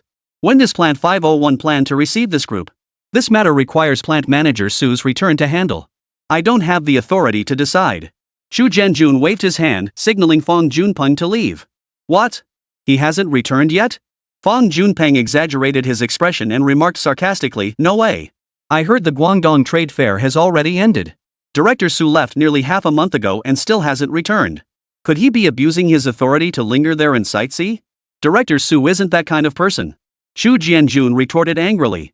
Who knows? Haizhou is a place of ancient prosperity. He's so young he might not resist the temptation. Using his position for personal gain is entirely possible. Fang Junpeng shook his head emphatically. His words carried a subtle dig at Factory 501, suggesting tough times lay ahead. Senior leadership valued Plant 501, specially approving Xu Tian's attendance at the U Trade Fair for observation and learning. Xu Tian was quite fortunate. He seized the opportunity to go sightseeing. Deputy Director Chu, I'm not trying to badmouth anyone behind their backs, but you know better than anyone what's going on at Plant 501. All this high-level attention, yet you can't even provide housing for your own employees. Pathetic. Xu Tian certainly has a way with words, but no amount of talk will conjure up the funding. You're a veteran comrade nurtured by the organization for years. You can't just stand by and watch Xu Tian abuse his position for personal gain. Regardless of why Xu Tian was delayed in returning, Fang Junpeng always found ways to kick him while he was down. He'd stir up trouble by having Xu Jianjun report on Xu Tian, pitting the 501 factory against itself. Haizhou is a world of temptation. It's one of the few windows our country has for international exchange. Coming from the frozen north to dazzling Haizhou, can Xu Tian really keep himself in check? Deputy Director Chu. Factory 501 can't go on like this. Fang Junpeng put on an act of selfless concern for everyone's good. He sneered that Xu Tian was wet behind the ears and unreliable. Xu Jianjun glared coldly at Fang Junpeng and retorted bluntly, Mr. Fang, spare us your meddling. This trip to Haizhou includes not only Director Su, but also Engineer Zhang and Director Du from First Machine Factory. It won't be the sightseeing spree for personal gain you're implying. They haven't returned yet. They must have been delayed by something. Old Chu, you're being far too naive.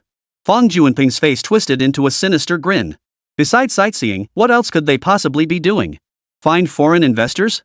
Don't be ridiculous. Your factory has everything but foreign investors. If Xu Tian can bring in foreign investors, I'll run 10 laps around your factory naked. If foreign investors were that easy to attract, why would higher-ups be telling factories and units nationwide to find ways to earn foreign exchange? Hearing these words, Xu Jianjun fell silent. Indeed. The factories and units qualified to attend the Guangdong Trade Fair were all industry leaders. Factory 501 had only recently been established, with just one sniper rifle production line. With such limited resources, how could they possibly cultivate foreign business relationships? Had they really gone sightseeing? Had they truly gone sightseeing? Just then, voices could be heard outside. Xu Jianjun sprang to his feet. The voice sounded like Xu Tian. Fang Junpeng recognized Xu Tian's voice too and sneered coldly, finally deigned to return, Deputy Plant Manager Chu. Did you play both sides? Why don't you ask Xu Tian yourself? Xu Tian must be afraid of being questioned about his shady dealings. Xu Jianjun said nothing, walking to the door and opening it. The next second, Xu Jianjun froze in place. His face was etched with utter shock. Foreigners.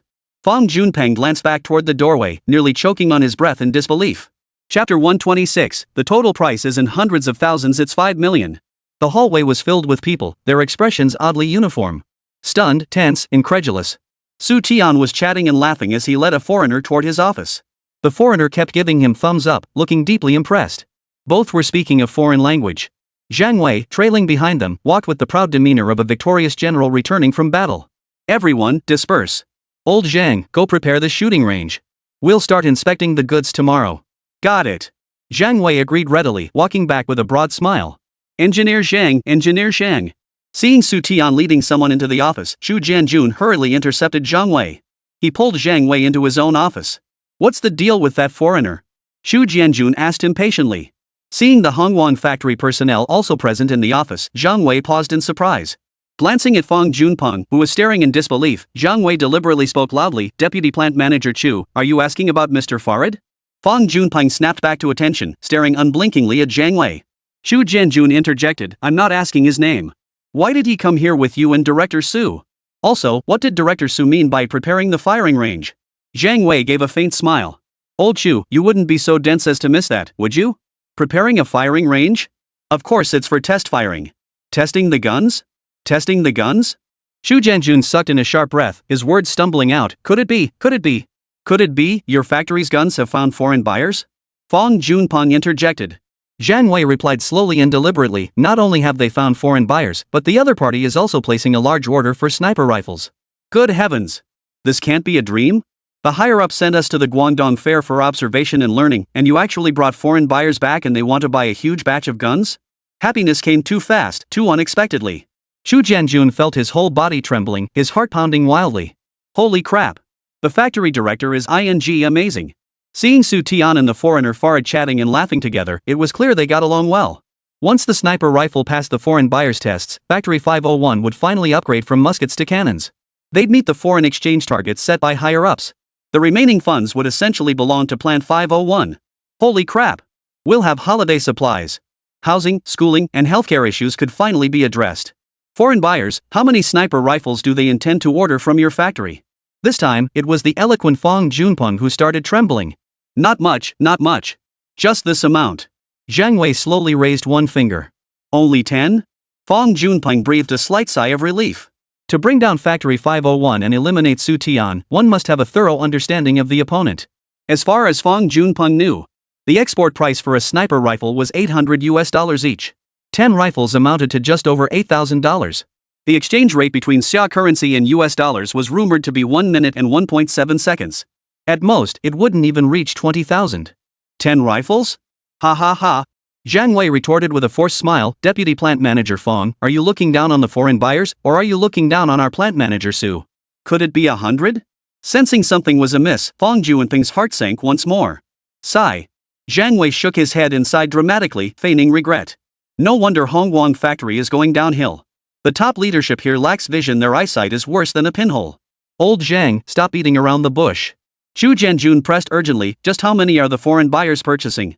Not too many, not too few, exactly 1,000. 1,000. Xu Jianjun and Fang Junpeng both let out a startled cry. What method had Xu Tian used to sell 1,000 sniper rifles? Fang Junpeng's breathing quickened, his face turning pale. The export price set by higher-ups for Factory 501 sniper rifles was $800 each. 1,000 rifles meant $800,000. Converted to domestic currency, that was over 1,300,000 yuan. Fang Junpeng was both shocked and furious. Why did every good opportunity always fall into the hands of that bastard Xu Tian? It was bad enough that the higher-ups spoiled Xu Tian, granting him special permission to attend the Guangdong Trade Fair for observation and learning.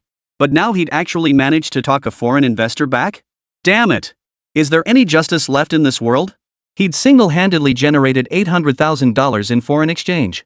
Hagan, a massive enterprise with tens of thousands of employees. Its annual foreign exchange target was only $1 million. That bastard Xu Tian single-handedly generated 80% of the foreign exchange quota for a major state-owned enterprise. Unlike Fang Junpeng, who was visibly agitated and furious, Xu Jianjun had already entered a state of numbness. $800,000, what an enormous sum. Suddenly having this much extra capital. How should Plant 501 utilize it? Just minutes before Xu Tian returned, Xu Jianjun was still fretting over funding issues. Now, with hundreds of thousands more in the account, Xu Jianjun had no idea how to spend it. Ha! What are you all doing here? Xu Tian and Farad appeared at the office door without anyone noticing. Director, we really made hundreds of thousands of dollars, right? Xu Jianjun cried out in anguish. Hundreds of thousands of dollars? Who told you that? Xu Tian inquired. Xiu Jianjun hurriedly replied, Engineer Zhang said the foreign buyer wants to purchase 1,000 sniper rifles. Each one is priced at $800 for export. 1,000 rifles would be $800,000, right? Not quite. Factory Director Su, you have some nerve. No sooner had Xu Tian finished speaking than Fang Junpeng barked at him, furious at his audacity. No wonder they managed to bring the foreign buyers back. No wonder they wanted to buy 1,000 sniper rifles. Xu Tian must have slashed the price to rock bottom. The export price set by headquarters is $800 per rifle. Tell me honestly, how much did you lower it? They're buying 1,000 at once, you didn't slash it down to 100 or 2, did you? Seeing Xu Tian's peculiar expression, Fang Junpeng immediately wore a look that said, I knew it. Riding high on his superior's favor, Xu Tian's audacity just keeps growing. He'd arbitrarily altered the standard pricing.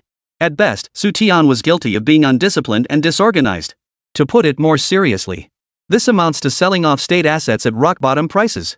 Fang, you bastard, stop overreacting. Our factory director shook his head because he was afraid of scaring you to death. A few 100,000? That's nothing. Listen up, you dog-eared fool.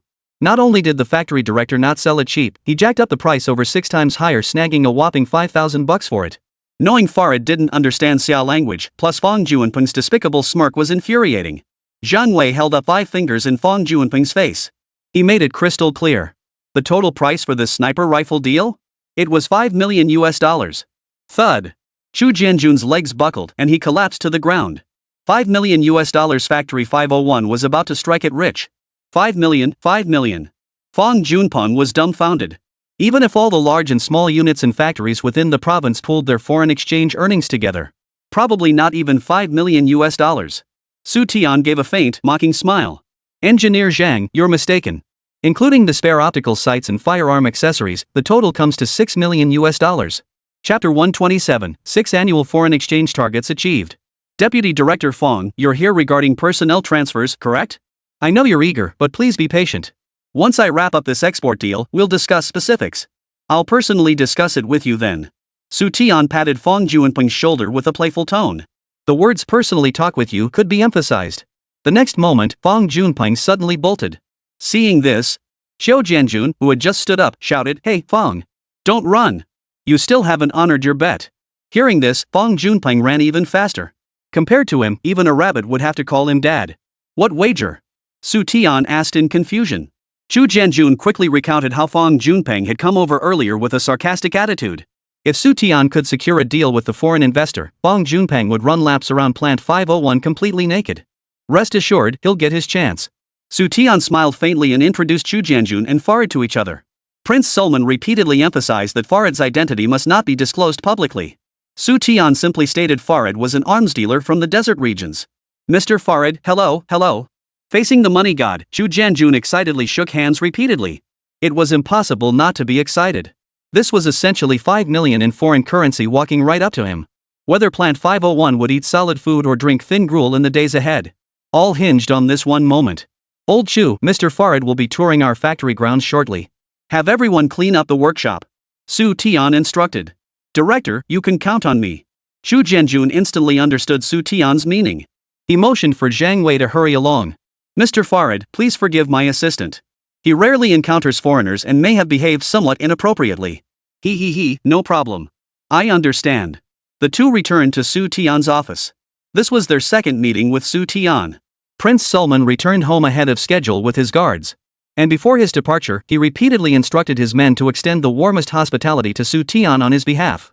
Noticing his prince's unusually warm regard for Xu Tian, Farid naturally dared not neglect this matter. Learning that Xia was surprisingly underdeveloped, with ordinary people having almost no opportunity to travel. For the remainder of the tour itinerary, he strongly insisted that Xu Tian and his companions accompany him. From south to north, they toured numerous major cities. Only today did they finally return to Haizhou. He politely declined the entourage's company, keeping only Xu Tian by his side. Comrades, we've struck gold. Our Plant 501 is about to become a big shot. Arriving at the weapons workshop, Chu Jianjun bellowed to gather everyone. Standing atop a high vantage point, he announced the good news that Xu Tian had brought back foreign investors. Comrades, all the problems plaguing our factory will soon be resolved. The issue of transferring family members will no longer be a problem either. Waving his large hand, Chu Jianjun relayed the good news item by item to the crowd.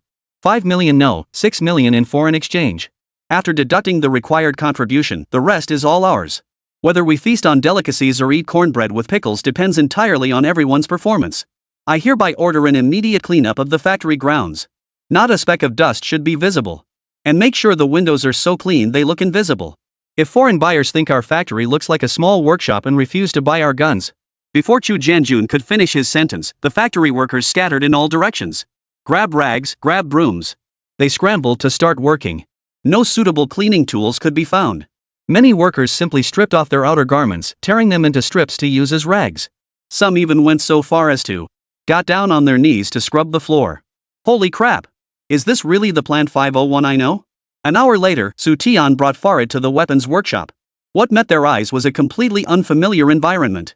In just 1 hour, how had Chu Jianjun and the factory workers managed to make the windows sparkling clean and the cement floor so polished it reflected light? What stunned Xu Tian most were the welcome banners hanging all around. Colorful and quite attractive. A light cleaning would suffice. They weren't asked to do a deep clean. No one knew who had spread the news.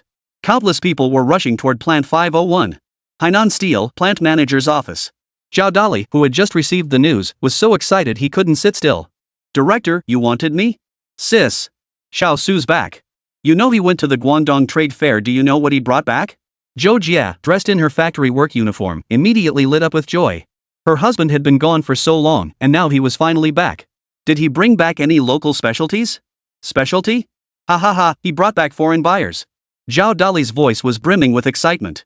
You'll never guess your husband negotiated the export price of factory 501 sniper rifles from 800 to 5,000. Those foreigners are so rich they're practically foolish they actually agreed to that price. A full 1,000 rifles converted to domestic currency, that's nearly 10 million. 10 million? Zhou Jie's eyes widened.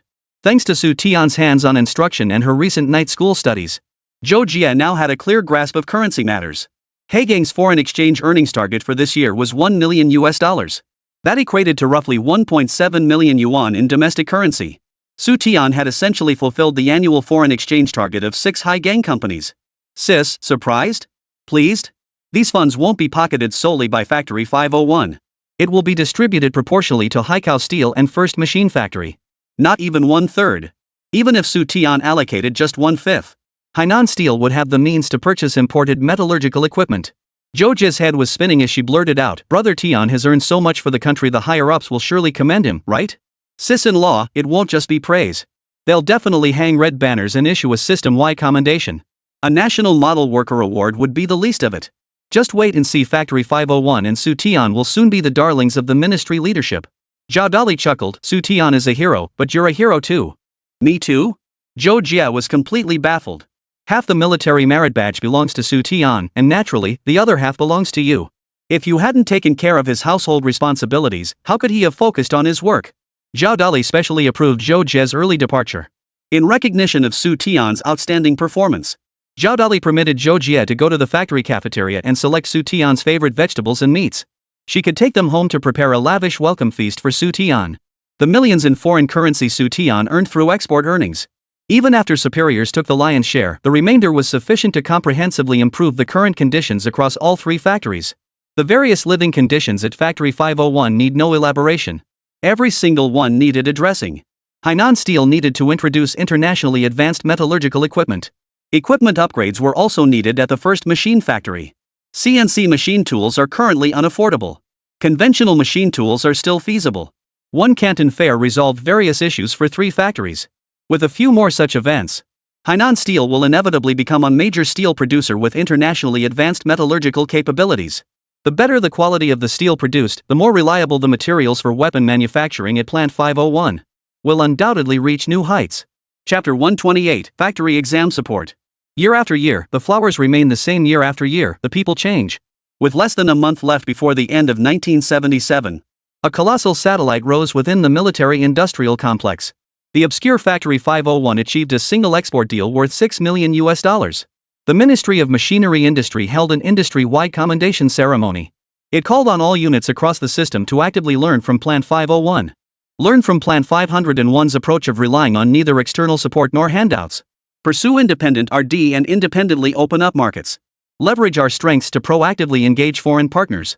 Contribute to the nation's foreign exchange earnings. Meanwhile, the Ministry of Marine Equipment and several other key departments also extended their congratulations. They called on enterprises and manufacturers within their systems to actively learn from Plant 501, striving to achieve another major breakthrough. Upon first hearing the news, the entire military-industrial complex was abuzz. Leaders of hundreds of established military enterprises, large and small, found the news utterly unbelievable. What was Plant 501? A small military factory barely off the ground, lacking both capital and a complete weapons production line, with a combined workforce of technicians and laborers barely reaching 1,000. And this was supposed to generate foreign exchange? As Vice Minister Liu personally visited Plant 501 to preside over a grand commendation ceremony, the truth gradually came to light. Xu Tian, armed with his silver tongue, managed to sell sniper rifles each valued at $800 for a staggering $5,000 apiece. Foreigners were truly naive. They didn't even know how to haggle. Whatever price Xu Tian demanded, they paid without question. Their greed was worse than that of a greedy landlord. At this, Xu Tian felt utterly wronged. $5,000 per rifle wasn't extortion. Desert tycoons might be loaded, but they weren't stupid. The M40A1 sniper rifles these desert tycoons bought from the White Eagle Nation cost around $4,500 each. Compared to the M40A1 sniper rifle, the new sniper rifle from Factory 501 was absolutely superior in performance. With this in mind, Xu Tian slightly raised the price. He set the final transaction price within the Desert Tycoon's acceptable range. Comrades, now that our factory has surplus funds, we can begin preparing for many things. Factory 501 conference room. Xu Tian sat at the head of the table, flanked by the factory leaders who were beaming with joy. From Xu Tian bringing foreign investors back to signing a series of contracts with them, his personal prestige reached its zenith. In addition to purchasing 1,000 sniper rifles, the Peninsula Kingdom simultaneously acquired various spare parts. The total transaction value of $6 million was fully remitted to the ministry as foreign exchange funds. The Ministry of Finance converted the $6 million into the equivalent domestic currency at the prevailing exchange rate. A full 10.2 million yuan was transferred to Factory 501. The sudden influx of funds on the books. Financial Director Old Zhang and Deputy Plant Manager Chu Jianjun, responsible for logistics, were so excited they got completely drunk that very day. According to the agreed ratio, 40% of the 5,100,000 4.08 million was to be remitted to Haizhou Steel. 2.04 million was allocated to First Machine Factory. The remaining 4.04 million yuan constituted the funds available for Plant 501's use.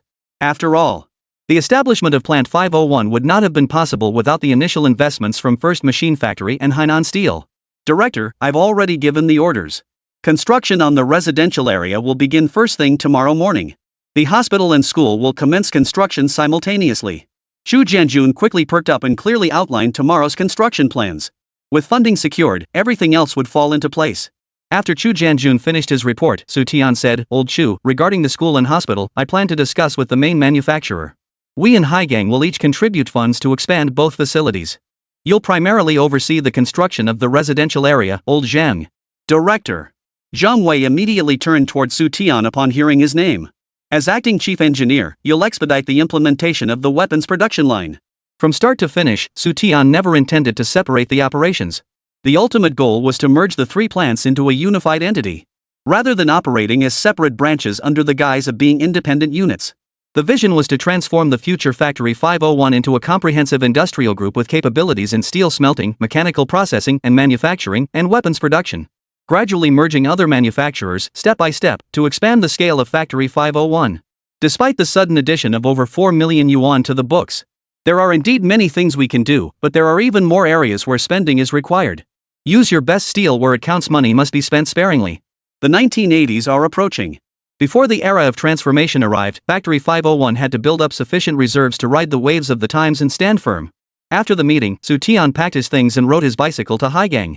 After hearing Xu Tian's proposal, Zhao Dali expressed strong agreement. Xiao Su, your idea is excellent. Though Haizhou and Factory 501 fall under different ministries, metallurgical industry and land-based machinery were ultimately one family. As the saying goes, blood is thicker than water. Haizhou already has its own school and hospital, so there's no need for Plant 501 to duplicate these facilities. As Xu Tian signed the weapons purchase contract with the foreign investors, the entire Haizhou steel complex erupted in excitement. After the New Year's celebrations tomorrow, a substantial sum would be deposited into Haizhou's accounts. All the previous grievances the factory had harbored toward Factory 501 vanished in an instant. Brother Zhao, here's what I propose. Beyond renovating and expanding the children's school and staff hospital, we should also purchase advanced medical equipment. We'll submit a report to higher-ups requesting a team of highly skilled medical professionals. We should also plan ahead for the school's teaching staff. Xu Tian pointed to the calendar on his desk. In just 1 week, the 1977 college entrance exams would begin. At that time, a large number of young people would head to the examination halls. Candidates taking this year's exam. In addition to the young male and female workers from the factory, some students from the children's school and employees' hospital would also be taking the exam. Even if only 1/5 of them gain admission to university, the school and hospital will inevitably face significant staffing shortages. You're right. This matter does require advanced preparation. Zhao Dali nodded in deep agreement. Young male and female workers from the factory, young teachers from the children's school, and medical staff from the workers' hospital. Haizhou alone had no fewer than 2,000 participants in the college entrance exam. The chance to leap over the Dragon Gate was within reach. Any young person with talent or ambition wouldn't let this chance slip away. Once several hundred people passed the exams and left, production lines wouldn't be much of a problem. Schools and hospitals would immediately face massive staffing shortages. It is necessary to submit reports in advance to request additional personnel. Recruitment drives will naturally follow.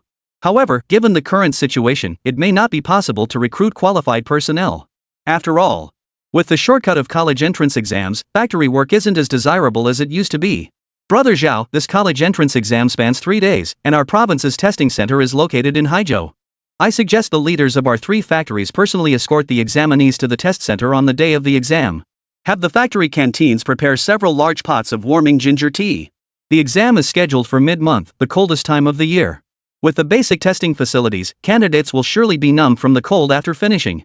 What do you think? Xu Tian suggested. Alright, I'll leave it entirely up to you. Zhao Dali waved his hand decisively. Chapter 129, The Gate to a Life-Changing College Entrance Exam. In any era, the importance of talent cannot be overlooked. To achieve Xu Tian's various plans, talent was the most crucial element. With only a week left before the college entrance exams, Xu Tian promptly proposed a series of recommendations. For the remaining 7 days, all work by reference personnel would cease. They would dedicate themselves entirely to the final push. Who knows? This final push might just produce a few more college students. Additionally, the Gaokao office established by Haizhou should arrange for several motorcycles. They will stand by at the entrance of the exam venues, ready for immediate action. The identity verification process for the college entrance exam was largely similar to that of later generations. Before the advent of ID cards, the household register served as the sole form of identification. Per regulations, examinees must present both their household registration book and admission ticket to enter the exam hall. Candidates from both Haizhou and the first machine factory were taking the exam. With such a large number of people, it was inevitable that a few absent-minded individuals would slip through. Some forgot their admission tickets, while others left their household registration books behind. Motorcycles are much faster than bicycles. If anyone forgets their documents, a vehicle is immediately dispatched to take them home to retrieve them. Both factories' examinees lived in Haizhou. The round trip doesn't take long. Since they live locally, accommodation and meals are not something the factory needs to arrange. I must say, you're truly meticulous. None of us had considered these details before. Zhao Dali's face lit up with satisfaction. This way, the young people at the factory will surely be grateful to you. Without you, there would be no bright future for them. Brother Zhao, please don't put it that way. Helping so many young people get into college not only meets the nation's development needs but also brings us various honors and commendations. It's simply my duty. Xu Tian smiled, feeling he hadn't left anything out. He took his leave. He left work early to continue preparing a special meal for his wife. Through several stages of learning, Zhou Jie's cultural literacy and perspective had noticeably improved. Under Xu Tian's step-by-step, tailored approach to teaching, Zhou Jie's foreign language proficiency and knowledge in math and science had already reached a level where she could easily outperform other candidates. The reason for continuing the private tutoring was primarily for psychological counseling. The college entrance exam differs from other tests. It tests not only academic knowledge but also psychological resilience. Year after year, the college entrance exam. Every year, some candidates break down during the exams. With thousands of candidates competing for limited spots, the pressure is unimaginable. A week passes in the blink of an eye. On the first day of the Gaokao, examinees from all corners of the country converged upon Haizhou. After a decade-long hiatus, Xia Nation reinstated the college entrance exam. Many preparations seemed rushed. Transportation, accommodations, and even exam venue issues arose one after another. Relevant departments had to make last-minute adjustments to the requirements. Candidates from production brigades, communes, and townships were centralized to take the exams in county seats. Each county was responsible for arranging examination venues and accommodations. Unemployed urban youth, returned educated youth, and young examinees from factories and institutions were assigned test centers based on their registered district. Urban schools proved insufficient. Workers' cultural palaces, youth palaces, and similar facilities were all converted into temporary examination venues. Outside the gates of Haizhou Middle School, young people from all directions gathered. Their eyes brimmed with both trepidation and anticipation. The school gates before them represented a dragon gate, a gateway to soaring success. Clearing it would transform their lives beyond recognition. They would become cadres, assigned to important institutions upon graduation, securing coveted government positions. Not far from the school gate, several large green examination buses were parked. Bright red banners hung from their sides. They bore various messages of good luck for the college entrance exams. Inside the truck's cargo hold, row upon row of large metal barrels stood, filled with steaming ginger soup. The master chefs from Haizhou Canteen were distributing the freshly prepared ginger soup to students below who needed it to ward off the cold. In the passenger seat of one truck sat a nervous Zhou Jie. Xu Tian, sitting in the driver's seat, smiled reassuringly. What's wrong? Lacking confidence? Zhou Jie shook her head. The thought of only seeing you and our daughter on weekends if I get into university makes my heart ache. Hearing this, Xu Tian took Zhou Jie's slightly cold hand and said gently, how could you forget?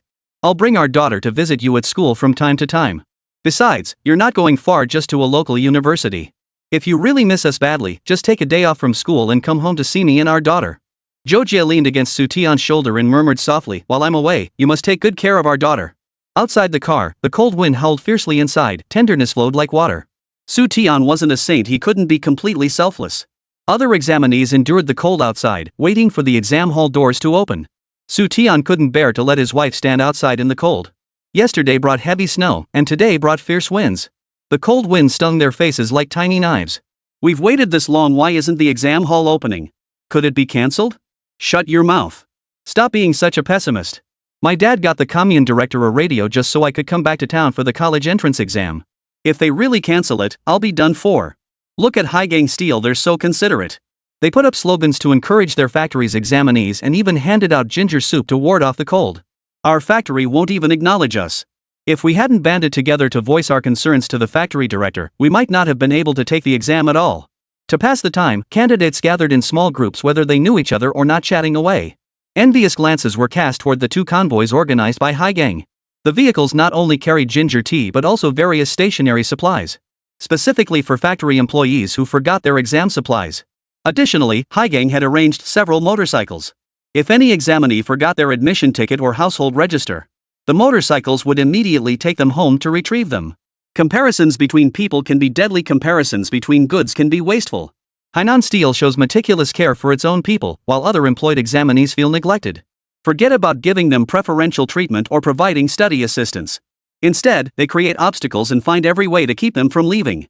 Everyone knew that once a candidate got into university, they no longer belonged to their original factory.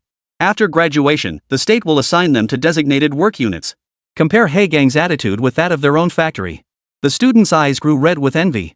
Word had spread that Haizhou had recently received substantial funding from its branch factory and planned to import advanced equipment next year.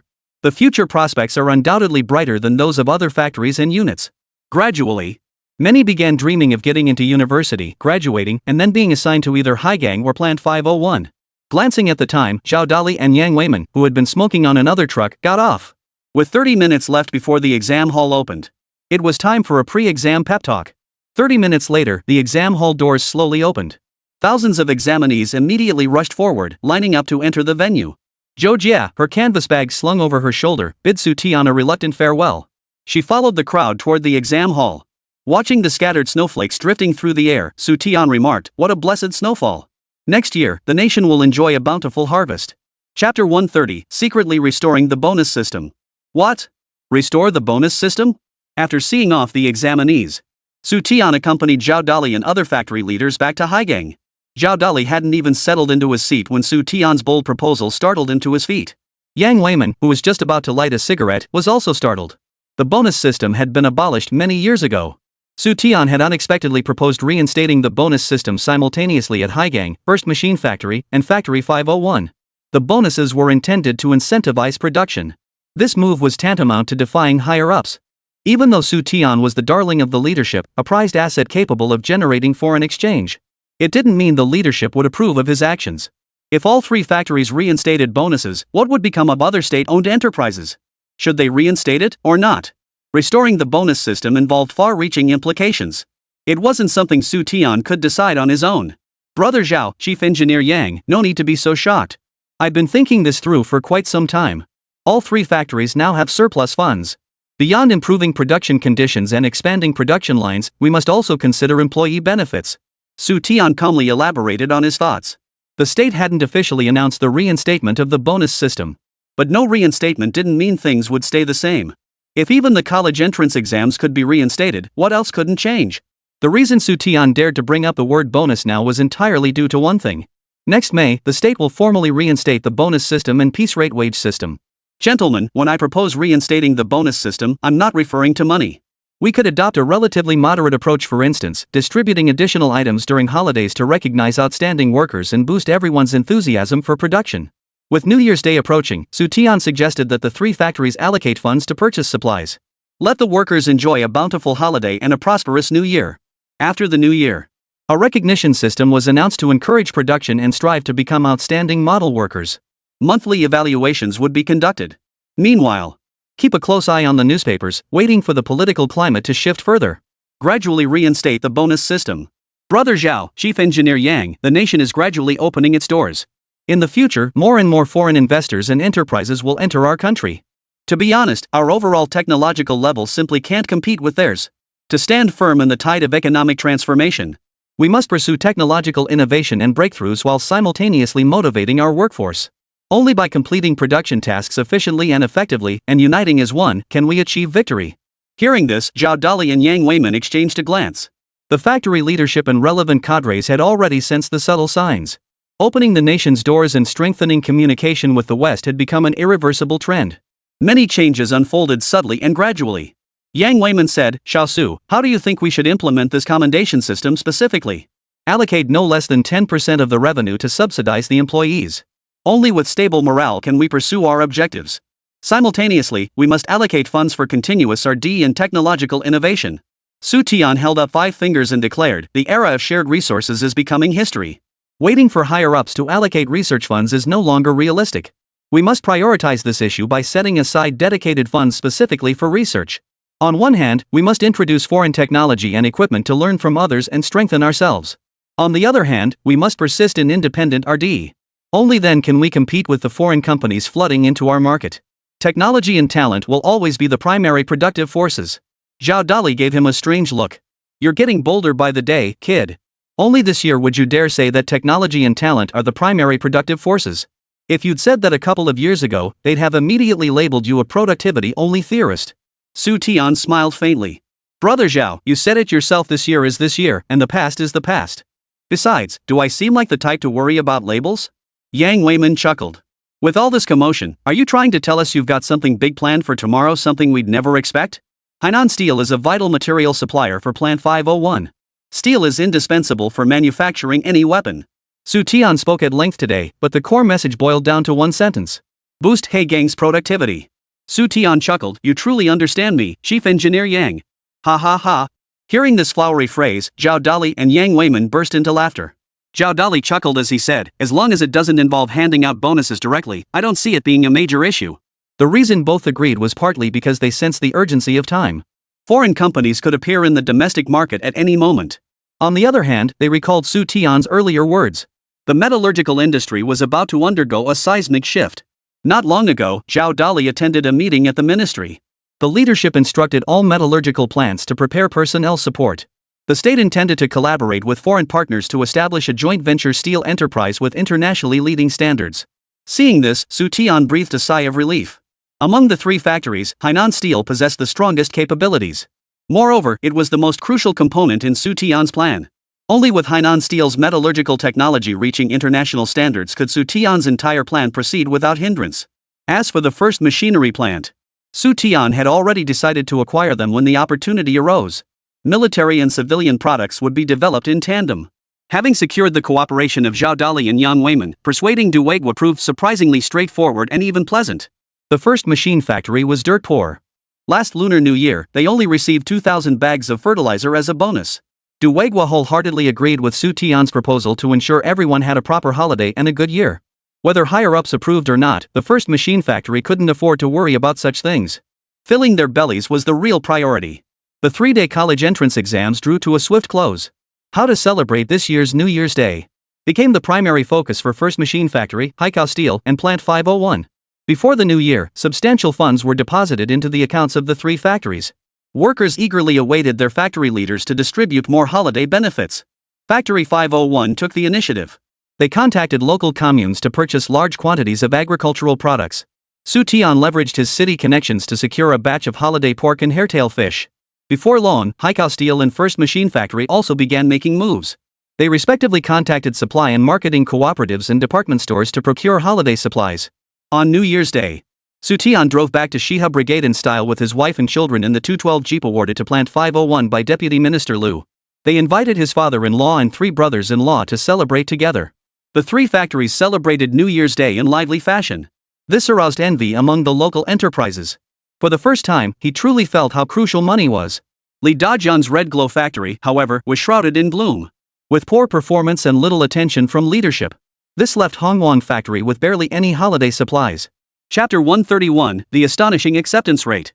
In those chaotic times, not only were bonus systems scrapped, but holiday systems were also strictly curtailed.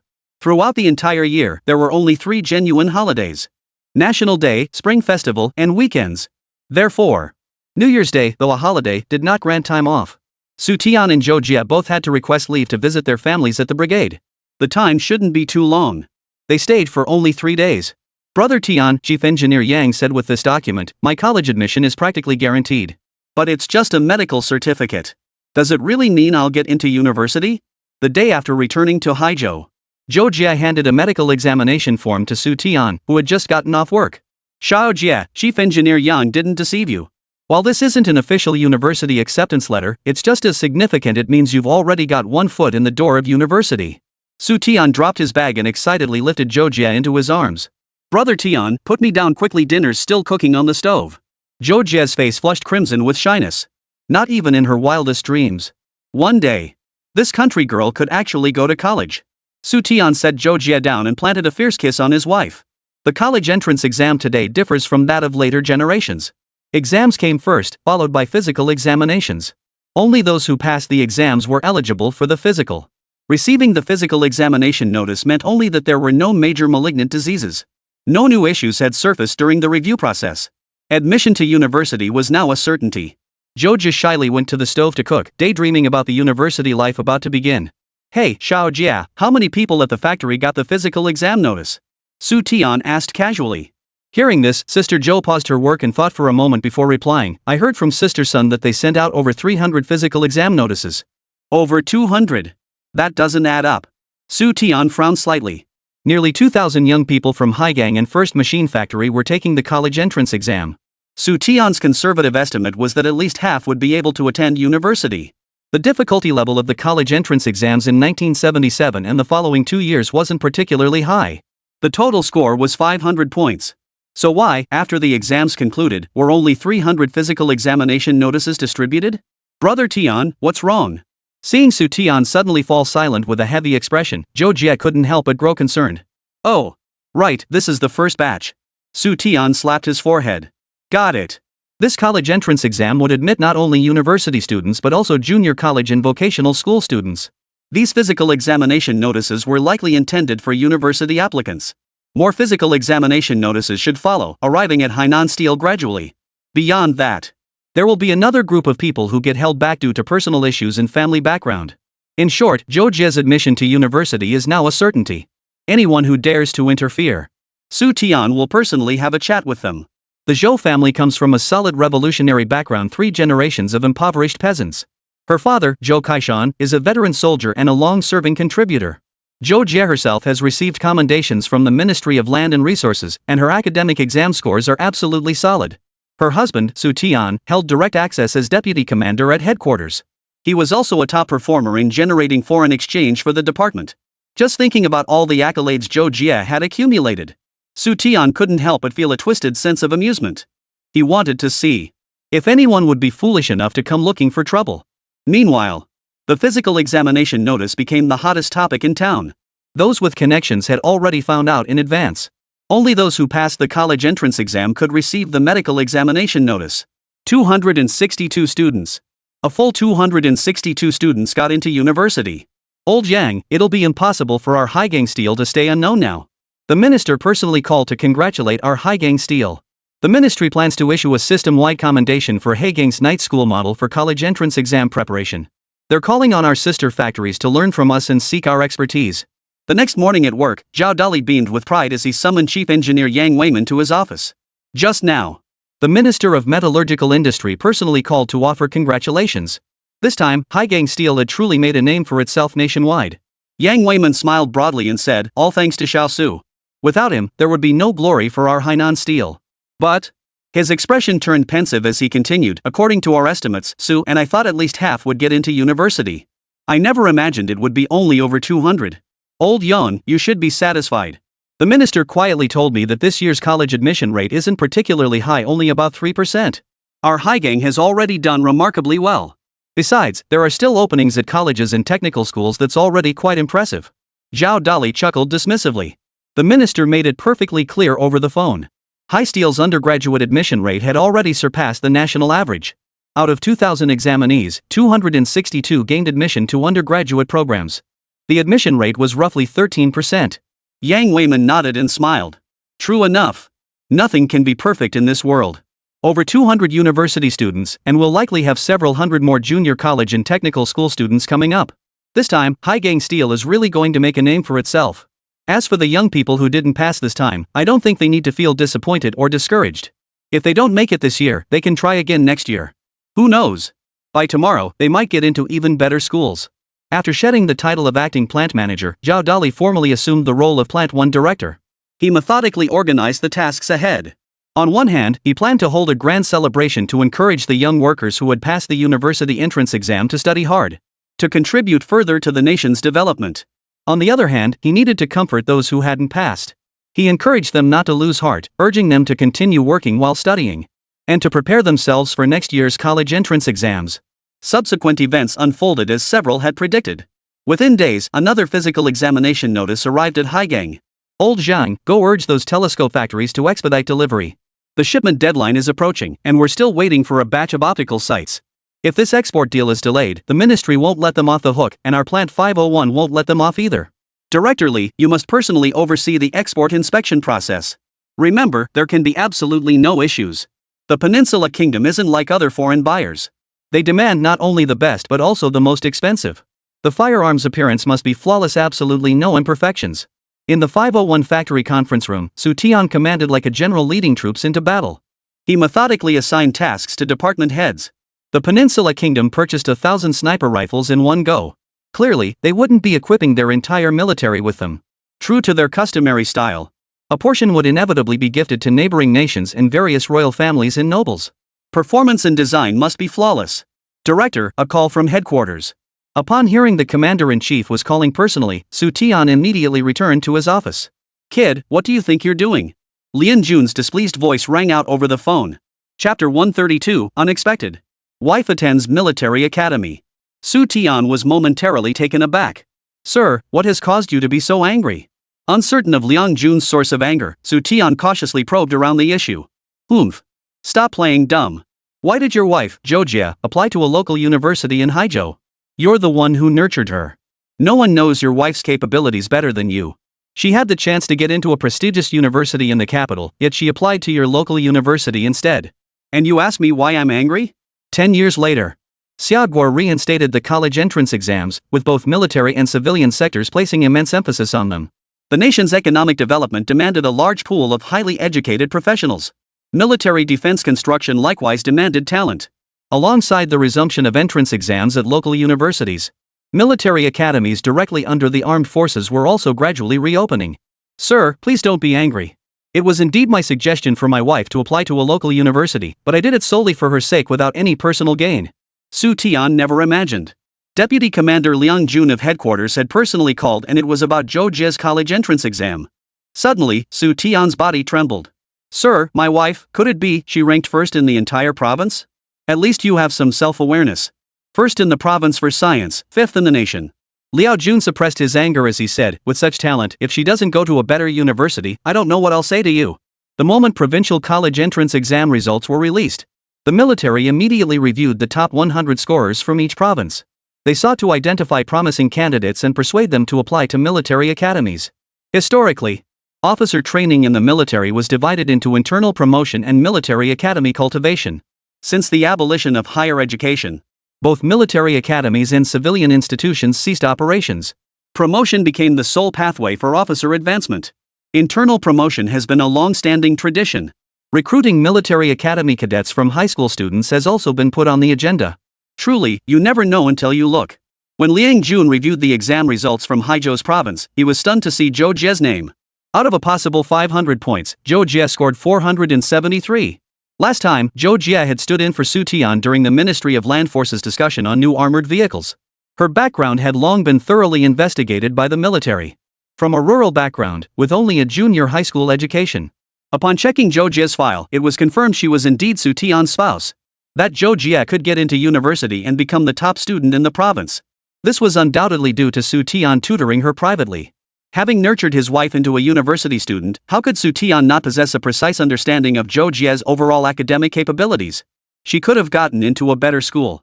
Yet she chose to apply to a local university in Haizhou. This is a serious waste of talent. Zhou Jie, you're truly amazing. Xu Tian murmured happily to himself. Of course your wife is amazing. It's you, the husband, who's been acting like a complete jerk. Liang Jun scolded Xu Tian with displeasure, accusing him of prioritizing petty romantic concerns.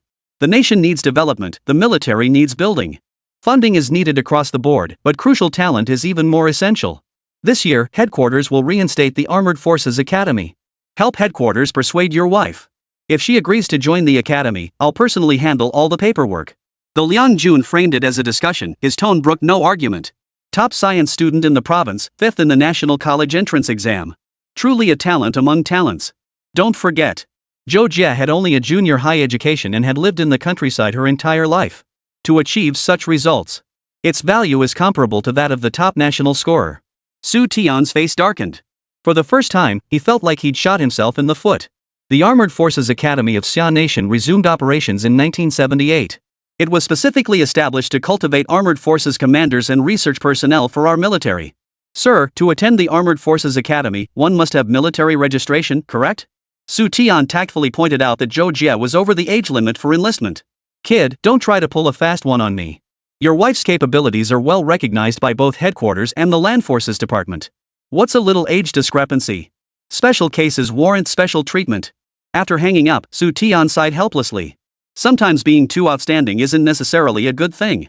The older generation who lived through the war years, while dedicating their hearts and souls to national construction, always held fast to two beliefs. First, they dedicated their youth, then, their entire lives, finally, their descendants. Xu Tian possessed that spirit of dedication to the nation. But the Armored Forces Academy is in the capital. If Zhou Jie were to go there, the couple would truly be living apart. It was clear from their conversation that Liang Jun held Zhou Jie in high regard.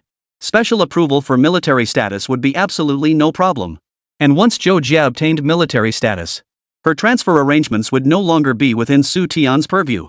Unless Zhou Jie were to become the military representative assigned to Plant 501. As Plant 501 continues to expand, the military will inevitably assign a representative. The crucial question was, could Zhou Jie possibly be assigned back? With the husband as factory director and the wife as military representative. It's practically a family-run operation. Sigh, what a headache. Xu Tian sighed.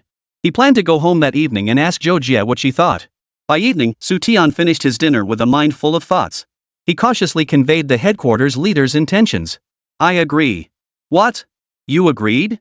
Xu Tian was stunned. He never expected Zhou Jie to react this way. Holding her daughter, Zhou Jie spoke softly, ever since you returned, I've noticed something off about your mood. The commander personally ordered my transfer. There's no way to refuse this, right? Xu Tian gave a wry smile. It's not that it can't be postponed, but it will take some time. On the way back, Xu Tian had already made up his mind. If Zhou Jie refused to go to school in the capital, Xu Tian would play his most crucial trump card. Playing this card, Liang Jun would likely agree to any condition that didn't cross the leadership's red lines. Brother Tian, you suggested I apply to a local university because you're worried I'd be reluctant to leave you and the kids behind to take the college entrance exam. As long as you have me in your heart, that's enough for me. It had been exactly 1 year since Zhou Jie followed Xu Tian into the city. She'd been working in the factory for about 4 months now. Having seen so much, my personality is no longer as shy and awkward as before. To be personally selected by the deputy commander of headquarters, what an honor. To be granted military status by special dispensation. It was truly a blessing from beyond the grave. Xu Tian's journey to this point had been arduous. Should he refuse the commander's arrangement? The commander might not say anything. But others would surely see it as Xu Tian growing arrogant and presumptuous from his favored status. Brother Tian, Beijing isn't far from Haizhou. A night train ride is all it takes. I'm willing to attend the Armored Forces Academy. Even though she was reluctant to leave her daughter and husband behind. But for the sake of this family, Zhou Jie must go.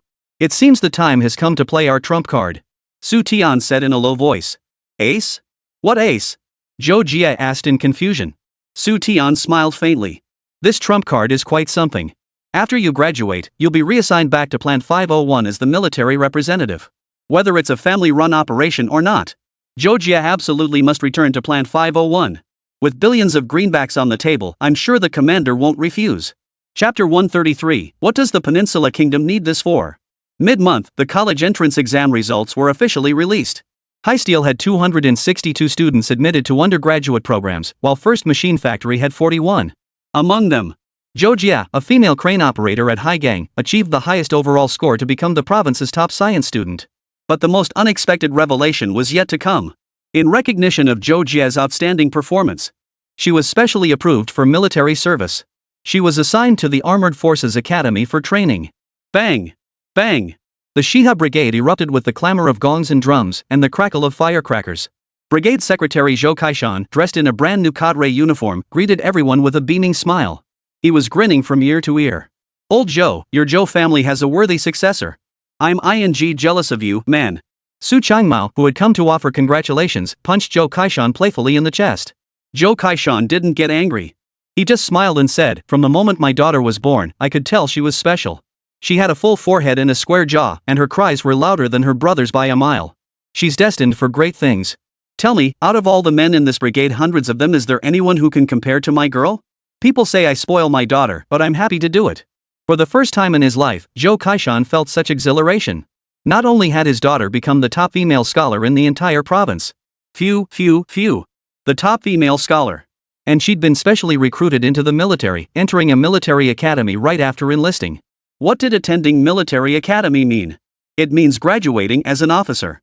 Old man, both our families have daughters. Yours is a factory technician, but mine will be an officer.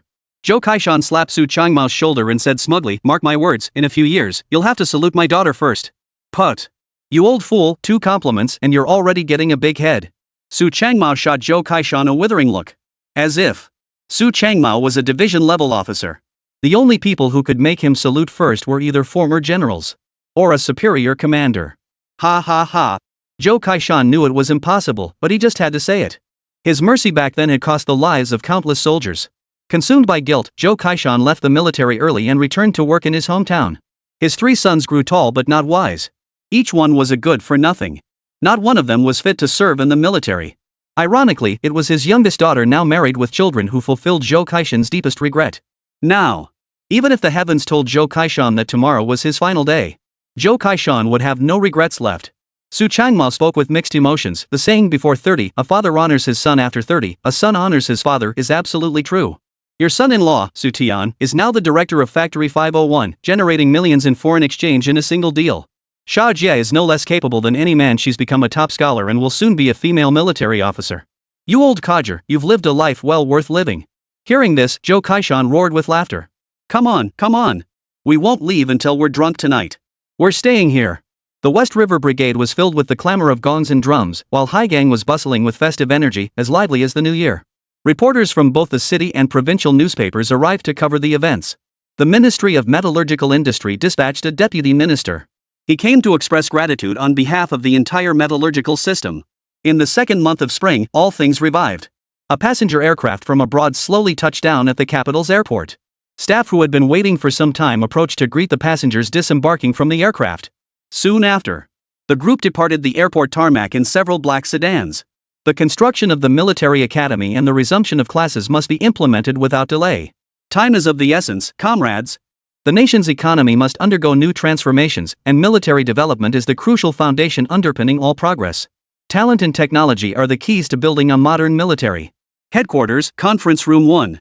Deputy Commander Liang Jun presided over the meeting on the full resumption of classes and recruitment at military academies. The military generals attending the meeting were all from various military academies. Starting this year, all suspended military academies resumed operations. By summer, the full-scale enrollment process for this year's high school graduates will commence. Simultaneously, a large contingent of officers from friendly third world nations will be admitted to study and advance their training at Xia's military academies. Comrades, time is tight and the task is heavy. The more pressing the situation, the more we must rise to the challenge. Difficulties and problems arise daily. As soldiers, we must never be intimidated by adversity. Military academies resuming instruction must not only admit local high school graduates but also undertake the training of officers promoted from the ranks. Beyond this, training officers for third world nations remains a top priority. Liang Jun then used Plant 501 to inspire everyone. Is Xu Tian's 501 factory that difficult? Starting from scratch, with nothing to our name. Yet they managed to forge a path forward. They independently secured foreign investors and completed a massive arms deal. 3 days ago, Farid, the personal secretary to Prince Suld, the defense minister and special envoy of the Peninsula Kingdom, once again visited Factory 501. Not for additional orders, but concerning the continuation of the arms deal.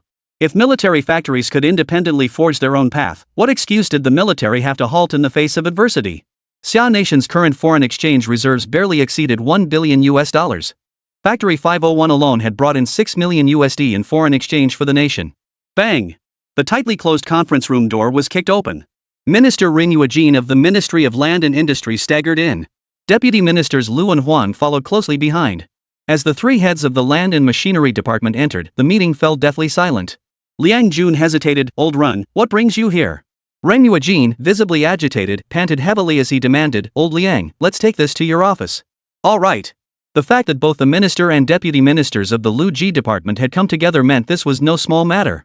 Without delay, Liang Jun adjourned the meeting. He led the three men to his office. Old Liang, the Peninsula Kingdom sent Farid as their representative this time. They're not here to buy sniper rifles, they want Eastern missiles.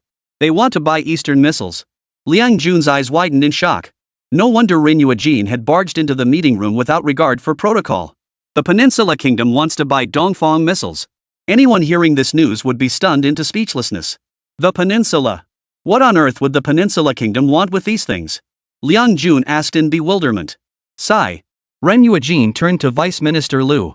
Deputy Minister Lu stated, Commander, according to Xu Tian's report, the Peninsula Kingdom has decided to purchase a batch of missiles to ensure its oil security and avoid arbitrary interference from the two superpowers. Whether they are tactical missiles or medium-range ballistic missiles remains unclear at this stage.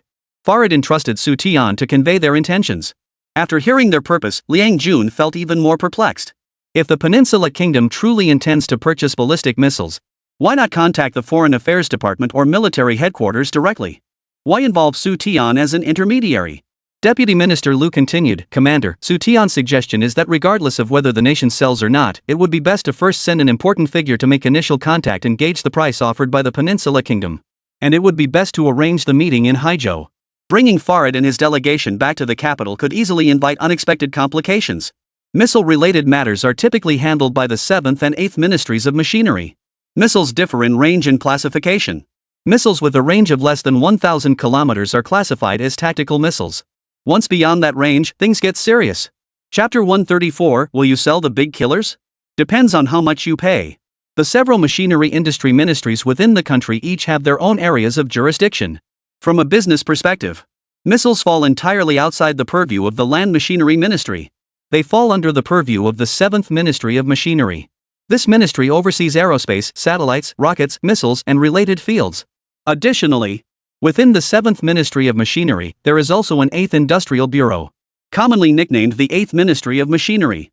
According to various rumors, the 8th Industrial Bureau may indeed be upgraded to the 8th Industrial Department next year. It would be specifically responsible for tactical missile operations. Factory 501, where Xu Tian worked, fell under the jurisdiction of the Land Machinery Ministry. Logically, Xu Tian should report directly to the Land-Based Missile Bureau. The problem is, the stakes are far too high. Intercontinental ballistic missiles aren't firecrackers. This thing could be considered a tactical weapon, but it could easily become a strategic weapon. Xu Tian is right. Regardless of whether we sell it or not, we should make contact first. As the order was given, beads of sweat formed on Liang Jun's forehead. He couldn't help but sweat. Previously, Xia Nation's exported weapons were all minor items. This was the first time they'd encountered a seller wanting to buy missiles. And they were asking for ballistic missiles. Before he knew it, evening had fallen. This night was destined to be a sleepless one. Lights burned all night in several departments, headquarters, and central agencies. After a day and night of emergency meetings, the highest authorities issued a 6-word directive. First contact, then negotiation. Deputy Minister Lu of the Land Ministry was dispatched to Haizhou to oversee the reception and liaison efforts. Xu Tian's suggestion was adopted. The meeting would take place in Haizhou. The matter was of great importance. Xu Tian was assigned to communicate with Farid. Deputy Minister Lu provided covert guidance. His official capacity was that of a senior supervisor dispatched by higher authorities to inspect Plant 501, gathering feedback on the customer's experience using the sniper rifle. You know you're prone to exaggerating, kid, but this time you've really outdone yourself.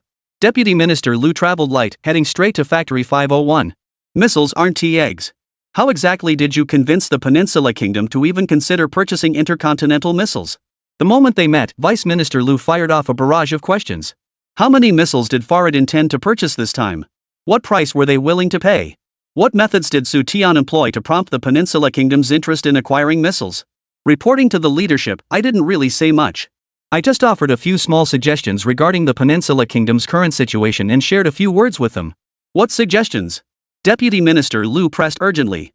Xu Tian replied, during the Fourth Desert War, the White Eagle Nation repeatedly threatened the Peninsula Kingdom to compromise and halt their ongoing oil war. The Peninsula Kingdom refused to yield, threatening White Eagle to cease its pressure or face the destruction of all oil fields.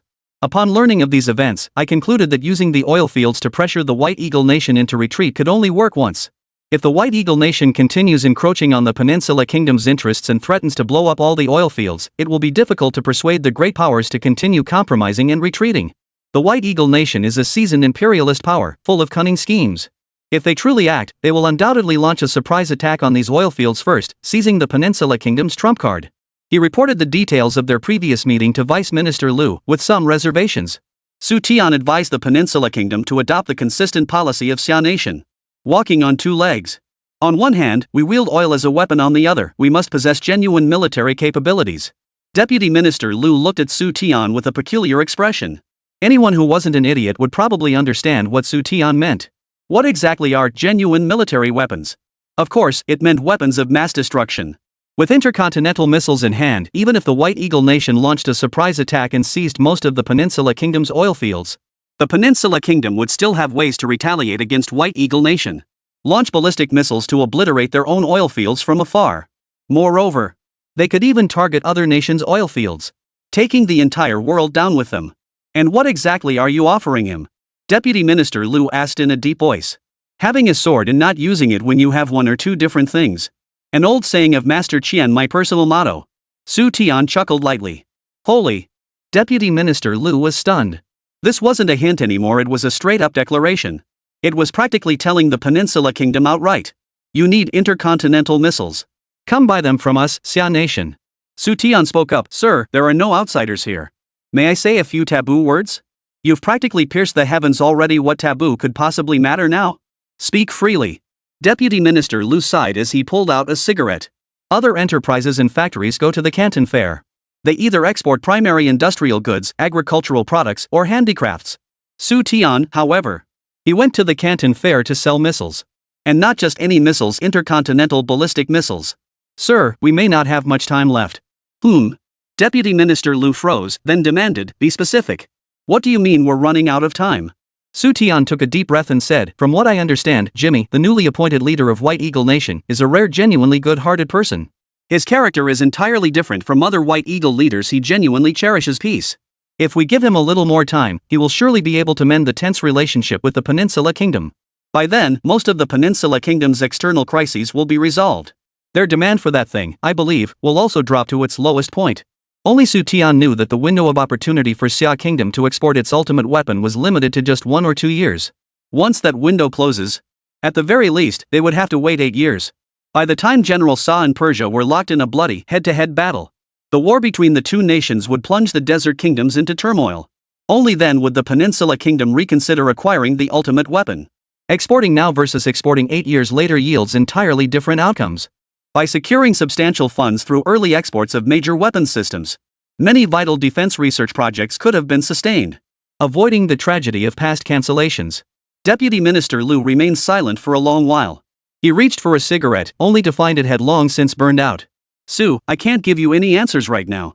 The only thing I can tell you is that the Dongfang 3 costs 1.5 million. My role here is as a ministry official conducting an inspection.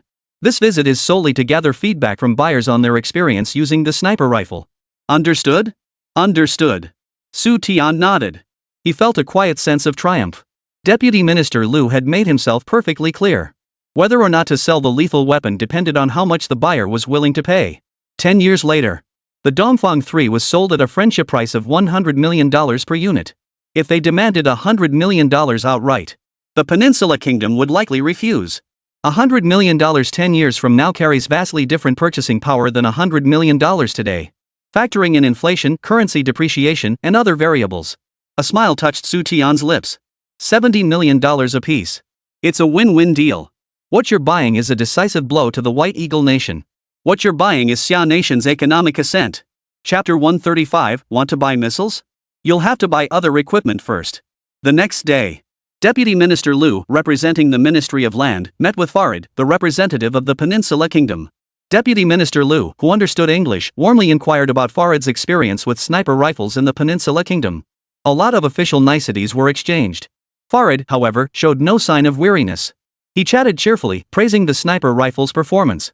Deputy Minister Lu glanced at the drowsy Xu Tian. It was his turn. Mr. Farid, regarding that matter, it's rather difficult to handle. As a high-ranking official of your country, you must be aware of the anti-ballistic missile treaty. Xu Tian wore a troubled expression as he explained Xia Nation's predicament in English. In principle, support peace-loving nations against aggression and oppression. Resisting all violent invasions is Xia Nation's fundamental obligation. Exporting defensive weapons to the Peninsula Kingdom to prevent potential external crises. As a paragon of peace, Xia has no choice but to fulfill this duty. However, 2 years ago, the Giant Bear Kingdom and the White Eagle Kingdom signed a mutual missile defense treaty. This complicates matters considerably. What a masterstroke, first praise, then a sharp rebuke. This young man is quite something. Deputy Minister Lu chuckled inwardly. Su Tianjin sure knew how to wield the banner and exploit the tiger's skin. The Giant Bear Nation and the White Eagle Nation had indeed signed a mutual anti-missile treaty. They imposed a series of restrictions on the range, deployment, and export of ballistic missiles. The crucial point was this. This treaty was signed between those two nations. It has absolutely nothing to do with Xia Nation. Mr. Su, doesn't the anti-missile treaty seem unrelated to us? Farid frowned slightly, noting that the various restrictions outlined in the treaty applied solely to the Great Bear Nation and the White Eagle Nation. There were no clauses whatsoever concerning Xia Nation. Nor did it restrict the Peninsula Kingdom from acquiring ballistic missiles. That's not entirely accurate. While our nations aren't signatories, let's not forget that only a handful of countries worldwide possess the capability to develop such weapons of mass destruction. Xu Tian explained calmly, once they learn that our Xia Nation has exported weapons of mass destruction to your country, the two superpowers will undoubtedly feel threatened and drag us into the agreement as well. Faced with the demands and threats of the two superpowers, what should we do? Farid was at a loss for words. Xu Tian was indeed stating the facts. Over 100 countries worldwide. Countries with the genuine capability to develop ballistic missiles. At most, only 4. Once the White Eagle Nation and the Giant Bear Nation demand that Xia Nation join the agreement. Could Xia refuse? Refusal. It would likely be branded a warmonger. Not only could Xia refuse, even if every nation in the world banded together, they couldn't possibly stand up to two superpowers. Mr. Farid, safeguarding international security doesn't necessarily require heavy weaponry. We've recently upgraded the performance of our latest main battle tank. Would you like to learn more? Xu Tian shifted the conversation to the X9 tank. This tank was something else. As Xia Nation's next-generation main battle tank, it excels in both offense and defense with exceptional mobility. Building upon the T-62 tank as a reference, Xia State innovated and developed the X9 main battle tank, which far surpasses the T-62. The result is the X9 main battle tank, vastly superior to the T-62. It features a 105mm smoothbore cannon. It incorporates an internal fire suppression and explosion suppression system. Periscope-style simplified fire control system with minimal disturbance. Low-light night vision and night sighting devices. External smoke grenade launchers. Equipped with thermal imaging camera and composite bidirectional stabilizer. Perimeter of turret fitted with lattice-style shielding. As Xu Tian detailed the features, Vice Minister Lu nearly choked on his own blood.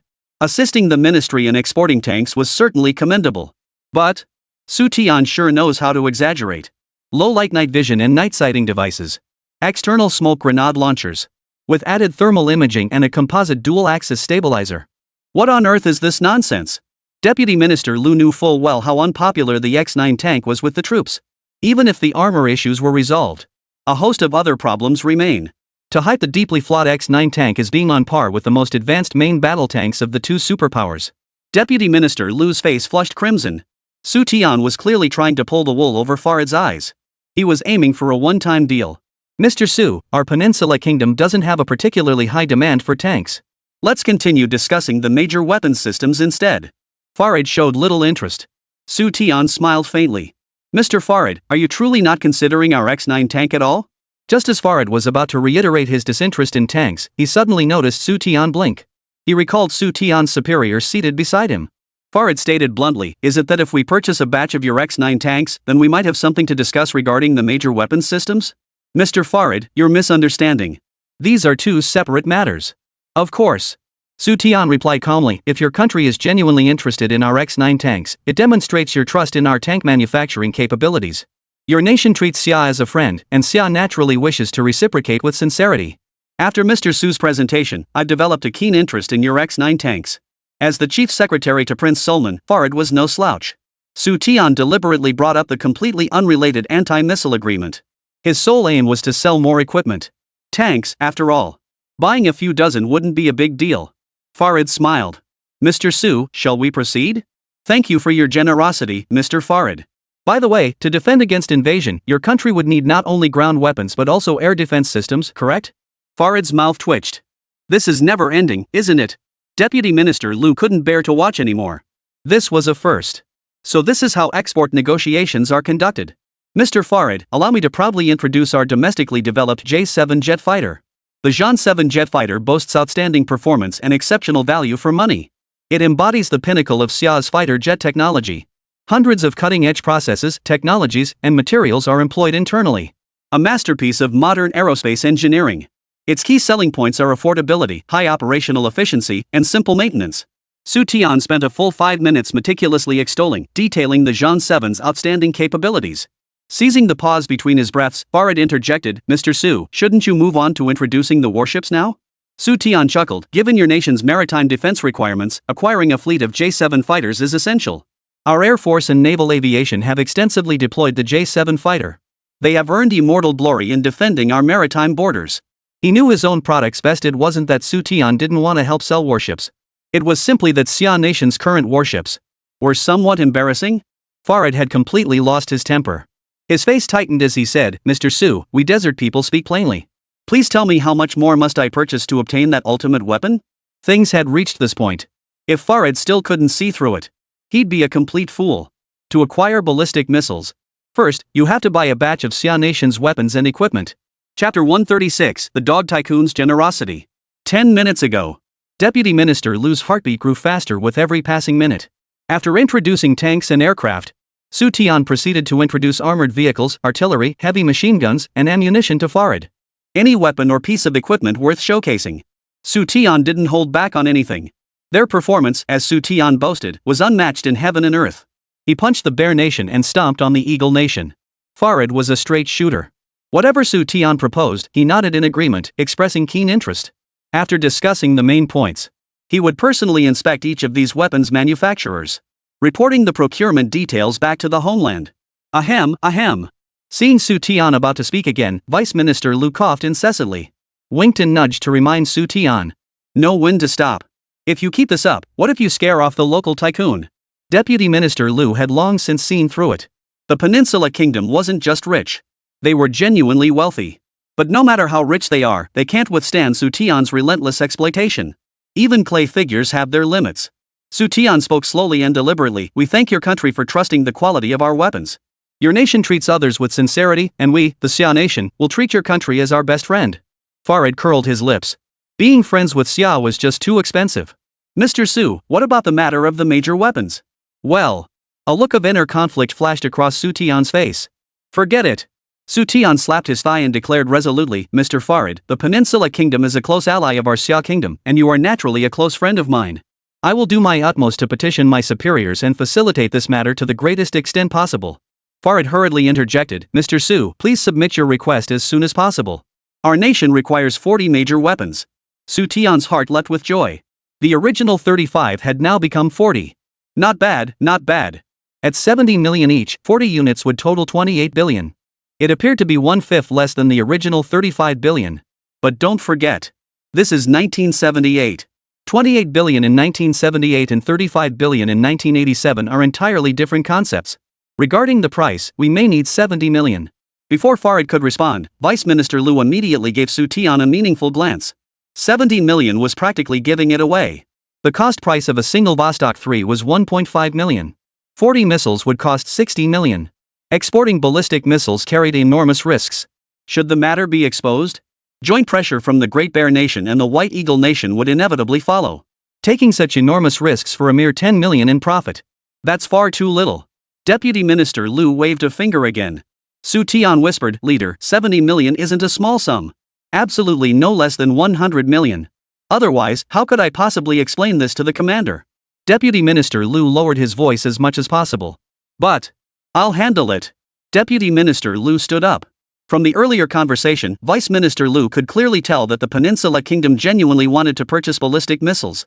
Otherwise, they wouldn't have let Su Tiandong drag things out, tacking on a bunch of unnecessary weapons and equipment. They're so wealthy, let's have a proper chat with them. Adding another 30 million shouldn't be a problem. Not counting the 40 missiles. Just the tanks, armored vehicles, artillery, and heavy machine guns alone. The Land and Air Ministry would definitely get a raise this time. Headquarters leadership set the baseline price at double the cost per missile. 3 million per missile. The psychological price point for 40 missiles is 120 million. 70 million is definitely out of the question. Xu Tian agreed to this. Headquarters leadership and central authorities disagreed. Farid would surely storm off in a huff. Those stacks of cash might vanish too. Mr. Farid, what do you think of this price? Is it acceptable? Deputy Minister Liu was truly terrified of poverty. Even just a few dozen X-9 tanks would cost a fortune.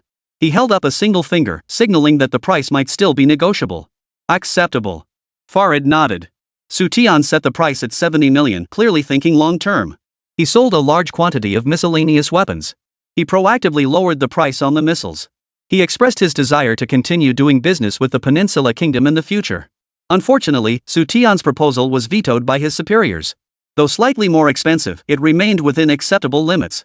Seeing the other party agree, Vice Minister Liu flashed a pleased smile.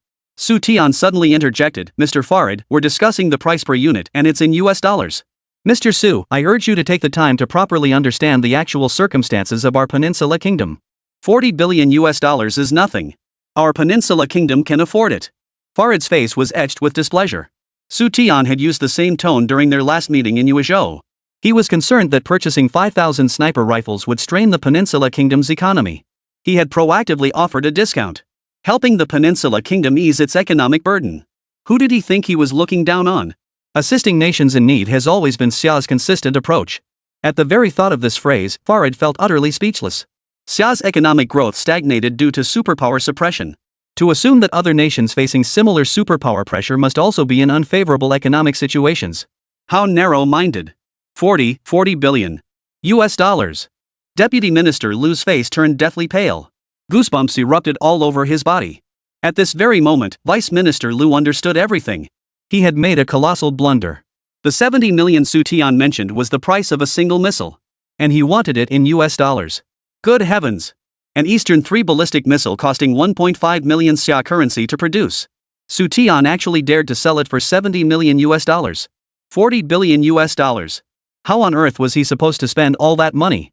Since last year, Xia Nation has been assigning foreign exchange generation quotas to enterprises and factories nationwide. This policy continues to this day. Xia Nation's foreign exchange reserves have never exceeded 1 billion US dollars. Suddenly, Deputy Minister Liu stared intently at Xu Tian. This kid has a history of ripping off foreign investors. A single sniper rifle export deal netted him a cool $6 million. Within the ministry, they joke that Xu Tian's single-handed foreign exchange earnings equaled those of 6 high steel plants. Now, Xu Tian had single-handedly secured a 40 billion yuan foreign exchange deal for the nation. The amount of foreign exchange he generated single-handedly equals the total foreign exchange reserves of 4 Xia nations. Deputy Minister Liu stammered, Mr. Farid, your Peninsula Kingdom truly intends to spend $40 billion on that thing? Farid pressed his hand to his forehead. Why couldn't they grasp it? The Peninsula Kingdom isn't short on money. Facing external crises doesn't mean the Peninsula Kingdom's economy would collapse. As the leading voice and de facto leader of the desert region's oil-exporting nations, whether global oil prices rise or fall, it's almost entirely up to the Peninsula Kingdom. Is $40 billion a lot? Go ahead and hike global oil prices. Make other countries suffer. The money spent on missiles will be recouped.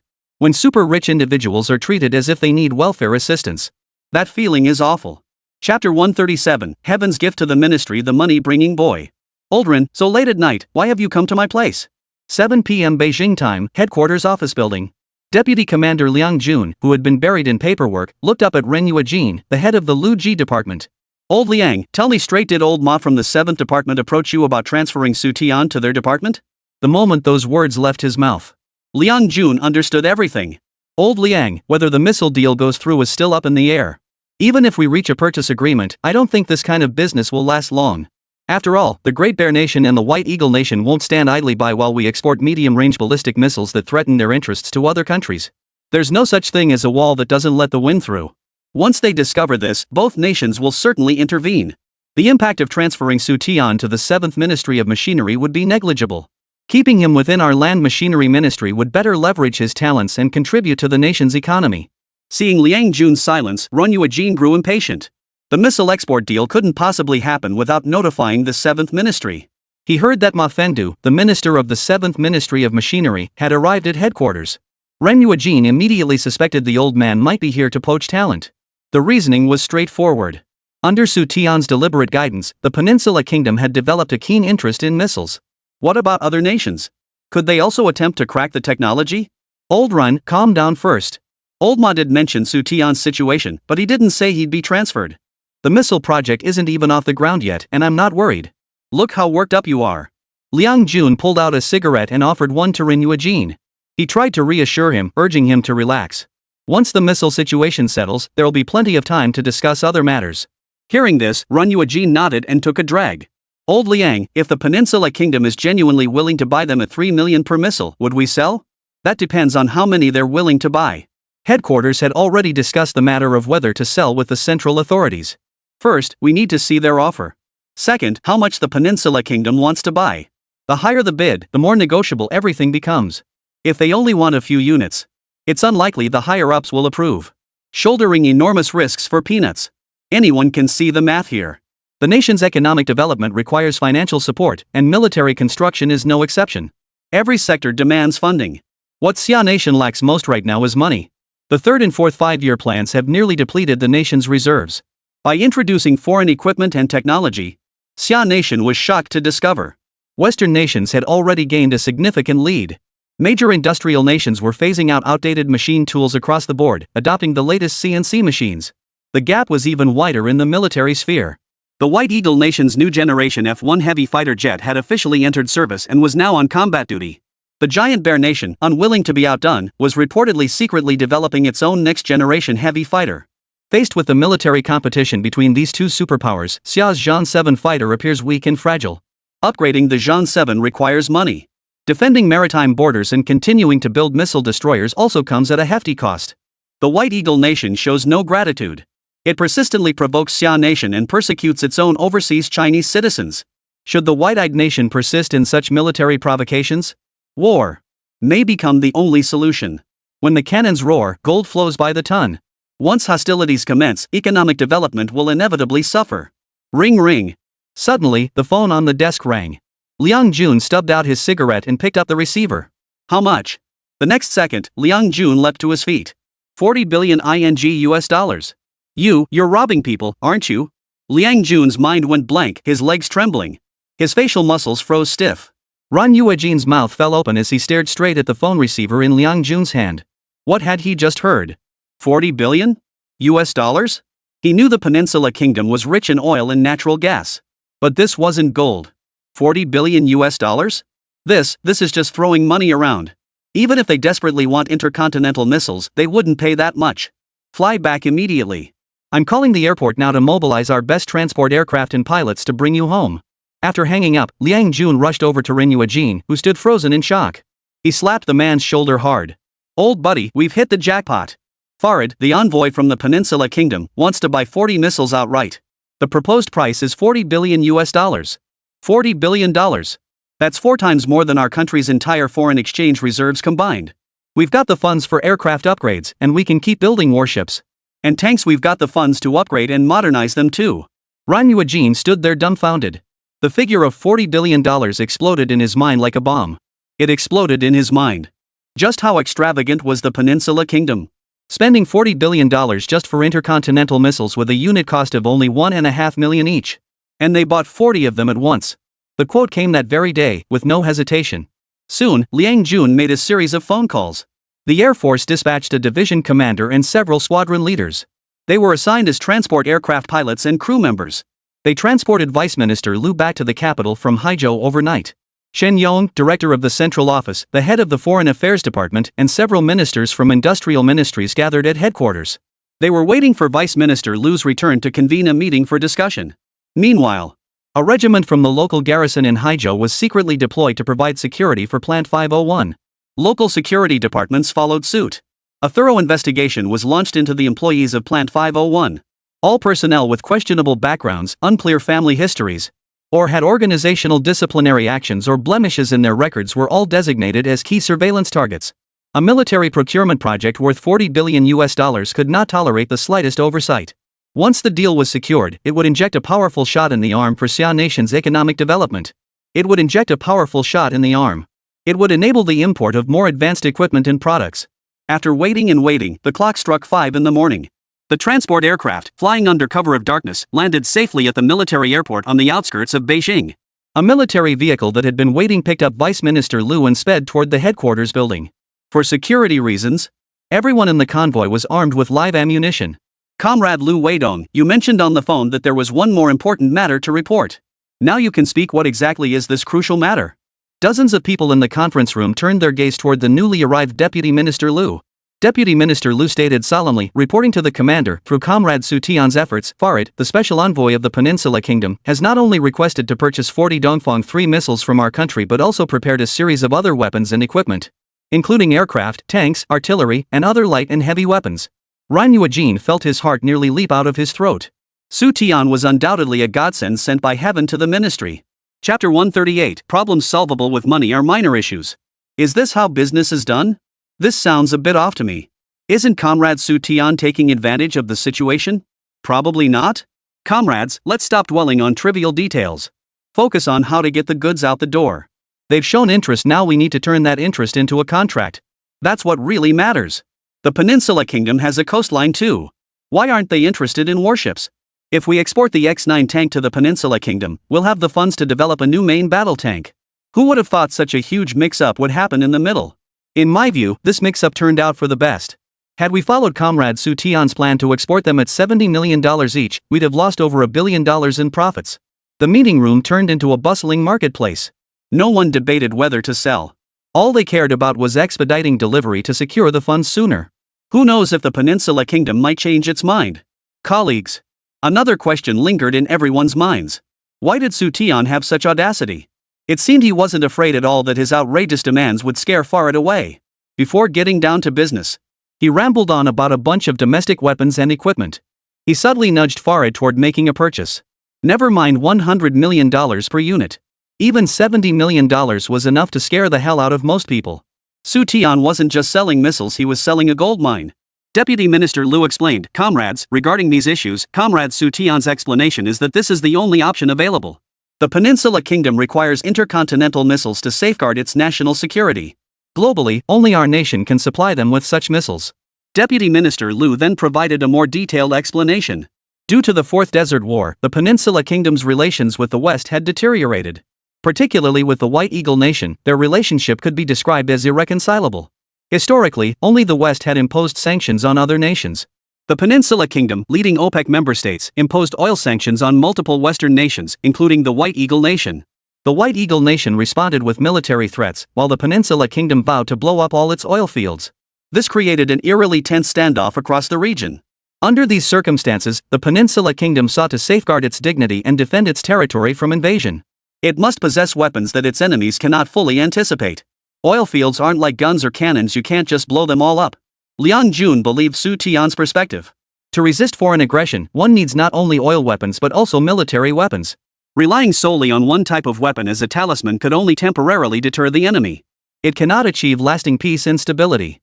Deputy Minister Liu continued, Comrade Xu Tian then joked with me, saying the Peninsula Kingdom is so poor it has nothing left but money. For them, any problem solvable with money isn't really a problem at all. Liang Jun and Shen Yong, director of the Central Office, both turned to look at the head of the Foreign Affairs Department. The Foreign Affairs Department head stated, according to our department's intelligence, the Peninsula Kingdom is indeed extremely wealthy. During the Fourth Desert War, the Peninsula Kingdom and other major oil-producing nations led a coordinated production cutback as a form of resistance against the Davidian invasion. This caused global oil prices to surge, flooding the desert region with foreign currency. Beyond hosting foreign guests, the Foreign Affairs Department's primary responsibilities include liaising with other nations. It collects and organizes information on the development of various nations. Previously, the Foreign Affairs Department invited Prince Salman to visit Xia Nation. This was not without the intention of attracting investment. They only knew that the Peninsula Kingdom was wealthy. As for the exact extent of its wealth, the Foreign Affairs Department had limited knowledge. Through this incident, All departments gained the most direct understanding of the wealth of these desert nations.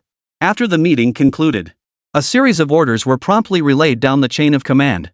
Xu Tian, director of Factory 501, was assigned to accompany Farid throughout his entire visit. First stop, the missile force's secret base. Accompany Farid on a close-up inspection of the Dongfang 3 missile. Second stop, proceed to Plant 876, located in a remote strategic area. They inspected the domestically produced Type X-9 tank. The reason for this arrangement ultimately stems from the export of the Dongfang 3 missile. No matter how you slice it, a weapon of mass destruction is a weapon of mass destruction. The defensive weapon Xu Tian spoke of. In the eyes of others, it was undoubtedly a weapon straight from hell. The export of the Dongfang 3 missile could be concealed for a time, but not forever. Xia Nation must prepare comprehensively to confront threats from 2 superpowers. Globally, only the White Eagle Nation, the Giant Bear Nation, Xia Nation, and Gaul possess the capability to develop and produce ballistic missiles. Ranked last, Gaul's ballistic missiles are mediocre in performance. Only Xia's intercontinental missiles pose a genuine threat to the 2 superpowers. Beyond the successive warnings and threats, Giant Bear and White Eagle will undoubtedly impose stringent national regulations on each other. They may even attempt to draw Xia into their anti-missile agreements. In the past, Xia would have utterly disregarded such demands.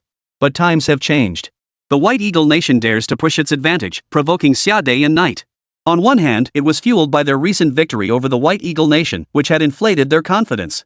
On the other hand, it was not unrelated to the secret encouragement from the Giant Bear Kingdom to break the unfavorable external situation. Xia and White Eagle began to gradually mend their relationship. In February of the year before last, the commander of the White Eagle Kingdom paid his second visit to Xia Kingdom. This marked the beginning of a new era in bilateral relations. Under these circumstances, Xia must balance earning foreign exchange with considering White Eagle's sensitivities. Ballistic missile exports are a matter of far-reaching consequences. Overlooking any single issue could trigger far greater complications. Factory director, the big shot will be here tomorrow at 10 in the morning. I'm all set on my end. Factory 876, director's office. Deputy Director Wu Kan rushed in, pushing open the door. So soon? Excellent. Factory director Feng Qianjin slapped his thigh in excitement. Old Wu, go tell the workers to make sure the factory is spotless. We mustn't let the foreigners think we're some small workshop. While warmly hosting our guests, we mustn't neglect Comrade Xu Tian either. Class determines whether we're close or not. Comrade Xu Tian and his wife have solved a major problem for our factory. Feng Qianjin laughed heartily. The X-9 tank, developed by referencing the T-62 tank, harbored numerous internal issues. Had it not been for Zhou Jie's proposal of ceramic armor, Factory 876 would likely have been unable to continue. Superiors allocated funds specifically for ceramic armor research at Plant 876. The money was secured, but it could only address the immediate crisis. Every department, unit, and factory across the nation was tightening its belt. Plant 876, specializing in tank production, was no exception. A couple of days ago, Deputy Minister Huang from the Land and Machinery Department called to deliver earth-shattering news to Feng Qianjin. Xu Tian had invited a distinguished guest, a foreign investor. If this financial backer showed strong interest in the X-9 tank, purchasing dozens or even hundreds of units would pose no problem whatsoever. Foreign guests have one thing above all else: money. And we're talking seriously deep pockets here. Chapter 139, Don't Foreigners Care About Quality When Buying Things? The next morning, a massive crowd gathered before the gates of Factory 876. Factory Director Feng Qianjin and Deputy Director Wu Kan, both dressed in crisp new official uniforms, craned their necks to peer into the distance. Deputy Minister Huang had made it perfectly clear. The foreign guests are wealthy, extremely wealthy. Whether the X-9 tank could be sold, the key lay with Xu Tian. The entire 876 factory must spare no effort in supporting Xu Tian. He feared the two might not grasp Xu Tian's importance. Deputy Minister Huang will use the sniper rifle as an example. Through exporting sniper rifles to the Peninsula Kingdom, Xu Tian alone generated $6 million in foreign exchange for the nation. Firearms alone could generate such massive foreign exchange. Tanks would be even more lucrative. Even if Xu Tian hyped up the X-9 tank to the skies, the two of them couldn't afford to show any mockery. Xu Tian claimed the X-9 tank was made of gold. Feng Qianjin and the others absolutely must not mention that certain tank components were made of silver. Director, they're here. Wu Kang shouted. A convoy appeared on the road ahead, and Feng Qianjin immediately began straightening his clothes. Wu Kang commanded, "Everyone, take your positions." At the command, several workers who had been holding cigarettes in their mouths promptly removed them. They stood ready to ignite the flares at a moment's notice. As the convoy reached the factory gates, crackling firecrackers erupted in a continuous barrage. On either side of the gate, welcoming crowds clapped frantically, shouting warm welcomes. Leading the way out of the vehicles were a dozen soldiers. Their eyes darted warily around the area. 2 soldiers opened the doors on either side. Xu Tian and Farid stepped out of the vehicle one after the other. Observing the scene ahead, Farid asked in puzzlement, "Mr. Su, what are they doing? This is how our Xia nation welcomes distinguished guests." Mr. Farid, you and your country are dear friends of our nation, Xia. Naturally, we must extend the most solemn welcome for your arrival. Oh, you're too kind. Farid chuckled. Hello, Comrade Xu Tian. I'm Feng Qianjin, the factory director. Everyone here has been eagerly awaiting your arrival. Feng Qianjin had studied Xu Tian's photo hundreds of times. He strode forward briskly and extended his hand, clasping Xu Tian's firmly. Xu Tian said, "Hello, Director Feng. This distinguished guest beside me is Mr. Farid from the Kingdom of Peninsula." Xu Tian proceeded to introduce Farid and Feng Qianjin to each other.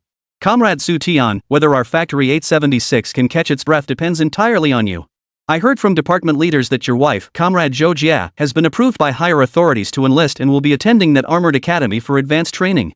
Isn't it ironic that our factory specializes in tank manufacturing? In that sense, we're practically family. And family doesn't mince words. Whether we're eating porridge or dry rice, we'll need your help. As a factory director, Feng Qianjin had mastered the art of navigating social dynamics. After graduation, Xu Tian's wife Zhou Jie would certainly enter the military-industrial system. Moreover, there was a strong possibility.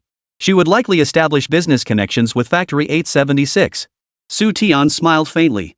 I'll do my best. Factories under the military-industrial system are all in a state of desperate need right now. So desperate for cash that his eyes were bloodshot. No wonder Feng Qianjin was so desperate to close this deal. If Xu Tian were in Feng Qianjin's shoes, he'd be even more desperate. After some small talk, Feng Qianjin led the way. Though called a factory, Plant 876 resembled a small city. The area where everyone was located was merely a small part of the entire factory. The entire Plant 876 employed tens of thousands of workers alone. Its scale was comparable to, if not larger than, Haizhou. It housed an employee hospital, a school for workers' children, over a dozen canteens, a large cinema, and several internal residential zones. After walking for nearly half an hour, the group arrived at the tank final assembly workshop. Xu Tian explained, Mr. Farid, the area you're now observing is the final assembly workshop for the X9 tank. Director Feng will provide you with the specific details. I'll serve as your interpreter. When it was his turn to speak, Feng Qianjin adopted the same earnestness he used when reporting to higher-ups. He provided a detailed account of the assembly workshop's production status. After a day and night of cleaning, the workshop was spotless, not a speck of dust in sight. Having received prior instructions, workers diligently focused on their tasks. No one dared to look around, much less whisper to each other. Early this morning, Feng Qianjin convened a plant-wide meeting. Treat the foreign guests like gods of wealth. As long as the foreign guests were pleased, selling the tanks would be no problem. With the money, the tens of thousands of workers in the factory would surely live comfortably this year. If the export of tanks is hindered due to issues caused by certain individuals, Feng Qianjin will be the first to skin them alive. Mr. Farid, please look up. The tank turret is about to be assembled onto the chassis. Xu Tian raised his hand. He motioned for Farid to look toward the highest point of the workshop. The tank turret, suspended by an overhead crane, slowly descended. Moments later, the turret and chassis became one. Witnessing the tank assembly process firsthand, Farid appeared thoroughly fascinated. He scrutinized the X9 tank before him. After a while, Farid fired off a series of questions. Xu Tian answered each one in turn. During his responses, he naturally embellished his answers appropriately. He praised the X9 tank as having internationally leading capabilities. It was Xia Nation's most advanced main battle tank. It boasts superior performance at a low cost. Maintenance and upkeep were simple and convenient. Unlike Western tanks, which are delicate and expensive to maintain, our domestically produced tanks are rugged and cost-effective. Even ordinary soldiers can perform maintenance after minimal training. $1 million per unit, what do you think? We can offer a discount for bulk purchases. Mr. Su, please stop ringing up discounts. The Peninsula Kingdom isn't short on money, not now, and not in the future. Farid cut Xu Tian off impatiently. The Peninsula Kingdom never haggles over prices. Not a single penny is taken advantage of. Director, the foreign guest seems displeased. Did Comrade Xu Tian say something offensive to upset him? Wukong, the deputy factory manager who had been watching Farid's every move, felt his heart leap to his throat. They had been laughing and joking moments ago. Why the sudden change in demeanor? Farid's tone seemed distinctly displeased. It sounded like he was reprimanding Xu Tian. Feng Qianjin held his breath, not daring to make a sound. If only he'd known this would happen, he should have called the factory's foreign language translator over. He and Wukong couldn't understand English and had no idea what was going on. Just then, Xu Tian held up 5 fingers. Director phone, Mr. Farid intends to place an order for 50 X9 tanks. How much is he offering? 50 million total in US dollars. 50 million US dollars? Feng Qianjin felt the world spinning. Wukong swiftly caught Feng Qianjin before he fell.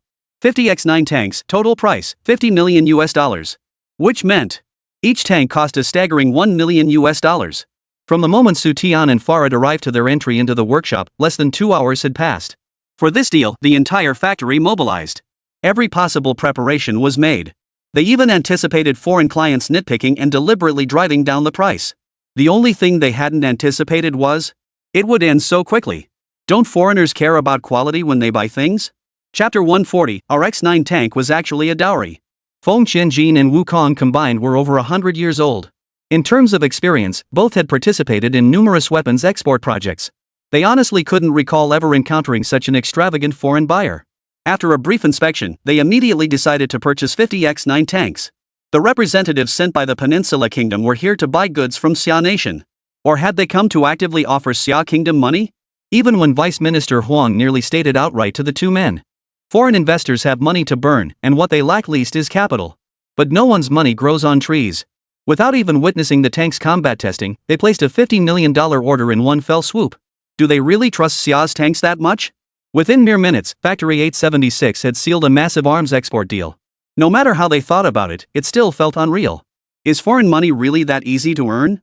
Director phone, Mr. Farid is asking when we can deliver the shipment. Xu Tian asked. 3 months. No 2 months. We can absolutely deliver within 2 months. Feng Qianjin hastily assured them. If he couldn't deliver within 2 months, he'd resign as factory manager and go home to take care of his child. Then, Feng Qianjin shot Xu Tian a look as if he were about to slit his own throat. Following Feng Qianjin to a corner of the factory grounds, Xu Tian smiled faintly. Director Feng, isn't this a bit too thrilling? It's not just thrilling, it's like a dream come true. Feng Qianjin couldn't wait to ask Xu Tian what exactly was going on with Farid. Did the Peninsula Kingdom purchase goods without even considering quality? Weapons and equipment aren't like other goods. Buyers would certainly inquire about quality repeatedly. Xu Tian explained, Director Feng, you're unaware that the Peninsula Kingdom needs us. What they truly want isn't the X9 tanks, it's something far more crucial. The X9 tanks are merely a side dish in the entire deal.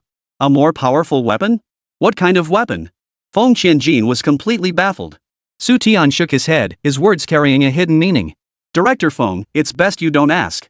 Understood. Having lived over 50 years, Feng Qianjin had encountered just about everything. Xu Tian telling him not to ask meant the weapons the Peninsula Kingdom wanted to buy involved top-secret information. Asking too many questions invites trouble, silence avoids it. Director, what exactly did Comrade Xu Tian say? No sooner had Xu Tian left than Wukong approached. Feng Qianjin sighed deeply. Our X9 tanks are merely a dowry. Foreign buyers couldn't care less about their quality. You understand now, right? So that's how it is. Wukong was left with a bittersweet smile. For this reception mission, the entire 876 factory was mobilized. They cleaned through the night, rehearsed performances, and devised every possible way to keep the foreign buyers. Selling a certain number of X9 tanks would provide crucial funding for the factory's future development. But who could have imagined? The foreign businessmen had come to Plant 876 merely to go through the motions. Mr. Farid, since there's still time before lunch, why don't we go for a walk? Xu Tian inquired, how about touring our military-industrial facilities? Sure. Farid nodded and followed the group out of the final assembly workshop. They began touring various areas of the factory grounds. This was merely a branch of Factory 876. According to Feng Qianjin's introduction, Plant 876 was equivalent to a small-scale town. It employed no fewer than 50,000 workers. All supporting facilities were fully equipped. Farid's expression gradually shifted from initial indifference to solemn concentration. He halted his pace, pausing to observe the undulating rows of factory compartments in the distance. Military factories of this scale were common throughout Xia Nation.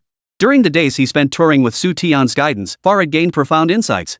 He gradually understood why Xia Nation could maintain its independent development despite being caught between the Western powers and the giant Bear Nation.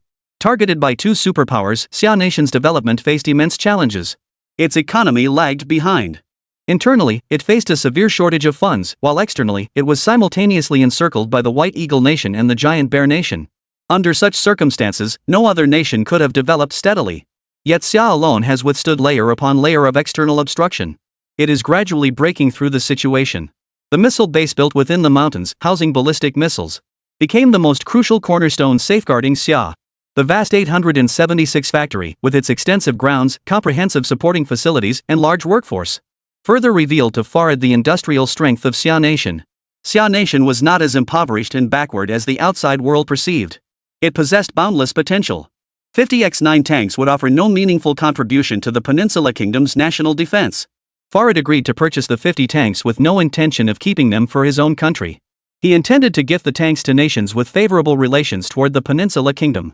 His true objective was to acquire ballistic missiles as swiftly as possible. Only with ballistic missiles could the Peninsula Kingdom stand invincible. Neither the threats from the White Eagle Nation nor the military influence of the Giant Bear Nation would not be able to affect the Peninsula Kingdom in the slightest. Mr. Farid, I have some suggestions that might offer long-term assistance to your national defense capabilities. Oh? Farid said with interest, Mr. Su's suggestions must be very insightful. I'm all ears.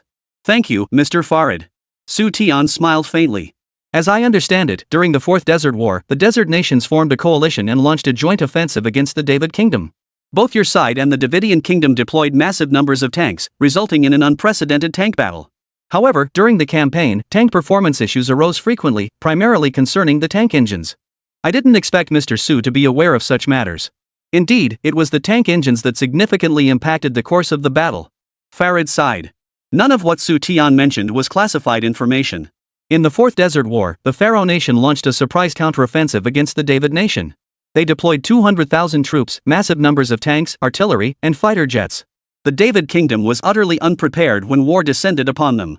Lacking any prior preparation and facing the Pharaoh Kingdom's fierce offensive, David's forces were driven back in retreat after retreat.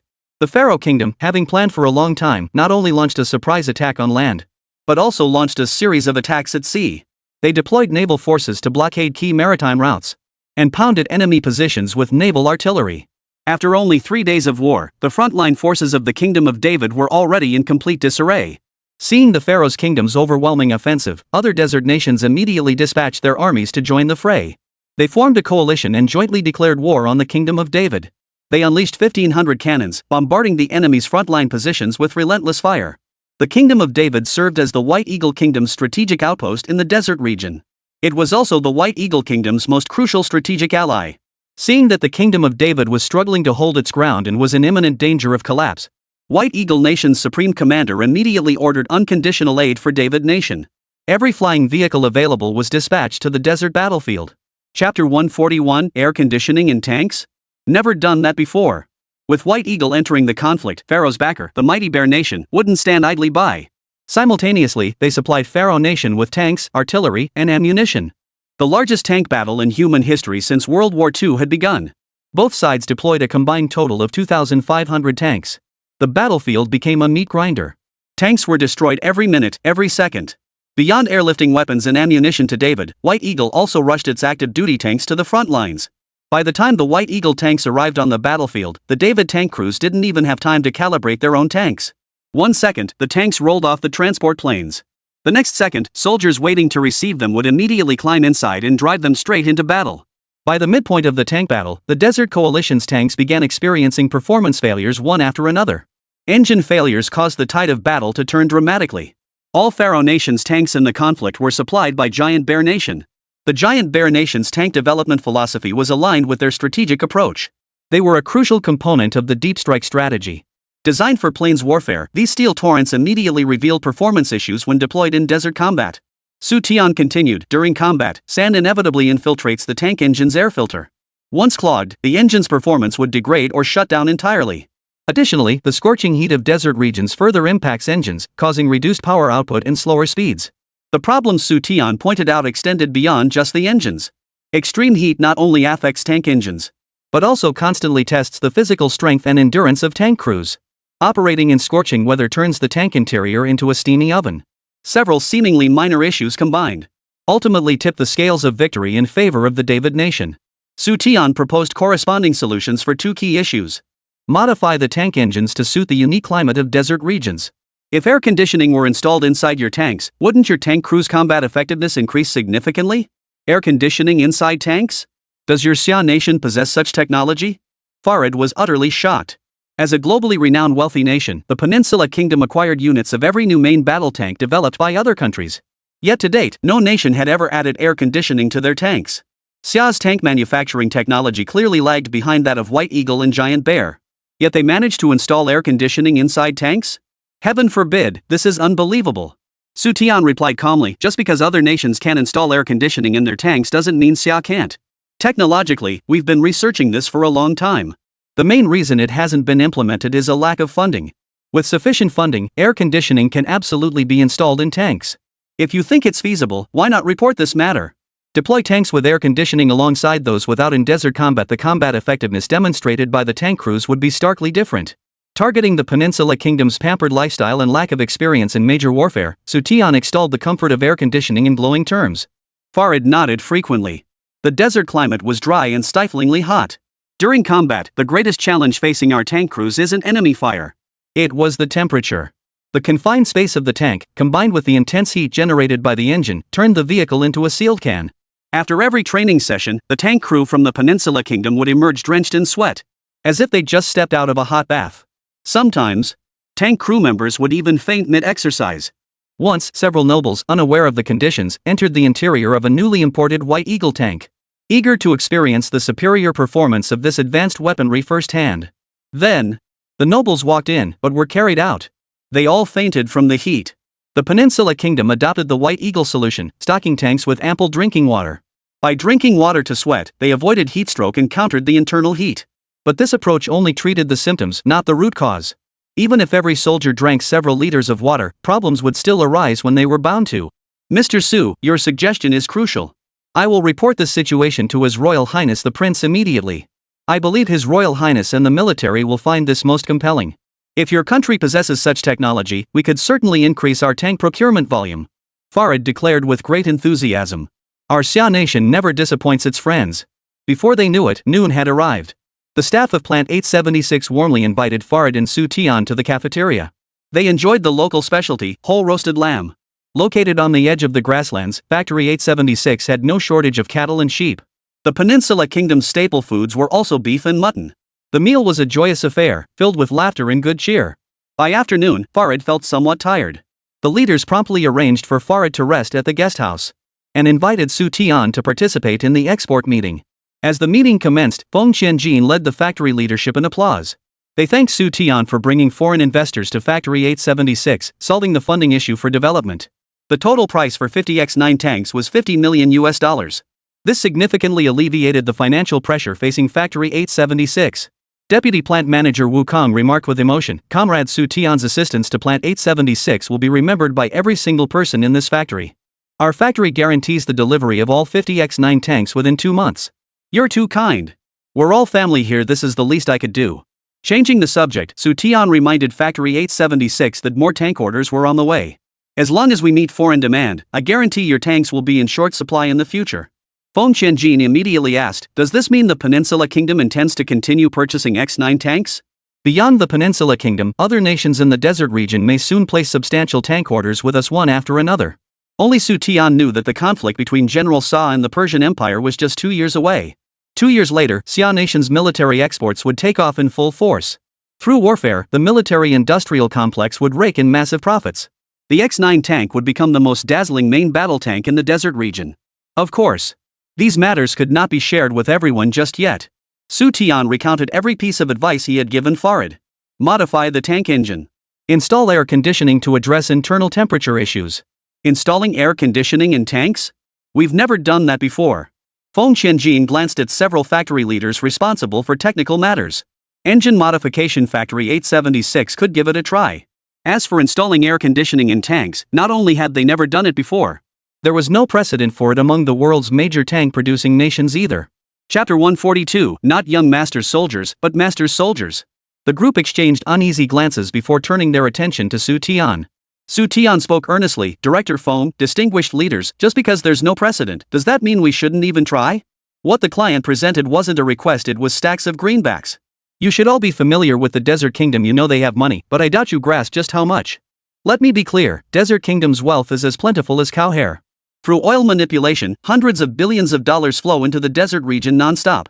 To us, $50 million is an astronomical sum, but to them, it's merely a matter of pumping a few extra barrels of oil. Furthermore, I must inform you that time is running out for us. Time is running out? What does that mean? Wukong asked instinctively. Xu Tian explained, the Peninsula Kingdom has drawn close to us because they need new allies. The Fourth Desert War turned them against the White Eagle Nation. But there are no absolute enemies in this world, nor absolute friends. Just as the White Eagle Nation severed ties with the Peninsula Kingdom, it could equally mend those relations. Once those two nations reconcile, the Peninsula Kingdom's demand for arms won't be as robust as it is now. Xu Tian had covered all the points he needed to raise. As for how to proceed, that depended on these individuals' decisions. 2 years remained until the year 80. By next year, relations between the Peninsula Kingdom and the White Eagle Nation would undergo a pivotal improvement. At that time, Xia Nation's primary military export clients would be the bloodied Persian Empire and General Saad. Only after these two nations have drawn all the desert states into the conflict. Only then will the Peninsula Kingdom reconsider and expand its military capabilities. Comrades, if there's no precedent, we'll create one. How were the 2 bombs and 1 satellite developed? We blazed the trail ourselves. Installing air conditioning in tanks is indeed uncharted territory. Just because others haven't succeeded doesn't mean we can't pull it off. If we harness the collective spirit of pooling our wisdom and work together to find solutions, I'm confident we can overcome this challenge. Xu Tian emphasized the urgency of the situation while revealing the true nature of the Peninsula Kingdom to the group. Due to excessive wealth, the military's combat effectiveness was abysmal. The Peninsula Kingdom continuously purchased weapons from major powers. On one hand, they genuinely possessed no shortage of funds. On the other hand, they harbored the notion that advanced weaponry could compensate for their troops' lack of combat prowess. The Peninsula Kingdom is awash in wealth, its elite squander money like water, and even its common folk are rolling in cash. Under these circumstances, how much combat effectiveness can their soldiers possibly muster? Will they even fight desperately against the enemy on the battlefield? Aren't they just pampered sons? A leader from Factory 876 blurted out. Not master's soldiers, but lord's soldiers. Xu Tian quipped. What's an air conditioner? Ordinary people don't know, but surely we're not clueless? It's a more advanced cooling device than an electric fan. No wonder. The chief engineer of Plant 876, a senior engineer, slapped his thigh in realization. I was just about to say that installing air conditioning in tanks would significantly impact their performance. First, fuel consumption would skyrocket. Second, it would compromise the tank's endurance. From a technical standpoint, senior engineer Gao pointed out that installing air conditioning inside tanks, while providing cooling for soldiers, offered no benefit to combat effectiveness. The tank's interior is already cramped. Installing air conditioning would make it even more confined. The tank's power comes from its engine. To operate the air conditioning, this inevitably requires electrical power supplied by the engine. The engine must simultaneously power the tank's movement. On the other hand, it must also continuously supply power to the air conditioning system. The most direct consequence is a reduction in the tank's battlefield mobility.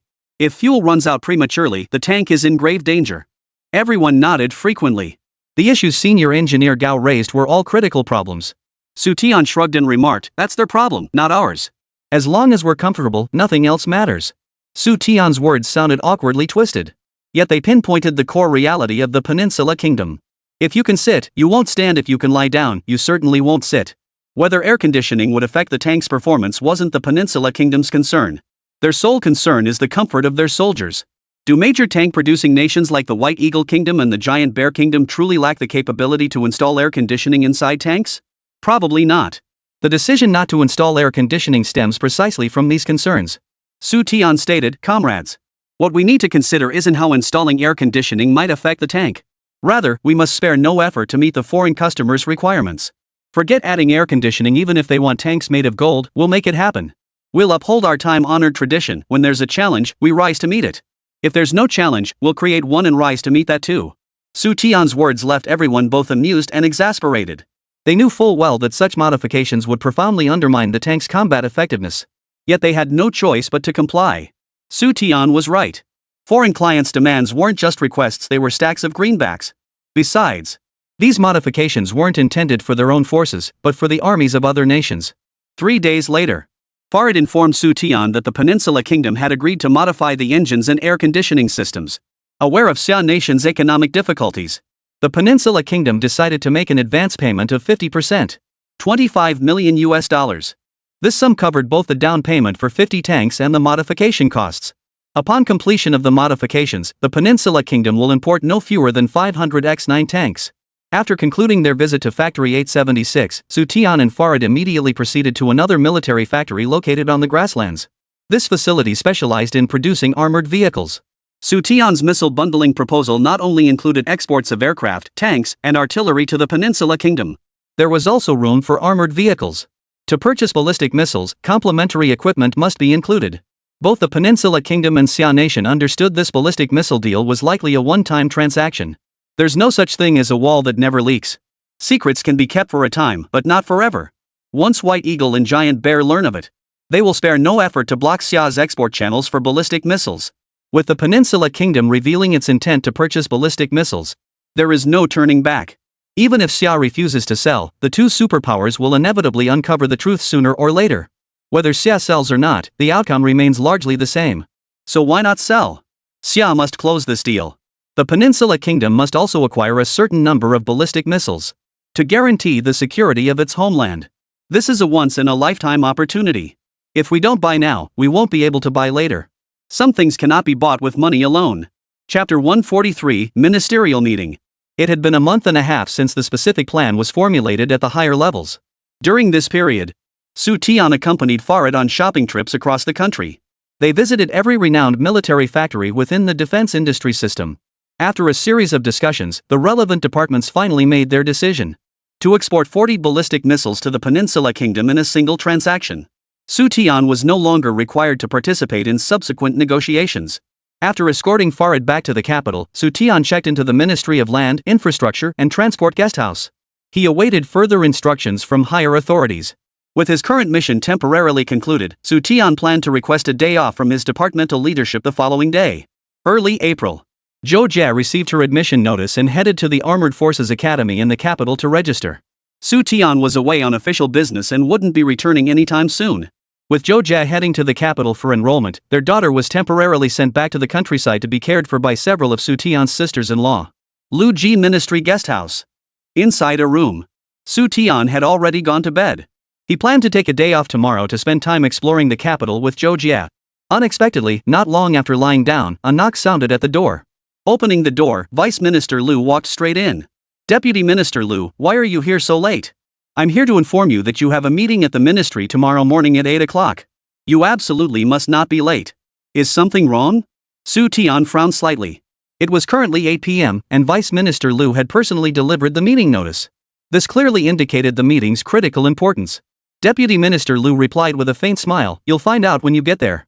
Remember, you absolutely cannot be late." The meeting will be chaired by the Deputy Commander-in-Chief himself, and all the ministry's top leaders, along with leaders from other industrial departments, will be present. Xu Tian inwardly groaned. A whole host of leaders would be attending. Heaven only knew how long the meeting would last. Asking for time off to visit his wife was definitely out of the question. Comrade Xu Tian, are you feeling unwell? Noticing Xu Tian's gloomy expression and sensing he had something on his mind, Vice Minister Lu inquired with concern. Thank you for your concern, comrade. I'm physically fine, it's just... After a moment's thought, Xu Tian decided to speak plainly. After the meeting, could he be granted a day off? Before returning to Haizhou, Xu Tian wanted to visit Zhou Jie, who was studying in the capital. Oh! Deputy Minister Lu slapped his forehead. He'd completely overlooked this matter. Calculating the timing, Xu Tian's beloved Zhou Jie should have already arrived at the Armored Forces Academy. Xu Tian had been running around non-stop for this weapons deal, not returning home for over a month. He hadn't even had time to see his wife off when she left for school in another city. Now, both Xu Tian and Zhou Jie were in the capital. Arranging for the couple to meet such a simple matter had somehow slipped his mind. This was indeed an oversight on the part of the ministry. I'll handle this matter. I will ensure you meet your wife before you return. Comrade Zhou Jie is an exceptionally capable young woman. After you meet, encourage her to study hard and achieve even greater success in the field of science and technology in the future. After instructing Xu Tian to rest early and not be late tomorrow, Vice Minister Lu turned and left the room. The next morning, 7:30 a.m. Xu Tian arrived punctually at the Ministry of Land and Transport building. Guided by staff, Xu Tian entered the largest conference room in the building. Countless eyes in the room turned to stare at Xu Tian. Xu Tian was secretly astonished. There were still over 10 minutes before the meeting officially began. At this moment, the vast conference room was packed to capacity. Seated in the center was Liang Jun, Deputy Commander of Headquarters, flanked on either side by several ministers and deputy ministers from various industrial departments. Beyond them sat a large group of officials Xu Tian didn't recognize. Liang Jun looked at Rinyu Jin and asked, "Old Run, who else is missing?" "Everyone is here." "In that case, let's begin the meeting early." With a broad smile, Liang Jun addressed Xu Tian, "Comrade Xu Tian, your work performance over the past period has been widely recognized by all. You've made tremendous contributions to our nation's foreign exchange earnings. Thank you for your hard work." Xu Tian quickly replied, "It's no trouble at all. This is simply my duty." "First, please share with everyone how many additional arms export projects you've secured over the past month." At this, every head of an industrial department related to weapons turned their gaze toward Xu Tian. Xu Tian and Farid had visited nearly every military factory in the defense industry system, large and small. Each department head was only aware of their own unit's situation. Take Rinyu Jin, for example. He only knew that Xu Tian had secured a 50 million yuan tank export order for Plant 876, and a 20 million yuan armored vehicle order. Xu Tian spoke calmly, reporting to all leaders. "During this period, I accompanied Farid on visits to the tank factory, armored vehicle factory, shipyard, aircraft manufacturing plant, artillery factory. The delegation has expressed keen interest in our nation's diverse weaponry and military equipment." As Xu Tian delivered his report, gasps of astonishment rippled through the room. Department heads were wide-eyed with astonishment. Who dares say Xu Tian isn't a money-making prodigy? They'd be the first to change their tune. Xu Tian had secured nearly $600 million in arms sales for the land machinery department. While generating revenue for his department, Xu Tian also ensured equitable distribution. 30 J-7 fighters and 20 bombers. He also helped the Naval Aviation Department sell a large quantity of anti-ship missiles. The report lasted 10 minutes, with gasps of astonishment never ceasing. The array of weapons and equipment exported through Xu Tian's efforts was dazzling. The sheer volume was beyond counting. Everyone wore beaming smiles. Farid showed little interest in warships manufactured by Xia Nation. Instead, he showed keen interest in anti-ship missiles. He planned to place an order for no less than $20 million worth of anti-ship missiles. This time, the military-industrial complex had truly bitten off more than it could chew. "Leaders, I've finished my presentation. Does anyone have any questions?" Xu Tian surveyed the room, inwardly chuckling. This was just the beginning. 2 years from now, that's when the real grand scheme unfolds. Once General Sa and Persia go to war, Xia Nation's military-industrial complex would experience its true springtime. Holy cow! The total value of all these weapons and equipment exceeds $55 billion. When have we ever seen that much money? Forget 55 billion, even 15 billion is more than our country can afford. Hold your excitement, the Foreign Affairs Department's capabilities must be strengthened. Their intelligence is way too damn slow. Exactly. If Comrade Xu Tian hadn't uncovered that the Peninsula Kingdom is rolling in oil with the god of wealth practically knocking at our door, we'd never have known. We nearly let this colossal fortune slip through our fingers. Mentioning the Foreign Affairs Department's capabilities left the ministers seething. If the Foreign Affairs Department knew the Peninsula Kingdom was wealthy, they should have dug deeper. How much wealth did their nation truly possess? To catch up with the world's developed nations, Xia Nation treats every penny as two. Every penny counts. The Peninsula Kingdom treats stacks of greenbacks like toilet paper. They spend as much as they want without batting an eye. Chapter 144: The Promotion and Marketing of Arms Exports. Comrade Xu Tian is truly our living god of wealth. Single-handedly, he's generated countless foreign exchange earnings for our departments, boosting our nation's reserves by $55 billion. With this money, everyone's life has improved, and all new projects can be launched immediately. The ministers of various industrial departments expressed their heartfelt admiration. Xu Tian truly was a god of wealth. He was also a guiding light. Without Xu Tian's matchmaking and introductions, who would have known the Peninsula Kingdom was so wealthy? Previously, the Foreign Affairs Department invited the Peninsula Kingdom to send official representatives to visit Xia Kingdom for an inspection tour. The focus was purely on exporting basic industrial goods and agricultural products to the Peninsula Kingdom. We hadn't even considered the possibility of arms deals. Xu Tian thoroughly researched the Peninsula Kingdom's vast wealth and redirected their attention toward missiles. He employed verbal enticements and deliberate exaggerations. Xu Tian employed every sales tactic to the fullest. And it worked. The Peninsula Kingdom really falls for this. Whatever Xu Tian introduced, they bought. Before long, billions of foreign exchange poured into Xia Nation, flowing into every department. No more tightening their belts for any of the departments. Comrade Xu Tian, I can see you still have something to say. Today, speak your mind freely. Whatever you say, no one will hold it against you. If anyone was in the best mood, it was undoubtedly Liang Jun, deputy commander of headquarters. He hadn't misjudged the man after all. It was well worth breaking the rules to push Xu Tian forward. Xu Tian now had a stage to showcase his talents. Every action he took thereafter brought immense benefits to the nation. Liang Jun was now eager to hear Xu Tian's vision for the future. Could the defense industry's export earnings be further enhanced? Xu Tian organized his thoughts before responding. Commander, I believe there is tremendous potential in foreign arms exports. We absolutely cannot be satisfied with the current prosperity. We should continue to build upon it. The Peninsula Kingdom isn't the only nation with vast wealth. Other nations in the desert region also have a strong demand for weapons and equipment. The desert region remains perpetually unstable due to multiple factors.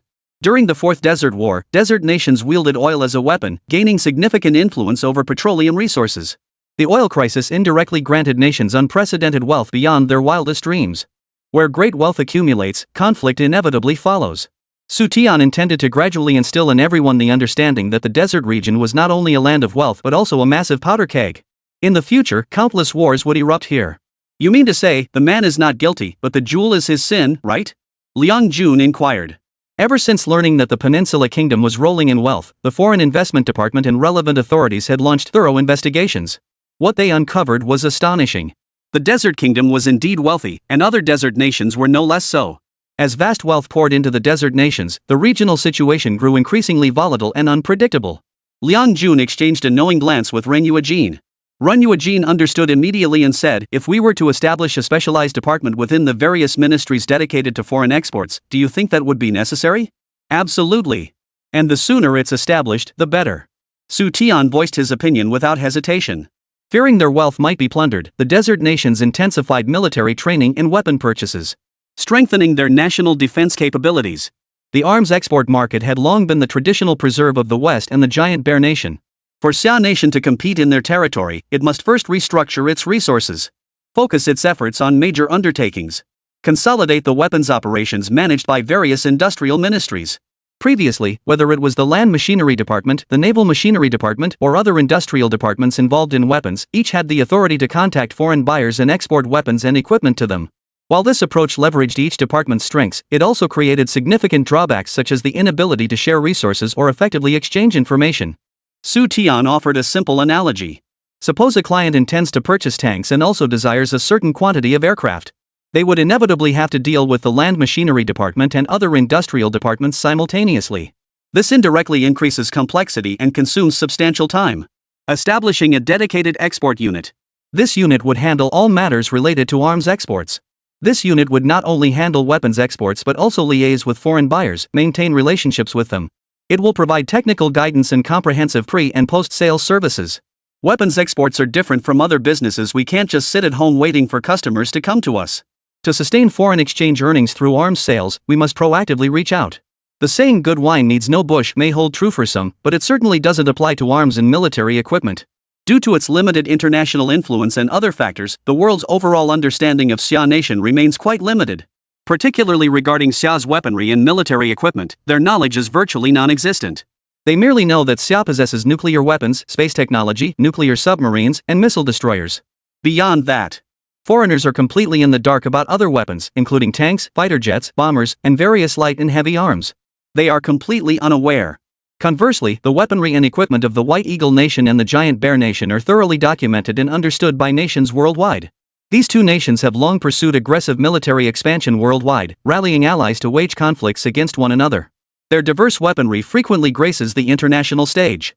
Even without reaching out, clients flock to them. This is the commercial value derived from international influence. To take a recent example, consider the Fourth Desert War. The two warring factions were backed by the White Eagle Nation and the Great Bear Nation respectively. Rather than being a bloody battle between the Desert Coalition and the Kingdom of David, it was more accurately a weapons showcase for two superpowers. Weapons from both nations frequently appeared on the battlefield. Tanks, in particular, captured the world's attention. Publicity work is our top priority. We must not only promote the ideals and ideology of our Xia Nation to the outside world, we must also intensify our efforts in promoting and marketing our weapons exports. Of course, this promotion isn't about flaunting how powerful or numerous our weapons are. Instead, we must thoroughly explain their capabilities to clients, ensuring they clearly understand our equipment offers better value for money compared to the two superpowers' weapons. Xu Tian began illustrating with sniper rifles. At first glance, Xu Tian's asking price of $5,000 per rifle seemed like he was ripping off his customers. But that was far from the truth. The sniper rifles produced by White Eagle Nation had mediocre performance and were complicated to maintain. Even so, they still command exorbitant prices exceeding $4,000. Xia Nation's domestically produced sniper rifle boasts an effective range of 2,000 meters. When equipped with an optical sight, they can reliably hit targets beyond 2,000 meters. Such a high-quality sniper rifle sells for only $5,000. In terms of cost-effectiveness, it completely outclasses the White Eagle Kingdom's sniper rifle. The Peninsula Kingdom has money, but they're not fools. They know how to do the math and recognize the most cost-effective purchases. Chapter 145, The Overseas Trading Company Born Ahead of Its Time. As Xu Tian spoke, the expressions of those present varied. Some looked deep in thought, others nodded in agreement. Liang Jun maintained a faint smile throughout. Ren Yuejin felt a mix of emotions. The issues Xu Tian raised were precisely the critical points everyone had overlooked. As the nation's overall policy began to shift, large quantities of foreign equipment and production materials entered Xia Nation. If advanced foreign technology and equipment could enter Xia, why couldn't Xia go out? Send professionals abroad to connect with clients in need. Instead of sitting at home waiting for clients to come knocking. Xu Tian made a very valid point. In the realm of arms exports, Xia Nation holds no reputation whatsoever. Other nations' knowledge of Xia's military hardware is limited to a few types of weapons of mass destruction. Everyone knows that weapons of mass destruction cannot be sold. While weapons of mass destruction cannot be sold, other arms certainly can. But foreigners simply don't know that. Well said. Your analysis is thorough and thought-provoking. Liang Jun burst into laughter. A smile spread across Ren Yuejin's face. Several ministers from the industrial departments looked on with approval and anticipation. Comrade Xu Tian, we truly haven't misjudged you, you're a versatile talent. Having said that, Liang Jun turned to the others and asked calmly, everyone, are there any further opinions? The group shook their heads in unison. Liang Jun stated, since there are no objections, I hereby announce that Comrade Xu Tian will be transferred effective immediately to serve as head of the preparatory group of the Foreign Trade Company. He will be responsible for establishing the framework of the export company. Hearing the appointment, Xu Tian was stunned. Several large companies responsible for foreign trade and arms exports would be established over the next few years. What year was it? 1978. A full 7 years ahead of schedule. Comrade Xu Tian, this appointment reflects the organization's trust in you and the recognition of your work. Following collective deliberation, our nation requires the establishment of a comprehensive company dedicated to liaising with foreign entities and conducting commercial trade. The arms export operations previously managed by various departments will now be consolidated under this company. The company shall be named Jiuzhou Trading Company. Over the preceding month and a half, relevant departments had discussed not only ballistic missile exports but also strategies for sustained business expansion. They also held earnest discussions addressing issues like the fragmented operations of various industrial ministries. Through repeated meetings and discussions, the central authorities decided to establish a comprehensive foreign trade company. Jiuzhou Trading Company's responsibilities extend beyond liaising with foreign businesses for weapons exports. It is also to serve as a bridge for Xia Nation's external relations. It would assist relevant departments in introducing more advanced equipment and technology, while attracting foreign investors to establish factories in Xia. With one company handling multiple business lines, the question of who would lead it became a pressing issue. This person must not only understand weapons and equipment, but also know how to deal with foreigners. They must be steadfast in their convictions and worthy of trust. After much deliberation, Xu Tian emerged as the obvious choice. Compared to Xu Tian, the other candidates fell significantly short.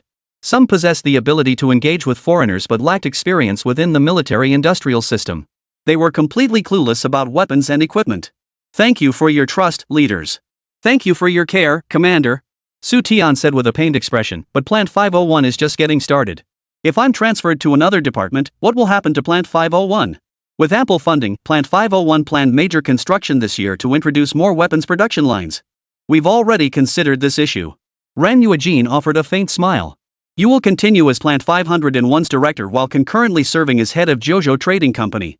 Once Plant 501 is fully operational, you may relinquish some of your responsibilities. The concerns Xu Tian voiced were precisely what the higher authorities had anticipated. Factory 501 was a pilot unit for headquarters. It was a model enterprise personally nurtured by General Liang. Xu Tian was not only the head of Factory 501 but also its backbone. If he were to leave, the entire framework of Plant 501 could collapse. The foreign trade company needed Xu Tian at the helm. Factory 501 equally cannot do without him. Liang Jun decided to take a bolder step, assigning Xu Tian to shoulder both responsibilities simultaneously. The planned Jiuzhou Trading Company would be based in Haizhou. This arrangement would allow Xu Tian to manage both responsibilities effectively, resolving economic issues and acquiring substantial foreign exchange.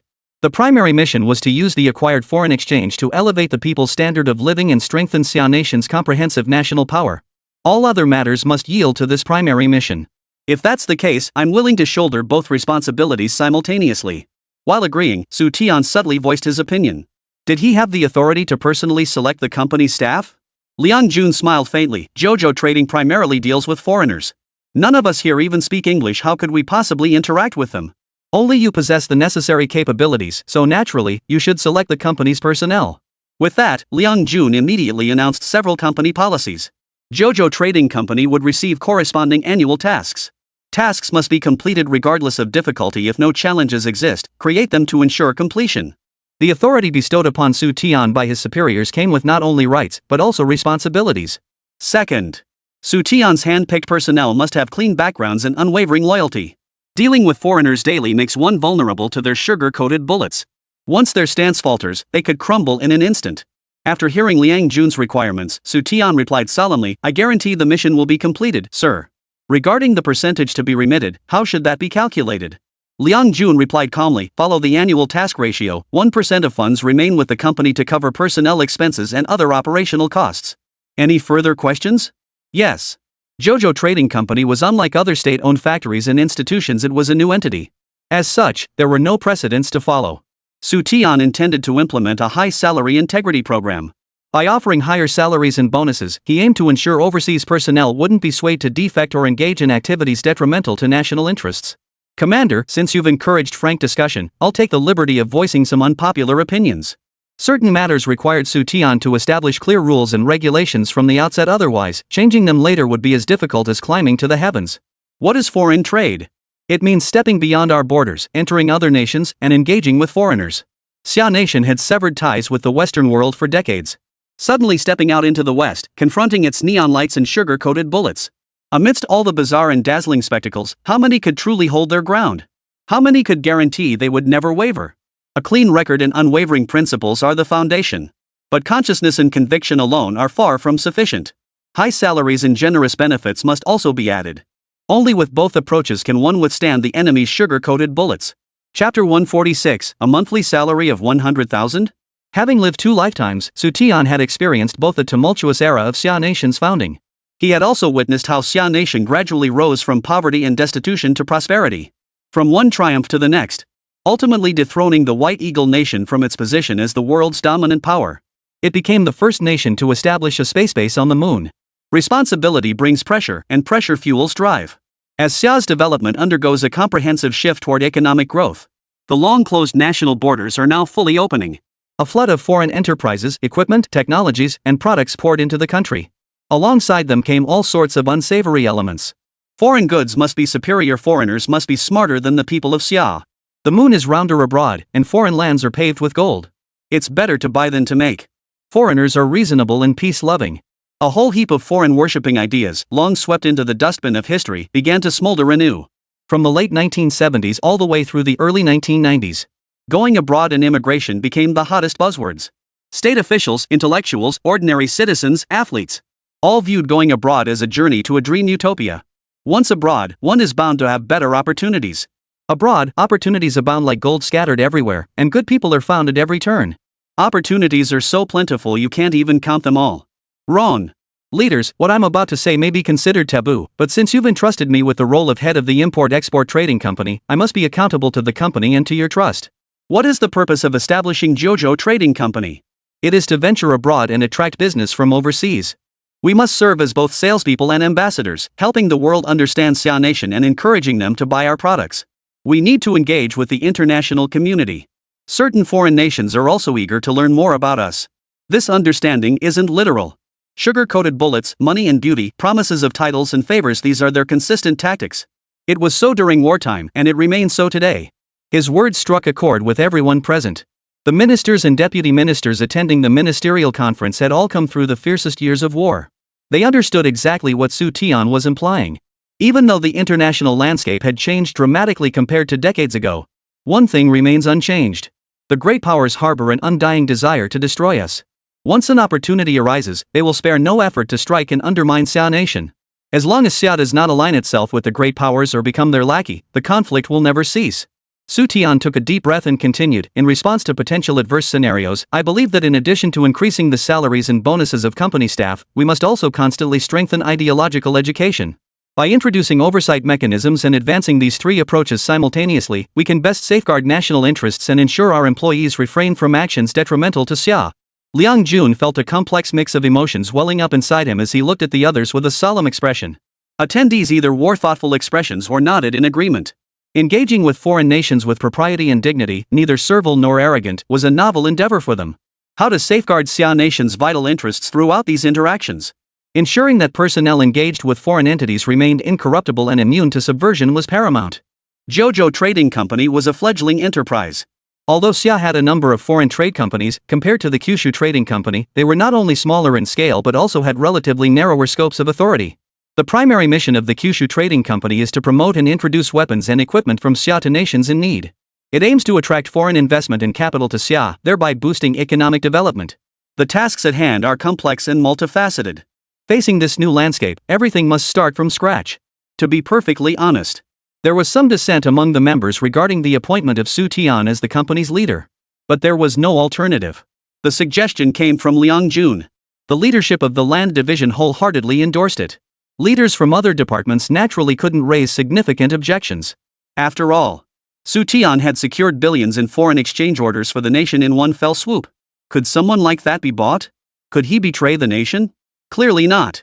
Xu Tian may be incorruptible, but what about his subordinates? Would they possess the same unwavering resolve? No one dared to guarantee it with a firm hand on their chest. And certainly no one could solemnly pledge that every employee would resist the allure of foreign temptations and the glamour of luxury. I propose that all staff at Zhou Trading Company receive a monthly salary of 10,000 yuan, and that I be permitted to establish an internal reward and punishment system. This system will motivate everyone and prevent them from being corrupted by money or wavering in their convictions. Beyond the 10,000 yuan base salary per employee, Xu Tian also demanded absolute operational control. 10,000 yuan? Deputy Minister Huang of the Logistics Department held up a single finger, his face etched with disbelief. In an era when average wages hovered around a few dozen yuan, Kyushu Trading Company employees were to receive 10,000 yuan monthly. What a terrifying figure. Other leaders exchanged bewildered glances, their eyes fixed on Xu Tian with peculiar expressions. A level 8 master craftsman earned just over 100 yuan a month at most. 10,000 yuan equaled the wages of 100 level 8 workers. And this was merely the monthly salary of a single individual. Beyond that, Xu Tian also planned to implement a reward and penalty system within Zhou Trading Company. Bonuses would incentivize employees. Wouldn't this just become money-driven? I object. A deputy director from the 7th Machine Department declared sharply, "Comrade Xu Tian, we understand your intentions are good, but a monthly salary of 10,000 yuan per person is simply too high. It goes against our principle of frugality and austerity." Many other leaders shared this sentiment. Those attending the meeting were either deputy ministers or full ministers. They were well aware of each other's salaries. The highest earned around 170 to 180 yuan, while the lowest was 120 to 130 yuan. Liang Jun, who earned the highest salary present, made just over 200 yuan monthly, never exceeding 300. The deputy commander at headquarters earned less than 300 yuan monthly. An employee at Zhou Trading Company earned 10,000 yuan a month. This is utter nonsense. Liang Jun said expressionlessly, "The base monthly salary for employees is 10,000 yuan. What about your salary?" 100,000. A loud boom echoed as the room erupted in commotion. Xu Tian was clearly getting too big for his britches. He thought bringing in billions in foreign exchange would give him leverage to bargain with the state. Vice Minister Liu, who had always kept a watchful eye on Xu Tian, kept shooting him meaningful glances. He desperately tried to find a way to smooth things over. Those words, once spoken, would bring Xu Tian endless trouble and criticism. Minister Rin Yuejin's heart pounded wildly. Having weathered countless storms and faced the bayonets of the Japanese without flinching, for the first time, he truly understood the saying, "There are always people more capable than you, and the sky is the limit." When it came to boldness and speaking one's mind, Xu Tian was truly in a league of his own. Chapter 147, Personnel and Management Authority must remain in our hands. Liang Jun raised an eyebrow. 100,000 yuan a month? You really have the nerve to ask for that. Why do you insist on this? When the headquarters commander spoke, even those seething with discontent had to temporarily swallow their grievances. Xu Tian replied without flinching, "Sir, before answering your question, may I ask one first?" "Go ahead." Liang Jun nodded. "Are you aware of the cost of living abroad?" Hearing this question, murmurs rippled through the group. What did Xu Tian's bargaining with his superior for 100,000 yuan monthly salary have to do with overseas prices? Liang Jun replied uncertainly, "Probably very high, right? Not just high, extremely high." Xu Tian said solemnly, we must acknowledge that Xia nation is at a comprehensive disadvantage in economic competition with Western countries. Western powers, relying on bloody capital accumulation, became developed nations long ago. Being developed nations, their domestic prices are inevitably absurdly high. Zhou Trading Company's mission is to go abroad, engage with enterprises and merchants in various countries, establish business connections, and promote our nation. As the company's leader, I must unhesitatingly shoulder the heaviest burden. Abroad, expenses are unavoidable everywhere. After all, foreign societies prioritize money above all else. Some costs can be reimbursed, but others, well, I doubt they'll be covered. For instance, entertaining foreign clients with meals, taking them to performances, or presenting them with gifts. These expenses may not be reimbursed by the company. Yet to build rapport with foreign and Western businesses, certain appropriate banquets and social engagements are unavoidable. In such cases, I have no choice but to cover the costs out of my own pocket. With monthly salaries of a few dozen to $100, going abroad wouldn't even cover the cost of a meal for foreign clients. Think about it. Through this arms export deal, we've seen just how wealthy the desert regions are. The Peninsula Kingdom, which established our initial friendship, clearly treats money as if it were worthless. To strengthen ties with them, we must frequently visit their country. The first hurdle is the high cost of living. In the Peninsula Kingdom, even ordinary soldiers are likely millionaires. Do you think prices could possibly be cheap? I imagine even a cup of coffee or a loaf of bread would cost several, or even over $10. The room fell silent. Xu Tian raised several pointed questions that no one had ever considered. Out of China's 1 billion people, only a tiny fraction ever travel abroad each year. They had no understanding of living standards or cost of living abroad. Without understanding, they naturally had no voice. This is precisely why I must increase our employees' wages. When our staff travel abroad, what greets their eyes is a world of neon lights, glitz and glamour, dazzling colors, and people and things they've never encountered before. The relentless assault of materialistic values poses an immense challenge. Goods like watches, radios, televisions, refrigerators, and even air conditioners, items we treat as scarce commodities, are commonplace abroad. Could our staff members become psychologically unbalanced? Offering them higher wages can help them resist these temptations to some extent. They pay me handsomely because I can make that money generate new value tens or even hundreds of times its original worth. In his previous life, Xu Tian was not only a renowned domestic academician and leader of numerous research projects but also headed a secret research unit. He had witnessed countless instances where a single misstep led to lifelong regret. Employees of Zhou Trading Company worked abroad for meager wages. Faced with the allure of the outside world, psychological imbalances were inevitable. Even the most resolute individuals, could they resist once, twice, or a third time? Even if an individual could resist, foreign intelligence agencies will find a way to crack that stone. Zhou Trading Company was established to address this new situation, bringing fresh assistance to the nation's development. Xu Tian could remain uncontested and unchallenged in other matters. But there are two matters where Xu Tian must receive clear answers at this meeting: personnel wages and bonuses, along with the subsequent reward and punishment system. Second, decision-making and operational authority. Times have changed. It was rare for outsiders to dictate to insiders, but rare didn't mean impossible. Zhou Trading Company is destined to become a dazzling presence envied by all. Those seeking to get a piece of the pie will undoubtedly be numerous. Where there's money to be made, human nature inevitably comes into play. They will harbor ulterior motives. Whether they dip their own hands into the company or place their people within it, their actions will inevitably impact the company's operations and growth. Both rights must be secured, not one can be spared. Xu Tian must hold them firmly in his grasp. Without laying a solid foundation for development, problems will arise endlessly in the future. Clap, clap, clap. Everyone turned toward Liang Jun at the sound. Liang Jun stood up, clapping and smiling. Comrade Xu Tian, your words are not only profoundly moving but also worthy of deep reflection by everyone.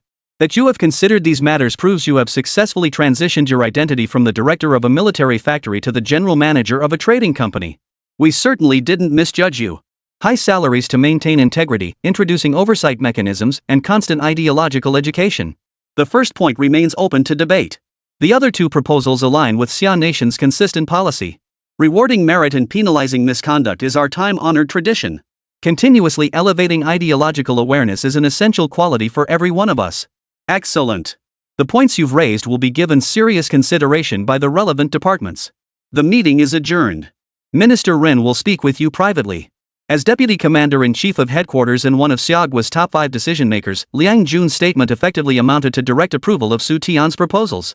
Can high salaries maintain integrity? The answer is no. Human greed knows no bounds. In such circumstances, oversight mechanisms must intervene. Regular ideological education can effectively mitigate potential issues. The three elements are interlinked. ensuring overseas personnel resist certain temptations. At 4:30 p.m., the meeting officially concluded. Xu Tian followed several department leaders to the cafeteria for lunch, only to be summoned separately by Renyua Jin to his office. A private ideological education session was conducted specifically for Xu Tian. Meanwhile, the department heads who had left the Ministry of Land and Transport did not disperse immediately. Instead, they followed Liang Jun back to headquarters. I know you have reservations about Xu Tian, especially his high salary proposal. I doubt any of you approve of it. Whether you're satisfied or not, this matter must be implemented. If any of you believe your capabilities surpass Xu Tian's, feel free to let me know. I'll immediately report to the central authorities and have you appointed as the head of Zhou Trading Company. Certain things were difficult for Liang Jun to say in front of Xu Tian. Now that they were all internal personnel, Liang Jun naturally spoke plainly. Chapter 148, The Headquarters Commander's Persuasion. Xu Tian assisted the nation by selling 40 missiles, earning $40 billion in foreign exchange.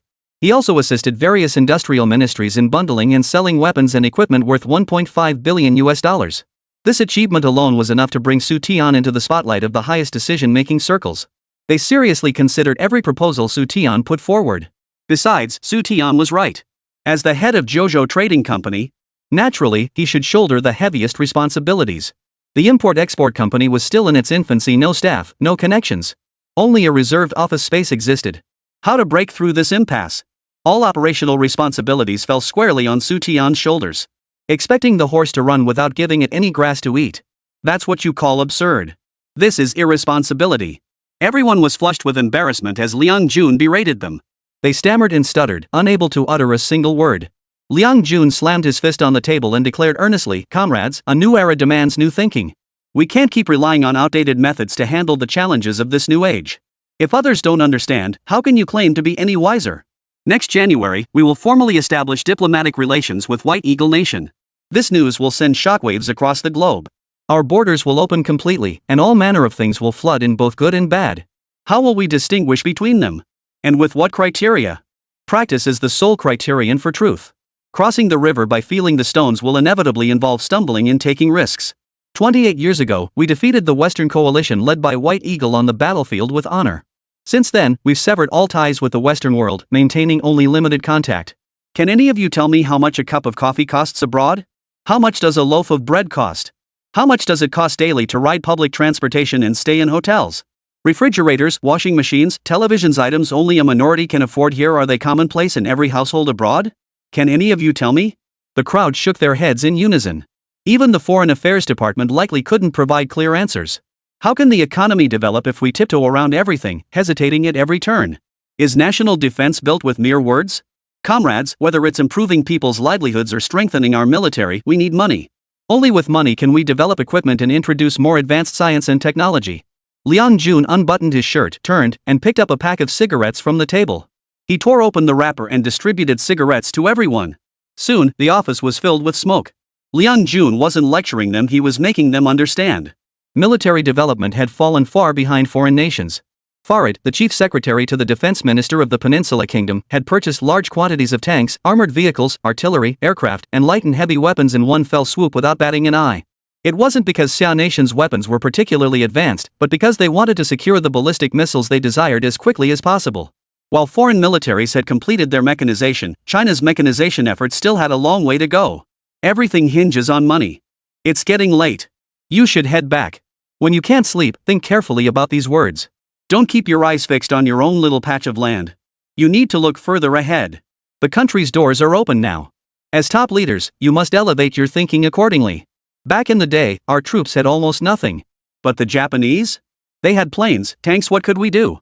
We had to throw human lives at them. If war breaks out in the future, the enemy's firepower will be 100 times more powerful than decades ago. Are we still going to sacrifice lives to win one brutal victory after another? That kind of victory is not what I want to see, and I believe it's not what you want to see either. Wolves travel 1,000 miles to eat meat, dogs travel 1,000 miles to eat. The words may be harsh, but that's the reality. Xu Tian alone generates nearly 6 times more foreign exchange than our entire nation combined. Comrades, what does 6 times even mean? Many things we once couldn't afford to buy can now be acquired freely.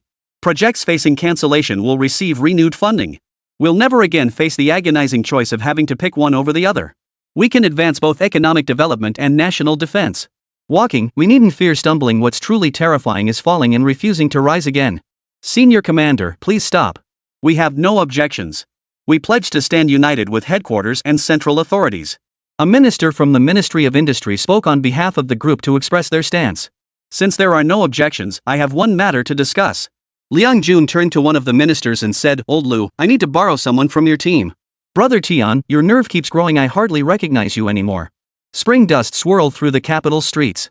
Zhou Jie, dressed in a brand new military uniform, rubbed his eyes as he spoke. Sometimes, you have to be bold. Xu Tian shrugged. Take building a house, for instance. If the foundation is flawed from the start, even if the house is completed, it won't last long. If I don't proactively ask the leadership for these rights, my position as head of this department is like a clay Buddha in a temple, just a decoration. Anyone who walks in can boss me around, kick me a few times, and slap me around. But with 100,000 a month, that's 12 million a year, more than some factories make in profits annually. It's bound to make people jealous. Since leaving Shiha Brigade, Zhou Jie's perspective and intellect had been evolving daily. She was no longer that clueless country girl. Xu Tian smiled faintly. Jia, you can rest assured about this. Perhaps in the first year or two, some envious people will gossip behind my back and try every trick to make my life miserable. But it doesn't matter. As long as I keep generating foreign exchange and bringing in massive capital flows for the country, no one can touch me. Besides, this situation won't last long. Based on my analysis, within 2 to 3 years no more than 4 many similar foreign trade companies will emerge. By then, the pressure on our company will ease significantly. Standing alone like a crane among chickens makes you a target, but once there are 7 or 8 of us, the issue won't be nearly as serious. Alright, stop overthinking it. My boss only gave me 1 day off. Today, we won't think about anything, just enjoy a full day of fun in the capital. Xu Tian smoothly steered the conversation away. Xu Tian had done everything he could, whether the boss approved or not was their problem. Right now, Xu Tian just wanted to spend quality time exploring the capital with his wife. To enjoy a full day of unrestrained fun. After this, their time together would surely become scarce. One would be studying in the capital, the other constantly on the move. Fortunately, this situation wouldn't last too long. After Zhou Jie graduated, Xu Tian would leverage every connection he had to secure her a position at the factory as a military liaison. Or perhaps to the company. The import-export trading company had military connections. Bringing Zhou Jie in would leave others with little to say. If anyone dared to complain, Xu Tian had his own ways to deal with them. He'd shut them up with one weapons order after another. Chapter 149, Teaming up with an old acquaintance to build a foreign trade company. A few days later, Xu Tian was ordered to return to Haizhou. Before departure, he was summoned to headquarters by Liang Jun. Uncle Su, what are you doing here? The moment he entered, Xu Tian froze in surprise. Besides Liang Jun, Su Changmao was standing in the office. Su Changmao chuckled. Xu Tian, from now on, I'll be your squad leader. Squad leader? Xu Tian froze for a moment before asking, Uncle Su, are you saying we're forming a team? A team leader, naturally, was the head of the team. As the company's general manager, Xu Tian held management and personnel authority. The higher-ups couldn't possibly not assign someone to oversee him. Simultaneously, he would be responsible for managing financial matters. Liang Jun stated, Comrade Xu Tian, after deliberation by higher authorities, all your proposals have been adopted. The higher-ups have transferred Comrade Su Changmao from the Ministry of Marine Machinery to our company to serve as chairman and party secretary. You two are old acquaintances. Your wife's father and Comrade Su Changmao were comrades in arms. I'm confident you'll work well together as a leadership team. Even if differences of opinion arise, they can be resolved internally. Learning that Su Changmao would be his partner, Xu Tian couldn't help but feel delighted. He vowed to work closely with Su Changmao, joining hands to handle all responsibilities effectively. Just days earlier, at a meeting, Liang Jun personally requested Su Changmao from the Naval Aviation Department. The decision to reassign Su Changmao from his role as military representative at the shipyard to the commercial sector. This decision stemmed from multiple considerations. On one hand, Su Changmao was Xu Tian's senior. Matters that Su found awkward to broach himself could be addressed by Su in his capacity as an elder. On the other hand, Su Changmao is a veteran soldier with unwavering principles and a solid ideological foundation. He maintains a clear separation between personal and professional matters. Moreover, Su Changmao had once served under Liang Jun. Liang Jun had complete confidence in this former subordinate. With only 7 months left until formal diplomatic relations with White Eagle Nation next year, the framework for the export trading company must be established as soon as possible. Leveraging next year's diplomatic opening with White Eagle Nation, the company would fully expand its international operations. If personnel were transferred from other departments to form a team with Xu Tian, the mere process of integration would take considerable time. With two individuals unfamiliar with each other, any conflicts that arose would inevitably require intervention from higher-ups. Appointing Su Changmao as party secretary positions him as both Xu Tian's superior, but also his senior. Many issues could be nipped in the bud. Having worked together before, they know each other inside out. Appointing Su Changmao as both chairman and secretary was undoubtedly the optimal choice. Comrade Su Changmao, Comrade Xu Tian. Hearing this, Xu Tian and Su Changmao composed their expressions, their gazes turning serious as they looked at Liang Jun. Liang Jun stated calmly, Plan 501 is a pilot project, and the Overseas Export Trading Company is likewise a pilot. Remember, headquarters is your home base. Report any matters promptly to headquarters. By January next year, the company's framework must be established. At the very latest, it must be operational by mid-next year. You must go global. We will accomplish the mission. Su Changmao raised his arm in salute. Xu Tian declared solemnly, rest assured, Commander. Everything will be in place by year's end. We may not even need to wait until mid-next year. By February or March, the company's reach will extend overseas. Good. This is the military pledge you two have made, and it reflects my expectations. As longtime colleagues, you know how to proceed without further guidance from me. Headquarters and higher-ups have provided all the resources you need. What happens next depends entirely on your performance. After offering a few words of encouragement, Liang Jun signaled for them to leave. Departing alongside them were personnel lists submitted by each department. Each industrial division submitted a large roster of 100 individuals. These individuals possessed foreign language skills and prior experience interacting with foreigners. The relevant files would be sent simultaneously to Plant 501 for review by Xu Tian and Su Changmao. Liang Tian granted Xu Tian another privilege. In addition to selecting company personnel from among these candidates, Xu Tian could also recruit additional talent from other state-owned enterprises and institutions. The sleeper car returning to Haizhou. Xu Tian shook his head and placed the personnel list on the table. Su Changmao, seated across from him, remarked, these are the cream of the crop from every department. Not a single one caught your eye? It's not that I think these people are inadequate, but their capabilities are too narrowly focused. Xu Tian sighed helplessly, these people only know one foreign language, and it's all English. Our clients aren't just Westerners, desert regions are also key targets for us. No one speaks their local languages. Looks like we'll need to retrain. With no more than 2 years and 4 months left before the two desert warlords clash. The personnel lists submitted by various industrial ministries were uniformly filled with English specialists. To penetrate the desert region's arms market, we must have sufficient linguistic talent. The Import-Export Company's mission extends beyond arms exports. It must also attract foreign investment. Language specialists for desert regions are needed, as well as those for other countries. Latin, Spanish, French, and island languages. Xu Tian propped his chin on one hand. It was necessary to establish language courses at Haizhou Night School. Categorize and cultivate relevant language talents. As for Russian speakers, there's no need to rush. In the northern regions, especially the northeast, there's no shortage of Russian speakers, they're a dime a dozen. Su Changmao said, take things slowly with the work. Don't rush, and certainly don't try to get rich quick. First, let's establish a framework for setting up the company's structure. Establishing the company isn't difficult. The real challenge lies in quickly training multilingual staff and providing them with foreign affairs training. At the mention of foreign affairs training, Xu Tian flashed a complex smile. Su Changmao looked puzzled. Why are you frowning one moment and smiling the next? What's on your mind? I was thinking the foreign affairs department must absolutely hate me. They're probably cursing me behind my back right now. They're the ones failing to do their jobs properly. How dare they blame you? Su Changmao retorted irritably. Because the Foreign Affairs Department hadn't done their job properly, they didn't even know how much money the Peninsula Kingdom had. They nearly let the money bag slip away. They deserved the criticism. Uncle Su, that's not what I meant.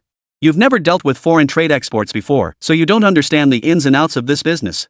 According to regulations, all export products must go through the Foreign Affairs Department. With every export and import, they could rake in a hefty toll. Now that they've lost everything, how could they not resent Xu Tian? Just focus on doing your job well. As the team leader, I'll handle these matters. Su Changmao immediately put Xu Tian's mind at ease. Xu Tian was to focus solely on his core responsibilities as company secretary. Su Changmao would shield Xu Tian from the storm. Chapter 150, New Interpretation of the Phrase, Plans Change Faster Than You Can Adapt. Director. Who are you angry with? Why are you so furious? Hongguang Factory Conference Room. Deputy Factory Manager Fang Junpeng hurriedly entered from outside. Just before quitting time, Fang Junpeng received a call from plant manager Li Dajiang. He demanded all factory leaders come to the conference room immediately for a meeting. From the tone of his voice, Li Dajiang was clearly in a very bad mood. At that moment, Li Dajiang's face was dark and sullen, giving off an aura that he could explode at any second. Have you notified everyone?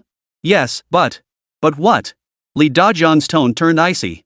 Fang Junpeng replied cautiously, Director Feng from logistics and Director Tian from the workshop, they might have personal matters at home, so they left early. Damn it! We need them to solve our factory's funding issues and figure out ways to generate foreign exchange, yet they're all making excuses. It's not even quitting time, and they're rushing out faster than the next guy. Li Dajiang slammed his fist on the table, cursing furiously as he ordered Fang Junpeng to immediately recall the two men. If they didn't return, they'd never set foot in the factory again. Fang Junpeng's heart skipped a beat. Director, what happened? Just go when I tell you to. Realizing Li Dajiang was genuinely furious, Fang Junpeng dared not ask further and hurried out of the conference room. He instructed the staff to immediately locate Old Tian and Old Foam. Before long, other factory leaders trickled into the meeting room. Seeing Li Dajiang's expression, many began to wonder what was going on. Another 10 minutes passed before Old Foam, the logistics department head who had left work early, and Old Tai, the workshop director, entered the office. Li Dajiang slammed a document forcefully onto the center of the conference table. Our factory is in deep trouble. That bastard Xu Tian is about to lord it over us and run roughshod. Hearing this, everyone crowded around the table to look at the document. What they saw sent a chill down their spines. After reading the contents, Fang Junpeng turned pale with shock. No wonder Li Dajiang was so furious. The impact of the documents was like a bomb going off. It felt like the sky had fallen and the earth had split open. Several industrial ministries dispatched their elite personnel to establish an export-oriented trading company. They were tasked with handling arms import and export transactions with foreign businesses. The head of this company was none other than Xu Tian, the director of Plant 501, their sworn rival. The document outlined the business scope of Zhou Trading Company. From large items like aircraft and tanks to smaller ones like machine guns and automatic rifles. Any item related to weapons would be handled by Zhou Trading Company for export. As for why the higher-ups had made such an appointment arrangement, everyone had only one thought. Absurd. How old is Xu Tian? A man in his 20s shouldering such heavy responsibilities, what else could it be but absurd? Director, what should we do? We've clashed with him plenty before. Now that he holds the reins, Xu Tian will surely come after us. Director, does this mean all weapons produced by our factory including ammunition will now be exported and handled by Zhou Trading Company, will liaise with foreign buyers? If Xu Tian deliberately sabotages us, we'll never have a moment's peace. The group looked as if they'd lost their parents, sighing and groaning. I'm not dead yet. Stop wailing like I'm already gone. Li Dajiang masked his inner unease with his explosive temper. Plans change faster than you can adapt. Li Dajiang now understood this saying in a way others never could.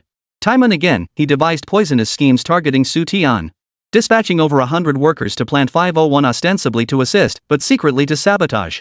Sabotaging operations to disrupt Plant 501's production and construction. Little did he expect that before the plan could even be implemented, it was already dead on arrival. The pace of Li Dajiang's schemes couldn't keep up with the speed of Xu Tian's promotions. That bastard Xu Tian's promotions were like rocket rides. Zhou Trading Company functioned as the procurement department. Who to recruit foreign investors for, and which arms export deals to negotiate, all that was entirely up to Xu Tian. Military factories producing aircraft, tanks, and artillery were few in number domestically, with no viable alternatives. In contrast, the Hongguang military factory. They produce various light weapons and ammunition. Domestic military factories capable of producing light weapons are as numerous as cow hair. Fang Junpeng's expression was dejected, his voice trembling as he said, Director, perhaps we should seek an alliance with Xu Tian. Senior leadership favors Xu Tian, completely disregarding his age and experience. Promoting him to a key position is like handing him absolute power. If we keep fighting him, our factory won't last long. The other factory leaders all turned their gaze toward Li Dajiang. At this point, continuing the feud with Xu Tian was pointless. Who could have imagined that in just a few short months, Xu Tian's status would undergo a triple leap forward? From military factory director to departmental leader. Perhaps the rank of Zhou Trading Company wasn't much higher than that of Hongguang Factory. But the power in their hands truly could overshadow the heavens. Everyone, stay calm. The more unusual something is, the more likely there's something fishy behind it. Li Dajiang feigned composure. He had called everyone to this meeting not to have them hang their heads in despair and go beg Xu Tian to spare the red light factory. He had called them to await further news and analyze what problems truly lay at the heart of this situation. Use your heads. Xu Tian is in his 20s and has been promoted to such a high position. Even if some leaders favor him, there will be many more who oppose him. I've already asked someone to look into it. Once the information comes back, focus your efforts on analyzing exactly where the problem lies.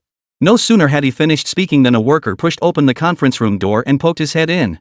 Director, the ministry is on the line for you. Li Dajiang dashed out of the conference room and raced upstairs to the factory director's office. 100,000 yuan annual salary? No objections from headquarters leadership. No objections from the central authorities either. Good heavens, what's become of this world? 100,000 a month? What happened to hard work and frugality? Minutes later, Li Dajiang was drenched in sweat. A cold, indifferent male voice came through the phone. Old Li, I know you and Xu Tian don't get along. You look down on him as a junior and despise their factory 501. But Xu Tian now holds the power of life and death over your factory. Whether Hongguang factory feasts or starves depends entirely on Xu Tian's attitude. The higher-ups have set Xu Tian's monthly salary at 100,000 yuan, while other staff members receive 10,000 yuan. Neither the central authorities nor the headquarters nor any of the ministers have raised objections. If you cause any more trouble, you'd better watch out for early retirement. A certain departmental leader, entrusted by Li Dajiang to investigate the situation, offered this earnest warning. If you don't want to die, you'd better show some attitude. Sir, are you suggesting I kowtow to Xu Tian? Li Dajiang asked nervously. Whether or not to back down to Xu Tian is entirely your factory's decision. But considering our long-standing superior-subordinate relationship, I'll offer this advice: if you wish to remain plant manager, rein in your temper. When you're under someone's roof, you have to bow your head. You've lived this long, surely you understand what that means? I'm signing off now. Figure out your next move yourself. Listening to the busy tone in the receiver, Li Dajiang collapsed to the floor. Chapter 151, Two Worlds Apart in the Military Factory. 100,000 a month, 1,200,000 a year. Even ordinary employees under the company could command monthly salaries of 10,000 yuan. What kind of monster is Zhou Trading Company? How could Xu Tian command such enormous sums? What gives him such immense power? Li Dajiang shouted loudly. As fellow heads of military industrial enterprises, how dare that little bastard Xu Tian lord it over him and act like a tyrant? Inside the meeting room, the Hongguang factory staff waited and waited, but Li Dajiang still hadn't returned. For some reason, Fang Junpeng's eyelid twitched violently. Growing concerned, he rose and left the meeting room. Director, what's wrong with you? Upon entering Li Dajiang's office, Fang Junpeng was startled. Li Dajiang lay on the floor, his body trembling uncontrollably. It looked like he was having a seizure. Fang Junpeng hurriedly helped Li Dajiang up, asking with concern, Director, should we go to the hospital? Old Fang, our factory is finished. We can't bring Xu Tian down. For the first time in his life, Li Dajiang felt utterly hopeless. Trembling, he relayed the warnings from the department leaders to Fang Junpeng. Xu Tian had already caught the attention of headquarters. Even the central authorities held Xu Tian in high regard. His appointment was proposed by headquarters and approved by the central authorities. No one could touch him. All departments held profound expectations for the newly established Kyushu Trading Company. To Li Dajiang, this all smacked of favoritism. Holy cow! 100 grand a month? Xu Tian's practically a capitalist now. Fang Junpeng exclaimed in astonishment. The headquarters, central administration, and various industrial departments had no objections whatsoever. Director, we truly have no other options. We must seek reconciliation with Xu Tian, apologize, and mend relations between our two companies. Fang Junpeng feared Li Dajiang might act impulsively and continue clashing with Xu Tian. Director, the leadership is right. When you're under someone else's roof, you have to bow your head. What's the state of our factory? We both know it's getting tougher by the day. Over 1,000 people depend on us for their livelihoods. Xu Tian isn't just the ministry's cash cow, he's our bread and butter.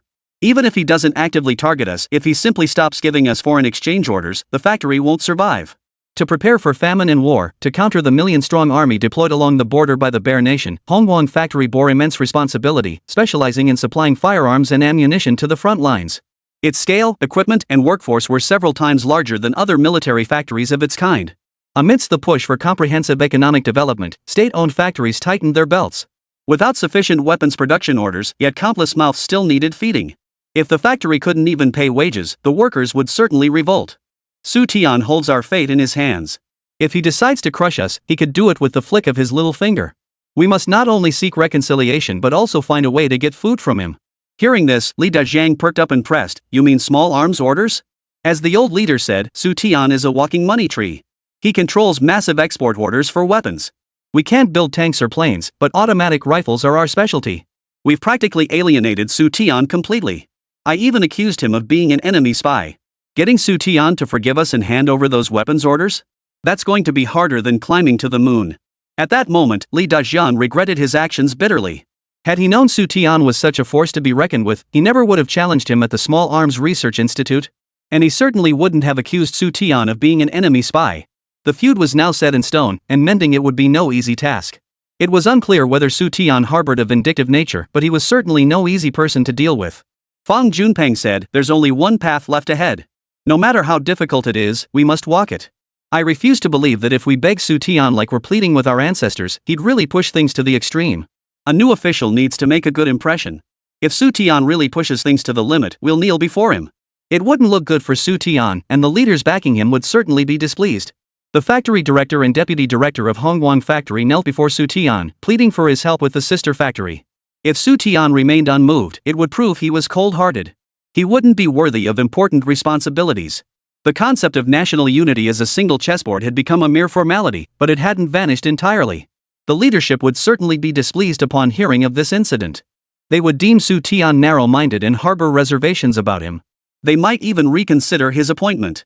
As long as Xu Tian steps down, whoever takes over as head of the trading company, Hongguang Factory's fortunes might just turn around. After months of preparatory construction, Factory 501 now bore little resemblance to its pre-New Year state. The factory grounds had expanded significantly, with production lines continuously increasing. The workforce had grown from about 800 to 1,500, with construction sites visible everywhere around the perimeter. A residential building was rising from the ground. The new office building also served as the headquarters for Zhou Trading Company. 2 signs hung at the entrance. Xu Tian also put Hainan Steel's night school for college entrance exam preparation to use. The night school hadn't been disbanded after last year's college entrance exams. Instead, it had expanded in scale and personnel. Through the export of sniper rifles, Xu Tian brought in several million yuan in funds for Plant 501, Haizhou, and First Machine Factory respectively. While introducing advanced metallurgical equipment, Haizhou's director Zhao Dali also prioritized expanding the night school. Previously, the college entrance exam program had used the facilities and classrooms of the children's middle school. With the new funding, the night school now had its own teaching building. Its name was also changed from College Entrance Exam Night School to Haizhou Workers' School. Uncle Su, what do you think of my arrangements? Excellent. Class divisions based on ability, learning assessments, and competitive hiring. On the 3rd floor of the Workers' School, distinct voices echoed from each classroom. There were 8 classrooms on the entire floor. From left to right, they offered multilingual training in Latin, Arabic, Spanish, French, and the island's native language. The classrooms were packed to capacity, with over 100 people in attendance. Xu Tian established the foreign language training program during evening hours after work. He borrowed a large number of translators proficient in languages other than English from the headquarters to serve as temporary instructors. A public recruitment notice was issued at Plant 3. Individuals aged 18 to 30 with a high school education, a clean background, and no historical issues were eligible to apply for the language training. The term lasted 3 months, with periodic examinations conducted throughout. Upon completing the 3-month language training, participants took a graduation exam. Those who pass the exam will qualify for an interview with Kyushu Trading Company. Why qualify?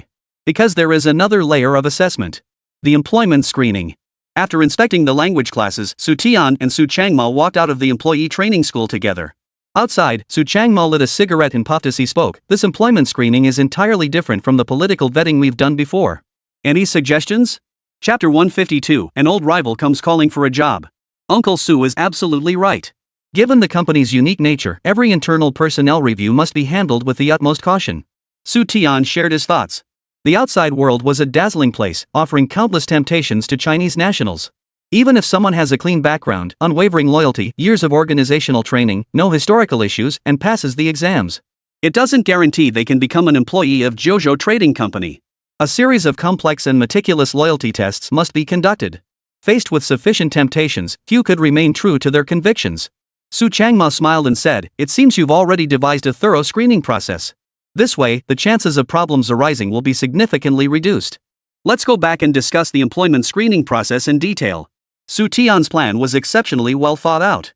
Yet even the most meticulously crafted plans harbor vulnerabilities. Pooling wisdom is the best way to identify and address these gaps. Well, if it isn't Plant Manager Li and Deputy Plant Manager Feng. What wind has blown you both here today? Before they even reached the lobby, Xu Tian spotted Li Dajiang and Feng Junpeng from afar. Their expressions were gloomier than if they'd eaten bitter melon. They hung their heads dejectedly, like defeated roosters. Li Dajiang forced a smile and spoke in a fawning tone. "Director Su, no, Director Su.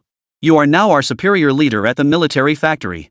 As subordinates, it's only right that we come to pay our respects. Thinking back on our verbal clash earlier, I can't express how deeply I regret it." Li Dajiang's voice trembled with emotion as he expressed his remorse. He was certain Lord Xu Tian would overlook the transgression of a lowly subordinate and spare him this time. Feng Junpeng interjected, "The factory director and I have come to beg your forgiveness. I'm no leader, stop calling me that. If others hear it, they'll think I've gotten too big for my britches." Xu Tian gave a faint, ambiguous smile and continued walking toward the building without pausing. Fang Junpeng and Li Dajiang dared not utter a single complaint, obediently trailing behind. Upon reaching the office, Fang Junpeng offered a forced smile. "Leader Su, you're truly magnanimous. The factory director and I deeply regret our actions. Hongguang factory has been struggling these past years. Without capable individuals like you, Leader Su, we simply lack the connections to even consider doing business with foreigners. The higher-ups were truly insightful and wise to appoint you as the head of the trading company." To smooth relations and curry favor with Xu Tian, Li Dajiang and Fang Junpeng adopted an extremely deferential attitude. Su Changmao shot Xu Tian a meaningful glance. He knew Xu Tian had conflicts with Hongguang factory. This was not a personal conflict and absolutely must not affect work. As a newly appointed official, Xu Tian should avoid taking extreme measures. This would prevent giving others the impression of petty vindictiveness. If word got out, people would gossip behind his back. Returning to his seat, Xu Tian remarked calmly, "Director Li, Deputy Director Fang, let's be clear, you know why you're here today, and I know it even better. Besides apologizing and making amends, are you here to secure that light weapons export order?" With that single sentence, Fang Junpeng and Li Dajiang paled visibly. Xu Tian seemed to read their minds like a book before they could even state their true purpose. He had already seen through them. "Gentlemen, our company is still young and entangled in myriad operational matters. Both Mr. Su and I are extremely busy. Time is precious. If you have something to say, please get straight to the point." Given the semi-official setting, Su Changmao, in his capacity as party secretary of Zhou Trading Company, naturally addressed Xu Tian by his official title. Li Dajiang glanced at Fang Junpeng, who bowed and scraped. "Director Su, you're truly prescient. We did indeed come to discuss matters concerning the export of light weapons. As the saying goes, a good neighbor is better than a distant relative. Our Hongguang factory and Director Su's 501 factory have been neighbors for so long. We've built some rapport over the years. As a magnanimous figure with the capacity to accommodate others, surely you wouldn't let our Hongguang factory go hungry? We heard you recently secured a large automatic rifle order with foreign buyers. The Type 56 assault rifle is our factory's specialty. Out of respect for our shared ties, both neighbors and fellow units under the Ministry of Land Forces, Director Su, please lend us your support." Li Dajiang quickly chimed in, "Funds allocated by the ministry have dwindled year after year. Our factory is truly on the brink of collapse. Leader, if you help us weather this crisis, once it's resolved, whatever you ask, we'll do without question. Plant 501 lacks technical personnel? No problem. Leave it to us.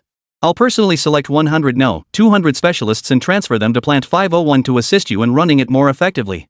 Xu Tian folded his arms and replied calmly, "Director Li is correct, we should support each other. But there's one thing you seem to have misunderstood.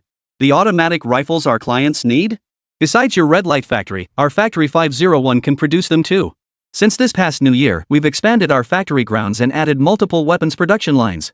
While we can't manufacture heavy weapons, producing Type 56 automatic rifles is no problem at all. Your factory is waiting for rice to cook, and we at Factory 501 are in much the same situation.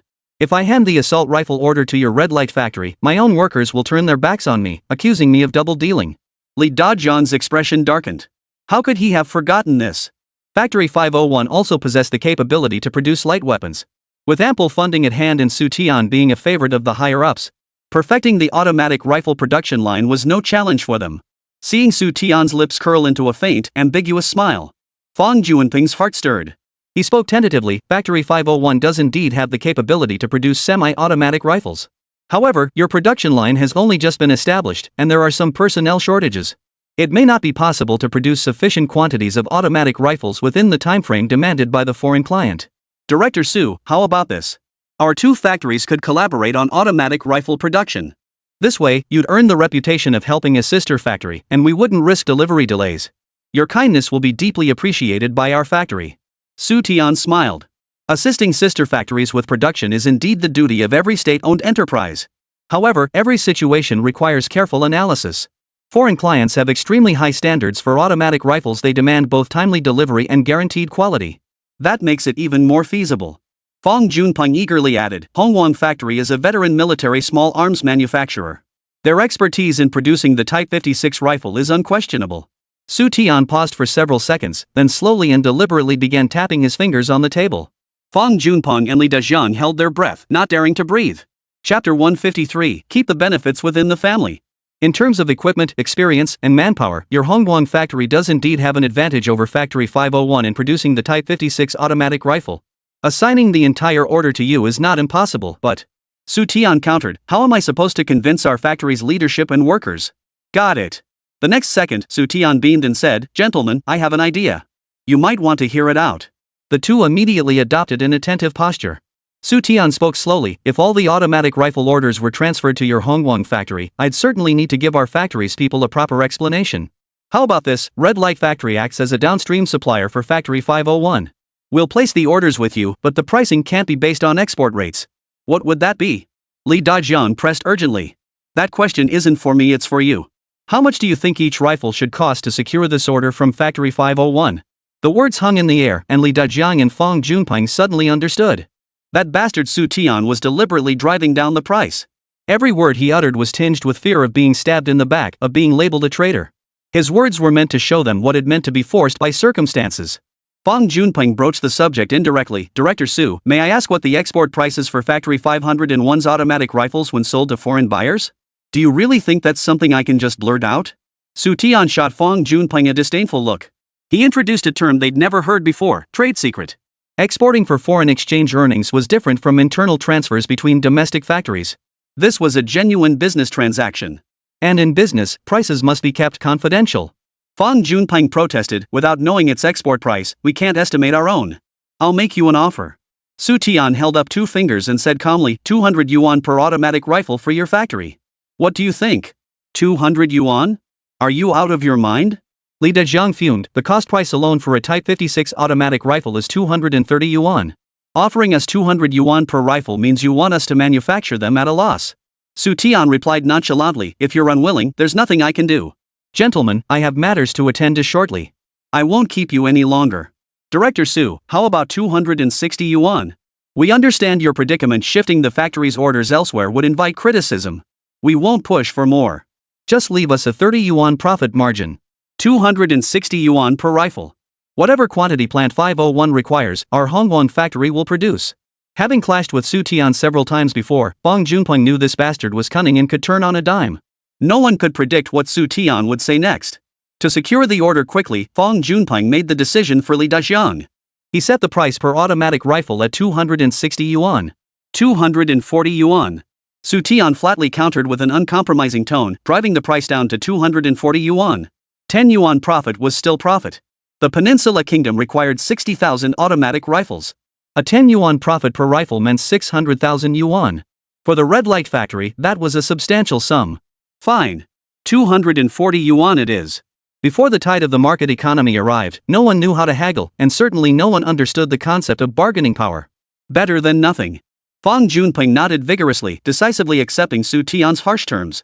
Li Dajiang was furious enough to burst a blood vessel. But when you're in someone else's house, you have to bow your head. As Xu Tian had pointed out, 60,000 automatic rifles at a 10 yuan profit per unit meant 600,000 yuan. That was enough to get Hongguang factory through its current financial difficulties. Confirming neither party had objections, Xu Tian signed the contract on the spot.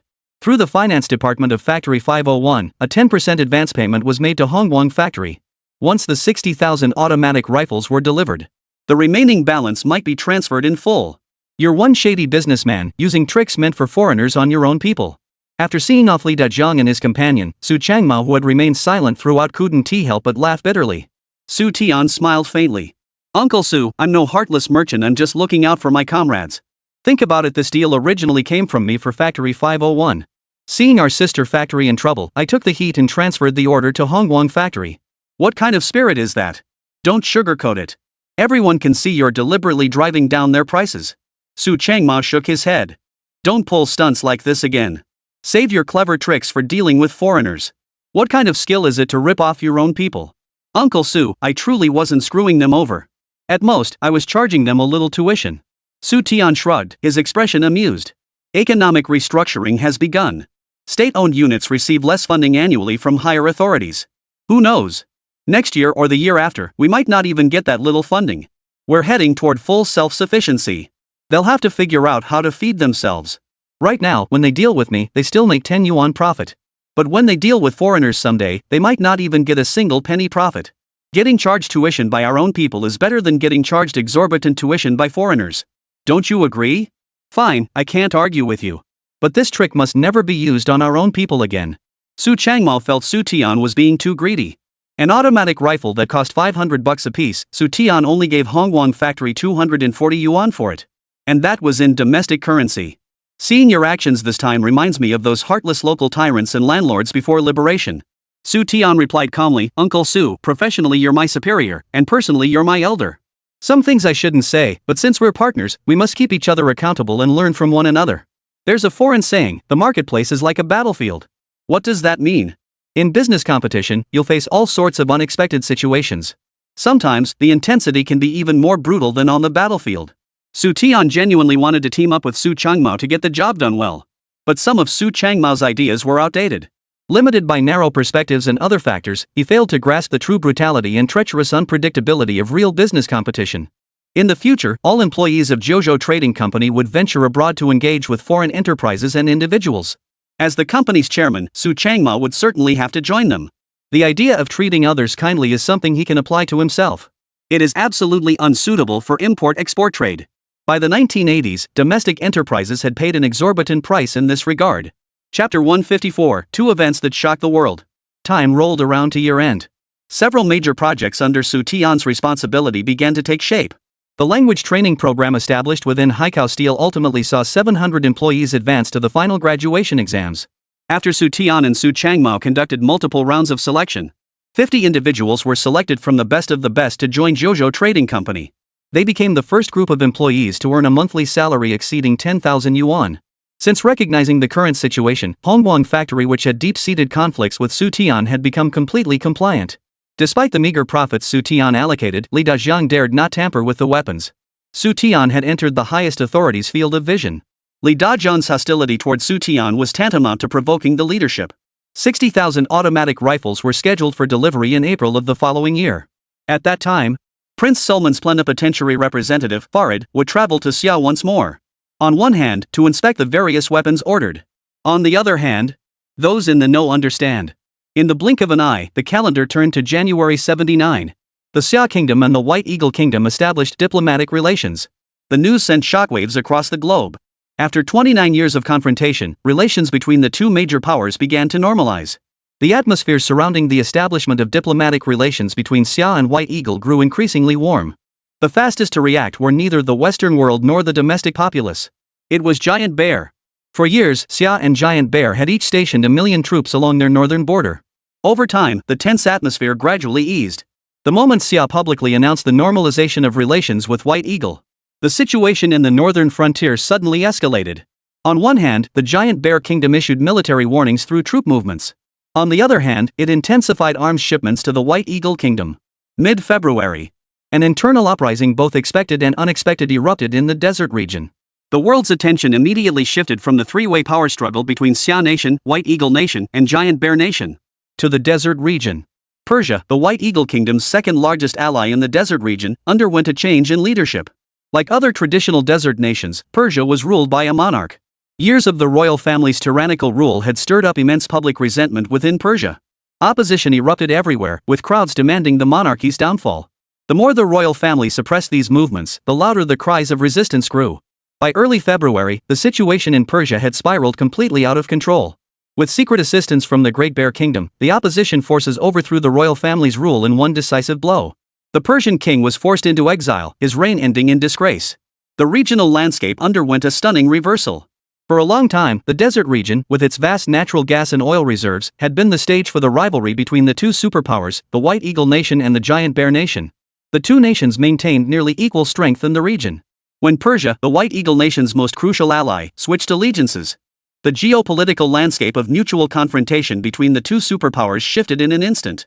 With such a major incident unfolding, it's only natural that Prince Sulman would come personally. Xu Tian, who had received the news at the last minute and was heading to headquarters for a meeting, offered the most straightforward assessment. In the headquarters office, Liang Jun countered, "From what you're saying, it sounds like Prince Sulman's personal visit was entirely within your expectations?" "Sir, it's not that I can predict the future.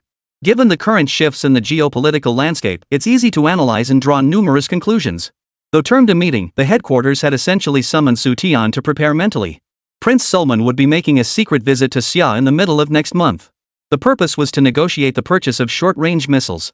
Xu Tian understood this was the butterfly effect at work. In the original timeline, the Peninsula Kingdom would propose purchasing short-range missiles 6 years later. Having tasted the benefits of acquiring ballistic missiles, Prince Sulman would then conceive the idea of further purchasing short-range missiles. Xu Tian walked to the world map and placed his hand over the desert region. "Commander, please look. Persia and the Peninsula Kingdom are separated by nothing more than a strait. One could say they are within arm's reach. Though historical tensions exist between them, the presence of the White Eagle Kingdom has kept these conflicts below the surface. The feuds persisted, but they never escalated into large-scale armed conflict. Now everything has changed. The former Persian Empire was the White Eagle's second most important ally in the Peninsula region, surpassed only by the Kingdom of David in strategic value. Today, the Persian king is in exile overseas, and the current regime has become an ally of the Great Bear Kingdom. Under these circumstances, how could the geopolitical landscape shaped by the rivalry and mutual influence of two great powers remain unchanged? The White Eagle nation's influence in the desert regions will inevitably face further pressure. Xu Tian analyzed from multiple angles why Prince Sulman had abruptly changed his stance and made a secret visit to Xia Kingdom. The root cause? 2 words. Export. Fear that Persia would spread its flames of war and the ideology of overthrowing royal houses. Persia was surrounded by numerous monarchies. Should the wave of royal overthrow intensify, the Peninsula Kingdom would be the first to face the brunt. General Liang nodded in deep agreement. Comrade Xu Tian, you have truly lived up to the trust placed in you by our superiors. This analysis is both reasonable and meticulous, elucidating the shifting geopolitical landscape while clearly outlining the open and covert rivalries between Eagle Nation and Bear Nation in this region. No wonder you previously suggested that within a year or two, the tense standoff between the Peninsula Kingdom and the White Eagle Nation might ease, with the two nations reuniting as one family.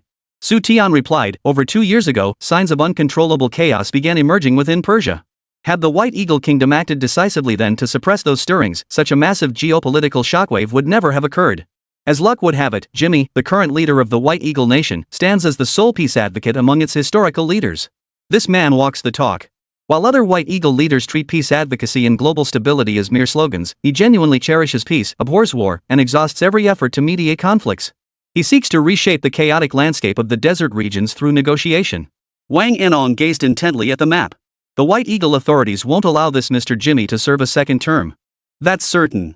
Xu Tian added, having lost their primary ally in the desert region besides David Country, allowing him to continue would likely cause White Eagle's influence to keep shrinking.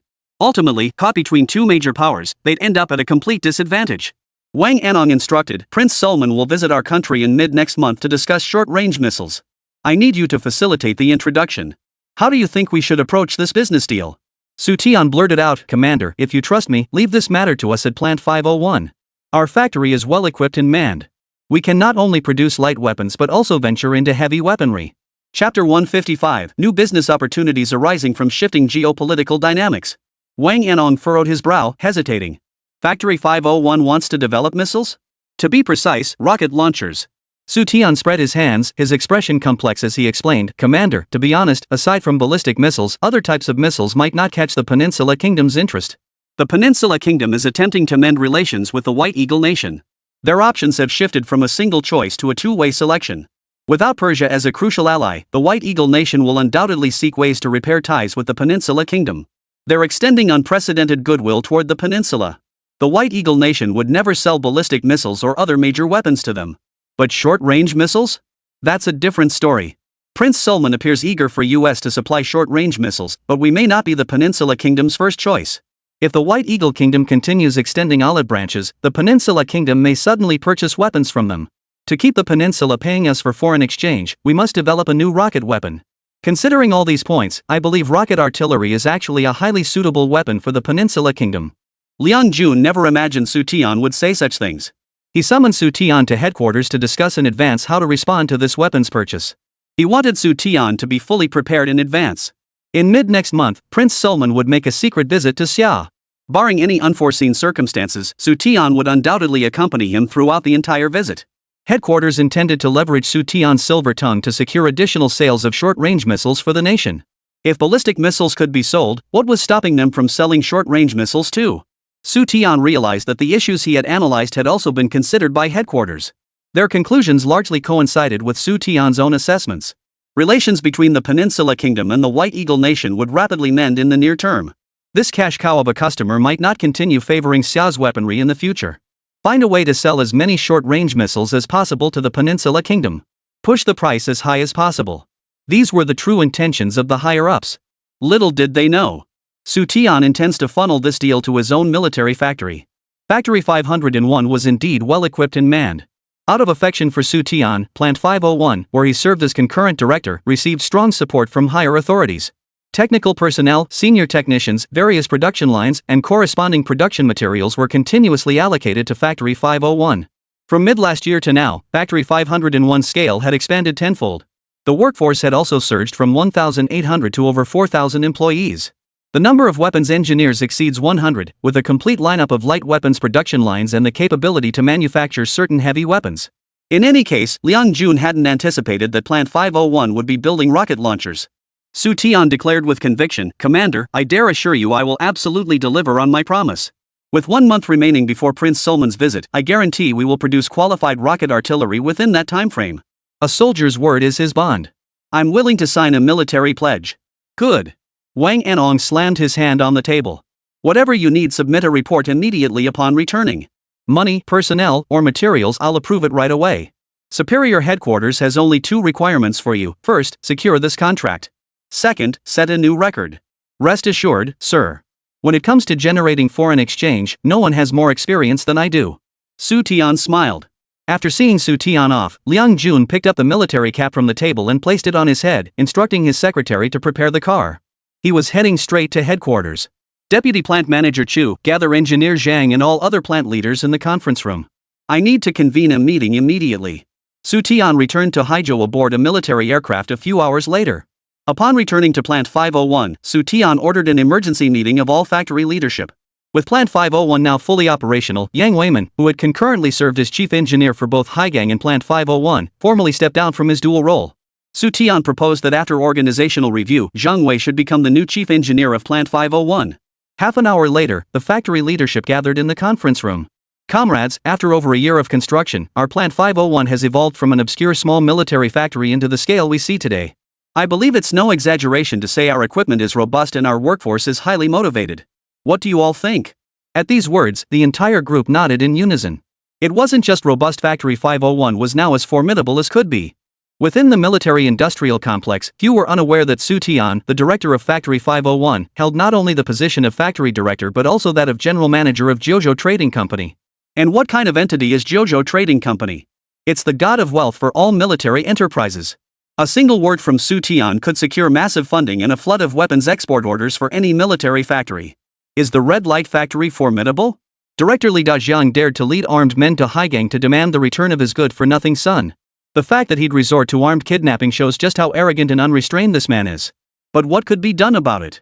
Last year, Li Dajiang and Deputy Director Fang Junpeng meekly came before Xu Tian, bowing their heads in submission. While begging for forgiveness, they pitifully pleaded for a portion of the weapons orders. Quiet, everyone. Xu Tian declared in a clear voice at the headquarters meeting, I made a solemn pledge to the commander, within 1 month, we must develop a cutting-edge weapon. From now on, everyone's work must be centered around this mission. I've made a solemn pledge to the commander, and I'm also placing greater demands on you all. Pool all personnel and equipment. I will lead the technical team in developing a vehicle-mounted rocket launcher. With that, Xu Tian walked to the blackboard at the back of the conference room, picked up a piece of chalk, and wrote 6 words on it. Rocket Artillery Launch Vehicle. Xu Jianjun stared in disbelief. Director, aren't we taking a giant leap? While our factory is well equipped with personnel and machinery, we've only produced light weapons before. Jumping straight into rocket artillery research leaves us short on both time and experience. While Xu Jianjun was a relative newcomer to the field, the rest of the group were seasoned professionals within the military-industrial complex. What is a rocket launcher? Pick any one of them, and they could explain it clearly. Over 30 years ago, a vehicle-mounted rocket launcher called the Katyusha appeared on the battlefields of Giant Bear Nation. It achieved remarkable feats in the Giant Bear Nation's resistance against invasion. The Katyusha rocket launcher was like the Grim Reaper emerging from hell. Each time it unleashed its fury, it inevitably turned enemy positions into a sea of fire. During a period of friendly relations between the Giant Bear Nation and Xia Nation, Xia acquired a number of Katyusha rocket launchers. The public was no stranger to rocket launchers, but had never conducted related research. Why we're initiating a research project on vehicle-mounted rocket launchers is top secret. Even if I told you, you wouldn't dare hear it. All you need to know is that these vehicle-mounted rocket launchers hold immense economic value both for our factory and for the nation. Raise any concerns now. If none exist, get a good night's rest tonight. Starting tomorrow, everyone will be exceptionally busy. Chapter 156, No Joking in the Military Developing Rocket Launchers. The group exchanged glances, yet not a single voice raised in objection. Factory 501's current flourishing state was less a collective achievement than Xu Tian's personal accomplishment. Without Xu Tian, there would be no Factory 501 as it existed today, nor the comfortable lives everyone now enjoyed. Compared to other state-owned military factories, Plant 501 wasn't just the darling of the defense industry, but also the object of envy among its sister factories. Working at other factories meant holding an iron rice bowl that couldn't be smashed. Working at Factory 501, however, meant holding a golden rice bowl. At other factories, getting meat 2 or 3 times a month in the cafeteria was considered generous treatment. At Factory 501, however, meat was served daily, and the staple food was either steamed buns or rice. Why? Because Factory 501 had money. Factory director Xu Tian was a big shot with connections at the top. Every department gave Plant 501 preferential treatment, giving them the green light for all material allocations and equipment purchases. After the meeting, Xu Tian hopped on his bicycle and headed straight for Haizhou Steel. Developing the vehicle-mounted rocket launcher required not only mobilizing Plant 501, but also keeping Haizhou Steel busy. It needed to continuously supply high-quality steel to Plant 501. Comrades, it seems you all rested well last night. You look energetic and full of vigor today. Early the next morning, Xu Tian reconvened the meeting. Having spent most of the night drafting a series of rocket launcher blueprints, Xu Tian addressed the gathering. Director, no question about it. Whatever you ask of us, we'll give our all to complete the mission. You pledge your word to the higher-ups, and we pledge our word to you. Under your leadership, we guarantee to complete the task on time and on target. Just because we've never built rocket launchers before doesn't mean we can't. Everything starts from zero. If others can build them, our factory isn't any less capable. We'll get it done. Director Su, rest assured. If anyone tries to cut corners within our capabilities, I'll be the first to call them out. No one becomes a factory leader by being a fool. Factory 501 enjoyed such favorable conditions precisely because Xu Tian consistently received special attention from higher-ups. If Xu Tian were to stumble and fail to complete the task assigned by higher-ups, the halo surrounding Plant 501 would inevitably dim considerably. A military pledge is no joke. Especially when the person signing the pledge with Xu Tian is the deputy commander of headquarters. In the military, there are no empty threats.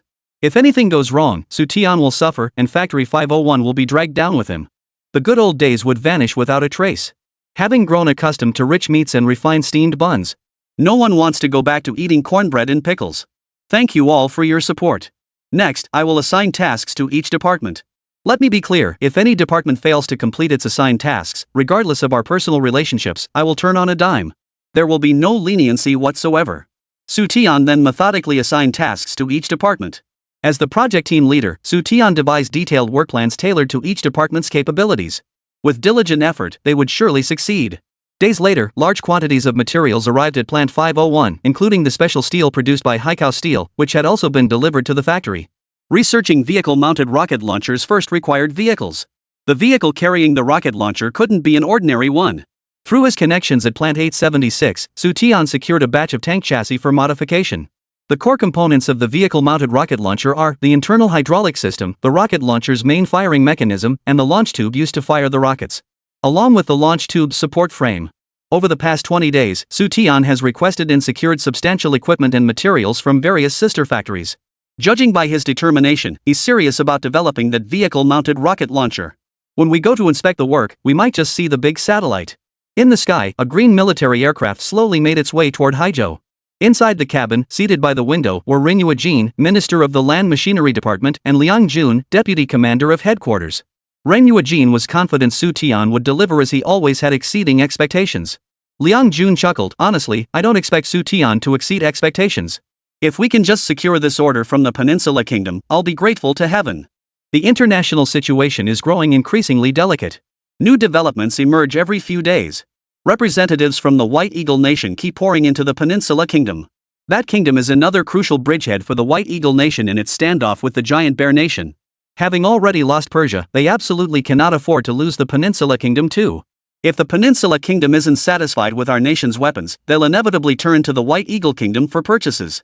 To win over the Peninsula, White Eagle will definitely sell in the price. Sigh. Old Liang, we needn't dwell on this. Even if this deal falls through, the rocket launchers developed by Plant 50 can still be deployed to our own forces. Renhua Jin reassured Liang Jun calmly. Success depends on human effort. Xia Nation's coffers were now well filled. Even without this foreign exchange, the domestic economy could still thrive. Renhua Jin chuckled, Xu Tian just landed us a $5.5 billion order in one fell swoop. That alone will keep us comfortable for years. Plus, he heads the Foreign Trade Company. Once we step outside our borders, do we really need to worry about future foreign exchange? That's true enough, Liang Jun admitted, but don't laugh at me, I've been scared of poverty for so long. Facing his old comrade in arms and former subordinate, Liang Jun spoke his mind without reservation. After nearly 2 decades of hardship in the military, suddenly finding a gold mine would naturally drive them to dig with all their might. Dig as much as you can. Every extra piece dug out would further benefit both the nation and the military. Ren Yuejin replied, that's true enough, but while plans are made by man, success ultimately depends on heaven. I believe that regardless of whether this project succeeds or not, we must accelerate our pace of going global. In January, we formally established diplomatic relations with White Eagle Nation. In the future, having our people present in desert regions will significantly reduce the pressure. They say plans change faster than you can make them, seems we need to pick up the pace. Liang Jun glanced at the clouds outside the window. Clouds shift and change, the world is ever shifting. How many could have foreseen this? In January of this year, Xia Nation formally established diplomatic relations with White Eagle Nation, breaking a state of non-interaction that had lasted over 2 decades. Within the second month of this diplomatic breakthrough, the established order in the desert region underwent earth-shattering changes. The overt and covert standoff between the 2 superpowers, White Eagle and Giant Bear, gradually reached a fever pitch. Perhaps this opportunity could be used to send Xu Tian to the Peninsula Kingdom to scout the situation. To assess the situation there. The Foreign Affairs Department is intensifying its efforts to gather intelligence and conduct investigations, though the extent of their effectiveness remains uncertain. Chapter 157, No worries about selling weapons. Both Liang Jun and Ren Yuejin understood that due to the prolonged blockade by the 2 great powers, the White Eagle Kingdom and the Giant Bear Kingdom, Xia Kingdom's international influence was negligible. Its connections with the outside world were even fewer. Lacking external intelligence, relevant departments found it difficult to conduct timely and effective analysis and make arrangements most advantageous to Xia. The most glaring example was Xia's complete ignorance of the Peninsula Kingdoms and the desert region's immense wealth. Nor did it grasp what impact the upcoming geopolitical shifts would have on its own interests. An hour later, the aircraft touched down at the airport. A waiting convoy transported the 2 to Factory 501. Factory Workshop. Xu Tian, clad in a work uniform, resembled a general leading his troops into battle. He calmly directed several level 8 welders as they welded a piece of equipment. An engine? Suddenly, a startled exclamation broke the intense focus of the group. Xu Tian turned with an annoyed expression. Commander, Minister, why are you here? Seeing Ren Yuejin and Liang Jun standing behind him, Xu Tian froze. How could they have come without even greeting anyone? Ren Yuejin quickened his pace to the engine, scrutinizing it closely. Comrade Xu Tian, isn't your factory producing vehicle-mounted rocket launchers? Why are you suddenly developing engines? Reporting to the minister, it's a rocket engine. Xu Tian replied nonchalantly. To Wang Yanong and Ren Yuejin, it felt like a bombshell had just gone off. Their heads spun. What exactly was Xu Tian trying to achieve by installing an engine in the rocket projectile for the vehicle-mounted rocket launcher? Was he building a rocket launcher or a missile? Most people's understanding of rocket launchers was almost entirely focused on the Katyusha. Ren Yuejin was no exception. The Katyusha rocket launcher is a mobile rocket launch system mounted on a heavy truck chassis with rail launchers. It can launch solid fuel rockets. Its firing range is approximately 8,500 meters, with a vehicle mobility range of nearly 400 kilometers. Judging by the size of the engine before them, the rocket it would mount couldn't be small. Liang Jun followed Ren Yuejin in examining the engine before them, then turned to Xu Tian and demanded, what exactly are you up to? What caliber are the rocket launchers your factory produces? Reporting to the commander, our factory's rocket launchers have a caliber of 280 mm and utilize tank chassis. Not only do they boast a large caliber, but their mobility is also quite impressive. Most importantly, they boast a long strike range and formidable firepower. Xu Tian then proceeded to detail the specific specifications of the vehicle-mounted rocket artillery system. The rockets fired by the vehicle-mounted rocket launcher still utilized solid fuel. Xu Tian had once served as the chief executive of Xia Nation's aerospace division, gaining extensive experience with countless types of solid fuel rockets. Having decided to develop a large-caliber rocket launcher, it was imperative to manufacture rockets that met the required standards. An ultra-large caliber rocket launcher must be equipped with an engine that meets performance requirements. The engine, the rocket projectile, the launch vehicle, every single component must be flawless. For this very reason, Xu Tian personally oversaw operations in the workshop, coordinating departments to identify and address deficiencies promptly. This is the most prosperous period for Plant 501. It can be said to have everything it needs. The factory was on the verge of achieving mass production capability. Ren Yuejin felt dizzy, while Liang Jun swallowed hard. With such a large caliber rocket projectile, besides attacking land targets, could it also strike maritime targets? Commander, you are correct. It can indeed target maritime targets. Xu Tian replied. Commander, since you're here, why not stay an extra day? Our factory has already produced a prototype, and we've been discussing where to conduct testing these past few days. Commander, since you mentioned attacking maritime targets, could we coordinate with the shipyard? Hearing this, Liang Jun responded uncertainly, you mean having the shipyard provide a decommissioned vessel as a target ship, then conducting long-range strikes against the ship from land using the rocket artillery? Commander, this deal is different from previous ones. Last time, the Peninsula Kingdom had no choice. Faced with ballistic missiles only we were willing to sell, they agreed to every demand I made. Spending an extra $billion or so was mere pocket change for them. But this time is different.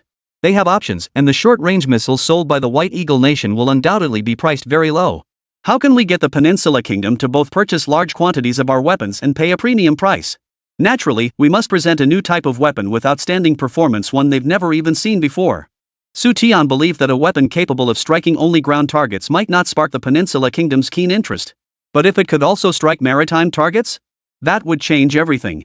After all, the Peninsula Kingdom and Persia are separated by a sea. Good lad, you've thought of everything. Liang Jun laughed heartily.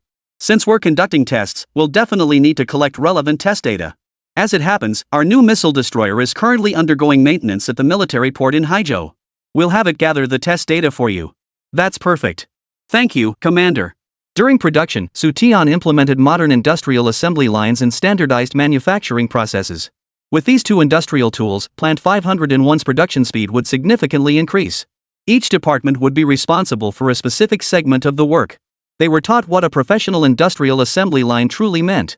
Though called a vehicle-mounted rocket launcher, it resembled more of a heavily modified self-propelled artillery piece. A tank chassis mounted with a multi-barrel large-caliber rocket launcher. At first glance, Wang Yanong couldn't tear his eyes away. This system was not only destined for export but also slated for mass deployment within the military. Ha! After observing for a moment, Ren Yuejin voiced his confusion. Why did Xu Tian choose to paint the vehicle-mounted rocket launcher yellow? And it wasn't even a traditional yellow, more like the color of sand. Minister, why has Plant 501 been working overtime to develop this new vehicle-mounted rocket launcher? It's for export revenue to get the Peninsula Kingdom to spend heavily on large-scale purchases. To attract them and make this weapon irresistible, we must consider every aspect. Xu Tian shifted the conversation to the predominant colors of desert regions. Isn't this precisely that color? Just imagine. One day, if this rocket launcher truly appears on a desert battlefield, its sand-like hue becomes its natural camouflage. Like a gecko, it would blend completely into its surroundings. You're a genius, kid. Ren Yuejin couldn't help but burst out laughing. Such a simple thing, yet he himself had struggled to conceive of it. Using color fluctuations to conceal color. How exactly was Xu Tian's brain wired?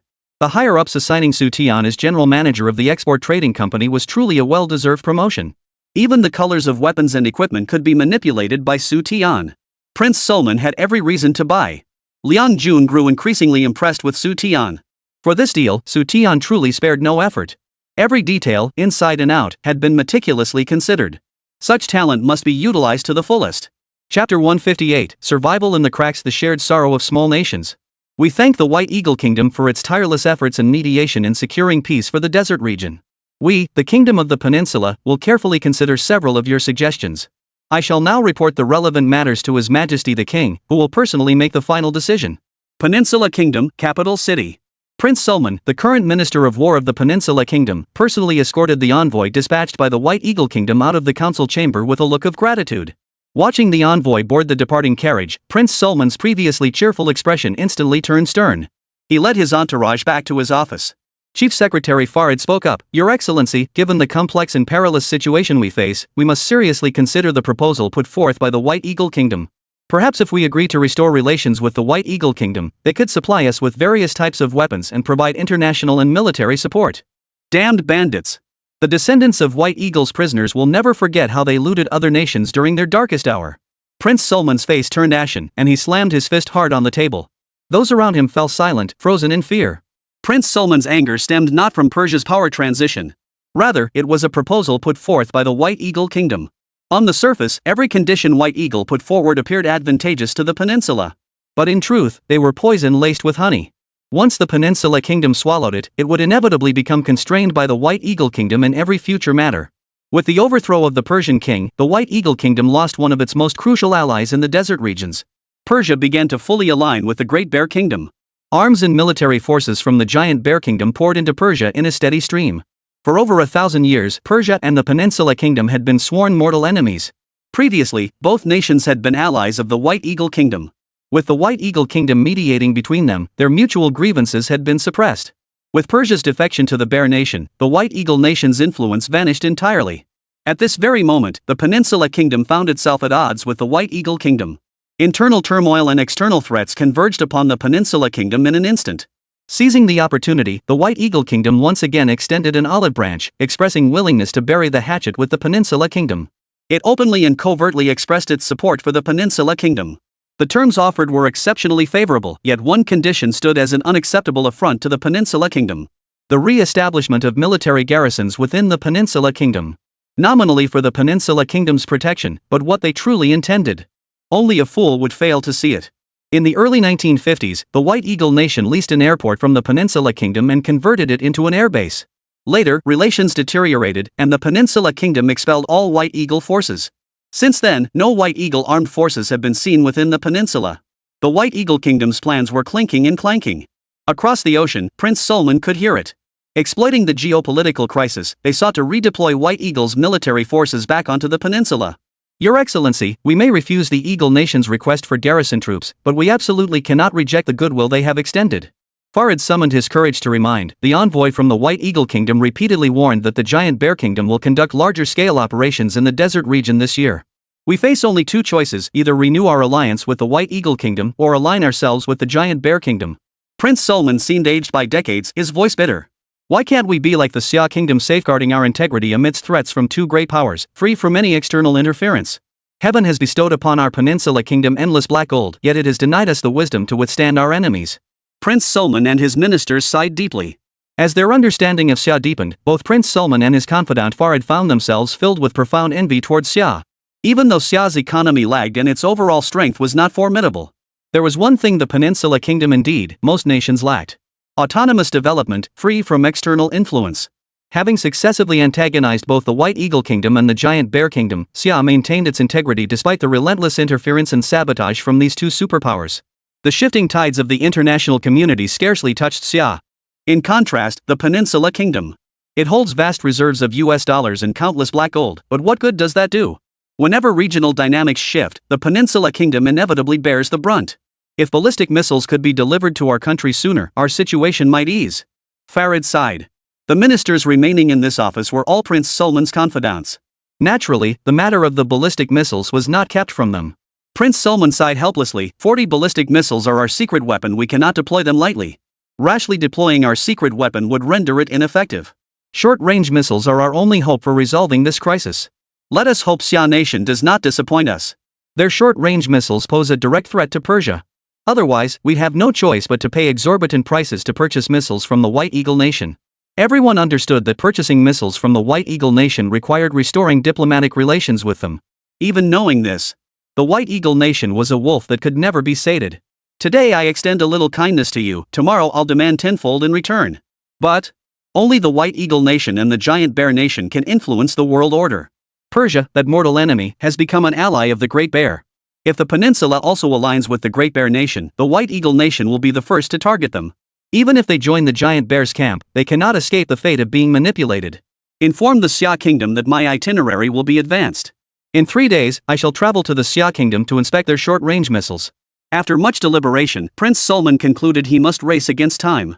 As Minister of War and the king's own brother, Prince Solomon bore both the responsibility and the duty to safeguard the Peninsula Kingdom.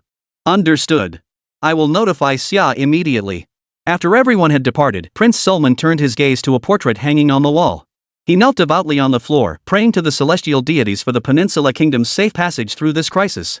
One by one, the nations of the desert region threw themselves into the embrace of the Great Bear Kingdom. First the Pharaoh Kingdom, then the Persian Kingdom.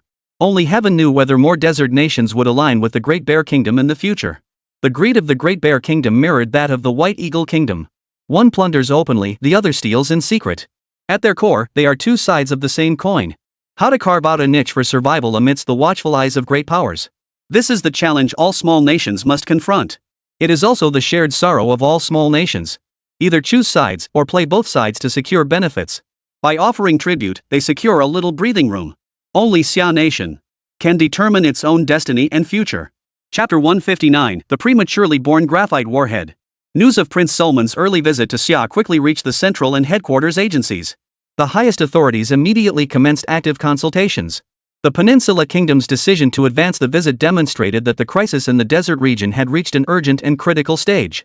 Since Deputy Commander Liang Jun was inspecting large-caliber rocket artillery test launches in Haizhou, headquarters decided to convene the military conference in Haizhou, with all principal commanders from headquarters departments traveling to Haizhou. They would also get a first-hand look at the rocket artillery developed by Xu Tian. Haizhou Military Port, Naval Dockyard. The generals arriving for the meeting finally laid eyes on the rocket artillery from Factory 501. As the large-caliber multiple rocket launcher revealed its true form, the crowd could scarcely believe their eyes. Is this how rocket launchers are built? Good heavens! Are those rockets or missiles it's launching? Each launch tube must be at least 200 to 300 millimeters in diameter, right? With tubes this large, firing 8 rockets at once blowing up a building is no problem, and I doubt even sinking a ship would be an issue. Commander, is this truly a weapon developed entirely by our own research? Compared to our largest active duty artillery, this thing makes them look like child's play. Using a tank chassis as the carrier. Comrade Xu Tian, is this really a vehicle-mounted rocket launcher your factory developed? Everyone felt their brains were about to explode. They'd seen plenty of rocket launchers, but never one this bizarre. Some stared in disbelief, utterly speechless. Their expressions varied wildly. Large-caliber multiple rocket launcher, the name was spot on. The problem was, its design was just too damn weird. Instead of a military cargo truck, it uses a tank chassis. The entire rocket launcher vehicle also sported an exceptionally distinctive color scheme. Other military vehicles are painted green. This rocket launcher, however, is earth brown. The launch tube's caliber is less than 300 millimeters, but definitely exceeds 200 millimeters. With such a large caliber tube, can the performance of the launched rockets be guaranteed? Whispers of discussion, gasps of astonishment, and voices of doubt filled the air. Silence, all of you! Liang Jun bellowed. Dozens of military commanders instantly fell silent. Liang Jun smiled faintly. Xu Tian, please brief everyone on the performance of your Factory 501's multiple rocket launcher vehicle. Yes. Xu Tian began his presentation at a measured pace. The rocket launcher they saw was officially known as the large-caliber multiple rocket launcher. Its development was the result of collaborative efforts among multiple state-owned factories. The steel used in the vehicle comes from special steel produced by Hainan Steel. Both the launch frame and launch tubes boast exceptional performance and outstanding quality. The tank chassis beneath it came from Plant 876, which specializes in tank production. The welding work was jointly completed by the first machine factory and level 8 welders dispatched from above. Xu Tian made significant modifications to the tank chassis. These enhancements significantly boost the rocket launcher vehicle's mobility and all-terrain capability. In attack mode, the vehicle's 8-barrel rocket launcher can instantly fire all 8 280mm caliber rockets. Each rocket weighs 600 kilograms, with a warhead charge of 240 kilograms. The rockets are internally equipped with rocket motors powered by solid fuel. In addition to high-explosive rockets, it can also launch specialized rockets with different capabilities. It can effectively engage both land and sea targets within its operational range. Equipped with specialized penetrators, it can also attack underground targets. This includes underground bunkers and semi-permanent fortifications. When fitted with graphite warheads, it can even target enemy electronic equipment. Enemy electronic equipment struck by such a warhead would be instantly disabled. Liang Jun grew increasingly confused as he listened. Yesterday, Xu Tian had only provided a general overview. He hadn't gone into detail about the various warheads for the rocket launcher. Upon hearing the words graphite warhead, Liang Jun interrupted Xu Tian's explanation and cut straight to the point. Comrade Xu Tian, what exactly is this graphite warhead you're talking about? With other warheads, we can roughly understand their function from their names. What type of rocket projectile is this graphite warhead? And how does it supposedly destroy enemy electronic communication devices after detonation? Not only Liang Jun, but everyone else present was equally baffled. They'd seen all kinds of missiles, rockets, and warheads before. But what was this graphite warhead, some new type of weapon? Xu Tian explained, Sir, you can think of the so-called graphite warhead as essentially a graphite bomb.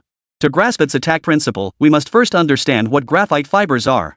As Xu Tian explained, the group gradually began to grasp the concept of the graphite warhead. Graphite can be processed into exceptionally fine fibers of minute diameter. Through specialized material processing, pure carbon fiber strands are extracted. The graphite fibers ejected by the warhead's explosion can effectively cover vast areas of the battlefield. Graphite itself possesses exceptional electrical conductivity. Once this conductivity is applied in warfare, it can cause irreversible damage to power supply lines. Whether it's aircraft, radar, or other advanced weaponry, all rely on electronic equipment for support. When a graphite warhead detonates, electronic equipment is the first to suffer. Even the most advanced weapons would be rendered useless as a result. Not only did the Xia commanders on the battlefield not know what a graphite warhead was, even the high-ranking officials and generals of the two superpowers were equally unaware of the purpose of graphite projectiles. Because such weapons simply didn't exist at this stage. It would not appear in the human world for another decade or more. White Eagle Nation was the first to deploy graphite as a weapon of war. Its first deployment of graphite bombs to attack enemy electronic systems achieved astonishing results. By relentlessly dropping graphite bombs on the enemy nation, they crippled 90% of its power grid. A large number of electronic weapons were rendered useless as a result. After 2 years of relentless effort and preparation, Xu Tian gradually gained significant influence. With research conditions gradually falling into place, Xu Tian believed it was time to develop weapons that transcended their era. The graphite bombs and large-caliber multiple rocket launchers were the products Xu Tian prepared for weapons exports. It was also a bold experiment, bringing weapons born in the 1990s forward by over a decade. This would further enhance Xia Nation's overall military strength. I never imagined graphite could be weaponized, especially as a weapon specifically targeting electronic equipment. General Liang shook his head in admiration. If its effectiveness truly lives up to the hype, our nation's military development will take a solid stride forward. Xu Tian offered a wry smile. Commander, certain nations constantly tout themselves as the world's third strongest military power. Arrogantly wielding weapons from the two superpowers, they treat their benefactors as enemies, constantly flexing their muscles before those who help them, truly revealing their petty nature. When the time is right, I think we could present them with a special gift, a so-called graphite bomb. A fitting response to their shameless audacity. As the words fell, smiles and shock vanished from many faces. Following the establishment of diplomatic relations between Xia Nation and White Eagle Nation, the most intense reaction came from Giant Bear Nation. Beneath the Giant Bear Nation came the Bear Nation's ally, the White Eye Nation. Chapter 160, Land-Based Artillery Targets Maritime Objectives. Several years prior, the White Eye Nation had persistently stirred trouble along the border regions. They would expel foreign nationals and confiscate their assets from time to time.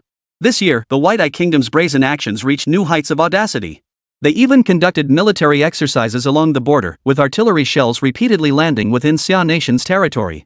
Who was Xu Tian mocking? Everyone knows exactly who. The so-called world's third strongest military power, that's the White-Eyed Nation. It was only through Xia's continuous aid that the White-Eyed Nation could defeat the White Eagle Nation.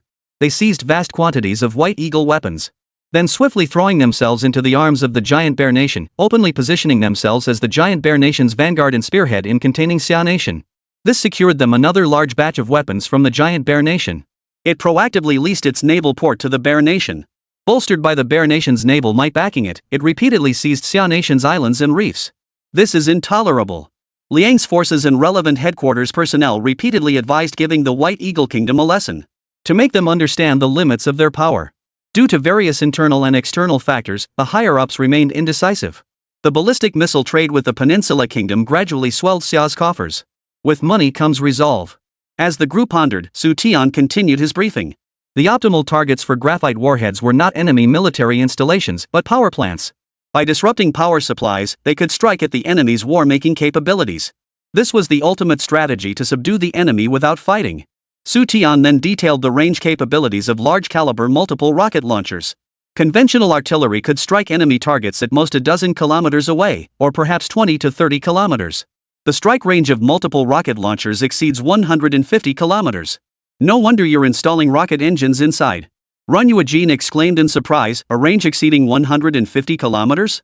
That's practically indistinguishable from our short-range missiles. The others nodded in agreement. The emergence of long-range rocket artillery once again enhanced the military's firepower capabilities. During the founding war, our troops had deeply felt the formidable firepower of the White Eagle Nation. During the 5 major battles, the White Eagle Nation unleashed relentless bombardment on our positions. One mountain peak was literally shaved down by several meters. After the war ended, the military began strengthening its heavy firepower capabilities. They developed artillery of various calibers. Now, Factory 501 is further contributing to the military's overall development. The multiple rocket launcher, with a strike range exceeding 150 kilometers, boasts not only a large caliber but also sufficient range. It is sufficient to become an indispensable strategic-level weapon for Xia Nation. Yes, a strategic-level weapon. No one would mistake this rocket artillery for conventional weaponry. Xu Tian made it perfectly clear. The rockets fired by the multiple rocket launcher have a diameter of 280 millimeters and a range exceeding 150 kilometers. If this isn't a strategic weapon, then what is? The biggest problem facing the troops now isn't insufficient ground firepower, but rather a lack of long-range firepower. They cannot engage enemy targets at long range. Various types of artillery can only provide fire coverage against enemies within a range of several dozen kilometers. Once beyond this range, missiles must be deployed. Missiles are strategic weapons, not something you can deploy at will. The Wide-Eyed Nation's provocations and encroachments against Xia Nation show no signs of abating. If we don't teach them a lesson soon, they'll absolutely take advantage of our kindness. They'll keep climbing until they're ting and pissing all over Xia Nation. Previously, we refrained from dealing with them due to economic and other complications. Now the nation and military coffers are gradually filling up. If we don't deal with the Wide-Eyed Nation now, are we supposed to let them celebrate the new year? With multiple rocket launchers now deployed, enemy forces stationed 100 kilometers away will all fall within striking range. The generals beamed with delight, none more so than Deputy Commander Liang Jun. Once one problem is solved, many others follow suit. Consider this. Once hostilities commence, the army will deploy dozens of large-caliber multiple rocket launchers to unleash relentless bombardment on enemy long-range targets. Every target within a 150-kilometer radius would be reduced to a sea of flames. Liang Jun recalled something, interrupting the group's chatter. Everything seen or heard today is classified as top secret. Unauthorized disclosure will be dealt with under military law. He glanced at the time. It was nearly noon. Half an hour had passed since the scheduled test time. Liang Jun asked, "Comrade Xu Tian, may we proceed with the live fire test now?" "Yes." Xu Tian replied without hesitation. For this rocket artillery test, Liang Jun, representing headquarters, had made extensive preparations. In addition to arranging for the Navy to dispatch its newest missile destroyer, he had also imposed martial law on the military port in advance. Without a pass or letter of introduction, no one was permitted within 500 meters of the restricted zone. Arriving at the vehicle, Xu Tian looked up and said, "Engineer Zhang, how's the debugging going?" Zhang Wei, responsible for the final adjustments, replied, "Director, rest assured. Everything is ready. We're just waiting for the firing command." "Good. Begin the test." Launch preparations were overseen by Zhang Wei, chief engineer of Factory 501. Xu Tian's role was to brief the team on the rocket launcher's specifications and related data. As the countdown concluded, the earth-shattering roar echoed in everyone's ears. The earth seemed to tremble beneath them, the ground beneath their feet shaking violently. In an instant, 8 large-caliber rockets launched simultaneously from the vehicle. Trailing fiery tails, they streaked toward the simulated enemy targets on the sea. Witnessing the unfolding spectacle, the crowd's hearts surged with emotion. General Liang felt a deep sense of satisfaction, his eyes brimming with emotion. The first time he met Xu Tian, Liang Jun was certain this man had boundless potential. His abilities in every aspect far surpassed those of his peers. Even some department heads fell short in comparison to Xu Tian. Cultured and bold, he dared to think big and act decisively, backed by a wealth of knowledge. Moreover, he possessed a profound theoretical foundation. He refuses to follow conventional norms, proactively exercising initiative and creativity. He devises ways to generate foreign exchange and attract investment for the nation. Liang Jun's decision to override opposition and approve the 501 factory construction plan proved well-founded. He also provided substantial support, both overt and covert, throughout Xu Tian's subsequent endeavors.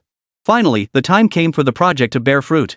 Xu Tian first generated $5.5 billion in foreign exchange for the nation, then overcame numerous challenges in an extremely short time. He developed a multi-barrel large-caliber rocket launcher. He fully lived up to the high expectations placed upon him. As 8 rockets soared into the sky, the naval base's radar station activated to track and lock onto them. "Comrade Xu Tian, do you think Prince Solomon would pay a hefty price for such an exceptional weapon?" "Commander, you must be joking. The Peninsula Kingdom isn't short on money, it's short on advanced weapons that can guarantee their security." Xu Tian smiled broadly, his tone unwavering. "Not only will they buy it, they'll buy a lot. For every multiple launch rocket system they purchase, we'll have the funds to build 8 more. You're something else, lad. The guy hasn't even arrived yet, and you're already thinking about what price to sell it to them for." Xu Tian set the export price for the multiple rocket launcher, which cost 500,000 Xia currency to produce, at a reasonable rate. $3,500,000 per unit. Factoring in maintenance parts and miscellaneous expenses, charging the Peninsula Kingdom 4 million was an absolutely fair price. Boom! A thunderous roar shook the sea. Chapter 161, Rocket Artillery or Naval Guns? Inside the abandoned civilian vessel serving as a target ship, explosions continued unabated. 8 rockets struck the civilian vessel with precision. Far away, the crew of the missile destroyer witnessed the entire scene. Liang Jun gripped Xu Tian's hand tightly, his voice brimming with joy. "Comrade Xu Tian, on behalf of headquarters, the central authorities, and the entire nation, I thank you in Plan 501. You've shown me the innovative capabilities of young researchers and taught me how crucial it is to break free from ideological constraints. Cheers erupted like thunder, and applause filled the air. Dozens of generals spontaneously applauded Xu Tian in unison. Their faces radiated unmistakable joy. 2 days later, on the morning of the 2nd, Xu Tian, Liang Jun, and several key leaders from the Ministry of Industry gathered at the capital's airport. In half an hour, the special aircraft from the Peninsula Kingdom would touch down here. Xu Tian's large-caliber multiple rocket launcher would become Xia Nation's newest export weaponry. Not a single person doubted it. Would the Peninsula Kingdom not purchase such a weapon? They would definitely buy it. Comrade Xu Tian, you mentioned a few days ago that this multiple rocket launcher could play a significant role against a certain third-ranked military power in the world. If we ever go to war with that nation, what preparations should we make? Liang Jun's question seemed casual, yet it carried profound meaning. Xu Tian replied calmly, Commander, I'm not a military man. Please don't take offense if what I say is right or wrong. I'll speak freely, and you listen casually, just treat it as a casual conversation. Liang Jun encouraged him with a smile, go ahead. Whatever you say, I won't hold it against you. Thank you, Commander. Xu Tian gathered his thoughts and said, if we ever do go to war with the world's third-ranked military power, our first priority must be understanding their climate and environment. Jungle warfare, humid and rainy complex terrain, these would all be new battlefield conditions for us. Simultaneously, we must swiftly familiarize ourselves with their combat tactics. Only by knowing both ourselves and our enemy can we emerge victorious in every battle. Furthermore, we must strengthen our coordination to compensate for the lack of combat experience among many new recruits. After every few sentences Xu Tian spoke, Liang Jun would ponder thoughtfully. The issues Xu raised were all pressing concerns at present. The southern border region is characterized by heavy rainfall, high humidity, and complex terrain.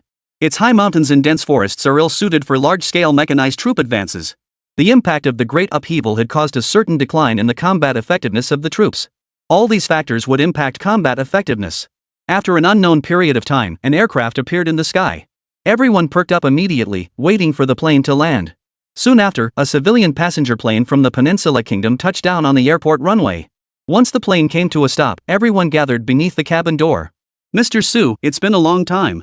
The first guest to appear before them was none other than Prince Sulman, the war minister of the Peninsula Kingdom. As Prince Sulman descended from the aircraft, Xu Tian took the initiative to introduce everyone present. He introduced the identities of everyone present to Prince Sulman. General Liang, thank you for personally welcoming me at the airport. The friendship between Xia Kingdom and the Peninsula Kingdom will endure forever. General Liang smiled warmly and replied, the Xia Nation is willing to befriend all nations in the world that cherish peace. Our friendship will surely endure for all eternity. Prince Sulman gave a deep nod. As this was a secret visit, there were neither honor guards nor journalists at the airport. Not a single unrelated person was present. The entire reception proceeded under the strictest confidentiality. The group departed the airport and proceeded together to the hotel for lodging. In the hotel reception room, everyone took their seats. Prince Sulman cut straight to the point. Mr. Su, General Liang, you should already be aware of the purpose of my visit. I wish to add 2 points here. First, although we have concluded a significant transaction, this does not guarantee that this business will necessarily belong to your Xia Kingdom. I hope you are mentally prepared for that possibility. The events unfolding in Persia pose a tremendous test for the Peninsula Kingdom's national defense and security. I expect to see your missiles inspected for performance as soon as possible. Time was pressing, and Prince Sulman had no intention of squandering precious energy on diplomatic niceties. Your Highness, rest assured. This transaction will be as smooth as the last. Xu Tian was well aware of the Peninsula Kingdom's current predicament. Soon, everyone would depart to inspect the goods. This shift in the geopolitical landscape was a colossal headache for the Peninsula Kingdom. The same held true for the White Eagle Kingdom. The difference lay in the White Eagle Kingdom's capacity to transform this trouble into opportunity. By exploiting the millennia-old enmity between the Peninsula Kingdom and the Persian Empire, it could make significant gains. Both nations were the region's primary oil producers, their importance irreplaceable. As Minister of War, Prince Sulman understood this better than anyone. They possess wealth but lack the strength to protect themselves. Faced with the olive branch extended by the White Eagle Kingdom in this moment of crisis, even knowing thorns cling to its leaves, they would still find a way to grasp it. A dozen hours later, a military aircraft carrying Liang Jun, Xu Tian, and Prince Sulman departed the capital in utter silence. After landing, the group transferred to vehicles and headed to the military port where the multiple rocket launcher had been tested last time. The port remained under martial law to this day. After passing through multiple security checkpoints, the convoy arrived at a military warehouse deep within the naval base. The warehouse was heavily guarded, with firing positions visible everywhere. Xu Tian stated, Your Highness, the warehouse contains a long-range strike weapon developed by our nation specifically for your country. Prince Sulman couldn't wait to say, Mr. Su, please open the doors. I want to see it immediately. Xu Tian nodded, and several soldiers opened the military warehouse doors. The weapon that came into view before Prince Sulman was a rocket launcher vehicle painted in yellow. This isn't a short-range missile? Prince Sulman's face fell the moment he saw it. He had intended to purchase short-range missiles, yet Xia Nation had presented him with a rocket launcher vehicle. The difference between the two was enormous. Your Highness, please examine this vehicle closely. What distinguishes it from a conventional rocket launcher? At Xu Tian's prompting, Prince Sulman stepped inside. His eyes locked on the vehicle, and he sucked in a sharp breath. Why is the launcher so massive? Its chassis doesn't resemble a truck, it looks more like a tank platform. The Peninsula Kingdom's soldiers weren't particularly formidable, yet they possessed a considerable array of advanced weaponry and equipment. The Peninsula Kingdom acquired whatever cutting-edge weaponry was available. Yet he had never seen a rocket launcher vehicle like this before. Built on a tank chassis, the launch tubes atop it were absurdly large. Nearly as large as a naval gun barrel. Are you sure this is a rocket launcher and not a naval gun mounted on a vehicle? Chapter 162, Buy. Must buy. Haizhou, Military Port Auditorium. The small auditorium, normally seating only a few dozen people, was packed to capacity today. Seated in the front row were Xu Tian, Liang Jun, Ranyue Jin, and Prince Suleiman. Behind them, an old projector cast images onto the screen at the front of the hall. Watching the scenes unfold on the screen, Prince Sulman's mouth hung open wide. His mind went completely blank. Several minutes later, the screening ended. Xu Tian beamed, Your Highness, are you satisfied? By the gods. Mr. Su, why didn't your Xia Nation deploy this weaponry earlier? Had I seen it before, I would have purchased it in vast quantities. Prince Sulman was overcome with excitement, completely disregarding propriety. He gripped Xu Tian's hand tightly.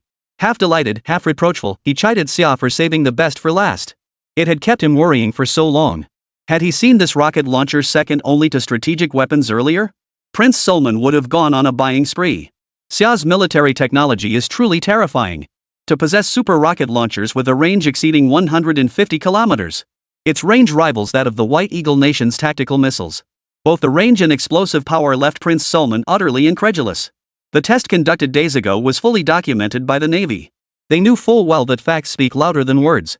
Without offering any explanation, Xu Tian and Liang Jun first showed Prince Sulman the large-caliber multiple rocket launcher. They then escorted Prince Sulman to the small auditorium at the naval port. They projected the footage recorded during the test. After viewing the footage, Prince Sulman had already cast the White Eagle Nation's tactical missiles to the winds. Compared to importing weapons from White Eagle, purchasing arms from Xia Nation better served the overall interests of the Peninsula Kingdom. When buying weapons from the White Eagle Kingdom, they not only demand a hefty sum but also impose numerous stringent additional terms. Buying arms from Xia? They only want money, nothing else. This was what business should be, fair and just. Prince Sulman slapped Xu Tian's hand hard, his voice trembling with excitement. Let's head back to the warehouse immediately. Walk me through every detail, I have so many questions. No one understood better than Prince Sulman the dire predicament facing the Peninsula Kingdom. On one side, the giant Bear Kingdom's camp pressed relentlessly. On the other, the White Eagle Kingdom offered conditional reconciliation, playing both sides to maintain neutrality. That was no longer possible. For the Peninsula Kingdom to survive, it must inevitably align with one side.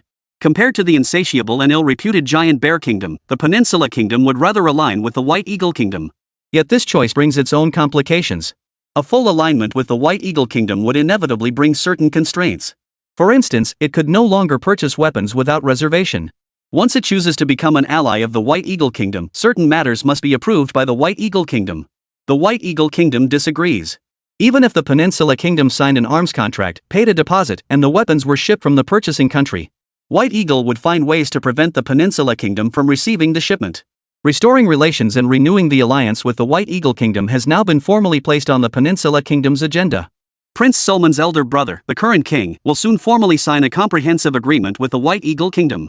This includes supplying oil to the White Eagle Kingdom at low prices in exchange for its military protection and comprehensive support. Persia has changed course to join the camp of the Great Bear Nation. The Peninsula Kingdom is poised to take its place. It will become the White Eagle Kingdom's most crucial ally and strategic hub in the desert region. All these developments leave the Peninsula Kingdom with increasingly less time. With the establishment of diplomatic relations between Xia and the White Eagle Nation, the latter's restrictions on Xia will be significantly relaxed. But this doesn't mean the Peninsula Kingdom can continue purchasing various weapons from Xia as before. Do not forget, the White Eagle Kingdom's rise to hegemony was built upon arms exports. Xu Tian looked at Liang Jun. Without a word, Liang Jun led the way out first. The Peninsula Kingdom was in a hurry, but Xia was even more anxious. The central authorities have made their decision, commence hostilities. Within this year, the southern border issue would be resolved once and for all. Every penny earned meant one more penny towards solving the problem. War erupted in the southern frontier as thousands of troops charged toward the enemy. With ample funding, Xia will minimize unnecessary losses. Not long after, the group returned to the military warehouse at the dock. The large contingent of soldiers on guard duty raised their hands in salute. The generals returned the salute and General Liang ordered the warehouse doors opened. Upon seeing the gleaming yellow multiple rocket launchers, Prince Sulman's earlier shock and disappointment vanished.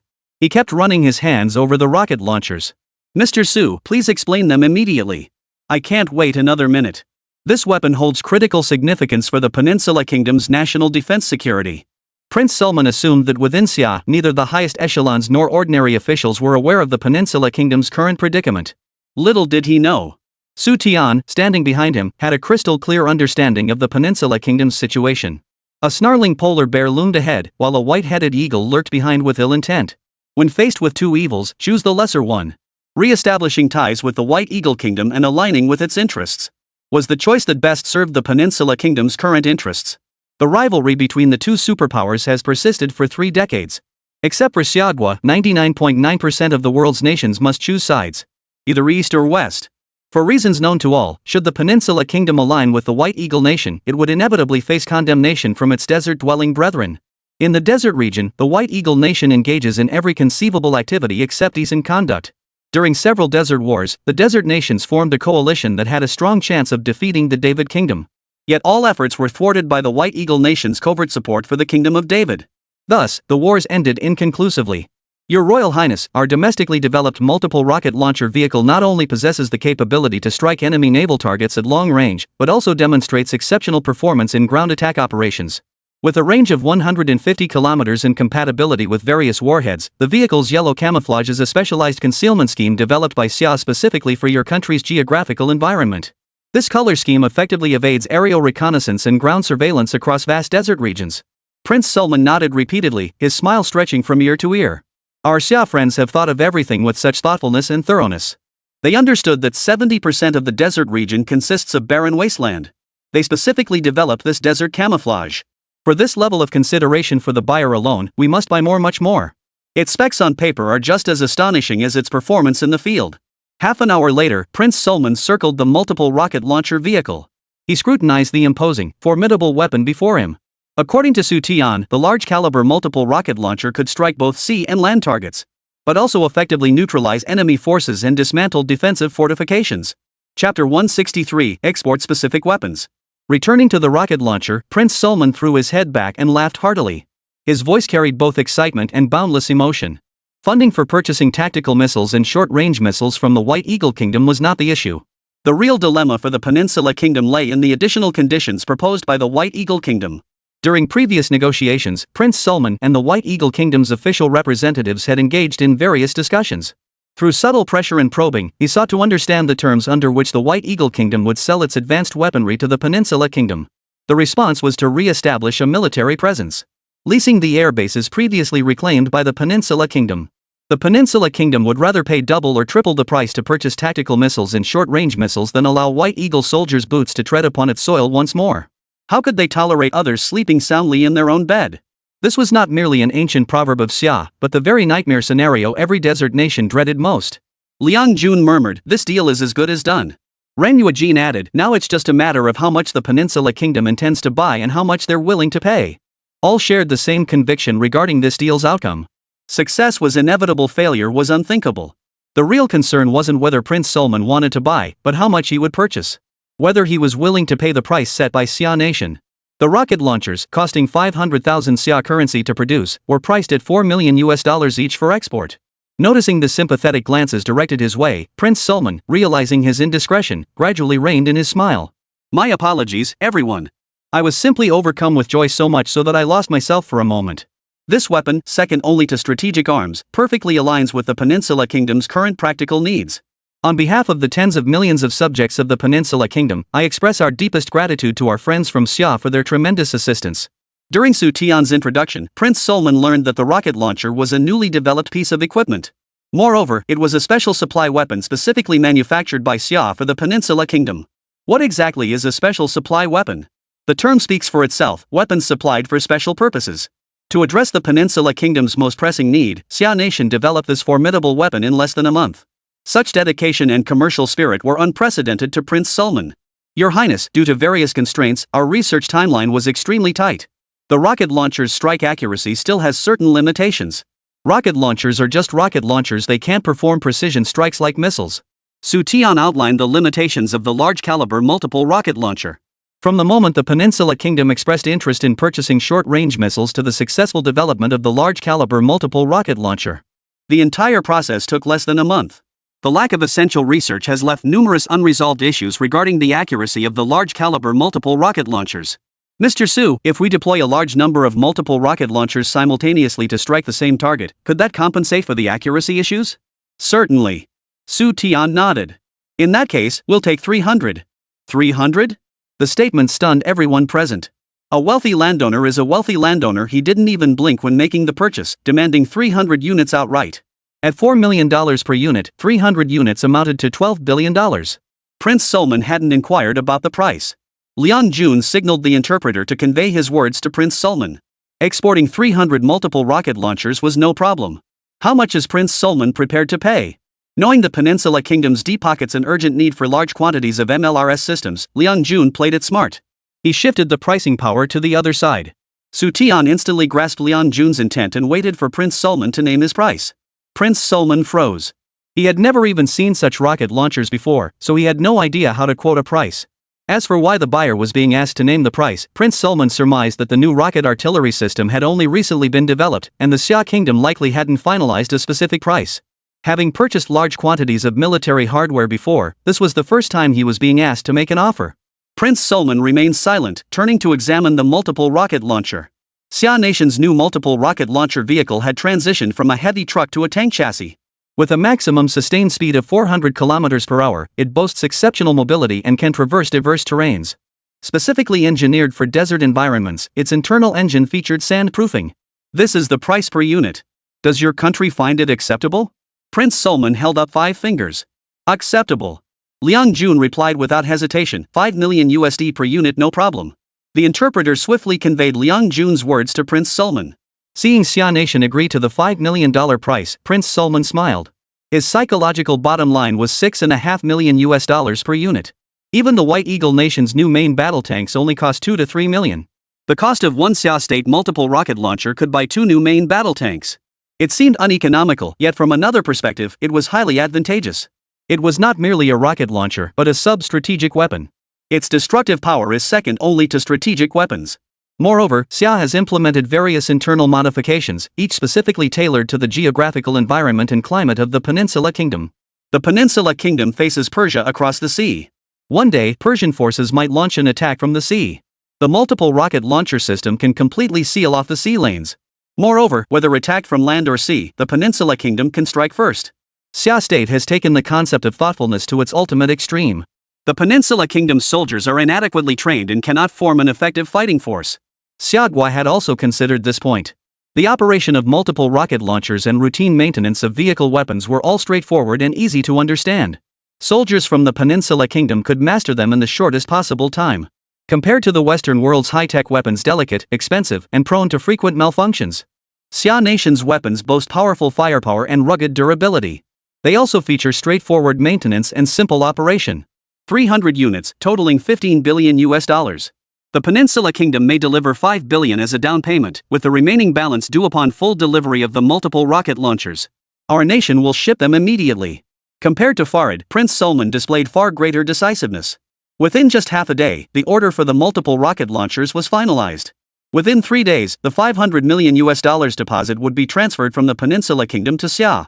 To ensure the transaction proceeded smoothly and avoid interference from external forces, the payment method remained unchanged from the previous deal. While the transaction funds would be transferred to Xia Nation, they would not go directly into official Xia Nation accounts. The deposit would first be delivered to Hong Kong Island. Xia Nation dispatched a special envoy to Hong Kong to retrieve this substantial sum. Chapter 164, Overseas Arrangements. Your Highness, you can finally rest easy now, can't you? Finally, I can get a good night's sleep. Prince Sulman stretched his arms wide, mimicking a yawn. He addressed Xu Tian in a half-joking tone. Ever since the power shift in Persia, the entire Peninsula Kingdom had been walking on eggshells. As Minister of Defense, Prince Sulman hadn't slept a single good night, managing only 4 or 5 hours of rest each day. The rest of his time was consumed by handling all manner of troubles. If I may add, the more critical the situation, the more crucial it is to maintain composure and see the situation clearly. Do not let the current chaos cloud your judgment and lead you to make decisions detrimental to your nation's interests. Sensing an underlying message in Xu Tian's words, Prince Sulman furrowed his brow slightly and said, "Mr. Su, we are already friends. Friends should be open and honest with each other. When you mention harming our nation's interests, are you referring to the White Eagle Kingdom?" Xu Tian gazed thoughtfully out at the distant sea. Across the ocean, the White Eagle Nation proclaims itself the world's beacon. Yet whose path this beacon guides or chooses not to guide depends entirely on their whims and the benefits they stand to gain. I hear the White Eagle Nation is a country built on automobile wheels. Your Highness, do you find that analogy fitting? It's quite apartment. Prince Sulman remarked, I've visited the White Eagle Kingdom many times and witnessed its prosperity firsthand. Truth be told, our peninsula kingdom and other desert nations are quite wealthy, but when it comes to sheer opulence, even combined, we can't hold a candle to the White Eagle Kingdom. In White Eagle, you see a constant stream of vehicles everywhere. Even in the countryside, you find all kinds of automobiles. White Eagle has essentially achieved a standard where nearly every household owns one car or even two. The mention of prosperity once again elicited a sigh of admiration from Prince Sulman. Through the Fourth Desert War, major oil-exporting nations led by the Peninsula Kingdom had amassed immense wealth. Billions of US dollars flowed steadily into the desert nations. Yet despite this rapid wealth accumulation, the overall standard of living across the desert nations saw little improvement. Before striking oil, the Peninsula Kingdom was a typical small, impoverished nation. Decades ago, the Peninsula Kingdom was the first to discover oil. The discovery of oil brought little change to their lives. The Western world treated the desert region as its resource supply base, devising every possible means to acquire the oil resources of the desert nations. Though rich in oil, desert nations held no pricing power over their own resources. It wasn't until the Fourth Desert War that these nations united to expel Western powers from their territories. The nations finally gained the power to negotiate oil prices. By wielding oil as a weapon, they amassed vast wealth. Yet, all told, it lasted a mere 6 short years. It was like a beggar suddenly discovering a gold mine in his home. The wealthy neighbors swarmed in, frantically mining the gold. The beggar, fighting for his life, brandished a kitchen knife and scared them off. The thieves were temporarily driven off, but their greed remained. Once they attack en masse again, the gold in the beggar's home will fall once more. Without control over oil pricing, the wealth gained would vanish in no time. Your country now possesses both ballistic missiles and rocket artillery comparable to strategic weapons. You can stand a little taller. Stand a little taller. Prince Sulman looked at Xu Tian. Xu Tian stated, regarding our understanding of the White Eagle Nation and the Giant Bear Nation, Xia Nation still holds some authority to speak. One nation plunders openly, the other steals covertly. In our Xia terms, it's called open plunder and covert theft. Open plundering and covert pilfering, open plundering and covert pilfering. Prince Sulman murmured to himself. The more he repeated it, the more apt the phrase seemed. Indeed, it was perfectly apt. The Giant Bear Nation was the open plunderer, while the White Eagle Nation was the covert thief. Mr. Su, thank you for your reminder. The Xia Nation is willing to befriend all peace-loving nations and support all countries resisting aggression. This has always been our consistent policy. I hope that in the future, our two nations can deepen our ties. Xu Tian spoke with sincerity and conviction. Prince Sulman gave a firm nod. At 8 p.m., the group returned to the Haizhou hotel designated for hosting foreign guests. More detailed military procurement terms were finalized. Prince Sulman purchased 300 multiple rocket launcher vehicles from Xia, along with a supplementary quantity of ammunition transport vehicles. A large quantity of maintenance spare parts. The order value increased from $12 billion to $16 billion. A banquet ensued, where both hosts and guests enjoyed themselves immensely. Both Prince Sulman and the Liang army felt they were the biggest winners. Profits were substantial, with no hidden risks. Your Highness, it's getting late. Our staff will escort you upstairs to rest. Once you return, please ensure strict confidentiality. Xu Tian subtly reminded Prince Sulman. With the Peninsula Kingdom and the White Eagle Nation renewing their alliance as new strategic partners, one must be wary of White Eagle's intelligence gathering. Should the White Eagle Kingdom learn of the Peninsula Kingdom's large-scale import of multiple rocket launchers from Xia Kingdom, it would bring a host of troubles and hidden dangers. Prince Sulman nodded in agreement. With the lessons learned from our last transaction, we will employ the same approach this time, meticulously arranging all security measures. After Prince Sulman departed, Liang Jun exchanged a knowing glance with Xu Tian, signaling for Xu Tian to follow him. Shortly after, Xu Tian arrived at the entrance of Zhou Trading Company. Commander, so late at night, and you still insist on inspecting the work? Xu Tian quipped. Not an inspection, just assigning tasks. Let's go upstairs. With that, Liang Jun strode into the building and headed for the second-floor office. It was already late at night, yet the office lights remained on. Su Changmao, who should have been resting, sat in the office reading a newspaper. Seeing Liang Jun enter, Su Changmao quickly put down the newspaper, straightened his back, and saluted with a standard military salute. Liang Jun waved his hand and said, "Comrade Xu Tian?" "Yes." Xu Tian promptly replied, "Commander, what are your orders?" "Changmao, as chairman and party secretary of the trading company, you'll handle the arrangements," Liang Jun said as he sat down.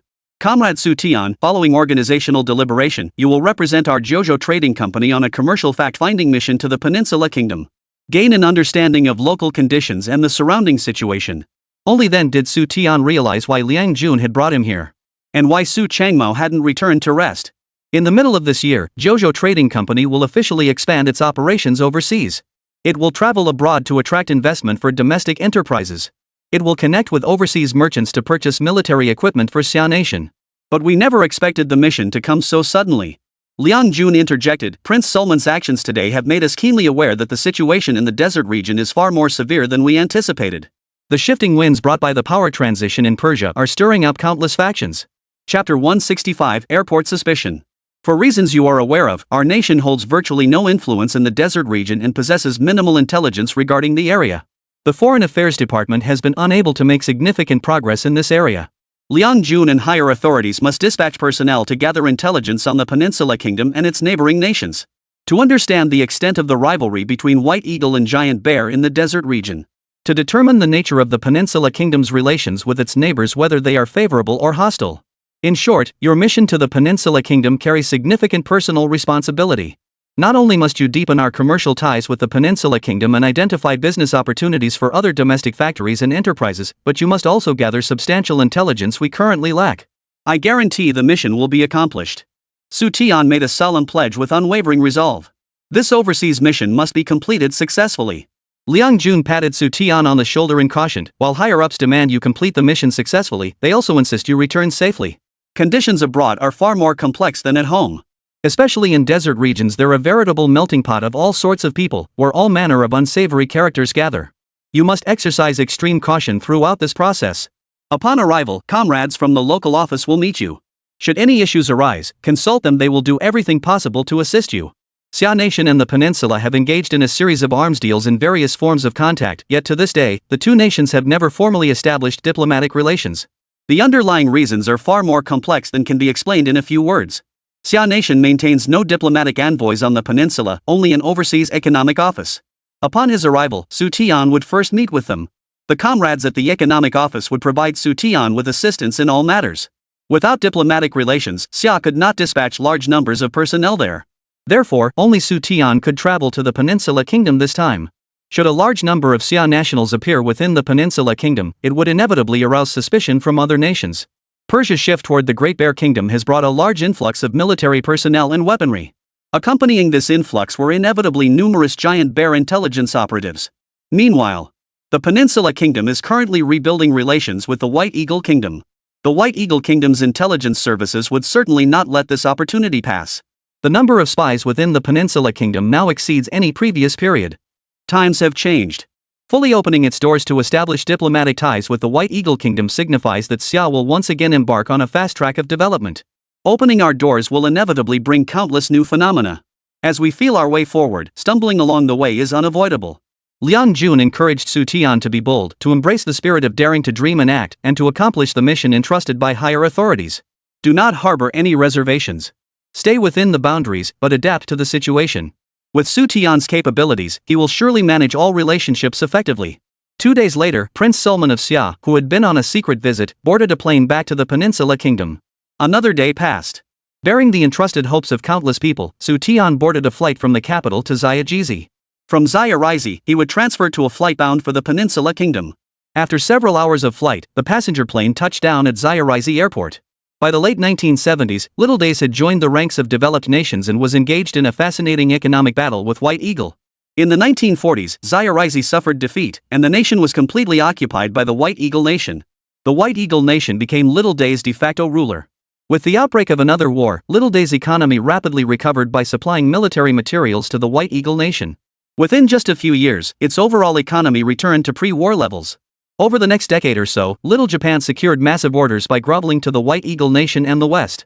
Their automobiles, textiles, and various low-cost goods flooded the White Eagle market.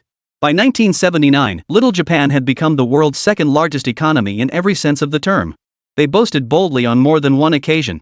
They boasted that if they ever wanted to, their existing economic reserves could easily purchase all the land in the United States, leaving hundreds of millions of Americans homeless.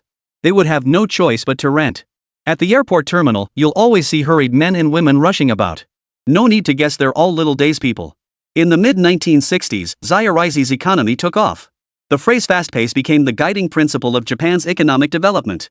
Fast-paced work, fast-paced development, fast-paced exports to seize overseas markets. He grabbed his luggage and headed to the restroom. When Xu Tian emerged again, his expression suddenly turned grim. A stylish blonde woman caught Xu Tian's attention. She sat on a bench in the departure lounge, holding an English magazine. She was engrossed in the magazine. Her peripheral vision darted left and right. As a group of people approached, the blonde's expression shifted subtly. A fleeting micro-expression crossed her face. Ordinary people would not notice even if they saw it. Only those trained in counterintelligence could detect it. In his previous life, Xu Tian had led multiple key scientific research projects. Counterespionage and confidentiality were of paramount importance. Xu Tian not only conducted confidentiality training for his technical staff, he also maintained regular contact with security agencies. He kept abreast of foreign spies' latest tactics and methods. The group targeted by the blonde woman consisted of 7 men. They wore suits and ties. Their expressions were stern, and they remained silent. Without them speaking, it was difficult to determine their exact identities. Were they locals or foreign travelers in transit?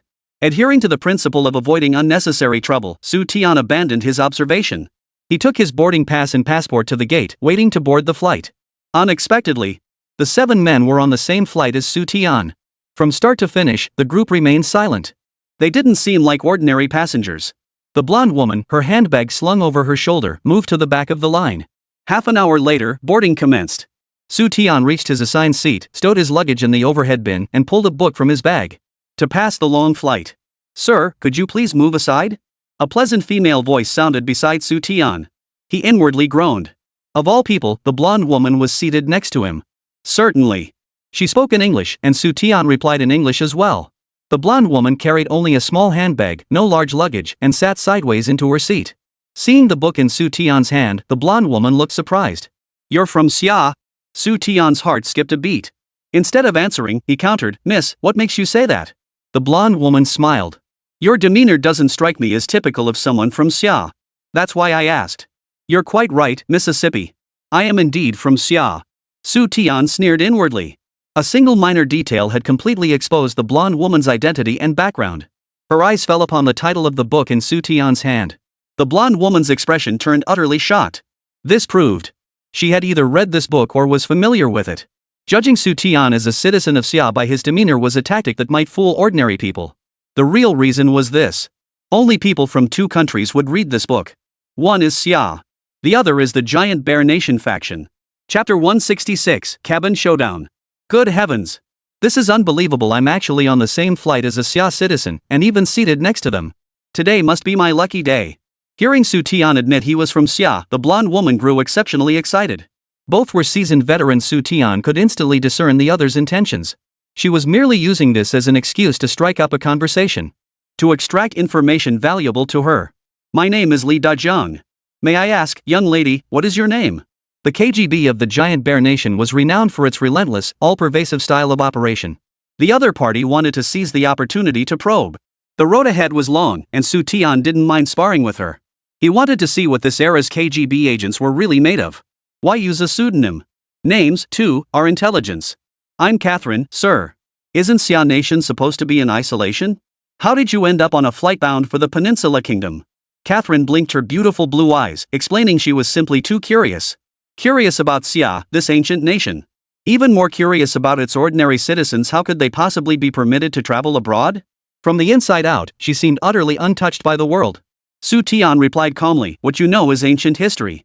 In your Western terms, it belongs to the past tense. Our Xia kingdom is neither ancient nor conservative. My trip to the Peninsula Kingdom is to investigate some business projects for my organization." "Miss Catherine, why are you going to the Peninsula Kingdom?" Catherine replied without hesitation, "To visit my sister. She runs a trading company there."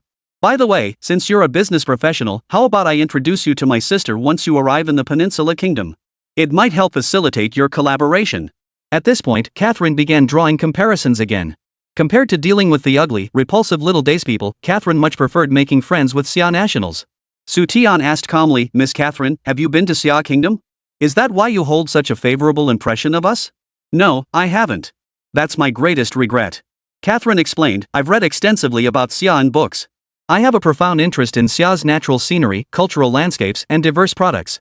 Unfortunately, since Xia is close to foreigners, I've never found an opportunity to visit your country as a tourist. During their conversation, Xu Tian learned that Catherine hailed from West Hans. Several years ago, Catherine had traveled to Ziyajizhi to study the language. After graduating, she stayed in Ziyajizhi to work. She had recently resigned and was preparing to travel to the Peninsula Kingdom to visit her older sister, whom she hadn't seen in years. One day, you will definitely have the chance to visit our country. Xu Tian smiled. If I ever get the chance, I'll definitely go. Even though those despicable little day people constantly disparage Xia Kingdom, I don't believe a single word of it. I believe Xia is a nation that cherishes peace and treats all people equally. The Xia Kingdom described by Catherine seemed like a utopia straight out of human dreams. Any citizen of Xia would surely agree upon hearing such words. Xu Tian sneered inwardly. Those who know Xia best are not only its enemies but also its former friends. Catherine's every move was deliberately designed to curry favor with Xu Tian. Just then, a young flight attendant approached and politely asked Catherine in English to lower her voice. Some passengers were annoyed by Catherine's loud outbursts and complained about the noise disturbance. Catherine shrugged it off, saying, "Who's so annoying they have to control how others speak? Just because you little people are used to whispering doesn't mean the whole world has to follow your rules. This is how loud I speak. If anyone has a problem, let them come find me." The flight attendant repeated herself several times, but Catherine refused to back down. Being a Westerner, the flight attendant couldn't do much about her. She left the area helplessly. A moment later, a short man in a suit, sporting a neatly trimmed mustache, stormed over. "Damn it! If you don't quiet down, I'll..." He paused. "Catherine?" The little man was about to flex his muscles and show off his authority when he suddenly recognized the source of the noise. "How do you know my name?" Catherine retorted in her native tongue. "Everyone, come see. The woman who's been chattering non-stop is actually a courtesan." As the words fell, passengers around them rose to stare at Catherine. Xu Tian, sandwiched between them, remained utterly unfazed. He idly flipped through the book in his hands. Catherine snapped, "What are you doing? Pitiful Westerners. Nowadays, you only dare to vent your anger on ordinary people. When faced with us big shots, you're nothing but a fart. Ha ha ha." The little man laughed unrestrainedly. His voice carried undisguised contempt. "Catherine, for the sake of your past service to me, I'll overlook your rudeness. But you must apologize for your insolence immediately. Your White Eagle Nation's economy is being manipulated by us little days. We can drop massive sums anytime, anywhere, buy up all your White Eagle Nation's land, and turn you indigenous people into homeless vagrants." At this declaration, the little days passengers gathered around to watch the spectacle erupted in arrogant laughter. Even the nearby flight attendants joined in the laughter. Over 30 years ago, White Eagle defeated Little Day on the seas, becoming Little Japan's supreme overlord. 30 years later, Little Japan exacted its revenge on White Eagle in a different way. Through a flood of cheap goods, flooding the White Eagle Kingdom's market. The White Eagle Nation's auto industry became dominated by Little Japan. Domestically produced vehicles sat unsold, while imported cars from Little Japan were in such high demand that they were hard to come by. White Eagle's manufacturing sector was similarly held in a tight grip by Little Japan, driven by a desire for retaliation. Japanese business circles spent a fortune to acquire a historic White Eagle shipyard. Back then, the surrender agreement was signed aboard a warship. That very warship had been built in this shipyard. Beyond that, Little Days extensively hired female students from the White Eagle Nation. They were tasked with reviving an ancient profession, geisha courtesans. They kneeled to serve the Little Days, satisfying the petty nation's vanity with all manner of perverse tastes. 90% of the passengers on the plane were Japanese. Not a single soul intervened in what was happening here. Catherine fumed, "You fat pig. I absolutely will not apologize to you."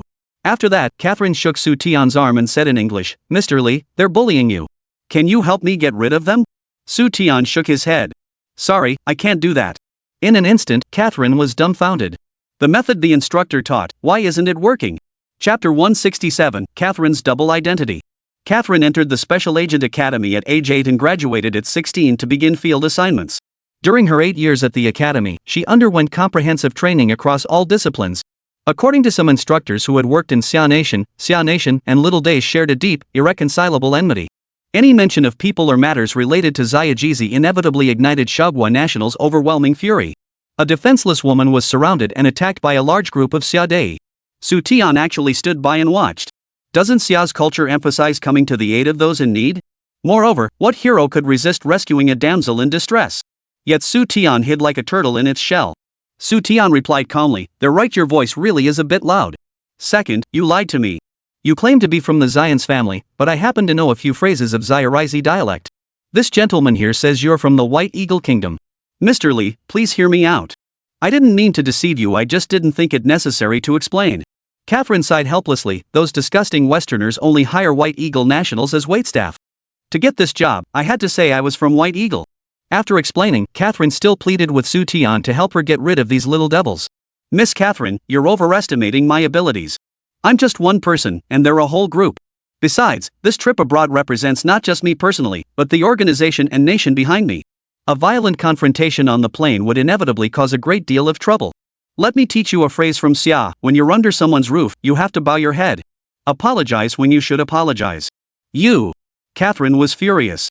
"Catherine, if you don't apologize now, I'll have the crew throw you off the plane." The man urged her. Things weren't going according to Catherine's plan. Xu Tian refused to help, and a large group of Little Day's men were in a rage. As an agent, assessing the situation and maintaining composure was her top priority. Catherine bit her lip and reluctantly said, "I'm sorry. I'll lower my voice." "Ha ha ha, the proud White Eagle nation not so great after all." The man strode back to his seat like a victorious general, his steps brimming with triumph. For the remainder of the journey, Catherine stared silently out the window, as if she were angry at Xu Tian. Xu Tian remained focused on his book. After an unknown period, an announcement echoed through the cabin. "In 10 minutes, the aircraft will land at Peninsula Kingdom Airport. The crew requested passengers to fasten their seatbelts and prepare for landing." "Humph." Passing by Xu Tian, Catherine gave a cold snort of disdain. A cowardly man like this, even as a cadre of Xia Nation, could never handle crucial intelligence. No superior would ever entrust crucial matters to such a coward. Slinging her leather bag over her shoulder, Catherine strode forward without looking back. Xu Tian's lips curled upward in an amused smile. This trip to the Peninsula Kingdom was bound to be anything but simple. To borrow an old saying from Xia, small temples have fierce winds, shallow ponds breed many turtles. One plane, and you'll find all sorts of shady characters. How fascinating. Airports in the 1970s, both in scale and facilities, were far inferior to those of later generations. Even in oil-rich nations like the Peninsula Kingdom, the airport grounds were remarkably compact. Stepping off the plane, passengers were led by staff to the departure lounge. At the arrival area, foreigners of various skin tones and speaking different languages stood waiting. Among the many greeters, one sign stood out prominently. 2 large Chinese characters were inscribed on the wooden sign. Below it stood 2 Chinese men in suits. One, in his 30s, held the sign. The other, around 50 with thinning hair, kept glancing at his watch. Both men were from the economic office established by Xia Kingdom in the Peninsula Kingdom. The man holding the sign was the office's secretary. The older man was named Hu Shuwen, serving as the office's director. "Director Hu, thank you for your hard work. Comrade Xu Tian, let's get in the car." After meeting, Xu Tian and his 2 companions exited the airport together and boarded the vehicle. "Catherine, what are you looking at?" Not far away, a foreign woman in her 30s, tall, fair-skinned, stood watching Catherine, who remained motionless, with a puzzled expression. "He lied to me. He's lying." "Catherine, what did you say?" "Sister, his name isn't Li Dajiang, it's Xu Tian. There's something wrong with his identity." Catherine whispered, "He gave me a fake name on the plane." "Stop talking. I don't understand a word you're saying." The blonde woman reminded her, "We can talk about this when we get back." After several dozen minutes of driving, the car delivered Xu Tian, Director Hu, and the others to an exotic-style courtyard. The small courtyard covered several dozen square meters, with a 2-story building at its center. This was the economic office of the Xia Kingdom in the Peninsula Kingdom. Director Hu greeted them warmly, "Comrade Xu Tian, you must be exhausted from the journey. Did you encounter any problems along the way?" Xu Tian glanced at the staff members around him. Director Hu added, "Our staff here have undergone years of training by the organization. They are steadfast in their convictions and are comrades you can trust." "Director Hu, could we hold an on-site meeting?" "A meeting? Certainly." Without hesitation, Director Hu dismissed the others. He summoned the confidential clerk from the office and another deputy director, then proceeded to his office. According to regulations, once the number of organizational members exceeded 3, a branch committee must be established. All 3 were branch members. Stepping into the office, Xu Tian surveyed the surroundings and remarked pointedly, "No issues, right?" "No problem. Knowing what Xu Tian was about to ask, Director Hu pointed out that the office was the safest place in the entire administrative office. Director Hu, you asked earlier if my trip went smoothly. I'll tell you plainly, it didn't. What happened? Hearing this, the others immediately pressed him for details. Xu Tian spoke slowly and deliberately. As soon as I arrived at Zaireizi Airport, I spotted a foreign agent. This agent boarded the plane with me and was seated right next to me. Director Hu was taken aback. He hadn't expected a foreign agent to be among the passengers traveling with Xu Tian. The deputy director asked, since you recognized him as an agent, did you determine which country he was from? That's the second thing I need to tell you. Xu Tian recounted the entire discovery of Catherine's identity from the beginning. He recounted the entire sequence, right up to the moment Catherine sat beside him and attempted to strike up a conversation. If it weren't for this book, I truly wouldn't have been able to identify which country's agent Catherine was. Xu Tian pulled a foreign literature book from his bag. You mean she's from the Giant Bear Nation? She is indeed from the Giant Bear Nation camp, but judging from later developments, she might not belong to the KGB. She's more likely an agent of the Stasi, the KGB's top ally. If that's the case, this is serious business. Director Hu's expression turned grave. The book Xu Tian was reading was renowned. How the Steel Was Tempered. Chapter 168, The Year of Sudden Turmoil, a Turning Point in History. This book wielded immense influence, whether in the Xia Nation or within the Giant Bear Nation's sphere of influence. It shaped at least 2 or 3 entire generations. Had Catherine been a Western agent, she wouldn't have reacted so strongly to this book. The KGB was the world's premier intelligence agency, rivaling the CIA of the White Eagle Nation. The Stasi, the intelligence apparatus of East Germany, ranked second only to the KGB. It was hailed as the world's most efficient intelligence agency. All Stasi operations abroad were directed by the KGB. A double agent originating from the Stasi and operating under KGB command. She must never be treated as an ordinary intelligence operative. The confidential officer exclaimed, Director, could she be here regarding Antal's downfall from earlier? Director Hu lit a cigarette, his expression growing even more complex. Antal was a prominent royal noble of the Peninsula Kingdom. He was also one of the supporters of the Great Bear Nation. His downfall would inevitably send shockwaves throughout the entire Giant Bear Kingdom. Sending a double agent at this critical juncture might indeed be connected to this matter. The deputy director analyzed, according to Comrade Xu Tian, Catherine's objective in coming to the Peninsula Kingdom was to monitor several men boarding the plane. It may not necessarily be related to Antel's case. Director Hu, please outline your recent work activities. If you have any materials, it would be best to provide them to me as well. I'll help analyze everything together. Comrade Xu Tian, please wait a moment. I'll get it for you right now. Director Hu and the deputy director simultaneously produced keys and inserted them into the office safe. The confidential clerk then turned the combination dial. Through their coordinated efforts, the safe finally opened. Director Hu retrieved a sealed envelope marked Top Secret. Comrade Xu Tian, by rank, you are authorized to view these documents, but they must never be disclosed to outsiders. Director Hu cautioned. I understand. Xu Tian opened the file and carefully examined its contents. Enter, current nephew of the king. 35 years old. For years, he has repeatedly proposed an alliance between the Peninsula Kingdom and the Giant Bear Kingdom. Through such an alliance, he seeks to secure military aid and protection from the Great Bear Kingdom. Anter's proposal gained support from a minority of Peninsula Kingdom nobles. However, they have faced fierce opposition from his other uncle, Prince Sulman. Prince Sulman has repeatedly stated publicly, whether it be the White Eagle Kingdom or the Giant Bear Kingdom, their purpose in allying with the Peninsula Kingdom is to bleed it dry. Aligning with either power would turn the Peninsula Kingdom into a puppet manipulated by superpowers. Half a month ago, the king issued an order relieving Anter of all his posts.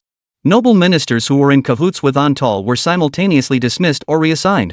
The pro-bear faction vanished overnight. Xu Tian looked up and said, this is a gesture of goodwill. The White Eagle Kingdom keeps extending olive branches to the Peninsula Kingdom. The Peninsula Kingdom must make some gestures in return. Xu Tian believed that sacrificing Antal and his associates as a pledge of loyalty to the White Eagle Kingdom aligned with the Peninsula Kingdom's current interests. Comrade Xu Tian, in your view, did Catherine travel to the Peninsula Kingdom to liaise with Anter and aid his comeback, or to monitor these mysterious passengers? Perhaps both. Xu Tian set down his documents and remarked calmly, Catherine deliberately caused trouble on the plane, attempting to involve me in a hero saves the damsel in distress scenario. By doing so, she deepened our contact to further probe the purpose of my journey. It was a case of one misfortune leading to another. Among the curious passengers who gathered to watch the commotion was a member of that very team. I detected the scent of petroleum on this individual. It suggests this person deals with oil on a regular basis. Even with a shower and fresh clothes, some odors just can't be masked. The mysterious men who appeared at Xiaorizi Airport were highly likely business representatives sent by Xiaorizi to conduct oil transactions with the Peninsula Kingdom. Doesn't that mean we're about to cross paths with them? The deputy director frowned. One of Xu Tian's objectives this time was to facilitate another transaction between Xia Kingdom and the Peninsula Kingdom. Exporting petroleum equipment. It will indeed be a head-to-head competition, and I suspect it won't last long. Xu Tian's gaze was deep, his tone solemn. Recently, Xia Nation and Peninsula Kingdom had concluded multiple arms deals. Relying solely on arms sales for foreign exchange earnings was far from sufficient. Xia Nation must also export large quantities of other civilian goods. The Peninsula Kingdom ranks among the world's major oil producers. Xia Nation possesses considerable experience and expertise in developing petroleum equipment.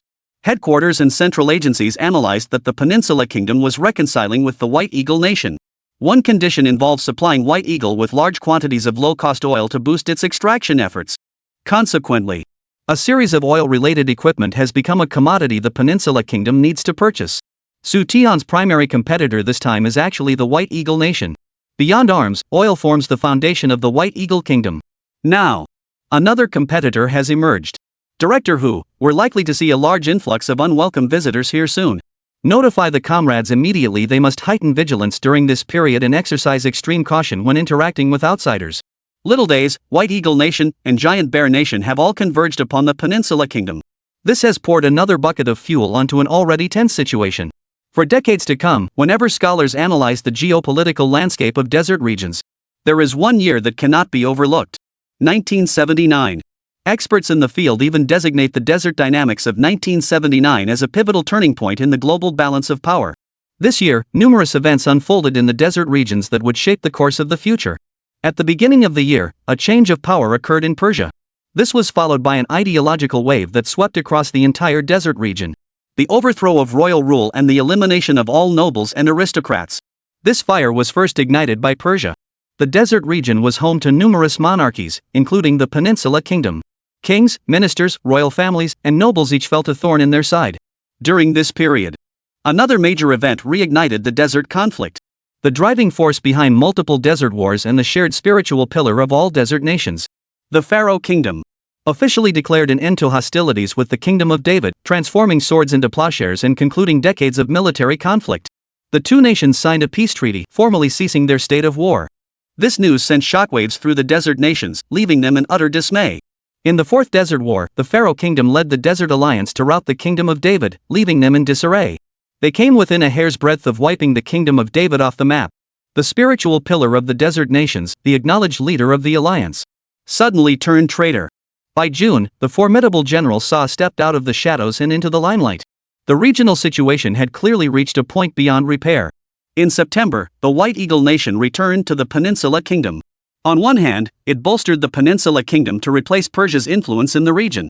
On the other hand, it provided substantial economic aid to the Pharaoh Kingdom. Chapter 169, Full Support. The Giant Bear Nation seized Persia from the White Eagle Nation. Would the White Eagle Kingdom just take this lying down? Of course not. They countered with a straight hook. They seized the Pharaoh Kingdom from the Giant Bear Kingdom. The regional standoff was once again evenly balanced. Director Hu, please pay a courtesy call to Prince Sulman tomorrow in your capacity as head of operations and extend an invitation for him to dine at our office. Understood. I'll pay him a visit at the palace first thing tomorrow morning. Director Hu had received detailed instructions from headquarters regarding Xu Tian's identity and mission in the desert region. The economic office's mission was to provide Xu Tian with full support. Inviting Prince Sulman to the office for a banquet was clearly an attempt to use personal connections to gain advance insight into the Peninsula Kingdom's stance on purchasing oil equipment. Would the higher-ups favor equipment from White Eagle or Little Japan? Tonight was destined to be a sleepless night for many. The meeting between Xu Tian, Director Hu, and others continued. In the capital of the Peninsula Kingdom, a villa on the outskirts was also ablaze with light. Outside the villa, a dozen burly men patrolled the perimeter. Inside the villa, the tall woman Catherine called Sister had changed into a comfortable nightgown.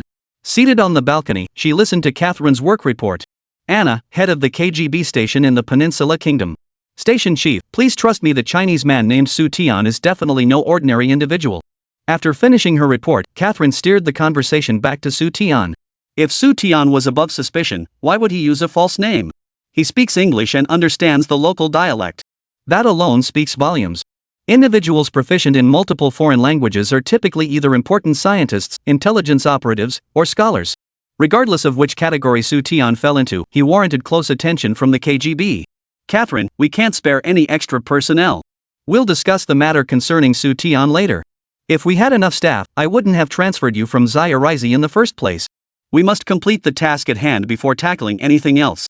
Alongside Antal in his misfortune were not only his trusted lieutenants but also numerous KGB agents. The intelligence agencies of the Peninsula Kingdom and the White Eagle Nation secretly established contact. With the latter's assistance, the Peninsula Kingdom dismantled several crucial KGB strongholds. In intelligence raids that unfolded like a blitzkrieg, multiple teams under Anna's command were wiped out. Given the current situation, Anna requested reinforcements from her home country. She and her people were now under dual surveillance from both the Peninsula Kingdom and the White Eagle Nation. The agents dispatched to the Peninsula Kingdom need not be numerous, but they must be exceptionally capable. Ideally, they should be capable of holding their own against 10 opponents. Catherine protested stubbornly, but, Catherine, as station chief, I order you to temporarily remove that person from your mind. In 4 days, the Peninsula Kingdom will host an unprecedented grand banquet. All nations' representatives will be in attendance. Among them will be numerous envoys from the White Eagle Nation. You've long mingled among the upper echelons of Xia. You know how to win these people over, no need for me to spell it out. At this banquet, we must obtain further intelligence regarding the Peninsula Kingdom and the White Eagle Kingdom, as well as specific information about the White Eagle Kingdom's stance toward the Pharaoh Kingdom. At the mention of Pharaoh Kingdom, Catherine voiced her deep concern. Director, would the Pharaoh Kingdom truly dare to betray us? Their audacity exceeds your imagination. A murderous intent flashed in Anna's eyes. 2 years ago, the Pharaoh Kingdom annulled all military agreements with the Giant Bear Kingdom. They reclaimed the military port leased to the Giant Bear Kingdom. Last year, the Pharaoh Nation conducted multiple reciprocal visits with the David Nation. The two nations had yet to formally reconcile because the White Eagle Nation's stance remained unclear. The Pharaoh Nation has made its stance clear: they intend to part ways with us. In this matter, we must gather sufficient intelligence. That is precisely why I specifically requested your transfer from Little Days. Comrade Catherine, you are one of the Stasi's finest overseas agents and the only female operative to successfully infiltrate the upper echelons of Little Days. Do not betray the trust placed in you by your superiors. And do not bring shame upon the Stasi. Antal's downfall had deprived the KGB of its vital source of real-time intelligence on the Peninsula Kingdom's high-level decision-making. Faced with this situation, Anna must immediately take remedial action. The White Eagle Nation, an old adversary, knew the KGB's modus operandi all too well. Infiltrating their own agents into the banquet would likely uncover CIA surveillance. Assigning Catherine from the Stasi to handle this task. Perhaps this would evade CIA surveillance. Catherine stood and declared, Comrade Station Chief, I will defend the Stasi's motto with my life. We are everywhere. Once the Peninsula Kingdom and Pharaoh Nation fully align with the White Eagle Nation, the Giant Bear Nation's years of painstaking efforts will be lost. Many wavering nations would also rush to join the White Eagle camp. A voice in the depths of her mind whispered to Catherine. Xia Nation would likely become entangled in this affair as well. That morning at the airport, Xu Tian boarded a vehicle belonging to the Xia Kingdom's office in the Peninsula Kingdom. The following day at noon, Catherine, who was resting, was urgently summoned to the office by Anna. The villa served both as a place of rest and as the KGB's most crucial stronghold. I must apologize. Your suspicions were correct. Xu Tian is no ordinary citizen of Xia. Comrade Station Chief, what's happened? Catherine asked urgently. My inside source tells me there's an extra name on the guest list for the banquet. Xu Tian. Yes, that's the name. Anna said sternly, if the Peninsula Kingdom is trying to build closer ties with Xia Nation, the person they should invite most is Hu Shuwen, the head of Xia Nation's economic office, not Xu Tian. Yet, the list only includes Xu Tian's name. No other Xia nationals are listed. I'll assign someone to monitor Xu Tian. Besides establishing connections with high-ranking officials in White Eagle Kingdom and the Peninsula Kingdom, you must also find every possible way to re-establish contact with Xu Tian. Although Xu Tian gave you a false name, I believe he did so merely out of caution, not because he recognized your identity. Anna pulled several photographs from the drawer and placed them before Catherine. The 6 individuals pictured were the heads of the Peninsula Kingdom's major departments. The man in the final photograph was named Zayed. He was the head of the Peninsula Kingdom's intelligence agency. He had led the raid operation a few days prior. Focus on getting close to him, gain Zayed's trust, and conduct a covert assessment of his potential for defection. Anna's expression was complex as she said, the White Eagle Nation's counterattack has already begun. We absolutely cannot sit idly by and wait for disaster. Use every means possible to gather all the intelligence our motherland requires. Chapter 170, The Peninsula Kingdom and Xia Nation are in the same boat. Cough cough cough. Peninsula Kingdom, Royal Bedchamber. King Abdullah lay weakly in bed, his mouth producing a series of alarming coughs. Physician, how is His Majesty's condition? Prince Sulman looked deeply concerned. The royal physician, having just concluded his examination, replied, "Your Highness, please rest assured. His Majesty is in excellent health. Recent exhaustion from state affairs has led to insufficient rest, causing these minor issues. With ample rest and proper recuperation, His Majesty will soon regain full health. May the heavens protect him. Thank the heavens." Prince Sulman's heart, which had been in his throat, finally settled back into his chest. Ever since the power transition in Persia this past January, royal family members across the desert regions had been walking on eggshells.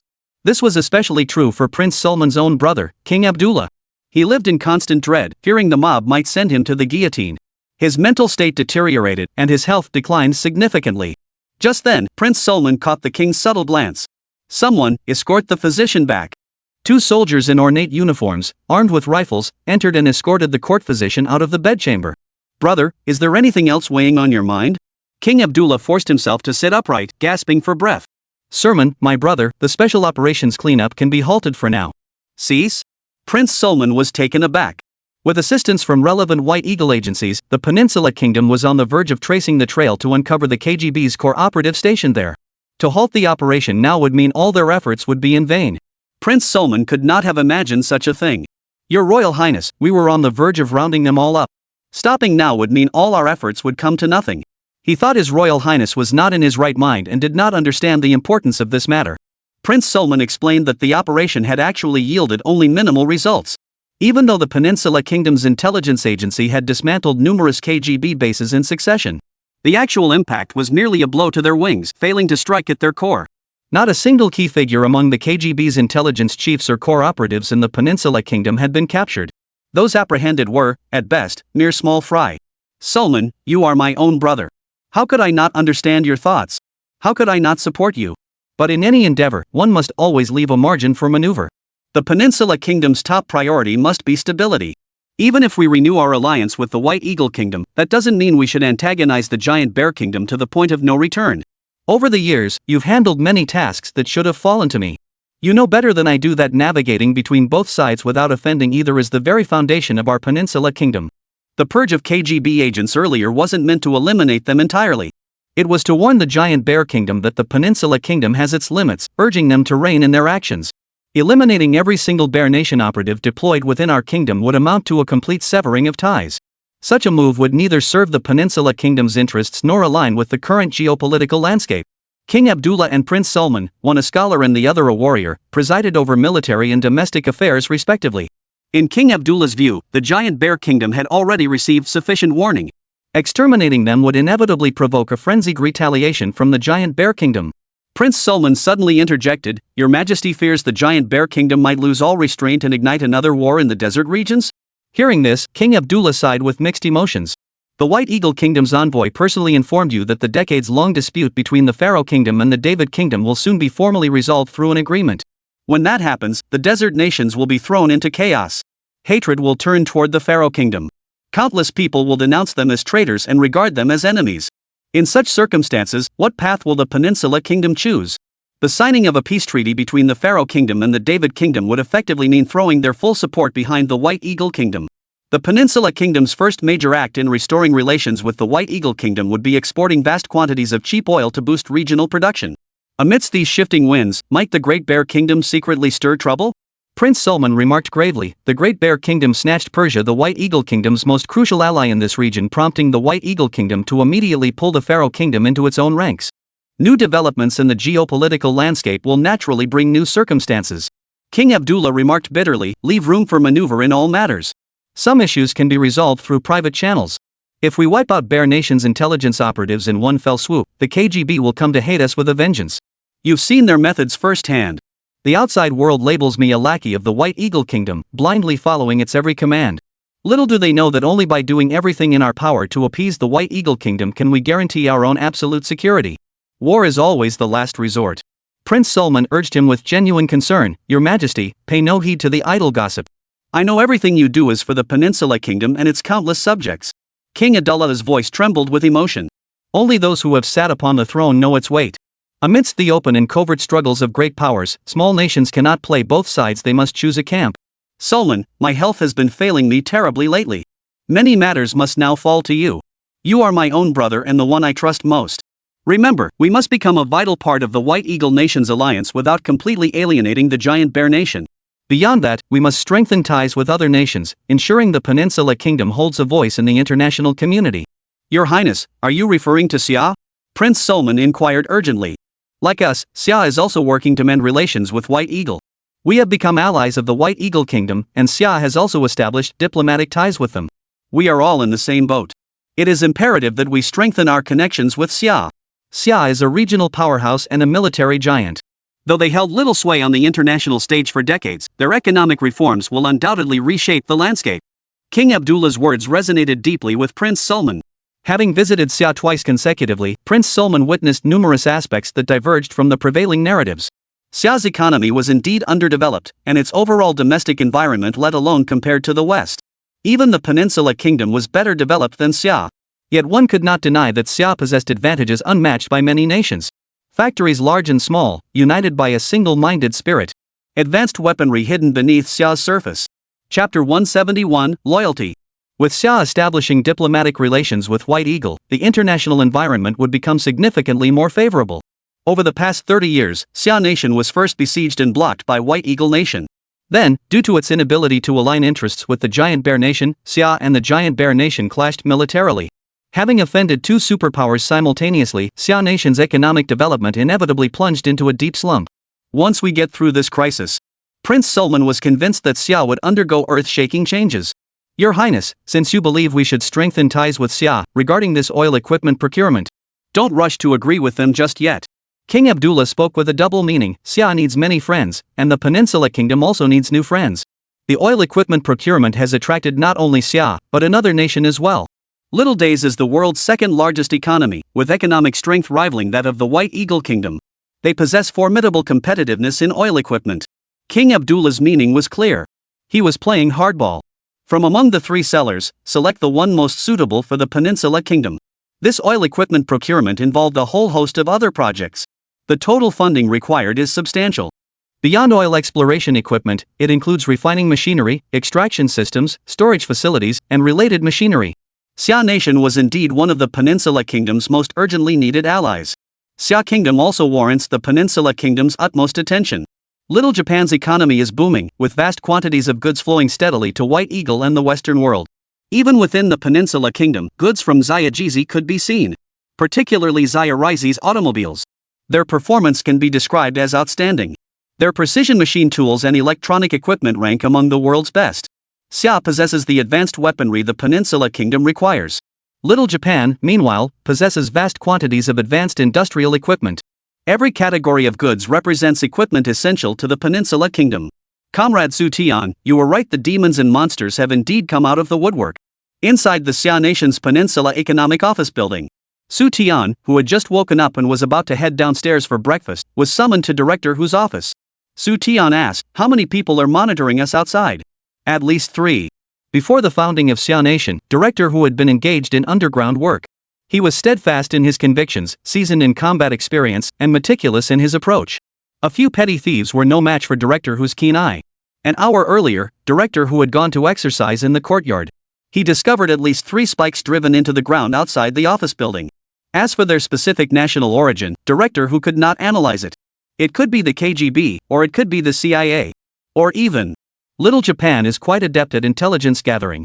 Once they learned Xia Nation was involved in the oil equipment project, they would undoubtedly tighten security. Xu Tian mused, "Director Hu, how about luring the snake out of its hole?" "Lure the snake out of its hole? I'll be the bait." "No." Director Hu hurriedly protested, "Comrade Xu Tian, you mustn't be reckless. This isn't mainland China. While we've had multiple exchanges with the Peninsula Kingdom, our two nations haven't established diplomatic relations. If anything happens to you, it will be extremely difficult for us to rescue you through official channels." As a veteran underground operative, Director Hu understood Xu Tian's intentions perfectly well. The 3 agents monitoring this location were difficult to identify. Xu Tian intended to venture out alone, luring these individuals into covertly following him. By observing them up close, he could analyze their identities and gather further intelligence. It was a clever plan, but far too dangerous. The office had a total of 12 staff members. Half were administrative personnel. Only 5 possessed firearms proficiency and basic counter-surveillance skills.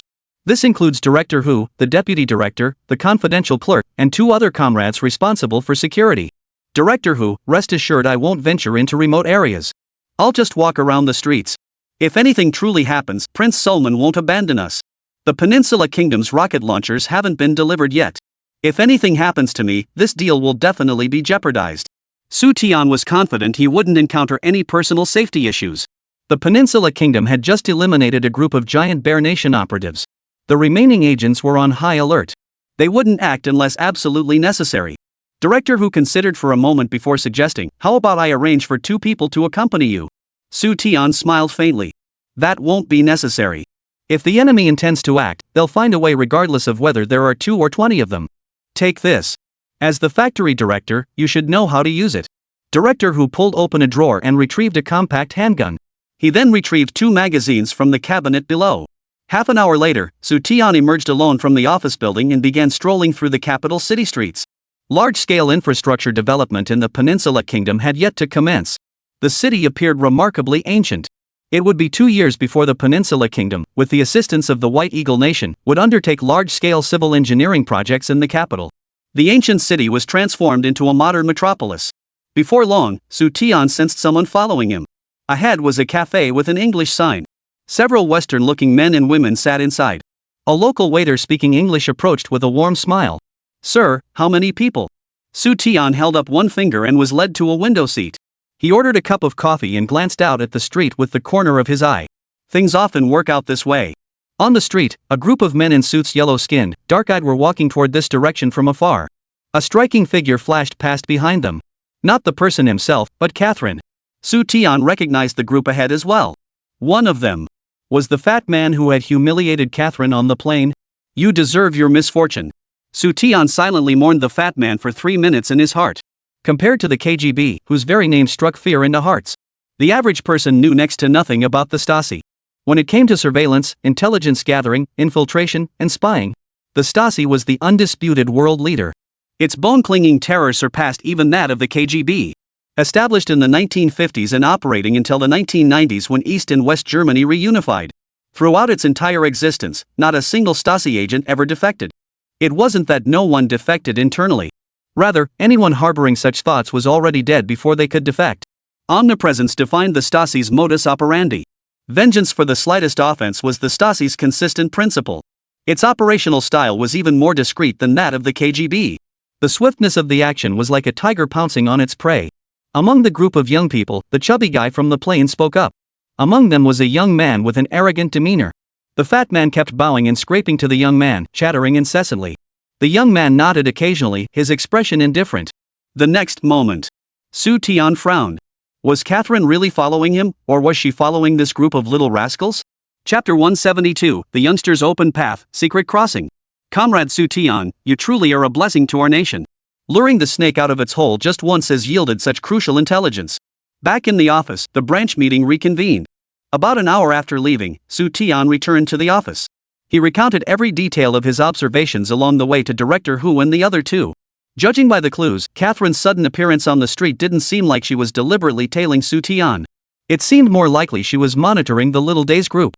While waiting at the airport, Xu Tian speculated that the group secretly followed by Catherine was likely the official business delegation sent by Xia to the Peninsula Kingdom to negotiate the export of petroleum equipment. Now, another group of Little Days had appeared on the street. Could there be some connection between the 2 groups? Judging by everyone's attitude toward the young man, Xu Tian sensed he was definitely someone important. They didn't seem like ordinary South Korean business representatives. They were more likely the offspring of Xia conglomerates or high-ranking officials. Or perhaps confidants. In short, this person's status couldn't be judged by age alone. Given this, back at the office, Xu Tian arrived at a bold conclusion. Xiao Ri was likely playing a game of repairing the road openly while secretly transporting troops through Chengsong. On the surface, he dispatched an officially appointed equipment delegation. They engaged with the Peninsula Kingdom through official channels. Meanwhile, behind the scenes, Xia had dispatched another group of representatives. Regarding Xu Tian's analysis, Director Hu and the other 2 had differing opinions. Overall, they leaned toward Xu Tian's interpretation of repairing the road openly while secretly crossing the river. Director Hu stubbed out his cigarette and remarked with profound gravity, suppose Little Days truly dispatched 2 delegations, one overt, one covert. If the official industrial delegation visiting the Peninsula Kingdom is merely the smoke they're releasing, then what mission does the second delegation carry? I suspect they're likely attempting to transfer the Peninsula Kingdom's required oil exploration, refining, and storage equipment to them at a heavily discounted rate, in exchange for the kingdom's goodwill. Like White Eagle Nation, Little Days has an urgent need for oil. The difference is that while the White Eagle Nation possesses ample domestic oil reserves, they are all held as strategic reserves.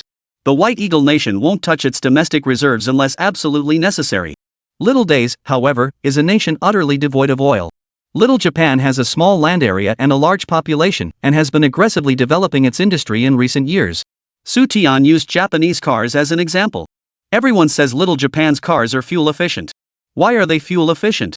Because of oil scarcity. During the Fourth Desert War, the Western nations led by White Eagle stood firmly behind David.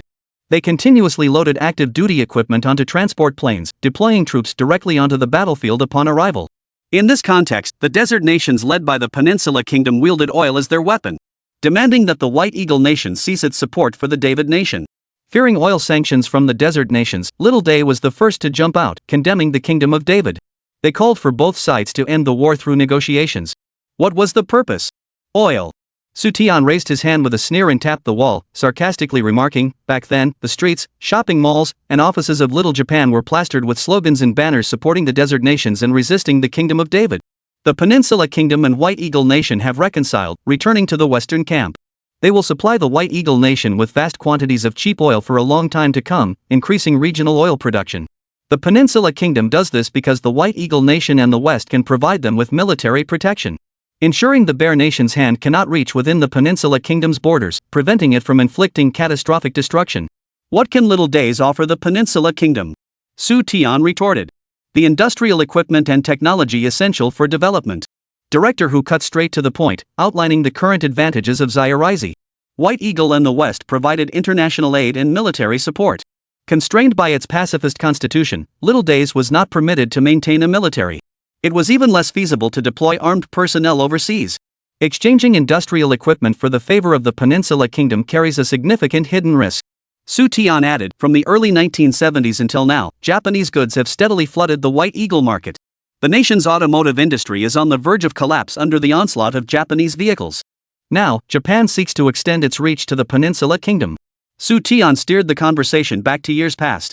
Back then, the Peninsula Kingdom and other desert nations possessed unparalleled oil resources. Yet they held no sway over oil pricing and lacked autonomy over their own oil fields. It wasn't until the Fourth War erupted that the White Eagle Nation and Western powers were driven out. Only then could the major oil-producing nations of the desert region take control of their own destinies.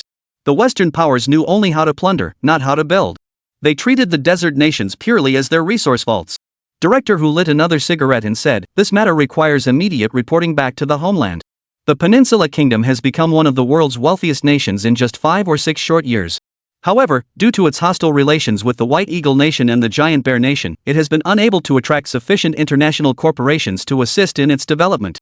Their return to the Western camp will inevitably trigger a massive influx of Western capital into the Peninsula Kingdom. White Eagle's domestic market has been torn apart by Xia Enterprises. If Xia Enterprises beats them to establishing a foothold in the Peninsula Kingdom, the market left for White Eagle will inevitably be nothing but scraps. Xu Tian and Director Hu were thinking along the same lines. Little Days must have realized the United States would never let them have their way. That's precisely why they dispatched a secret delegation to discreetly engage with the Peninsula Kingdom, bypassing White Eagle's interference. They offered various incentives to secure substantial construction contracts from the Peninsula Kingdom.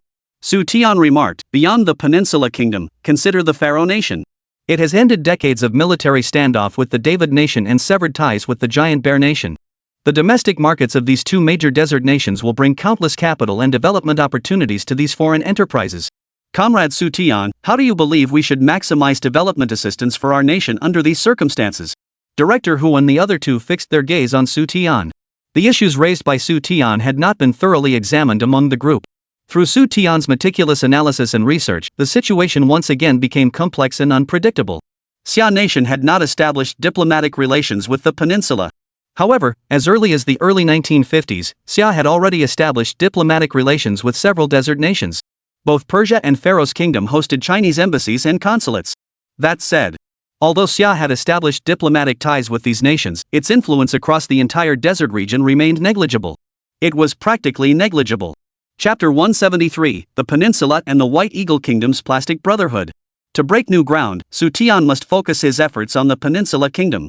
The once obscure Peninsula Kingdom had suddenly become the focal point of attention from all sides. The Bear Nation, the White Eagle Nation, Little Days, and a host of Western nations. Add Xia Kingdom to that list.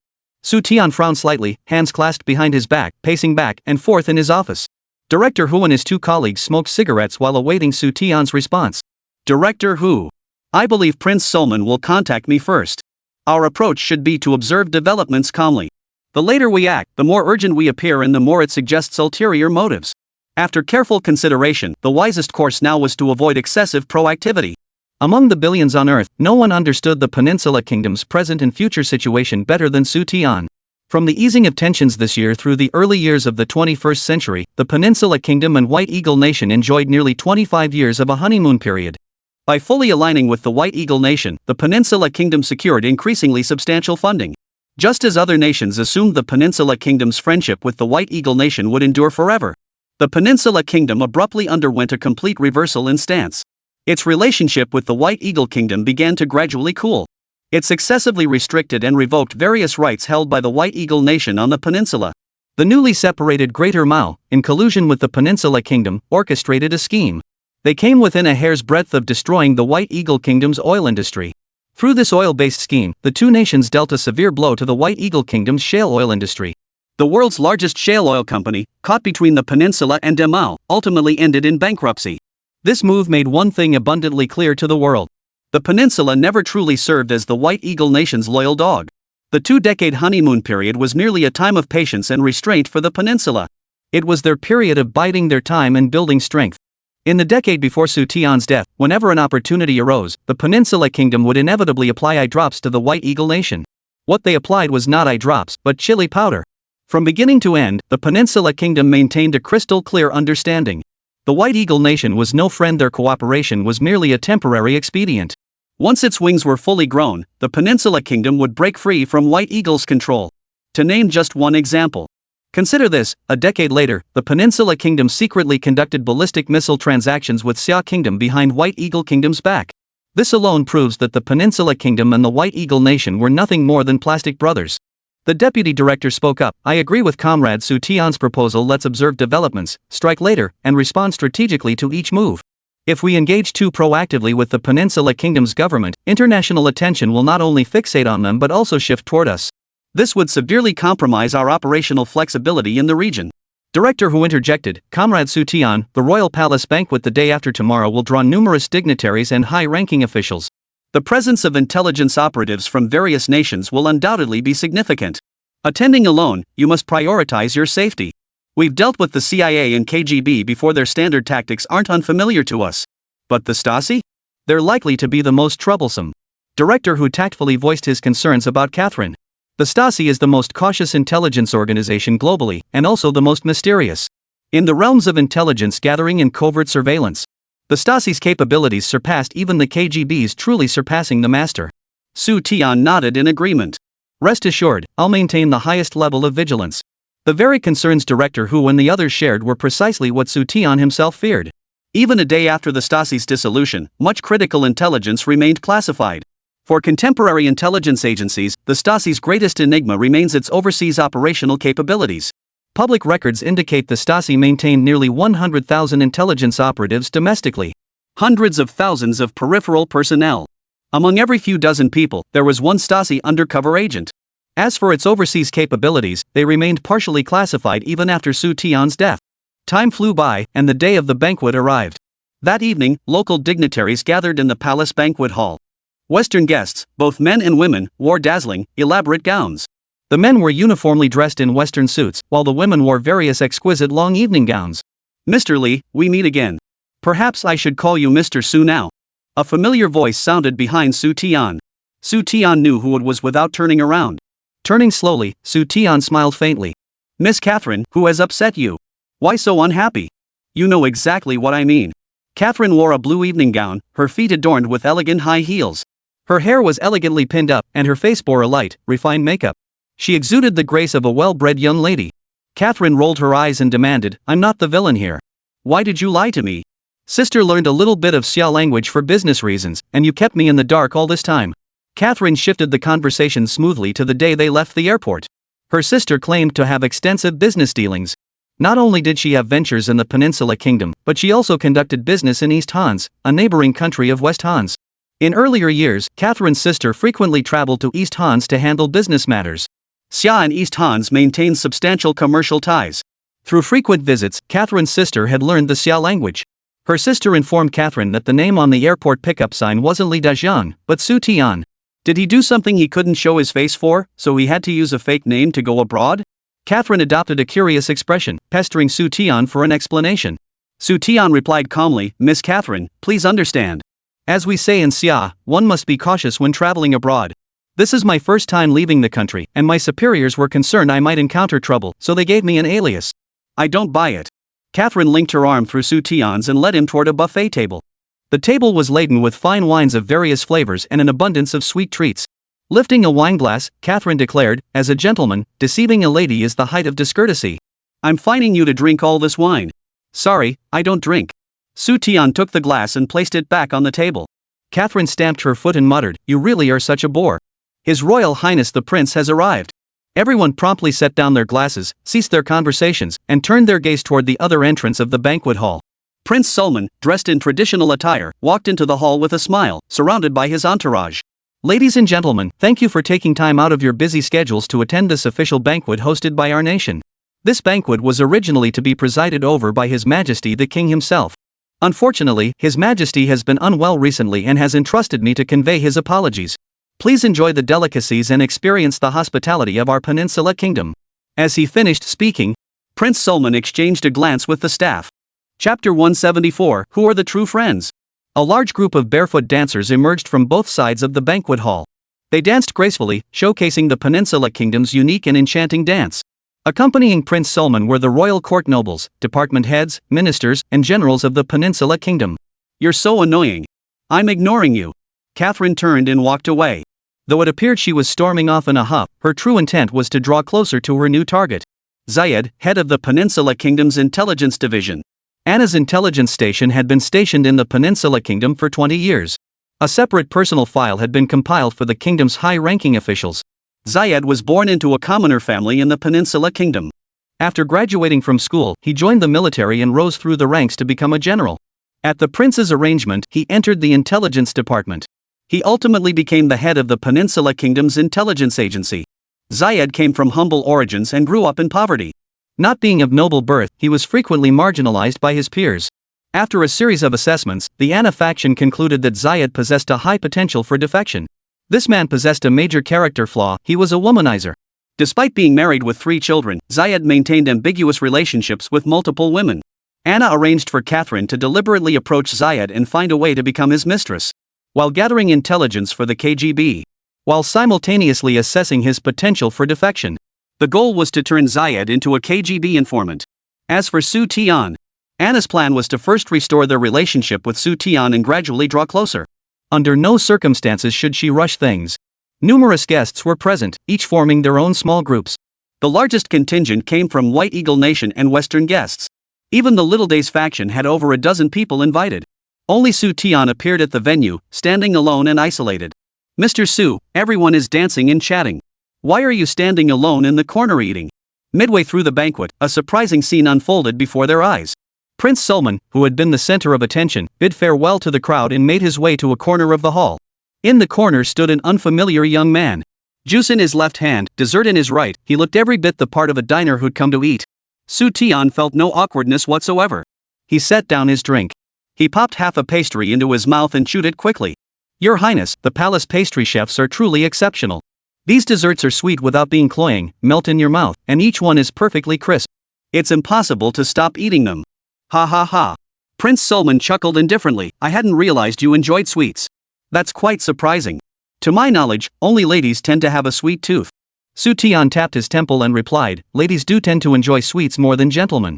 However, for those engaged in intellectual work, consuming sweets in moderation can actually enhance mental alertness. Sugar is an excellent energy booster for the brain."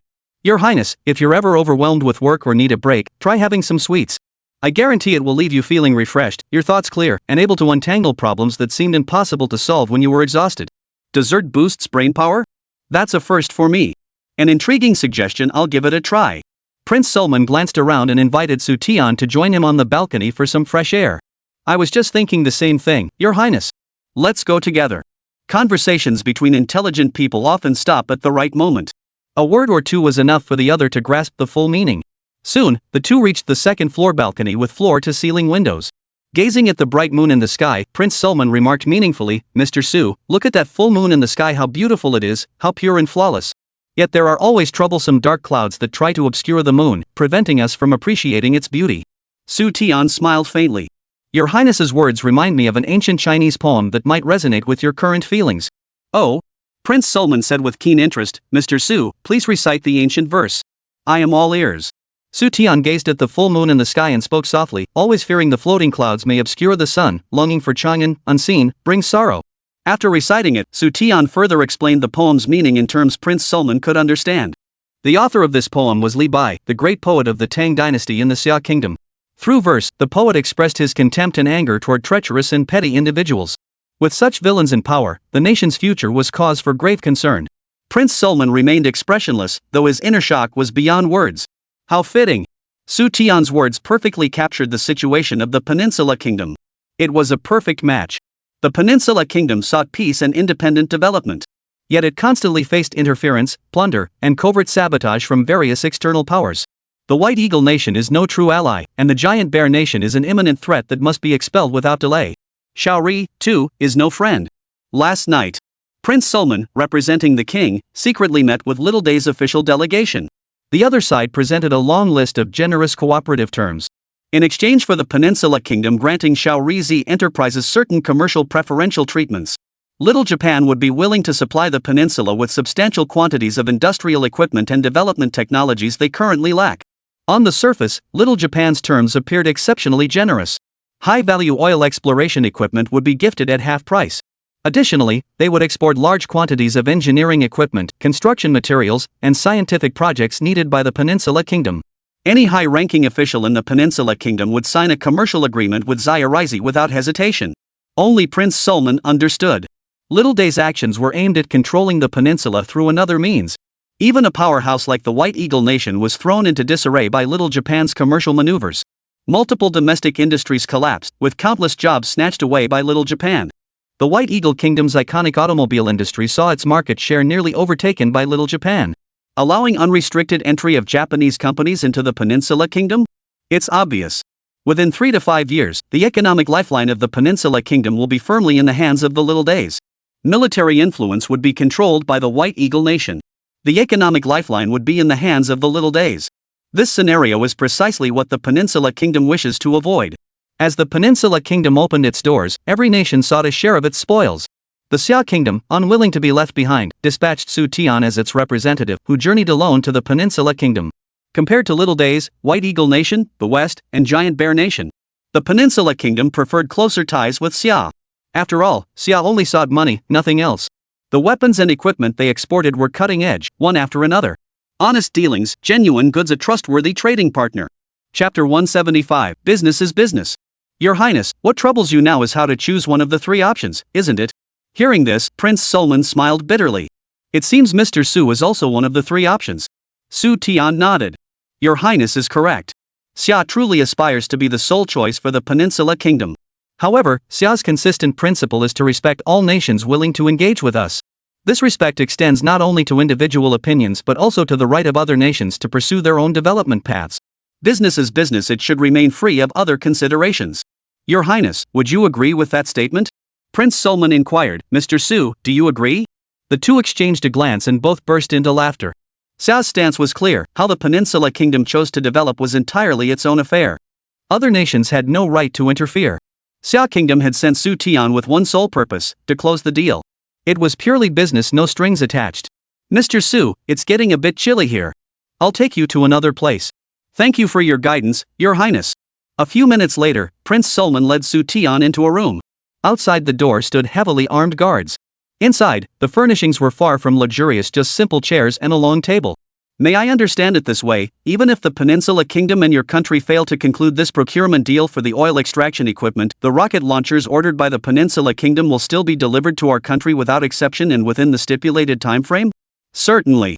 Xu Tian replied with a smile, our nation of Xia believes in keeping matters separate. We would never exploit our advantages to threaten other countries. I trust your highness is well aware of this principle. Prince Sulman nodded.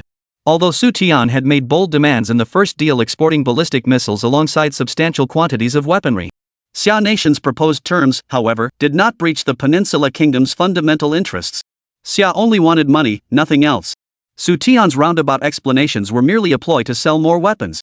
If this were White Eagle instead, to secure White Eagle's ballistic missiles, the Peninsula Kingdom would not only have to fork over astronomical sums of money and make painful concessions. Whenever the White Eagle Kingdom agreed to one request, a dozen more demands inevitably followed. The White Eagle Nation was adept at double dealing, while Western nations would stop at nothing to secure their interests. Their motives are inscrutable. They say one thing and do another. If even the White Eagle Kingdom's master, Littleday, holds no regard for them, would they genuinely engage in friendly exchanges and commercial transactions with the Peninsula Kingdom? Impossible. Absolutely impossible.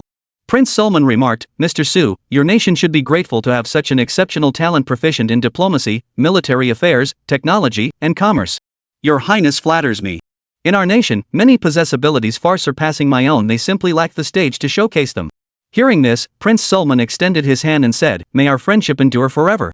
Xu Tian immediately reached out and clasped Prince Sulman's hand. Our friendship will not only endure forever, but will flourish eternally. Shortly after, Xu Tian was escorted back to the first floor hall by palace guards. Prince Sulman did not accompany Xu Tian back downstairs. Instead, he ascended to the third floor and entered another chamber. Compared to the reception room on the second floor, the third floor chamber was lavishly opulent. Every piece of furniture and ornament was crafted from either the finest timber or adorned with gold, diamonds, and precious stones. He proceeded deeper, passing through two doors. Prince Sulman personally opened the final door. King Abdullah, stricken with illness, lay upon the bed. Sermon, the banquet is not yet over. You should remain below to entertain our guests from various nations. Brother, our banquet has already ended. Ended? King Abdullah glanced at the wall clock. The banquet was scheduled to end in another hour. How could it end early? Could it be? King Abdullah sat up and said, so you've already made your choice? Prince Sulman stepped forward and sat down. Your Majesty, I have chosen Xia. While we must strengthen ties with Xia, that doesn't mean handing over all our business to them. Just days ago, I warned you we must hold out for the best price. Compared to White Eagle, Littleday's offered far more generous terms. Could Xia's offer possibly surpass Littleday's? Prince Sulman shook his head. They didn't propose any additional terms. No additional conditions? Then why did you agree to them? King Abdullah was utterly perplexed. Little Sun's terms were too tempting, too generous. They were willing to provide the Peninsula Kingdom with automobile and various home appliance production lines, helping the Peninsula Kingdom establish its own industrial system. They would relax restrictions on Zyarizi merchants conducting business in the Peninsula Kingdom. Brother King, one remark from the Xia Nation's representative moved me. What words? Prince Sulman spoke each word deliberately. Business is business, it should carry no strings attached. Our dealings with Xia are purely economic transactions. Should we seek to import arms from Xia in the future, it too will be a straightforward trade, free of any. The Peninsula Kingdom's geopolitical position means we will always be under scrutiny from various powers. Today, the White Eagle Kingdom demands we supply them with vast quantities of cheap oil. Tomorrow, we must fully open our market to the Littledays Corporation, granting them the most favorable business environment in our corporate sector. The day after tomorrow, Western nations will undoubtedly come knocking with endless demands. Over time, we will become entirely controlled by them. The more this happens, the more we must assert our stance, just as you resolved to halt the crackdown on residual KGB operatives. Prince Sulman's current decision amounts to a tacit declaration of intent. It lets the White Eagle Nation know that the Peninsula Kingdom is not without allies. In the distant east, a nation possessing nuclear weapons and long-range strike capabilities would become the Peninsula Kingdom's new ally. It was common knowledge. The White Eagle Nation established diplomatic relations with Xia and eased tensions with it solely to counter the giant Bear Nation. If the White Eagle Kingdom were to pressure Xia over this matter, all their previous efforts would be in vain. The White Eagle Nation will turn a blind eye to this matter and refrain from significant reaction. We stand firm in deepening our ties with Xia. What's there to lose? Moments later, King Abdullah summoned Prince Sulman and gently patted his shoulder. My dear brother, go forth and do all you wish. I am your most loyal supporter. I believe everything you do will make our peninsula better and stronger. Chapter 176, The Little Days of Midnight Visits. Thus, the oil equipment export business and Little Days are now completely unrelated. Suburban villa, balcony. Anna listened intently to Catherine's report and analysis. Midway through the banquet, Xu Tian, the business representative from Xia Nation, was summoned privately by Prince Sulman to the second floor. Nearly 20 minutes later, Xu Tian was escorted back downstairs. Catherine had reason to believe Xu Tian had secured the oil equipment export deal with Prince Sulman during that time. Despite Xia Nation showing no signs of compromise, the KGB had still managed to gather substantial intelligence. It had been learned in advance that the Peninsula Kingdom intended to procure a large quantity of oil exploration equipment. Besides the White Eagle Nation and Little Days, Xia Nation was also preparing to get involved. Xu Tian's deliberate concealment of his identity thus seemed less unusual. Comrade Station Chief, I believe Xiagori will absolutely refuse to accept defeat. Once they learn Xiagua has snatched the deal, they'll undoubtedly try every means to salvage it. Catherine analyzed calmly. After all, Little Days isn't just doing business, they have various strategic arrangements in the Peninsula Kingdom. Anna nodded, extinguishing the cigarette in her hand. What do you think we should do? Comrade Station Chief, years of intelligence work tell me Xu Tian's identity might be far more complex than either of us imagines. Are you suggesting that Xu Tian isn't just Xia's oil representative but likely has military connections as well? Hearing this, Catherine's expression grew complex. Whether or not Xu Tian has military connections, one thing is certain, this man's identity is far from straightforward. I believe his importance should be placed above Zayed. Zayed won't easily leave the Peninsula Kingdom. We can attempt to turn him at any time, approaching him through various channels. Xu Tian, however, is a different story. Once matters here are settled, Xu Tian will return to Xia at any moment. Time is running out. We must uncover all his identities and the mission behind his travels before he returns. Anna concurred, you're absolutely right. Time is running out. If the situation is as grave as you describe, we must act immediately. Once Xu Tian returns to Xia, he'll be beyond our reach. Anna and Catherine were seasoned operatives, battle-hardened veterans. They acted decisively and thought clearly. Initially, Anna hadn't taken Xu Tian seriously. She believed he might be an envoy sent by Xia to strengthen ties with the Peninsula Kingdom. However, subsequent events led Anna to progressively elevate Xu Tian's importance. Catherine made a bold deduction. Xu Tian most likely had military connections. She didn't spell it out, but she conveyed every nuance of her meaning to Anna. Why would Xu Tian, someone with military connections, have such a close relationship with Prince Sulman?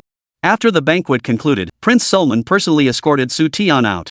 Arranged for a private car to take Xu Tian back to the office. This clearly indicated that this was not their first meeting. Their relationship was closer than that of ordinary friends. All indications pointed to Xu Tian having previously interacted with Prince Sulman and that interaction had been highly amicable. This thought brought a startling possibility to mind. Xia Kingdom might be exporting weapons to the Peninsula Kingdom. And these weapons happened to be precisely the equipment the Peninsula needed. That would explain the unusually close ties between the two parties. I can't believe it went so smoothly. Don't laugh, but we were all worried sick all night. Late into the night, the lights remained on in the director's office at the Xia Kingdom's economic office in the Peninsula Kingdom. Director Hu, the deputy director, and a confidential clerk had been waiting for Xu Tian's return. Seeing Xu Tian return safely to the office, escorted by Prince Hanselman's official vehicle, the trio surmised the matter must have proceeded exceptionally smoothly. The outcome matched their expectations perfectly.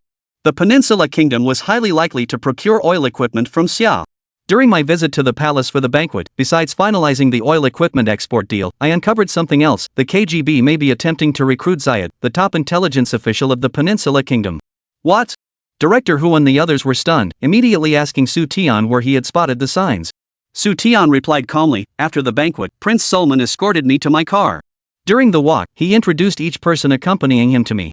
One of them was Zayed. And during the latter part of the banquet, I observed Catherine constantly lingering around Zayed. They were chatting and laughing together. If that isn't recruitment, what else could it be? The group exchanged glances. If Zayed had indeed been recruited by the KGB, it would spell serious trouble for Xia Nation. Xia exports ballistic missiles and large-caliber multiple rocket launchers to the Peninsula Kingdom. The former is a strategic weapon, while the latter ranks just below strategic weapons. Zayed was the head of the intelligence agency.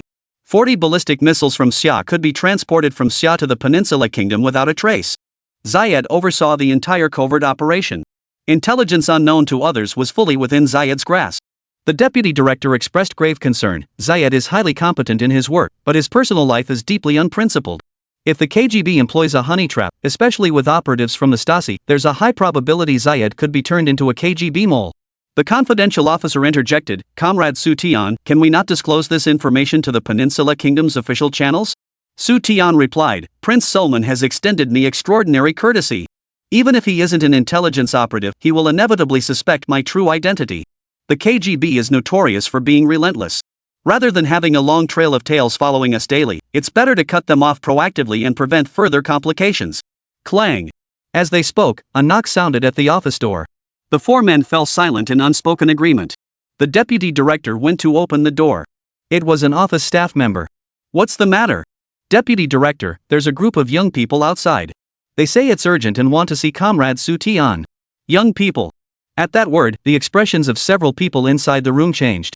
The deputy director instructed the staff to wait outside.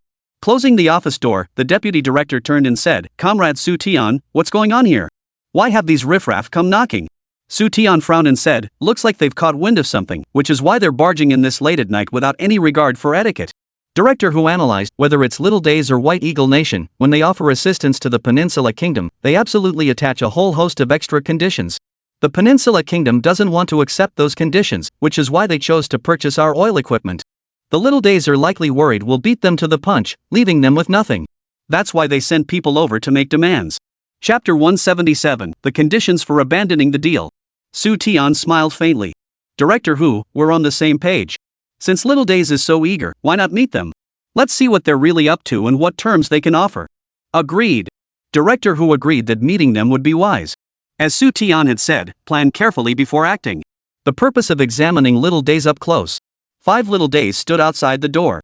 Among them were 2 individuals, the heavyset man Xu Tian had met before, and a young man of unusual status. After waiting about 10 minutes, the staff led everyone to a meeting room in the office. Good evening, Mr. Xu. We apologize for the late hour of our visit. Upon entering the reception room, the young man bowed apologetically to Xu Tian. The 4 people behind him followed suit, bowing deeply. Xu Tian spoke calmly, Gentlemen, since it's already late, let's get straight to the point. Please state your identities and the purpose of your visit. The young man smiled and said, My name is Kiyoshi Miyamoto, representing the Inoue Group. As he finished speaking, the young man who identified himself as Kiyoshi Miyamoto pulled a business card from his suit pocket and politely handed it to Xu Tian. Upon hearing he was from the Inoue Group, Xu Tian understood. Including the Inoue Group, Zairizi was home to 5 major conglomerates. These economic behemoths of Zairizi span numerous sectors, controlling over half of the nation's economic, industrial, and technological resources. So it's you, Mr. Miyamoto. Please, everyone, have a seat. After everyone took their seats, Xu Tian placed the business card on the table before him and said calmly, Mr. Miyamoto, you've come at this late hour. What might I do for you? Kiyakazu Miyamoto bowed deeply to Xu Tian once more. Mr. Xu, please forgive our boldness. Your purpose in traveling to the Peninsula Kingdom is to export oil exploration equipment there, correct? As it happens, that is precisely our objective. We hope Mr. Xu will inform your country to abandon this business venture. Naturally, we conduct our affairs with fairness and justice. Any losses incurred by your country in abandoning the export of oil equipment to the peninsula will be fully compensated by ours. It was clear that Kiyoshi Miyamoto had come prepared. An aide opened a briefcase and retrieved a document. Taking the document, Kiyoshi Miyamoto presented it to Xu Tian with both hands.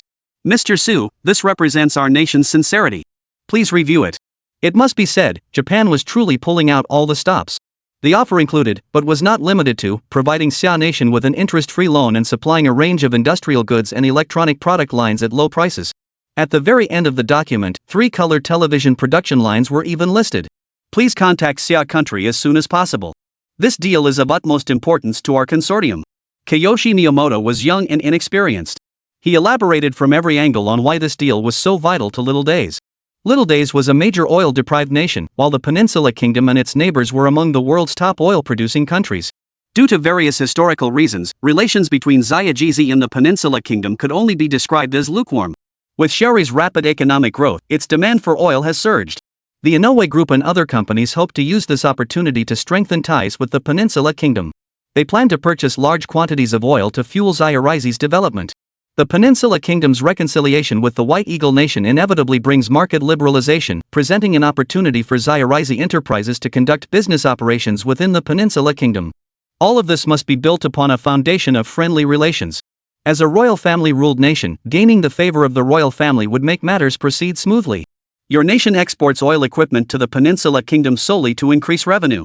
Accepting our terms would yield greater profits than selling to the Peninsula Kingdom. We implore you. Kyakuzu Miyamoto bowed deeply with his 4 companions. He projected an earnest demeanor, determined to succeed. Xu Tian glanced noncommittally at the documents on the table. When it came to gathering intelligence, Little Days had a knack for it. In the realm of external public relations, it is equally formidable. Should Xia Nation cease exporting petroleum equipment to the peninsula, the latter's options would shift from 3 choices to a single alternative. Little Days requires the Peninsula Kingdom to open its market and grant Little Days' business community the most favorable policies. Compared to the White Eagle Nation, which wields military influence in the Peninsula Kingdom and its surrounding regions, the Peninsula Kingdom leans more towards Xia. Without Xia's involvement, the Peninsula Kingdom's likelihood of forming an alliance with Xia would significantly increase. Though Xia harbors immense ambitions toward the Peninsula Kingdom, a critical constraint limits its external expansion compared to the White Eagle Nation and the West. Their expansion relies solely on economic means. They cannot wield both economic and military might like the White Eagle Kingdom. Without Xu Tian's involvement, the Peninsula Kingdom and Little Days have indeed forged close ties, poised to become vital strategic partners in the future. They established a series of official and civilian dialogue channels. By the 21st century, Xia's influence began to grow. It also gained a degree of influence and voice in the desert regions. As relations between Xia and the Peninsula Kingdom grew increasingly close, Little Days naturally did not welcome this development. It repeatedly attempted to sow discord and sabotage, seeking to drive relations between Xia and the Peninsula Kingdom into the ground. Mr. Su, if you feel the above terms are insufficient to persuade your nation's leadership, we can make appropriate adjustments. Kyakuzu Miyamoto had received a direct order. This time, a significant diplomatic breakthrough with the Peninsula Kingdom must be achieved. To pave the way for Xia's business interests to enter the peninsula. Xu Tian responded noncommittally, "Gentlemen, I am merely an ordinary staff member. Regarding whether the terms are acceptable or what decision my country will make, I can only convey your message. I hold no authority over other matters." "Thank you for your assistance, Mr. Su." Kyakuzu Miyamoto bowed deeply, then made a casual excuse to lead his group away. Shortly after, Director Hu and his 2 companions entered the reception room. Upon seeing the conditions outlined on the paper and learning the purpose of their visit from Xu Tian, "Director Hu, please relay the contents of this paper to our headquarters. Let the leaders see how insidious and underhanded the little Japanese are. This time, they've probably miscalculated." Director Hu replied with a forced smile, "Had it not been for the export opportunities we secured earlier, the Peninsula Kingdom might have seriously considered Japan's proposal. But now, times have changed." Xu Tian remarked, "The banquet had barely ended when the little Japanese figured out my identity and deduced my purpose. They've got some skill. Some matters must be settled swiftly, lest delays invite complications." Xu Tian resolved to pay his respects to Prince Sulman at noon the following day. Chapter 178, Demons and Fiends Come Calling. At tomorrow's meeting, he would get straight to the point and inform Prince Sulman about the KGB's surveillance of Zayed. This move would not only strengthen his friendship with Prince Suleiman, but also prompt Prince Suleiman to investigate whether the agents spying on the Peninsula Kingdom included not only those from the Great Bear Nation and the White Eagle Nation, but also some smaller players. Otherwise, how else would the Little Days have learned so quickly that the Peninsula Kingdom was attempting to purchase exploration equipment from Xia? Late that night, Director Hu relayed all the day's events back to the homeland. The capital of the Peninsula Kingdom was in a state of simmering unrest, a complex situation where various factions took turns vying for dominance.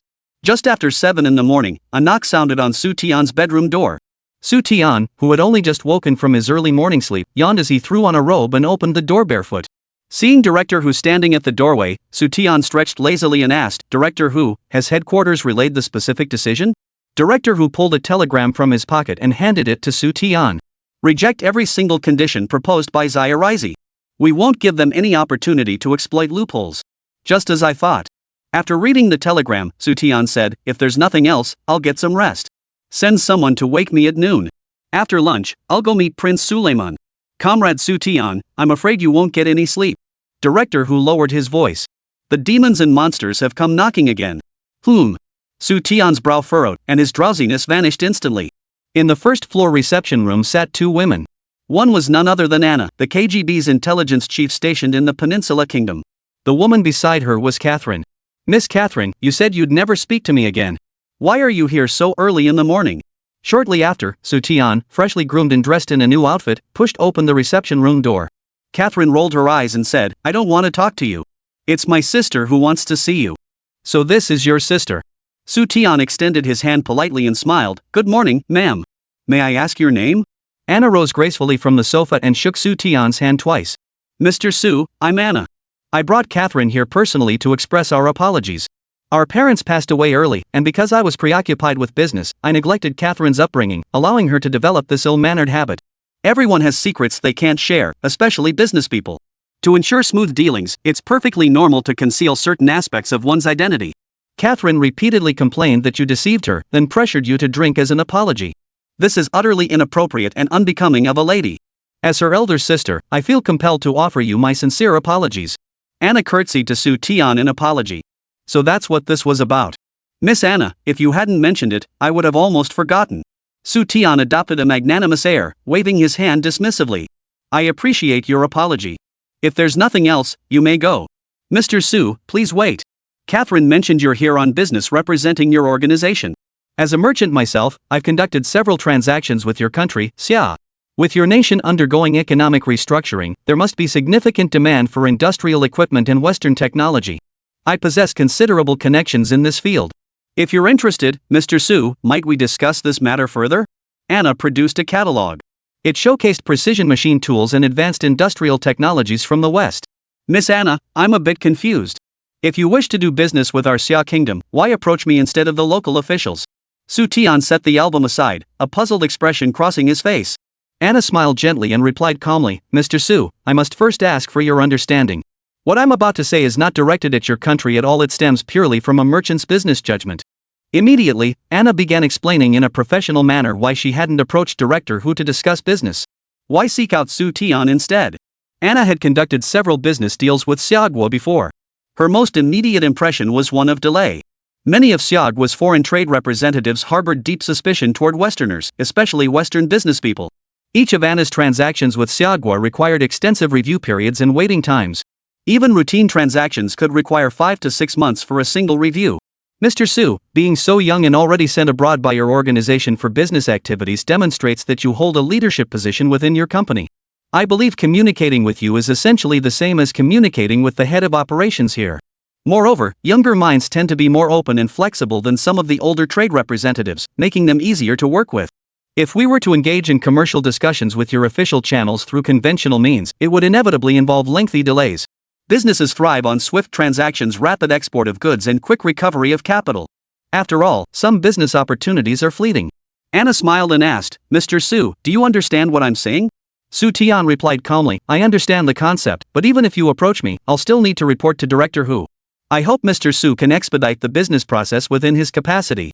Anna suddenly lowered her voice, speaking in a mysterious tone. To be honest, Mr. Su, through personal channels, I've secured several of our nation's most advanced CNC machine tools. These machines can be utilized in military production.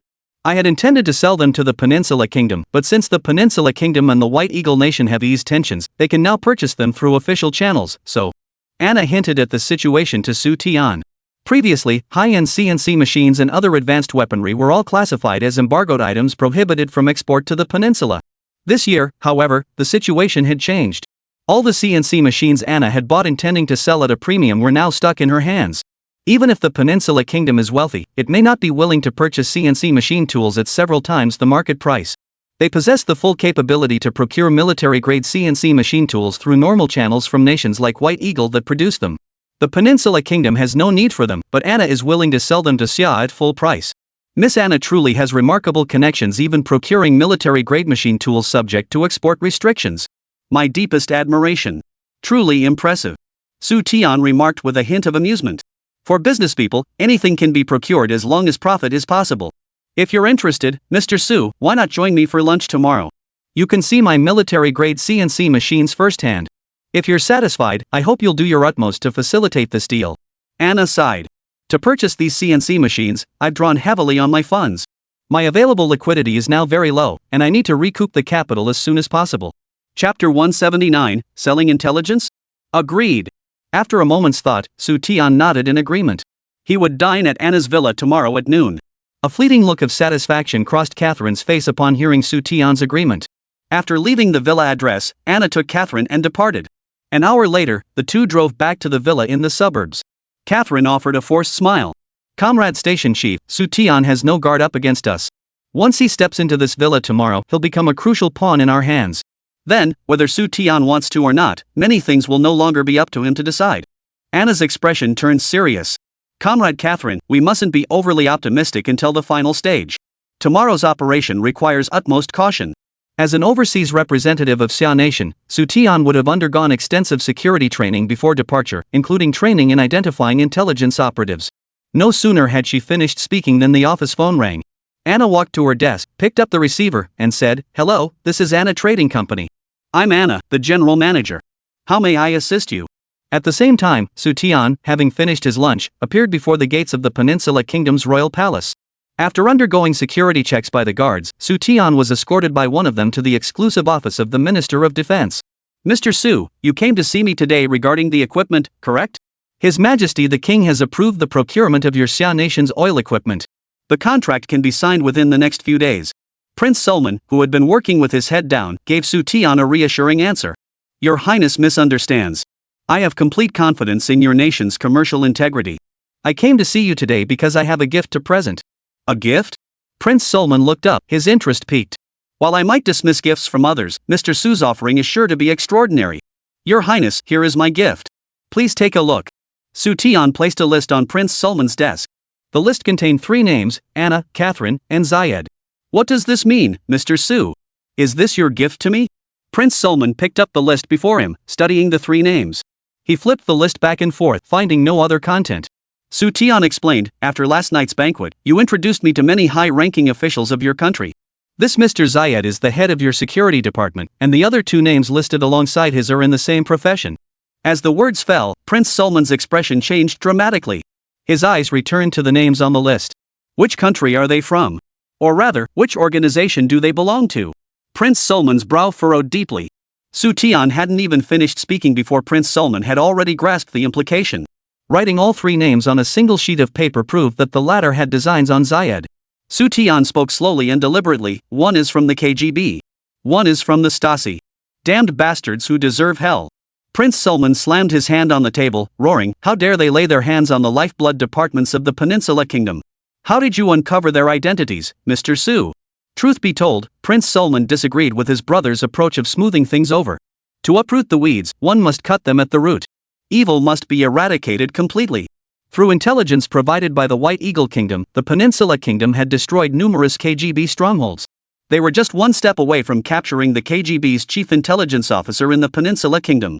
But at this very moment, King Abdullah, confined to his sickbed, chose to settle the matter peacefully. Believing they had already achieved their goal of striking a blow against the Bear Nation, and saw no need to continue hostilities. The KGB was never a group of saints. Wiping them out would inevitably invite KGB retaliation against the Peninsula Kingdom. Compared to the cautious King Abdullah, Prince Sulman was far more radical. Choosing to align with the White Eagle Nation signaled no room for reconciliation with the Great Bear Nation, ensuring future tensions would remain high. Given this, why show any mercy? Failing to eliminate the KGB intelligence operatives stationed in the Peninsula Kingdom, these agents would become a sword hanging over the Kingdom of Peninsula. Who knows when that sword might fall? Could they rebuild their intelligence network, already largely destroyed? Might they attempt to turn other personnel? Over the course of several minutes, Xu Tian relayed the details of the 2 men's situation to Prince Sulman, though he held back certain information. During his account, Xu Tian deliberately mentioned the incident from the previous night when a group of little days had visited him at the Economic Affairs Office. The young men had presented a series of demands. They sought to persuade Xia to abandon equipment exports. "Your Highness, once something is started, it should be done thoroughly. We have an old saying in Xia, pulling out the radish brings up the mud.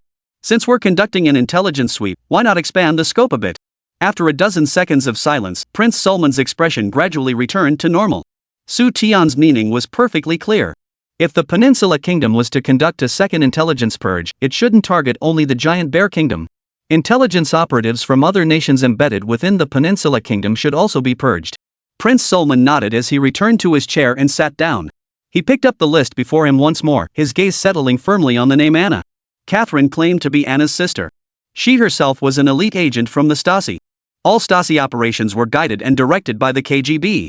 Prince Sulman could easily deduce that Anna was most likely Catherine's superior. The elusive head of intelligence for the Bear Nation stationed in the Peninsula Kingdom, the one he had struggled to capture.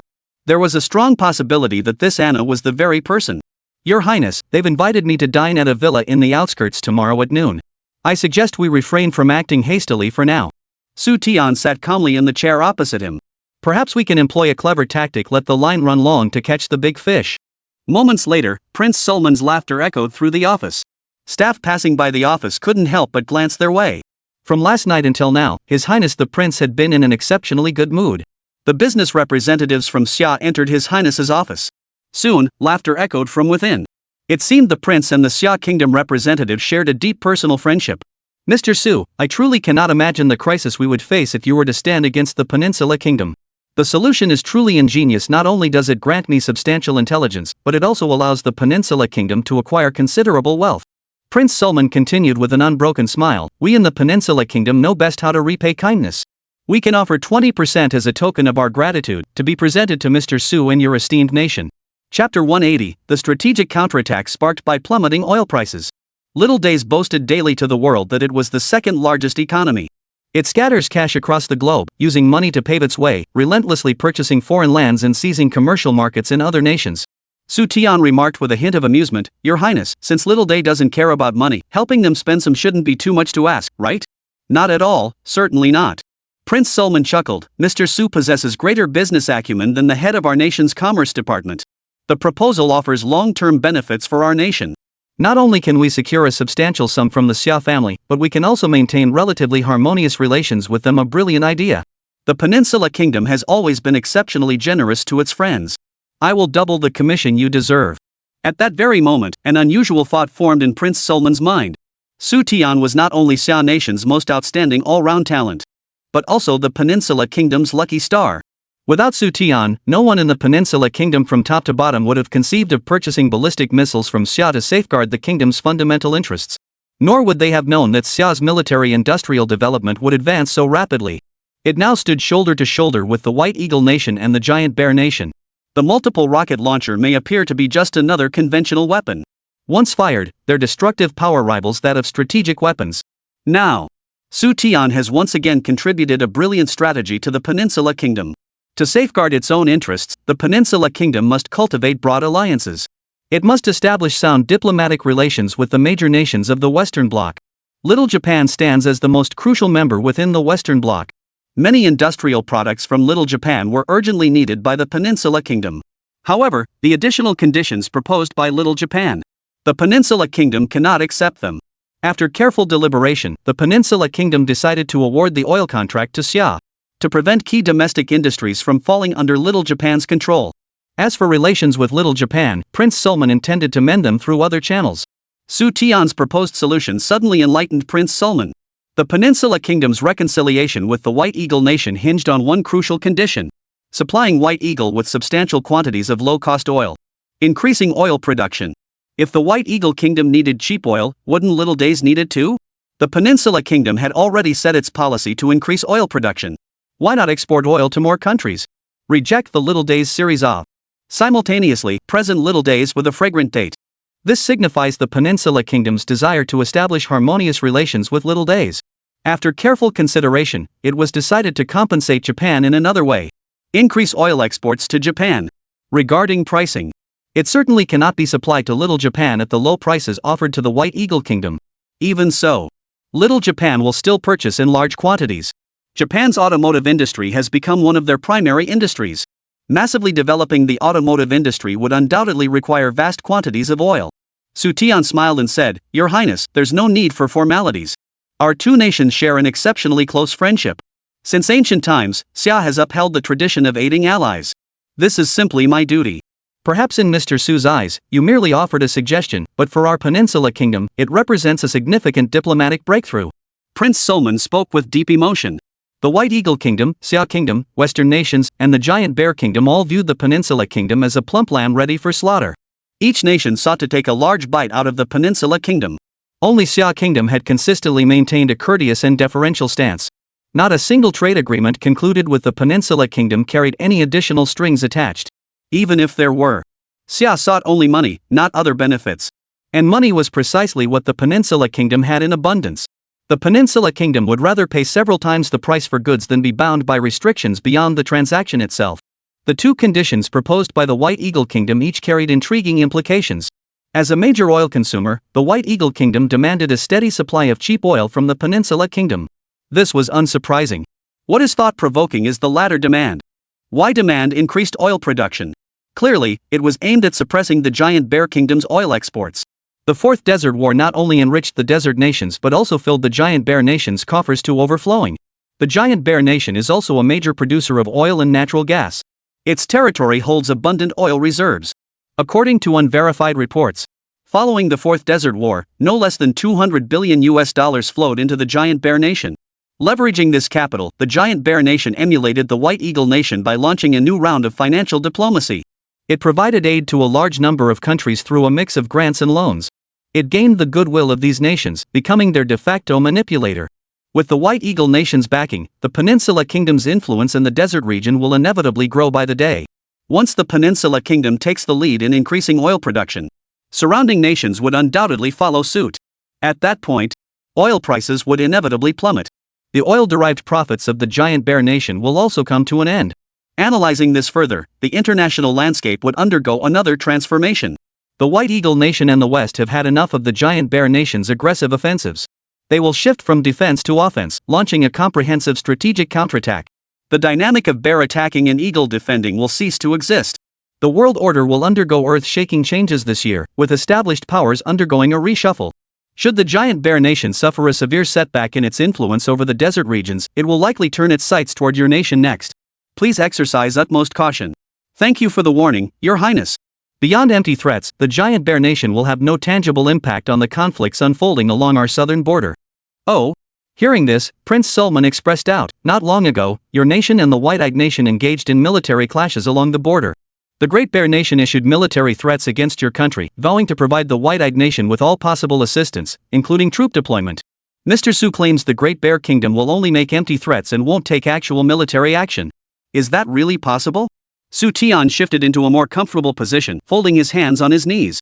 There's an ancient saying in Xia, after long division, the world must unite, after long union, it must divide. Many things we take for granted will inevitably change over time. The Great Bear Nation was once a genuine superpower. But now, how much weight that title truly holds? Only the Great Bear Nation itself knows. At this point, Xu Tian turned to Prince Sulman and remarked meaningfully, the real threat we should be wary of isn't our nation, but the desert regions. Why? Prince Sulman blurted out. Chapter 181, The KGB's Banquet of Betrayal. The reason can be summed up in 4 words, oil prices. Xu Tian replied calmly, White Eagle demands increased oil production from desert nations to suppress prices. Who is the target? The giant bear nation. Prince Sulman answered without hesitation. Xu Tian pressed on, Your Highness, do you know what could cause oil prices to rise again? War. Prince Sulman gasped sharply after uttering the word. Could it be that giant bear nation intends to ignite another war in the desert regions? Xu Tian wore a mysterious smile as he replied meaningfully, Your Highness is a wise leader. With a little analysis, you'll easily grasp their intentions. Besides war, does the Bear Empire have other means to drive the White Eagle Empire's forces, or rather, the forces of the Western world, out of the desert region, thereby reshaping the geopolitical landscape to favor the Bear Empire? Prince Sulman frowned deeply, lost in thought. The Peninsula Kingdom's reconciliation with the White Eagle Kingdom would draw a host of desert nations into the Western camp. The Pharaoh Kingdom, which the Great Bear Kingdom had painstakingly cultivated for years, investing immense resources to win over, could shift allegiance at any moment. They would embrace the Western camp. Though the Great Bear Nation had seized control of Persia from the White Eagle Nation. But compared to its own losses, the gains were utterly negligible. Since January of this year, the shifting regional landscape has increasingly worked against the Giant Bear Kingdom. Should oil prices plummet, the Giant Bear Nation's oil dividend era would come to an abrupt end. The desert region is the world's most crucial oil-producing area. Oil production here directly impacts the global petroleum market. Except for war. It seems the Giant Bear Nation truly has no other means to drive oil prices back up. No, impossible. Prince Sulman shook his head. Even if the Bear Nation secretly intervenes this year, deliberately provoking conflict in the desert regions, the timing, terrain, and human factors are all stacked against them. The course and outcome of the war would not unfold as smoothly as the Giant Bear Nation envisions. They might end up having all their resources drained by this conflict. Xu Tian mused inwardly. Prince Sulman truly lived up to his reputation as one of the Peninsula Kingdom's most visionary leaders. Not only did he possess a boldness and strategic vision unmatched by other nobles, his grasp of geopolitics and strategic analysis far surpassed that of his peers. The conflict at year's end would drag the Giant Bear Kingdom into a decade-long quagmire of war. A decade of war would gradually drain the Giant Bear Kingdom of its vitality. After the war, the nations once invaded by the Great Bear Empire gained a name renowned throughout the world. The Graveyard of Empires. In the future, other nations will invade the graveyard of empires. Their fate? The same as the Great Bear Nation. Their overall strength would be severely depleted. The Imperial Graveyard was not only the Great Bear Nation's graveyard, but also the White Eagle Nation's blood mill. Seizing the opportunity of internal strife erupting in the Imperial Graveyard, the Giant Bear Nation decisively launched its invasion. Mobilizing vast armies for invasion, it sought to trigger global oil price surges through warfare. To drive oil prices back up, they had effectively pinned their own forces in the desert region. Through military standoff, they gradually drove out Western forces. As for the outcome, it can only be described as a complete mess. Stimulated by the power shift in Persia, the White Eagle Nation in the West launched a comprehensive strategic counteroffensive. The two superpowers engaged in a truly unyielding standoff. While attacking the Imperial Graveyard, the Giant Bear Nation apparently felt its demise wasn't swift enough. It poured massive economic aid and military supplies into the White-Eyed Nation. The Bear Nation was struggling on its own, and its subordinate, the White Eagle Nation, was struggling even more. Next, Xu Tian and Prince Solman meticulously discussed the operational plan for the following day. The following noon, Xu Tian arrived as promised at the suburban villa. Anna and Catherine, dressed in elegant gowns, were waiting at the villa entrance. "Mr. Su, lunch is ready. Please come in." Anna led Xu Tian into the villa's living room with a warm smile. Catherine deliberately walked behind them. The moment they entered the living room, Catherine drew a pistol and pressed it against Xu Tian's head. "Miss Catherine, this joke isn't funny," Xu Tian said coldly. Catherine replied expressionlessly, "I'm not joking. I'm sorry, but you must die here today." Anna added coldly, as Catherine said, "You must die here today. Don't blame us. This is an order from our superiors, and we must carry it out. Blame your own country for stubbornly ignoring Giant Bear Nation's warnings.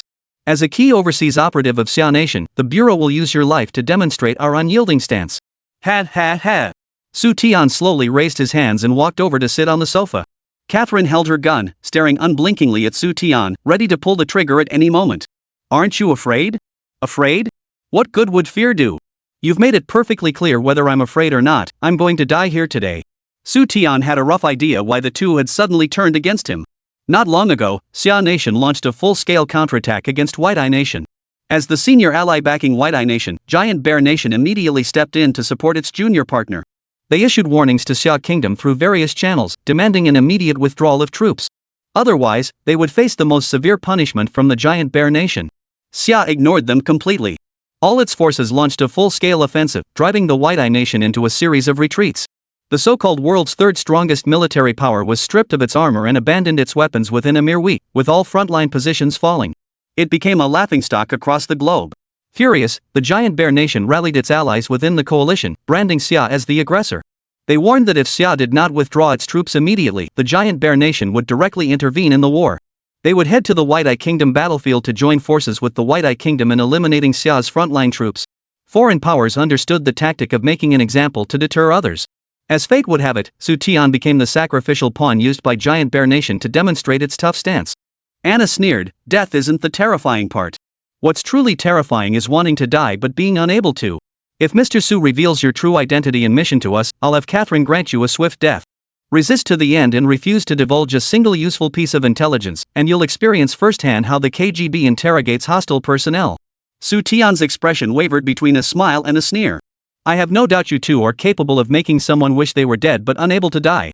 Since Mr. Su understands, there's no need for further discussion." Anna shot Catherine a meaningful glance.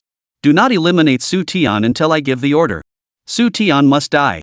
The difference lies in whether he dies swiftly and cleanly, or after enduring prolonged agony, meeting a miserable end."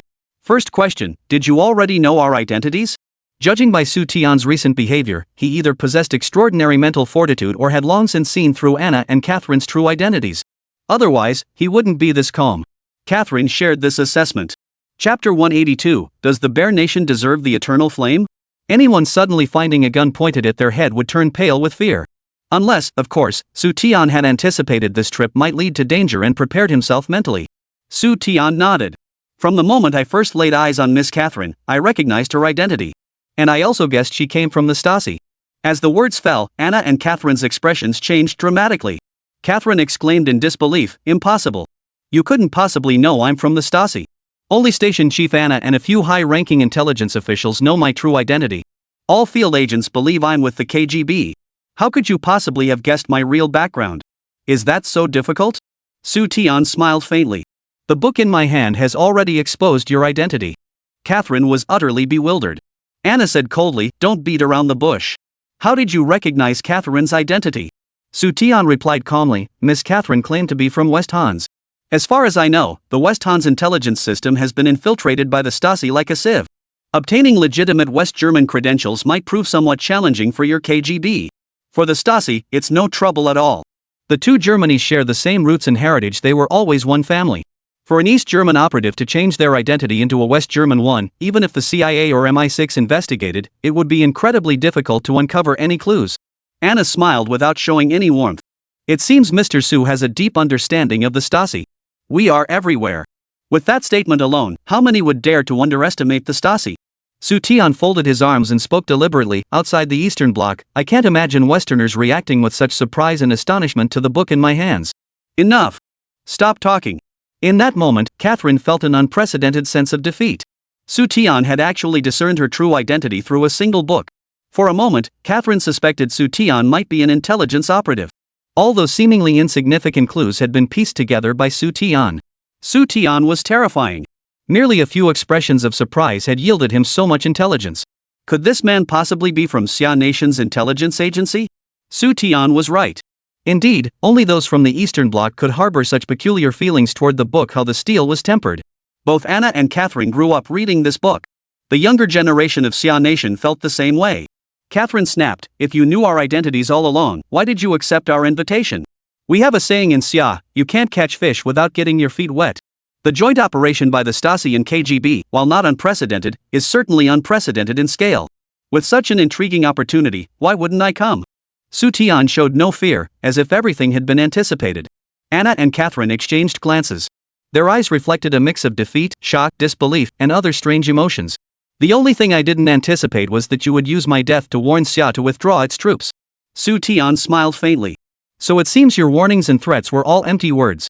In reality, the Great Bear Nation won't commit a single soldier. Beyond arms and military supplies, they won't intervene in this war in any other way." Catherine's heart skipped a beat. Xu Tian had guessed correctly once again.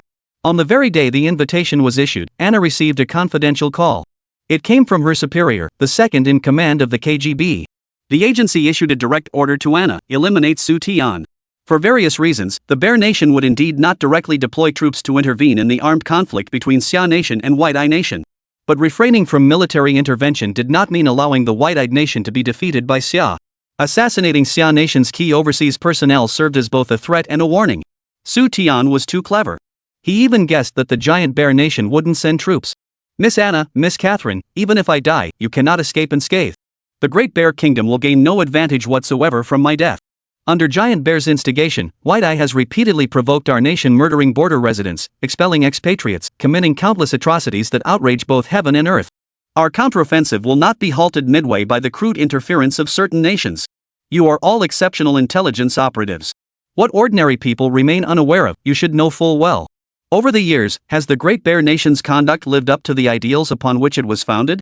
Its former glory has long been discarded by certain individuals. The giant Bear Nation has betrayed its once lofty ideals, turning the Eastern Bloc into nothing more than a tool for your exploitation.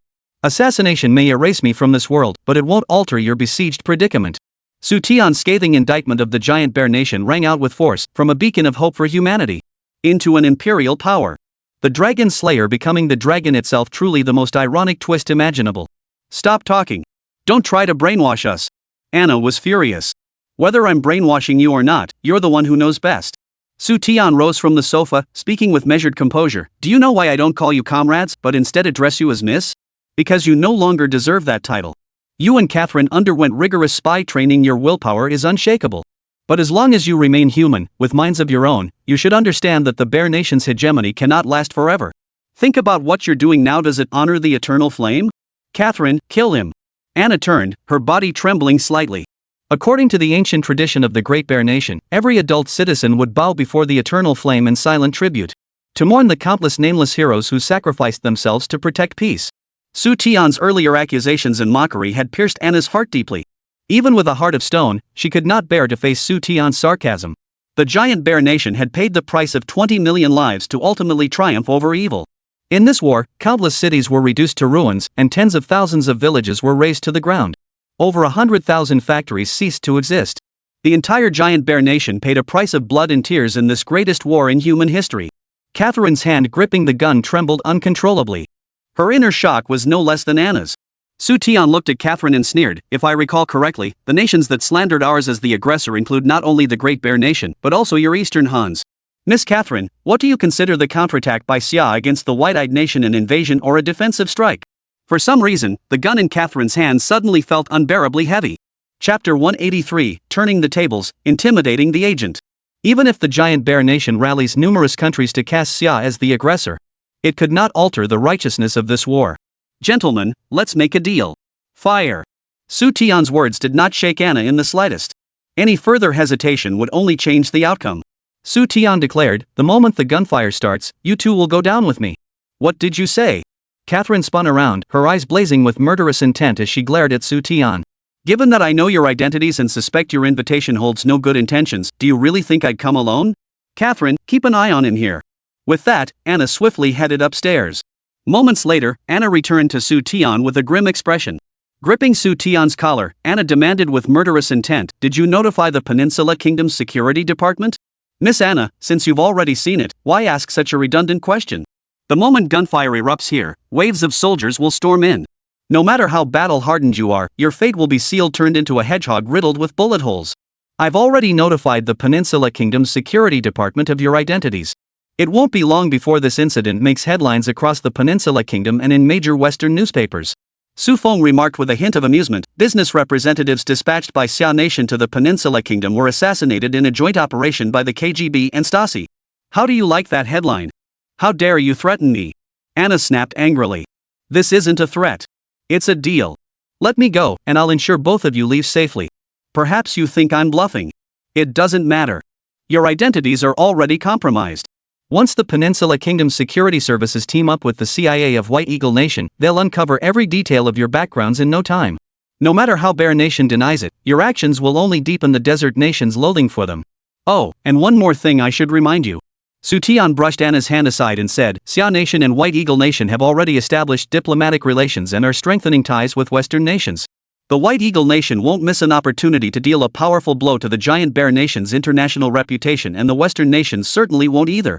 The iron flood you've deployed across the Western plains hangs like a sword over their heads. Any opportunity to cause you trouble, the Western nations will seize without hesitation, making a huge deal out of this incident. Do you think we're afraid? Anna's voice was cold. Whether you fear it or not, I cannot say. All I know is that dead, I can cause the giant bear nation more trouble than I ever could alive. In life, I was merely an insignificant figure. Once dead, I will inevitably grace the front pages of newspapers worldwide, becoming a dagger thrust at your bear nation. Assassinating a foreign trade official, with the killer caught red-handed, might nations that maintain ambiguous relations with the bear nation start to reconsider? Xu Tian demanded. Catherine interjected, what assurance do you have they'll spare us? I can't guarantee it. You'll just have to trust me. Xu Tian replied with a faint, ambiguous smile. Either take action or let me go. In 1 hour, the security forces lying in wait outside will storm in en masse. Comrade Station Chief, what should we do? Catherine asked anxiously. Anna's expression made it clear she'd spotted the security forces outside. Whether the pistol had a silencer or not, if the two of them took Xu Tian out, neither would escape. Killing Xu Tian here at any cost would be tantamount to mutual destruction. For the giant bear nation, Xu Tian's death would definitely bring more harm than good. Xu Tian had made it perfectly clear earlier. Regardless of his background, he posed little threat to the international landscape while alive. But if he were to die in a joint assassination by the KGB and Stasi, he would instantly become a martyr. The Western world, seeking closer ties with Xia Nation, would inevitably side with Xia. Even without such rapprochement, the West, led by the White Eagle Nation, would not let this once-in-a-lifetime opportunity slip away. The desert region was in turmoil. Many nations with strong ties to the Bear Nation now found themselves wavering. Anna warned, Xu Tian, if you dare deceive us, even if we're captured, the KGB won't let you off. Even if you flee back to Xia, the organization has the capability to enter your country and eliminate you. Xu Tian smiled. I have no doubt about that. Go. After several minutes of silence, Anna decided to take a gamble. Xu Tian strode confidently toward the villa's entrance. As he opened the door, he turned back and said, until we meet again. Shortly after, the security forces lying in wait outside withdrew completely. Anna and Catherine quickly changed into more practical clothes and slipped out the back door. Xu Tian, you liar. Not long after the two departed, a large group of armed personnel emerged from the forest ahead, their black muzzles trained on Anna and Catherine. Soon after, Xu Tian appeared before the two women in a jeep. "Sorry, I forgot to warn you, there were security forces behind us too." Xu Tian addressed the other person in the jeep, General Salim, "Do me a favor and let them go." "Release them." From the passenger seat, a bearded man in military uniform waved to the soldiers ahead. The armed soldiers immediately parted to make way. General Salim waved again. As if by magic, two soldiers in the rear vehicle produced cameras. Click, click. Hearing the shutter clicks, Anna turned her head and turned pale with anger. Catherine's heart skipped a beat. "You too, why haven't you left yet?" Xu Tian asked with a smile. Anna fumed. "Xu Tian, you're despicable." "Despicable?" Xu Tian spread his hands innocently. "What are you talking about? I kept my promise and let you go. How is that despicable? Why did you arrange for someone to take photos?" Anna demanded. Xu Tian sighed helplessly. "I only agreed to let you leave. What others choose to do is beyond my control. They're soldiers of the Peninsula Kingdom, not soldiers of Xia Nation. I already used up a lot of my influence to get them to show leniency. How could I possibly interfere with their personal actions?" Anna and Catherine's hearts sank to the bottom at the same moment. What was Xu Tian planning? If they had even a shred of sense left, they could guess the answer. He was indeed honoring his promise to let them go, but in another sense, Su Tai had just placed another chain around their necks. Once those photos hit the papers, their deaths would be certain. "Xu Tian, I'll come back for you." Anna spat out the threat before dragging Catherine away at a rapid pace.